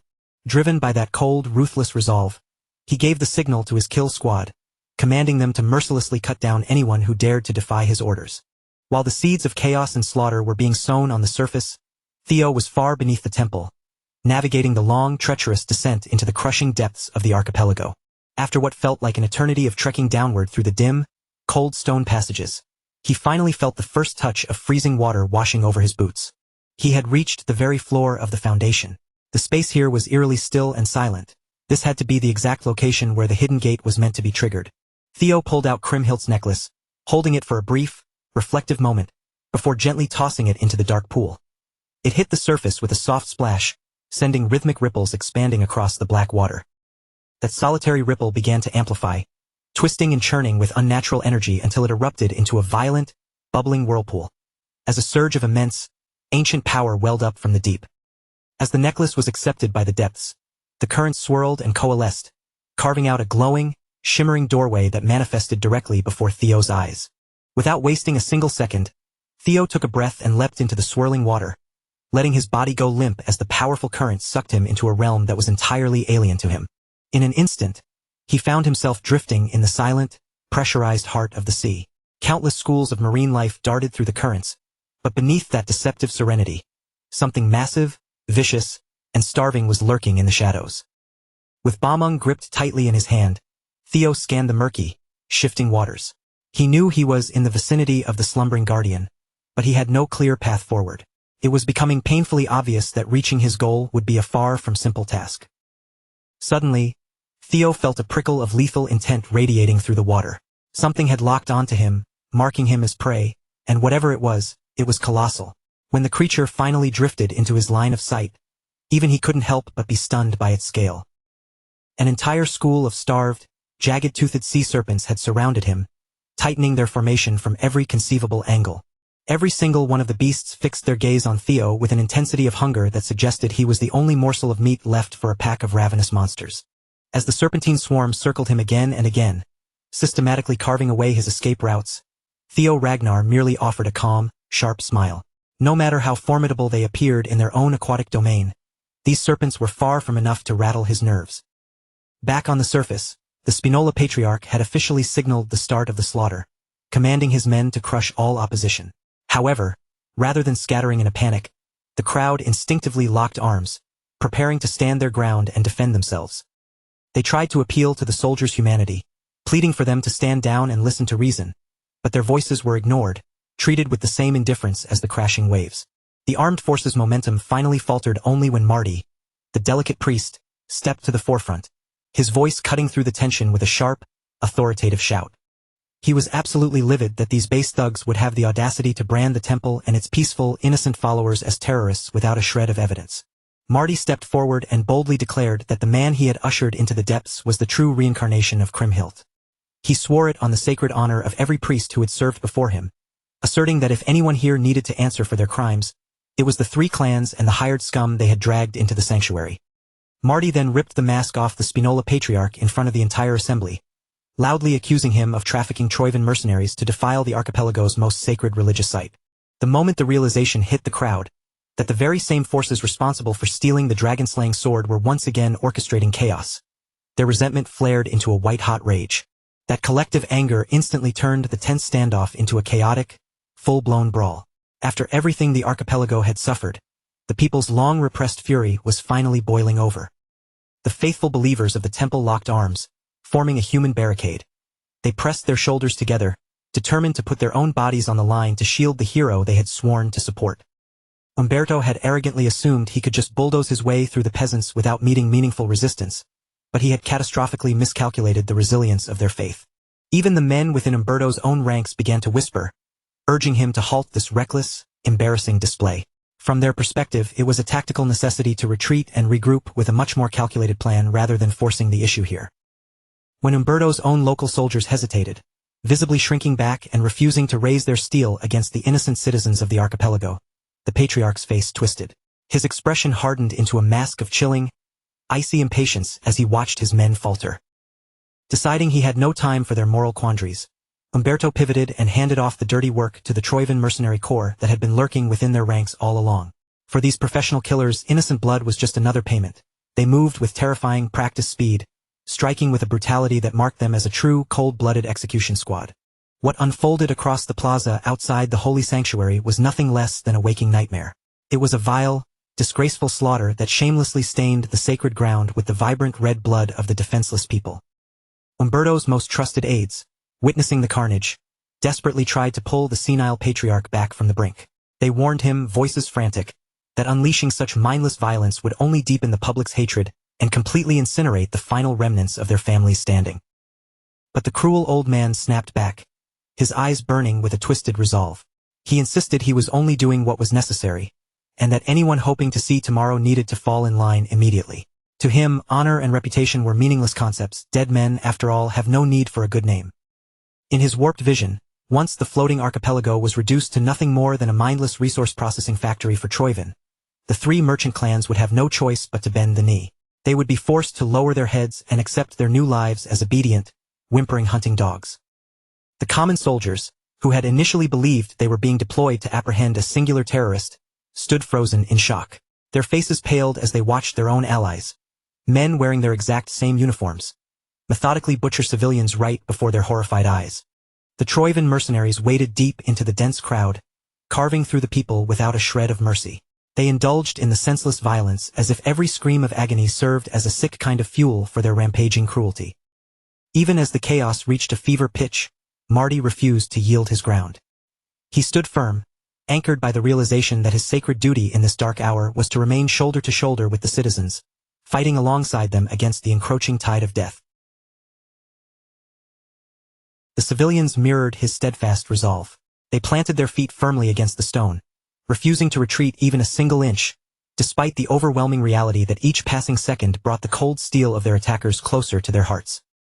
They burned with the desire to strike back against this outrageous, bloodthirsty tyranny with every ounce of strength they possessed. Yet, that flicker of courage was incredibly difficult to maintain when a sharpened spear was already whistling through the air, aimed directly at an innocent person's chest. Just as the situation reached its most dire breaking point, Antonio Spinola, the prodigal son himself, burst onto the scene, arriving at the absolute perfect moment to halt his father's insane slaughter before the tragedy reached the point of no return.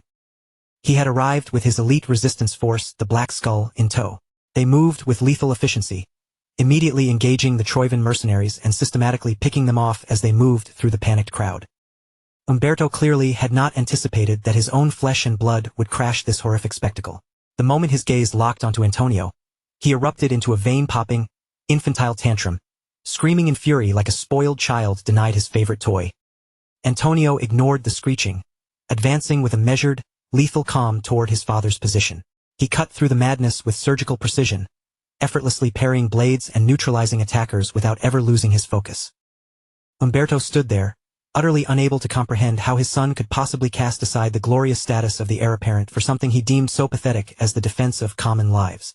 Antonio, by contrast, was boiling over with a righteous, white-hot fury. He was utterly disgusted that his father had stooped to the level of a lapdog, shamelessly selling out their entire country to villains without even a flicker of guilt or hesitation. And what was even more unforgivable to him was that Umberto had crossed the line into mass murder, all to chase after the meager, pathetic scraps thrown his way by the Troivans. Driven by that searing rage and the desperate need to atone for the horrific sins his father had unleashed upon the world, Antonio roared a command to his Black Skull soldiers, ordering them to subdue every last one of those Troivan curs, while emphasizing with every word that the safety of the citizens was their absolute highest priority. His fierce order cut through the noise like a thunderclap, temporarily lifting the spirits of the battered crowd. But even with that surge of morale, the grim reality remained. They were vastly outnumbered and outmatched in every way. If the battle continued to drag on like this, they would not be able to hold the line for very long. Their final, best hope still lay far beneath the surface, hidden in the crushing depths of the ocean, where the true battle was unfolding surrounded by a swarm of hungry, prehistoric sea serpents. To be completely honest, even a warrior of Theo Ragnar's caliber felt a slight ripple of concern as he watched the sheer number of serpents closing in, sizing him up with their predatory, unblinking eyes. He had intentionally left his guard down more than once, providing these creatures with countless openings to strike. Yet to his surprise, not a single one had signaled an overt, killing intent. In fact, the way they drifted in the water around him didn't look like an attack. It felt more like they were observing him with a strange, cautious curiosity. Theo surmised that the lingering, potent aura of the Leviathan, currently sealed within the dragon-slaying sword at his hip, must have been acting as a calming influence, keeping the serpent's violent instincts firmly in check. Deciding to bank everything on that hunch, he steeled himself and put his faith in his intuition. Slowly, with measured movements, he reached out a hand toward one of the massive serpents looming nearby. He pressed his palm firmly against its sleek, cold snout, stroking the creature with a touch that remained steady and unafraid, despite the danger. In that exact second, the system chimed in his mind, officially notifying him that the sea serpents had acknowledged him as their undisputed master. Who could have possibly guessed that his specialized wyvern-taming abilities would translate so perfectly to the ancient, draconic entities of the deep sea? The sensation that washed over him was eerily similar to the bond he had forged with Umbra only a short time ago.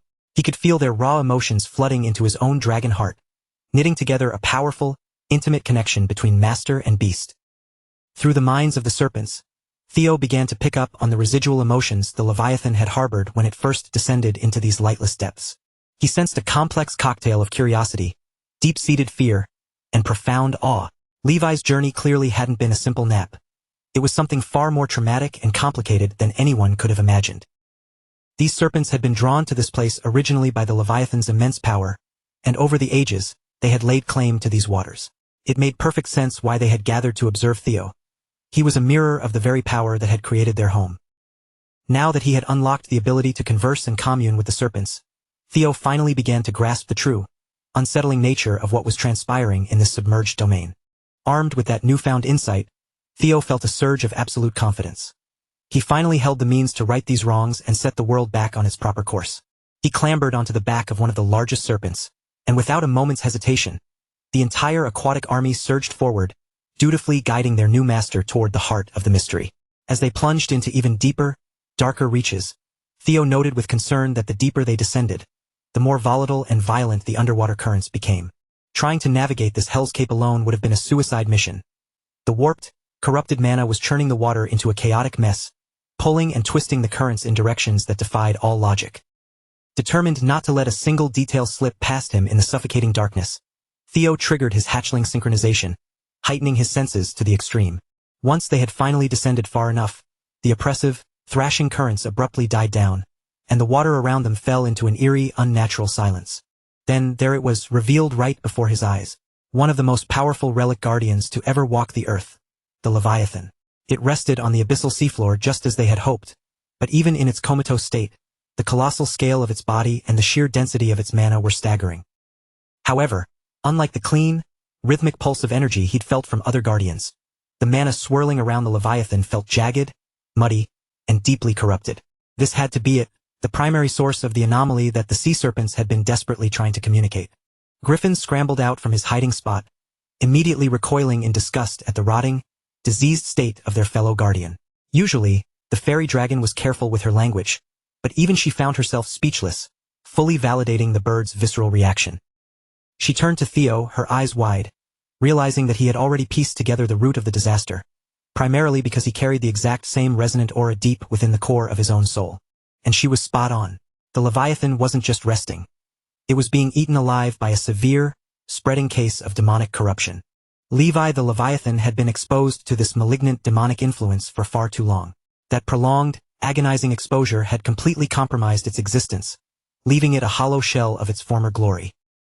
With Levi the Leviathan currently corrupted and spiraling toward instability, the wild, chaotic currents churned into existence beneath the archipelago, manifesting as the massive, devastating tidal waves currently wreaking havoc on the coast above. Hidden away within the labyrinth of islands that make up the floating archipelago, a deeply sinister meeting was unfolding behind heavy, locked doors inside what should have been a serene, holy sanctuary of worship. Noel, the ninth vassal of the Troivan bloodline, stepped into the hallowed building. His expression was as cold as ice. He had arrived with one singular, heavy purpose: to confront a key player regarding the rapidly escalating war between two catastrophic global powers. Despite the fact that these two individuals stood on opposite sides of the conflict, they were bound by a shared necessity to hold this conversation in complete secrecy, far removed from the prying eyes and listening ears of the public. His secret partner in this conspiracy, Baryon, offered a greeting marked by a careless, infuriatingly casual smile, acting as though the monumental tension of the moment was nothing more than an impromptu social call. It had been a considerable amount of time since Noel had last stood face to face with this barefoot, absurdly muscular wanderer to settle their mutual business. The moment Noel's eyes locked onto that smug, irritating grin, his composure began to fracture. He hadn't trekked all this way for pleasantries or small talk. Their alliance existed solely because both parties had found it pragmatically essential to their own goals. The agreement was straightforward.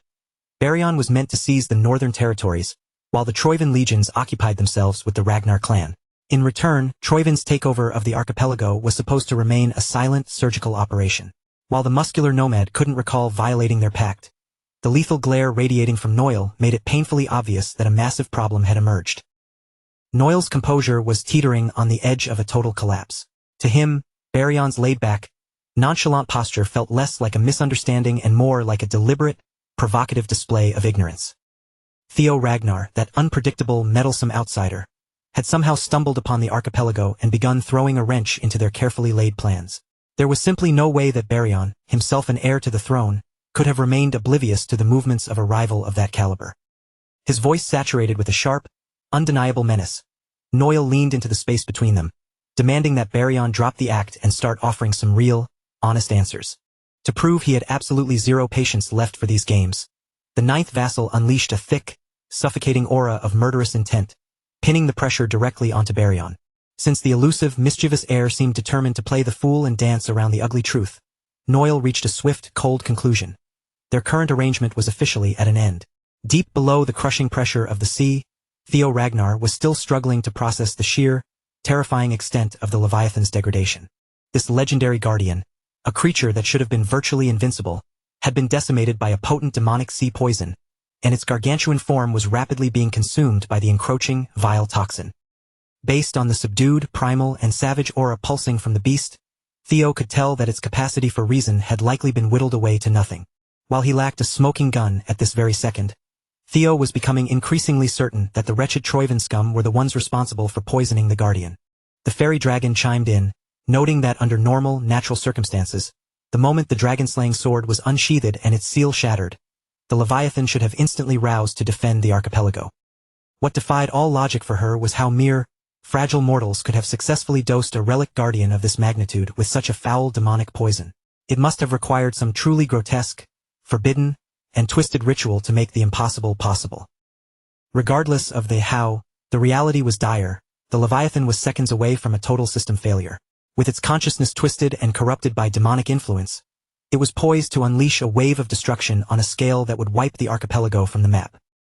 Fortunately, it appeared Theo had yet to be detected by the beast. The most logical, safe maneuver would have been to retreat, keep a safe distance, and craft a more calculated, foolproof strategy. But the chosen one was never one to sit on his hands. With Bamung gripped firmly in his hand, he surged forward, determined to seize this microscopic window of opportunity before the beast could catch his scent. He engaged his hatchling synchronization, hyper-focusing his senses to track the trajectory of the toxin and pinpoint the precise epicenter where the corruption had first taken root. Thanks to that heightened, supernatural perception, Theo successfully isolated the source. It was pulsating right at the summit of the Guardian's massive head. The toxin had already burrowed deep beneath the surface, effectively seizing the nervous system around its brain and polluting the core of its very awareness. If Theo could shatter that anchor of infection, he might just stand a chance at reversing the damage and preventing the contamination from finalizing its lethal takeover. The tip of Bamung hissed through the water toward the crystallized nexus of the sickness, infused with a concentrated, lethal force capable of punching straight through the obstruction. But just a few centimeters before his blade could connect with the target, an invisible, overwhelming wall of force slammed into him, stopping his momentum dead. A heartbeat later, that same defensive wave rebounded with explosive power, blasting Theo backward and hurling him helplessly out of striking range. The shockwave of that repelling force held no quarter.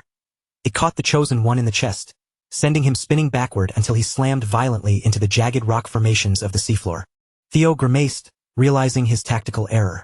Whoever had orchestrated this calamity had also reinforced the source with a protective ward, acting as a failsafe to ensure the corruption would remain undisturbed.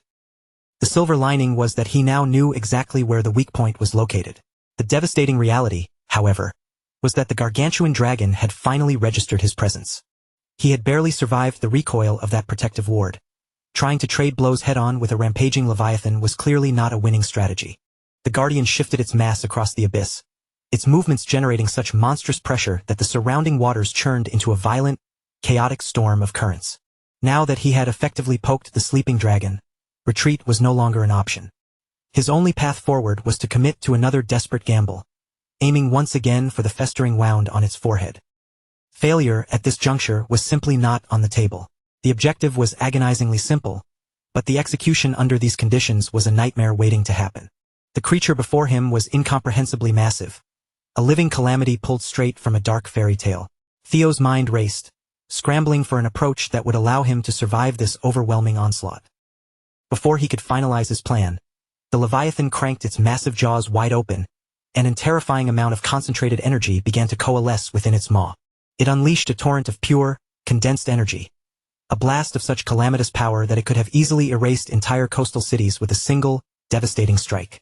Theo poured every ounce of his remaining strength into a frantic evasion, barely scraping past the outer radius of the blast just as it tore through the space he had occupied a second before. As he felt the sheer wake of the Guardian's power reverberating through the sea around him, a new, daring idea flickered into existence.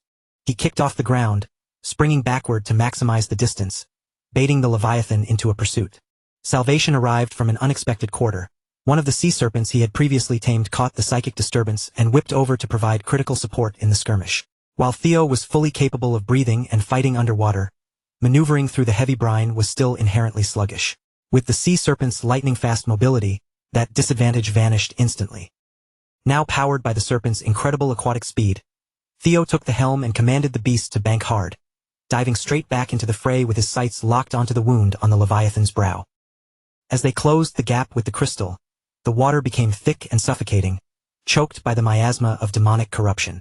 Once Theo reached the apex of his effective combat range, he pushed off the serpent's back, launching himself forward like a cannonball. It was time to execute the maneuvers he had honed during his grueling battle with the griffin. His eyes surged with black and red energy, and his human features began to warp, taking on a more lethal, draconic appearance. With the support of his guardians, Theo pushed his physical and magical stats into the stratosphere. He invoked Griffin's innate power to suppress foes that vastly outweighed him in strength, then layered on Fairy's defensive veil to bolster his immunity to the demonic miasma, Flame Eater's aggressive output to nullify demonic energy, and Lesser Drake's aura of absolute dread. To best a corrupted guardian, one must channel the might of another guardian altogether. Pushing his body and soul to the absolute breaking point, Theo unleashed a magnificent, earth-shaking dragon's 5 talons, striking directly at the black heart of the corruption. Theo's supercharged strike reached the crystal at long last, driving forward with every ounce of momentum he had built up, aiming directly for the pulsating core of that corruption. This time, his strike possessed enough force to finally bypass the protective ward, shattering the shimmering, invisible barrier that had stubbornly blocked his previous attempts. With his teeth gritted in intense concentration, Theo poured every bit of his physical strength into the movement, gambling everything he had on this single, decisive slash as Bameng's edge tore through the air. With that protective ward effectively reduced to dust, nothing stood between his blade and the toxic source anymore. The moment Bameng breached the core, the annihilation of the corruption became an absolute certainty.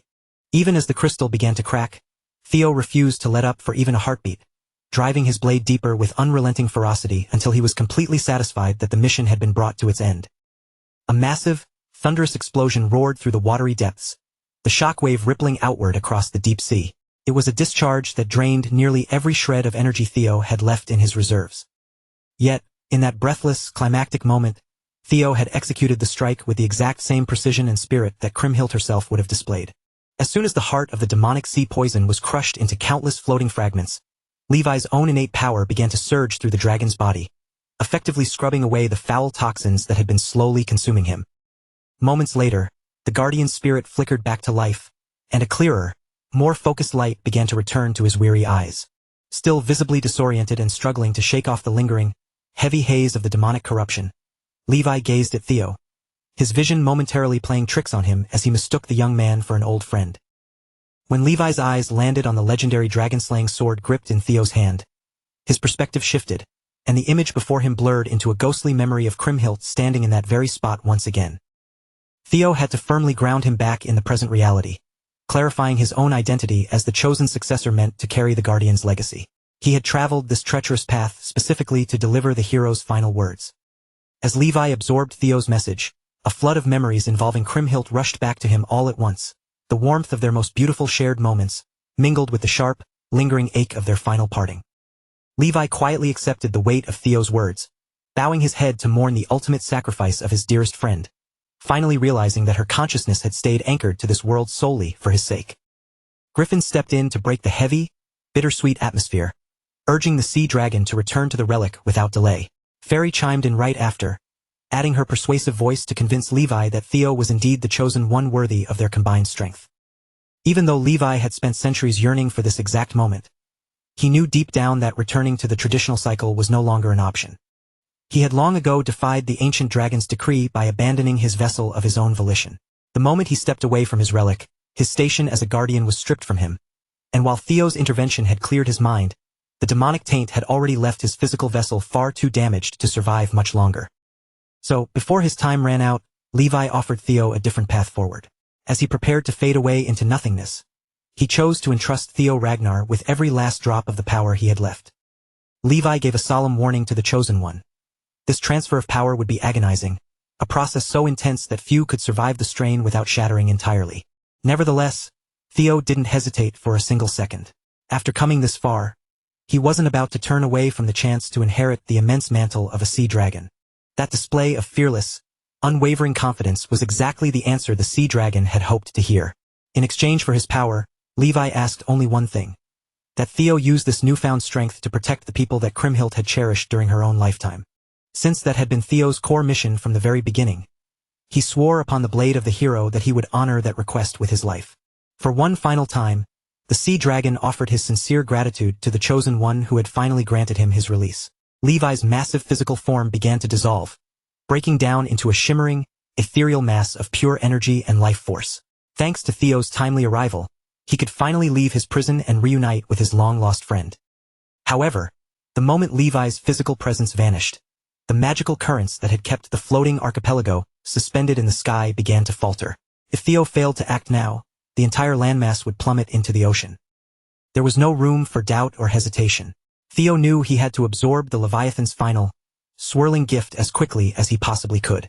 He dove headlong into the center of the vortex, right where the concentrated, crystallized power of the sea dragon remained. Theo grabbed hold of that surging energy, clutching it tight with all the willpower he could muster. He was determined to lift the entire archipelago himself, and having just cleansed the corruption from Levi, his resolve was burning brighter than it ever had before. Yet, the instant he attempted to fully internalize the sea dragon's remnants, That surge of confidence was nearly crushed into dust. The raw, unbridled force flooding into him began to tear at his own flesh, a sharp and painful reminder that he might have been far too arrogant in his approach. His guardians had warned him that the Leviathan existed on a tier of power far beyond any other relic guardian. But even with those warnings, Theo hadn't imagined it would be this devastatingly overwhelming. The vortex of Levi's lingering power towered over him like a raging storm, making Theo appear minuscule in comparison. It was obvious that he could never hope to absorb all of it directly without being consumed. His body was clearly reaching its breaking point, and he would surely perish long before he could contain even a fraction of the energy. Just then, Levi's deep, thunderous voice resonated directly inside his consciousness, commanding him to utilize the power of the sword. Theo acted on instinct, drawing Bameng and using the legendary blade as a conduit instead of trying to force all that raw, chaotic energy straight into his own body. Due to the ancient and profound connection between the sea dragon and the relic, Bameng successfully acted as a buffer, softening the destructive damage that had been tearing through Theo's veins. With the sword acting as a stabilizer, the enormous, swirling vortex of pure power suddenly felt just a little more manageable for him to handle. Bracing his stance and holding his position firm, Theo began to siphon every last remnant of that energy through the blade and into his core. Griffin, though clearly struggling to maintain his pride, begrudgingly praised his master for actually using his head for once, and Fairy quickly voiced her agreement with his assessment. By channeling that overwhelming force through the dragon-slaying sword, the physical strain on Theo's body was mitigated significantly. It was as if, even after his passing, the Leviathan was still offering his support during this final, desperate trial. After what felt like an eternity of holding against that immense pressure, Theo finally succeeded in claiming every ounce of the sea dragon's gift. A massive torrent of mana now surged through his veins, feeling as though the Leviathan's very essence had settled within him. The agonizing struggle he had endured at the start was more than justified by this incredible infusion of power. Fairy quickly snapped him out of his moment of triumph, reminding him that there was no time to sit back and relax. If he truly intended to guide the archipelago to safety, he needed to act now while he still held the sea dragon's power under his complete control. Taking her advice to heart, Theo reached out with that newfound strength and commanded the very currents of the sea to obey his will. He seized authority over the wild, raging waters, taming their chaotic flow and forcing them to act as a foundation to lift the massive landmass upward. Theo had already fixed his target in his mind, choosing the only location that felt truly right for this monumental task. The floating archipelago would be guided back to the northeastern region of Ragnar, reclaiming its place in the lands where it had originally belonged. Backed by the might of a dragon, the blessing of a godlike guardian, and his own unshakable, burning willpower, Theo bent the power of the sea to serve as his own instrument. Meanwhile, far away in front of the hero temple, the chaotic, high-stakes battle between the three clans' army and the forces of the Black Skull continued to rage on with unrelenting intensity. The brutal clash on the battlefield ground to a sudden, jarring halt as massive, towering tidal waves rose up from the depths, crashing down with overwhelming force onto the already blood-stained earth. The citizens, trapped helplessly in the epicenter of this calamity, could only turn their eyes toward their hero and offer up silent prayers, their faces drained of color and twisted in sheer terror, as they feared their entire world was about to be swallowed by the ocean forever. At this moment, the previous allegiances meant absolutely nothing. Across the length and breadth of the archipelago, a singular, cold grip of dread took hold of every single person present. Then, amidst the panic, a lone soldier squinted, noticing something impossible. The coastline wasn't sinking beneath the waves at all. Instead, the entire landmass was shifting. Propelled by the sheer, unbridled force of the surging tides, the sprawling island had begun to inch away from the coordinates it had occupied for as long as any living memory could recall. Mountains, bustling city districts, quiet homes and winding streets. Everything and everyone residing on the land was being carried together, drifting steadily toward the northeastern region. As the archipelago made its grand, tectonic migration across the sea, the dilapidated, ruined place of worship where Noel and Baryon were positioned began to buckle, its stone structure cracking and raining debris around them. The ninth vassal felt the violent shuddering of the ground beneath his boots, and for a fleeting second, he was completely overtaken by absolute bewilderment. To his calculating mind, there was only one possible reason for this seismic shift. That meddlesome outsider had finally succeeded in tapping into the raw, forbidden power sealed within the dragon-slaying sword. Baryon wore a sly, mocking smirk as he offered a nonchalant, sarcastic apology for cutting their meeting short, remarking with a shrug that this was hardly the time to be loitering in such a collapsing ruin. Noel, however, wasn't about to let this slide so easily. He stood his ground, his expression dark and simmering with fury, clearly agitated by Baryon's infuriating lack of serious commitment. The heir offered a calm, detached reasoning, admitting that even he hadn't foreseen Theo Ragnar's sudden intervention. Regardless, he noted that their grand plan was reaching its climax, and in Baryon's eyes, Theo's mastery of the sword could simply be repurposed to serve their own ends. With Bamung now fully awakened, their only remaining hurdle was to slaughter Theo and reclaim the blade. Ultimately, Baryon was using Noil as a blunt instrument to eliminate a rising political threat while ensuring his own hands remained pristine. The rugged, battle-hardened wanderer completely ignored Noil's continuous, bitter complaints, sharply urging him to stop wasting precious time and start moving. After all, if they navigated the fallout of this event with enough care, it could yield a massive windfall for the House of Troyven. Back on the front lines, Antonia Spinola instantly pieced it together. Theo was the catalyst behind the island's miraculous movement. The mad lad had actually pulled it off, proving his promise wasn't just empty words. Realizing the immediate threat of the island's sinking had been nullified, he bellowed an urgent order for his men to cease hostilities. With the imminent extinction of his people no longer a concern, there was no logical reason left to spill another drop of blood on the battlefield. But that singular moment of ceasefire, meant for peace, became the golden, opportunistic opening for a hidden predator. From the shadows, a glinting blade lunged forward with lethal intent, aiming a treacherous, unseen strike directly at the head of the Black Skull leader. Yet, in a display of impossible timing, the hero's successor materialized out of the chaos, intercepting the threat and saving Antonio's life for the second time that day. As for the cowardly soldier who had attempted to assassinate the man striving to end the bloodshed, Theo felt absolutely no inclination to offer mercy. With his radiant, newly claimed sword gripped tight, he swung with clinical precision, cleaving that miserable wretch in half before his strike could even fully manifest. The faithful onlookers erupted into ecstatic cheers, fully convinced that Kriemhild had descended from the heavens to stand by their side, having finally shackled the sea dragon and secured their homeland's survival. Antonio quickly seized the moment to ask if the existential crisis had truly been averted and if the people were finally out of danger. Once Theo offered him a definitive nod, the crushing, insurmountable weight that had been pinning Antonio down seemed to vanish at once. With genuine, profound gratitude ringing in his voice, he thanked their unexpected savior from the deepest reaches of his heart, only to immediately and quite shamelessly press him for one final, crucial favor. Theo didn't even require a formal request. A single, sweeping glance at the carnage around them was more than enough to understand exactly what Antonio was silently pleading for. All across the blood-soaked terrain, the bodies of innocent civilians lay discarded like refuse, while the survivors, suffering from agonizing wounds, clung to their final shreds of consciousness. It was a grim, harrowing testament to the atrocities that had unfolded in this place which was supposed to be a sanctuary. The members of the Black Skull and the local citizens had fought for him, sacrificing everything to defend both their floating home and their hero. It was only natural for Theo to settle that mounting debt of honor. The moment the soldiers of the three-clan coalition caught sight of Theo marching toward them, a wave of primal fear hit them so hard that many seriously considered tossing their weapons aside and fleeing. But their master, Umberto Spinola, possessed a much more twisted perspective.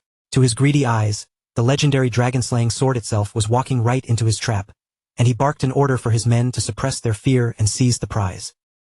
Paralyzed by their fear of the Spinola patriarch, the soldiers forced themselves to obey, charging forward at Theo. But before their blades could even hope to graze him, a true, visceral menace descended upon the battlefield, blanketing the area in a thick, suffocating aura of slaughter. In the brief time he'd been away, his incompetent pawns had managed to turn everything into an absolute catastrophe. Theo's instincts flared like a lightning strike. A presence of immense, monstrous danger had just intruded into the fight. With every ounce of power he could summon, he roared at the top of his lungs, demanding that everyone in the vicinity, friend or foe, drop to the ground immediately. A singular, terrifying slash tore across the bridge, drawing one perfectly straight, lethal line through reality itself. Those caught in the wake of that horrific attack never even processed their deaths. For that heartbeat, it was as if the world had simply hit the pause button. The first casualties were the sturdy banisters of the bridge, sliced through with such effortless precision that they simply slid off their bases. Next came the scalps of every soldier who had been foolish enough to ignore Theo's urgent warning. At best, they were left clinging to their lives with missing cranial matter, while the battlefield was painted in a sickening, fresh coat of crimson. In the span of a single, breathless instant, the entirety of the three-clan coalition had been utterly erased from existence. The only reason anyone behind Theo remained alive was because he had actively intervened, shielding them, and because they had trusted his warning enough to hit the dirt. Nobles, mercenaries, and soldiers alike were cut down in the most helpless, pathetic display of slaughter imaginable. The perpetrator was, predictably, Noil, the ninth vassal of the House of Troyvin. He hissed a vile curse at those worm-like pirate bastards, furious that they had failed to finish off one insignificant brat, allowing his plans to spiral into such a monumental mess. Among the carnage lay the cooling corpse of Umberto Spinola. Like every other victim, his head had been neatly sliced open, leaving his impeccably groomed mustache the only thing somehow still intact. Antonio despised his father with every fiber of his being, yet seeing the old man reduced to such a gruesome, lifeless husk still filled him with a bone-chilling sense of dread. Theo had to snap him back to reality, his voice firm and grounding. The leader of the Black Skull had to regain his composure and lead the evacuation, as the floating archipelago would depend entirely on him when the time finally came to rebuild. For the sake of his people, Antonio pushed his turbulent emotions deep down and immediately sprang into action. As the others retreated toward the safety of the temple, Theo stood his ground. His eyes narrowed as he locked onto the butcher who had just revealed himself. Noil's hatred for the House of Ragnar burned with an even brighter, more malevolent intensity. He wanted nothing more than to carve the life out of the insolent whelp who kept placing obstacles in the path of Troyvin's grand design. He was absolutely boiling with a murderous intent so intense it felt like he wanted to dismantle the young lord piece by piece, ensuring that not even his own father could recognize the mangled remains. With every slow, deliberate step Noil took, his blood-soaked aura radiated outward, hanging heavy and suffocating in the air. Theo Ragnar gritted his teeth, his jaw muscles tight. If a combatant possessing this level of overwhelming, monstrous power had suddenly materialized on the battlefield, the odds were high that the Troyvins had finally deployed one of their elite noble servitors. Based on everything Theo had learned, these warriors weren't mere humans at all. They were artificially enhanced beings, crafted with the singular, terrifying purpose of standing toe-to-toe against the legendary 9 dragons of Ragnar. During the chaos of the Great War, their combat prowess had proven itself formidable enough to rival the 9 dragons, and in several historical engagements, they had even managed to surpass them entirely. The truly unsettling part for Theo was that he hadn't anticipated encountering such nightmarish monstrosities this early in the timeline. But while Theo was still frantically processing the tactical implications of this man's sudden appearance, another long-range slash whistled toward him, and he only barely managed to dodge the path of destruction. He no longer had the luxury of standing still to analyze the situation. The masked assailant had effectively forced the pace of the battle, leaving Theo no choice but to engage. Noil displayed a level of speed and grace that defied the laws of human motion, instantly blinking out of sight and reappearing high above Theo's head before the young lord could even adjust his stance. It was the precise level of lethality one would expect from a strategic bioweapon specifically engineered to counter the 9 dragons. If Noil truly willed it, he could carve through almost anything in his wake. That realization made it painfully obvious that it wasn't just raw speed Theo had to be worried about. It was the absolute crushing power behind every strike. Noil's raw physical output was on a scale far superior to anyone Theo had ever faced in a one-on-one duel. As he stood there, Theo could feel the cold reality settling deep into his bones. He didn't have a prayer of defeating a noble servitor in a head-on clash. And after taking a moment to probe Theo's defenses, Noil finally surged forward, closing the remaining distance between himself and the young lord. Theo hauled the dragon-slaying sword upward at the final possible microsecond, successfully blocking the strike, but the sheer force of the impact sent him skidding violently backward across the ground. A jolt of searing pain raced through his limbs as he absorbed the full brunt of that testing blow. The shock of it rattled his very skeleton. Noil's eyes widened slightly. He was genuinely taken aback that Theo, at his current stage of development, had managed to tank that much power without shattering. The noble servitor quickly surmised that such an unexpected display of durability could only be attributed to the unique, defensive properties of Bamong. Without allowing even a single second to catch his breath, Noil lunged back into the fray, relentlessly closing the gap and denying Theo any semblance of a recovery period. Troyvin's extensive research had long claimed that anyone harboring dragon blood could never wield Bamong. Theo had just shattered that theory, but Noil couldn't care less about scientific inconsistencies. He only cared about the kill. After raining down a flurry of brutal, heavy attacks, Noil finally eased his pressure, coldly commanding Theo to give up now before he decided to inflict even more agonizing trauma. Hiding his next move behind the swirling clouds of dust, Theo launched several mana-infused blades crackling with lightning directly at his opponent. Noil saw right through the deception, effortlessly plucking the crackling blades out of the air as if they were nothing more than harmless toys. He mocked Theo for relying on such cheap, predictable tricks, never suspecting that the projectile attack was merely a diversion designed to mask Theo's true intent, closing the distance. Unfortunately, Noel's perception was sharp enough to track Theo's movements even through the feint, and he responded with a dismissive, arrogant scoff.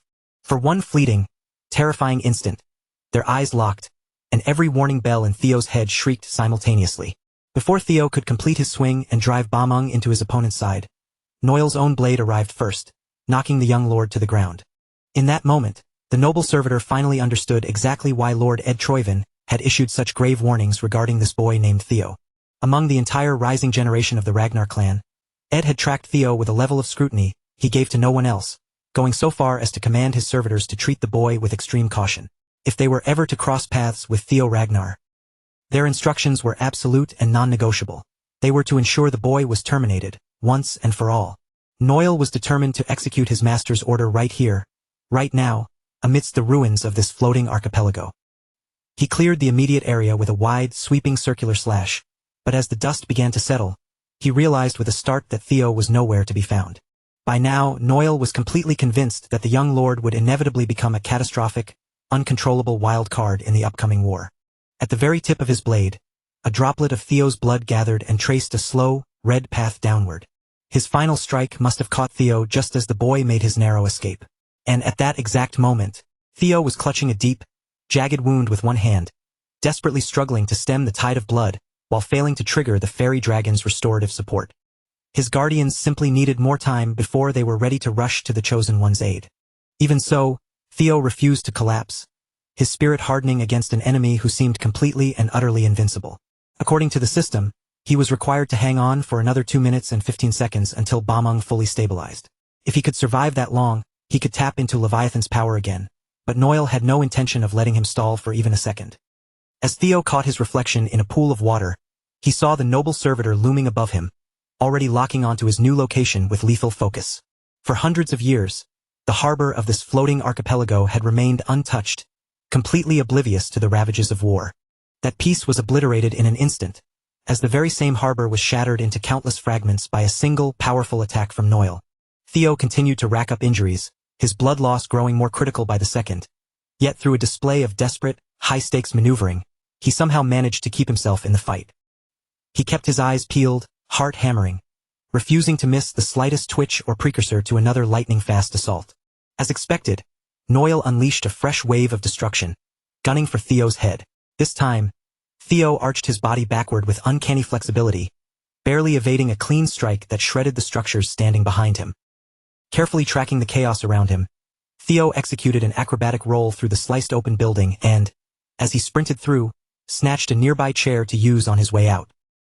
He flung the chair at Noel with everything he had, using the object as a temporary, irritating distraction to buy himself a window for his next maneuver. Meanwhile, Theo launched himself backward to widen the gap between them. That small delay was all he needed to turn the building's impending collapse to his advantage. Screened by the massive storm of falling debris, he poured a titanic surge of mana into the dragon-slaying sword. Then, he unleashed a brilliant, blinding blade attack, a radiant arc of energy that carved through every single obstacle in its path. Theo fired off the technique without a hint of hesitation, utterly disregarding the massive path of destruction he was carving through the already devastated battlefield. Theo had bet everything on that single, overwhelming strike, hoping that such a massive expenditure of force would be enough to bury Noel under a mountain of rubble and finally break the servitor's suffocating momentum. But the instant the swirling smoke and flying wreckage settled, the grim reality became clear. He had severely miscalculated. Standing tall amidst the complete ruin of the port, the servitor remained entirely unfazed by Theo's full-power assault, his blade now flickering with a menacing, dark crimson aura. In the blink of an eye, Noel vanished from the small patch of terrain that had miraculously survived the brunt of Theo's radiant blade attack.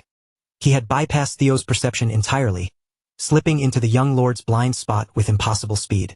The servitor materialized directly above him, plummeting downward like a bolt of lightning, unleashing a merciless, non-stop storm of jagged, destructive swordsmanship.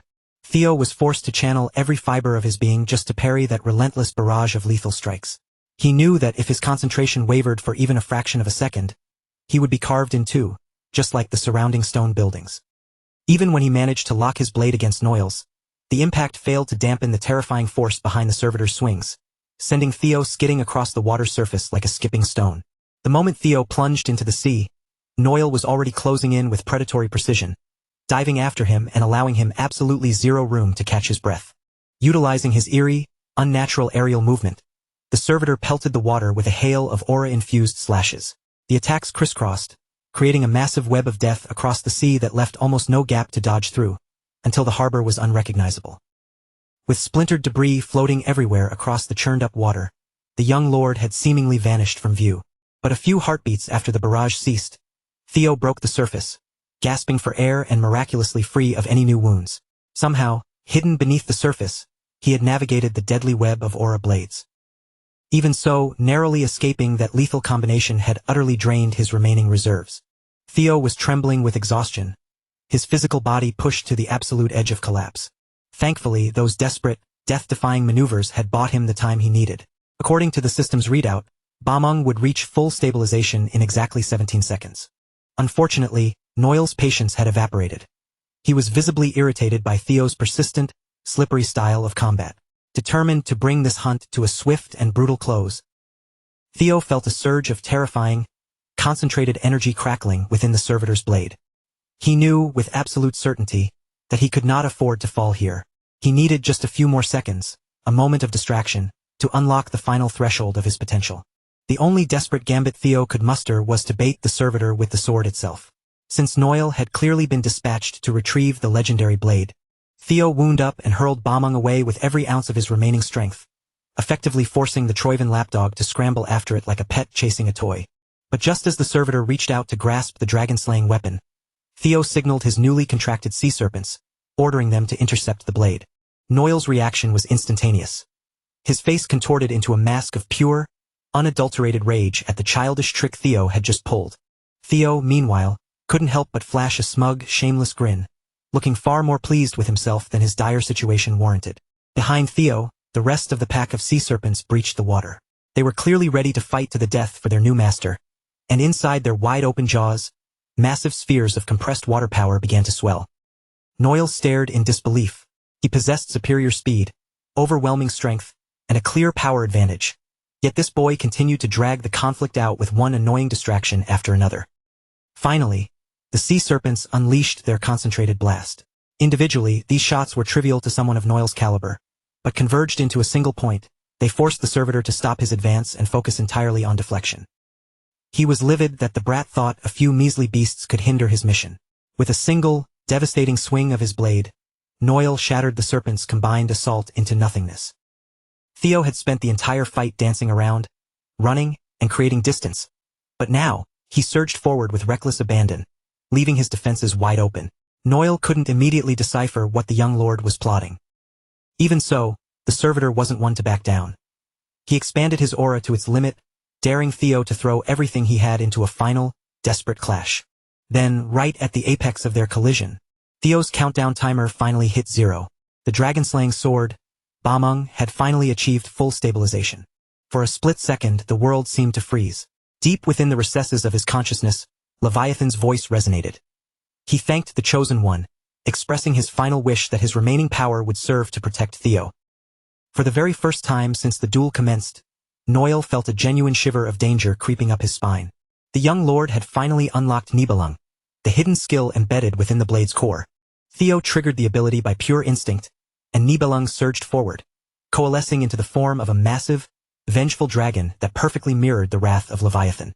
The colossal, draconic construct plowed directly through Noel and his blade, tearing into his defenses with the crushing, insurmountable weight of the deep ocean. The sheer impact launched Noel off his feet, sending him spiraling violently toward the open sea. Theo's plan had paid off perfectly. He had bought exactly enough time to survive, and in doing so, he had unveiled a devastating new weapon for his growing arsenal. Nibelung was, without hyperbole, a manifestation of nature's own fury. The strike, fueled by the will of a guardian, shredded Noel's body, fracturing his bones and leaving him in a state of grievous, life-threatening injury. Noel plummeted downward, disappearing into the dark, churning depths. And as he sank, the water seemed to turn against him, pressing him harder and deeper toward the ocean floor.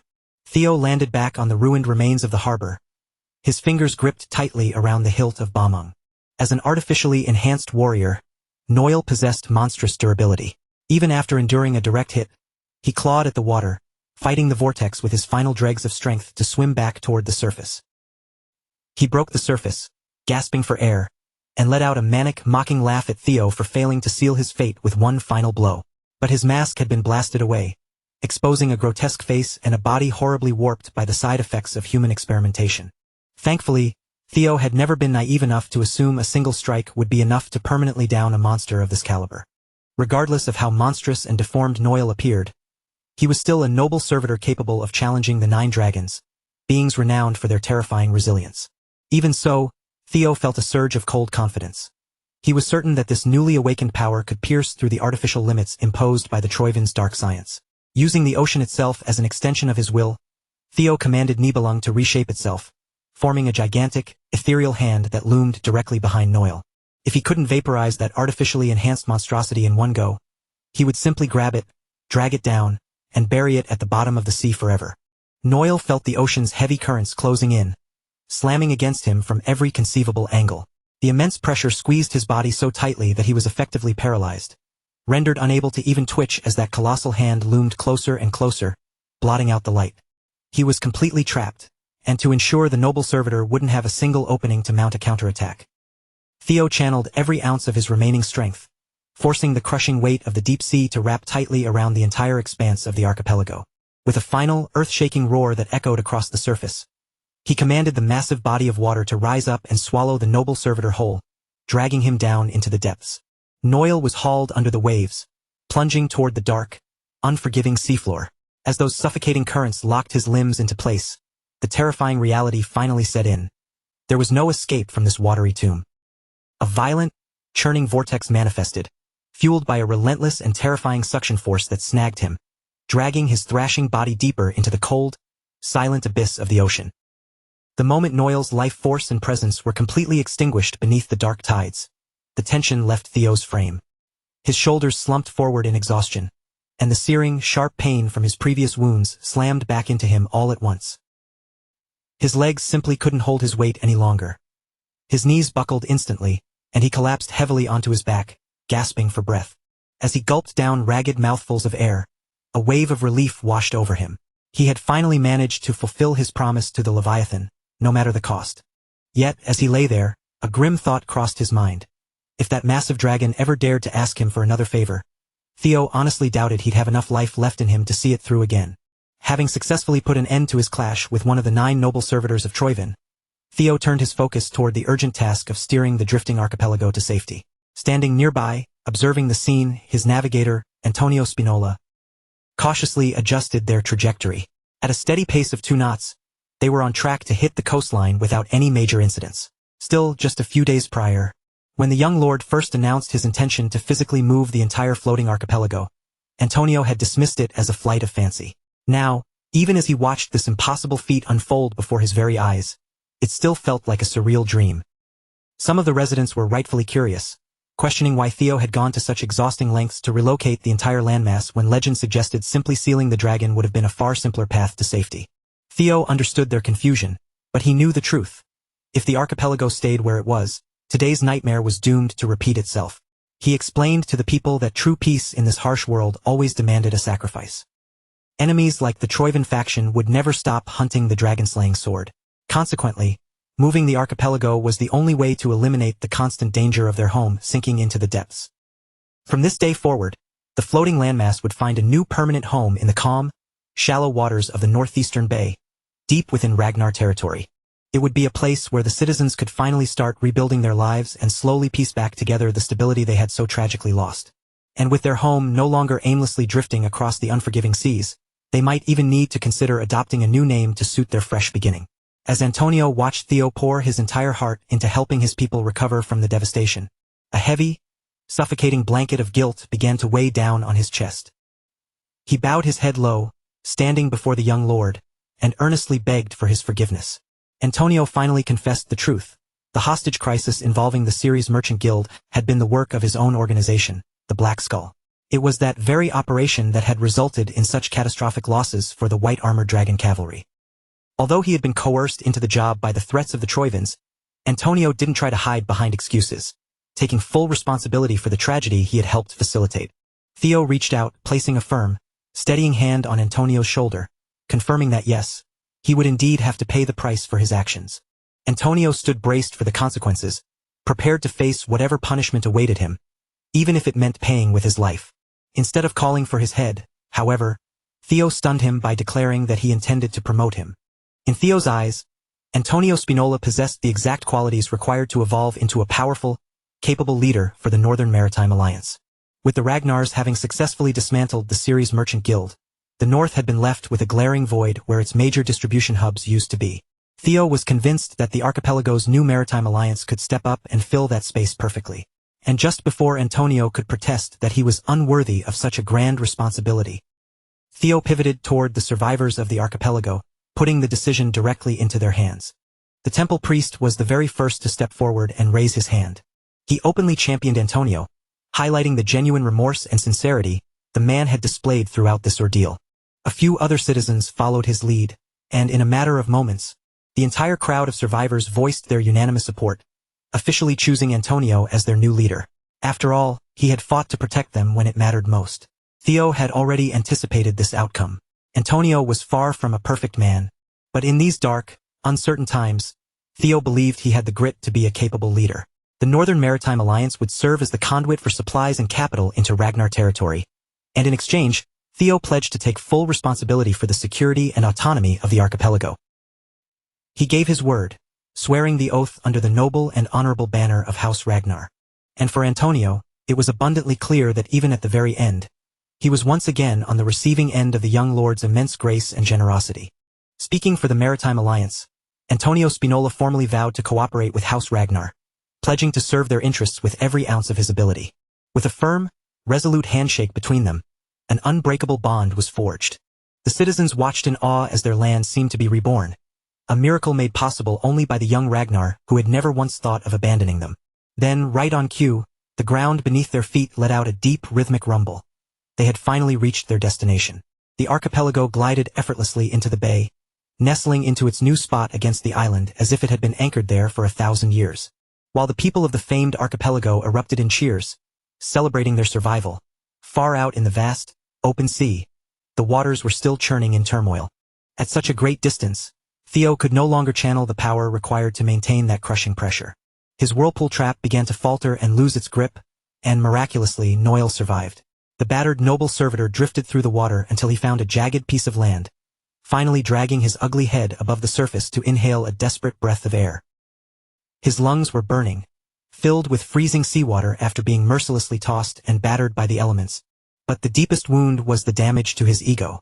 More than anything, he was consumed by a singular, burning desire to tear that Ragnar brat limb from limb and rip his insides out. Noel's volcanic rage was abruptly cut short, however, when a familiar, mocking voice echoed through the air, belittling the very idea that a mere servitor could stand toe-to-toe with the 9 dragons.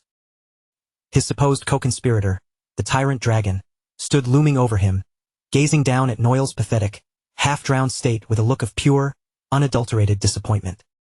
Noel stammered through the pain, his body a ruin of battered flesh and broken pride. Even now, he desperately insisted that the plan could still be salvaged if only Baryon would deign to lend him a hand. It was becoming painfully clear that the hulking, disheveled man had perhaps granted this pathetic excuse for a monster far more respect and status than he had ever deserved.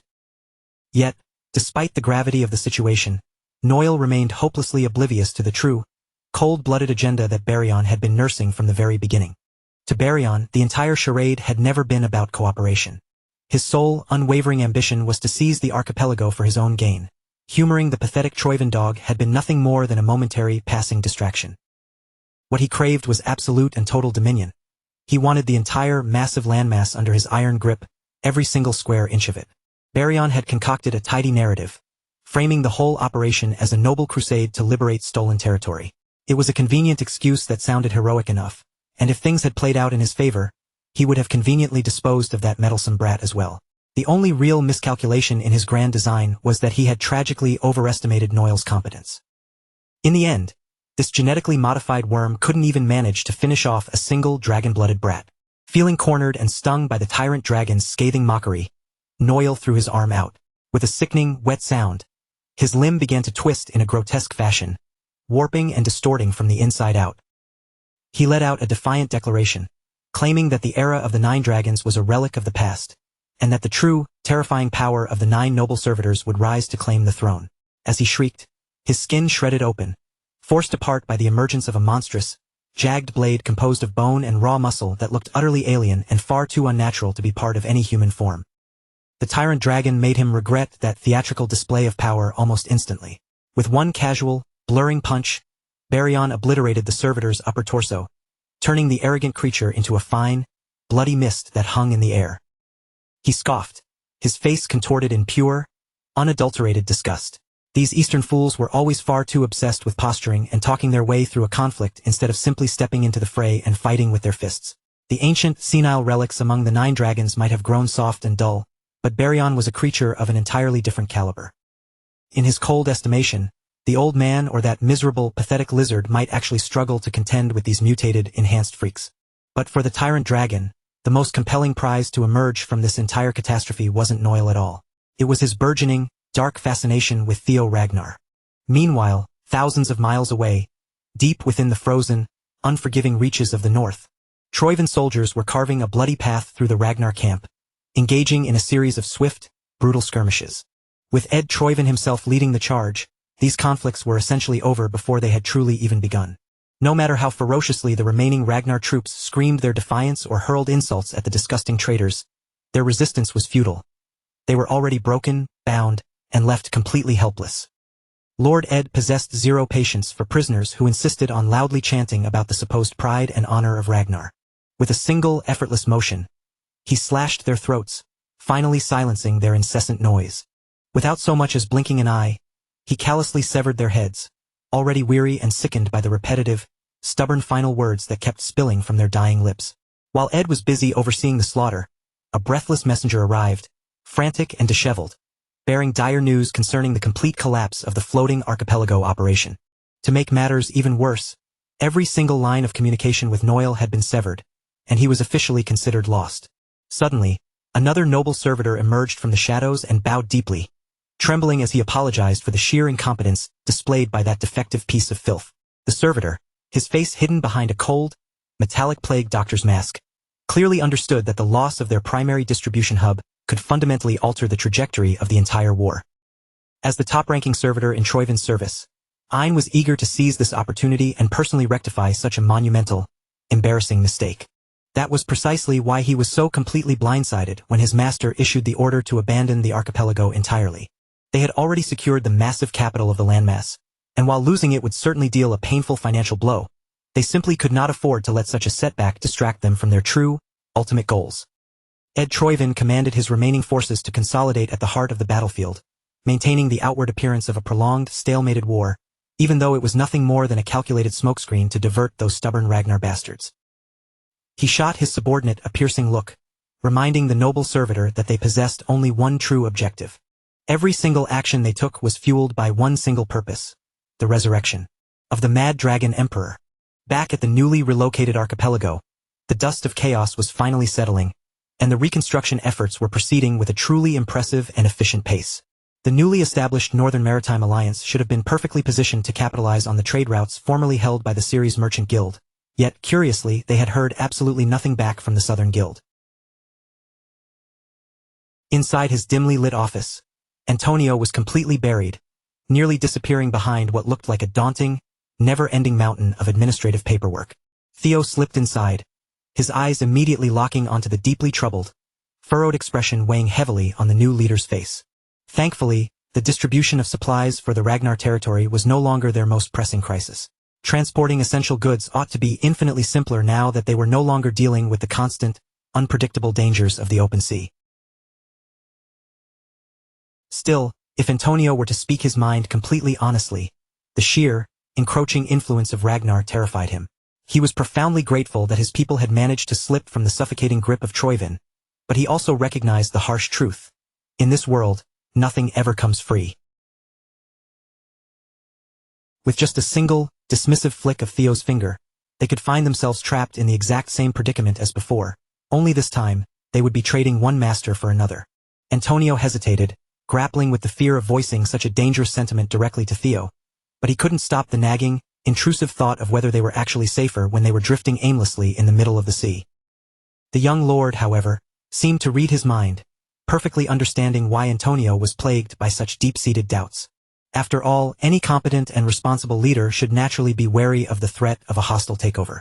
But Theo approached the situation from a completely different perspective.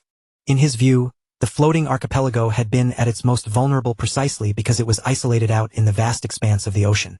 That sense of isolation had created a false illusion that no enemy would ever dare to strike. But that same distance had also tragically dulled their capacity to defend themselves when the fires of war finally reached their doorstep. The recent Troivan takeover had ripped that weakness wide open for everyone to see. They could never hope to solve the fundamental issue of national security by perpetually relying on someone else to play the hero and save them. Even if their current, static location presented its own unique set of risks, any nation that had even the slightest ambition to survive simply had to develop the strength to defend itself. In fact, Theo interpreted Antonio's hesitation as a positive sign. It demonstrated that he was finally starting to think like a true leader, and Theo already had a few tactical ideas that might help soothe those worries, one of which was directly tied to the legendary white-armored dragon cavalry. That world-renowned cavalry owed its power to the use of airborne wyverns, and, as luck would have it, the waters surrounding the archipelago were teeming with creatures possessing a very similar latent potential. Antonio's eyes widened as he instantly realized Theo was suggesting they domesticate the sea serpents. But those beasts were infamous for swarming anything that dared enter their territory, tearing ships apart and causing nothing but constant, life-threatening emergencies for the local people. As if the very mention of them had summoned them to the scene, sea serpents suddenly broke the surface right by the docks. Civilians scrambled, diving for cover as panic rippled through the crowd, while the local fighters scrambled to prepare themselves for a brutal clash. Before Antonio could even manage to spin around in his chair to address the developing disaster, Theo remained perfectly, hauntingly composed, calmly assuring him that there was absolutely no reason for him to panic. The young lord threw open the gates of his floating archipelago, welcoming the sea serpents as if they were honored, long-awaited guests, clearing the path for their arrival without a hint of hesitation. Antonio, however, stood nearby, his brow furrowed in deep suspicion as he scrutinized the entire scene. After all, for as long as Antonio had walked this earth, those beasts had been nothing more than monstrous, violent terrors of the deep, vicious ocean thugs that brought only chaos and devastation wherever they reared their heads. Theo, meanwhile, remained unbothered, calmly promising the concerned onlookers that he would personally instruct the people of the archipelago on how to manage, tame, and eventually transform these lethal creatures into something far more valuable than a simple maritime threat. He reasoned that if the white-armored dragon cavalry could exist, there was absolutely no reason why the archipelago couldn't establish its own specialized force, a legendary troop of riders soaring across the crests of the waves on the backs of tamed dragons. To the average citizen, the entire concept sounded like utter madness. As far as they were concerned, charging into battle on the back of a dragon was the kind of fantasy strictly reserved for bedtime stories, not something that people actually dared to do in the real world. But to Theo, that very absurdity was exactly what made the idea so fitting. Their own local folklore centered on the hero Kriemhild, who had fought while mounted on a sea serpent. Thus, dubbing this future unit the Kriemhild Knight Order felt like an act of destiny. And as if fate itself were trying to validate his vision, one of the massive serpents had already begun to display a clear, almost uncanny affection for Antonio, hovering persistently nearby as if he were the one it had chosen to serve. As Theo stood by, savoring the sight of his people cautiously stepping forward to interact with the sea serpents, watching as the sharp edge of their primal fear slowly began to dull, replaced by budding curiosity, a messenger suddenly darted toward him, cutting through the lively atmosphere of the docks with an expression of urgent concern. The messenger breathlessly informed Theo that a mysterious guest had arrived and was already waiting impatiently for an audience. Theo wasted no time, steering his course toward a nearby warehouse overlooking the docks, where the thick, salty scent of the ocean still hung heavy in the humid air. Inside, he discovered a woman meticulously sifting through piles of documents, her fingers dancing over the stacks, as if she had been obsessively digging through them for hours. She was struggling to reconcile how this young lord had managed to pull off such an impossible feat in just a matter of days. Cleve, an operative of Black Snow, felt a migraine blooming behind her eyes, especially considering the archipelago's true status was meant to be a closely guarded secret, known only to the highest ranks of their order.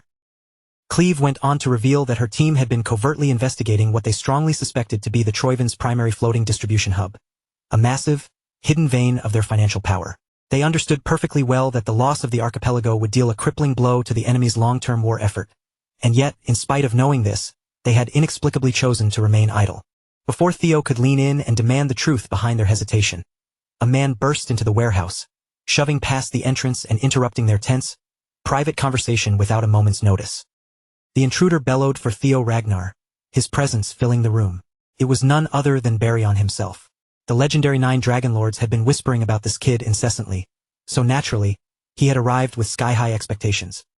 But now, laying eyes on the boy wonder, in the flesh, Baryon saw nothing more than a handsome, pampered brat who didn't look capable of doing a single useful thing. Theo identified him instantly. This was the Tyrant Dragon, a man known to the Ragnars as Dante Roll, though most of the world feared him by the name Baryon.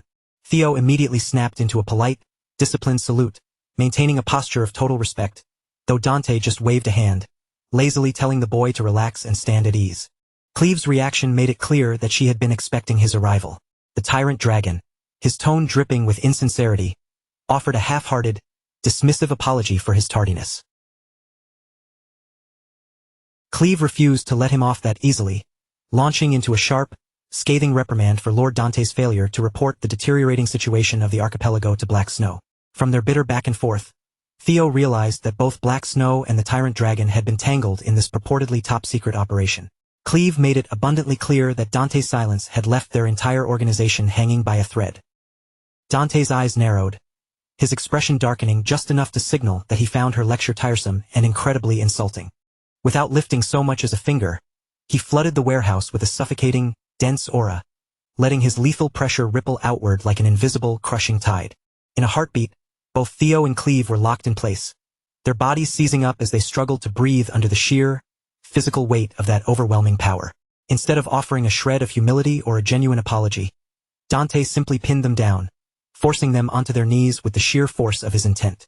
The intensity of the pressure spiked so violently that the structural integrity of the warehouse failed, and the windows shattered outward into a shower of glass under the strain.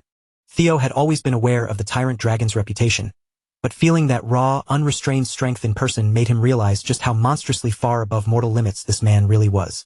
In that suffocating moment, Theo finally understood why, in his previous life, the Ragnars had failed so miserably in their attempt to liberate the archipelago. The man might have passed for a rugged, unkempt vagrant in a crowd, but the aura radiating from his soul was terrifying. It was heavy, primal, and utterly tyrannical. After subjecting Theo and Cleve to what could only be described as a display of psychological torture, Dante finally retracted his aura and barked out a harsh laugh, claiming he had only been testing them and simply hadn't found the right moment to file his report. He insisted he had been keeping a watchful eye on the Troivan encampment the entire time, meticulously cataloging their every shift and movement. From Dante's arrogant perspective, the 9 dragons had no reason to lower themselves by chasing after mere scraps. He had intended to let the conflict boil over, then arrive at the perfect, decisive moment to wipe the board clean with one stroke.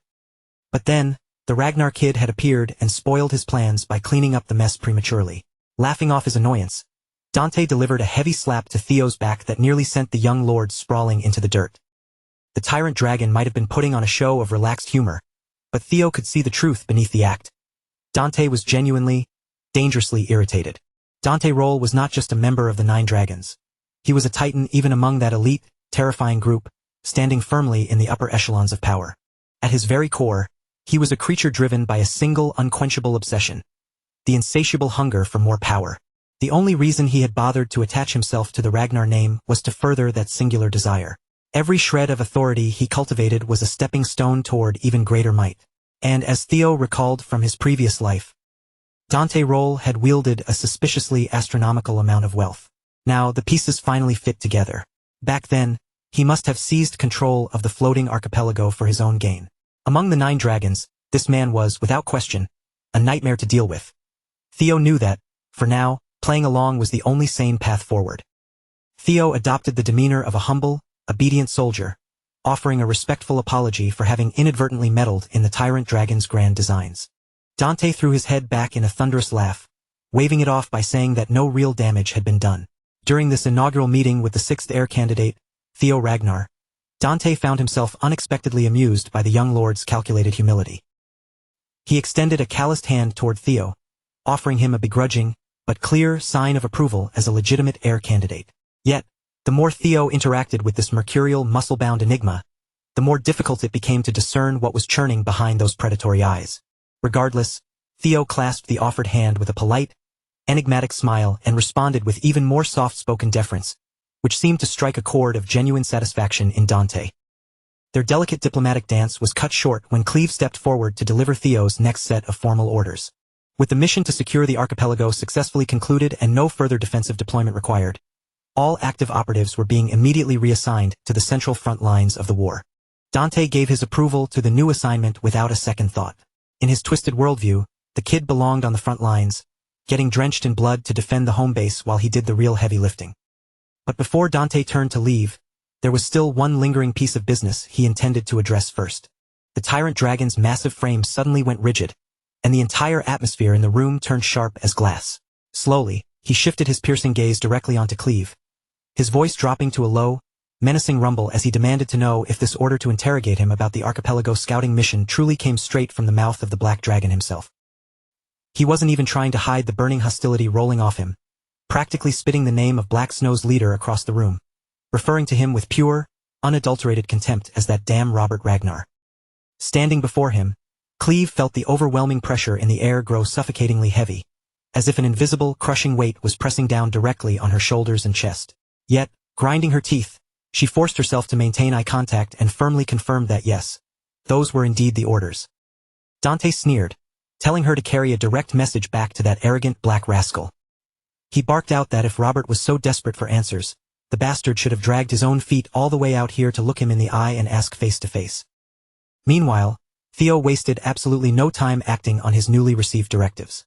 Leaving the crashing waves of the archipelago behind, he set off immediately to rendezvous with his comrades on the frozen, brutal northern front to join the war against Troyvin.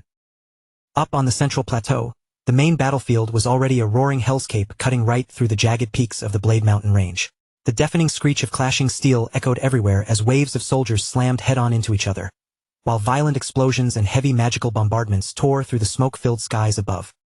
Griping the reins of his loyal, massive beast Umbra, Theo Ragnar sat tall in his pristine white armored dragon cavalry uniform, looking down at the chaos for only a split second before throwing himself headfirst into the meat grinder below.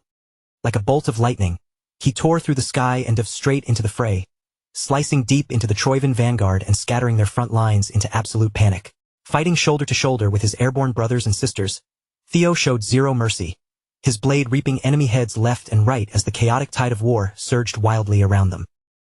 Meanwhile, far above the bloody carnage of the ground war, where the freezing mountain winds whipped violently against the scales of the massive beasts, Captain Evelyn Narraville was confidently orchestrating the aerial assault. Her sharp eyes scanned the sprawling battlefield, carefully reading every shift in the enemy's movement, while monitoring the devastating psychological toll their great fear tactic was inflicting on the weakened troops below. The absolute second Evelyn spotted a critical flaw in the enemy's defensive line. She raised her hand, and every single unit of the white armored dragon cavalry moved in perfect unison with her signal, tilting their wings and diving out of the clouds in a terrifying, coordinated drop. Yet, positioned far away from the blood-soaked center of the battlefield, another massive military force stood in total silence, their cold eyes tracking the aerial slaughter as it unfolded effortlessly across the horizon. At the front of this line stood Thorkel Ragnar, the legendary commander of the Black Iron Cavalry. A dark, amused smile crept onto his face as he watched the flying units tear through the enemy ranks with cold, mechanical efficiency. Seeing that look, his vice commander immediately barked at him, loudly scolding the general for always making their own ground troops and mounts feel inferior by comparing them to the flyers.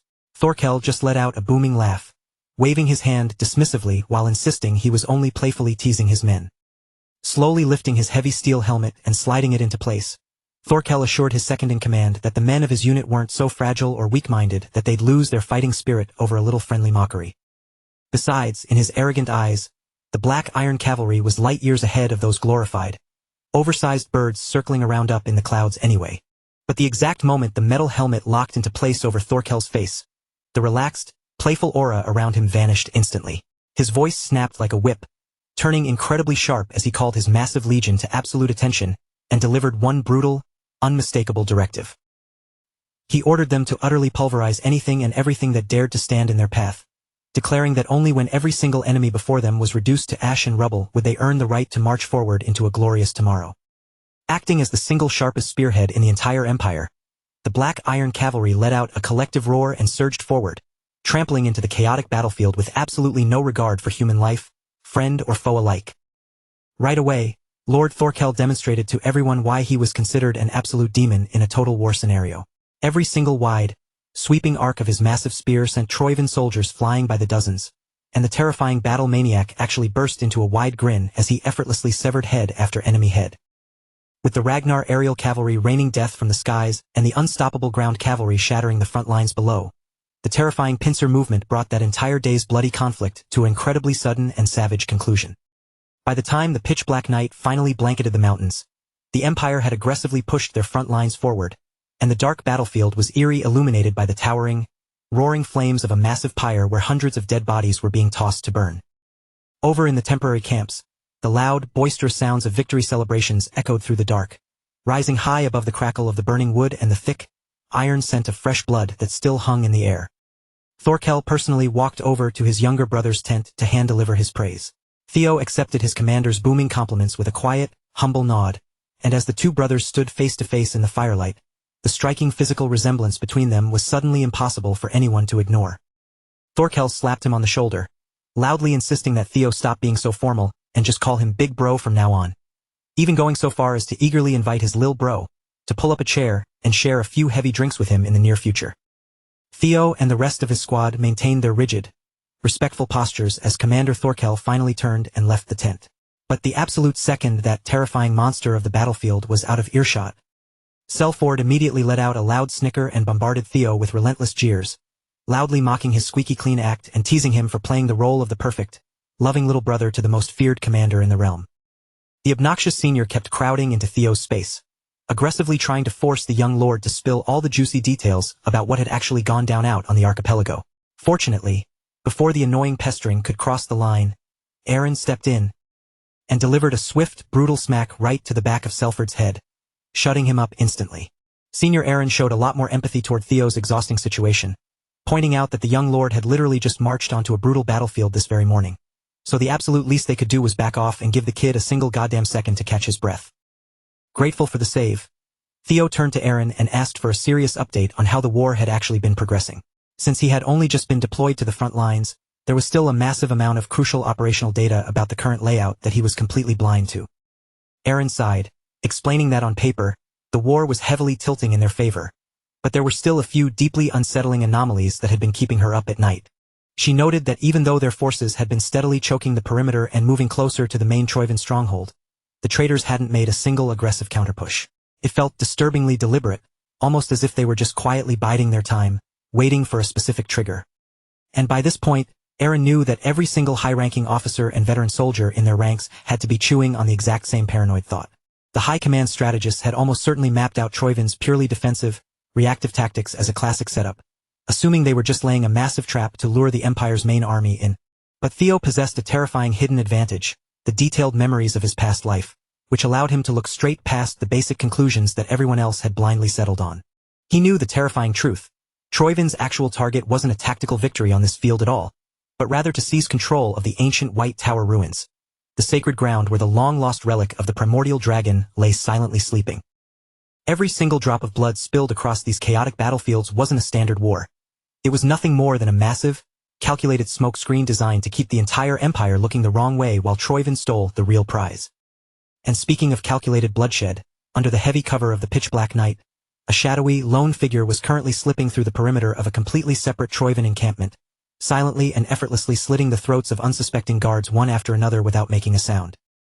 Stepping over a fresh corpse, the killer looked up at the moonlit night sky and openly sighed, wishing aloud that he would finally run into one of the legendary 9 servitors. He muttered that after spending so many boring days cutting down worthless small fries, he was getting completely sick of this unchallenging, repetitive slaughter. Moving in perfect synchronization with a deadly woman at his flank, the duo wiped out an entire armed platoon in a matter of minutes as if they were taking a stroll. For Ragnar candidates number 3 and 4, Anshio and Guishar Ragnar, this level of horrific carnage was just another mundane daily routine. Anshio rolled her eyes and immediately called her brother out on his blatant lie.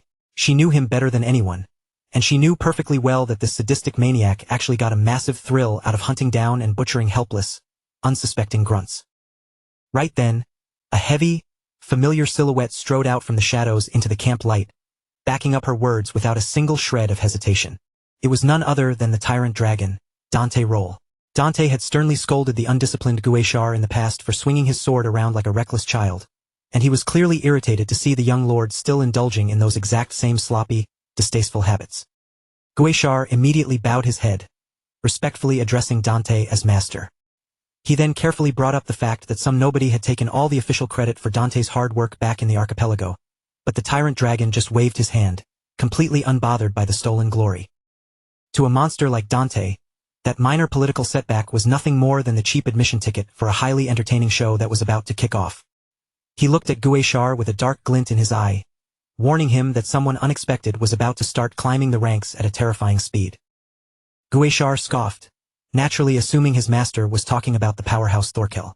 Anchio's eyes widened, however, as she instantly put the pieces together and realized Dante was actually talking about the newly arrived 6th heir. The mere thought of a fresh target made Gisher's eyes light up with sudden, psychotic excitement. He grinned widely, boasting that as long as they had the legendary tyrant dragon backing them as their master, there was absolutely no way some rookie could ever hope to surpass them. Dante Roll didn't argue. He just stared off into the dark distance and suggested, in an almost eerily casual tone, that Theo Ragnar might actually be the true chosen one of this era. The very instant those heavy words dropped from Dante's lips, the playful, arrogant expressions on both Guishar and Anchio's faces vanished completely, turning deadly, stone-cold serious. Their master offered them no lengthy explanation, no comforting words, and absolutely no room for hesitation. He simply left them with a cold, direct mandate to stay sharp and remain ready, because the chaotic days ahead would demand immediate, ruthless action. And when the perfect window of opportunity finally presented itself, their ultimate objective was crystal clear. They were to completely and utterly crush Theo Ragnar, ensuring the young upstart would never have another chance to rise through the ranks again. Meanwhile, several hours before Theo ever set foot on that blood-soaked battlefield, he was tucked away inside a heavy military carriage. The wheels groaned as it rolled steadily northward, carrying him closer by the minute to the front lines where the brutal war awaited his arrival. During that long, bumpy journey, the small fairy dragon had been quietly explaining the hidden history of the White Tower, revealing to Theo that its ancient walls served as a sanctuary housing the sleeping relic of the primordial dragon itself. Leaning back against the carriage wall, Theo pieced the strategy together. The territory surrounding that ancient White Tower was the exact region the Troivans had aggressively seized at the very start of their rebellion. Fortunately, though, they still had an edge. Because the ancient guardians shared a deep spiritual bond, they were capable of sensing one another's general locations. Even if it was faint, this mystical connection gave Theo and his companions a reliable trace to track down exactly where the enemy was keeping the relic. However, the fairy dragon's expression turned incredibly grim, as it warned him that the guardian bound to the White Tower had inherited the single largest fragment of the primordial dragon's fractured divine power. The other guardians resting within Theo's inner sanctum hummed in solemn agreement with that warning. Though every relic shared the exact same divine origin, it didn't mean they were created equal in strength or purpose. Each individual guardian relic had been forged to fulfill a specific, unique role in the world, and with those distinct duties came vastly different types of attributes, mystical traits, and raw power. Some of these ancient entities had been blessed with destructive capabilities far exceeding the others, but that terrifying strength also meant they carried responsibilities that were just as staggering. And out of every relic scattered across the land, the mighty guardian of the White Tower stood as the most extreme, terrifying example of that lopsided power dynamic. The devastating news was that this incredibly dominant relic was currently sitting dead center inside hostile Troivan territory, and there was no telling what kind of twisted experiments those rebels were planning to conduct with it. Theo's fist tightened as he recalled the horrific state of the Leviathan. He had already witnessed firsthand how far those bastards would go. They possessed a vile, unnatural method to poison the guardians, forcefully bleeding out the primordial dragon's raw power for their own selfish gain. No matter the cost or the danger, they absolutely had to breach the perimeter of the White Tower before the Troivans could finalize their preparations. They had to strike hard and fast before those greedy, treacherous hands could fully grasp the most powerful relic in existence and corrupt its pure energy for their own dark schemes. Fast forward back to the present on the war-torn Central Plateau. Theo quietly marched straight into the Demon Dragon's command tent. Stepping forward, he formally requested permission to break away from the main force to personally scout the rugged Rocky Mountains, pointing out that the enemy troops were bottlenecking there in a highly suspicious, dense formation. However, Theo couldn't just openly blurt out the secret knowledge he possessed from his past life. Because he had to keep his sources hidden, his strategic explanation came across as far too vague and speculative, prompting Julius Ragnar to cross his arms and instantly shoot down the proposal. The Demon Dragon made it clear that he couldn't just allow one of his most lethal frontline assets to abandon the vanguard for some sketchy, unverified personal hunch. He firmly reminded Theo that even if he had recently climbed the ranks to become an official heir candidate, that didn't give him a free pass to ignore his military obligations. Theo opened his mouth to press the issue, his eyes burning with determination. From his perspective, he wasn't trying to dodge his duties at all. In fact, he was fully prepared to double his combat output to make up for any time he spent away from the main camp. Watching the young lord's jaw tighten as visible frustration washed over his face, Julius didn't get angry. Instead, a sharp, amused smirk tugged at the corner of his lips. In reality, the seasoned commander was just pulling the kid's leg to see how he'd react. Theo had already proven his absolute loyalty and lethal competence time and time again, showing he was more than capable of handling highly sensitive missions on his own. The general chuckled and promised to personally handle the paperwork and cover his absence so Theo could slip away without worrying about a court-martial. After all, the legendary white armored dragon cavalry wasn't so pathetic that they'd crumble just because a single soldier went off-grid.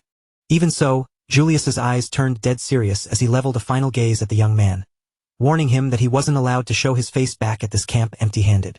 Theo felt a surge of genuine gratitude for the immense trust his commander was placing in him. Bowing his head, he gave his word that he would rather die than let those heavy expectations down. Without letting a single second go to waste, Theo vaulted onto Umbra's broad back.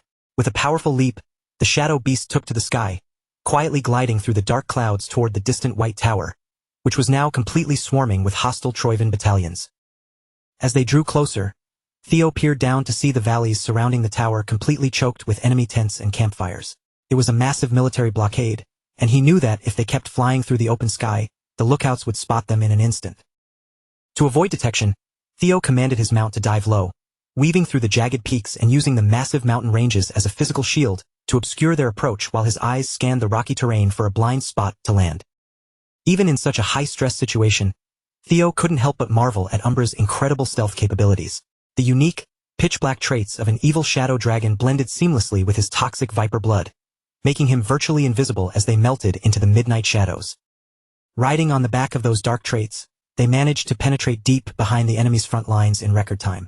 But looking at the heavy patrol patterns ahead, Theo knew that from this point forward, a massive dragon would only draw attention. He had to move on foot. Leaning in close, he gave Umbra a quiet command to wheel around and head back to the safety of the Imperial base camp, leaving Theo standing alone in the darkness, ready to brave the rest of the path on his own 2 feet. Muting his footsteps until he didn't make so much as a whisper against the dirt, Theo began fluidly parkouring down the treacherous, crumbling cliffs, expertly using the jagged terrain and uneven rocks to mask his descent. He kept his presence completely suppressed, ensuring not a single drop of his aura leaked out, and he had even checked over his specialized spy equipment to guarantee he could slip past the heavy surveillance undetected.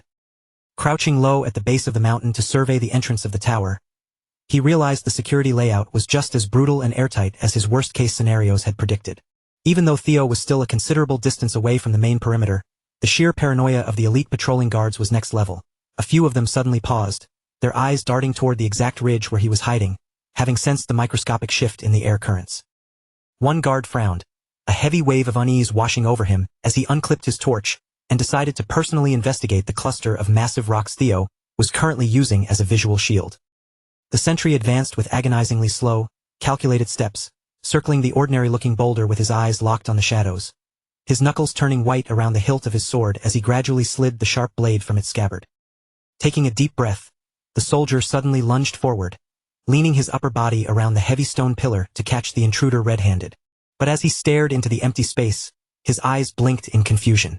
There was absolutely nothing there but dust and cold wind. Sweeping his blade through the empty air a few more times to be absolutely certain, the patrolman finally let out a frustrated sigh, sheathing his weapon and letting his shoulders drop as he cursed himself for letting his mind play tricks on him. That drop in vigilance was the last mistake he would ever make. While his entire focus had been glued to checking behind that boulder, his partner who had been standing guard just a few paces back had already been silently neutralized by a shadow slipping through the dark. The guard's instincts suddenly screamed that something was horribly wrong. Snapping his head around, he opened his mouth to follow basic emergency protocol, drawing in a breath to scream a warning to the rest of the camp. But Theo was already moving at a terrifying speed. Before a single syllable could escape the man's throat, Theo closed the distance like a ghost, striking him with a brutal, crushing blow that sent the soldier crashing silently into the dirt alongside his partner. Meanwhile, just a few miles away inside a hidden chamber near the tower, Ed Troivan stood motionless before a dark shrine that was completely drenched in a wide, pooling lake of fresh blood. His eyes wide with twisted admiration as he stared at the ominous, pulsating mass of flesh resting atop the altar. From the deep shadows behind him, the silent, shuffling footsteps of a hermit priest approached, bringing an incredibly foul, distorted aura into the room.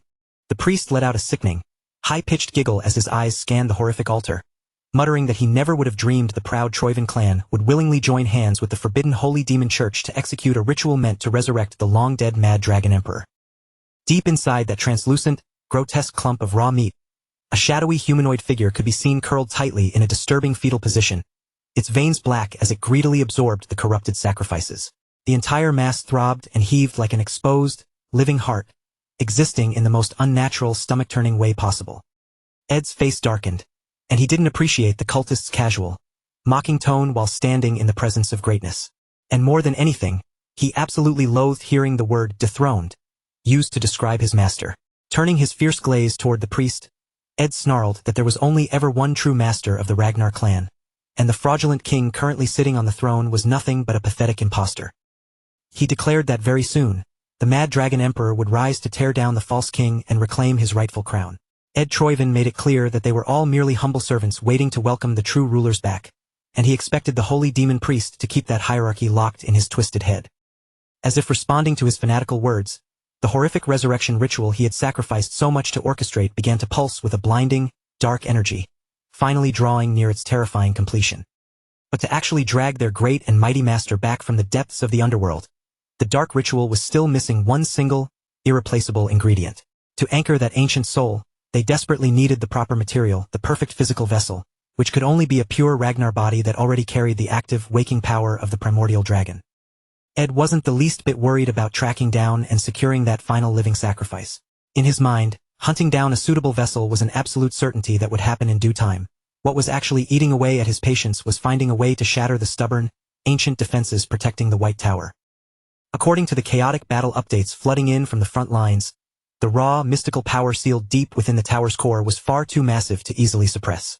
Even though his squads had been relentlessly pumping wave after wave of the deadly shadow demon toxin into the structure, the magical resistance surging from inside remained overwhelmingly intense.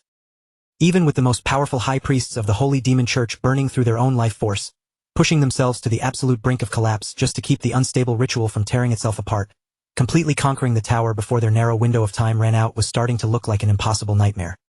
Ed did not take the grim status report well at all. The agonizingly slow progress rubbed against his raw nerves like a jagged blade, causing a dark, dangerous scowl to twist across his sharp features as he glared at the trembling messenger. Completely unable to bottle up his exploding rage, he unleashed a massive wave of his suffocating aura, violently crushing the messenger into the dirt right then and there. As the poor bastard choked on the dust, Ed snorted in disgust. He had already sacrificed far too much blood and committed too many atrocities to let the Mad Dragon Emperor's grand resurrection grind to a halt over a little resistance. He barked that all he required to finalize the awakening was the primordial dragon's raw power, and he flat out refused to hear the word impossible ever again. Narrowing his eyes, Ed Troivan issued a chilling warning to his subordinates to exhaust every hidden resource and employ the most depraved tactics necessary to breach those walls. Absolutely terrified that a single wrong word would result in his head rolling across the 10th floor, the bruised messenger scrambled to his knees, frantically begging for forgiveness for his lack of foresight while swearing on his life that he would find a way to make the breakthrough happen. In the end, instead of losing his life for being the bearer of bad news, the man managed to stumble out of the command tent with nothing worse than a shattered, bleeding nose. Given the sheer magnitude of Ed's psychotic temper, walking away with his head still attached to his neck was a massive victory. Moments later, the heavy tent flaps burst open again as a second scout rushed inside, completely out of breath, to deliver a piece of critical intelligence to the junior clan head. An incredibly elusive intruder had somehow breached the perimeter and slipped directly into the main White Tower encampment. The scout explained that whoever this ghost was, they had swiftly ambushed an isolated sentry, stripped him of his armor, and used the stolen uniform to blend seamlessly into the ranks of the garrison. However, the clever disguise began to unravel the exact moment a nearby patrol stumbled across their naked, unconscious comrade dumped unceremoniously behind a row of supply crates. Realizing a spy was walking among them, the officers immediately began hammering the heavy alarm bells, sending a wave of panic through the base as search parties scrambled to lock down the area. Yet, from a high, shadowed ridge overlooking the valley, a hidden pair of eyes quietly watched the chaotic scramble unfold. Scanning the frantic crowds below with predatory focus, The observer's gaze eventually locked onto a lone, armored infantryman wearing a standard-issue face mask. The disguised figure was matching the exact stride of the frantic search party around him, moving with such flawless composure and natural timing that not a single regular soldier suspected a thing. Utilizing his advanced, long-range optical vision, Gueshar let out a low whistle of genuine surprise as he recognized the face behind the mask, realizing the newly appointed 6th heir candidate had actually managed to infiltrate the belly of the beast entirely on his own. He chuckled to himself, figuring out that Theo must have precisely executed only the bare minimum of targets to steal a uniform without raising a flag. The terrifyingly clean, professional methodology strongly mirrored the signature style of Black Snow, leaving Gueshar to wonder if the kid had secretly operated within that shadowy organization during his mysterious past life. He had to grudgingly admit that the young upstart was turning out to be a hell of a lot more entertaining than he initially gave him credit for, and he could feel his blood pumping with an eager desire to test the kid's limits himself. Anchio sharply smacked his shoulder, telling him to stop drooling like a rabid dog and keep his eyes glued to their target, reminding him that they had already monumentally screwed up their assignment with Thorkel. Gueshar rolled his eyes, well aware of how much was riding on this stalker mission, and promised his sister that he'd stay on his best behavior, though the twisted, bloodthirsty grin stretching across his face made that promise look incredibly thin. Meanwhile, back inside the command hub, the moment the news of a security breach at the White Tower reached Ed's ears, the young commander nearly snapped his own quill in half, his face contorting as he threatened to murder everyone on watch. A slip-up of this magnitude should have been statistically impossible given the sheer volume of troops stationed there. Only a tiny, elite circle of individuals knew the true, world-altering objective hidden beneath this military campaign, since the entire bloody war on the plateau was supposed to be a massive, elaborate distraction to keep the main Ragnar forces occupied elsewhere. And yet, despite all his meticulous planning, a heavy, sinking feeling began to knot deep within Ed's stomach. There was only one specific, infuriating anomaly in the entire world capable of throwing a wrench into his completely airtight operations. Time and time again, Theo Ragnar had consistently materialized out of nowhere to act as a direct thorn in Ed's side. But just as his explosive rage threatened to completely cloud his judgment, the chilling, calculating intellect of Ed Troyvin forced its way back to the surface, instantly freezing his emotions. The messenger, still shaking like a leaf on the floor, nervously squeaked out a suggestion to double the perimeter guards, expand the search grid, and use overwhelming numbers to hunt down and capture the intruder before he could escape. Ed, however, raised a hand to silence him, a dark smirk replacing his anger as a completely inverted strategy formed in his mind. From this exact second onward, they were going to play a different game. He shockingly ordered a massive, immediate evacuation of the White Tower lines. He commanded them to pull back the legions, leaving behind nothing but a skeleton crew of low-level grunts on the ground. It was an incredibly bizarre and reckless order on paper, since drastically lowering their defenses only multiplied the risk of losing the primordial dragon's relic to whoever had broken in. But an intentional vulnerability was exactly what Ed Troyvin was banking on. He was completely, undeniably certain that the ghost creeping through his camp was indeed that troublesome brat, Theo, and analyzing how freakishly fast the kid's power had been multiplying over the last few weeks, Theo would undoubtedly find a way to break through the tower's ancient internal security on his own, ultimately emerging from the ruins with the coveted power of the primordial dragon resting in his palms. With a casual, lazy flick of his wrist toward the heavy shadows of his chamber, Ed summoned his most lethal, fiercely loyal inner circle, the elite noble servitors who answered exclusively to his personal commands. He reasoned that if breaking the tower seal was proving to be a logistical nightmare for his regular army, they would simply sit back, let the rookie do all the heavy lifting, and then execute the kid to harvest the prize the moment he stepped outside. To guarantee that this cold-blooded assassination went off without a single hitch, Ed pointed his finger directly at his most dependable asset, his number one servitor, the eerie, masked figure known as Ein. Stepping out from the darkness right beside the plague doctor was a towering, heavily armored Goliath resting a ridiculously massive, skull-crushing warhammer against his shoulder, Ed's lethal number 2 Sway. Rounding out the strike team was Ed's vicious number 3, Dre, a dangerously dominant, sharp-eyed woman whose suffocating, bloodthirsty presence made it instantly clear to everyone in the room that crossing her meant a horrific death.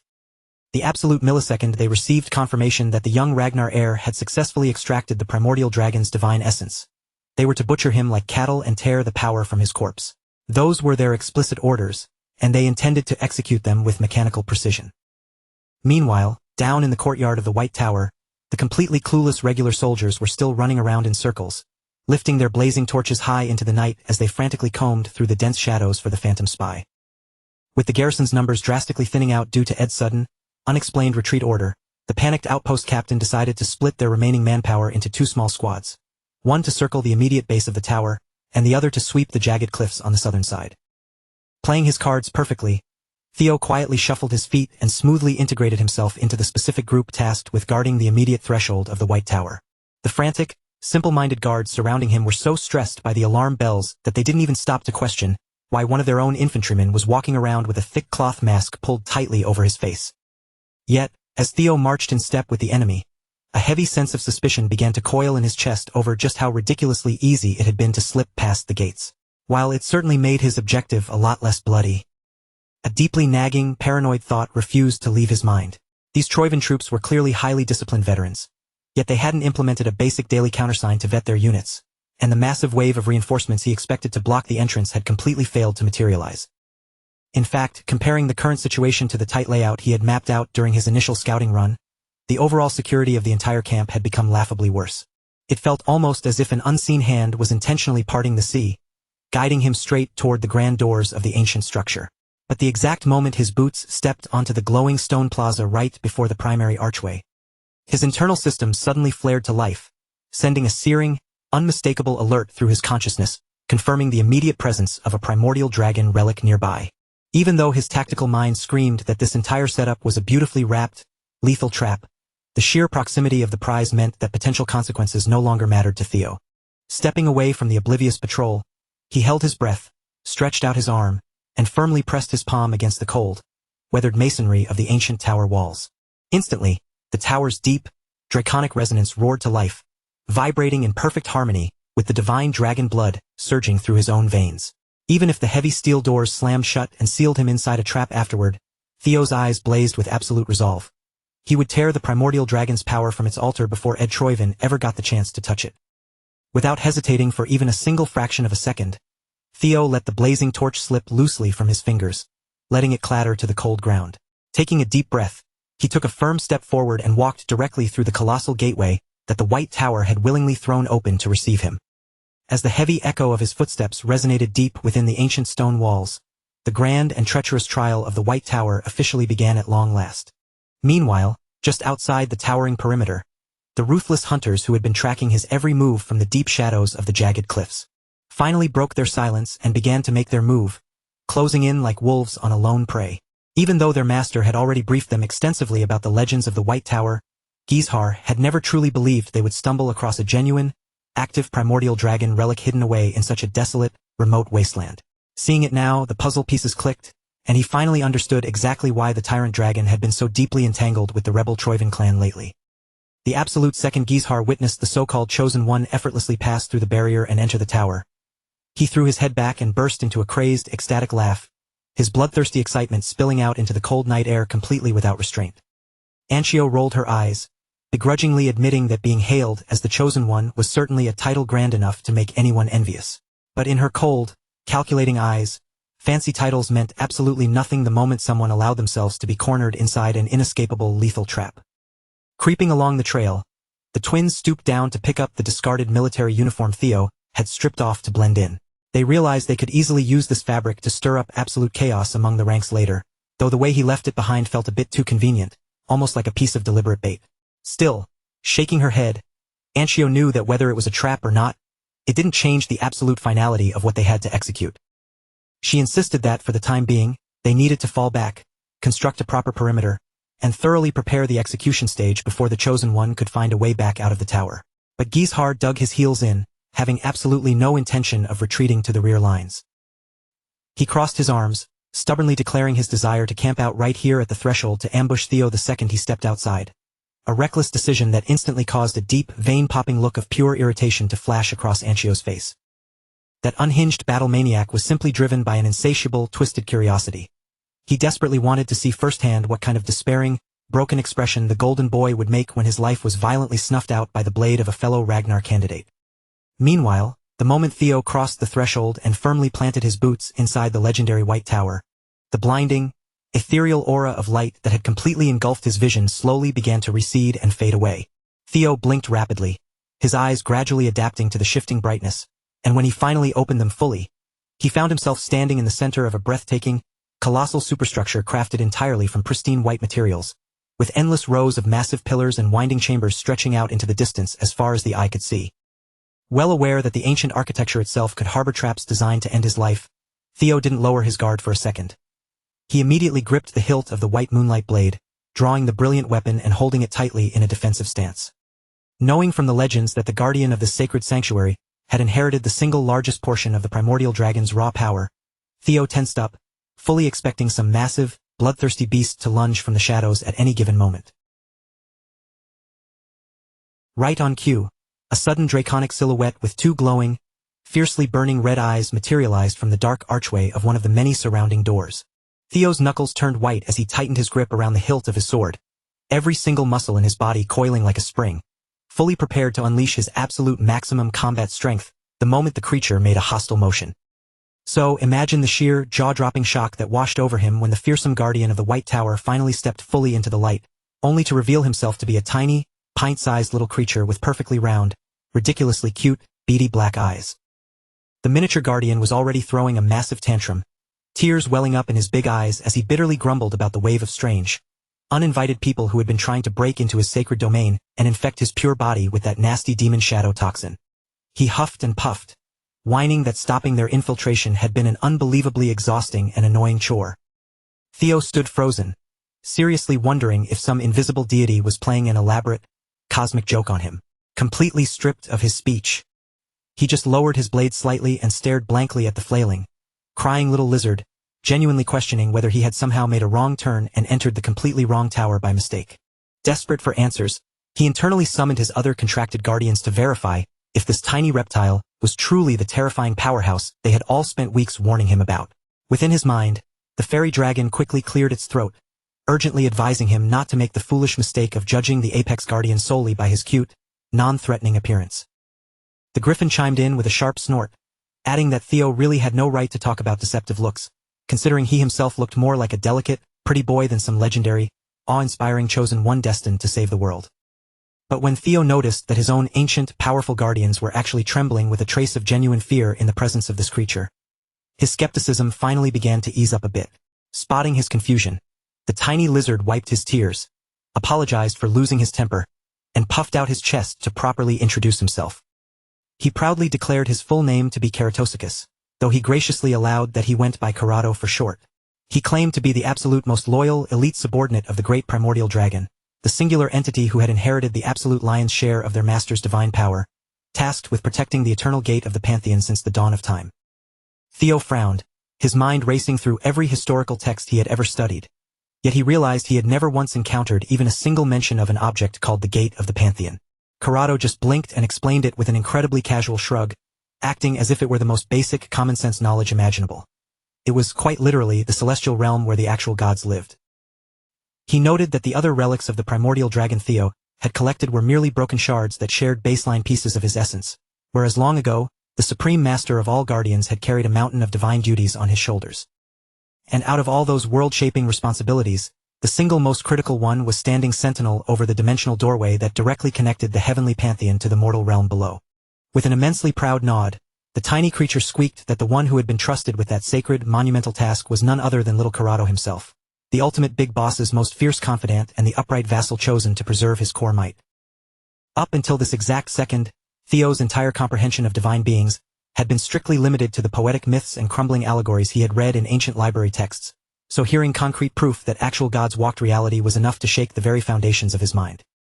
Anxious to learn the truth, he opened his mouth to press Corrado for deeper historical details, but the cheerful little lizard suddenly went completely blank, staring back at him with a totally vacant, glassy-eyed smile. It looked as if Corrado's entire brain had completely short-circuited and spaced out for a long moment, before he slowly, mechanically mumbled his own full name again, Keratosicus, when a bewildered Theo carefully repeated the name back to him. The little guy instantly snapped back to life with a joyful spark, exactly like a machine whose engine had just been violently kick-started back into gear. Theo could only sweat drop. This really was an incredibly bizarre little creature. He couldn't help but sigh, realizing that literally every single ancient guardian he had bonded with so far seemed entirely incapable of acting like a normal, functional being. Still, keeping his focus, he looked the reptile dead in the eyes and asked the burning question directly. Did God truly exist in this world? Corrado beams a bright, wide smile and chirped back that God most definitely existed.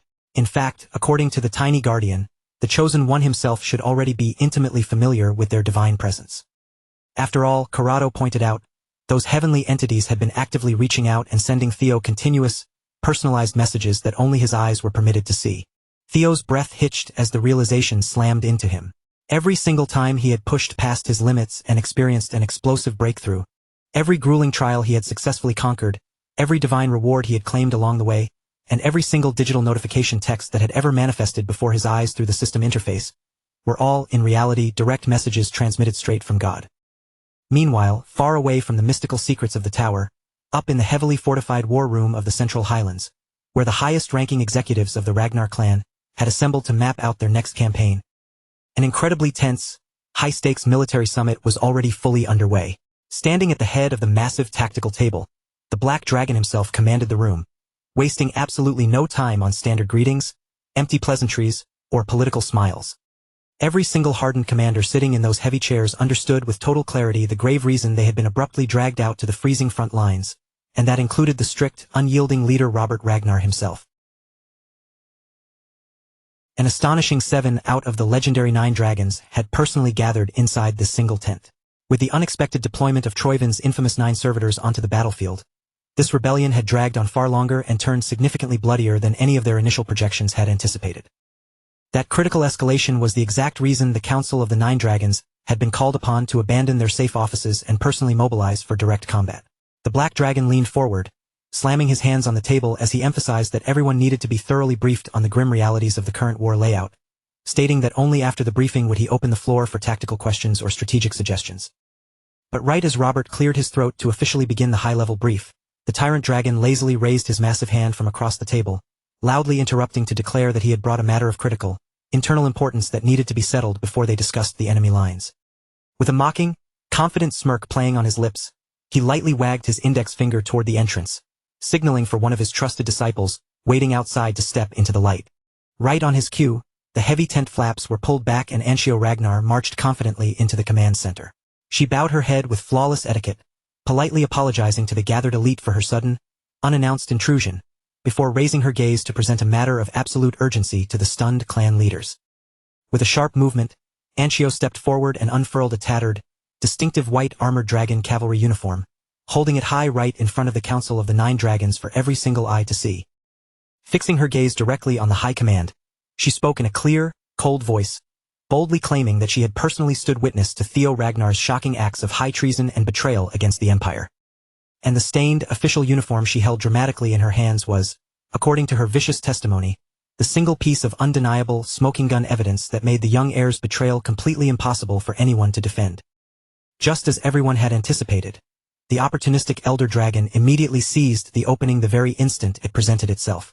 He practically bit down on the golden chance to drag the young heir candidate's pristine reputation through the absolute mud. Before any of the other leaders could even begin to process the situation or settle on a measured response, he was already thrusting an accusing finger forward, loudly proclaiming to the room that discarding an official Ragnar uniform wasn't just some minor tactical blunder, but an explicit, unmistakable act of high treason against the bloodline. The rest of the assembled dragons, however, did not mirror his aggressive eagerness.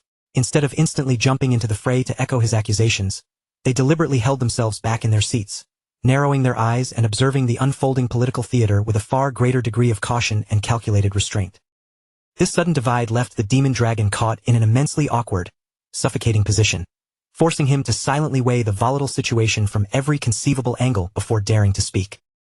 Frowning deeply, he attempted to read between the lines of Theo's bizarre behavior, racketing his brain to figure out what kind of desperate or calculated thought process could have driven the boy to cast away his official uniform in enemy territory.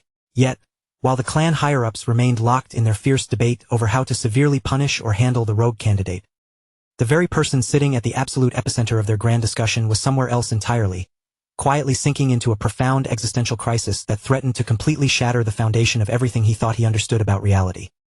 If he was interpreting Corrado's words correctly, then that glowing blue status window that had consistently guided his steps and given him strength all this time wasn't just some bizarre, mechanical system glitch. It meant that the literal gods of the universe had engineered a direct, personal method to speak into his mind. The pint-sized guardian didn't offer a dramatic explanation.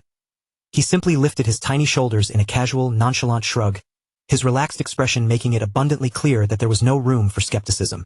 To a being like him, this reality was as plain and obvious as the sky itself.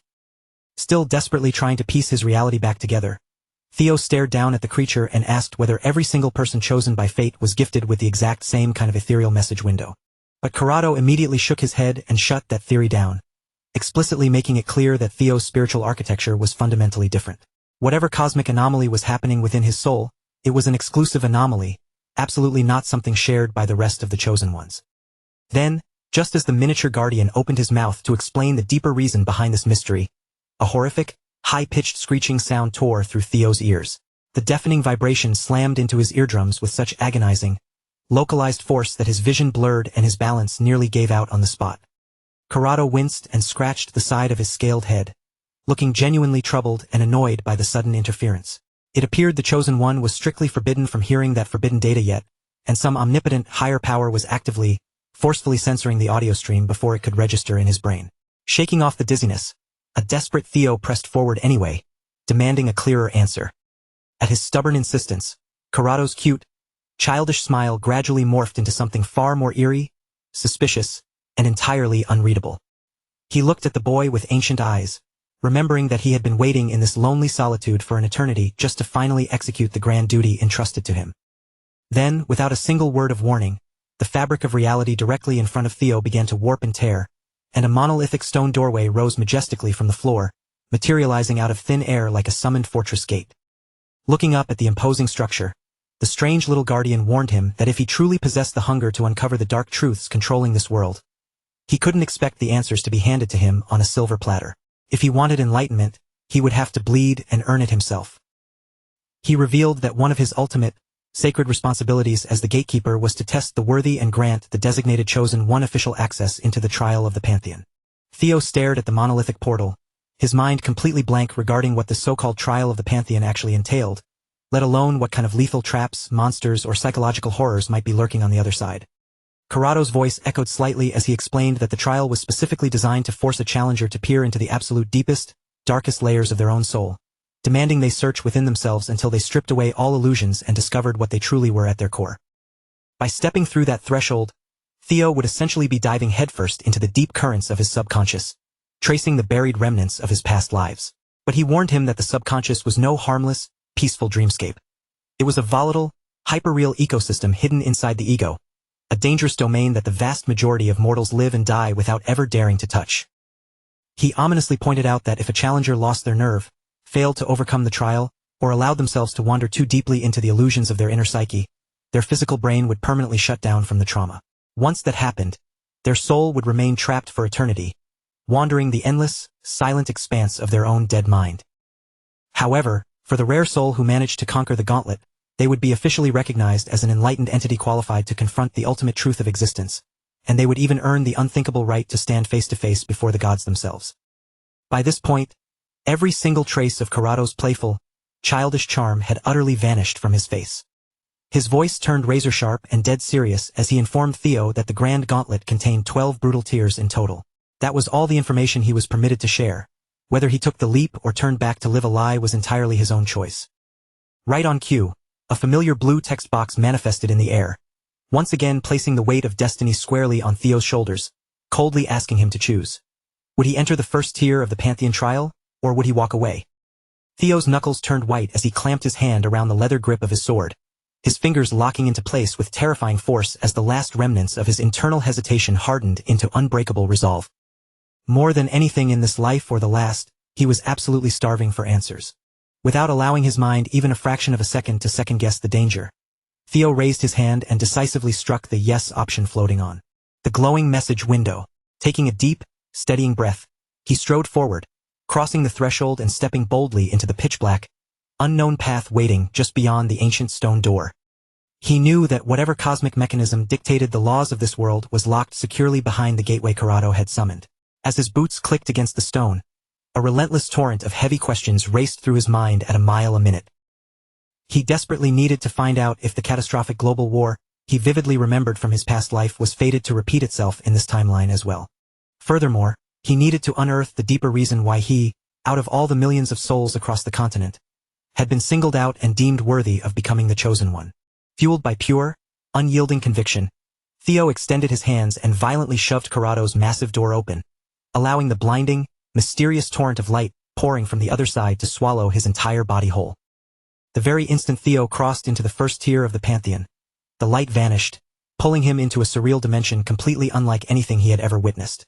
He found himself standing in the center of what looked like a colossal, ruined Colosseum, shattered, ancient, and drifting entirely alone in the infinite, star-speckled void of deep outer space. As he spun around, he watched Karado's stone doorway dissolve into thin particles of light until absolutely nothing remained behind him. Theo scanned the cosmic horizon in dead silence, realizing that wherever this impossible realm was, it definitely didn't belong inside the physical layout of the White Tower anymore. Suddenly, a system notification flashed before his eyes, coldly informing him that in order to properly synchronize with and enter the subconscious realm, he would need to actively suppress his own conscious ego and allow the internal gateway within his soul to open. Only a few moments after the text faded, Theo's combat senses flared as he felt a bizarre, unsettling vibration stirring directly beneath his boots, as though the very stone floor of the Colosseum had begun to violently boil. A dense, unnatural puddle of jet-black goo began to bubble up and sizzle across the white masonry, aggressively spreading outward in a wide circle as it slowly gathered its mass together, rising up and taking shape right before his stunned eyes. Before long, the viscous, dark sludge congealed into a distinct humanoid shape, but even though it perfectly mirrored the proportions of a human being, it possessed absolutely no facial features, no skin tone, and nothing that made it seem alive in any conventional sense of the word. According to a fresh system alert, this introductory trial was bound entirely to Theo's own mind. At first glance, the faceless, silent humanoid didn't seem to radiate the kind of apocalyptic danger that Karado's grim warnings had implied. However, that momentary wave of relief vanished in a heartbeat when the liquid humanoid suddenly exploded into motion, launching a lethal attack without a single millisecond of telegraph or warning. With terrifying speed, it whipped its arm forward, sending a familiar, spinning throwing blade slicing straight toward Theo's throat. He barely managed to react, violently twisting his torso out of the trajectory at the last possible second, but the razor-sharp edge still managed to graze his cheek, leaving a thin, bleeding line in its wake. Feeling the sting of blood on his face, Theo immediately dropped his weight, resetting his combat stance and locking his focus entirely onto the entity. Whoever or whatever this thing was, it had just made its lethal intentions undeniably clear. But as he stared intently through the gloom, his pupils suddenly dilated with shock. The black sludge covering the entity began to rapidly crystallize and clarify, and he finally recognized exactly whose form it was copying. The ancient guardian standing sentinel before the deepest layers of his subconscious was none other than a mirror of himself. The psychological entity known simply as I stood fully formed before him. Right on cue, the merciless system box popped up with a single, brutal objective line: eliminate the target. In every conceivable way, the entity named I was a flawless mirror image copy of Theo, meticulously replicated down to the finest hair strand and armor buckle. The chosen one and the living manifestation of his own ego stood perfectly still in the cosmic Colosseum, locked in a silent, suffocating stare-down. Initially, Theo felt a deep, instinctive knot of unease twist in his gut at the bizarre prospect of having to murder his own likeness. But as his tactical mind took over, he wondered if this weird setup might actually play right into his hands. After all, compared to fighting some alien entity with unpredictable magic, wouldn't it be infinitely easier to dismantle an opponent whose every move, thought, and habit he understood better than anyone else in existence? It seemed like a perfectly logical, comforting piece of strategy. But the exact instant the copy unleashed its hidden power, sending a deafening, thunderous aura of golden lightning exploding across the entire Colosseum, Theo's confidence instantly evaporated.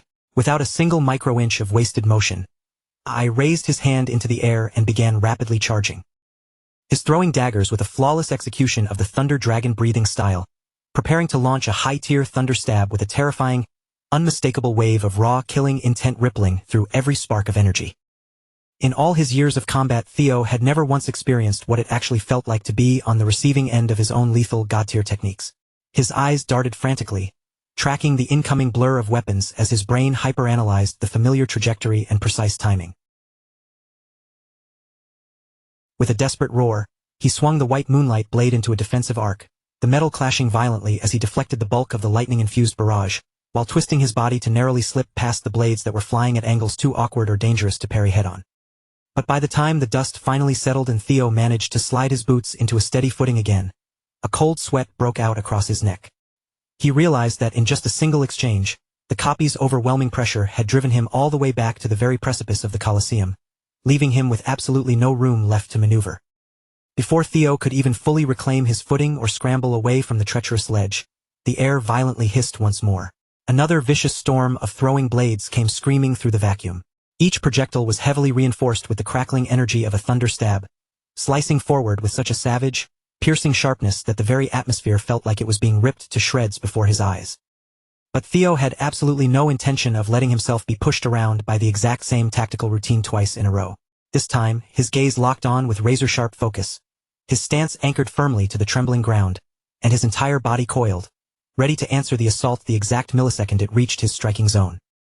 The very instant those incoming blades crossed the invisible line into his lethal melee range where he could forcefully retaliate, Theo unleashed his quintuple dragon's claw with an absolute explosion of raw power.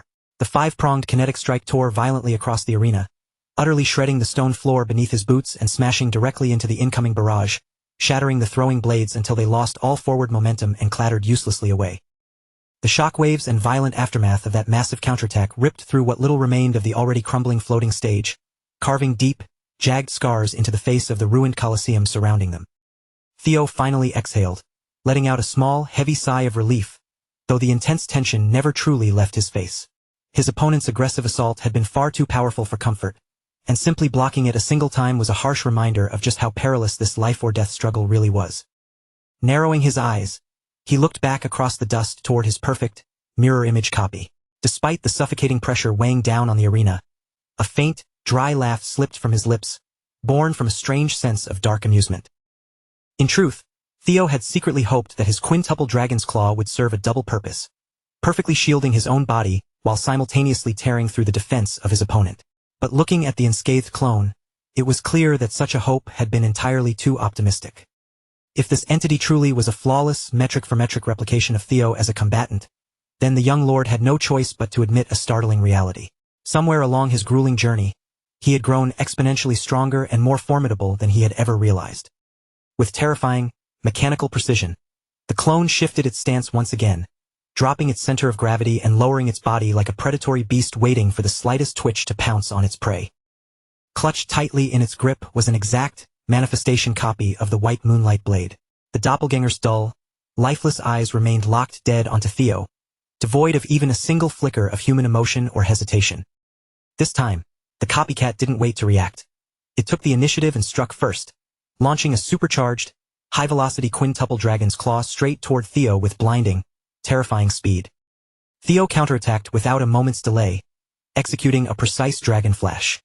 He drove his own blade forward with a fierce thrust, meeting the incoming five-pronged assault dead-on to forcibly deflect the trajectory of the blows. The two identical techniques collided with a deafening roar of equal force.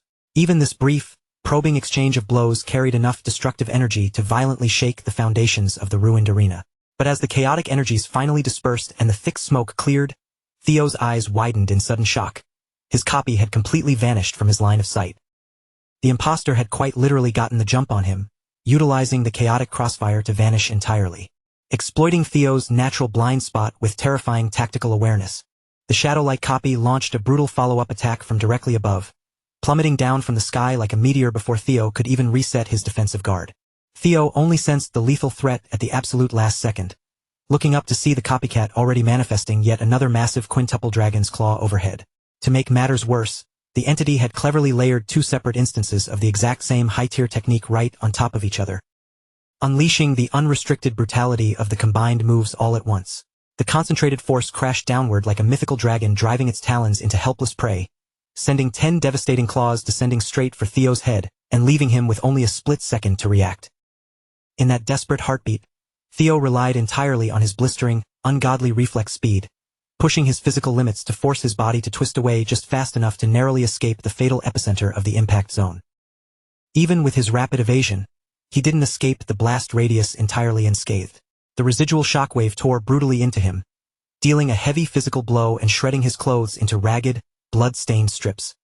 Refusing to back down, Theo immediately retaliated by charging straight at the expressionless imposter, closing the distance between them in a desperate, high-speed rush.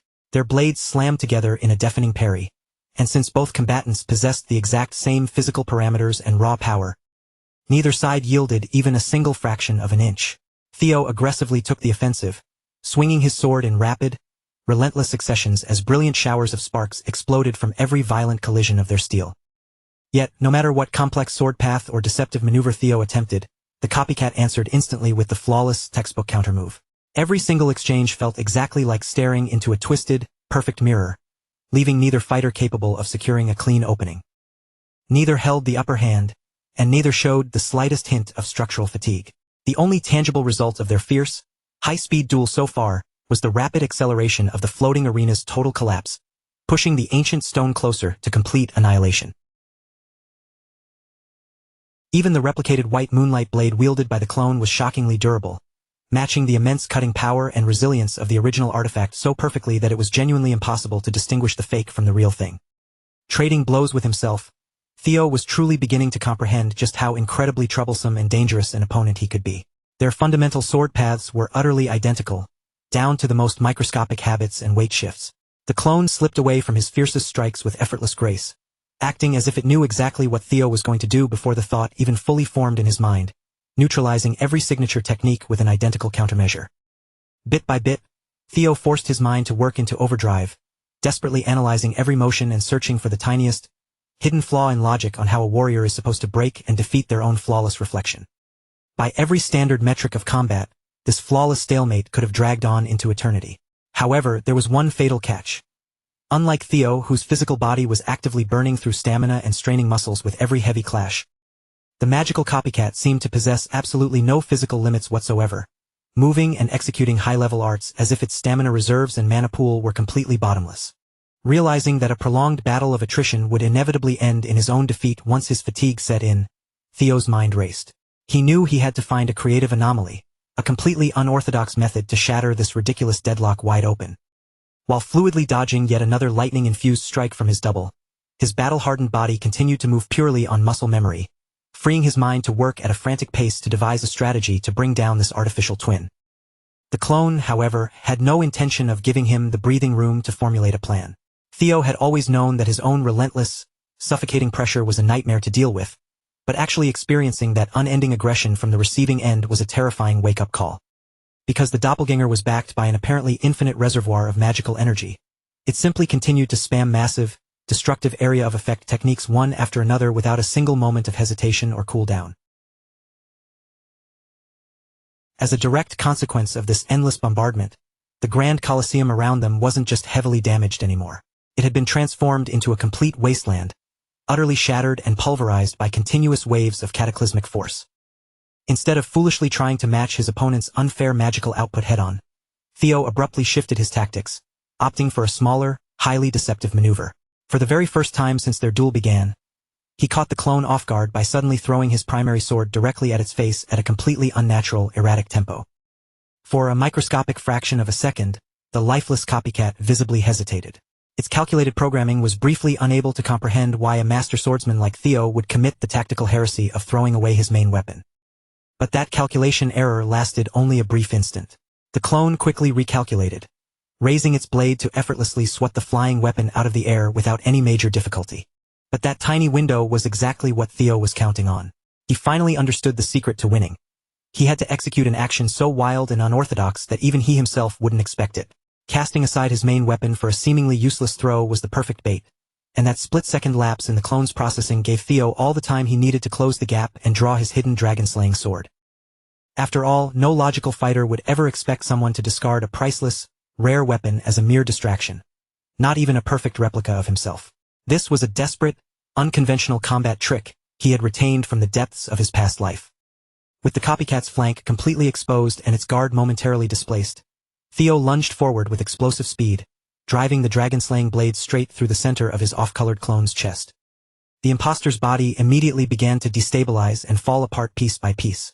The eerie black sludge that formed its core rapidly lost its structural integrity, completely unable to hold its form together after suffering such a devastating, fatal puncture wound. Watching the entity dissolve, Theo let out a weary breath, silently admitting to himself that it had been an incredibly profound match, especially since he had just quite literally conquered what was, in essence, the pinnacle of his past self. A resonance system notification pinged through the air, officially acknowledging his absolute victory over his own reflection and declaring that he had successfully cleared the trial of the first tier.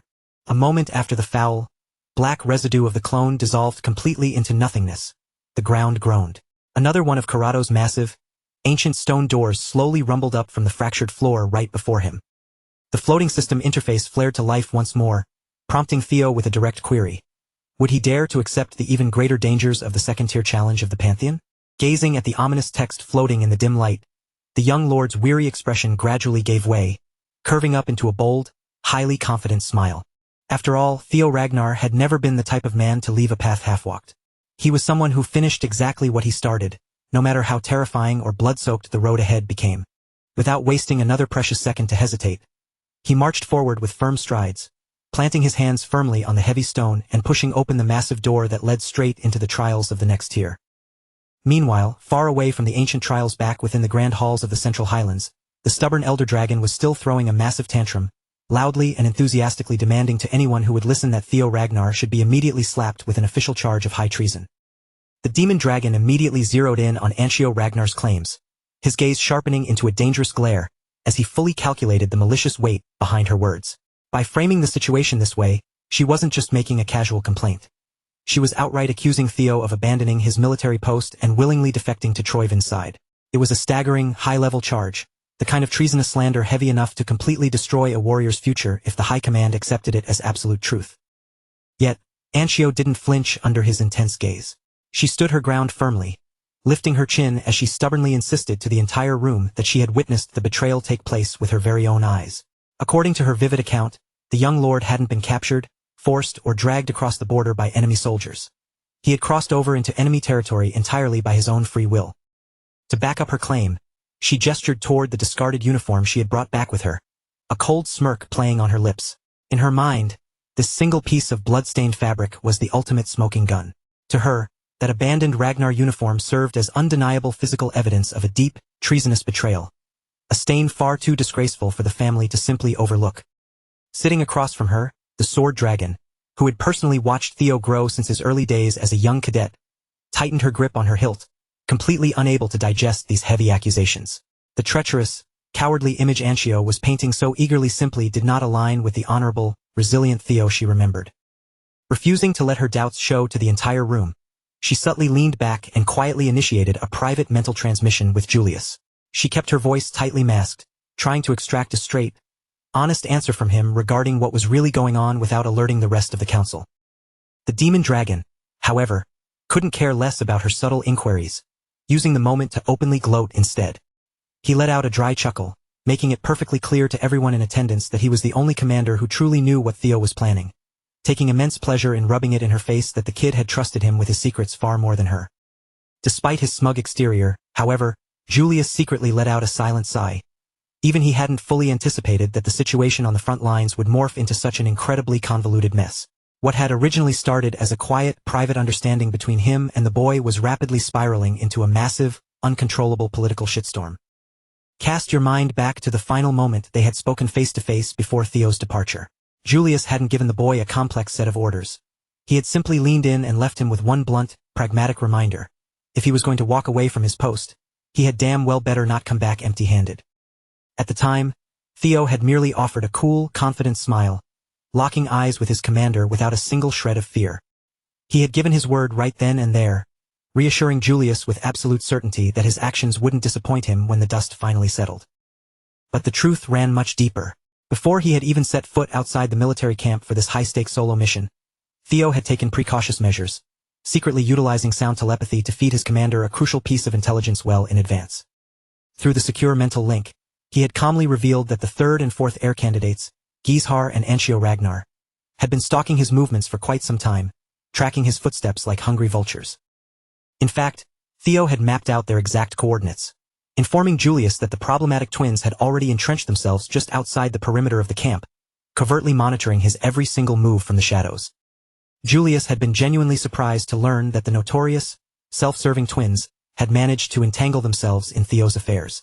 On paper, there was absolutely no logical, ordinary reason for high-ranking candidates like them to be personally lurking around a frontline camp. According to Theo's precise deductions, the twins had been sniffing around his trail like hunting hounds ever since he made his triumphant return from the archipelago, and officially integrated into the frontline forces. Theo knew exactly what they were after.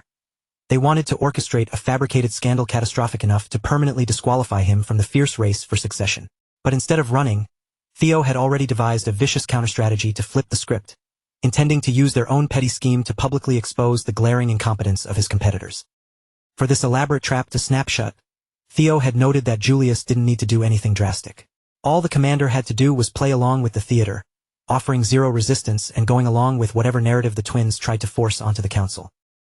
So, as Julius sat there in the present moment, watching Anchio Ragnar confidently hurl these fabricated, treasonous charges at the boy, a dark smirk began to form in his mind. He finally understood the grand chessboard Theo had chosen to set in motion. The kid really was an arrogant, insolent little brat, but Julius had to admit he absolutely loved this kind of high-stakes drama. If the boy had the guts to play mental gymnastics with figures at the top of the food chain, Julius wasn't about to spoil the fun. To the absolute shock of everyone present, the demon dragon suddenly slammed his fist down, backing Anchio's wild allegations with fierce, unshakable conviction. Anchio's eyes lit up, and she immediately bowed her head, thanking the commander profusely for validating her story, clearly ecstatic that the highest authority in the room was stepping in to support her claims. However, the tyrant dragon shifted uncomfortably in his seat, deeply unsettled by how easily and seamlessly Julius was folding to her narrative. Nearby, the black dragon's eyes narrowed into slits. He too sensed a glaring anomaly when Julius suddenly took absolute control of the floor, aggressively proposing that they form an elite, specialized pursuit unit to hunt down the traitorous boy. You see, Robert's extensive spy network had already delivered a critical report. Theo had vanished from his post the exact moment he concluded a private meeting with the demon dragon. This perfect timing strongly hinted that everything unfolding in this council room was nothing more than a carefully scripted performance. Instantly reading between the lines and grasping the exact trajectory Julius was steering toward, the black dragon decided to play his part in the theater as well, deeply curious to see what kind of chaotic storm this elaborate setup would ultimately unleash. With a formal nod, the black dragon declared that from this moment forward, Black Snow would officially log Theo Ragnar as an active military defector. He feigned acceptance of Anchio's flimsy, circumstantial evidence and immediately committed his own organization's resources to mobilizing a lethal, high-tier pursuit unit to track the boy down. The political landscape on the surface had degenerated into an absolute, tangled mess, but amidst the swirling confusion, one undeniable truth was beginning to crystallize. Theo wasn't a helpless piece of driftwood being swept away by the current. He was the one pulling the strings from the shadows. Without even physically standing in the room or saying a single word to his faces, this single teenager had somehow manipulated the formidable 9 dragons, forcing the absolute powerhouses of the continent to dance entirely to his rhythm. Meanwhile, the very man they were currently branding as a desperate, fleeing traitor was nowhere near the conventional mud and blood battlefields they were imagining. At that exact moment, Theo was navigating a realm of otherworldly, cosmic trials far beyond anything their mortal minds could possibly conceive. The moment Theo's boots crossed the threshold into the second tier of the mysterious pantheon, the environment shifted instantly, leaving him completely blind as to what twisted psychological torment would be waiting to test his resolve on the other side. But as the blinding light faded, his jaw tightened. What he absolutely did not expect was to find himself standing right in the center of the Burning Rose Palace. A tragic, blood-soaked location inextricably tied to the most agonizing memories of his past life.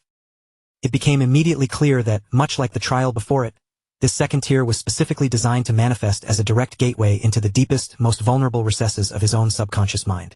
As if the hands of time had been forcibly spun backward to drag him into his old nightmare, Theo's eyes narrowed into icy slits the exact moment a deeply familiar, grating voice echoed through the grand hall. Materializing right before his eyes were the very same aristocratic scumbags who had brutally tortured and murdered him in his previous existence. Their faces twisted into arrogant sneers as they mockingly spat out his old title, the worthless imbecile of Ragnar. Right on cue, the glowing system interface flashed to life in midair, coldly issuing his primary objective for this floor: face and completely overcome the deep-seated trauma that had shackled his psyche for decades. But the grand architects of this trial had severely miscalculated. Instead of collapsing to his knees or flying into a blind, trembling panic, Theo simply let out a quiet breath and smiled, looking at the phantoms as if he had just heard a highly amusing joke. It was honestly hilarious. Whoever had programmed the mechanics of this second-tier trial had made a fundamentally fatal error. These pathetic ghosts from his past no longer possessed the power to invoke fear or awaken past trauma within his soul. The only spark they managed to ignite inside Theo's chest was a cold, pure, unadulterated murderous intent, rendering the entire psychological trial nothing short of a pathetic farce. Yes, these precise monsters had haunted his nightmares for a lifetime. But that weak, defenseless boy was long dead. Misinterpreting Theo's calm, almost mocking expression, Axion flew into a rage, letting out a barrage of vile curses at the boy's bizarre reaction. The phantom roared, fully convinced that they still held the absolute power to cut him down and play with his life whenever they pleased. But before the illusions could even finish making complete fools of themselves, Theo vanished, moving with the blinding, unrestricted velocity of a localized lightning strike. He reappeared directly behind the group before their static retinas could even register his movement. Then, with an almost casual, fluid flick of his wrist, he swung his blade in a flawless arc, cleanly cleaving the lead bastard right down the middle before the man could even register his own demise. After all, the real-world Theo had already hunted down and thoroughly slaughtered his corrupt instructor once before in reality. To cut down a mere psychological projection a second time felt like absolute child's play. Theo stood calmly amidst the fading illusion, his terrifying aura blazing like a sun, his exposed torso drenched in the phantom's spraying blood, as he commanded the center of the hall like an absolute god of war. More than the simple act of execution, Theo had merely wanted to watch that arrogant bastard's face contort in agonizing pain and utter humiliation one last time. And just like that, with a single, effortless stroke, the second tier's terrifying trauma trial was brutally and completely cleared. With the notification confirming his success, the heavy path opened, granting Theo access to ascend further. He didn't hesitate, marching forward to push open the third massive door, continuing his relentless climb toward the heavens. From the deep recesses of the temple, Corrado watched his rapid ascent through his miniature, all-seeing eye. The ancient guardian's detached expression had completely vanished, replaced by a look of intense, genuine fascination. The little entity leaned closer to his viewing orb, deeply eager to see exactly how high this anomalous young human could truly soar if he kept shattering the trials at this unprecedented speed. And Corrado was acutely aware of another reality. There was a far grander, primordial entity who was undoubtedly watching Theo's rapid ascension with breathless, absolute anticipation, the god of causality itself. From that point onward, Theo didn't just clear the trials. He absolutely dismantled the subsequent floors at a terrifying, breakneck pace. Storming through the third tier, he effortlessly shattered the persona, before immediately conquering the fourth trial by completely dominating his own shadow self. The fifth trial stepped up the difficulty, forcing him into a conceptual battle against the collective unconscious itself. But even that vast, psychological sea was systematically conquered by his unyielding will. At this point, his meteoric rise through the tower no longer looked like a mere possibility. It felt like an absolute, inevitable law of nature. By the time he breached the boundary of the 10th tier, he found himself face to face with the ID, the most primal, instinct-driven, and chaotic monster buried within the human mind, and left it a broken mess on the floor. By the end of it, Theo was admittedly a bit scuffed and battered from sprinting through so many high-level trials back-to-back, but the superficial damage was nothing his monstrous regeneration couldn't easily handle. In fact, the higher he climbed into the upper tiers, the faster he seemed to clear each floor. As he looked back down the winding stairs, he realized a hilarious truth. Out of all the conceptual nightmares and psychological gods he had faced, the only tier that had actually forced him to genuinely struggle was still the very first one, where he had been forced to fight that perfect mirror-image copy of himself. With the 10th tier firmly conquered and his momentum showing absolutely no signs of slowing down, Theo didn't pause for a single breath. He shoved the massive 10th door wide open and strode forward, crossing the threshold into the 11th tier with nothing but sheer, unadulterated resolve. Riding high on this wave of confidence, he couldn't help but shoot a cocky, challenging taunt toward Corrado, prodding the little guardian to step up his game and throw something genuinely difficult his way. Corrado, hovering nearby, absorbed the provocation with an eerily calm composure. Rather than taking offense, he merely looked at the boy and softly assured him that the true trial, the one that would actually test his mettle, was only just beginning. The 11th tier plunged Theo into the claustrophobic darkness of the Cave of Origin, a bizarre, ethereal cavern designed to mimic the primordial process of birth itself. To successfully clear this floor, he wouldn't be fighting an army. Instead, he would have to embark on a grueling climb, forcing himself to move directly against the very currents of life. Unlike the brutal, blood-soaked gauntlets of the previous tiers, this environment was devoid of monsters, traps, or hostile entities waiting to ambush him. On the surface, the objective appeared deceptively simple. He just needed to navigate his way through the winding, silent passage. Yet, the moment he stepped deeper into the cavern, the ambient atmosphere felt fundamentally wrong, far heavier, suffocatingly quiet, and unsettling in a way that made his skin crawl more than any battle ever had. A cryptic, ethereal message from the system echoed in his mind, delivering a haunting instruction. To reach the absolute source of his being, he was required to regress and return to the empty void that existed before his own birth. As he began the slow, arduous trek back toward the origin of his soul, the very senses he had relied on since the day he was born began to peel away, one by one. It was a surreal, deeply uncomfortable form of spiritual stripping, and it was unequivocally not the kind of trial Theo had anticipated facing after the sheer physical intensity of the challenges he'd already crushed. About halfway through the humid, dripping passage, the first change hit him. Theo suddenly lost his sense of smell. The world around him instantly started to feel like a fading dream. With just one more heavy step, the faint, fishy scent that had been lingering in the damp, shallow pools of the cave vanished entirely, as if it had never been there to begin with. Barely a few paces later, his hearing was abruptly snuffed out as well, effectively severing his connection to every sound in the physical world and leaving him in an impossible, crushing silence. The systematic erasure of his perception only accelerated as he trudged deeper into the cave's throat. Once his sense of touch was stripped from his nerves, 4 of his 5 primary senses were rendered completely useless. Finally, the light died, and the last sense to abandon him was his sight. In an instant, the world went black. Theo could no longer perceive the dimensions, colors, or physical appearance of anything in existence. As if that existential isolation wasn't torture enough, the moment all 5 physical senses were locked away, his internal connection to mana was severed as well. Theo was caught completely off guard by the abrupt, terrifying silence of his own power. It felt as though he had been reduced to a non-entity, a formless, weightless shadow drifting helplessly through a sea of infinite, suffocating darkness. In this state, reaching the end of the cave felt like a fool's errand. Yet, buried deep within his fading memory, he recalled a similar sensation. The harrowing moment his father's heart sword had split his previous life in half. Perhaps, he mused, he could conquer this bizarre, hollow nothingness using that same desperate endurance he had summoned back then. Theo desperately reached out into the void, calling for Griffin, the fairy dragon, the desert worm, and the lesser drake, pleading for them to channel their strength to him and act as a beacon through this absolute, soul-crushing darkness. But the void remained silent. No response touched his mind. No familiar voice echoed through the dark as he continued to sink lower and lower into the abyss. Eventually, even his own formless sense of self began to fray, scattering like dust into the endless, hungry shadows surrounding him. The only thing that felt remotely anchored to reality was his consciousness, but that, too, was eroding with terrifying speed now that his senses had failed. With his guardians unable to reach him, Theo had no external path to follow. The only remaining frontier was the dark, untapped interior of his own soul. While Theo fought to prevent his very existence from being unmade, his guardians hovered over his prone body in a state of genuine, raw anxiety. Even Griffin, whose tongue was usually sharp and dismissive, was visibly shaken with concern for his master. To clarify the grim situation for the panicking guardians, Corrado stepped into the Cave of Origin, raising a hand to stop the others from pointlessly shouting at the catatonic, unresponsive Chosen One. With an oddly adorable, clinical tone, Corrado explained that Theo's senses and mana were currently being held in a complete seal. No matter how desperately they screamed, their voices would never penetrate the void.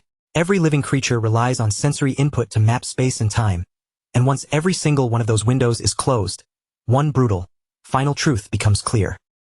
Within that absolute nothingness, the only thing that remains tangible is the primal, foundational fear of being entirely abandoned by the universe you once belonged to.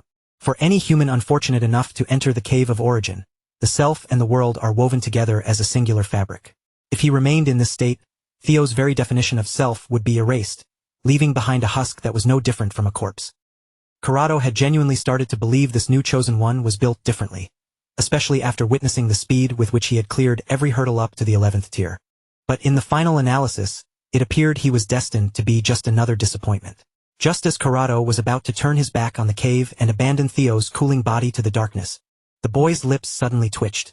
Over and over again, Theo began to mutter a single, guttural word: kill. Some alien, parasitic influence had breached his catatonic state, forcing his dormant vessel to twitch and move with dark, violent intent. A thick, suffocating aura of bloodlust erupted from his body like a shockwave as he hissed demands for slaughter. Even Corrado was taken aback by the sudden, radical shift in his presence. Theo dragged himself up from the freezing stone floor with a posture that mimicked a cornered predator rather than a man.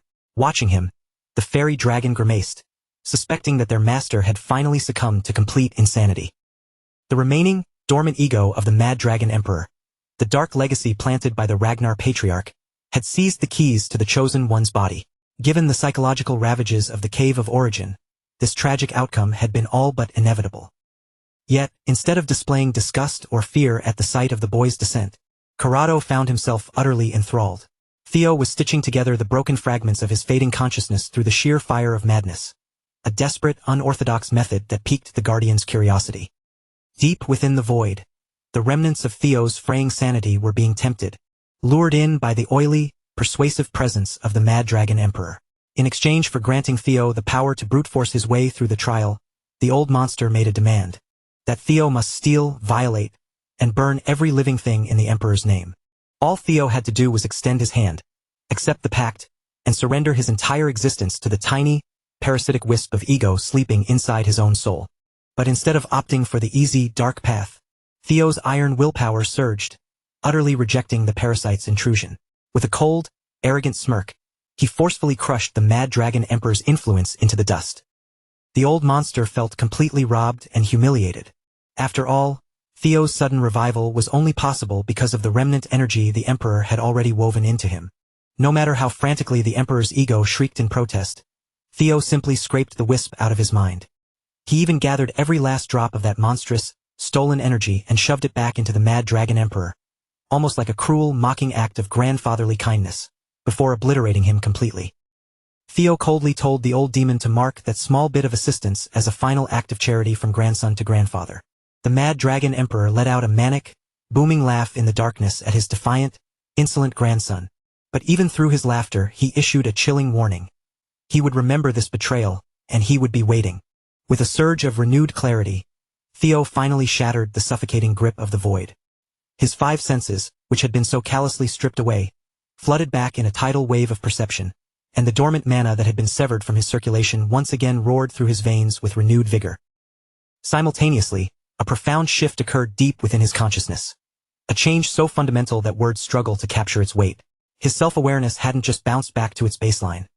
It had expanded, deepening into something significantly more refined and resilient than it had ever been before. As his sanity anchored itself firmly back into reality, the notification chimed. The 11th tier of the Pantheon was officially cleared. A flicker of uncertainty crossed his mind. Was he going to face future retribution for seizing the Mad Dragon Emperor's forbidden power, only to mock the old monster immediately afterward? He shook the thought away as quickly as it had arrived. That wasn't a problem for the present. If that ancient, spiteful entity ever decided to exact his revenge, his future self could deal with the fallout. Before he could spiral further into those hypothetical worries, the frantic, relieved cries of his relic guardians cut through the air, dragging his focus sharply back to the present. The little relic creatures were absolutely ecstatic to see their master conscious and vertical again. They swarmed him with unbridled energy, crowding him from every possible angle until their combined, frantic weight actually forced him to stumble and crash back down to the floor. The desert worm and the lesser drake wore their hearts on their sleeves, clinging to him without a shred of restraint. Meanwhile, Griffin and the fairy dragon tried to maintain a facade of detached nonchalance, pretending they hadn't been worried sick, though their teary, shaky reactions gave their true feelings away instantly.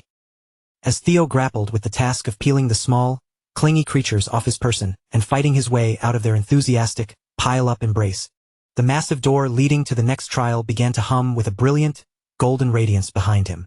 At this juncture, all that remained to complete this final stretch of the Cave of Origin was to march toward that resplendent, beckoning light. Recognizing that the immediate threat had passed, Theo took a moment to sit down, letting the refreshing, restorative glow wash over his exhausted, battered body. Once he felt the strength returning to his limbs, Theo rose, steeled his nerves, and crossed the threshold into the 12th tier of the Pantheon. The moment he opened his eyes, he was struck by a disorienting shock. He was inhabiting a body that felt completely alien to him. He gingerly slid out from beneath the soft, plush bedding, and as his bare feet made contact with the frigid wooden planks, the sudden chill made the bizarre, unfamiliar room feel unsettlingly real. Scattered across the bed were several stuffed toys, and curiously, each one was a perfect, tiny likeness of one of his relic guardians.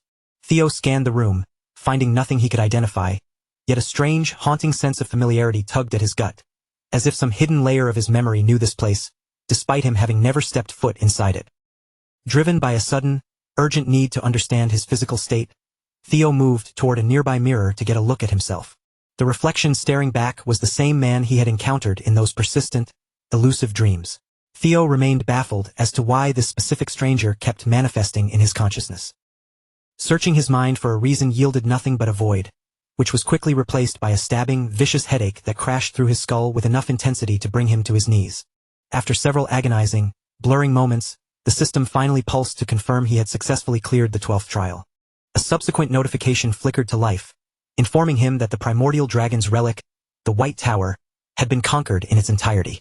As a fitting reward for such a feat, Theo was granted passage to the 13th and ultimate floor, the Pantheon itself. 1 second he was standing in that eerie bedroom, and the next he was staring out into a star-strewn infinite abyss. Almost as if guided by instinct, Theo began climbing a staircase made of nothing but light, moving with a singular, driving purpose toward an ornate, towering gate. Behind that colossal barrier lay the fabled pantheon of the gods. The conquest of the White Tower had paid off. Theo's mind gate had been reinforced, granting his inner world a sturdier, more formidable foundation than ever before. Yet, just as he prepared to close the distance to the mysterious gate, a melodic, flirtatious voice drifted through the cold vacuum of space, demanding his attention. Lodbrok was waiting for him. The avatar of the ancient dragon stood poised in the starlight, and his significant other under oath looked as breathtaking as ever, her twins appearing as healthy as could be. Theo immediately voiced his confusion. How could she reach a realm beyond spacetime when her physical body was supposed to be sealed deep within her nest? Lodbrok offered a knowing smile, explaining that her true form remained safely in her lair. What Theo was witnessing was merely a manifestation of her residual thoughts and willpower.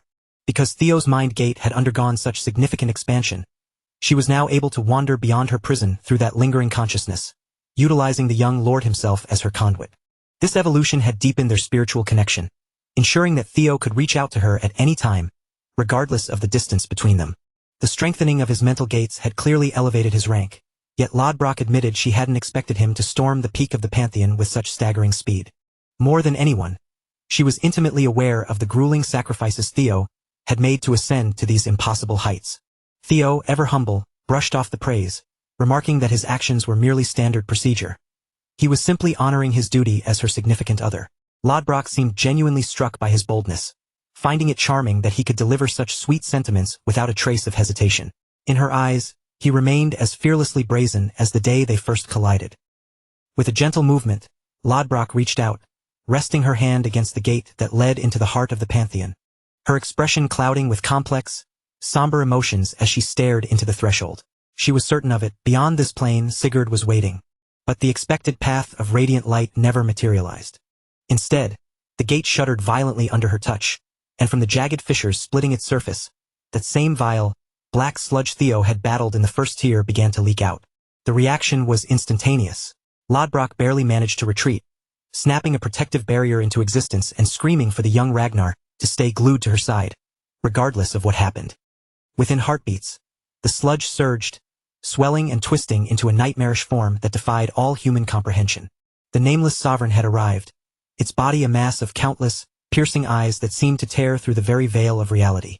The eldritch entity emitted a low, grating groan, ranting about the injustice of its torment and swearing with a chilling, hollow conviction that it would erase existence itself to satisfy its rage.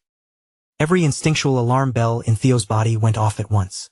There was nothing more dangerous than the nameless sovereign, yet he couldn't shake the sensation that something was fundamentally wrong with this encounter. Lodbrok's voice was grim as she identified the creature. It was one of the outer gods. She had no margin to elaborate on the terrifying lore behind the name. Her priority was keeping Theo alive, and she deemed an immediate retreat the only rational course of action. But then, without warning, a blinding explosion of brilliant light tore through the void. Lodbrok watched in stunned silence as the manifestation of the outer god was instantly blasted backward and vaporized into nothingness. The all-consuming, holy radiance spilled out from the now open gate, flooding the area, yet it miraculously left Theo and the dragon-turned human standing beside him completely untouched. A man emerged from the 13th gate of the Pantheon, greeting Lodbrok with the weight of an eternity of separation behind his words. The instant the sound of his voice reached her, Lodbrok slowly tilted her head upward, her eyes locking onto the man she had been cursed to never forget. The figure finally stepped into the light, and the sight was enough to make one's breath hitch. He possessed a physique forged by divine hands, and his features were a haunting, sharpened reflection of Theo's own, as if time and countless wars had chiseled the boy into this perfected form. There stood the legend, the progenitor of the entire bloodline, Sigurd Ragnar. Theo didn't throw himself forward with reckless abandon. Instead, he forced himself to stay grounded, keeping a measured, defensive distance while his eyes locked onto every subtle movement of the man standing before him. Sigurd Ragnar was spoken of in the oldest chronicles as the absolute dawn of the Ragnar clan, the prime ancestor from whom their entire lineage had sprouted. Yet, looking at him, the weight of eons didn't show his frailty. He was far from some withered, ancient relic. His presence was vibrant and sharp, possessing a flawless, otherworldly elegance that made him look less like a ghost of history and more like a celestial masterpiece. The nameless sovereign, meanwhile, was undergoing a grotesque transformation. Even after being shredded into nothingness by the light, the creature began to stitch itself back together, atom by agonizing atom. The aura it radiated was no longer merely hostile. It was frantic and obsessive, driven by a singular, deranged urge to reach Sigurd and strike him down once more. The outer god lashed out, its newly regenerated tendrils whipping through the void like jagged, fleshy whips, each one radiating a purely murderous, chaotic intent. Sigurd remained completely unmoved.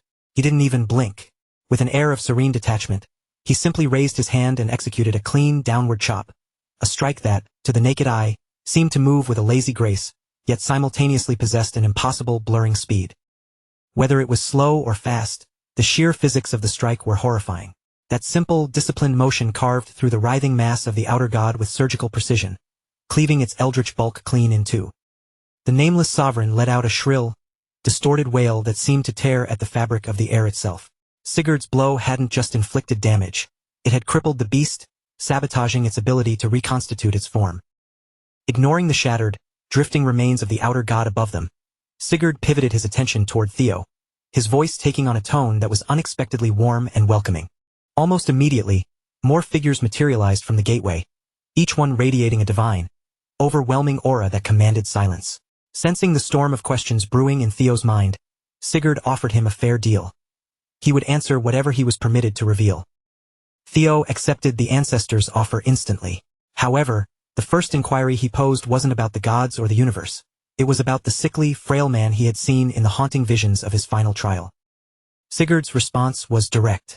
Given Theo's nature as a regressor, he suggested that the stranger in those visions was almost certainly tied to the truth of Theo's own displacement in time. He even floated the possibility that the man himself was a regressor, a revelation that only deepened the knots in Theo's brow as he grasped for a more comprehensive explanation. Theo felt a gnawing, desperate need to reconcile the fragmented mysteries surrounding him. Those strange breadcrumbs, the impossible coincidences, and the buried truths that seemed to haunt every step he took. Yet, Sigurd's hands were tied. He couldn't divulge everything. There were strict, invisible boundaries on what knowledge he could bestow upon the boy at this moment. Without offering a single word of explanation to his enemy, the ancestor tapped into his immense power, conjuring a legion of swords manifested from blinding, radiant light. Every single blade thrummed with enough destructive potential to erase a continent from existence. With a flick of his wrist, Sigurd unleashed the barrage, sending the blazing swords tearing into the core of the nameless sovereign, which remained ensnared within the gate's threshold. Sigurd offered a sincere, somber apology for his inability to provide the full answers Theo craved. He promised that one day, when the boy finally carved his own path into the pantheon, he would be able to seize those truths with his own two hands. Seeing Sigurd turn his back to head back toward the gateway, Lodbrok could no longer restrain her grief and frustration. She let out a desperate, ringing protest, refusing to let him vanish into the void again without giving her the closure she needed. The dragon lunged forward, desperate to catch the contractor she had been bound to for so long, but before she could make contact, an unfathomable divine presence stepped into her path, acting as an impassable wall. The second that presence brushed against her senses, cold recognition washed over Lodbrok. This wasn't just another god. Standing before her was an entity that existed beyond all mortal understanding, the god of causality itself. Sigurd didn't even look over his shoulder. With his back turned, he issued a quiet, regretful apology, acknowledging the tragedy of leaving her behind for the second time after thousands of years of longing. But it was an inevitability. Lodbrok was still barred from entering the pantheon. As Sigurd's silhouette receded, the gate began to grind shut. Lodbrok called his name, her voice cracking in the silence, but Sigurd had urgent, cosmic duties calling him to the other side. In the final, fleeting moment before the gate sealed itself completely, the god of causality shifted its gaze, fixing its eyes directly on Theo. Those eyes were chillingly analytical, possessing a piercing depth that felt like they were peeling back Theo's skin, rifling through his memories, and probing the deepest, darkest chambers of his soul. And then it was over. Theo and Lodbrok were abandoned in the cold, empty silence of space, left with nothing but a crushing sense of defeat and a cascade of painful questions that would remain unanswered. Still, amidst the turmoil, Theo received one concrete confirmation. After enduring the hellish gauntlet of the trials, the 7th scenario quest was officially complete. According to Lodbrok, the nightmarish entities lurking beyond that gate were intruders, just like the nameless sovereign. They were beings fundamentally alien to their world. For the time being, Sigurd and the other deities were holding the line, but Lodbrok delivered a stern warning. Eventually, those cosmic horrors would target Theo directly. The fundamental laws governing their reality meant nothing to those creatures. Despite their alien, incomprehensible nature, they were driven by a singular, relentless desire to extinguish everything as fragile and precious as their world. Lodbrok's advice to the young lord was brief, yet heavy with the weight of the future. He had to find the strength to spread his wings, wider than he ever had before. Theo had to do everything in his power to defend the world he was slowly starting to call his own. Suddenly, the system chimed, granting him an unexpected reward for the sheer feat of witnessing the Pantheon with his own eyes. He was now the recognized, rightful master of the White Tower, the legendary relic of the most powerful primordial dragon, granting him the full authority to unleash the power of Nirvana. And the gifts didn't end there. Theo also gained access to a transformative ability called dragonization, and the system, in an oddly jovial and uncharacteristic tone, wished him a truly magnificent journey ahead. From that point on, the system designated him with a new, prestigious title, Theo, the bearer of causality's blessing. After surviving the grueling ascent through all 13 tiers of the Pantheon, Theo was finally warped back to the interior of the White Tower, where Corrado was waiting with his trademark, bouncing energy. Watching Theo grapple with the strange, new aura pulsing around him, the little guardian couldn't help but let out a dry, amused chuckle. Theo, however, was so focused on the power that he hadn't yet realized the drastic physical metamorphosis his body had undergone. Coarse, draconic scales now armored his skin, gleaming with a hard, natural sheen. His hands had morphed into lethal, powerful dragon claws, and 2 intimidating, jagged horns had sprouted from his forehead. Dragonization had taken full effect. As the reality of his changed form finally registered, Theo began to flex his arms and legs, testing the newfound weight, the extended reach, and the sheer power of this transformed vessel. Corrado explained that because Theo had successfully acquired so many of the primordial dragon's relics, the dormant dragon blood within his lineage had been supercharged, far surpassing its previous limitations. From his first assessment, dragonization had provided a massive, palpable boost to both his stamina and raw physical force. The sensation was so overwhelming and strange that he felt as if he were occupying an entirely new, superior body. But the most staggering change was the magic. While in this dragon form, the act of cultivating and channeling mana felt completely effortless, as instinctive and constant as drawing breath. Theo experimented by deactivating the ability, quickly learning that shifting between his human and dragon forms was surprisingly fluid and easy.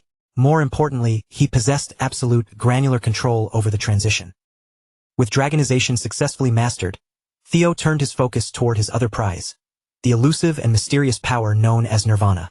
He radiated the kind of raw, reckless energy that only a restless youth on the brink of total transformation could possess. The very instant Theo tapped into that newly unlocked reservoir of power, a profound shift rippled through the entirety of his being.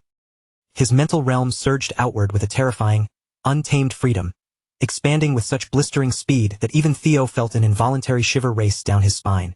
He had never once encountered an ability capable of physically reinforcing the mental realm itself, which made this power Nirvana feel deeply unnatural, almost alien to his senses. Manipulating it felt like physically grasping the fabric of the surrounding space. The entire environment suddenly felt like a tactile object he could touch, quantify, and command. Yet, that newfound control remained jagged and unrefined. It became instantly clear to Theo that this was no finished product. He would need to commit to grueling, extensive practice before he could truly claim mastery over Nirvana. Furthermore, he understood he couldn't afford a single careless activation. Theo knew he had to be calculated about his time and place, especially since every child of the Ragnar lineage had grown up reciting the legends of their ancestor, Sigurd, and his ascension to the heavens to walk among the gods. And now, witnessing the truth with his own eyes, Theo knew those myths weren't mere fairy tales. They were cold, hard facts. Sigurd's final words continued to reverberate through his skull, especially the heavy, lingering implication that if Theo truly wished to peel back the veil on this world's deepest secrets, he had to accelerate his own path and rise until he sat among the gods of the Pantheon himself. Yet, The burden of Sigurd's cryptic task wasn't the only weight pulling at him. The sheer reality that the god of causality had manifested in that exact location had left Theo's internal state in absolute disarray. From his current vantage point, it began to seem as though the Ragnar clan was far more than just a supreme ruling power of the North. It felt as if the Ragnar name represented something infinitely greater, a foundational existence serving as the ultimate bulwark, standing guard over the entire world against catastrophes so incomprehensible and bizarre that they defied human understanding. Karado's words confirmed Theo's intuition with chilling precision. Protecting the fabric of the world had always been the Ragnar family's sacred mandate, a duty that inevitably demanded the most noble and painful of sacrifices. In essence, the Chosen One was forged with Ragnar blood specifically so they could eventually ascend as a deity, standing shoulder to shoulder with the god of causality to wage war against the encroaching malice of the outer gods.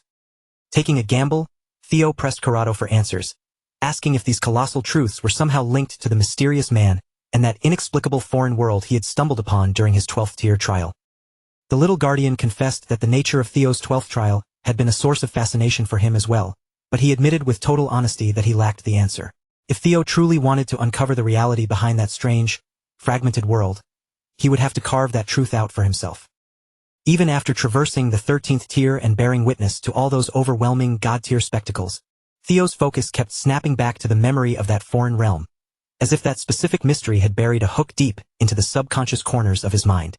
Now that the trial had finally concluded, Karado wasted no time urging the Chosen One to vacate the tower.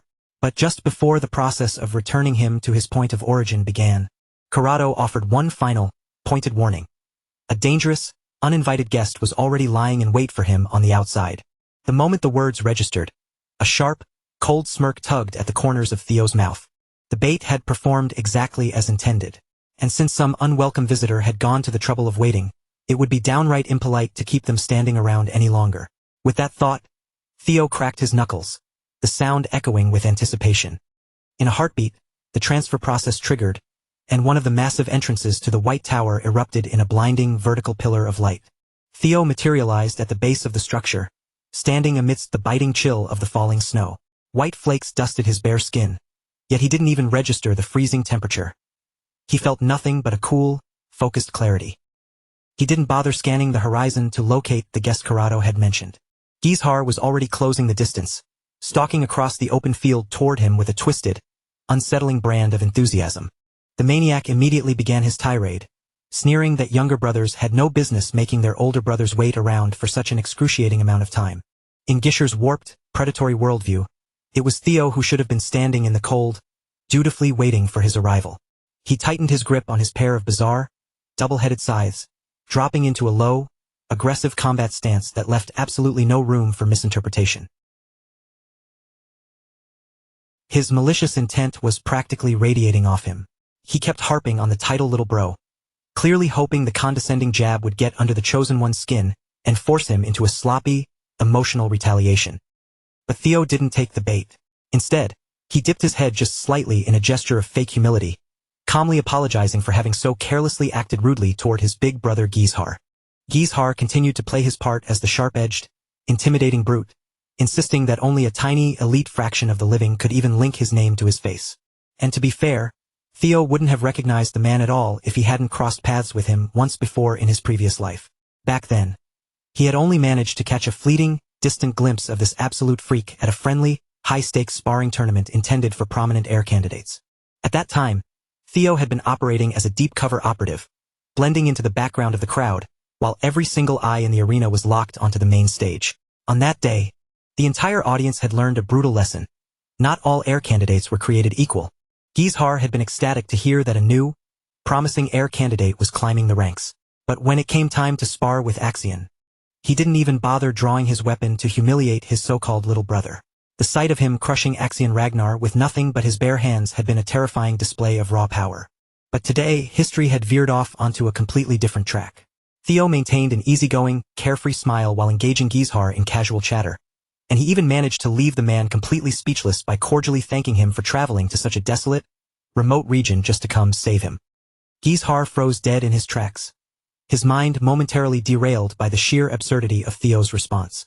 Then, as the weight of Theo's mocking innocence fully sank in, Gizhar erupted into a fit of crazed, manic laughter, the sound of a man who found the entire situation to be hilariously, delightfully wrong. Unlike that tiresome, predictable Thorkel, this newcomer clearly had no concept of how the real world operated. After laughing until he had purged the madness from his lungs, Heir vanished in a blurred, violent flash. His speed was inhumanly brutal, and the refined malice behind his blade was enough to make the very air shiver with dread. As the serrated edge of the scythe whistled toward Theo's neck, Gisher's true, lethal objective was laid bare. He had come here to execute a rival before that threat could fully mature. Theo calmly raised his shimmering, moonlit blade to intercept the strike, instantly shedding his facade of innocence. He countered with a cold question, asking Heir if he and the twins had truly been naive enough to fall for the trail he had specifically laid out for them to find. According to Theo's careful calculations, the full force of the Troivan military would be swarming the tower at any moment. Those hounds were undoubtedly foaming at the mouth for the chance to capture the one who had finally conquered the White Tower. Theo had realized well in advance that attempting to escape that inevitable pincer movement on his own would be a logistical nightmare. So, he had effectively turned the twins into pawns on his own chessboard, intentionally discarding his uniform where he knew they would find it, knowing full well it would provoke them into calling for a full-scale pursuit squad. Gisher's expression betrayed him. He clearly realized in that moment that the discovery of the uniform had been far too convenient. Even though his sister had bought the lie, he felt a flicker of grim satisfaction that his own instincts had spotted the deception. Throughout this exchange, Theo remained fluid, parrying every frantic strike Heir launched, their weapons colliding in a rhythmic, violent symphony of steel and showering sparks. As mounting frustration began to cloud his focus, the maniac channeled even more raw, chaotic strength into his next swing, and the sheer weight of the blow forced his little brother to stumble back several paces. Before Theo could even readjust his stance or regain his footing, Heir lunged forward again, moving with the relentless intensity of a hunting dog tearing after wounded prey. Heir processed Theo's grand plan and, as much as it burned him to admit it, he had to concede that the scheme was undeniably brilliant. But that respect didn't change a thing.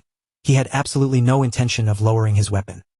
If Heir could manage to sever Theo's head from his shoulders before the Troivan pursuit squad arrived to claim the prize, he felt certain the outcome would be perfectly aligned with his own selfish desires. For his part, Theo had never harbored any grand illusions that diplomatic words or rational conversation would penetrate the thick, chaotic skull of a lunatic like Heir. In Theo's estimation, Thorkel was likely the only individual within the succession line who possessed anything resembling a normal psyche.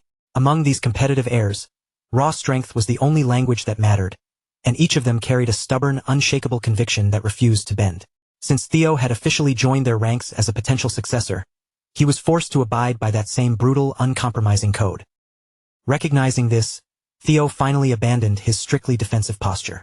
His eyes narrowed into focused slits, his grip on his sword hilt tightened until his knuckles turned white, and he lashed out at his so-called big brother with a blade imbued with genuine, cutting spite. However, before Theo's steel could find its mark on Heir, a third party blindsided them, shattering the flow of their duel as a gargantuan warhammer came crashing down, gripped firmly in two massive hands. The moment that heavy hammer made contact with the earth, the impact tore through the ground with the devastating power of a localized earthquake, sending a shockwave of pressurized air and debris hurtling outward. Anticipating the fallout, both Theo and Heir reacted with reflexive precision, vaulting away from the epicenter of the strike before the devastating impact could consume them. Even in the throes of his signature madness, Heir possessed enough tactical sense to recognize that this was hardly the opportune moment to keep bickering with his little brother. Zwei, the wielder of the hammer, clicked his tongue in a show of blatant frustration, clearly annoyed that his perfectly calculated attempt to land a dual kill had come up short. Theo stabilized his footing and readied himself for a genuine, high-stakes confrontation. The true, dangerous players had finally made their entrance. Dre spoke from behind her concealing mask, her voice tinged with a feint, mocking amusement as she complimented Theo for instinctively raising his guard the split second she and her partner touched down. She correctly surmised that the young lord had been keenly aware of their presence all along, noting how they had been intentionally stalling their entrance until the most opportune moment. Still, she admitted that her ego felt slightly bruised. It was laughable that the Ragnars genuinely believed two untested, inexperienced boys could hold their ground against two of Troivan's 9 servitors. Serving as the second and third in command, Zwei and Dre had been hoping for a far more formidable challenge, though from another perspective, they had effectively stumbled into a high-value bounty. After all, 2 prime heir candidates had essentially delivered themselves right into their palms without the servitors having to expend any real effort on a chase. On paper, the odds were stacked heavily against Theo and Heir. These servitors were elite killers trained specifically to counter the 9 dragons, making a direct confrontation an incredibly daunting task. Dre didn't bother hiding her intentions, nonchalantly letting it slip that she intended to use the two boys as a ritualistic sacrifice. Zwei immediately snarled at his excessively talkative comrade, ordering her to curb her tongue in front of their targets. Dre, however, saw absolutely no utility in maintaining such decorum, especially since she viewed both boys as dead men walking. With a sharp retort, she retorted that if the hulking brute really wanted her to remain silent, he should have landed his surprise ambush with more competence instead of botching the opening move. The two servitors began to bicker and trade barbs, acting as if Theo and Gizhar were nothing more than an inconvenient background annoyance rather than their lethal quarry. It was infuriating for Theo to admit, but the raw magical pressure radiating from these two was absolutely suffocating. The only saving grace was that the duo clearly shared a dysfunctional, antagonistic partnership. Theo was already scanning for a way to exploit that fracture when Dre suddenly surged forward. Without a single wasted motion, she rocketed toward him, her razor-sharp claws extended and prepared to shred through his defenses. It took only a fraction of a second for Theo to grasp just how terrifyingly fast this woman actually was. In the span of a few heartbeats, her claws blurred across Theo's body, tearing through his defenses as if she were carving into raw, exposed meat. Miraculously, he managed to pivot his body at the final microsecond, ensuring the deep gashes remained superficial rather than life-threatening. During that split-second lapse in his concentration, Theo counted at least 30 distinct lethal strikes. More concerning, the final swipe had come terrifyingly close to carving open his throat with significantly more force than the preceding blows. Dre appeared genuinely surprised that he had survived her initial assault. She hadn't been testing him with that final swing. She had been fully committed to decapitating him. Only then did she recall that Theo was the same boy who had famously taken down Noel back on the archipelago. Dre clicked her tongue in disgust, muttering that a failure like Noel never should have been entrusted with such a critical mission. If she had been deployed to that assignment, she mused, the outcome would have been significantly more final. Hearing her dismiss such a formidable opponent as mere failure bruised Theo's ego more than he cared to acknowledge. After all, Noel had been the first adversary in quite some time who had forced him into an all-out, desperate fight. Dre immediately picked up on the fact that her jab had struck a nerve, and the sight only deepened her amusement. She took perverse pleasure in watching his composure crack, especially given that she found his appearance rather attractive. With a cruel, seductive confidence, the deadly woman promised that she would at least go easy on his handsome face. Theo, however, refused to retreat, and he certainly didn't fall back into a passive, defensive crouch. Instead, he met her aggression with a surging momentum of his own, pushing forward to force her into a frantic engagement. Not far from their violent collision, Gizhar Ragnar channeled his power into the surrounding shadows, manifesting a swarm of perfect, pitch-black clones before charging into the fray alongside them. The moment he arrived at his target, Gizhar and his shadowy duplicates synchronized their movements, unleashing a coordinated storm of flying blade strikes from every conceivable angle. Unfortunately for the self-proclaimed maniac, Dre possessed reflexes far too honed to be ensnared by such a flashy, predictable ambush. She slipped away with an effortless, graceful leap, avoiding the entire barrage without a drop of sweat and casually taunting Gizhar to turn his weapons toward Theo instead. Regardless of the bad blood between the brothers, they were still bound by the same cursed Ragnar lineage.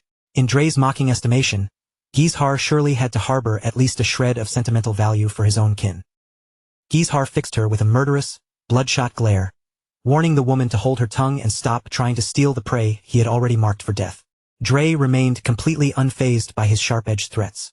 She had zero interest in inserting herself into their twisted, familial drama. She only wanted some uninterrupted, private time with her darling Theo. As for the other brat, she couldn't care less. To expedite Gishar's removal from the scene, Dre closed the distance once more, lashing out with her claws to drive him away. Her movements were so inhumanly rapid that even Gizhar struggled to keep up with her speed, his eyes straining to track her path. To complicate matters further, Number 2 finally decided to rejoin the chaos, swinging that massive, destructive hammer directly at Gishar's unprotected back. Dre was nearly clipped by the reckless, sweeping motion of the weapon, but she managed to launch herself out of its trajectory a mere heartbeat before it could pulverize her. After sticking the landing, she abruptly shifted her rhythm and set her sights on a new target. By that point, the chaos had devolved into true friendly fire, with the battle lines blurring entirely. Dre scrambled onto the brute's shoulder, drawing her jagged claws across his throat, while whispering a lethal warning to stop playing around unless he wanted to be the first one to meet his end. Zwei insisted that he was simply trying to maximize efficiency. After all, the one who secured the kill would be the sole recipient of the bounty. Dre clearly loathed her partner's existence, but for the moment, she could only spit curses and unleash a barrage of venomous insults his way. Theo could only watch in mounting bewilderment as the two legendary servitors bickered, threatened, and nearly slaughtered each other right in the middle of their fight. Their absurd, infantile behavior reminded him all too painfully of a certain older brother of his own, who possessed an uncanny talent for manufacturing this exact same brand of chaos. The fact that his own kin had been dead set on decapitating him just a few minutes ago made this entire spectacle feel uncomfortably, almost mockingly familiar.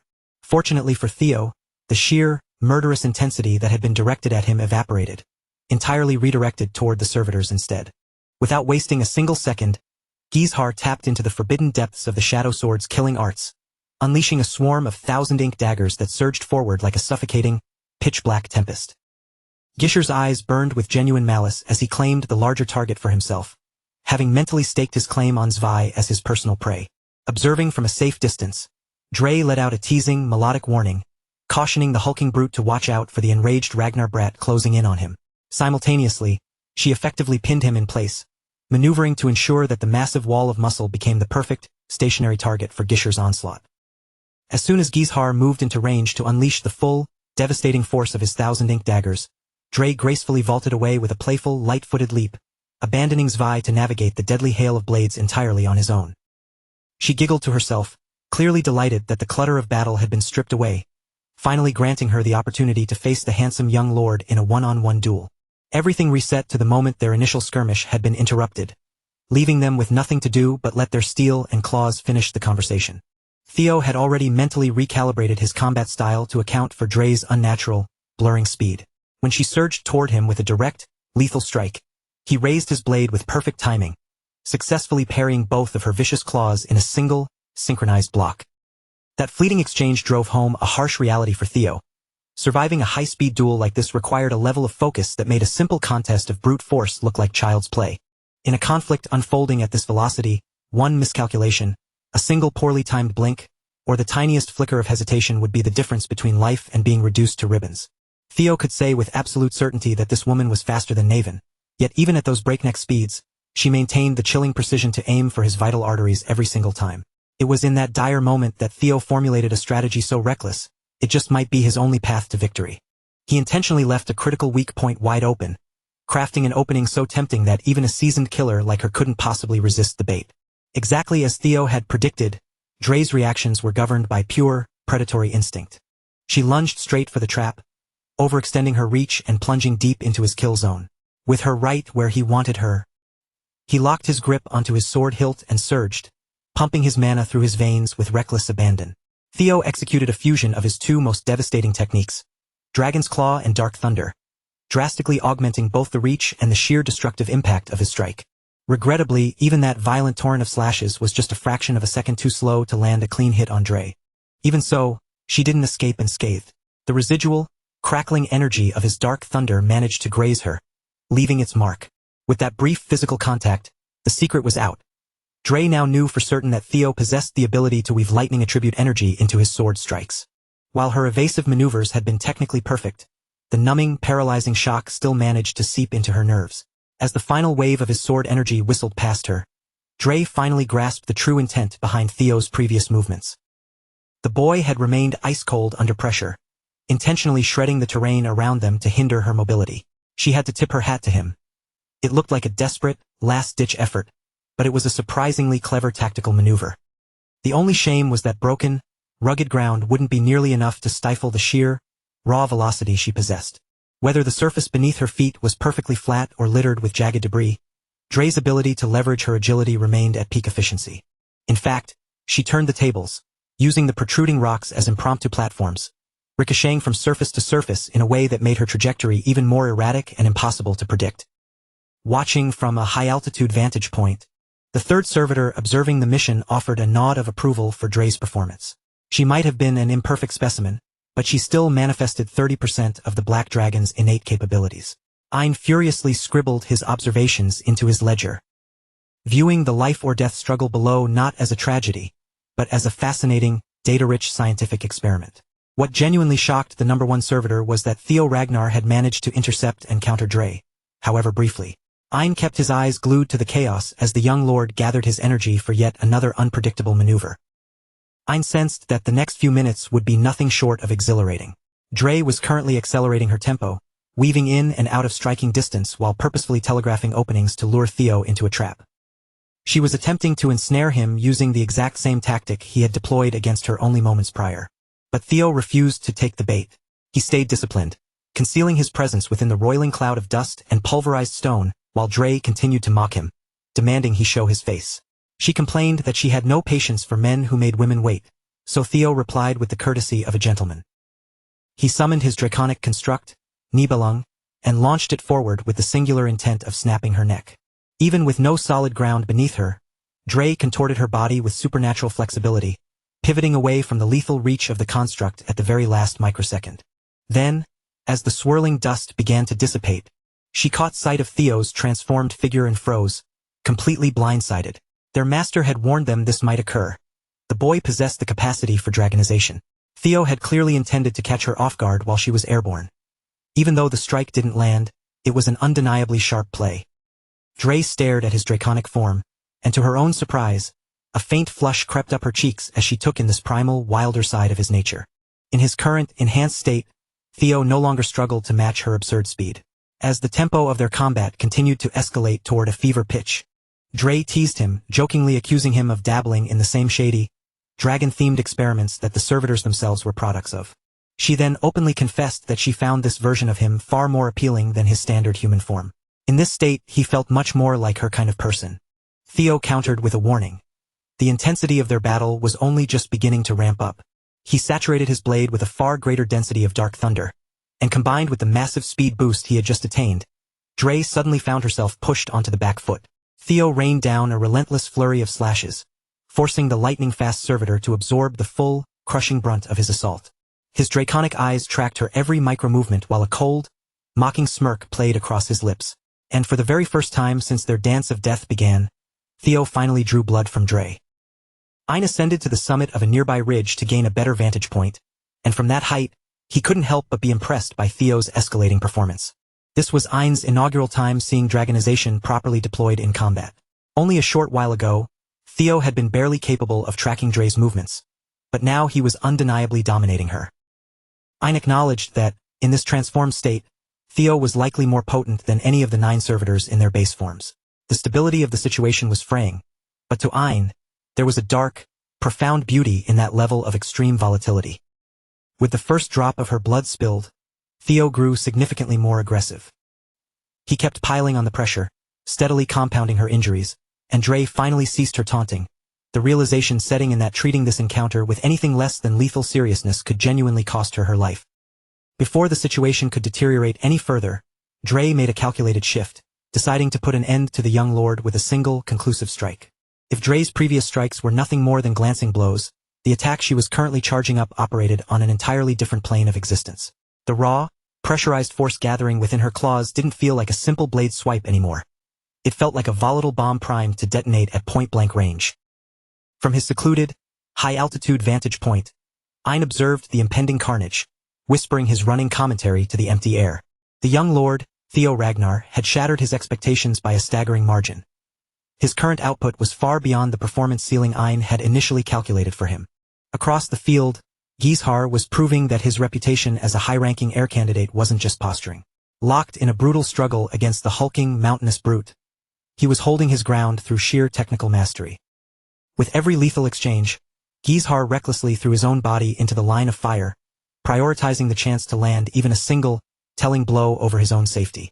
The most unsettling part was the manic, wide-eyed grin plastered across his face, as if the genuine threat of mortality only served to sweeten the thrill of the hunt. Yet, Ein felt not a single shred of concern for Zwei's survival. In Ein's cold analysis, Heir was merely a victim of bad luck. Out of the entire lineup of possible opponents, he had unknowingly walked straight into the clutches of the most dangerous monster to face at close quarters. Zwei's eyes tracked the trajectory of Gisher's incoming strike with predatory, calculated precision. The instant Heir committed to a heavy, downward cleave, Zwei sidestepped with an impossible burst of speed, gliding out of the weapon's path with an agility that defied the massive bulk of his frame. His warhammer was already primed, waiting to pulverize bone the second a gap in Gisher's defense emerged. Zwei had masked that monstrous agility until the precise millisecond it was required, using the dodge to bait Heir into a fatal overextension. The Heir candidate had fallen for the trap of judging a book by its cover, forgetting that physical mass does not automatically dictate the limitations of movement. That startling velocity was anchored by crushing, overwhelming power. A singular blow from Zwei's hammer slammed into the earth, the impact so severe it literally rearranged the geography of the battlefield. Ein retrieved his ledger, diligently recording his notes on the older candidate's underwhelming showing. Zwei was fundamentally modeled after the demon dragon, yet at this stage he was only tapping into roughly 20% of his true potential. Even so, the entire operation provided Ein with a treasure trove of data for refining the servitors, a realization that left him feeling genuinely satisfied. However, Heir hadn't heard any bell signal the end of this bout. He remained firmly in the arena, though even he was forced to acknowledge that his earlier bravado had been dangerously premature.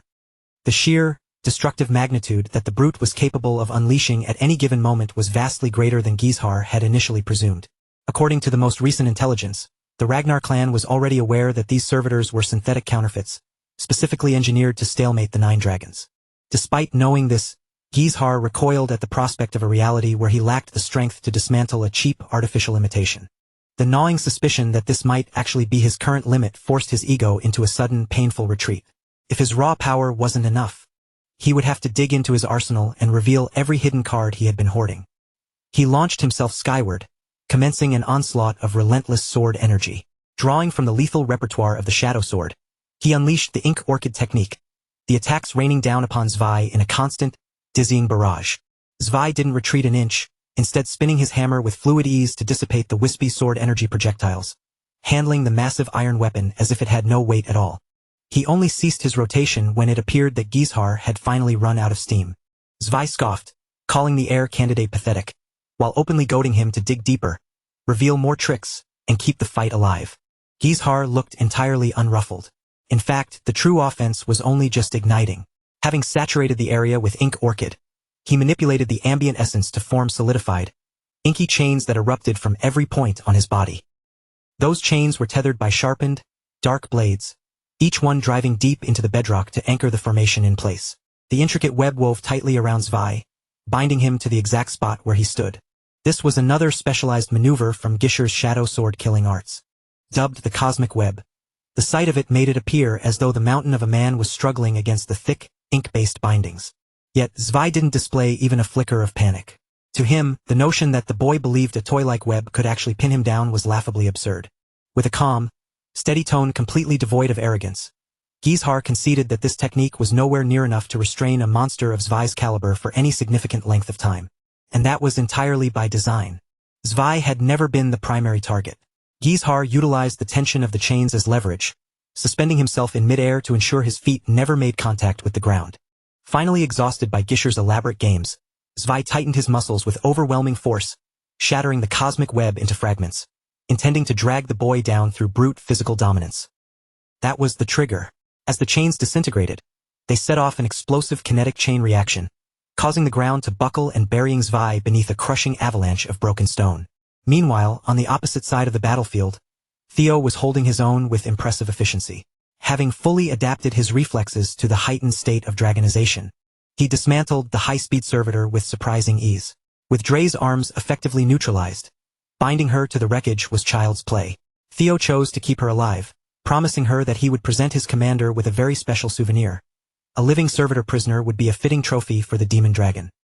Dre's cold, synthetic heart skipped a beat. Even though Theo's words weren't born of genuine affection, the lethal blend of his raw power and calculated restraint made her infatuation deepen instantly. Theo pivoted his attention across the battlefield, curious to see how his brother was faring in his own duel. By that point, Zwei had already clawed his way out from the suffocating heap of debris. Before he could even compose his next move, Heir plummeted from the sky, appearing out of the blind spot at the perfect trajectory for a crushing follow-up. Zwei's instincts shrieked a warning, alerting him to the incoming assault just in time.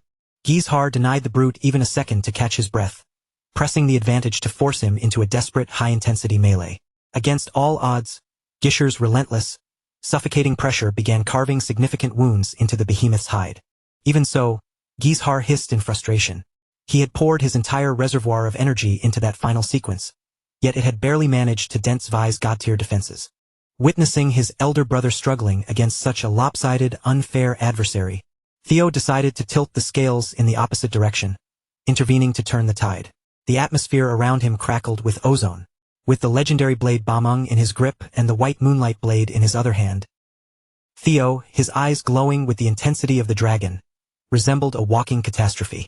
He gave his insane brother a smirk, offering his hand in a silent declaration that he had arrived to finish this. Heir looked uncharacteristically humbled, his mouth opening to reflexively curse at the arrogant kid, but as his gaze caught the terrifying manifestation of Theo's dragonization, every shred of doubt regarding Theo's status as the true chosen one vanished into thin air. Heir offered a mocking, shamelessly blunt warning to his younger brother. The very moment this servitor was dealt with, their own private bloodbath would resume exactly where they had left off. Theo didn't flinch or pull away. He met Gisher's aggressive challenge head-on, wearing a cool, confident smile that signaled he was more than ready to accept whatever outcome was coming their way. Before they could turn their blades on each other and spill precious Ragnar blood, there was the far more pressing matter of the traitors standing in their way. Heir had the audacity to label Theo as complacent, taunting him with the idea that such casual carelessness would ultimately be his undoing.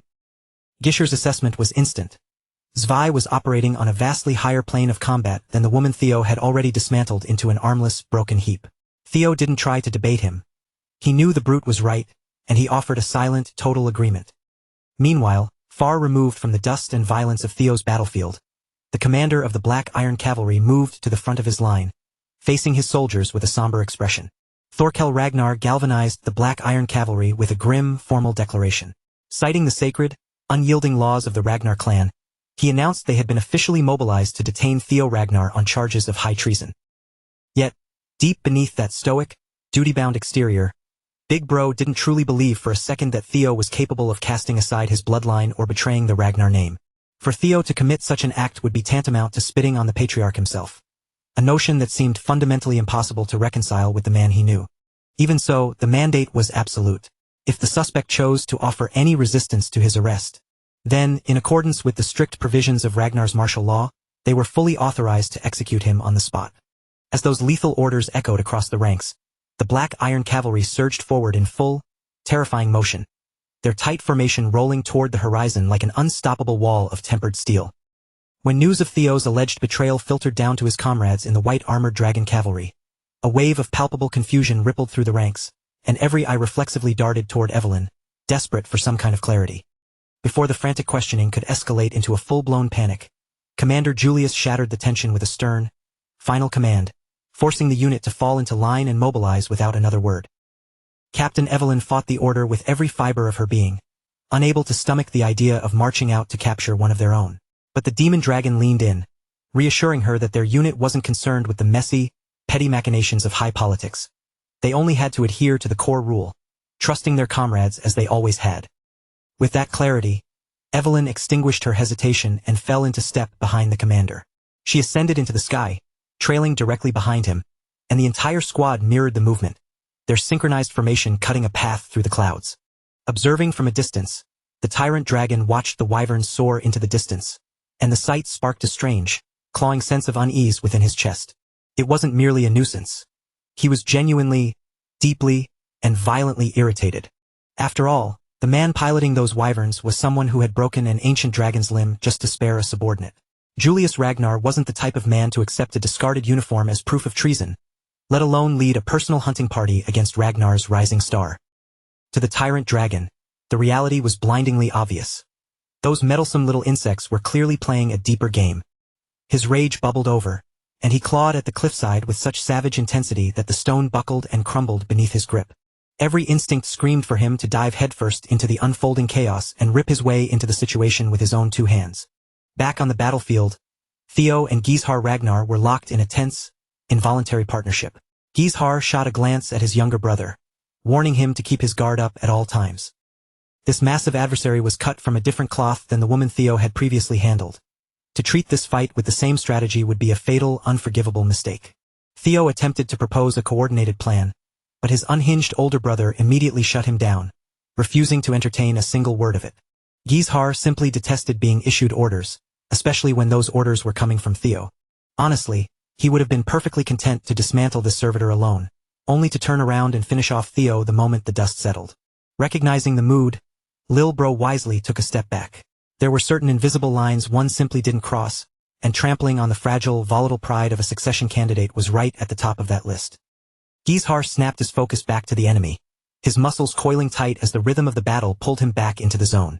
Essence surged around him, and in a heartbeat, he propelled himself forward with such blistering speed that he seemed to vanish into thin air. When Heir reappeared, his dark assassination technique was in full bloom, transforming the battlefield into a blurring, lethal display of shadow-drenched precision. Heavenly daggers composed of pure darkness manifested around Zwei, boxing the servitor in from every angle and systematically closing off every conceivable escape route. Each of the jagged, troublesome blades detonated upon contact, sending shockwaves of concussive force through the air as the trap tightened. Even amidst the constant barrage of explosions, Zwei didn't flinch. The massive servitor planted his feet and swatted away every dagger that dared to drift into his reach. As soon as the onslaught finally waned, Zwei transitioned seamlessly from a defensive posture into a devastating offensive charge. Heir was suddenly faced with an explosive turn of speed that simply shouldn't have been physically possible, especially coming from such a massive frame. Fighting Zwei felt like going up against a superstar athlete moving at peak intensity with zero warning. Taking that Warhammer strike head-on would have been a one-way ticket to the afterlife. Heir's defensive techniques kept him breathing, but only just barely. He could deflect the incoming blows for a while, but playing the defensive game forever was a losing proposition. So he maintained his focus, tracking every shift in Zwei's posture, patiently hunting for that one fleeting, critical opening in his stance. And as if the sheer, suffocating pressure of the fight wasn't enough to fray his nerves, Zwei began to run his mouth, hurling taunts at the Gale Dragon, right in the heat of their exchange. Theo honored Heir's demand for autonomy and stayed cool on the sidelines, leaving his brother to carry the fight. However, as the duel stretched on, he decided to make use of the downtime by interrogating their captive. Standing before the restrained, defeated woman was the plague doctor herself, Ian, the primary of the 9 servitors. Ian was practically salivating over Theo's chain and dagger mechanism, praising the exquisite engineering and the flawless functionality of the design. But Theo couldn't shake the unsettling sensation radiating from her. He had never in his life sensed mana that was so fundamentally ominous, so alien, and so deeply unsettlingly wrong. Ian conceded that even 30% of the Black Dragon's power proved insufficient to overcome the threshold of dragonization. The dark reality was that the 9 Servitors project had been launched to surgically modify human subjects into biological weapons, forged to challenge the 9 dragons of Ragnar on equal footing. Each test subject was catalogued by a numerical designation reflecting their power output. Dre, their 3rd subject, held exactly 30% of the Black Dragon's potency within her marrow. Theo found the entire 30% justification utterly pathetic, and he made no effort to mask his contempt. His dismissive reaction clearly struck a nerve, visibly upsetting the woman behind the mask. Without a single word, Ain't silence spoke volumes, radiating a chilling, predatory focus that left no room for negotiation or plea. She moved with terrifying, practiced efficiency, driving a massive, grotesque syringe deep into Dre's throat. She plunged the dark, viscous fluid straight into her veins without a flicker of hesitation, her expression completely detached from the cruelty of the act. Dre clawed frantically at her neck, her breath hitching as she scrambled to find the right words to beg for her life. She stammered out desperate promises, swearing she could still fight and prove her worth, but her pleas were utterly meaningless. Her fate had been etched in stone the moment Ein decided she was expendable. The serum took hold in a heartbeat. A hideous, warping force surged through Dre's veins, violently distorting her muscle fibers and snapping her bones into a twisted, alien configuration that defied every law of human anatomy. The agony was mercifully short-lived, though no less horrific. After only a few tortured seconds, her body reached its breaking point. It literally tore itself apart in a nauseating, explosive fountain of blood and mangled tissue. Theo observed the carnage with cold precision, immediately identifying the source of the rupture as a catastrophic mana backflow. He'd seen this nightmarish phenomenon once before, and he knew all too well how little remained of a person once it finished with them. Ein, unfazed by the gore she had just orchestrated, wore a faint, serene smile. She spoke with a casual air, revealing that the concoction she'd injected contained exactly 40% of the Black Dragon's cataclysmic, world-ending power. She boasted with unnerving confidence that their experimental trials had shattered all previous benchmarks. They had successfully synthesized a replica of that dragon's strength that could go toe-to-toe with the genuine article. According to Ein, the only remaining hurdle in their grand, twisted experiment was finding a vessel, a physical body sturdy enough to contain such immense, volatile energy. She locked her gaze onto Theo Ragnar, purring with satisfaction that he was the absolute perfect specimen to crown her ambitions, promising to elevate him far beyond the stature of the current patriarch. Just as she leaned into her sinister proposition, the thunderous, heavy sounds of the ongoing skirmishes in the distance drowned out their exchange, forcing the moment to a sudden, abrupt end. To the shock of the onlookers, Heir had actually managed to push Dway to his absolute breaking point, systematically dismantling the freak's defenses until the formidable enemy was left reeling and battered. Standing tall over his broken opponent, the wild, prideful warrior couldn't help but revel in the glory of the moment, utterly drunk on the adrenaline of his hard-won victory. Recognizing that the tide was turning into a chaotic nuisance, Ein decided it was time to step in and put an end to the charade. With a bored flick of her wrist and a gaze as cold as winter, she issued a single biting order to Zwei: get up and finish the fight immediately. Despite the brutal, bone-shattering punishment he had absorbed throughout the duration of the duel, the second servitor began to haul himself back to his feet. He moved with a stiff, unnatural cadence, mimicking the hollow, rhythmic motion of a reanimated corpse.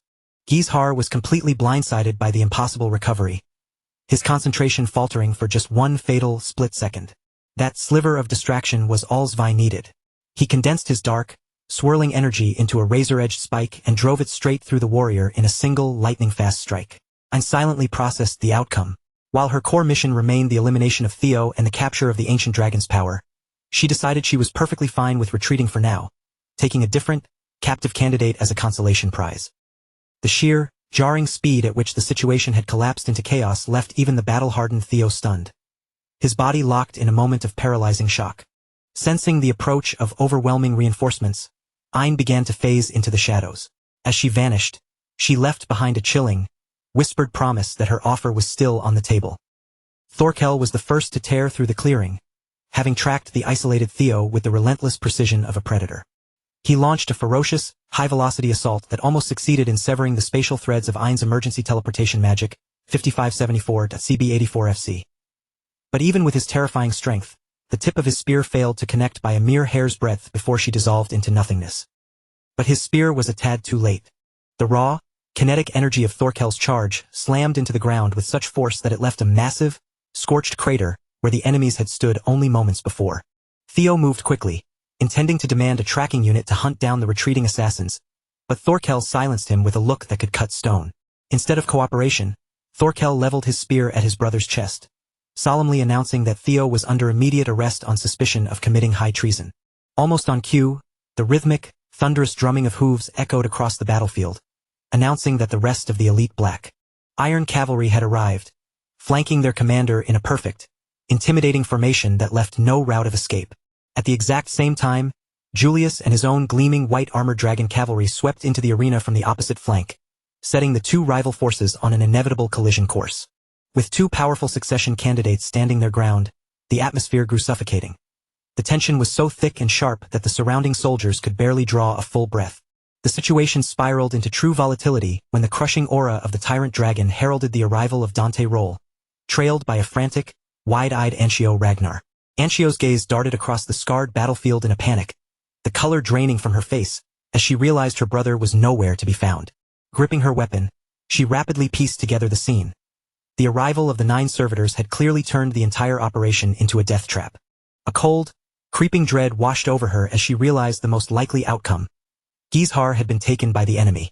Yet, even with the news that a prize student had fallen into enemy hands, the tyrant dragon didn't show an ounce of concern. Instead, a twisted, predatory smirk spread across his lips.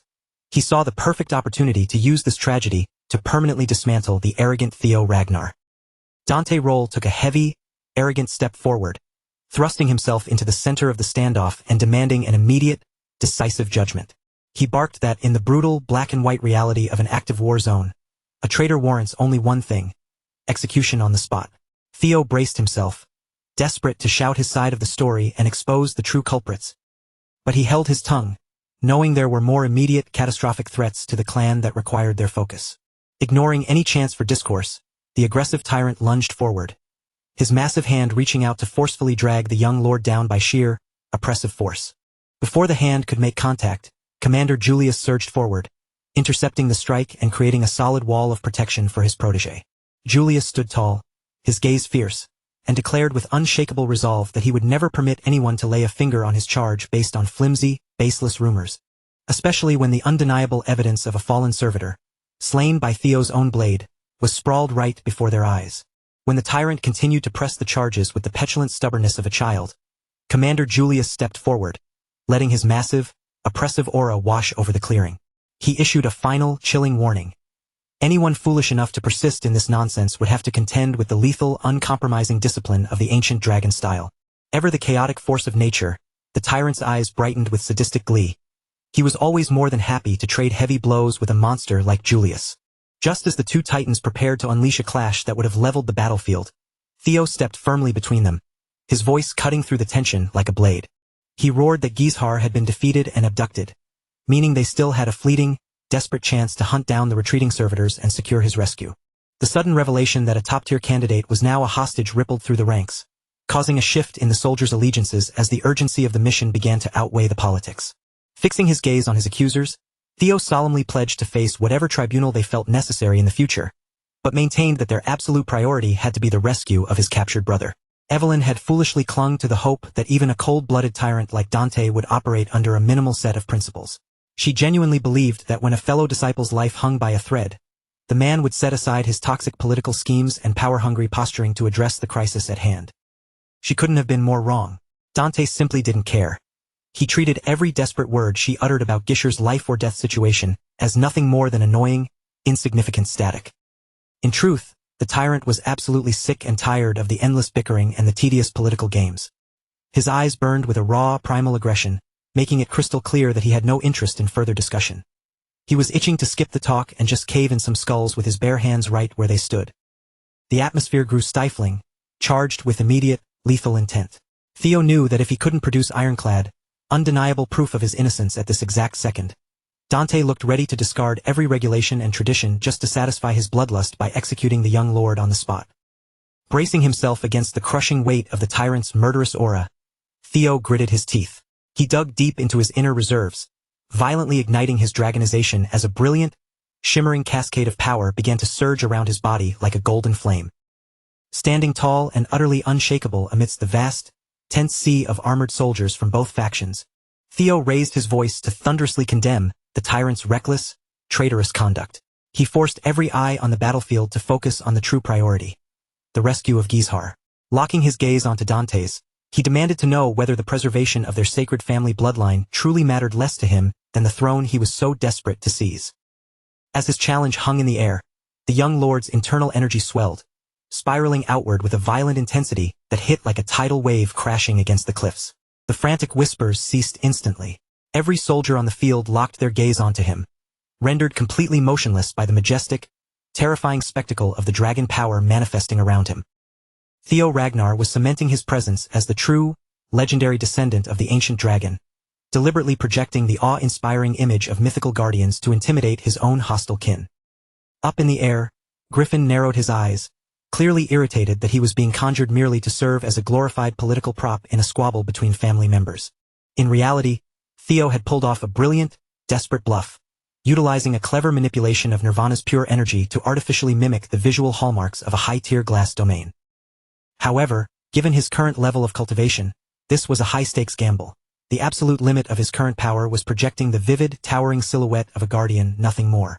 While these colossal manifestations appeared divine and soul-shaking to the soldiers, they lacked the physical density or true raw power required to actually pin down a beast like the tyrant. Theo understood this perfectly. He wasn't trying to trigger an all-out war. He was trying to survive. He knew he didn't need to physically best Dante in a duel.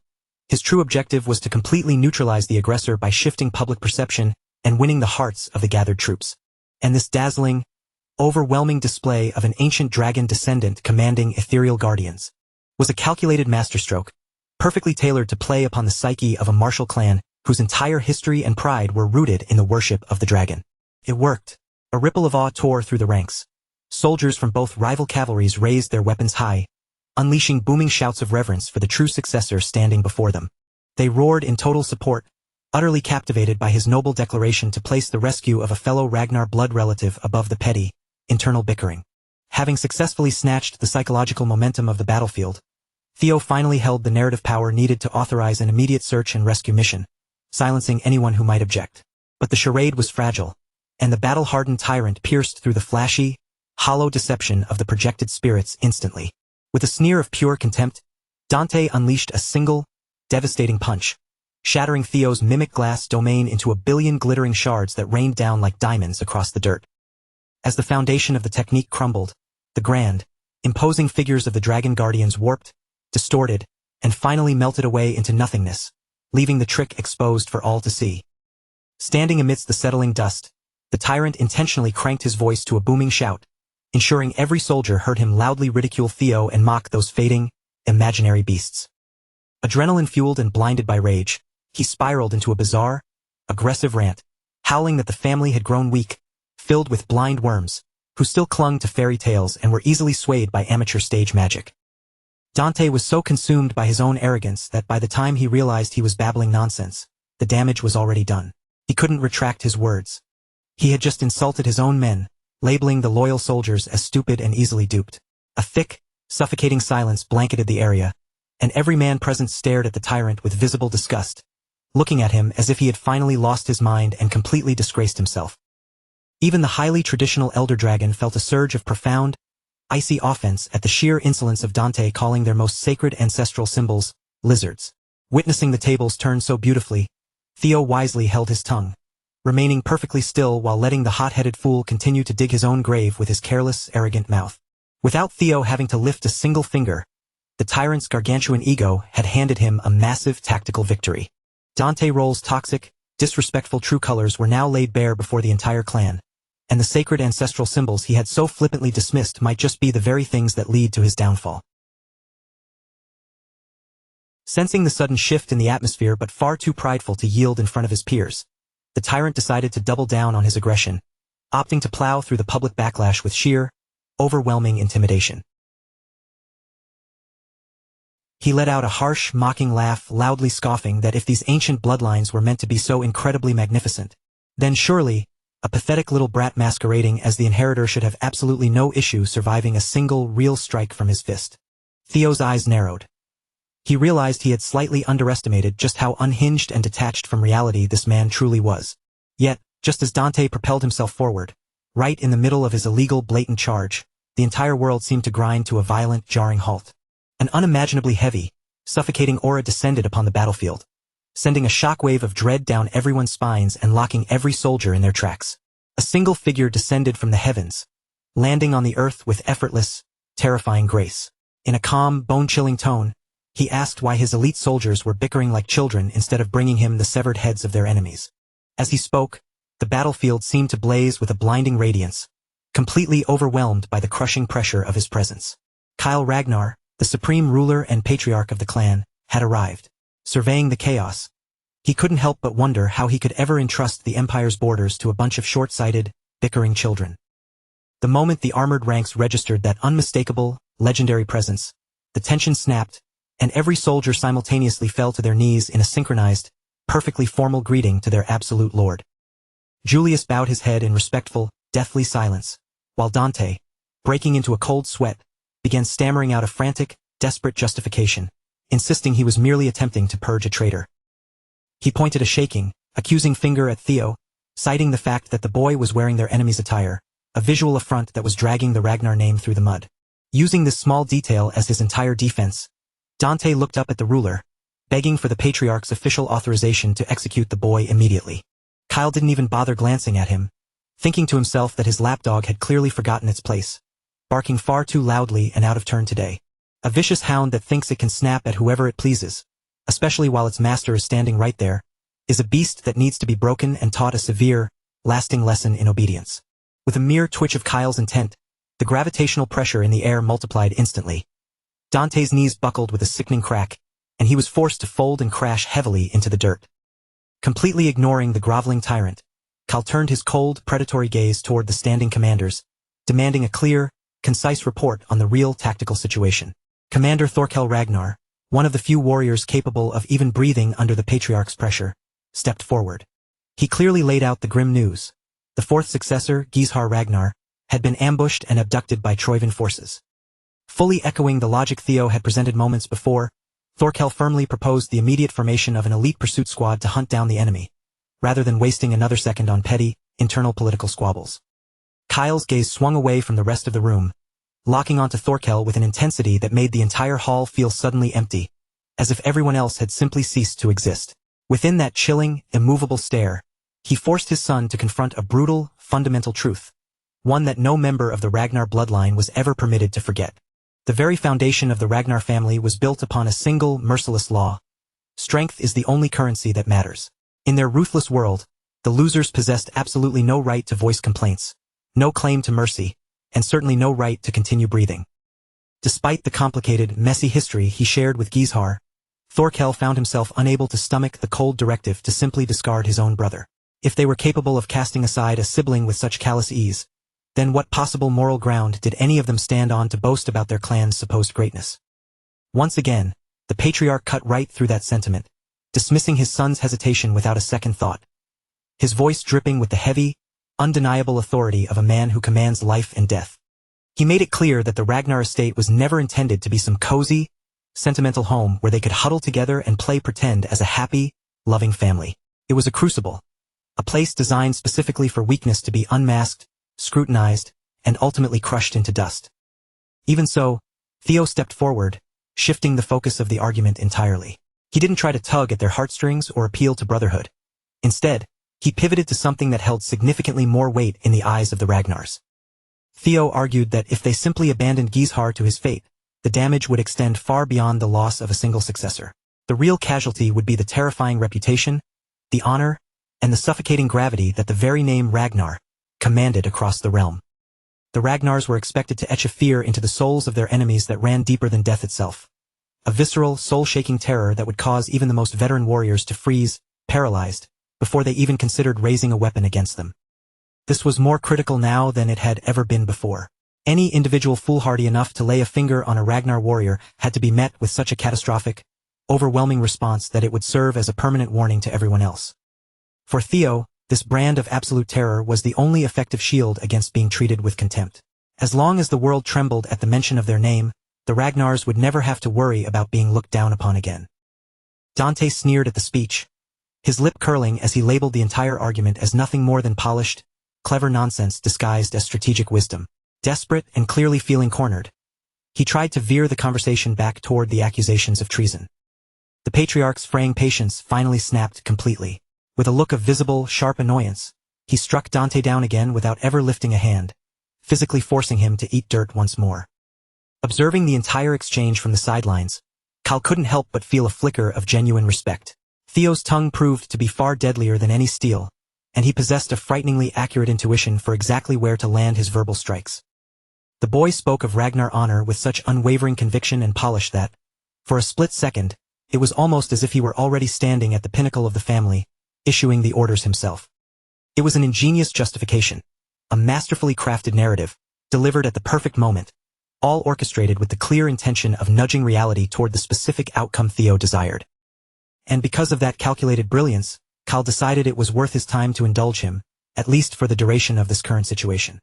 With a sharp, decisive command, the patriarch immediately began shuffling the people in the room into rescue squads, ordering them to mobilize instantly to recover Gizhar before it was too late. As the soldiers began to scramble, the sound of clattering armor filled the hall and units snapped into formation. The atmosphere pivoted abruptly from a heated ideological debate into the cold, sharp focus of a military operation. Kyle then turned his attention back to his son, instructing Theo to hang back for a moment, mentioning that there were a few specific matters he wanted to discuss while just the two of them were present. Thorkel caught the way their father singled out Theo, focusing on him with an intensity and a specific kind of attention that was notably absent when it came to the rest of them.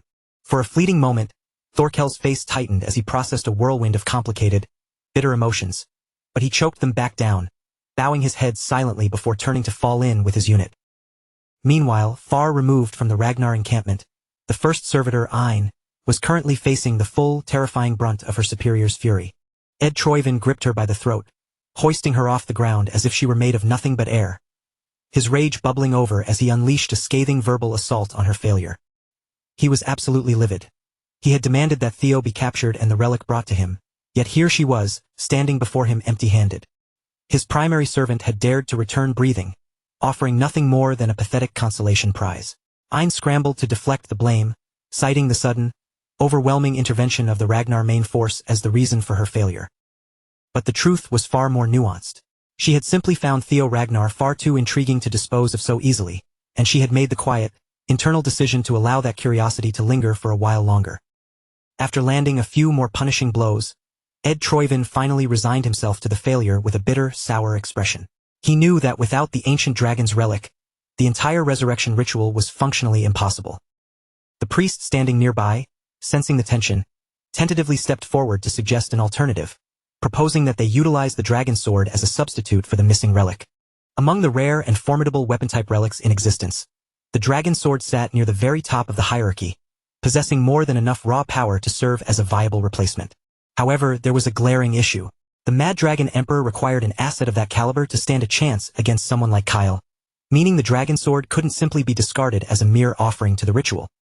As if Troyvin's situation wasn't already precarious enough, the Ragnar main force finally initiated their full-scale assault in earnest. They tore through the vanguard lines with unprecedented speed, pushing forward with a terrifying, unstoppable momentum, loudly proclaiming that they had arrived for no other reason than to secure their successor.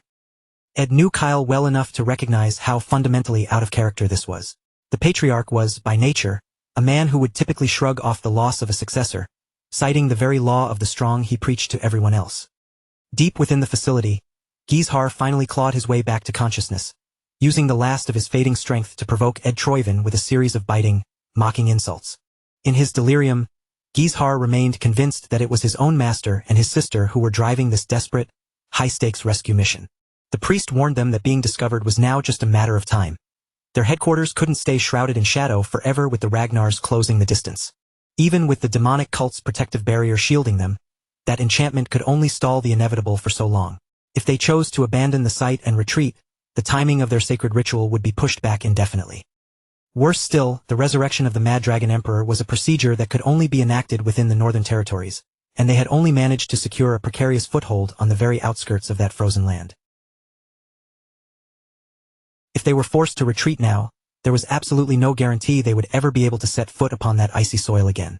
Backed into a corner with no other options, Ed made a desperate, ugly decision. They would use Gizhar Ragnar as a sacrificial offering along with the dragon sword, a flawed, imperfect substitute, but the only path left to them.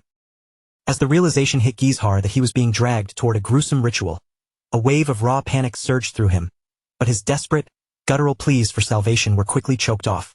The cultists had to finish every detail before the enraged Ragnar forces breached their perimeter. Becoming a living offering for the Mad Dragon was a truly blood-soaked, horrific fate. From the dark depths of the altar, fleshy, pulsing tendrils writhed upward like serpents, tearing into Gishar's body and carving deep, jagged lacerations into his flesh. Underneath the ominous, blood-red glow of the sky, his battered and bleeding form was presented as a grim offering to the dead. With the infusion of Ragnar blood and the power of the relic, Ed Troyvin began the incantation to resurrect the Mad Dragon Emperor, forcefully shifting the entire timeline onto a dangerous new trajectory. Kyle's concept of father and son quality time was anything but conventional. For him, bonding meant exerting his sheer, overwhelming power to literally tear open the fabric of space and time. Then, he stepped into that jagged, glowing rift and hauled his son in after him, intent on showing Theo exactly what existed beyond the limits of the impossible. To Kyle, this bizarre, silent, and isolated pocket dimension was the perfect setting for an intimate conversation, far removed from the endless noise and chaos of the world outside. The very moment Theo stepped across the threshold into the gap between time and space, the soul of Lodbrok sensed his presence and manifested at his side. What Kyle Ragnar was capable of achieving with a blade had long ago transcended the boundaries of ordinary swordsmanship. At this level, referring to his actions as mere swordsmanship felt like a profound understatement. For Lodbrok, the scene unfolding before her eyes was simply beyond comprehension. As she stared at Kyle, he no longer possessed the aura of a mere mortal. The man standing there with his blade felt like something entirely different, something almost transcendent. Kyle, however, clearly had absolutely zero patience for the silent, tense exchange that had been rippling back and forth between the ghost of Lodbrok and his son, Theo. He had gone to the lengths of tearing open the very fabric of reality to bring Theo into this isolated, severed pocket of space for a private word. In Kyle's cold estimation, there was no room in this conversation for an intrusive spirit lingering from a bygone era. With nothing more than one sharp, merciless glance, Kyle exerted his will upon the space around them. In the blink of an eye, the Thundergate Lodbrok relied upon was violently shuttered, severing her connection to Theo's mind as decisively as if Kyle had slammed an iron door in her face. The sudden, jarring separation hit Lodbrok with immense force. She recoiled, visibly damaged from being torn away and expelled so brutally from the connection. Even Theo felt the aftershocks, a dull, throbbing ache pulsing behind his eyes. He had always known his father was powerful, but this was a revelation of a different scale. It made him wonder just how vast, and how far, Kyle's perception truly reached. Then, to Theo's complete surprise, the oppressive intensity of his father's expression shifted, settling into something unusually heavy and somber. In a voice that was low and steeped in gravity, Kyle looked at him and asked, point blank, if Theo had spent all those years nursing deep-seated resentment toward him for the abandonment and neglect. He didn't stop there. He pressed further, asking if Theo harbored hatred for the endless, brutal bloodshed that defined their family. A cycle of violence carried out under Kyle's absolute, iron-fisted rule. Theo froze, his breath hitching as he was caught entirely off guard. It was the last question he ever expected to hear from a man like his father. Yet, after a moment of heavy silence that seemed to stretch on, Theo refused to offer a dishonest platitude. He faced the weight of that question head-on, looked his father in the eyes, and gave a slow, deliberate nod. Kyle seemed to hold a genuine appreciation for that answer. His son hadn't panicked, nor had he groveled with desperate, sycophantic denials. Instead, he had shown the backbone to admit the truth to his father's face. Then, the patriarch slowly raised a finger and slashed it through the air, a simple motion that demonstrated the sheer, overwhelming strength required to literally hold the weight of the world upon his shoulders. Throughout his long, bloody life, Kyle had never once faltered when it came to sacrificing the few to ensure the survival of the greater whole. With a cold, calculated ruthlessness, he had single-handedly shielded their realm from total collapse. It was only partially accurate to label him a mad hunter of regressors. In reality, his mission was the systematic elimination of the parasites who invited chaos into the world, and, as it happened, the vast majority of those regressors were precisely that kind of threat. And among all those harbingers of ruin, the most dangerous rat of them all had been his own father, the Mad Dragon Emperor. For the sake of the clan's continued existence, Kyle had been forced to strike down Geyser himself, accepting that he would have to turn his blade against his own bloodline to preserve the peace. His hands were already permanently stained with the gore of his kin, a price he paid willingly because he prioritized the stability of the wider world over his own personal grief or attachments. In his relentless, lifelong crusade for order, Kyle Ragnar had accumulated power far beyond what he had intended. Theo watched, mesmerized, as a brilliant, celestial structure began to manifest and pulse with energy behind his father's back. The last time Theo had witnessed a halo of such terrifying majesty, it had been within the halls of the Pantheon. Furthermore, Kyle was partially bound by the invisible, heavy chains of fate. The moment his power surged past the limitations of the human world, a vast, cosmic calling began to pull at him from somewhere far higher, summoning him to fight on an entirely different scale. But Kyle was stubborn. He refused to abandon his clan or leave his responsibilities to crumble in his wake. Because of this, he deliberately, painstakingly suppressed his own power, forcing himself to remain shackled to keep that overwhelming celestial summons at bay. The more strength he allowed to bleed out, the tighter those inescapable chains of destiny would coil around his soul. This was precisely why Kyle had chosen to rule his clan through the medium of absolute fear rather than by constantly flexing his true, godlike might. By using fear as his primary weapon, he was spared from having to draw his sword just to keep the clan from devouring itself. At this stage, Kyle Ragnar barely resembled a man anymore. He felt like an ancient deity, or perhaps a horrific monster artfully wearing the face of a human. What he was revealing to Theo was the crushing, true weight that the head of the Ragnar family was forced to carry. Whether the boy could ever break free from those shackles of destiny was not something his father could give him. It was a test that only Theo could pass. In the depths of his own mind, even Theo couldn't say for certain if the path he was currently treading was truly the correct one. With that uncertainty, he activated Nirvana, flooding his mind with focus and expanding his mental awareness for one fleeting, powerful moment, pushing his cognition past all normal human limits. As his consciousness surged into that heightened, transcendental state, the space around them shuddered in response. With unshakable, absolute conviction, Theo declared that when the time finally came, he would take the clan, the calling, and the fate of the realm itself into his own hands. After all, his ambition was never just to sit on the throne as the family head. He fully intended to rise above his father, to eclipse him, and to surpass him in every conceivable way. Kyle couldn't help but be charmed by that level of audacity.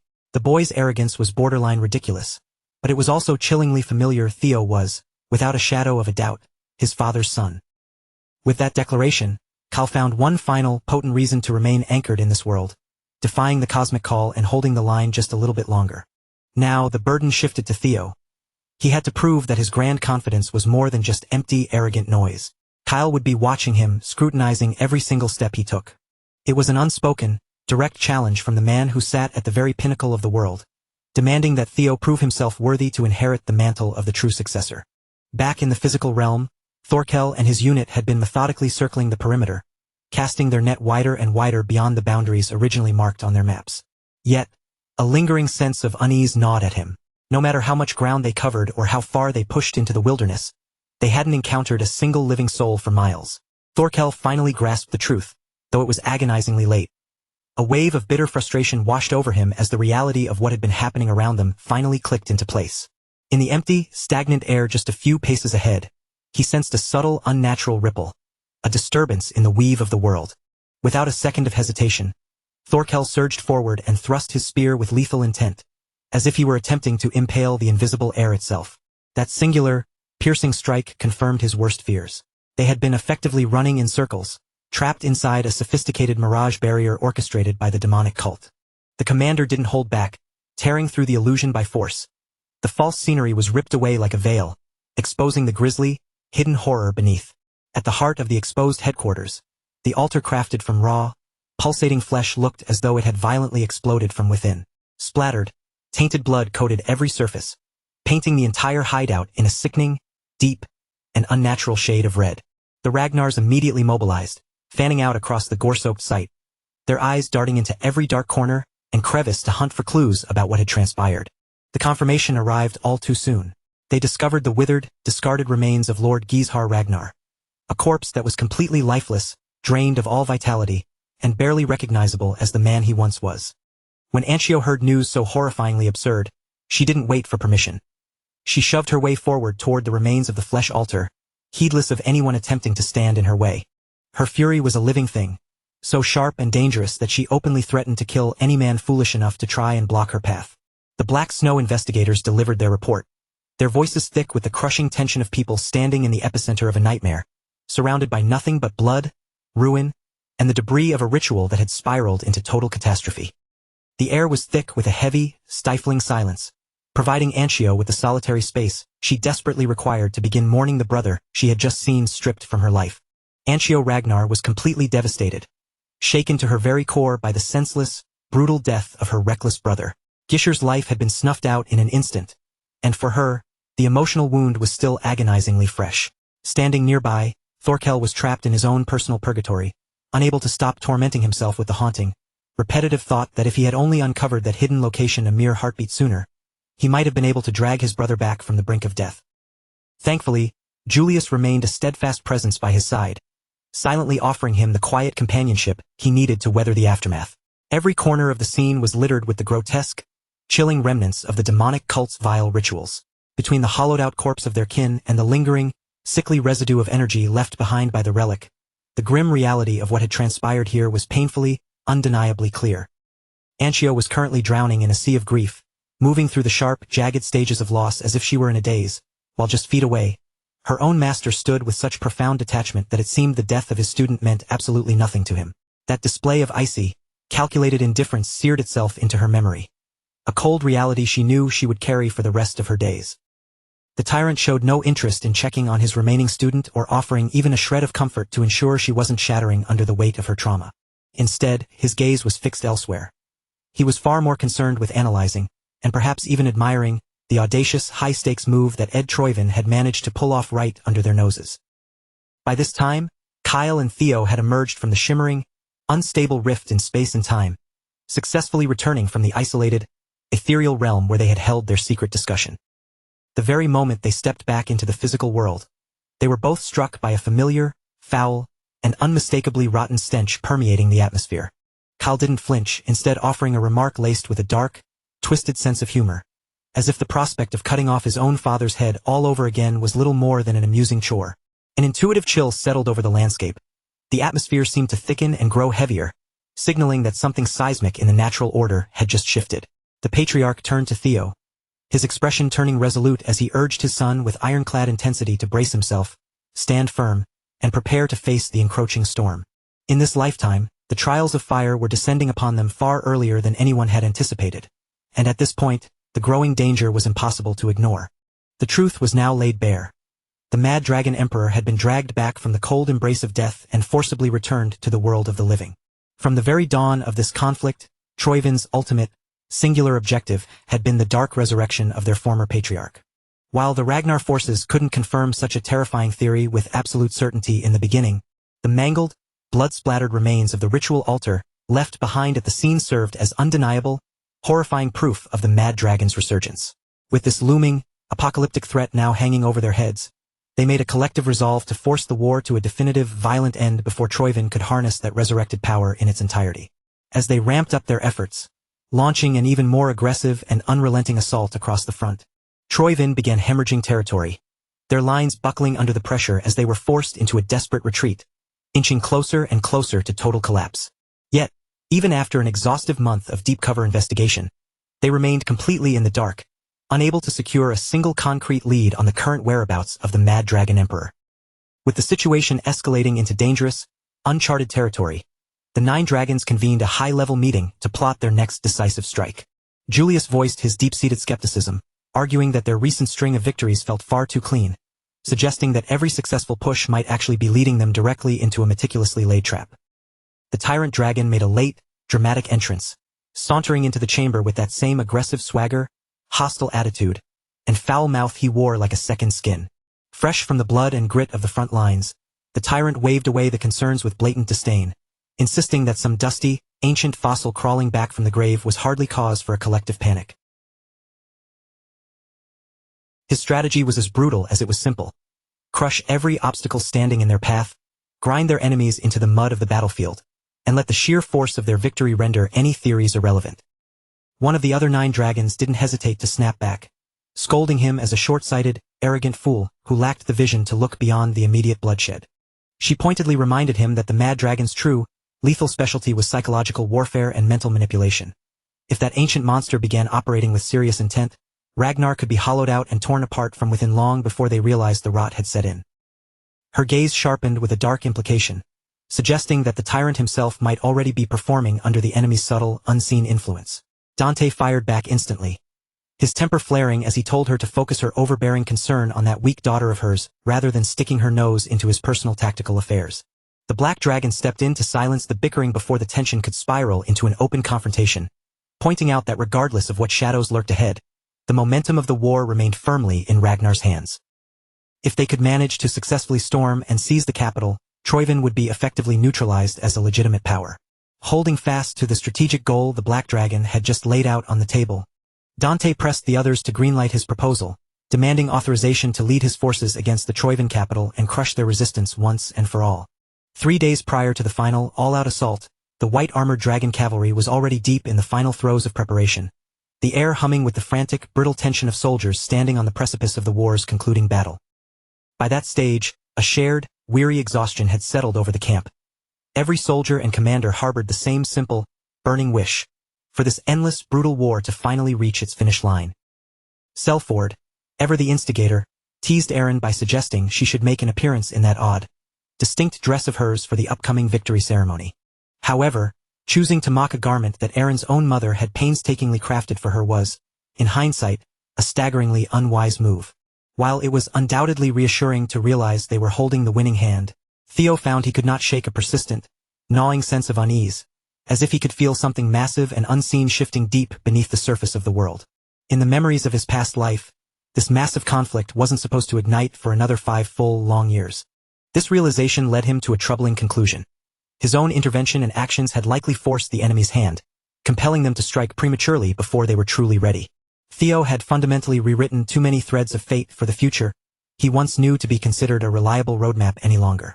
When the road ahead appears suspiciously smooth, it usually means hidden, unpredictable variables are lurking in the dark, waiting to strike.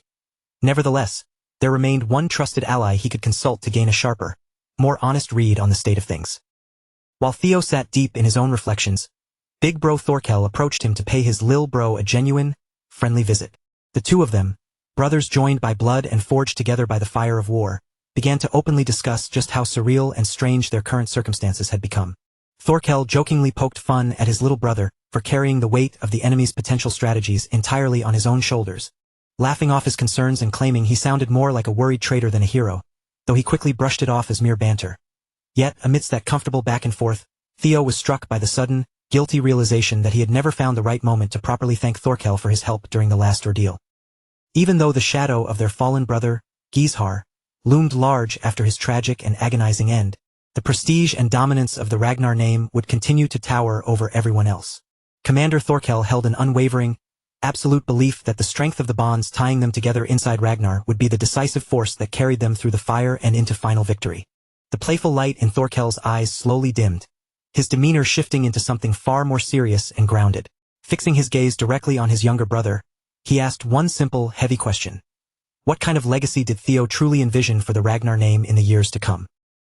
Theo didn't hesitate. He offered a raw, unfiltered answer. The vision he held for the future of their clan wasn't one built solely upon the cold, brutal law of the strong, that relic of the past that governed everything they knew. He was keenly aware that to many in their circle, such a perspective might sound remarkably naive, or perhaps like the idealistic rambling of a child who didn't understand the harsh realities of their world. Even so, Theo remained firm. He craved a different order, a structure where people were bound by mutual trust and loyalty, rather than one where obedience was merely a byproduct of terror being carved into their very marrow. Hearing his brother speak with such clarity, Thorkel's expression softened into one of genuine satisfaction, as if Theo had just provided the exact answer he had been secretly hoping to hear.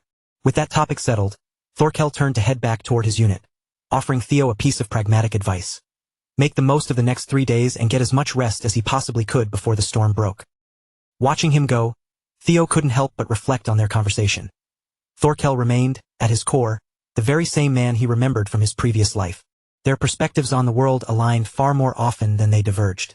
While they were technically rivals, both locked in a race to claim the seat of the family head, Theo realized that if he needed someone standing shoulder to shoulder with him in the trenches, he couldn't ask for a more reliable partner. With a rare window of downtime opening up, Hulchus stepped forward to invite Theo to a quick spar, as if they were naturally drifting back into the comfortable, competitive rhythms of their training days. Theo was forced to decline. He had an urgent objective that couldn't wait. Without losing a second, he signaled for his partner, Umbra, and with a fluid motion, he vaulted onto the beast's back, preparing to take to the skies to investigate the uncertainties of the future for himself. Left alone in the sudden silence of the camp, Commander Thorkel spent the quiet moments replaying Theo's words over and over in his head. He felt a deep, sincere sense of pride in his brother, pride in the man Theo was becoming, which only reinforced the fact that he could never truly view such a person as an enemy. As Thorkel lingered, taking a much-needed breath of fresh air, his attention was caught by a strange sight, an elderly man appearing out of nowhere, struggling desperately to traverse a wild, turbulent river. The old man's legs suddenly buckled under the immense pressure of the surging current, and for a terrifying second, it seemed certain that the roiling water would drag him under and sweep him away. Acting on instinct, Thorkel surged forward, closing the distance in an instant to haul the man from the water before the river could claim him.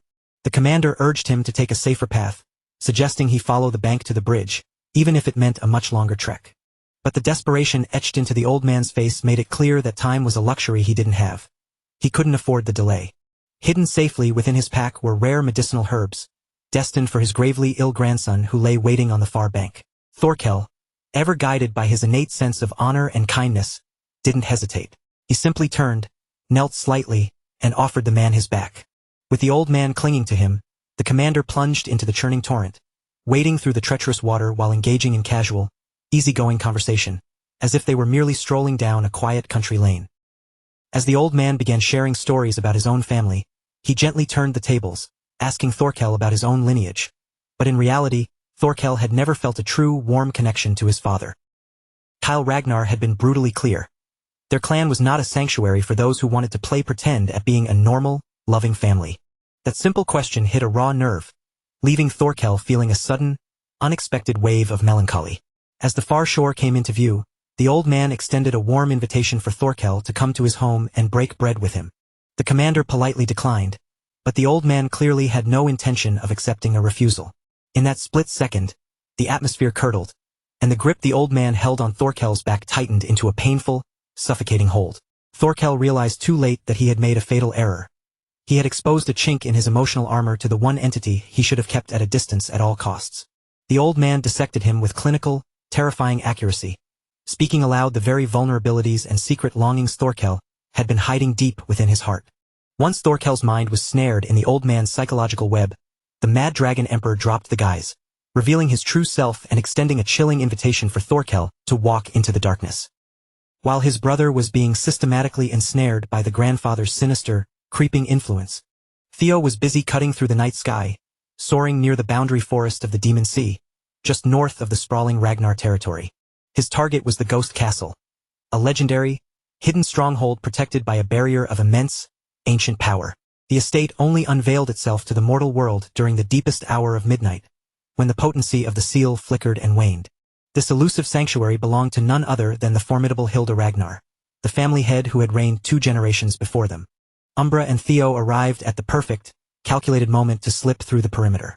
Contrary to the eerie moniker of Ghost Castle, the grounds were immaculate, orderly, and clearly maintained with extreme care. As Theo stepped across the threshold of the gates, he felt a surprising flicker of genuine excitement at the prospect of conversing with such a cryptic woman. Since Hilda had shown him a measure of goodwill and fascination during the nomination ceremony, he reasoned that she likely wouldn't attempt to strike him down the moment he entered her domain. Even so, he was no fool. Theo had already mapped out a potential escape path, just in case the meeting turned hostile. With his guard up, he ventured deeper into the Ghost Castle, navigating the hauntingly quiet corridors. Before long, the walls began to shimmer, revealing ethereal projections of a woman locked in a process of painful, relentless, and self-sacrificing training. The images were intangible, mere phantoms he could perceive but never physically touch, which suggested that what he was witnessing were remnants of the past manifested through high-level illusion magic. It was clear that Hilda herself had orchestrated these visions, choosing to peel back the curtain of her history and show Theo these intimate fragments of her life. As he pressed forward, the depictions of grueling martial training began to shift and warp, bleeding into jagged, chaotic visions of war, where the very atmosphere seemed to thicken with violence and malice. In an instant, the scenery dissolved, and Theo found himself standing in the epicenter of a raging battlefield, surrounded by the raw, suffocating chaos of total war. The sheer, crushing weight of the aura radiating from the woman before him was so intense that Theo's body reacted defensively before his conscious mind could even process the threat, and his muscles coiled tight, his instincts screaming for battle, even though the woman standing in front of him was nothing more than a masterfully crafted illusion. For reasons that remained shrouded in mystery, the Grand Matriarch began to pull Theo into the fractured remnants of her own history, effectively peeling back the layers of her life and allowing those long-buried, traumatic memories to unfold in visceral detail before him. Before Theo had the chance to even collect his thoughts, the world shifted violently. In a heartbeat, he was no longer standing in a hallway. He had been transported directly into the heart of Hilda's grand throne room, as if he had been physically dragged through the veil of time itself. Throughout the vast, echoing chamber, rows of Hilda Ragnar's most loyal soldiers stood in rigid, perfect formation, their gazes cast downward in absolute, solemn reverence.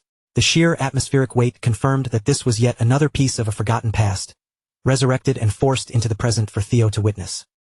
Theo realized with sudden clarity that he wasn't just observing a random collection of events. He was being forced to view one specific, recurring iteration of Hilda's turbulent existence. In this particular life, Hilda's journey met its gruesome conclusion within the walls of her own sanctuary, as she collapsed amidst a tidal wave of carnage and a bloody, soul-crushing nightmare that consumed everything she had ever built. For Theo, watching a figure of such immense, overwhelming power be brought to her knees was a jarring, almost impossible concept to wrap his head around. The scene of her demise, played out in such a graphic, grotesque, and unceremonious fashion, felt so surreal that it left a lingering, icy dread hanging in the air of the vision. Then, with a jarring snap, the memory fractured and looped back, dragging Theo once again into the cycle of Hilda training with a level of ferocity and focus that bordered on madness. As these layered visions continued to cascade over one another, the meaning of their first meeting finally clicked into place. With only a singular, piercing glance, Hilda had looked past his defenses and immediately identified him for what he was, a fellow regressor. Hilda didn't bother with deception or modesty. She confirmed the truth openly. She was indeed a regressor, walking the same lonely path as Theo, though she had reached a terrifying milestone. Her allotted number of lives had been completely exhausted. Whenever a regressor falls, the end is never final. They do not fade into the afterlife. Instead, they are violently yanked back to a predetermined point in time, forced to endure the struggle all over again from the starting line.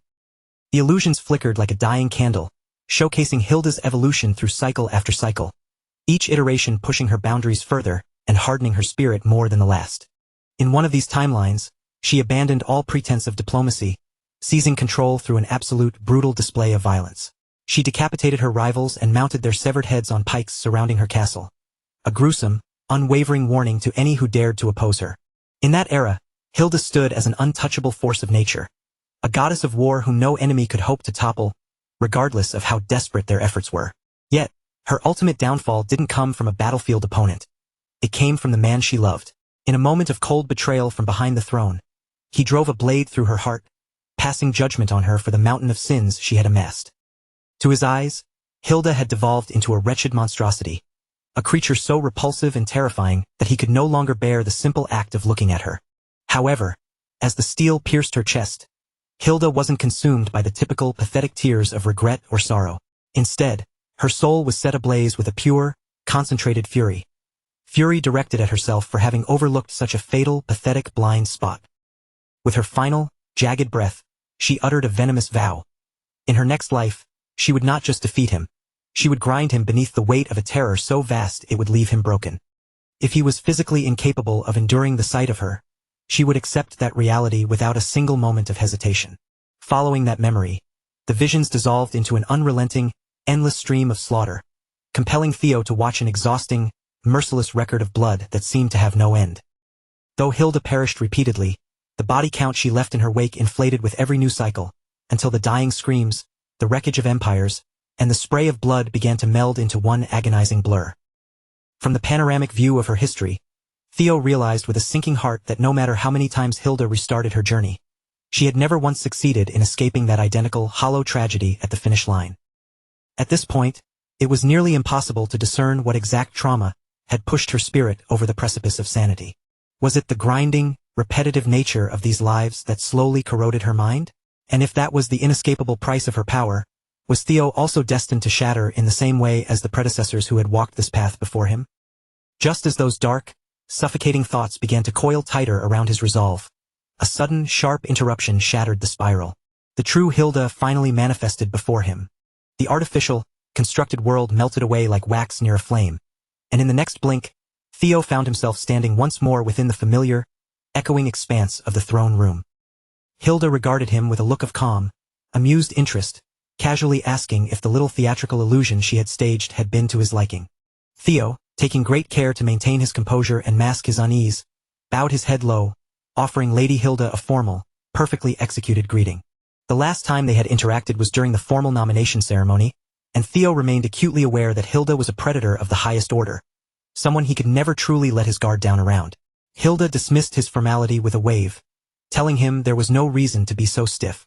After all, the two of them shared secrets that ran far deeper than anything ordinary mortals could ever hope to comprehend. Then, with a casual, almost dismissive flick of her finger, the very fabric of reality seemed to bow to her whims, and the entire room began to contort and shift around them. The cavernous, desolate throne room dissolved, fading from existence as if it were nothing more than a trick of the light, and in its wake appeared an intimate, warm dining hall, perfectly staged so that they might sit, share a meal, and speak with far greater comfort.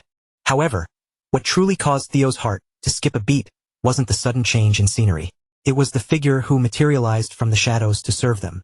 The legendary Ascendant Dragon himself stood there, waiting to attend to their needs. Theo had heard the hushed, fearful whispers among the clans, but seeing the reality with his own eyes made those rumors feel like an undeniable, crushing fact. The legends claimed the Grand Matriarch held the Ascendant Dragon at her beck and call as a devoted servant, and now, standing in the flesh before Theo, that myth had become an irrefutable, terrifying reality. Who could have dared to dream that a being of such celestial, world-ending power would be reduced to personally pouring wine and serving steak to Theo at a dinner table? Hilda caught the flicker of guarded shock on Theo's face and provided a calm, chilling assurance. The Ascendant Dragon was entirely trustworthy, having remained anchored by her side through an endless succession of lifetimes. Yet, even for a woman like Hilda, the limits of her power were tightening. Her ability to trigger these regressions had finally reached its absolute, hard-coded limit. She confessed that she lacked any formal method to calculate exactly how many cycles remained in her reserve. In her own case, It had transitioned into a hollow, internal sensation, a gut-level awareness that told her exactly how many lives she had left to burn. It wasn't a calculation or a number. It was an abstract, creeping instinct that silently tracked the dwindling store of her reincarnations. One glaring discrepancy remained. Hilda was completely ignorant of the system window that governed Theo's life. Unlike her vague, internal intuition, the system provided Theo with precise, data-driven feedback at every turn. Theo steered the conversation toward his father, the current patriarch, to see what reaction he could bait out of her. He recounted his recent interaction with Kyle, specifically detailing the moment when the patriarch shed his human facade and unveiled his true, ascendant state. The very moment the word ascension left Theo's lips, Hilda's expression soured, her features sharpening as the air in the room plummeted in temperature. She turned her gaze onto Theo, her eyes cold as winter, and asked if he had already looked upon the face of the Pantheon with his own 2 eyes. Hilda found the very notion completely impossible to swallow. To her eyes, the idea that a mere brat, someone still navigating the turbulent waters of his very first regression cycle, could have possibly pushed himself to such a height was simply laughable. It was borderline absurd. Noticing the dark storm clouds gathering in her expression, the ascendant dragon felt compelled to intervene, stepping forward with a calm, measured demeanor to soothe Hilda before her mounting irritation could fully boil over into an explosive temper. Surprisingly, his diplomatic intervention proved remarkably effective. Even though Hilda's gaze remained sharp, cold, and piercing, as if she were merely a single, jagged breath away from lashing out to tear Theo to pieces, she visibly reined in her hostility. Following a heavy, suffocating silence that stretched between them, Hilda finally relented, conceding that whenever the conversation veered toward the volatile subject of ascension, she had a bit of a blind spot, proving herself far too sensitive and reactive. With that tension momentarily diffused, she pulled back the curtain on the truth regarding Kyle Ragnar. At this very moment, Kyle wasn't relying on anything other than sheer, unadulterated willpower to stave off the persistent tug of the Pantheon and force his physical form to linger in the mortal realm. It was clear, Kyle wouldn't be ascending at this exact second, but the clock was ticking. If he persisted in sticking his nose into the complex machinations of the world, those metaphysical restraints would only constrict further, tightening until the irresistible call of the Pantheon became impossible to ignore. That, right there, was the cold, calculated reason the patriarch had chosen to hover on the periphery like a detached, useless spectator, watching his own kin tear one another apart without feeling the need to intervene. Hilda didn't feel the need to sugarcoat a single word. She laid the reality out with brutal, cutting precision. If anything, her tone carried a dangerous, taunting edge, as if she were actively challenging the patriarch to step up and strike down his own grandmother before he finally surrendered his hold on the mortal plane for good. For Theo, that revelation was the missing piece he had been hunting for. The answer hit home with devastating clarity. He finally held the confirmation he needed regarding the secret circumstances behind his father's impending ascension. With that vital detail locked into place, Kyle Ragnar's sudden, puzzling decision to retreat into seclusion just before the chaos of the Great War in Theo's previous life now clicked into focus, finally making perfect sense. Even so, Theo hadn't undertaken this arduous journey just to sit back and collect crumbs of information he had already half-deduced on his own. He had sampled enough of the appetizer. He was starving for the main course. Hilda, possessing the keen instincts of a seasoned regressor, read him like an open book and didn't seem the least bit shocked by his demand. Back in the grueling days when he had operated within the Black Snow organization, Theo had managed to scavenge bits and pieces of lore tied to the legend of Hilda. In those hushed stories, Hilda was revered with almost godlike status, primarily because of her legendary parchments, prophetic records of the future, granted exclusively to those who could offer enough profit or unwavering loyalty to earn them. Essentially, those ancient parchments were nothing less than divine foresight, captured and sealed within fragile scrolls. Once Theo grasped that Hilda had lived through the cycle of life and death time and time again, the terrifying accuracy of those prophetic documents became infinitely easier to accept. After all, she had undoubtedly spent an eternity accumulating a staggering wealth of knowledge from one lifetime to the next, hoarding secrets across more incarnations than any mortal mind could reasonably comprehend. Now, with the chilling threat of the Mad Dragon Emperor's resurrection looming like a guillotine over the entire clan, Theo felt a desperate, gnawing need to get his hands on one of Hilda's parchments, no matter how steep the price of admission might be. Hilda made it abundantly clear that these scrolls were not your run-of-the-mill treasures. They were forged by burning away fragments of her own existence, sacrificing pieces of her own life force to record the future.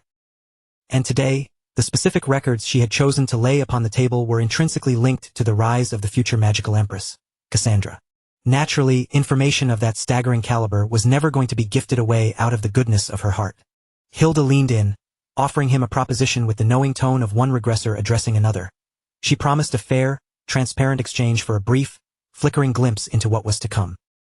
The price was simple but steep. Theo was to pledge himself as her personal disciple and surrender every single, intimate detail about his own regression cycle. Theo didn't even grant her the courtesy of finishing her pitch. He cut her off immediately with a flat, cold rejection. Hilda's features sharpened instantly, a flicker of genuine irritation crossing her face. It was blatantly obvious she hadn't been turned down, or spoken to with such defiance, in a very, very long time. Theo didn't mince words, making it clear that he had absolutely zero intention of becoming a pawn in her meticulously crafted, long-standing political games. Even though decades had slipped by since Hilda formally abdicated her position as head of the family, there remained one incredibly effective, albeit subtle, avenue for her to manipulate Kyle's era. She could easily position herself as the invisible, iron-fisted power lurking in the shadows behind the next family head. In that moment, the realization hit Theo. Hilda had only dangled those memories of her past lives before him to manufacture a false sense of solidarity, but for him, it achieved the exact opposite effect. Those glimpses into her history didn't make him trust her. Instead, they laid bare her obsession with power, revealing that it wasn't all that different from the twisted madness that drove the Mad Dragon Emperor. At that realization, the air around Hilda turned frigid, her aura plunging to sub-zero temperatures. She finally understood that trying to approach this young man with a velvet glove had been a fundamental strategic error. Within the brutal hierarchy of this family, gentle persuasion and kindness were nothing more than empty gestures. In the end, the ironclad rule of the strong was the only law that mattered. The very air surrounding Theo began to warp and groan, pressing in on him with a crushing, suffocating weight as reality itself buckled under the sheer force of Hilda's domain. Without a second to process the change, Theo was violently yanked from his surroundings and cast headlong into the heart of her lethal, illusory domain.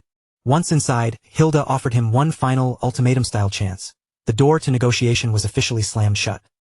He could either choose to be spared, bowing his head to become the Grand Matriarch's disciple, or face the grim, agonizing punishment awaiting those who dared to defy her.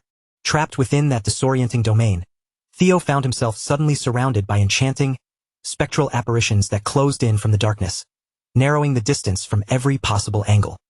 They gripped him with ethereal strength, pinning him firmly in place, their presence bearing down on him like a physical weight as they began the slow, agonizing process of dismantling his will. The Grand Matriarch showed no mercy, immediately unleashing her eerie, crystalline domain with full force, the kind of overwhelming, terrifying display that would have forced anyone else to drop to their knees and beg for surrender. Hilda had lived for too long and tasted victory too many times to entertain the possibility of failure today. Whatever it was she set her sights on, she would have it, even if she had to grind it into nothing but dust and jagged pieces first to make it her own. In her mind, a rookie regressor like Theo shouldn't have been any different from the countless others she had dominated throughout her long, storied history. According to Farrell's assessment, exactly 60 seconds had ticked by on the outside. That was the entirety of the time that had passed since Hilda snatched the young lord away and pulled him into her trap. But inside the distorted time of her domain, Theo had already been locked in a grueling, hour-long struggle. By all rights, his spirit should have been frayed, shattered, and utterly broken by now. Instead, the first thing to shatter under the pressure wasn't Theo's iron resolve, but the very foundation of Hilda's domain. With his dragonization surged to its peak and his nirvana state fully ignited, Theo began to force his way out, shattering the suffocating pressure that was designed to grind him into oblivion. Inside the suffocating, crushing weight of the domain, Theo's sheer willpower and physical endurance hit an entirely new peak. It was as if every passing second of this brutal pressure was forcing his very soul and body to transcend their previous limits. Yet, the spectral apparitions manifested by the Grand Matriarch were relentlessly persistent, swarming toward him from every conceivable angle as if they were tethered to him and absolutely refused to let go. No matter how many of these ghostly phantoms Theo managed to slice through or shatter with his blade, their numbers only seemed to multiply, swelling in strength as if the very fabric of the domain was churning them out endlessly. With no other options left, Theo was forced to dig deep and exhaust every final reserve of his energy, pushing his muscles and spirit far beyond the safety margins of what his body should have been capable of withstanding. After an grueling, unbroken hour of this relentless, life-or-death struggle, the impossible finally happened. He managed to create a fracture in the restrictive domain surrounding him. It was a tiny, jagged splinter of an opening, barely a hairline crack in the oppressive space, but for a combatant as sharp as Theo, that microscopic window was exactly what he needed before the barrier could knit itself back together. Even as Hilda's terrifying domain continued to bear down on him, relentless in its intent to crush his spirit and force him into total submission. Theo concentrated, pulling a slithering, dark shadow from the deepest recesses of his own internal power. With a focused gesture, he pointed directly at the fissure and released Umbra in its covert, stealthy form, launching the tiny shadow dragon toward that fragile, shimmering gap. Umbra clearly understood the gravity of the situation and the precise nature of Theo's intent. Without a moment of hesitation, he darted toward the crack like a bolt of dark lightning, as if he had been waiting for that exact command. It was an incredibly narrow escape, but Umbra ghosted through the gap at the final split second, successfully slipping out just before the shimmering barrier sealed itself shut once more. On the outside of the domain, Hilda's sharp instincts immediately picked up on the disturbance. Her eyes narrowed as she watched the small, dark shadow entity snake its way out through the crack. It moved with such calculated silence, yet it was never going to truly escape her piercing gaze. Hilda was already well aware of the nature of Theo's demonic shadow dragon, and when Farrell cautiously asked if he should pursue the creature, she coldly dismissed the suggestion, remarking that there was absolutely no reason to waste her time or effort chasing down a beast that had supposedly abandoned its master to run. In reality, she was far more preoccupied with the startling fact that Theo had actually managed to fracture her glass domain. Even Robert, the formidable black dragon himself, had required over 3 minutes of intense effort to break free the first time he encountered this technique. Because Theo had shattered that long-standing record, Hilda decided that her game wasn't over yet. She wanted to keep him trapped and continue tormenting him for a while longer. Farrell offered a quick, obedient word of praise, hailing her decision as a brilliant move, maintaining the exact level of sycophantic devotion expected of him. But beneath that mask of loyalty, a seed of unease was growing, as he began to worry that one of Hilda's most dangerous and ancient habits was beginning to resurface. Whether or not Theo was a legitimate successor candidate, he was still ultimately just a young swordsman, and from Farrell's perspective, Hilda was clearly crossing a line by pushing the boy this far. Hilda's current life cycle had already spanned a staggering 150 years, and when one added up the endless, repeating sequences of all her past lives, no living person could truly fathom the true depth of her age or experience. Farrell despised the thought of seeing such a rare, promising talent wither away before reaching his full potential, but his commitment to the Grand Matriarch remained absolute and unbreakable. Hilda's cold demeanor finally shifted, but only because she sensed an uninvited guest crashing into her domain. She gestured for Farrell to stand down, her expression suggesting she had anticipated this dramatic arrival all along. And just as she expected, the intruder made a thunderous entrance, shattering through the ceiling with enough raw power to shake the very foundations of the room. Standing there, radiating authority, was none other than Robert Ragnar, the Black Dragon. Robert's gaze locked onto the glass-like domain, and the sight clearly evoked painful, vivid memories of the times he had been subjected to that exact same, suffocating torture during his own youth. Then, with nothing more than a casual, sharp flick of his finger from the outside, he shattered the entire construct as if it were nothing more than fragile, worthless shards of glass. Robert had never had any patience for Hilda's sadistic, twisted games, especially not when the life of Theo Ragnar was hanging precariously in the balance. Moments later, the air was filled with the sound of Theo coughing violently, expelling a thick, repulsive black substance before he finally managed to peel his eyes open. Umbra had truly come through for him. That little shadow dragon had successfully delivered the message and brought the help Theo had been desperate for. Theo had suspected that Robert had been shadowing his movements ever since his private conversation with the Patriarch. It wasn't exactly a secret, given that the Black Dragon had dropped more than a few hints about his proximity during their recent encounters. In all likelihood, Robert had been dispatched by Theo's father to keep a watchful eye on him from the shadows. Yet, in Theo's eyes, Robert had always felt less like a cold, calculating spy and more like a silent, steadfast guardian lurking nearby just in case things turned lethal. Even though Theo attempted to play it cool and act as if he had no idea Robert knew better, he was all too aware of how sharp, cunning, and calculating the young man actually was. Regardless, Theo offered a sincere word of thanks to the Black Dragon for intervening, while clearly signaling that from this point forward, he was capable of managing his own escape. Of course, Hilda had no intention of allowing them to walk away unscathed. From her position across the room, she unleashed a torrent of destructive flames directed right at them, all while mocking them, complaining that she had merely invited her great-grandson for a meal, and teasingly wondering if her rebellious grandson had finally decided to drop in and join the fun. Robert didn't grant her twisted taunts a second of his time. He immediately pivoted to coordinating with Theo, his entire focus shifting exclusively to the tactical necessity of getting them both out of the building alive. For their breakout plan to succeed, Umbra still had one final, crucial role to play. As Hilda Ragnar continued to hurl reality-bending attacks that warped the space around them, Robert signaled to Theo, and the young man broke into a dead sprint, treating every single stride like a battle for his life. He pushed his body to match the black dragon's terrifying speed, staying locked in stride with Robert while allowing the seasoned warrior to soak up and deflect the brunt of Hilda's devastating offensive strikes. The moment Hilda grasped their intent and realized what they were maneuvering to achieve, she instantly shifted her tactics to close-quarters combat, yet Robert anticipated every one of her strikes, parrying and blocking with flawless, veteran timing. Even though the Grand Matriarch no longer possessed the power of regression, the insatiable, burning greed that had defined her existence through countless lifetimes was still raging just as fiercely as ever inside her. To those rare few who wield the terrifying ability to loop through time, this world isn't a place to live. It's nothing more than a personal sandbox. It is a mere toy to be seized, broken, and dominated at will, with absolutely no regard for the mountains of wreckage, misery, or innocent lives left scattered in their wake.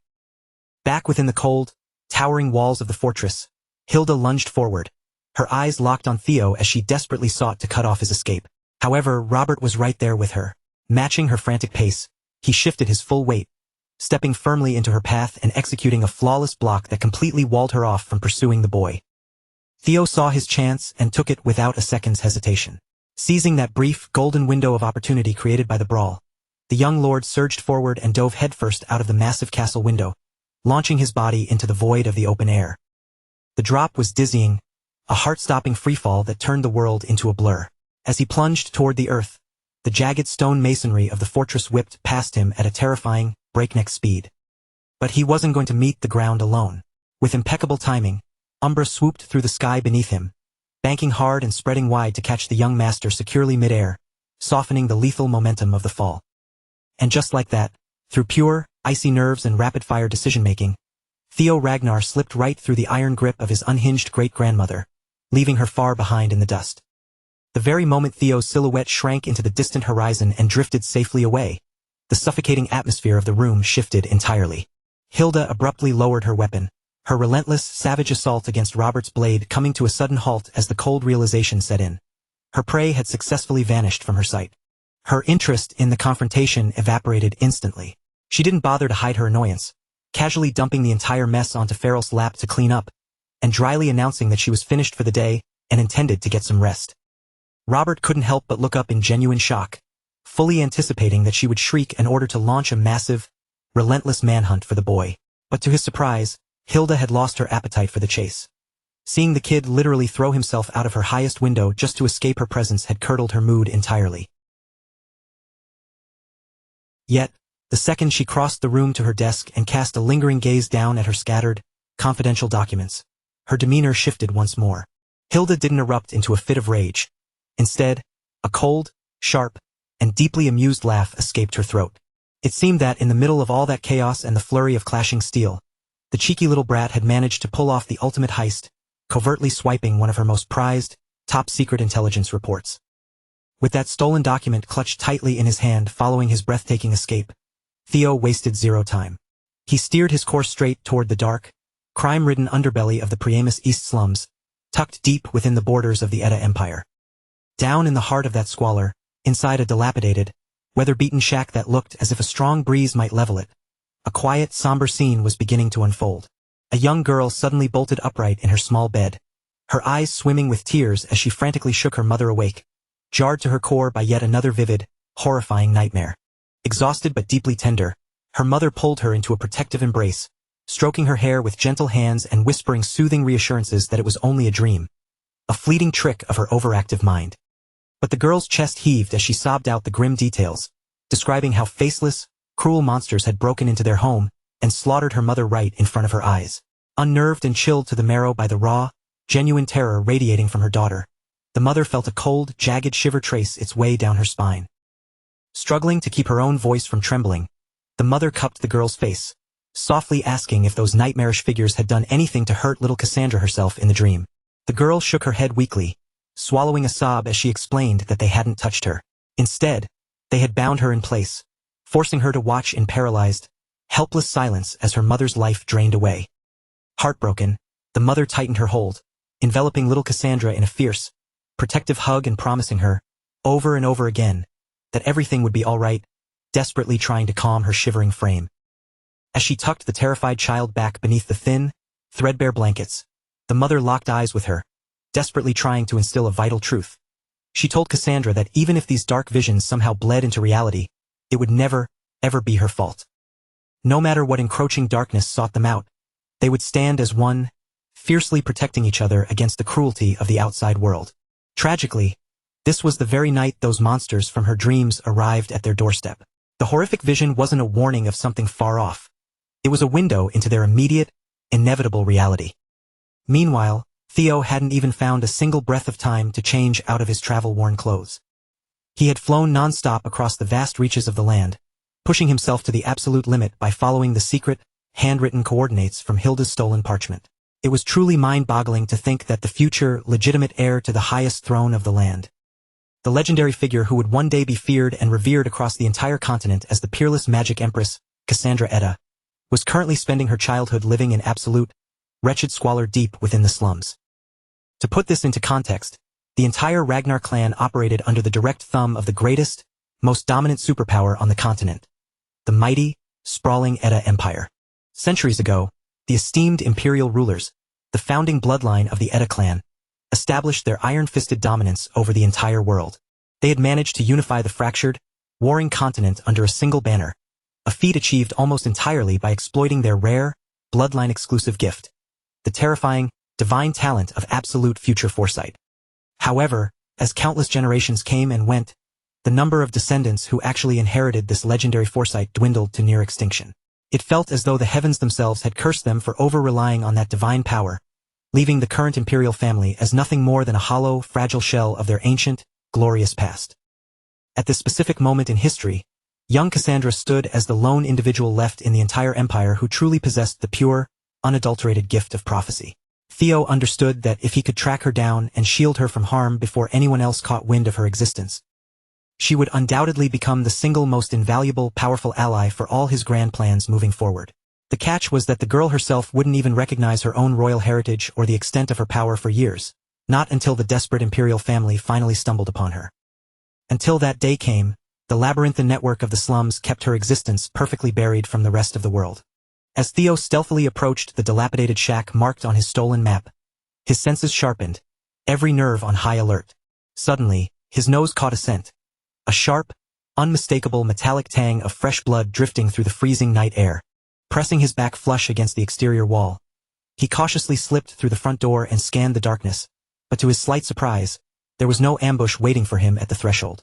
Instead, from the upper floor, the rowdy, obnoxious shouting of several men echoed down, completely unconcerned with their surroundings as they carelessly slammed down cards in a heated, drunken game.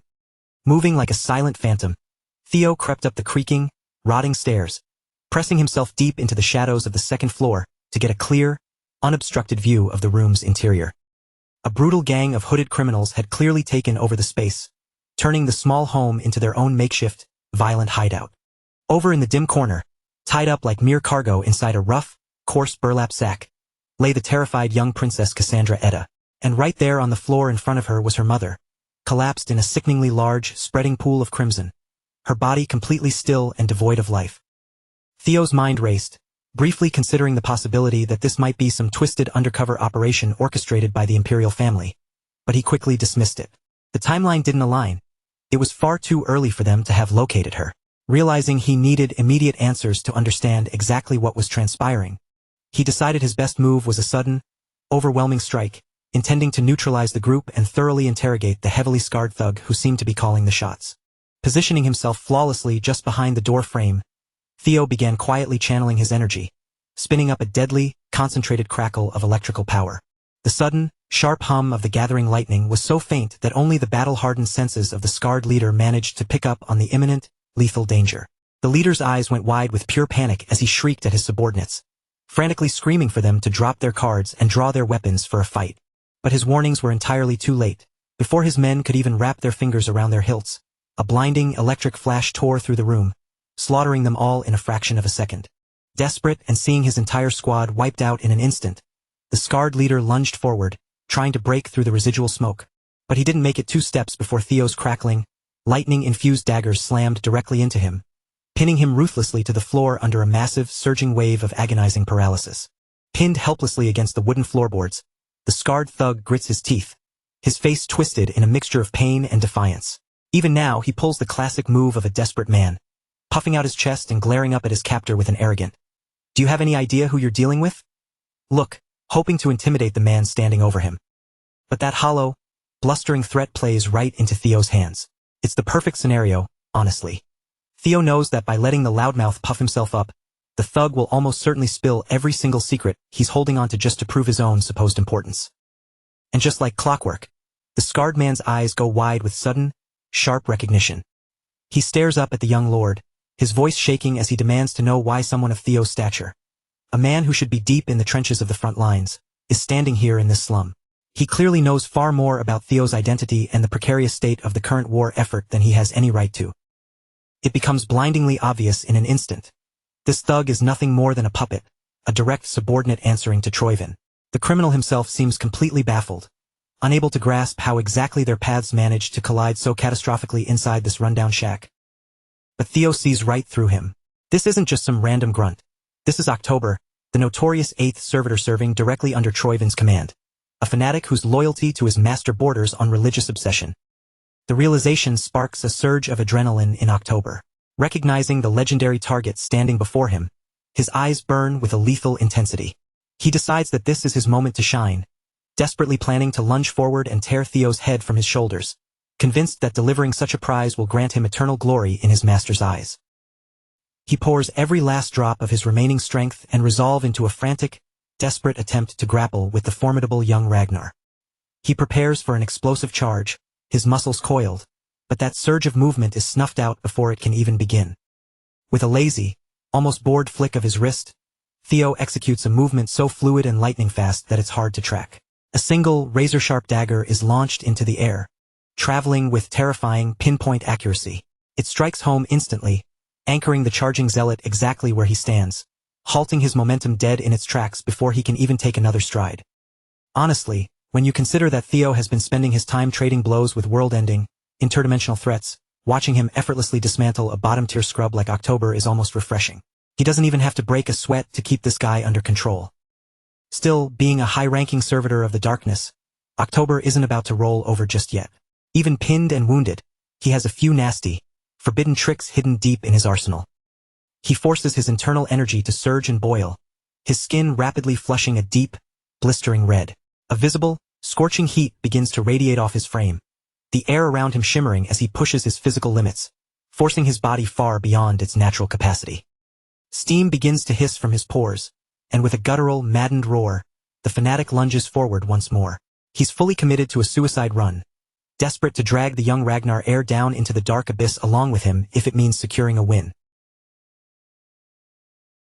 In truth, October never had any intention of dying in a place like this. His entire mission had been completely derailed. He was supposed to be linking up with the elite Azure Peak Squad, the very unit tasked with arriving to extract young Cassandra, not fighting for his life in a slum.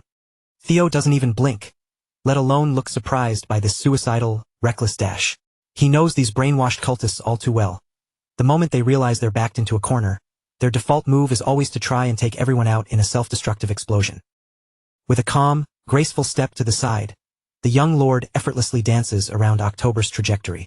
It's an incredibly predictable, straight-line attack, and it leaves the thug's entire defense wide open. In one clean, merciless, and efficient arc, Theo's blade flashes. It slices through the air and makes contact, cleanly severing the head from the crimson-soaked bastard, effectively silencing his madness for good. The severed head and the limp, heavy torso tumble through the air, completely disconnected from one another. They strike the wooden floorboards a moment later, landing with two distinct, heavy, and sickeningly hollow thuds. The remains roll slightly, coming to a stop in the dark shadows just before. They suddenly erupt into a violent, crackling bonfire of dark, demonic energy, burning the body until nothing but ash remains. Stepping away from the fading embers, Theo quietly turns back toward the center of the room. He kneels down beside the tragic remains of the mother, his expression solemn and respectful, and gently pulls a piece of cloth over her to shroud her from view. A heavy frown creases his brow as he mulls over the situation. Hilda's secret parchment had laid out exactly where to find Cassandra, but it hadn't breathed a single word about Troyvin actively hunting the girl down. The only logical conclusion is that the Mad Dragon Emperor's sudden, chaotic return to the world stage has sent ripples through time, creating a completely unpredictable variable that wasn't supposed to be here. As he looks down at the body covered in cloth, a heavy, sinking weight settles in Theo's chest. He can't help but feel a degree of responsibility for this woman's untimely death, knowing his own interference with the timeline has likely set this tragedy in motion. Hearing the heavy, rhythmic sound of footsteps approaching, little Cassandra shifts restlessly within her bonds. Her voice is tiny and trembling as she asks if her mother is okay, begging the mysterious stranger to give her some sign, some reassurance that everything will be all right. Theo steps closer, bending down to get a proper, careful look at the fragile child who is fated to become the future empress. He suddenly freezes, his breath hitching as he stares into her face. Her eyes are unblinking and completely clouded over. The girl is entirely, hopelessly blind. It's an incredibly cruel, gut-wrenching irony. The one child in the world gifted with the supreme power to perceive the distant future is fundamentally unable to see the physical world standing right before her. He hesitates, his mind racing as he tries to figure out how to break the devastating news about her mother to her. But before he can find the words, the perceptive girl's shoulders simply slump. She doesn't need to be told. She has already intuited, with a heartbreaking calmness, that the woman who raised her is no longer with them. She speaks softly, explaining that she already saw this horrific night unfold in her dreams. She knows better than anyone that every vision she receives inevitably manifests in reality, exactly the way she saw it in her nightmares. But as she tilts her head upward toward him, a subtle change crosses her face. She notes that, for the first time, the pattern has been broken. In every single one of her visions, she was destined to be dragged away into a life of captivity by those cruel men. Yet, here, in this cold, hard reality, a powerful savior has materialized out of the shadows to slaughter her captors and ensure she remains safe. A faint, flickering light of hope ignites within her as she realizes that perhaps this mysterious older brother standing before her possesses the unique, overwhelming strength required to finally rewrite her dark and predetermined destiny. At that precise moment, a familiar, ethereal blue glow catches his attention. A system notification materializes in his field of vision. The 5th scenario quest has officially begun. The objective is clear: locate and protect the future empress at all costs. Morning slowly breaks over the frozen slums, washing the silent settlement in a pale and solemn glow. In the middle of the snow lies a newly dug grave, marked only by a plain wooden cross. At its base rests the fragile glass vase of red flowers once kept inside the cabin, now offered as one final, heartbreaking farewell to a mother who gave everything to protect her child. Theo stands quietly before the modest memorial, his hand wrapped gently around little Cassandra's trembling fingers. Several steps behind them, his enormous white dragon mount waits without complaint in the cutting winter wind, its powerful body ready to carry the young Ragnar heir and the newly orphaned princess far away from the place where her world had fallen apart. Cassandra keeps her tear-filled eyes fixed on the snow covering her mother's grave, squeezing Theo's hand as though it is the only thing keeping her upright. Then, in a voice crushed by grief, she asks the question that tears straight through him. If he truly possessed the power to change the future, why couldn't he have come just a little sooner and saved her mother? Theo lowers his gaze toward the devastated child beside him, and the moment he sees her broken expression, a dark weight of guilt settles heavily across his face. In a low, bitter voice, he apologizes to the weeping princess. Theo admits that he never anticipated the enemy would interfere with the original timeline, much less launch their attack with such terrifying speed. At last, they turn away from the lonely grave and prepare to leave the tragedy behind. But the unbearable strain of the morning finally overwhelms Cassandra. Without the slightest warning, all strength disappears from her frail legs, and her small body suddenly pitches backward toward the hard, freezing snow. Theo reacts in the same instant. Lunging forward with incredible speed, he catches the tiny princess in both arms a heartbeat before her head can strike the frozen ground. Real panic flashes across Theo's face as Cassandra hangs completely limp against him. Holding her tightly, he urgently calls her name and begs her to open her eyes. His gaze races across her pale body, searching for a concealed wound, a trace of poison, or any lingering sign of the assassin's attack. Yet nothing he sees explains why she has suddenly collapsed. The more carefully Theo examines her, the more confused he becomes. There is no cut, no bruise, and no visible injury anywhere on Cassandra's body that could possibly account for such a frightening loss of consciousness. Just then, a faint blue glow gathers beside them, and a tiny mystical guardian dragon materializes above the snow. The creature calmly studies Cassandra while Theo watches in desperate concern. After a brief examination, it explains that the princess has simply exhausted every last bit of her physical strength. The horror of the assassination attempt, combined with the devastating shock of losing her mother, had pushed her mind beyond its limit until it finally shut itself down. Hovering lightly in the icy air, the little guardian dragon beats its luminous wings and sharply scolds Theo for hesitating. It warns him that he must act at once, reminding him that young lives are exceptionally delicate and can deteriorate with frightening speed. The seriousness in its voice makes Theo's eyes widen as the full danger of Cassandra's condition finally sinks in. Theo refuses to waste even one more second. Pulling the unconscious princess securely against his chest, he springs onto the broad back of his massive white dragon. With Cassandra cradled protectively in his arms, he shouts in alarm, "Move, Umbra! We have to hurry. She's seriously ill." Umbra answers with a thunderous sweep of its enormous wings and surges violently into the winter sky. The grave and its solitary wooden cross rapidly shrink beneath them, disappearing into the endless white landscape as Theo abandons his original route and changes his plans in the middle of their escape. Theo looks down at the pale girl shivering weakly in his arms, and one glance is enough to make the decision clear. Cassandra is in no condition to endure the long journey back home, and they cannot afford to waste that much time. Lifting his eyes toward the distant horizon, Theo forcefully guides Umbra toward the nearest Ragnar military base. His only concern is getting Cassandra somewhere safe, and he trusts that the forces stationed there will immediately understand the urgency of the situation once they arrive. Their desperate flight eventually brings them to a breathtaking sanctuary, hidden beneath towering mountains. Across the sheltered valley stretches an immense field of glowing purple flowers, their soft radiance spreading through the landscape like a peaceful sea of violet light. This secluded refuge is known as the Tulip Garden, a heavily protected territory placed directly under the absolute authority and protection of the Ragnar family. Inside one of the sanctuary's warm and quiet cabins, the strain of the escape has finally caught up with Cassandra. The exhausted princess lies tucked into a soft bed, breathing peacefully while a cool, damp compress rests across her feverish forehead. A gentle caretaker leans over the sleeping child and carefully draws the thick blanket higher around her shoulders. With patient hands, she makes certain Cassandra is completely covered, warm, and secure while her weakened body recovers from the severe emotional shock it has endured. Once she is satisfied that her tiny patient is resting safely, the healer straightens beside the bed and casts a quiet, observant glance back over her shoulder. Beyond the cabin walls, Theo remains stationed on the wooden balcony, standing guard in complete silence with the unwavering focus of someone determined not to let another threat reach Cassandra. With his arms folded tightly against the freezing wind, Theo stares across the snowy grounds until the creak of the cabin door abruptly breaks the silence. He turns at once and sees the healer stepping onto the balcony.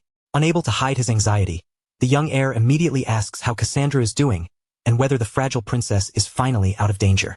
The caretaker quickly eases his worst fears, assuring Theo that there is no longer any reason to panic. After receiving strong medicine for her fever, Cassandra has settled into a deep and peaceful sleep. Theo releases the breath he has been holding, and the tension finally begins to leave his shoulders. Unfortunately, that brief moment of relief does not last. With a sudden thud, the fierce caretaker plants one heavy boot on top of a wooden crate. Leaning forward with unmistakable authority, she loudly demands that Theo start answering a few questions of her own. The woman is Aude Lemaire, the formidable and thoroughly no-nonsense head of the Tulip Garden Cooperative. Fixing Theo with a hard stare, she begins interrogating him without restraint, demanding to know exactly who this mysterious little girl is and why a Ragnar heir is making such an enormous fuss over her. Theo looks faintly uncomfortable beneath her scrutiny and offers a sincere apology for dragging Aude and her people into such a dangerous situation. Even so, his expression remains firm, and he refuses to reveal Cassandra's true identity. Aude throws her head back and lets out a long, irritated groan. She dismisses his stubborn secrecy with a wave of her hand, grumbling that every arrogant candidate for the Ragnar succession seems to believe the entire world should bend itself around their personal demands. Raising a long brass spyglass to one eye, Aude scans the vast, glowing fields and shifts her attention to the far more immediate danger. She bluntly points out that the ruthless Troivan clan is currently pursuing them. Theo confirms that the enemy is indeed on their trail, though he doubts they have deployed an especially large force. Even so, he warns that the assassins will almost certainly follow the route leading directly from Priamus. Aude freezes with the spyglass still pressed to her face, unable to believe what she has just heard. Without lowering it, she angrily tears into Theo for having the nerve to lead a deadly Troivan assassination squad straight toward the heart of her otherwise peaceful sanctuary. Still muttering with frustration, Aude assumes that a pampered royal heir like Theo probably has no understanding of what this territory truly means. Theo immediately cuts off that accusation. With calm confidence, he tells her that he knows perfectly well where he has brought them. Aude turns to him in open surprise while Theo looks across the endless waves of purple flowers.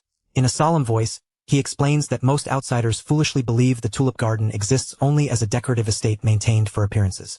In truth, however, the sanctuary is a deeply classified and sacred burial ground reserved for the greatest legends in Ragnar history. It is here that the most revered heroes and honored figures of the Ragnar clan have been laid to rest. Hearing Theo speak so confidently about the garden's hidden purpose, Odd falls silent for a moment, visibly stunned that he knows its true sacred nature. Her surprise lasts only briefly before her temper flares all over again. Odd sharply points out that if Theo understood how holy this land was, then deliberately drawing Troivan assassins toward it makes his reckless decision even more unforgivable. Yet almost as quickly as her anger rises, it begins to drain away. Her voice lowers, and she reluctantly mutters that perhaps she does not truly have the right to criticize him after all. Looking suddenly exhausted, Odd drops heavily into a nearby wooden rocking chair. With a dismissive wave, she tells Theo to stop hovering anxiously and assures him that he no longer needs to worry so much about his mysterious little companion. Odd admits that she has already checked enough of Theo's unbelievable story to know that he is telling the truth. After all, the merciless Troivan forces would never devote this much effort to hunting down an ordinary child with no importance. Theo glances through the doorway toward Cassandra, who is still sleeping peacefully beneath the blankets. Relief softens his expression, and he sincerely thanks Odd for protecting the princess and giving her the treatment she desperately needed. Placing one hand respectfully over his chest, Theo offers another formal apology. He acknowledges that his sudden arrival has violently disturbed the peace surrounding one of the Ragnar clan's most sacred resting places. Odd reaches up and tips back the brim of her heavy hat, a crooked and unexpectedly approving smile spreading across her face. Despite herself, she is genuinely impressed by the young heir's respectful behavior. She remarks that meeting an heir candidate with real manners is surprisingly refreshing. Then, with obvious bitterness, Odd complains about another arrogant royal who recently stormed into the sanctuary without permission while claiming to be on some urgent mission. Theo's eyes immediately widen. Startled by the revelation, he quickly asks whether another person is currently hiding somewhere within the garden. Odd turns her gaze back across the seemingly endless field of purple flowers before revealing the truth. The rude and uninvited guest is not merely another noble. It is another officially recognized candidate for the Ragnar succession, someone standing in exactly the same position as Theo. A tense realization spreads across Theo's face.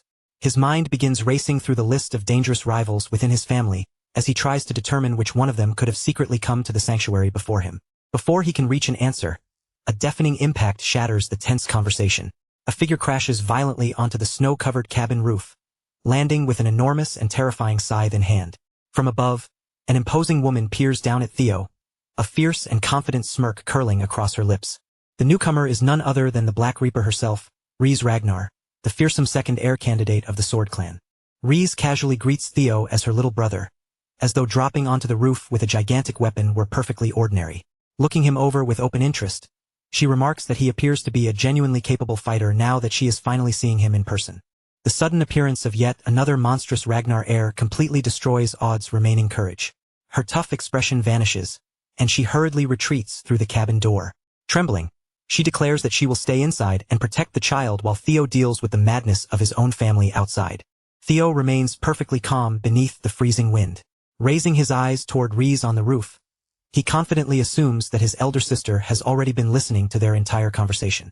Theo's fearless response sends a thrill through Rhys. Her eyes begin to shine with wild, bloodthirsty excitement, and a manic laugh escapes her lips. With savage delight, she tells him that he should already understand exactly how members of the ruthless Ragnar family greet one another. Rhys does not hesitate for even a heartbeat. She launches herself high into the air, lifts the massive scythe above her head, and then swings it downward toward Theo with overwhelming force. The strike unleashes a colossal burst of blazing energy. In an instant, a blinding explosion tears violently through the snow-covered ground, swallowing the area beneath a roaring wave of fire and destructive power.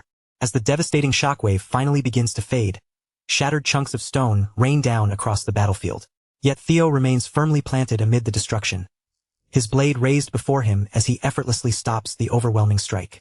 Without losing his composure, he warns his deranged sister that attacks of this scale will inevitably drag innocent bystanders into their fight. Rhys pauses for a moment, lifting one hand to her mouth with an exaggerated look of playful surprise. She casually admits that she may have gone a little too far, brushing the danger aside by claiming she was simply far too excited about finally fighting him. However, that brief display of restraint disappears almost as quickly as it came. A wicked, bloodthirsty grin spreads across the Black Reaper's face. Tightening her grip on the weapon, she twists her body and violently sends her enormous scythe sweeping through the air once again. The next instant, a colossal whirlwind explodes around them with a deafening roar. Fierce energy spirals upward alongside countless purple petals, swallowing the surrounding garden in a raging vortex. From within the storm, Reese maliciously declares that they should continue their battle at the very place where Theo originally fell. Trapped directly in the heart of the violent vortex, Theo braces his feet and crosses his sword in front of his body, struggling against the crushing pressure surging from every direction. Gritting his teeth, he silently curses the second Heir. Somehow, she is proving herself even more recklessly insane than every terrifying rumor had made her sound. Just as the chaotic whirlwind seems ready to consume him completely, a glowing blue window abruptly flashes into existence before Theo's eyes. Its radiant message cuts through the storm, officially confirming that he has discovered a relic belonging to a primordial dragon. Beneath that confirmation, the relic's ominous name appears in clear, unmistakable letters: the Grim Reaper. Far away from the swirling chaos inside the tulip garden, an entirely different landscape stretches beneath a bitter winter sky. Deep among the frozen mountains stands an enormous military encampment, packed with countless armored tents and heavily fortified positions. This occupied territory marks Ragnar's front line across the vast and merciless Frisia Great Snowfield. Deep within the freezing encampment on the Frisia Great Snowfield, what begins as nothing more than a petty dispute turns deadly within a matter of seconds. A rugged soldier angrily shoves a passing stranger and demands that he watch where he is going. The stranger does not stumble or show the slightest fear. Instead, he slowly turns his head, revealing one eye pulsing with an eerie red glow, and coldly mocks the soldier for apparently being unable to see properly. The insult sends the soldier into a trembling rage. His face twists with fury as he leans forward and harshly demands that the stranger repeat what he just said. The stranger meets his glare without hesitation, that demonic crimson light continuing to burn inside his eye. With merciless contempt, he taunts the furious soldier again, asking whether both his eyesight and his hearing have stopped working. The sharp exchange quickly draws attention from the nearby troops. Bored soldiers begin turning toward the commotion, eager to see whether the argument will erupt into something more violent. Among them, a reckless young soldier named Selford excitedly grabs his companion Erin and begins pulling her toward the gathering crowd. With obvious delight, he points out that there is no better entertainment than watching two other people beat each other senseless. But as Selford eagerly drags her closer, Erin follows with a deeply irritated expression. Clearly unimpressed by his enthusiasm, she sharply scolds him for behaving like an immature child. The instant they reach the crowd, however, their casual curiosity transforms into absolute horror. The minor argument has already exploded into a savage bloodbath. Soldiers from the same army have drawn their weapons and are now brutally cutting down their own allies, staining the white snow with the blood of their comrades. Desperate to stop the slaughter, Selford charges straight into the chaos and wraps his arms around one of the frenzied fighters, trying to restrain him by force. He screams for everyone to regain their senses, frantically begging them to stop murdering their own comrades. But the struggling soldier, completely consumed by the crimson madness, merely snarls that the other man was being unreasonable, as though that pathetic excuse justified the killing.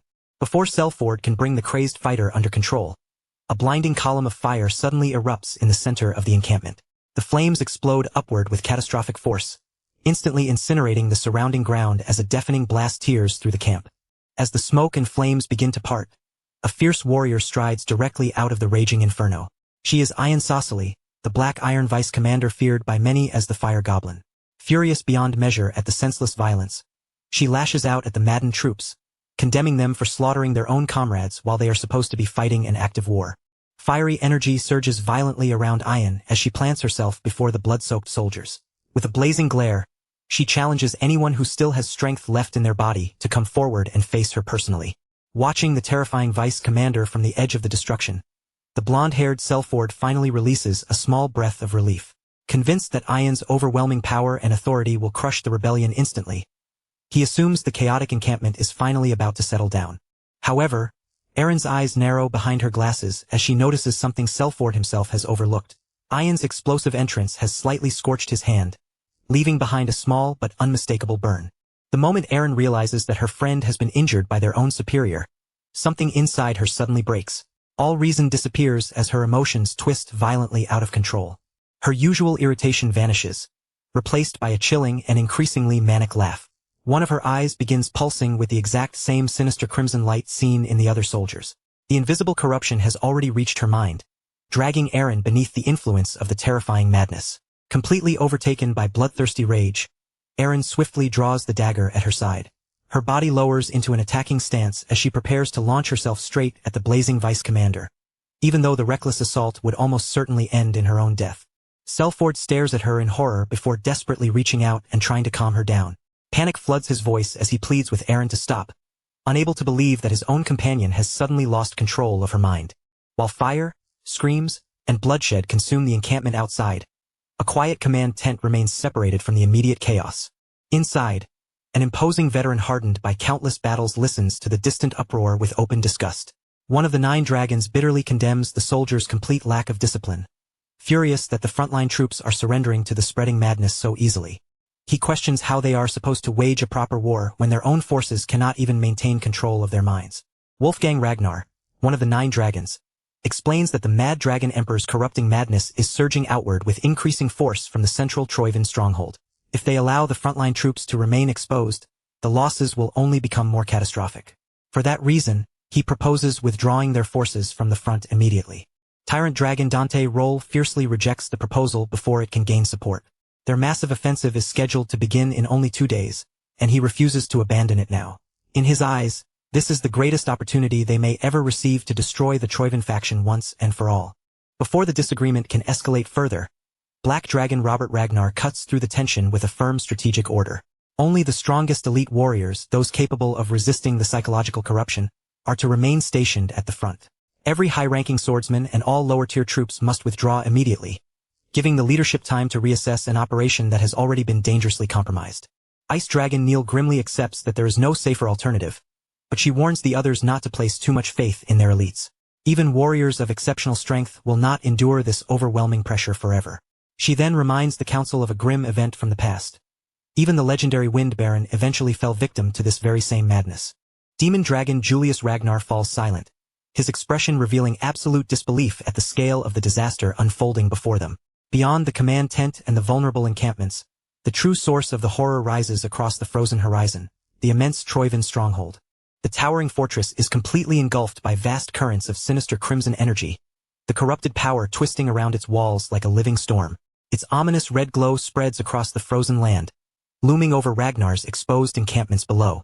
And as that darkness continues to intensify, one terrible truth becomes unavoidable. By the time Theo finally returns to the front lines, the entire course of this deadly war will have already turned with brutal and irreversible force. The new chapter wastes no time, throwing us straight back into the explosive confrontation tearing through the heart of the Tulip Garden. Amid shattered stone, splintered earth, and debris whipping violently through the air, Theo plants his feet and catches the devastating sideways blow cleanly against his blade. Even under that crushing pressure, Theo remains completely composed. Without taking his eyes off his unstable sister, he warns her that attacks this enormous could easily drag innocent bystanders into their deadly crossfire. Reese finally pauses her relentless assault, though only for a brief second. Lifting one hand to her mouth in exaggerated surprise, she playfully admits she may have gone a little too far, casually blaming it on how excited she was for their long-awaited reunion. That tiny trace of restraint disappears almost immediately. Ree's lips curl upward, and a vicious, bloodthirsty smile spreads across her face. Without another word, the Black Reaper grips her enormous weapon and swings it with savage force once again. A colossal vortex erupts around the siblings, roaring with violent energy as countless purple petals spiral through the air. From within the raging storm, Reese wickedly declares that they should carry this brutal fight back to the very place where Theo once fell.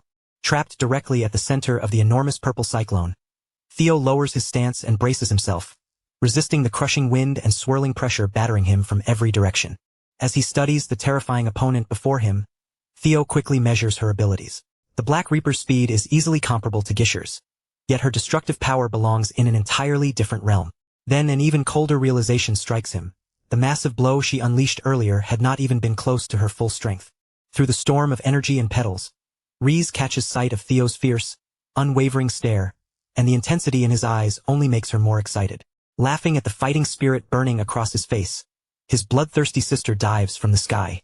With both hands driving the motion, she brings her colossal scythe crashing downward with terrifying momentum. Theo refuses to retreat and meets the deadly attack head-on. The instant their weapons collide, a blinding burst of raw energy detonates between them, sending violent shockwaves ripping through the air. Neither sibling gives an inch as their locked blades grind together beneath a dazzling storm of sparks. For a moment, the two siblings strain against one another, each pouring immense strength into the deadlock. They finally spring apart, but the distance lasts only an instant before both rush forward again, trading deadly blows at lightning speed. Every collision tears another shockwave across the garden, while clouds of purple petals scatter and whirl violently around their flashing weapons. Theo keeps pace with his sister's relentless assault, reading each movement as it comes. Just as her massive scythe tears toward him, he launches into a smooth backward flip, escaping a fraction of a second before the blade pulverizes the stone beneath his former position. Seeing him evade so cleanly, Ri's eyes light up with excitement, and an even more dangerous grin slowly spreads across her face. With unmistakable delight, she admits that the wild stories surrounding Theo's sudden rise in strength were not exaggerated after all. Deciding that their violent reunion has only just begun, the Black Reaper stops holding back and starts gathering a terrifying amount of blazing aura around her body. A vast ring of concentrated flame bursts into existence around Ri's, roaring fiercely as the heat and pressure build for her next devastating attack.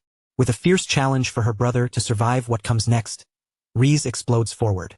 Her weapon tears through the air, releasing a colossal hurricane of blazing destruction that races straight toward Theo. As the storm of flaming projectiles closes in from the front, Theo rapidly deflects one deadly strike after another. Yet while his blade moves without pause, a chilling realization suddenly settles over him. The fiery sickles he knocked aside are not fading, breaking apart, or disappearing as they should. Instead, every deflected blade curves back through the air like a boomerang.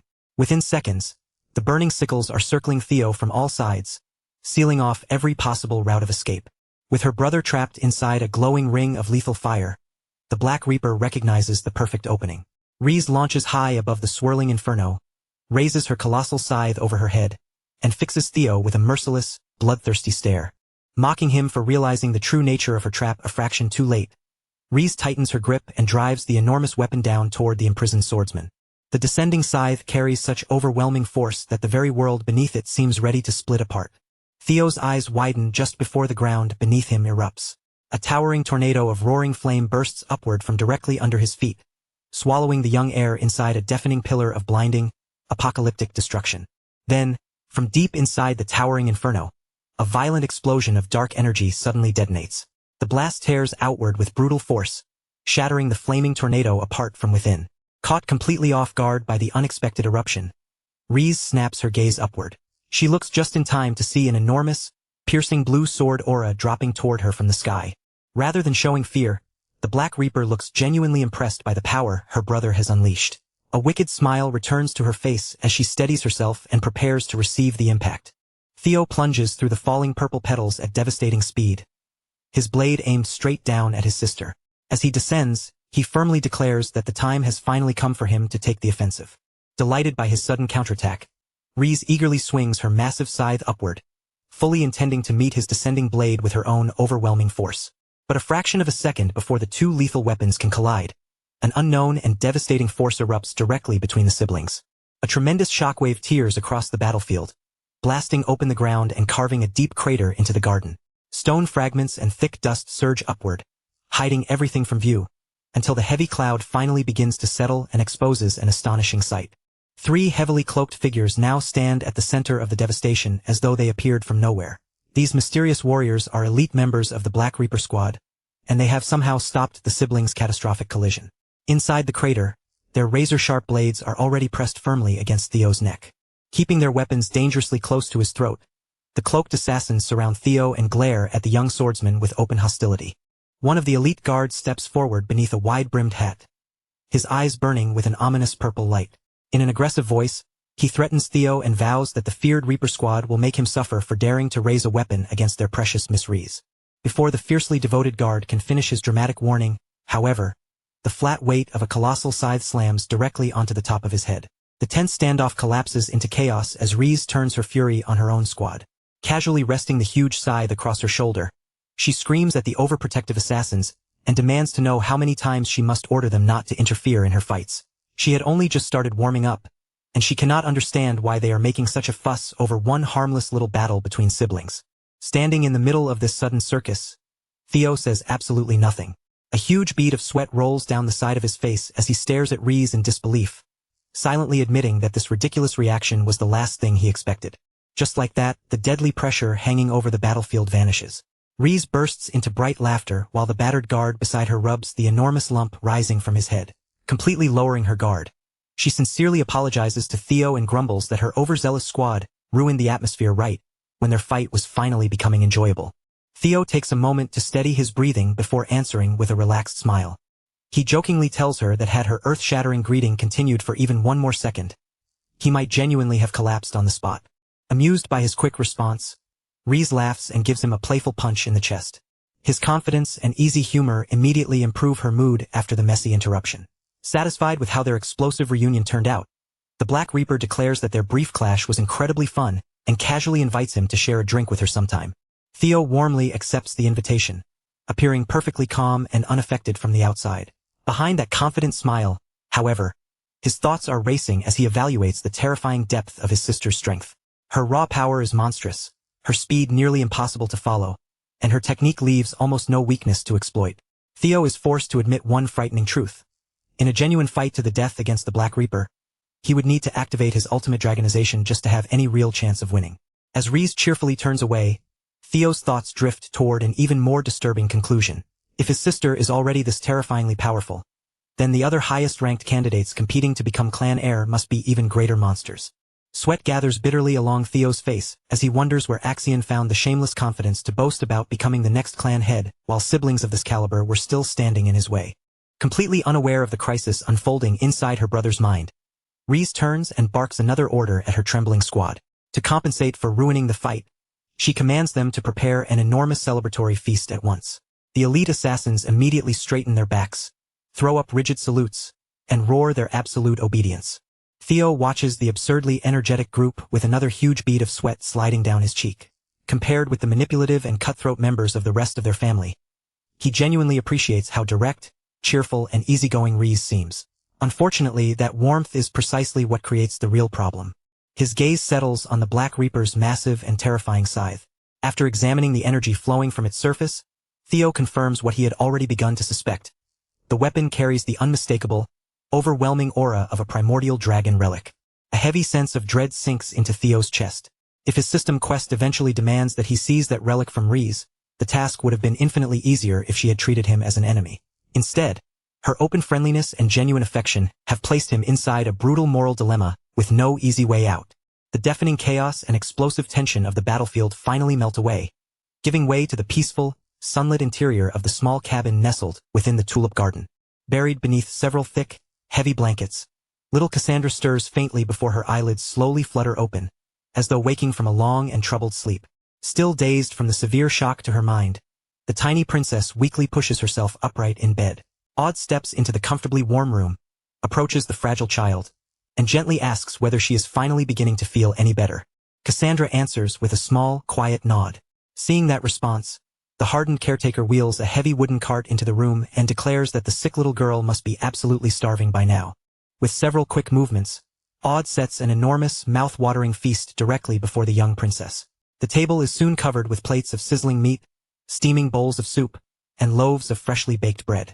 Although her pale eyes cannot see the feast before her, Cassandra is immediately drawn in by its rich aroma.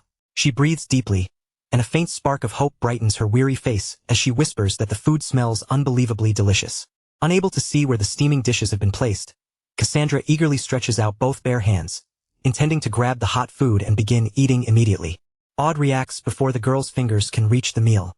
She sharply taps Cassandra's hand aside and loudly scolds the little princess for displaying such terrible manners at the table. However, the instant Odd notices Cassandra's pale, unfocused eyes, guilt cuts through her hardened expression. Quickly hiding her sympathy behind her usual rough tone, she bluntly explains that the food is far too hot to touch and orders the girl to eat only the pieces Odd cuts for her. Taking on the role of a surprisingly patient caretaker, Odd sits beside Cassandra, carefully slices the meat into manageable pieces, and gently feeds each bite directly to the little girl. Cassandra happily accepts the food and begins chewing.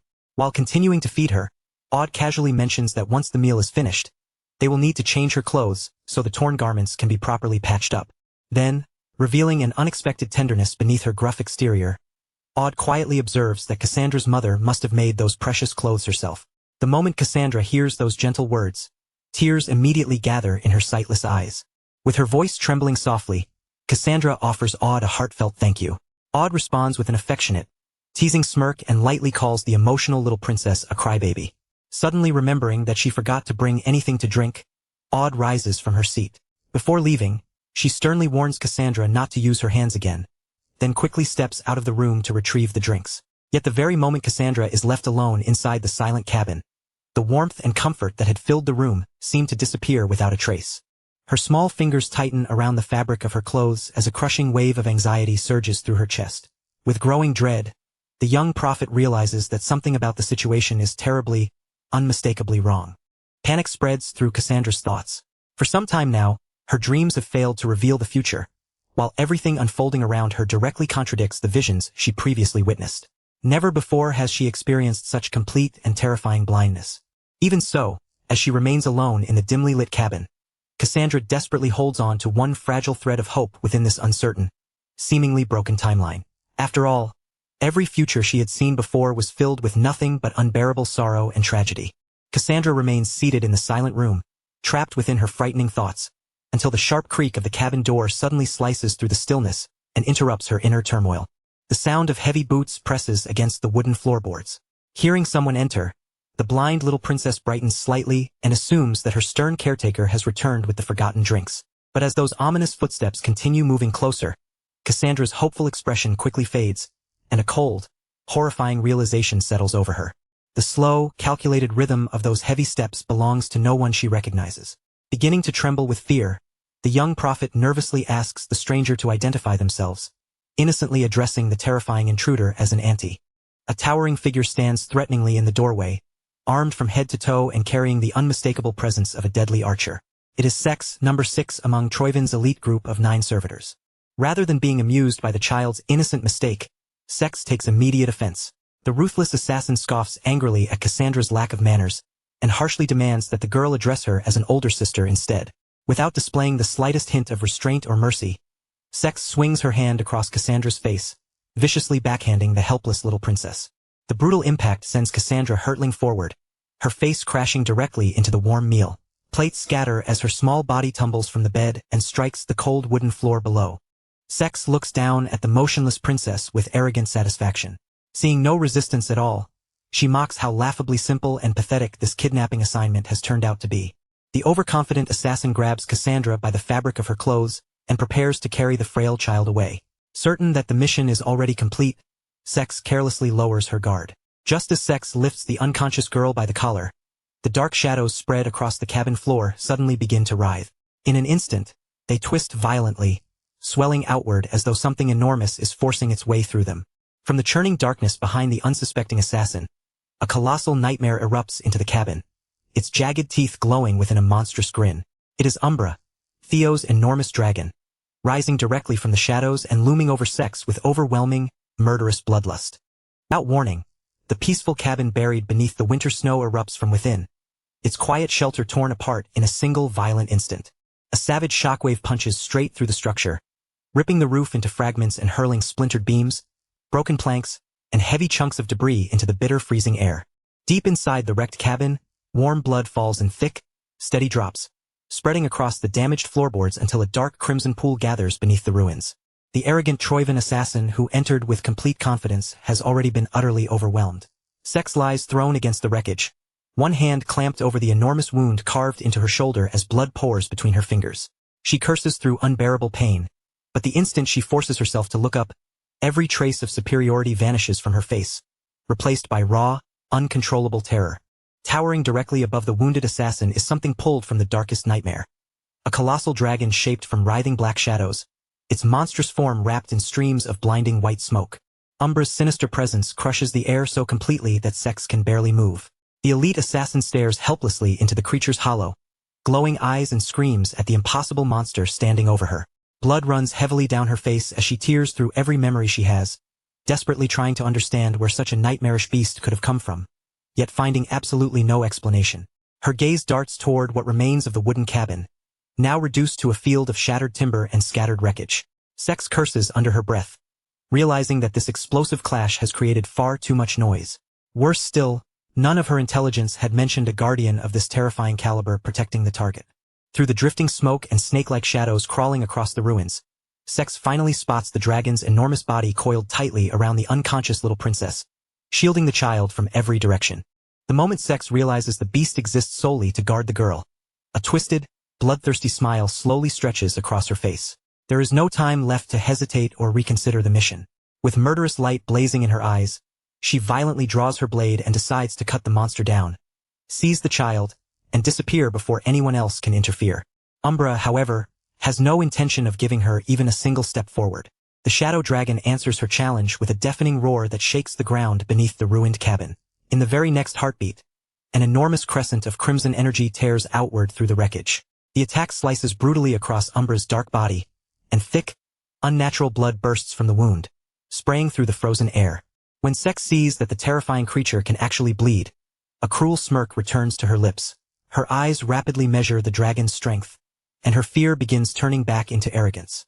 Despite its horrifying appearance, she decides the beast is far more fragile than it looks and nowhere near as powerful as she had first imagined. That brief return of confidence lasts only a moment before she is punished for it with overwhelming force. Just as Sex raises herself to launch a killing counterattack, a blinding burst of energy suddenly erupts from the sky above her. Completely caught off guard, she can only lift her horrified gaze as the descending force smashes into her weapon and instantly shatters the steel blade into countless spinning fragments. Like a meteor falling from the heavens, Theo plunges straight down through the freezing air and crashes violently into the battlefield amid a storm of shattered wood and snow. Covered in blood, Sex stares upward at the descending swordsman and screams his name in disbelief. In that terrifying instant, she understands that the man before her is Theo Ragnar, the infamous warrior whose frightening reputation she had heard whispered about again and again. Theo gives her no chance to recover, much less finish the thought forming in her mind.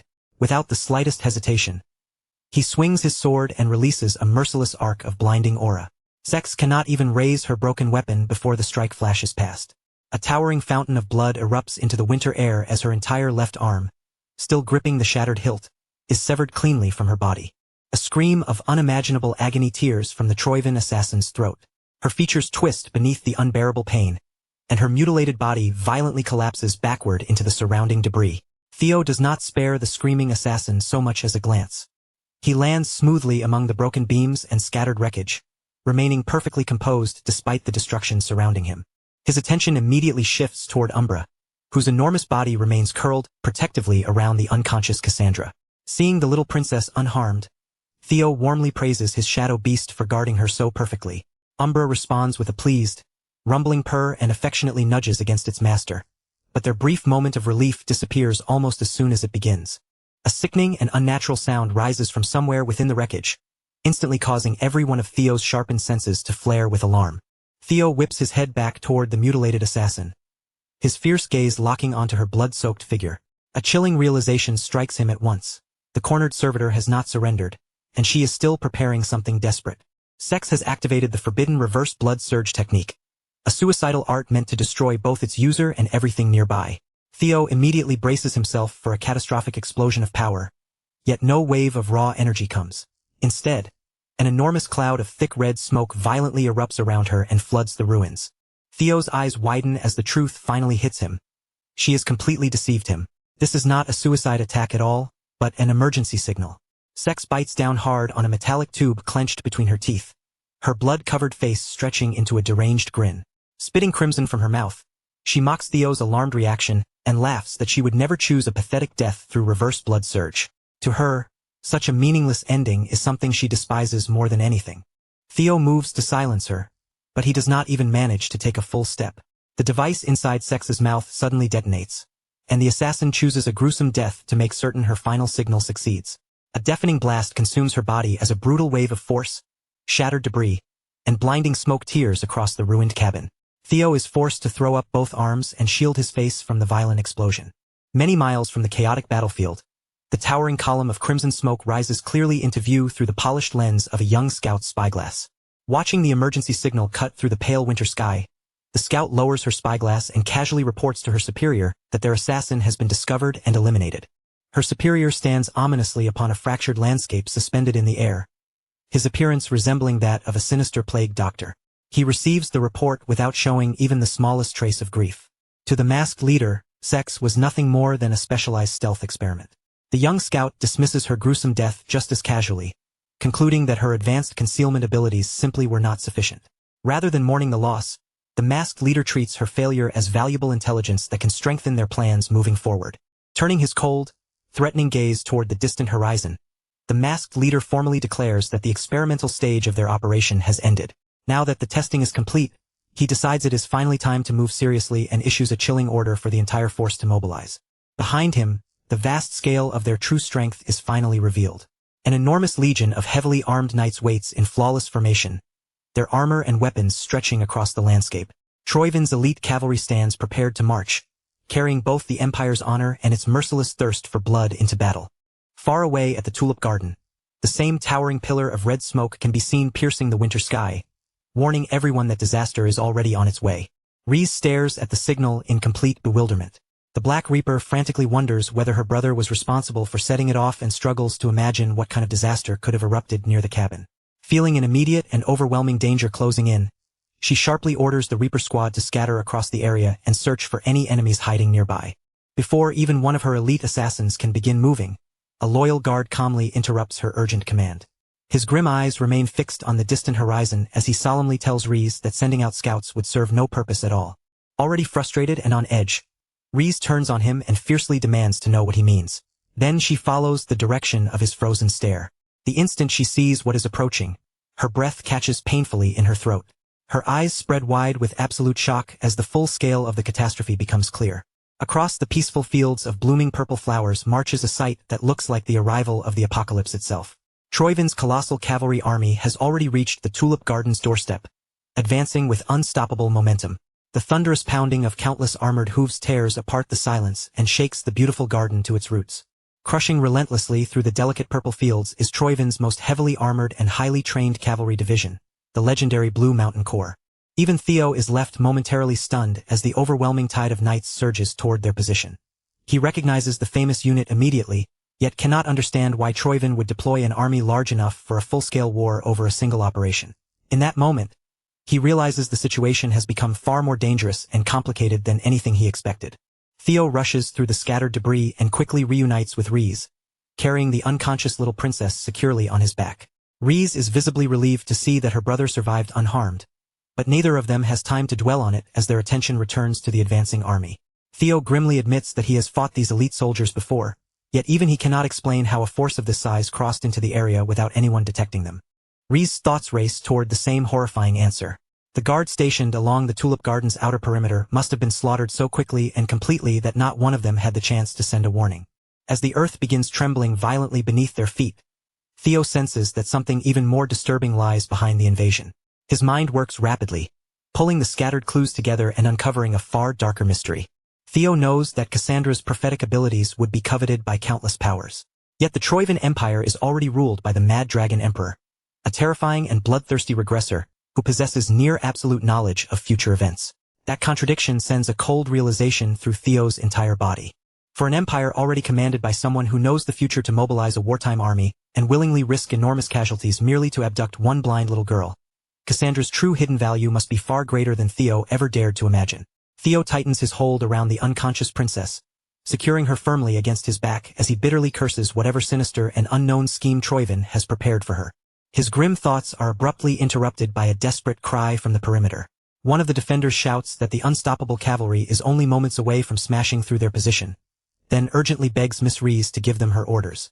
Amid the surrounding chaos, the Black Reaper's eyes burn with fierce determination, and she answers without the slightest hesitation. Rhys refuses to retreat from an enemy charging directly toward them. Raising her weapon with violent resolve, she declares that there is no reason to avoid a battle that has already come to their doorstep. Her voice cuts through the panic as she orders the entire squad to charge head-on and bring down every last knight. Theo immediately cuts across his sister's bloodthirsty command before her forces can obey. Firmly shutting down the proposed counterattack, he tells Rhys that engaging the cavalry in a direct battle would be completely pointless right now. Keeping the unconscious Cassandra tightly secured, Theo reveals the terrifying truth behind the invasion. This entire army has come for the little girl and no one else. He urgently explains that although they may be powerful enough to survive a brutal clash with Troivin's forces, Cassandra's fragile body would never endure such chaos. Becoming trapped in a full-scale battle would create the worst possible situation, allowing the enemy to seize her amid the confusion and bloodshed. Rhys turns toward the sleeping child with complete disbelief written across her face. Unable to understand how one small girl could justify an invasion of this scale, she desperately demands to know who Cassandra truly is. Even one member of the Black Reaper begins wildly speculating that the child might be some secret illegitimate daughter of the Emperor. Faced with his sister's frantic questions, Theo offers no answer. He merely looks back at her in a heavy, grim silence, the seriousness in his expression making the mystery surrounding Cassandra even more unsettling. Reese can only stare at her brother in utter confusion, unable to comprehend why Theo would continue hiding the truth when an entire army is already closing in around them. Beside her, every elite Reaper guard lets out a stunned groan, their faces twisted in complete disbelief. None of them can understand why the young heir remains so stubbornly determined to refuse their only reasonable option. Realizing they need a clear answer immediately, the Black Reaper makes a split-second tactical decision. Forcing down her pride as a warrior, she abruptly abandons the planned counterattack and shouts a desperate new command, ordering the entire squad to scatter and conceal themselves at once. Her loyal assassins obey without hesitation, vanishing in different directions across the snowy ground as the freezing wind tears through the battlefield. Reese clenches her teeth until her jaw aches, both hands tightening around the shaft of her enormous scythe. Cold sweat runs down her face as the apocalyptic cavalry continues charging toward them, and under the crushing pressure, she spits out a vicious curse, realizing the situation has become far more complicated than anyone expected. Then, without warning, a large, blood-stained hand reaches from inside the shattered cabin and clamps tightly around the splintered wooden doorframe. A moment later, the head of the garden cooperative staggers violently through the doorway. She is in horrifying condition, with blood pouring from a massive wound across her face and dirt covering nearly every inch of her battered body. Glaring furiously at the group, she unleashes a stream of angry curses. With the unstoppable Troivan cavalry rapidly closing in on her home, she frantically demands to know who in the world they have brought straight to her doorstep. The terrified woman glances past them and sees the devastating army drawing closer with every passing second. She does not waste even a moment waiting for an explanation. Swinging her arm toward the cabin, she screams at the stunned group to stop standing around like fools and get inside immediately before it is too late. They rush into the dim shadows of the ruined cabin, where the battered woman quickly reveals the desperate escape route she has kept hidden from the outside world. Beneath an old bed resting against the wooden floorboards lies their only possible chance of survival, a carefully concealed trapdoor leading somewhere deep below the cabin. With no time left to hesitate, the entire group plunges through the secret doorway and races down a narrow stone staircase, its dark steps choked with dust and thick strands of ancient cobwebs. When they finally emerge into the enormous cavern below, Theo suddenly stops in his tracks, his eyes widening as he stares ahead in speechless awe.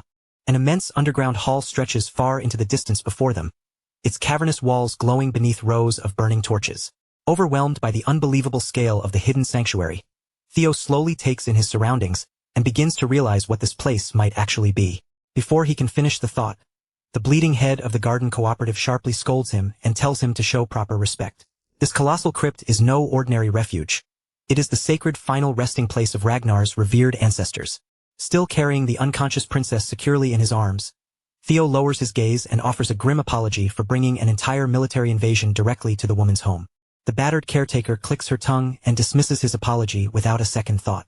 She already understood the danger when she chose to shelter them, so regret will not help anyone now. Her only demand is that Theo protects the child with his own life. Waving for the group to follow her deeper into the darkness, she assures them that the Troivan cavalry has no knowledge whatsoever of this hidden sanctuary. And even in the unlikely event that the enemy discovers and breaches the entrance, the crypt below was built as an impossibly intricate maze, specifically designed to confuse, trap, and bury any grave robbers who dared enter. The caretaker firmly declares that their destination is the Tomb of 299, hidden within the deepest and safest region of the underground labyrinth. The instant Reese hears that legendary name, her eyes widen in utter disbelief. Unable to contain herself, she gasps aloud, stunned that such a mythical burial site has been lying directly beneath their feet this entire time. As the group presses farther through the twisting shadows, a heavy realization suddenly settles over Theo. His thoughts race back to one of the darkest and most terrifying chapters in Ragnar's history, the legendary account of the 299 Suicide Squad. Many generations ago, a nightmarish wave of colossal monsters descended upon the northern frontier. The creatures trampled everything in their path, threatening to crush the defenses completely and sweep across the land until the entire continent was annihilated. Yet when all hope seemed lost, only 299 of Ragnar's most elite soldiers stepped forward and refused to retreat.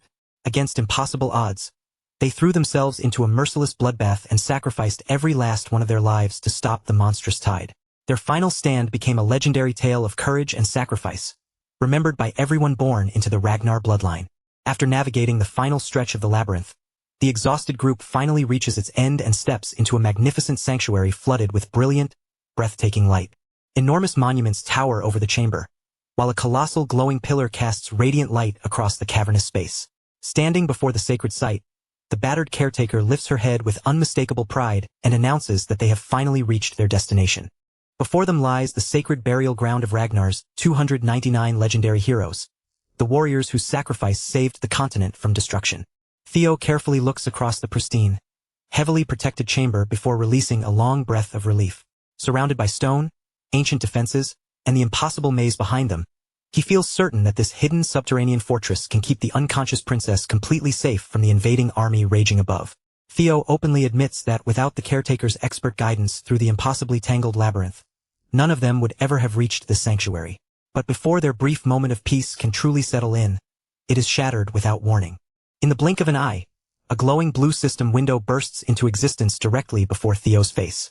The sudden alert flashes with an urgent warning. A massive anomaly has been detected, and his hatchling synchro skill has been forcibly activated. Completely unprepared for the system to trigger the ability on its own, the young swordsman stiffens in place, staring at the message in stunned disbelief. Before Theo can even begin to understand the alarming warning, an eerie supernatural radiance spreads throughout the entire cavern. One after another, dozens of mysterious hooded phantoms materialize from empty air, their glowing forms surrounding the chamber on every side. The ethereal figures float high above the stunned group, filling the ancient tomb like a silent gathering of spirits. Theo raises his head and stares at them in disbelief, but to his shock, the spectral figures slowly turn and stare directly back at him. The moment one of the towering shadows meets Theo's gaze, it suddenly freezes in absolute shock. Bewildered that a living human is looking straight at them, the phantom turns toward the other spirits and mutters in disbelief. Somehow, against all reason, this young boy is actually able to see them. Inside the vast ancient sanctuary buried beneath the earth, Reese lifts her gaze toward the enormous stone monuments towering over the crypt. With her massive scythe resting casually across one shoulder, the Black Reaper cannot hide her genuine amazement. She openly admits that she never imagined the Tulip Garden had been concealing such a breathtaking sacred place directly beneath their feet. Taking in the spotless floors and remarkably preserved surroundings, Reese respectfully remarks that the cooperative head must have devoted an incredible amount of care and effort to keeping the entire sanctuary in such pristine condition. Odd continues guiding everyone farther into the dim passageways, but after walking several steps, she glances over her shoulder with an unusually heavy expression.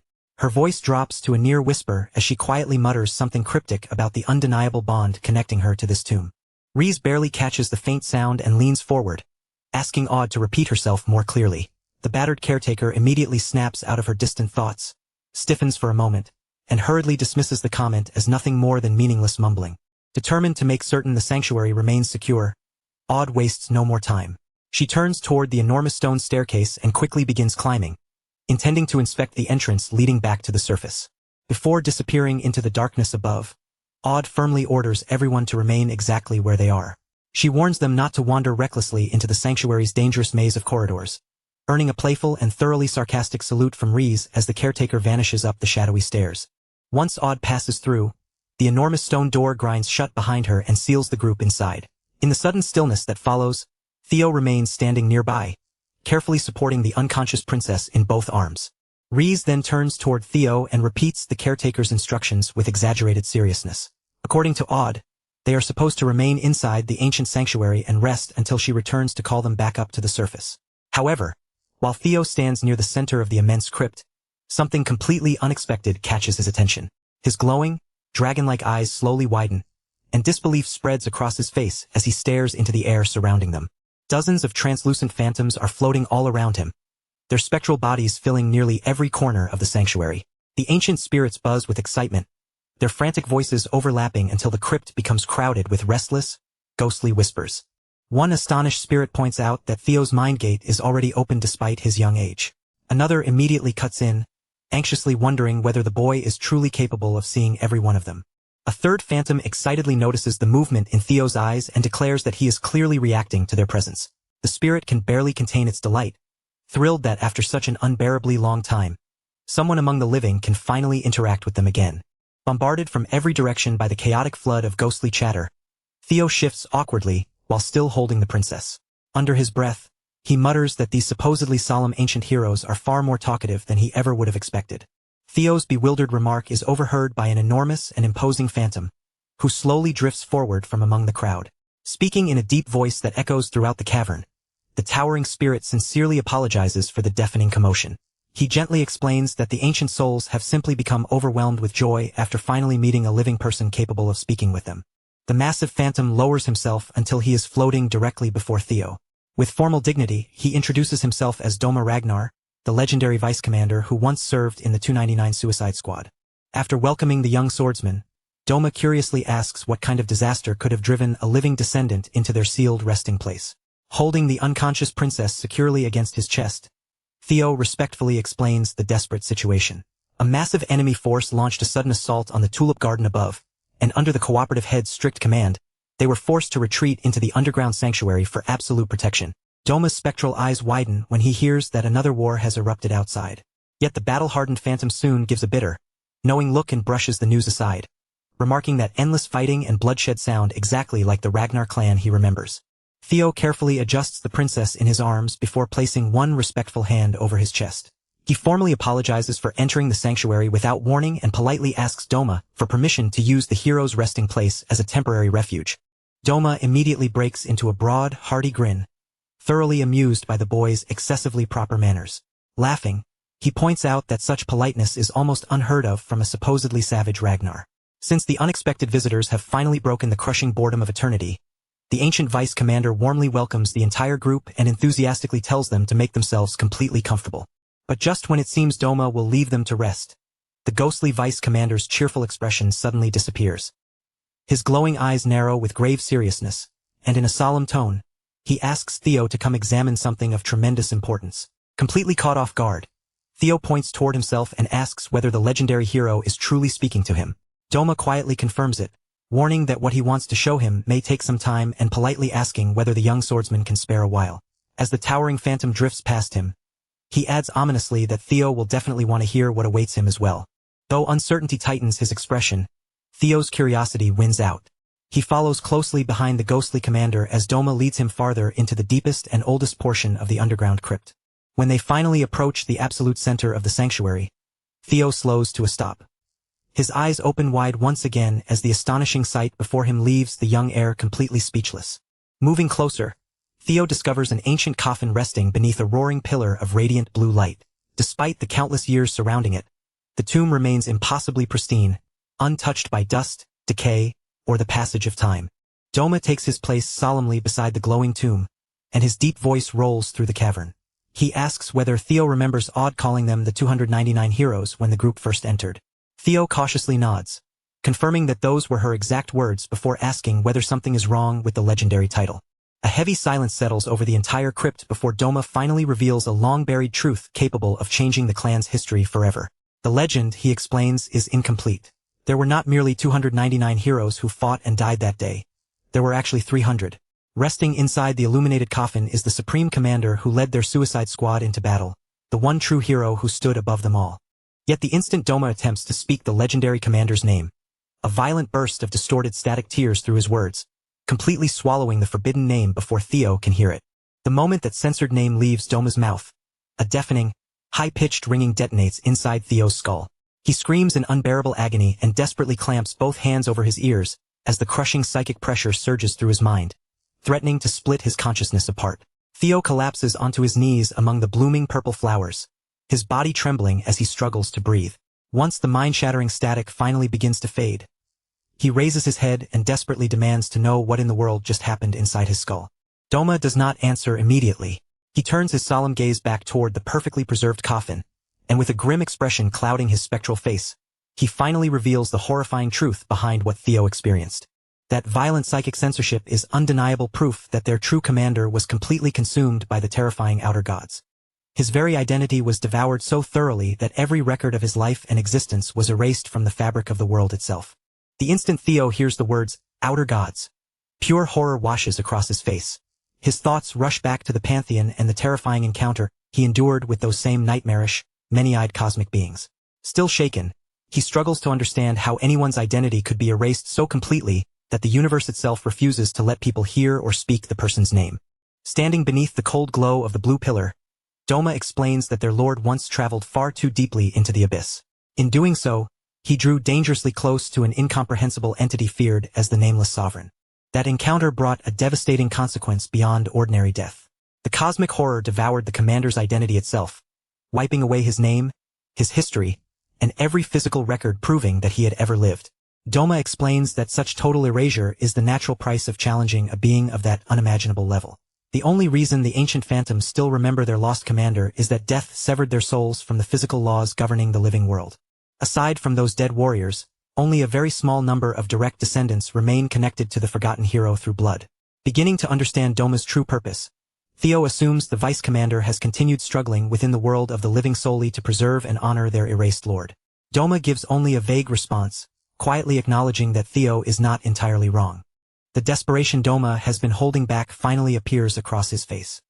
He confesses that once the 299 phantoms eventually fade away, the final memories of their beloved commander will disappear with them, permanently extinguishing every last trace of their lord from existence. Doma slowly extends one glowing spectral hand toward Theo, his voice trembling beneath its usual strength. He makes an enormous plea that could alter the young swordsman's entire future, begging Theo to become the person who carries their lost commander's legacy forward. Utterly bewildered, Theo asks how he could possibly preserve the legacy of someone whose name the universe will not even allow him to hear. Doma responds that the method is far simpler than Theo imagines. He wants the young swordsman to learn their lord's forgotten swordsmanship and become the commander's one true, officially recognized heir. The unbelievable offer leaves Theo completely stunned. He immediately points out the enormous contradiction. How could anyone teach him a fighting style that has already been erased from reality? Doma then reveals the only remaining loophole. Although the world and its system destroyed every written and physical record, the 299 phantoms still possess faint fragments of their master's ultimate techniques, permanently scorched into their souls. Together, they are fully prepared to reconstruct that legendary power and pass it down to Theo. Once Theo understands the full scale of the proposal, he realizes they are essentially asking him to restore an entirely forgotten martial art in real time. No matter how legendary the opportunity may be, he politely but firmly refuses. With a massive war raging directly above their heads, he simply cannot waste precious time assembling a sword manual from the incomplete memories of hundreds of ghosts. Doma's desperation finally overwhelms his pride. The towering vice commander drops all the way to the ground and bows deeply before the young boy. He begs Theo to reconsider, explaining that none of them knows how much longer their spirits can remain attached to the physical world. Should their souls vanish before the techniques are passed on, their beloved lord's legacy will be lost forever with no hope of recovery. Before Theo can even process the crushing weight of Doma's request, all 299 phantoms suddenly swarm around him at once. Abandoning every trace of legendary dignity, the ancient heroes crowd the young swordsman from all sides and begin pleading for his cooperation. The chaotic spirits resort to every imaginable method of persuasion. Some desperately guilt-trip Theo by insisting he owes a favor to his ancestors, while others immediately abandon diplomacy and threaten to place a brutal curse on him if he dares to refuse. The threats quickly become more ridiculous by the second. One furious phantom declares that he will turn into a ghost and haunt Theo forever, only for another spirit to remind him that every one of them is already dead. As the absurd argument erupts around him, an enormous drop of nervous sweat slides down Theo's face. Trapped in the center of hundreds of shouting, floating spirits, Theo forces an awkward smile and admits that being cursed by an entire army of dead ancestors genuinely sounds far more terrifying than he would like to experience. Far above them, the snowy cabin has already been reduced to a chaotic wreck by the ongoing attack. Deep beneath that destruction, Theo silently weighs the urgency of the situation. Things on the surface are clearly dangerous, but one frustrating fact remains unchanged. Until Odd finishes checking the entrance and confirms that it is safe, Theo has nowhere else to go and nothing to do except wait. Noticing the uncertainty in Theo's eyes, Doma's spectral face sinks into a deeply defeated expression. His broad shoulders slump, and the vice commander releases a miserable sigh before whispering that if the young heir truly intends to refuse, then there is sadly nothing more they can do. Then, in less than a heartbeat, Doma's despair vanishes. His expression twists violently, his spectral eyes blaze with blinding white light, and he roars at the top of his lungs that the 299 will use their terrifying curse to bind Theo's soul to this cavern for all eternity. Sweat pours down Theo's face beneath the crushing pressure of Doma's wildly unstable behavior. Rubbing the back of his neck in frantic surrender, he finally agrees to undergo the training. However, he immediately sets a firm condition, warning the erratic ghosts that he cannot spare much time and may be forced to leave the sanctuary at any moment. In an instant, Doma abandons his terrifying curse-spewing performance and glides straight back toward the young heir, wearing an enormous smile of pure delight. The ghostly commander warmly thanks Theo for accepting their offer, barely able to contain his excitement now that the legacy finally has a successor. With his chest raised proudly, Doma explains that although their legendary lord never formally trained the phantoms himself, they had spent years observing him from the sidelines. Every principle, movement, and fragment of insight they managed to steal by watching over his shoulder would now be drilled into Theo without mercy. The vice commanders immediately erupt with joy, loudly assuring the young heir that he could not possibly be in better hands. Doma then declares that, at long last, they may finally witness their lord's supreme technique once more, the legendary 10,000 shattering sword. The moment that absurdly magnificent name reaches his ears, a huge bead of sweat slides down Theo's cheek. His expression stiffens as he silently wonders whether the title might be just a little too dramatic, even for a legendary sword technique. Doma casually dismisses Theo's skepticism before it can grow any further, pointing out that this supposedly overdramatic technique once succeeded in striking down the terrifying outer gods themselves. Theo's doubtful expression instantly disappears. Staring at the phantom in complete disbelief, he asks whether this sword style can truly injure those incomprehensible cosmic beings. A proud and utterly confident grin spreads across Doma's ghostly face, as he confirms that killing such entities is not merely something the technique can do. It is the one and only reason the sword style exists. However, he immediately follows that glorious revelation with a bewildering condition. Because every aspect of the technique was created specifically to destroy cosmic beings, its blade possesses absolutely no ability to cut ordinary physical objects. The towering phantom leans over the young swordsman and bluntly tells him that the real concern is not what the technique can or cannot slice apart. What truly matters is whether Theo possesses enough natural talent to comprehend it in the first place. Theo falls silent, his brows tightening as he carefully considers the bizarre idea of wielding a sword capable of harming gods, yet completely unable to cut anything in the physical world. As Theo struggles to understand that impossible concept, memories from his horrifying visit to the Pantheon suddenly surge through his mind with terrifying clarity. He remembers the colossal blue eye of the outer god hanging above him like a living nightmare, its inhuman gaze swallowing everything beneath it. Then his thoughts shift to the legendary cloaked figure, who unleashed a blinding, apocalyptic burst of raw power and forced that incomprehensible cosmic horror to retreat. Meanwhile, several steps away from the training area, Reese sits motionless on the freezing stone floor. Her shoulders sag with exhaustion, and she stares blankly into the distance with the hollow expression of someone whose patience has already been completely drained. Beside her, Cassandra lies peacefully asleep on the ground, entirely unaware of the violent sword training unfolding nearby. As Reese looks down at the resting child, her thoughts drift back to Theo casually asking his sister to watch over the girl for a little while. The moment Theo placed that responsibility on her, Reese had reacted with immediate panic. She loudly protested that she had absolutely no idea how to care for a child and possessed precisely zero experience with babysitting. Theo, however, brushed aside every one of her objections and quickly reassured her that she would only need to handle it for a very short time. Of course, that promise had turned out to be a completely shameless lie. Trapped beside the sleeping child with no way to escape, the Black Reaper's exhaustion steadily transforms into burning irritation.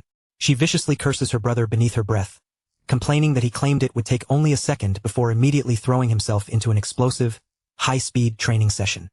He had not even given her enough time to argue before abandoning her with the babysitting duty.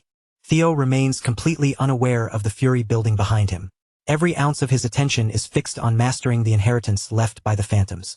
His sword tears through the air again and again with astonishing speed and control, releasing a relentless storm of brilliant blue sword aura that flashes across the ancient crypt. Watching her brother swing his weapon with such passionate determination only makes Ree's frustration worse. She slumps against the cold stone wall and scratches violently at her head, looking as though she might tear out her own hair. With a bitter glare, she complains that every muscle in her body is practically begging for a fight, yet she remains chained to the ground by this ridiculous babysitting assignment. Still grumbling, the Black Reaper turns her complaints toward the hidden members of her personal squad. She genuinely asks how anyone expects her to know what caring for a child is supposed to involve, then cynically remarks that perhaps she would understand if someone had ever bothered to raise her properly. One of her loyal guards cautiously points out that she was born as a direct heir, but Reese responds with nothing more than a dismissive scoff. Reese sticks out her tongue and sharply reminds them that the ruthless Ragnar clan lives entirely by the law of the jungle. Within such a family, the very idea that a candidate for succession would be protected, spoiled, or gently pampered is completely absurd. Before she can sink any deeper into those bitter memories, however, something beside her suddenly steals her attention. Glancing down at the makeshift bed, Reese notices the little princess beginning to move at last.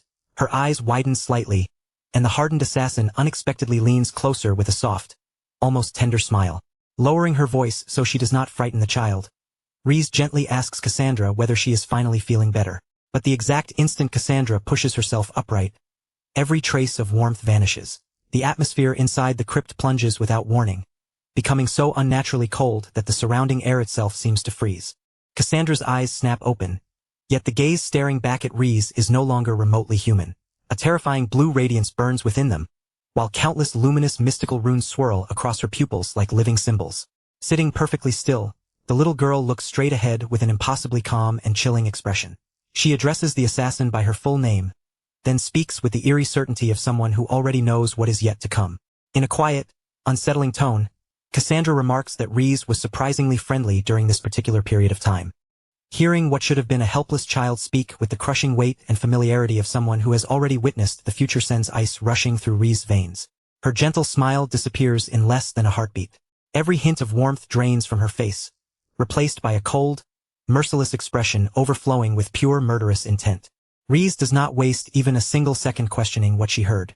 Her lethal instincts take control immediately, and with one violent motion, she summons her enormous scythe into her grasp.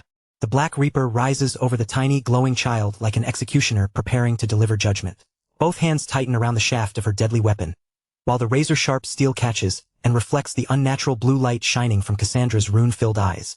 A suffocating wave of bloodlust pours from Reese's body and fills the crypt around them.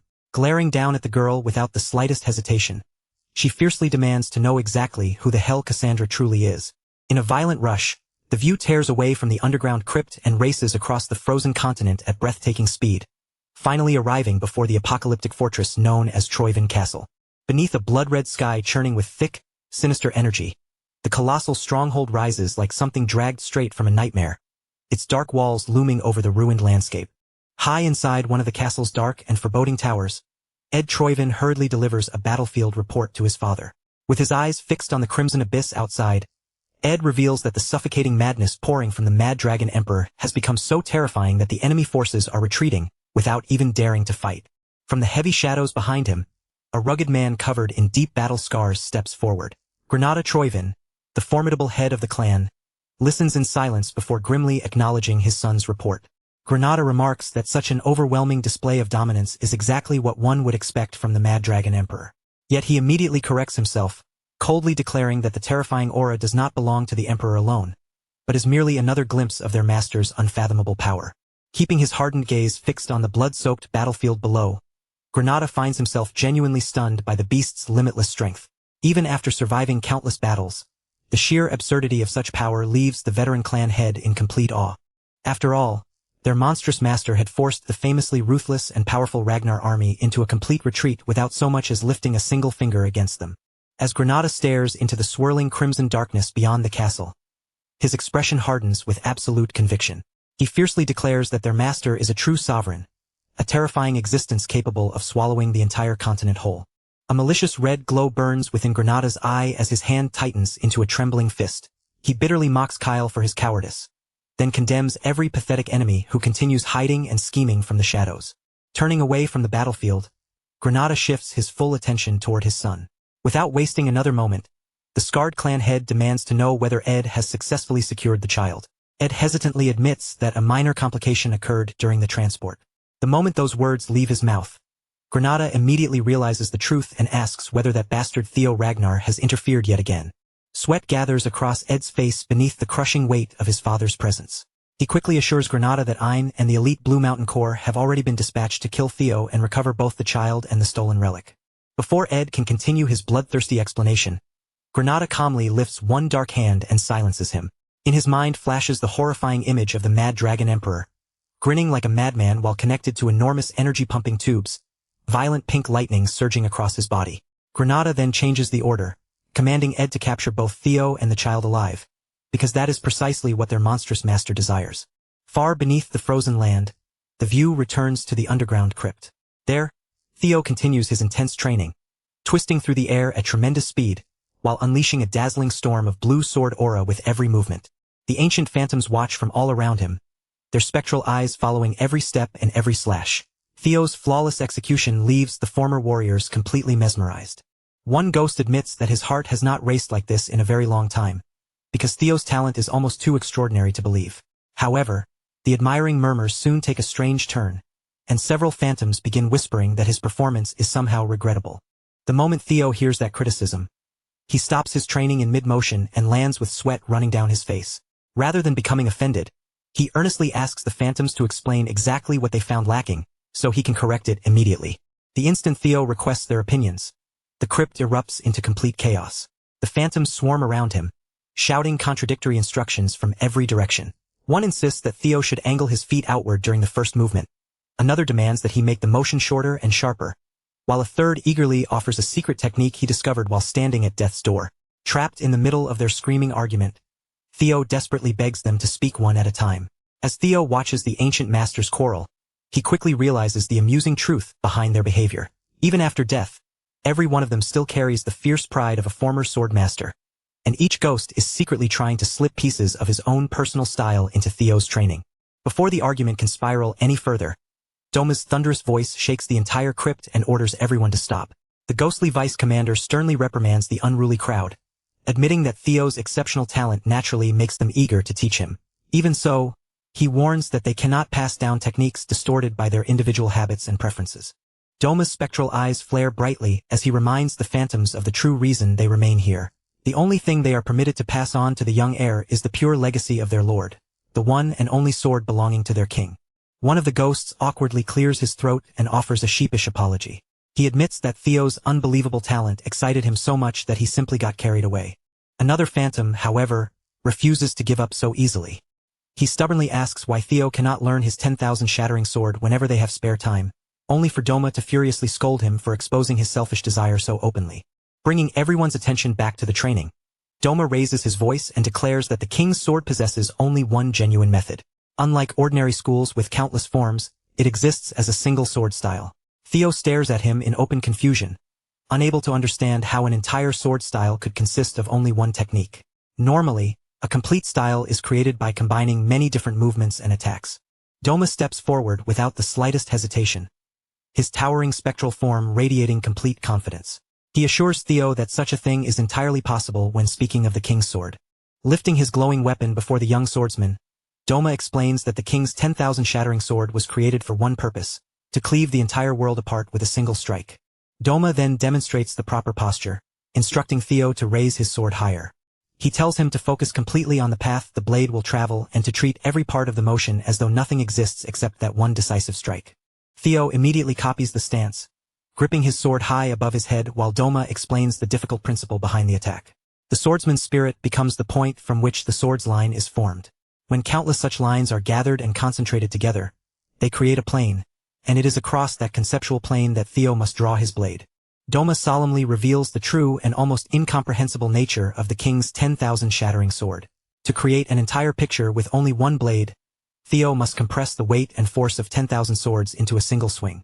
Should he master that impossible feat, he would gain the absolute power to cut through everything in existence while leaving anything he chooses completely untouched.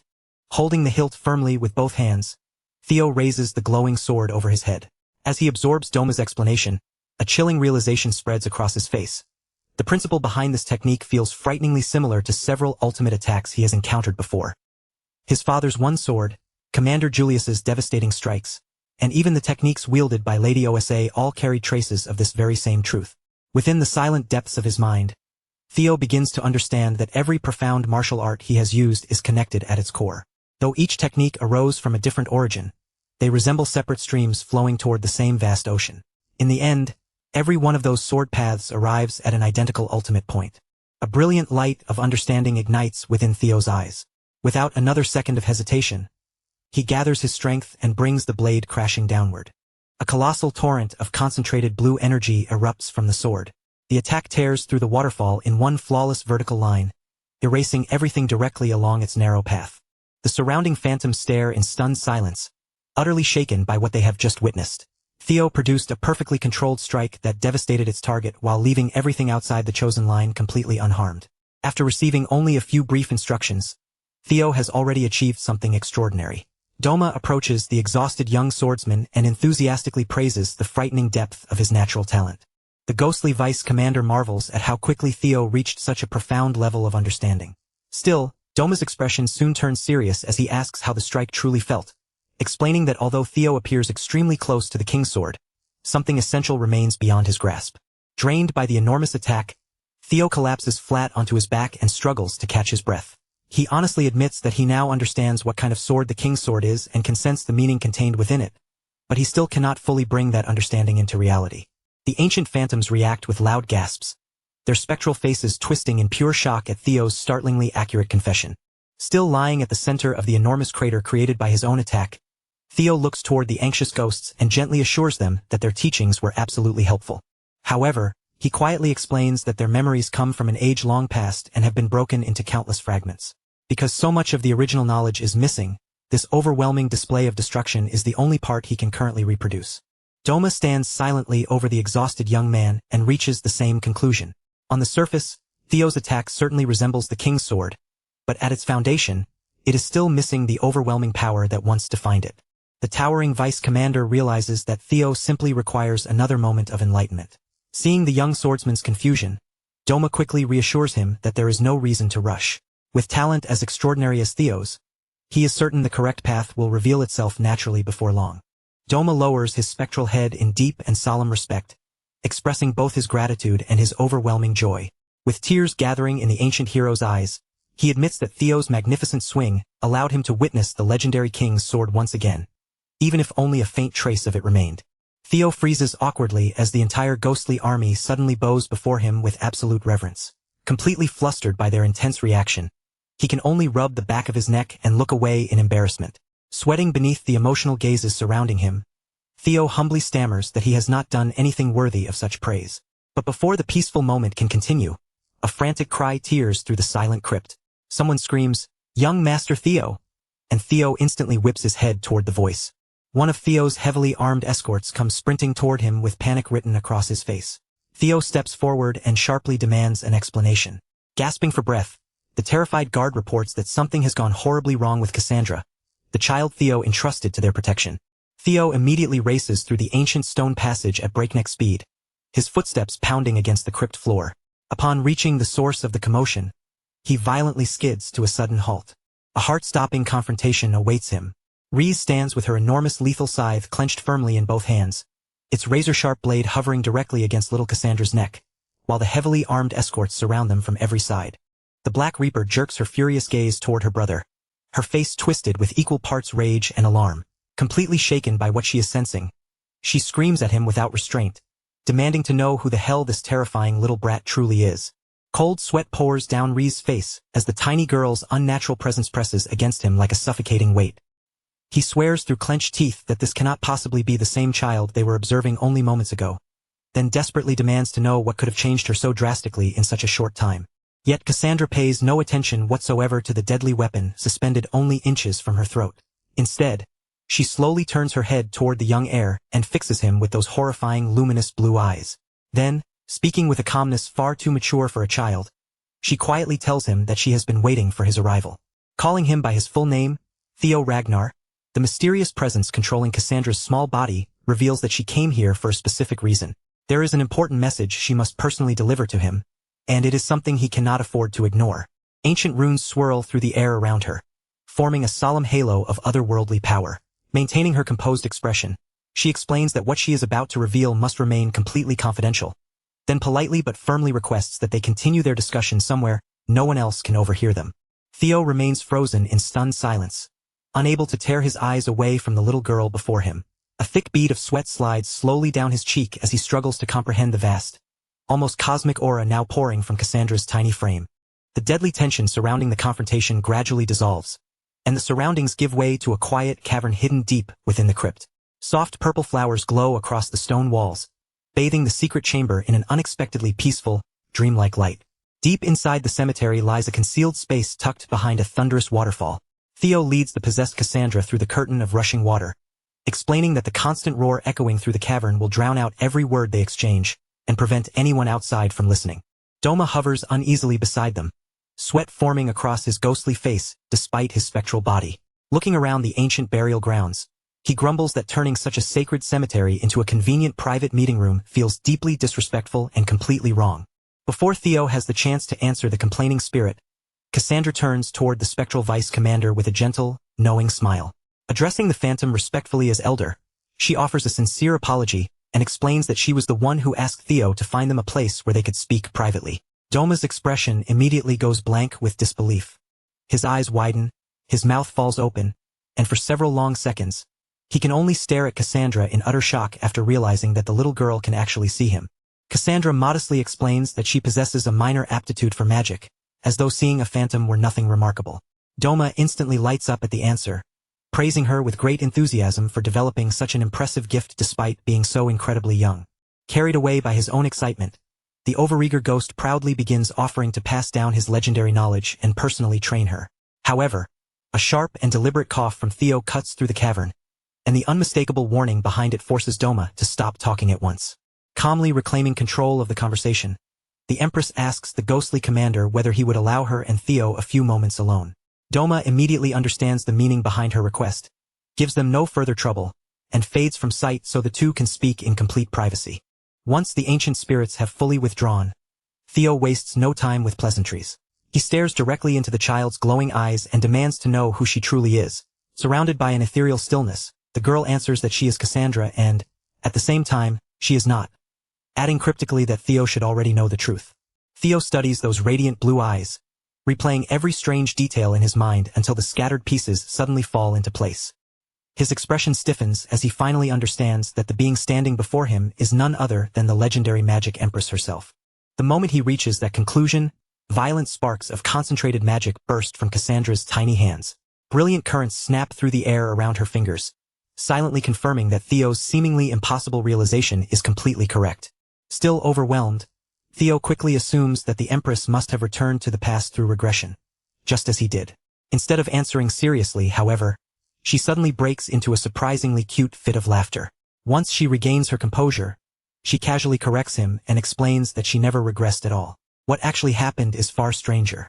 The Cassandra who exists in the future used her magic to temporarily borrow the body of Cassandra from the past, one belonging to an entirely different timeline, allowing her to appear here and speak directly with the present Theo. Theo's brows tighten as he tries to wrap his mind around the impossible idea of the future reaching backward into the past. Searching for some familiar explanation, he brings up the imperial family's legendary ability to perceive events that have not yet occurred. The Empress smoothly continues from there, asking Theo to consider the contradiction for himself. If her power were truly limited to looking into the future, then how could her future self possibly reach across time and hold a conversation with someone living in her own past? She answers the question herself, revealing a truth far greater than anything Theo expected. The imperial family's legendary gift was never the ability to see the future. Its real power is the ability to observe the past, including the past belonging to timelines that were erased before they could ever truly exist. Theo repeats the impossible concept under his breath, his voice barely more than a stunned whisper. Cassandra then raises both of her small hands, and a dazzling formation erupts across the cavern. Vast astral gears, glowing constellations, and celestial maps unfold above them, flooding the hidden chamber with blinding cosmic light. Cassandra lifts her gaze toward the enormous projection rotating overhead, her glowing eyes reflecting the countless moving patterns. With chilling seriousness, she asks Theo whether he honestly believes that this exact encounter, down to this very moment, has happened only once in all of existence. Before Theo can answer, the magic empress tears apart everything he thought he understood about reality. She declares that this moment has occurred before, because the flow of time within their world repeats without end. Around them, the celestial maps spin and shift violently, as she exposes the terrifying truth of an endless cycle that has trapped the entire world. The immense celestial formation begins to transform before Theo's eyes. Its glowing gears fold inward and reshape themselves until the projection becomes a gigantic hourglass, its surface already splitting apart beneath a web of spreading cracks. The hourglass suddenly explodes into countless shards, and its falling sand is dragged into a monstrous, apocalyptic vortex. Watching the vision unfold, the Empress explains that every timeline reaches the exact same conclusion, the complete destruction of the world. Once absolutely everything has been erased, time resets, and the entire timeline begins again from the start. A magnificent divine clock appears within the projection, its radiant face shining with sacred brilliance. But the light is quickly consumed by something horrifying beneath it. A colossal mass of spiked, writhing dark flesh, twisting endlessly while dozens of luminous blue eyes stare outward from every part of its grotesque body. The possessed child stares straight ahead, her young face carrying a solemn weight that feels impossibly ancient. Then she delivers the revelation capable of shattering the foundations of the world itself. Both the repeated apocalypse and the endless rebirth of time are being orchestrated for the sake of one incomprehensible cosmic being, the nameless sovereign. The horrifying truth leaves Theo completely motionless. His pupils widen, every trace of color drains from his face, and he can do nothing but stare at Cassandra in absolute, speechless terror as the name of the nameless sovereign echoes through his mind.